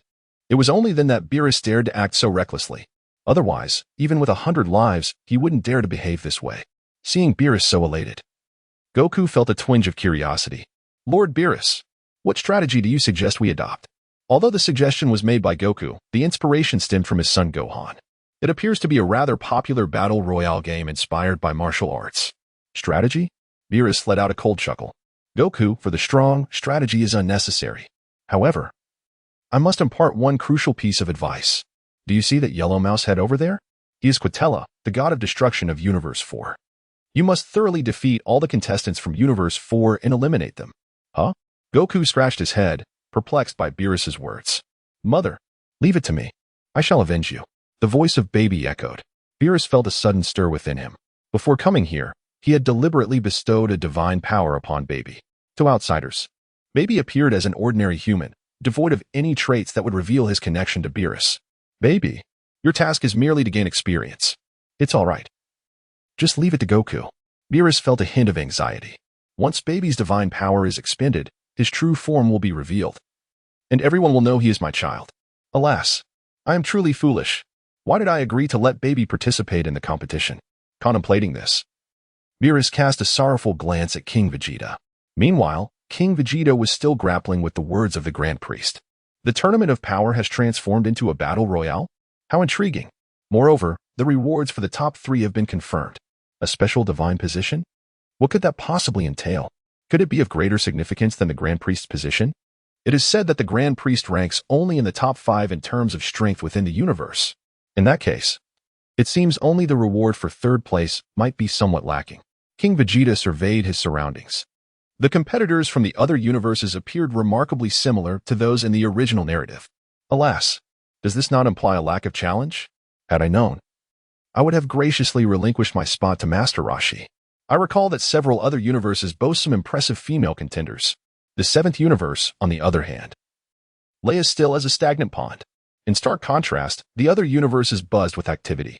Several destroyers had conjured soundproof barriers with their divine powers. Everyone was deliberating strategies for the impending battles. Time ticked away relentlessly. Jiren, Toppo, the Pride Troopers, the fate of our universe rests upon your shoulders. After a brief discussion, the team led by the swiftest among us, Dispo, established a preliminary strategy. Dispo would scout ahead to gather resources, while Jiren would focus on overwhelming force. Toppo would lead the remaining members in a collective approach. Meanwhile, under King Vegeta's guidance, the warriors from Universe 6 had significantly improved their capabilities. Their strategy entailed using Barda and Magetta as shields to draw enemy fire while the others seized the opportunity to gather resources. In mere minutes, the competitors from various universes had finalized their tactics. At that moment, a resplendent rainbow-hued light descended upon the void. The Omni King, the Grand Minister, has arrived. Wait, how could this be? What has transpired? Grand King, there are 2 of you? Aside from Beerus and a few others. The rest were utterly oblivious to this development. Nonetheless, it was certainly prudent to offer their respects first. Vegeta cast a fleeting glance, his eyes narrowing slightly. He noticed an unusual detail, a faint thread of black silk interwoven within the divine robe of the Grand Zeno. How peculiar. Since the incident with Black Goku, there have been no sign of that foe's simulator taking action. Yet, the current demeanor of the Grand Zeno appeared somewhat strange. The Grand Priest, with his hands clasped behind his back, bowed his head slightly upon the arrival of the 2 Grand Zeniths. My lords, the time has come. Let us commence. Both Grand Zeniths have long awaited this day and are naturally quite exhilarated. Indeed, let us begin.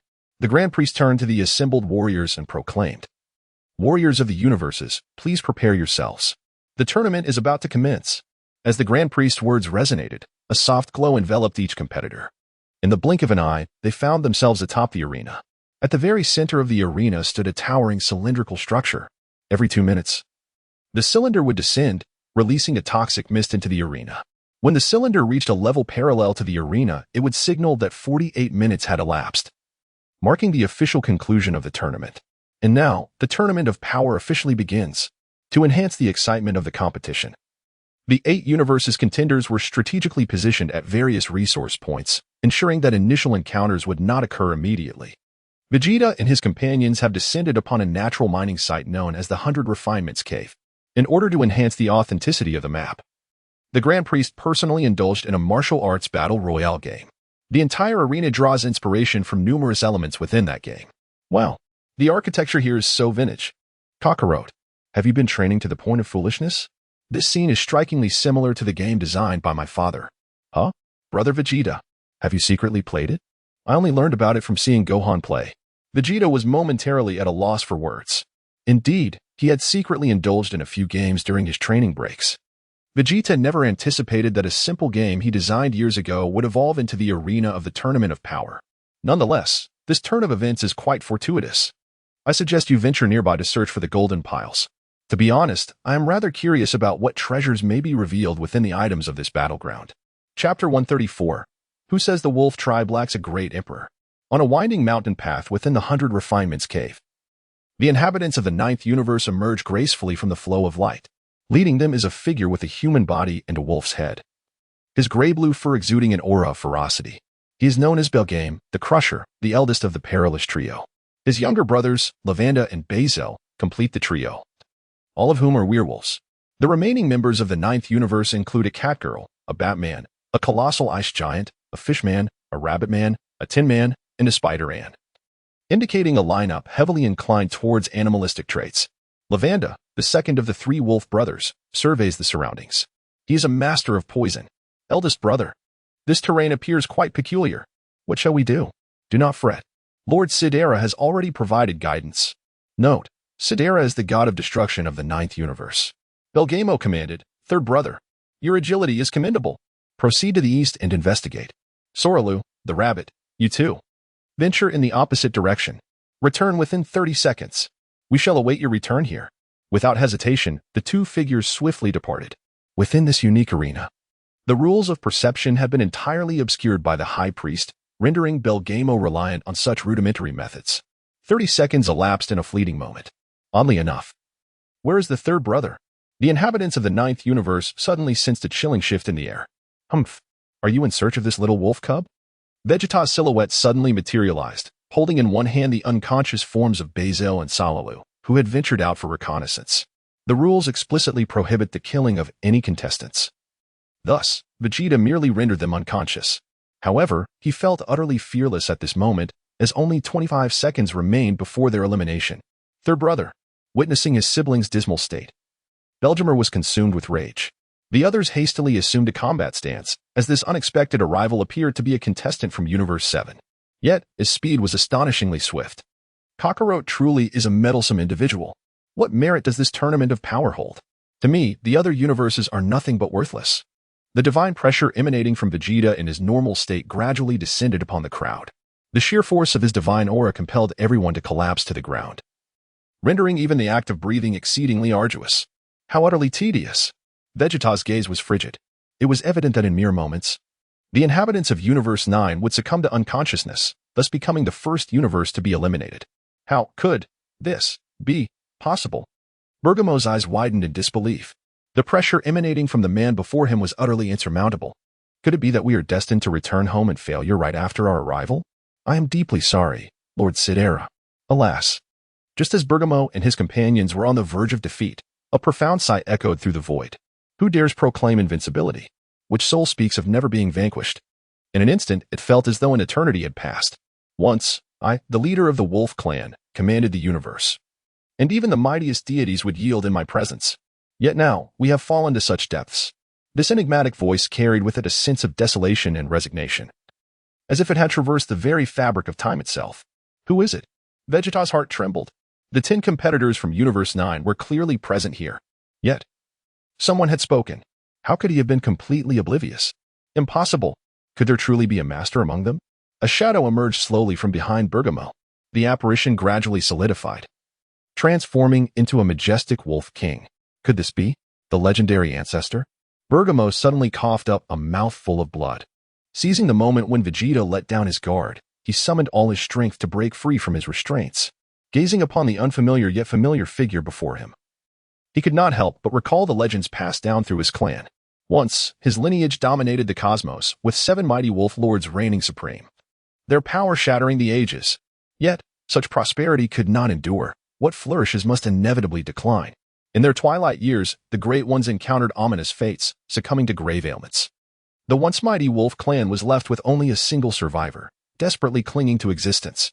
Without the Emperor's support, the clan's territory hung by a thread. What was worse? The end of that lone survivor loomed near. In a bid to save his cursed kin, that powerful being ignited his own lifeblood and ventured into the river of time and space. Thus, the curse upon the wolf clan was shattered. Yet, from that moment forth, the clan could never reclaim its former glory.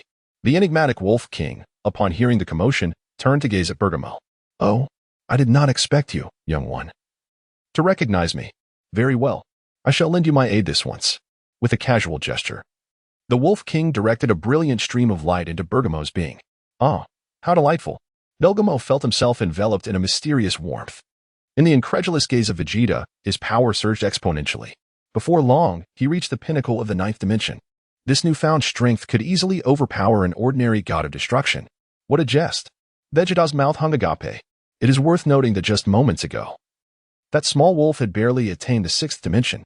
Yet this enigmatic Wolf King, with a mere gesture, propelled him to unprecedented heights. The Wolf King then turned his gaze towards Vegeta. Hiss. To reach such an exalted state in just 2 or 3 decades. Had he been born into my wolf clan, he could very well have been a great emperor. Young one, your defeat at the hands of this human is not unjust. Vegeta regained his composure, confronted by the enigmatic figure before him. Who are you? Cease this charade at once. The Wolf King slowly advanced towards Belgamer. Who am I? I am Belgamer. Haha. Once, I was ensnared in the cycle of my kin. Now, in this reincarnation, I find myself imprisoned. As the guardian of the path, I awaken at this very moment. The Wolf King's grandiloquent speech irritated Vegeta. I care not for your guardianship. Come and face me. Vegeta, enveloped in a deep azure aura, launched a powerful strike towards the Wolf King. Do you presume that the Wolf clan is devoid of defenders? He proclaimed. Though my current strength is but a shadow of its former self, vanquishing a mere junior like you is still well within my capabilities. The Wolf King countered with a sweeping palm, and the two forces collided, causing the very fabric of space to tremble violently. How intriguing. You, a mere youth, have managed to withstand my blow. The Wolf King remarked, a hint of admiration in his voice. If circumstances permitted, I would relish the opportunity to engage you in earnest combat. However, my time is fleeting. I shall leave you to entertain yourself with that child for the remainder of my time. As the Wolf King's words faded, the tumultuous energy in the space suddenly stilled, and his figure vanished without a trace. Yet, at that moment, Belchmore's eyes shimmered with a hint of crimson, for before the Wolf King disappeared, he had transferred all of his remaining energy to him. In that instant, he also grasped the true name of his ancestor, Grey. 2. Wolf. Bergamo's expression was grave. Before the departure of the Elder, he had been informed of the formidable strength of the opposing individual. Even in his current state, victory seemed a daunting prospect. Yet, he refused to concede defeat. You have humiliated my third brother and insulted my clan. Today, I shall ascend as the new emperor of the Wolf tribe. I shall make you aware that an emperor is not to be disrespected. Chapter 135. 3 emperors from one family. Is this the extent of your power? Vegeta clasped his hands together, contemplating the vastness of the universe, which indeed harbors countless wonders. The recent encounter with the Wolf King had stirred within him a subtle sense of threat. Who would have imagined that such beings existed in other realms? If that formidable Wolf King were to manifest in his true form, it could very well compel him to unleash 70 or 80% of his potential. Yet, this diminutive wolf cub before him, what audacity grants you the title of Wolf Emperor? Allow me to demonstrate who the true sovereign is. As Vegeta's words echoed, ripples of soft lavender energy radiated from his being. The deep blue aura enveloping him gradually transformed into a resplendent shade of purple. The perfect self-ultimate form is now unveiled. Nanny. Bergamo had long anticipated the strength of the man before him, yet he was utterly unprepared for such formidable power. It is essential to note that he had just recently attained the realm of the Wolf Emperor. Under the infusion of the Wolf King's aura, his abilities had officially surged, breaking through to the 9th dimension and entering the early stages of the 10th dimension. Although this formidable strength would dissipate once expended at this moment, it represented a tangible transcendence over the god of destruction. However, standing before this man, he felt profoundly insignificant. Vegeta let out a cold smirk. He had long anticipated Belgamore's reaction. What's the matter, you wolf cub? Have you already begun to tremble with just a mere 20% of my strength? Bergamo fell silent. As the Wolf Emperor, he possessed his own dignity. In this battle, he would neither retreat nor falter. At that very moment, as the two warriors confronted each other, the remaining members of the 9th universe united their strength to rescue the two who had incapacitated Vegeta. In this tournament of power, there exists a rule for aiding fallen comrades. When a competitor is rendered powerless, their teammates may attempt to rescue them for a duration of up to 8 seconds. For every additional rescuer, the time can be reduced by half a second. This implies that the competition is rife with possibilities. With the combined efforts of 7, Bazel and Salila promptly regained consciousness. Third brother, are you all right? Ugh, my head is spinning. Second brother, what is happening now? A contender from the 7th universe injured you and Little Bunny. However, it seems that elder brother has awakened the bloodline power. He is currently engaged in combat with that contender. Elder brother, awakened the bloodline power? Bazel glanced at the two fighters, feeling a sense of bewilderment. When had such power emerged within his clan? What was this bloodline power? As the chosen one of his lineage, how could he be so unaware? The aura of his elder brother, bolstered by the bloodline power, had become immensely formidable. Bazel clenched his fists. On one side lay the glory of the universe. On the other, the radiance of his clan. Anger, resentment, and humiliation surged within his mind. An inexplicable force suddenly welled up within him, and his body began to shimmer with an otherworldly glow. Meanwhile, Salilu, having awakened, gazed vacantly at the gray-blue figure before her. Years ago, her grandfather had arranged a marriage between her and Bergamo. 3 years prior, she had personally sought to annul the engagement, only to receive a letter of divorce. She had deemed him unworthy, yet ultimately she was the one cast aside. How could this be? Yet now, witnessing Bergamo, who had ascended to the realm of the Wolf Emperor, she felt a twinge of regret. The words she once dismissed as a jest, 30 years in the East, 30 years in the West. Do not underestimate the youth and poverty had proven to be prophetic. She had clearly misjudged him. Alas, the essence of the Rabbit clan, which she had cherished for so long, she would now bestow upon the three brothers. Let it serve as a small compensation for past grievances. A diamond-shaped mark upon Salilu's forehead gradually faded, and a stream of light burst forth from her being. The light transformed into three beams, each soaring towards the three brothers of the Wolf clan. Bergamo furrowed his brow slightly. He had no desire to revisit that chapter of his past, nor to wield Salilu's power, but the formidable strength of his adversaries left him with no alternative. In that fleeting moment, the tide of battle shifted inexplicably. Empowered by the essence of the Rabbit clan, the three brothers experienced a tremendous surge in strength, awakening their own bloodline powers. Elder brother Bergamo awakened the moon-eating demon body of the Wolf King's legacy. It was said that this formidable entity had once single-handedly contended against the five great holy bodies of the Sheep clan without yielding. It represented the pinnacle of the Wolf clan's bloodlines. Second brother Lavanda awakened the poison spirit body. A master of toxins, Lavanda's bloodline allowed him to counter poison with poison, continually enhancing his own might. Third brother Bazel awakened the celestial severing body. This physique further amplified his leg techniques. The commotion startled Vegeta, rendering him momentarily dazed. What was happening? The power of these individuals was increasing at an alarming rate. He needed to conclude this battle swiftly, otherwise, he could not foresee what further changes awaited. He had no idea how his father was faring. In reality, Vegeta had already knocked Bergamo down once. Yet in the blink of an eye, he had grown stronger. Under the Imperial realm, all are but ants. Today, the Wolf clan shall forge anew the glory of the Ninth Universe. The three wolves stood united, their gazes resolute. What a nuisance. Vegeta has grown weary of these monotonous words. Come on, show me what you are truly capable of. The great battle is imminent. The malevolent wolf pierces through. My brother channels the energy within him, unleashing a powerful shockwave. The venomous energy technique. My second brother, with hands infused with toxic gas, compresses his energy. The ferocious wolf impact. My third brother's legs are a flurry of strikes. Three formidable assaults converge upon Vegeta in an instant. Bang, bang, bang. A colossal cloud of smoke erupts at the center of the explosion. According to the law of smoke and injury, at this moment, Vegeta should be completely unscathed. Is this all there is? The three emperors of the Wolf tried? It is my turn now. Gallic gun. Vegeta clasped his hands together, channeling his immense power towards the crowd before him. He had indeed noticed the furtive movements of several individuals moments prior, yet he chose to disregard them. Since assistance is permissible, I shall render you all unconscious. How could this be? Our attacks have all failed? Brother, use that technique. Very well. The three wolves exchanged a knowing glance, each positioning themselves in a distinct direction. A sense of peril loomed. It was a triangular formation. The blue, red, and yellow beams surged forth to confront Vegeta's violet light. Boom. A cataclysmic wave of heat surged from the heart of the radiant collision. Under the influence of this overwhelming and perilous aura, everyone succumbed to unconsciousness. In the midst of the battlefield, only one figure remained, Vegeta. The Ninth Universe? Merely that. As time steadily marched on, the 25 seconds elapsed, leading to the instantaneous elimination of all competitors from the Ninth Universe. Citrus slumped in his seat, already foreseeing the arduous overtime that awaited him. Chapter 136. The Fierce Battle in the City of the Celestials, Merely Playthings. Vegeta smirked disdainfully and turned to sprint towards his father's direction. At that very moment, Vegeta triumphed over the warriors of Universe 9.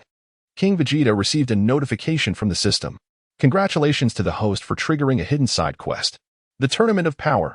Upon detection, the simulation reincarnation system within the Grand Zeno has activated a multi-threaded simulation. As the name suggests, besides the host's Universe 7, competitors from other universes are also encompassed within the simulator's scope. The host must ensure the defeat of all competitors, preventing the simulation system from achieving any ranking in the Tournament of Power. Damn it. I knew something was amiss with this Tournament of Power. In fact, King Vegeta had just led his team to eliminate a competitor from another universe. They surprisingly exhibited varying degrees of enhancement. It is important to note that the current timeline is still quite early. Gohan is merely a toddler. Humph. Over the years, you have secretly developed considerably. Let us seize this opportunity to take them all down at once. King Vegeta gazed into the distance, towards the very center of the Tournament of Power arena, which aligned with the location of the City of the Gods. A tempest of bloodshed was surely impending. At that moment, King Vegeta arrived. As a somber bell tolled in the sky, signaling the passage of 2 minutes. Suddenly, a dense green mist enveloped the surroundings of the 100 Refinements cave, creating an eerie atmosphere. The circle was closing in, and the urgency was palpable. "Understood, Father," came the response. Outside the arena, universes 3, 4, 9, and 10 had already been eliminated, and this was merely 2 minutes into the competition. On the elevated platform, the two kings observed with scowls of discontent. "You are utterly useless," one exclaimed. "Indeed," echoed the other. From their perspective, the contestants from these 4 universes had been mercilessly slaughtered, devoid of any spectacle. The Grand Minister, noticing the expressions of the two kings, hurried forward. "Might I suggest a mode similar to that in games? Allow these 4 universe contestants to resurrect once free of charge." This approach is commonly referred to as revival. The two kings pondered for several moments, stroking their chins before agreeing, "Let it be so." The gods of destruction from the 4 universes breathed a sigh of relief upon hearing this. Their painstakingly selected 10 contestants had been vanquished in an instant, instilling fear in their hearts. The wrath of the kings was a consequence too ominous to contemplate. The gods of destruction quickly urged their remaining contestants. With a wave of the Grand Minister's hand, those recently eliminated astonishingly reappeared on the arena. However, they found themselves positioned at the edges, for only there could they hope to survive. To ensure a flawless alignment with the game, many terrains within the arena mirrored those within the game itself. For instance, crouching in the grass for 2 seconds would render one completely invisible, a tactic known in the game as the Old Six strategy. Time in the City of the Gods passed swiftly. 10 minutes had elapsed. 3 teams had now gathered, the 2nd universe led by Ribrian, the 6th universe led by Hit, and the 11th universe led by Jiren. By the time King Vegeta arrived, a fierce battle had already ensued, leaving each universe with varying degrees of damage. Vegeta, feeling disinterested, mused that the strongest among them, Jiren, had barely reached the 11th dimension. Of course, this was by no means Jiren's ultimate limit. The system had just provided a reminder. However, given his current strength, no matter how much the simulation system enhanced itself, it would not create any significant waves. "Goku, it is left to you. Leave none behind. Eliminate them all." Upon hearing this, Goku trembled with excitement. Just moments ago, his brother Vegeta had shared a brief account of his encounter with the Wolf Emperor's team, igniting Goku's anticipation. Now it was his turn to take action. He chuckled, envisioning himself defeating them in just 2.5 minutes. Ever since Goku's extraordinary talent had ascended to divine levels, his mastery of effortless ease had become perfectly habitual. This meant that he could now exhibit 70 to 80% of his strength in a natural state, without any depletion of energy. A streak of light surged fiercely onto the battlefield, causing both factions to halt immediately. Another contestant from a universe has arrived? This must be from Universe 7. Humph. No matter how many come, they shall all fall before me. King Vegeta allowed his team to exhibit their talents freely, while he concealed his presence and strolled through the City of the Gods. It is worth noting that when he originally conceived this game, he had established a hidden armory in a corner of the City of the Gods. One wonders whether the Grand Priest has indeed brought it to fruition. Ah, there it is.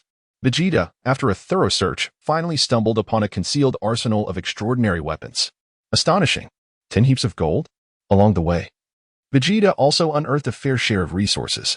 Yet, his luck seemed rather dismal as the finest item he acquired was merely a purple one. The item Snow Pair enhances attack and defense by 20 for a duration of 120 seconds. 10 heaps of gold. I refuse to believe that not a single gold item will emerge. Open them for me. Brilliant rays erupted from the heaps of gold, scattering in all directions. Heavenly City Secret Realm Key. Gold grants access to the hidden secret realm within Heavenly City. Advanced Earthly Fiend Talisman. Gold unleashes the malevolent energy of the earth to bombard the selected area. Mystical Treasure Vault Teleportation Array. Gold allows transport to the Mystical Treasure Vault for a limited duration of 15 seconds, after which it will automatically return to the original position. By the stars. 3 gold items. Wait a moment. Something feels amiss. When did Heavenly City acquire a secret realm? Vegeta, having been deeply involved in the game's development, had no recollection of this hidden realm within Heavenly City. What on earth is the Supreme Kai up to? King Vegeta sought the location of the hidden realm within the City of Deities. Meanwhile, at the heart of the city, the battle had escalated to a fever pitch. Librian, with the aid of the simulator, had loaded the template of the starry songstress. Each note transformed into a razor-sharp blade, embodying acceleration, control, and damage, presenting a formidable challenge. Goku and the others found themselves ensnared by the rules. Despite their tremendous power, they struggled to land a blow, truly caught in a web of confusion. On the other hand, Tora, with the assistance of the simulation system, had adopted the template of the Hulk. His punches were heavy and powerful, matching King Vegeta blow for blow. Meanwhile, it was even more peculiar. His template seemed to be derived from the god of time, Parukia. This placed him in an invincible position. Beautiful cannon. Justice Flash. Instantaneous skill. The trio's attacks were fierce, effectively suppressing the warriors of Universe 7. Belial. Allow Mother to demonstrate her prowess. Frieza concealed his golden form, retreating to the sidelines with a smirk upon his lips. Humph. Let you witness the terror of this king.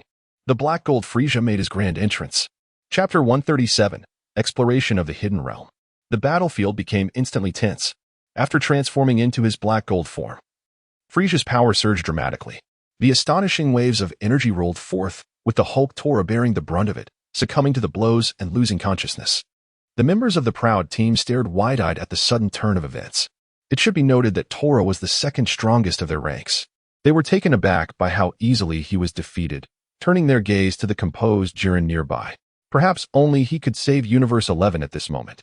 Jiren, with his eyes closed in meditation, felt a surge of excitement at Frieza's might. Warriors of Universe 7, you are worthy of my intervention. Jiren ignited with fierce battle intent. The crimson energy swirling around him compressing with intensity. The atmosphere became palpably heavy. The very structures of the city of deities trembled uncontrollably.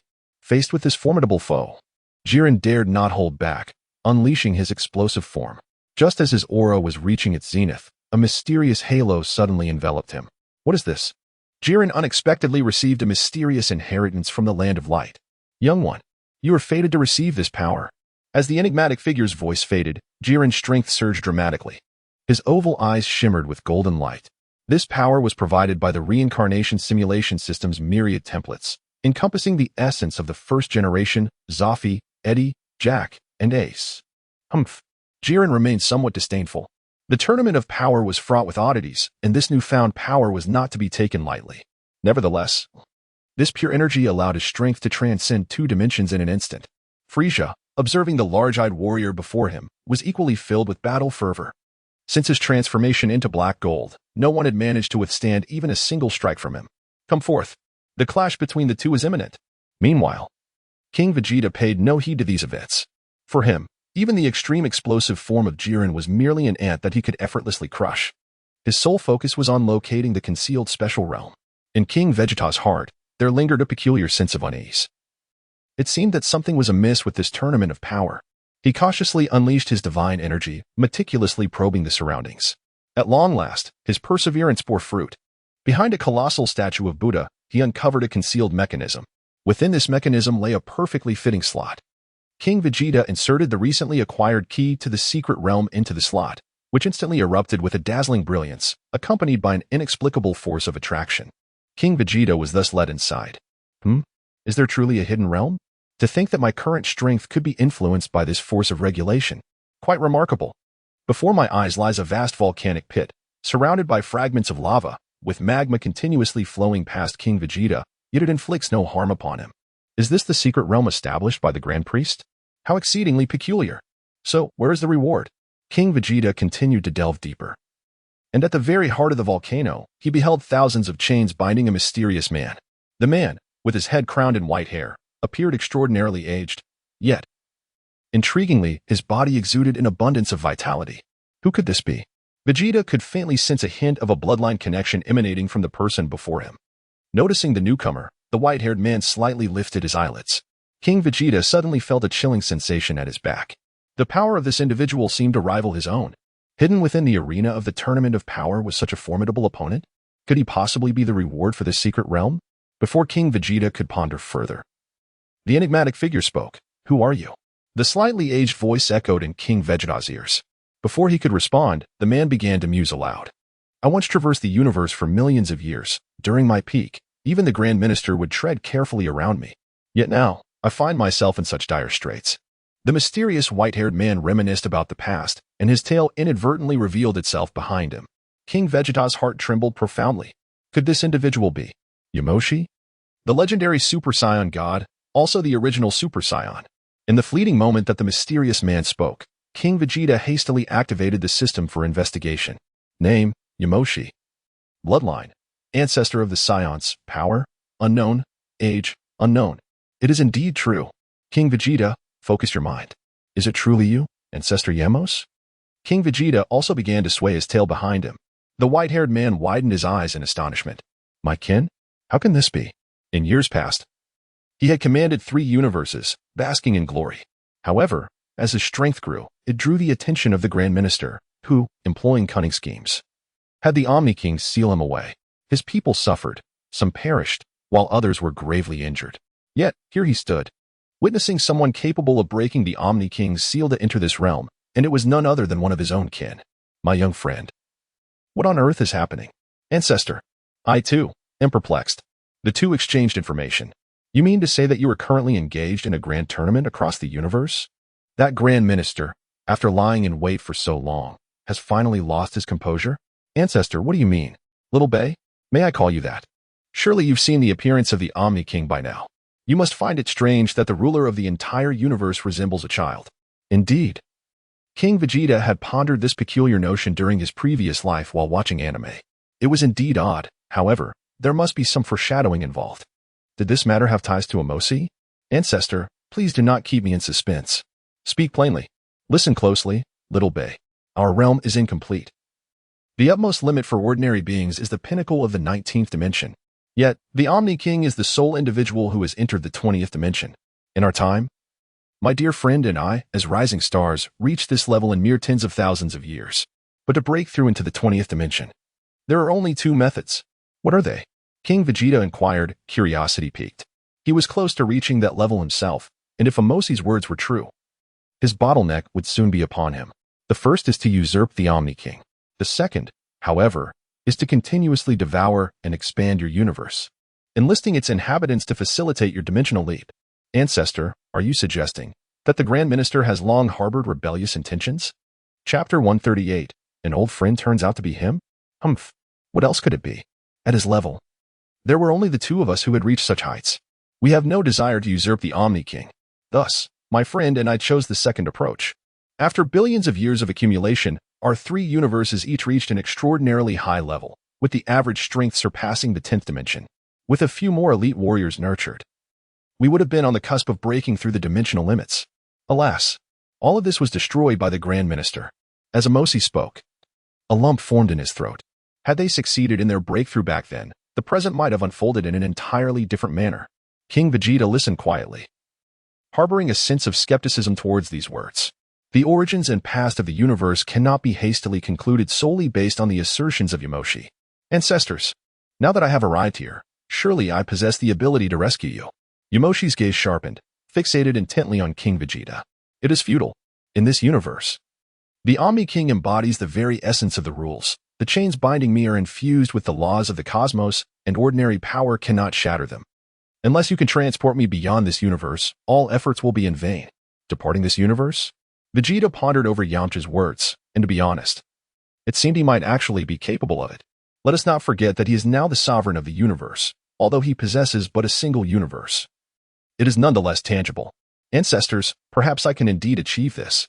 King Vegeta gazed at Amasi with keen interest. Truth be told, if he were to bring Amasi to his universe, the latter would hardly stir any waves, for in his own realm, he was an invincible entity. What did you say? You can help me escape from here? Impossible. I have attempted every conceivable method over the course of billions of years without success. Why not let me try? King Vegeta had thoroughly explored this secret realm with his divine energy, and aside from Amasi, there was nothing else of note.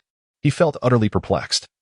If he were indeed to unseal Amasi, a portion of the power suppressed by the Omni King might also be unleashed. Would it truly unfold as his ancestors had foretold? As the Grand Priest desired? A faint glow emanated from King Vegeta, and under the influence of his cosmic power, the entire secret realm shifted into his universe. Chains. Break for me. As King Vegeta's words fell, the chains binding Amasi shattered one by one. The entire process was remarkably smooth, devoid of any hindrance. As if this secret realm had been forsaken. How can this be possible? Amasi sensed an unfamiliar cosmic energy surrounding him. As the seal was lifted, the latent power he had amassed over billions of years began to erupt forth. 10th dimension, 12th dimension, 14th dimension. In just a few breaths, Amasi's strength surged back to 3/4 of its former glory, reaching the pinnacle of the 17th dimension. Little Bay, where is this place? The energy around us is incredibly pure. The three universes I once nurtured lacked such vitality. After absorbing the energy for a moment, Amasi paused. His form had returned to that of his youthful prime, though his hair remained white. Through years of relentless research into the art of effortless mastery, he had attained a state where he could maintain perfect effortless mastery, a power that had permeated every corner of his being. Refreshing. Amasi's bones crackled, and in an instant, he underwent a remarkable transformation. Ancestor, you are now in my very own universe. You must be joking, young man. Do not deceive this old man. In my day, I lacked the power to independently create a universe. With his strength restored, Amasi could perceive King Vegeta's age. Yet he found it hard to believe such words coming from Little Bay's lips, for it had only been a century. Ancestor, times have changed. Although all of this was the system's doing, it did not hinder King Vegeta from relishing the moment. Now that you have been freed, what are your plans for the next step? We are still in a competition. I must return promptly. At this point, Amasi's expression darkened slightly. Little Bay, I must confess. The 6 universes we diligently cultivated ultimately became the Grand Priest's garments. What do you mean, Ancestor? Is there more to the story? Amasi clasped his hands behind his back, a glint of wisdom flashing in his eyes. You must have sensed something in recent years. Before this, there were actually 18 universes. Ancestor, I am aware. I heard that the other 6 universes were destroyed for angering the Omni King. Humph. That was merely an excuse devised by the Grand Priest. Eons ago, another universe collided with ours, and the majority of the Omni King's power was spent on repairing the wounds of the universe. It was during this time that we were selected by the Grand Priest to serve as destroyers for 3 universes each. Ironically, it seems we developed the universe too splendidly. Alas, the Grand Priest's power now likely rivals that of the Omni King. Perhaps all of this was a well-orchestrated scheme between the Omni King and the Grand Priest. Leaving us as mere remnants in the tomb of history, King Vegeta observed the incessant ramblings of Yamcha with a hint of exasperation. Ancestors, who exactly is that old friend you mentioned? Is he still alive? Haha, that old-timer is undoubtedly alive. He is quite astute. Does he have a title? Perhaps I am familiar with him. That old soul devised a system of wishes. Whenever someone makes a wish, he can extract the collective will of the beings. Back in the day, I was sealed by the Omni King, and he was consumed by the Grand Priest. Everyone believed him to be dead. Humph. The more King Vegeta listened, the more he sensed something amiss. This old friend of his ancestor? Could it be? Ancestor, surely your friend cannot be the Dragon God Salama. Hey, you little rascal. You actually know. That old geezer, too, has given himself such a resounding title. TSK, TSK, TSK. Vegeta King rolled his eyes. Ancestor, your title is quite illustrious as well, isn't it? The god of Super Saiyans. Ahem. Alas, that is all in the past. Haha. Ancestor, what shall we do now? Are you planning to take vengeance on the Omni King alongside the Dragon God? Just the thought of it sends a thrill through me. Yamoshi clenched his fist silently upon hearing this. The humiliation of those years. I shall repay it with my own hands in due time. Chapter 139. I have returned, Ancestor. While your words hold truth, as you mentioned, the Omni King and the Grand Priest now possess at least 20-dimensional power. It seems our strength is rather insufficient. Indeed. This is the case for now. However, having successfully unsealed myself, I am determined to make them suffer a bit this time. Yamoshi beckoned Vegeta King to come closer and whispered his forthcoming plan to him. How intriguing. They did not linger long, for they were still in the tournament of power. A ripple surged through the space, and in the blink of an eye, Vegeta King reappeared on the arena of the tournament. Currently, in the City of Gods, various factions were at odds with one another. After a grueling battle, only 3 universes remained. The 7th universe, where Goku and his companions resided, the 11th universe, home to Jiren and others, and the 6th universe, where Hit was located. Notably, aside from the yet-to-arrive Vegeta King, everyone from the 7th universe was unscathed and present on the stage, while the other 2 universes had but a handful of survivors left, Jiren, Caulifla, Topo, and Hit. Thankfully, we arrived just in time. Otherwise, it would have all come to an end. A figure suddenly appeared beside Goku. Oh, Father, you finally made it. Where have you been? You wouldn't believe it.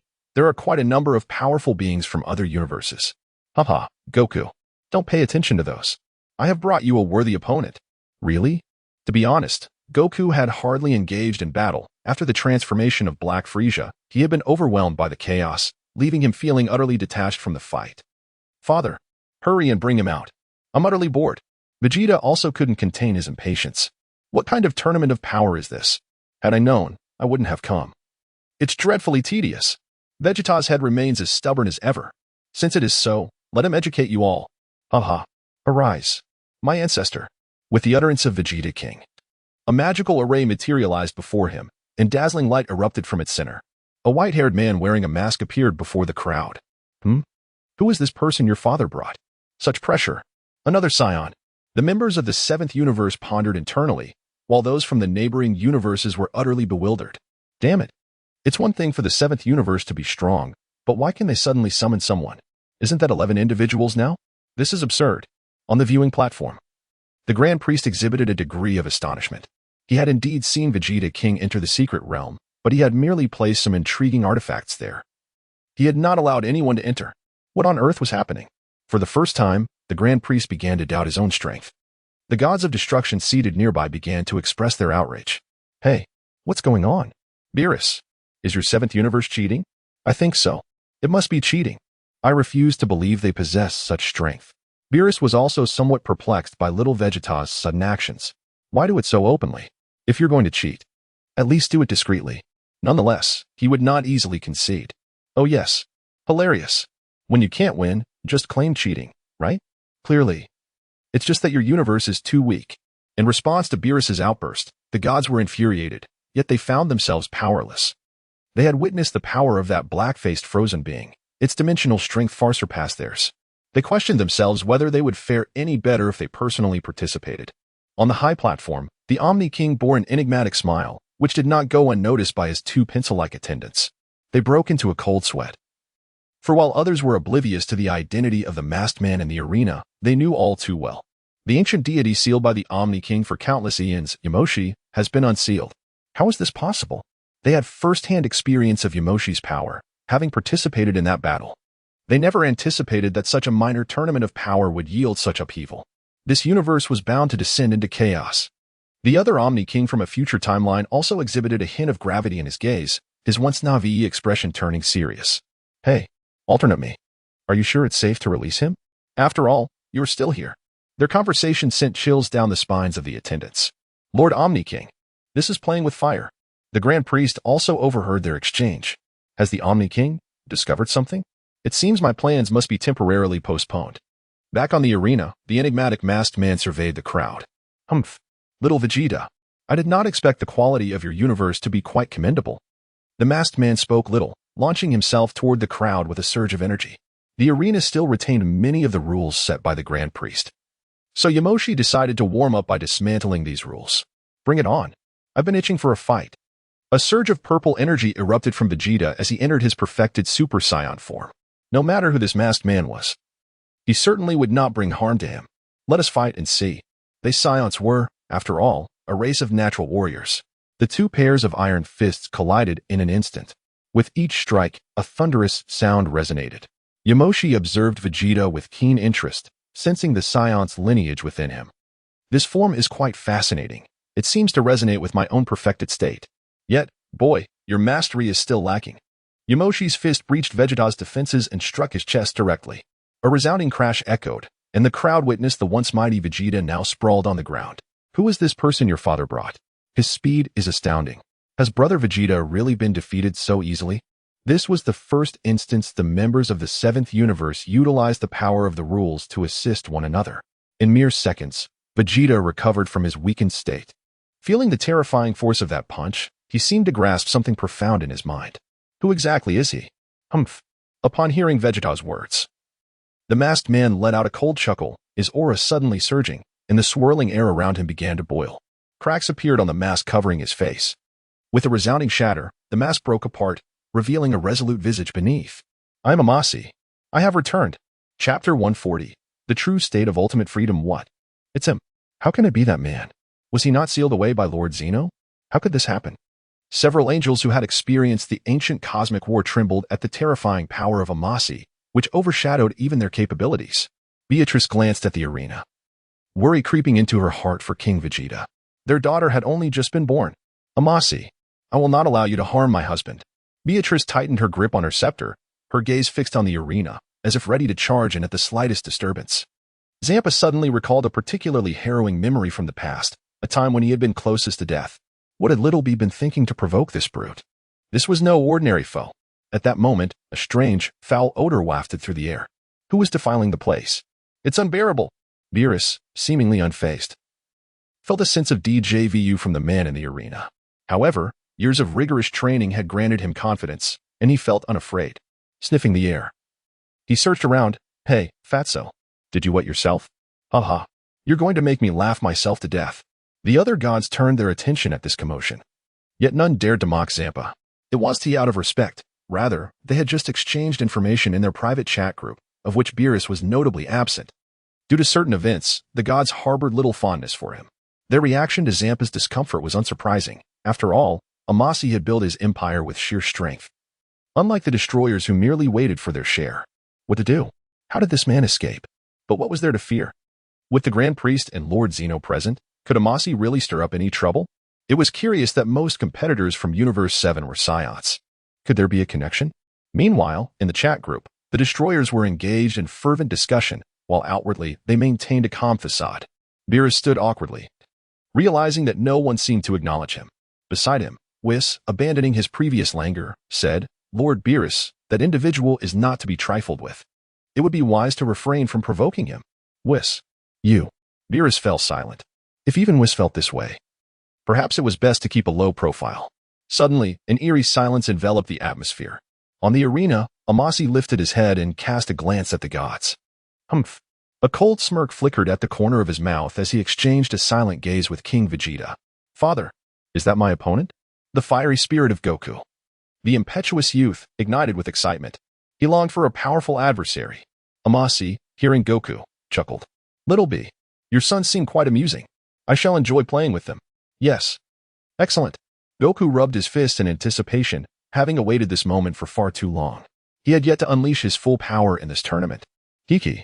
Just the opportunity to utilize the new abilities my father awakened in me. A brilliant white light erupted around Goku, as the powers of perfect Ultra Instinct and the Six Paths Sage mode surged within him. After witnessing the mysterious man effortlessly overpower Vegeta, who had not exerted his full strength, Goku recognized that he could no longer hold back. Amasi's attention was drawn to Goku's transformation. What? Perfect Ultra Instinct? Young man, you are truly surprising. It was worth noting that Ultra Instinct was originally conceived by Amasi himself. Observing Goku's application of it stirred a sense of nostalgia within him. Wait. No. Your Ultra Instinct is mixed with other powers? Amasi felt a surge of anger. When did Ultra Instinct require external forces to enhance it? Let me show you what true Ultra Instinct is. As Amasi's voice faded, his body was enveloped in a solid circle of white light. Boom. Waves of light radiated outward. An inexplicable pressure engulfed everyone on the arena. Even the gods observing from the stands felt the impact. Several weaker destroyers collapsed under the strain. How is this possible? Is this truly Amasi? That technique. The real Ultra Instinct. Initially, the gods had harbored doubts about Amasi's identity. However, the familiar power now dispelled any uncertainty. It was critical to note that the gods regarded Ultra Instinct as the benchmark of strength. Yet, Amasi's transformation did not cease. The pressure emanating from him rolled like a tide, forcing everyone on the arena to exert their utmost to resist. What on earth is happening? This power is overwhelming. Jiren, Hit, and others found themselves powerless against the terrifying pressure, their bodies retreating until they were overwhelmed by the toxic mist. 1 second, 2 seconds. Time passed swiftly. And soon, apart from the 10 from Universe 7, everyone else had been eliminated.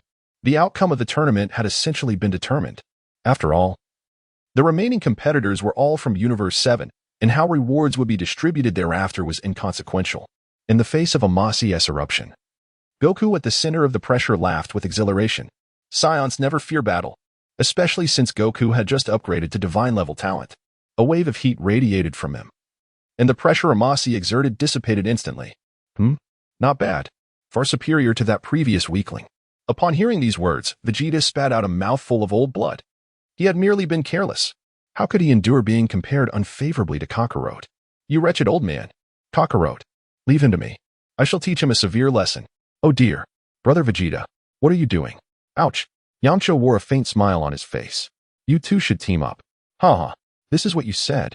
Kakarot, today, I permit you to make an exception just this once. Upon uttering these words, Vegeta could not help but feel a sense of awkwardness, as he grappled with a tinge of insecurity regarding his current strength. Yet, he was convinced that should he employ that technique, This enigmatic individual would undoubtedly not stand a chance against him. Goku, upon hearing Vegeta's declaration, widened his eyes in astonishment. Are you suggesting fusion? Chapter 141. The Emergence of Bipolar Enlightenment Vegeta. Kakarot, are you unwilling? Vegeta's utterance of these words required considerable courage, for the fusion technique is indeed. Hiki, Brother Vegeta, it appears that this enigmatic man has exerted significant pressure on you. Over the years, you have encountered scarcely any formidable foes.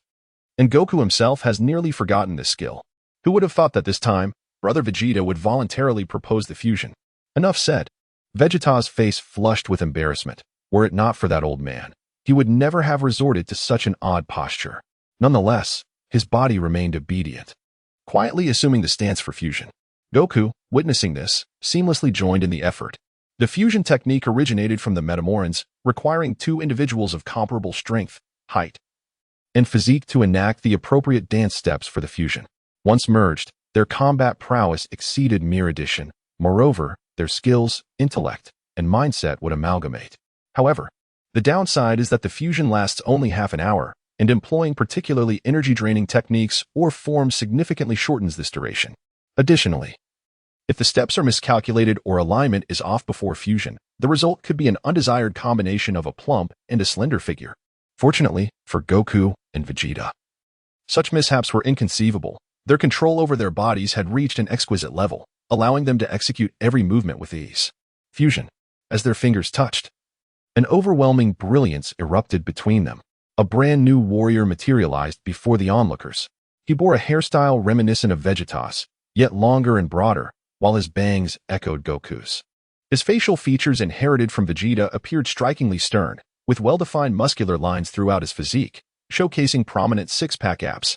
On the observation platform, the two kings of all revealed long-lost smiles. Wow, it's fusion. Goku and Vegeta have merged. What shall we call this individual? Their dialogue naturally captivated the audience present. The commotion was far greater than that of Caulifla and Kale's fusion. The pressure emanating from this newly formed warrior was no less formidable than that of Amoshur.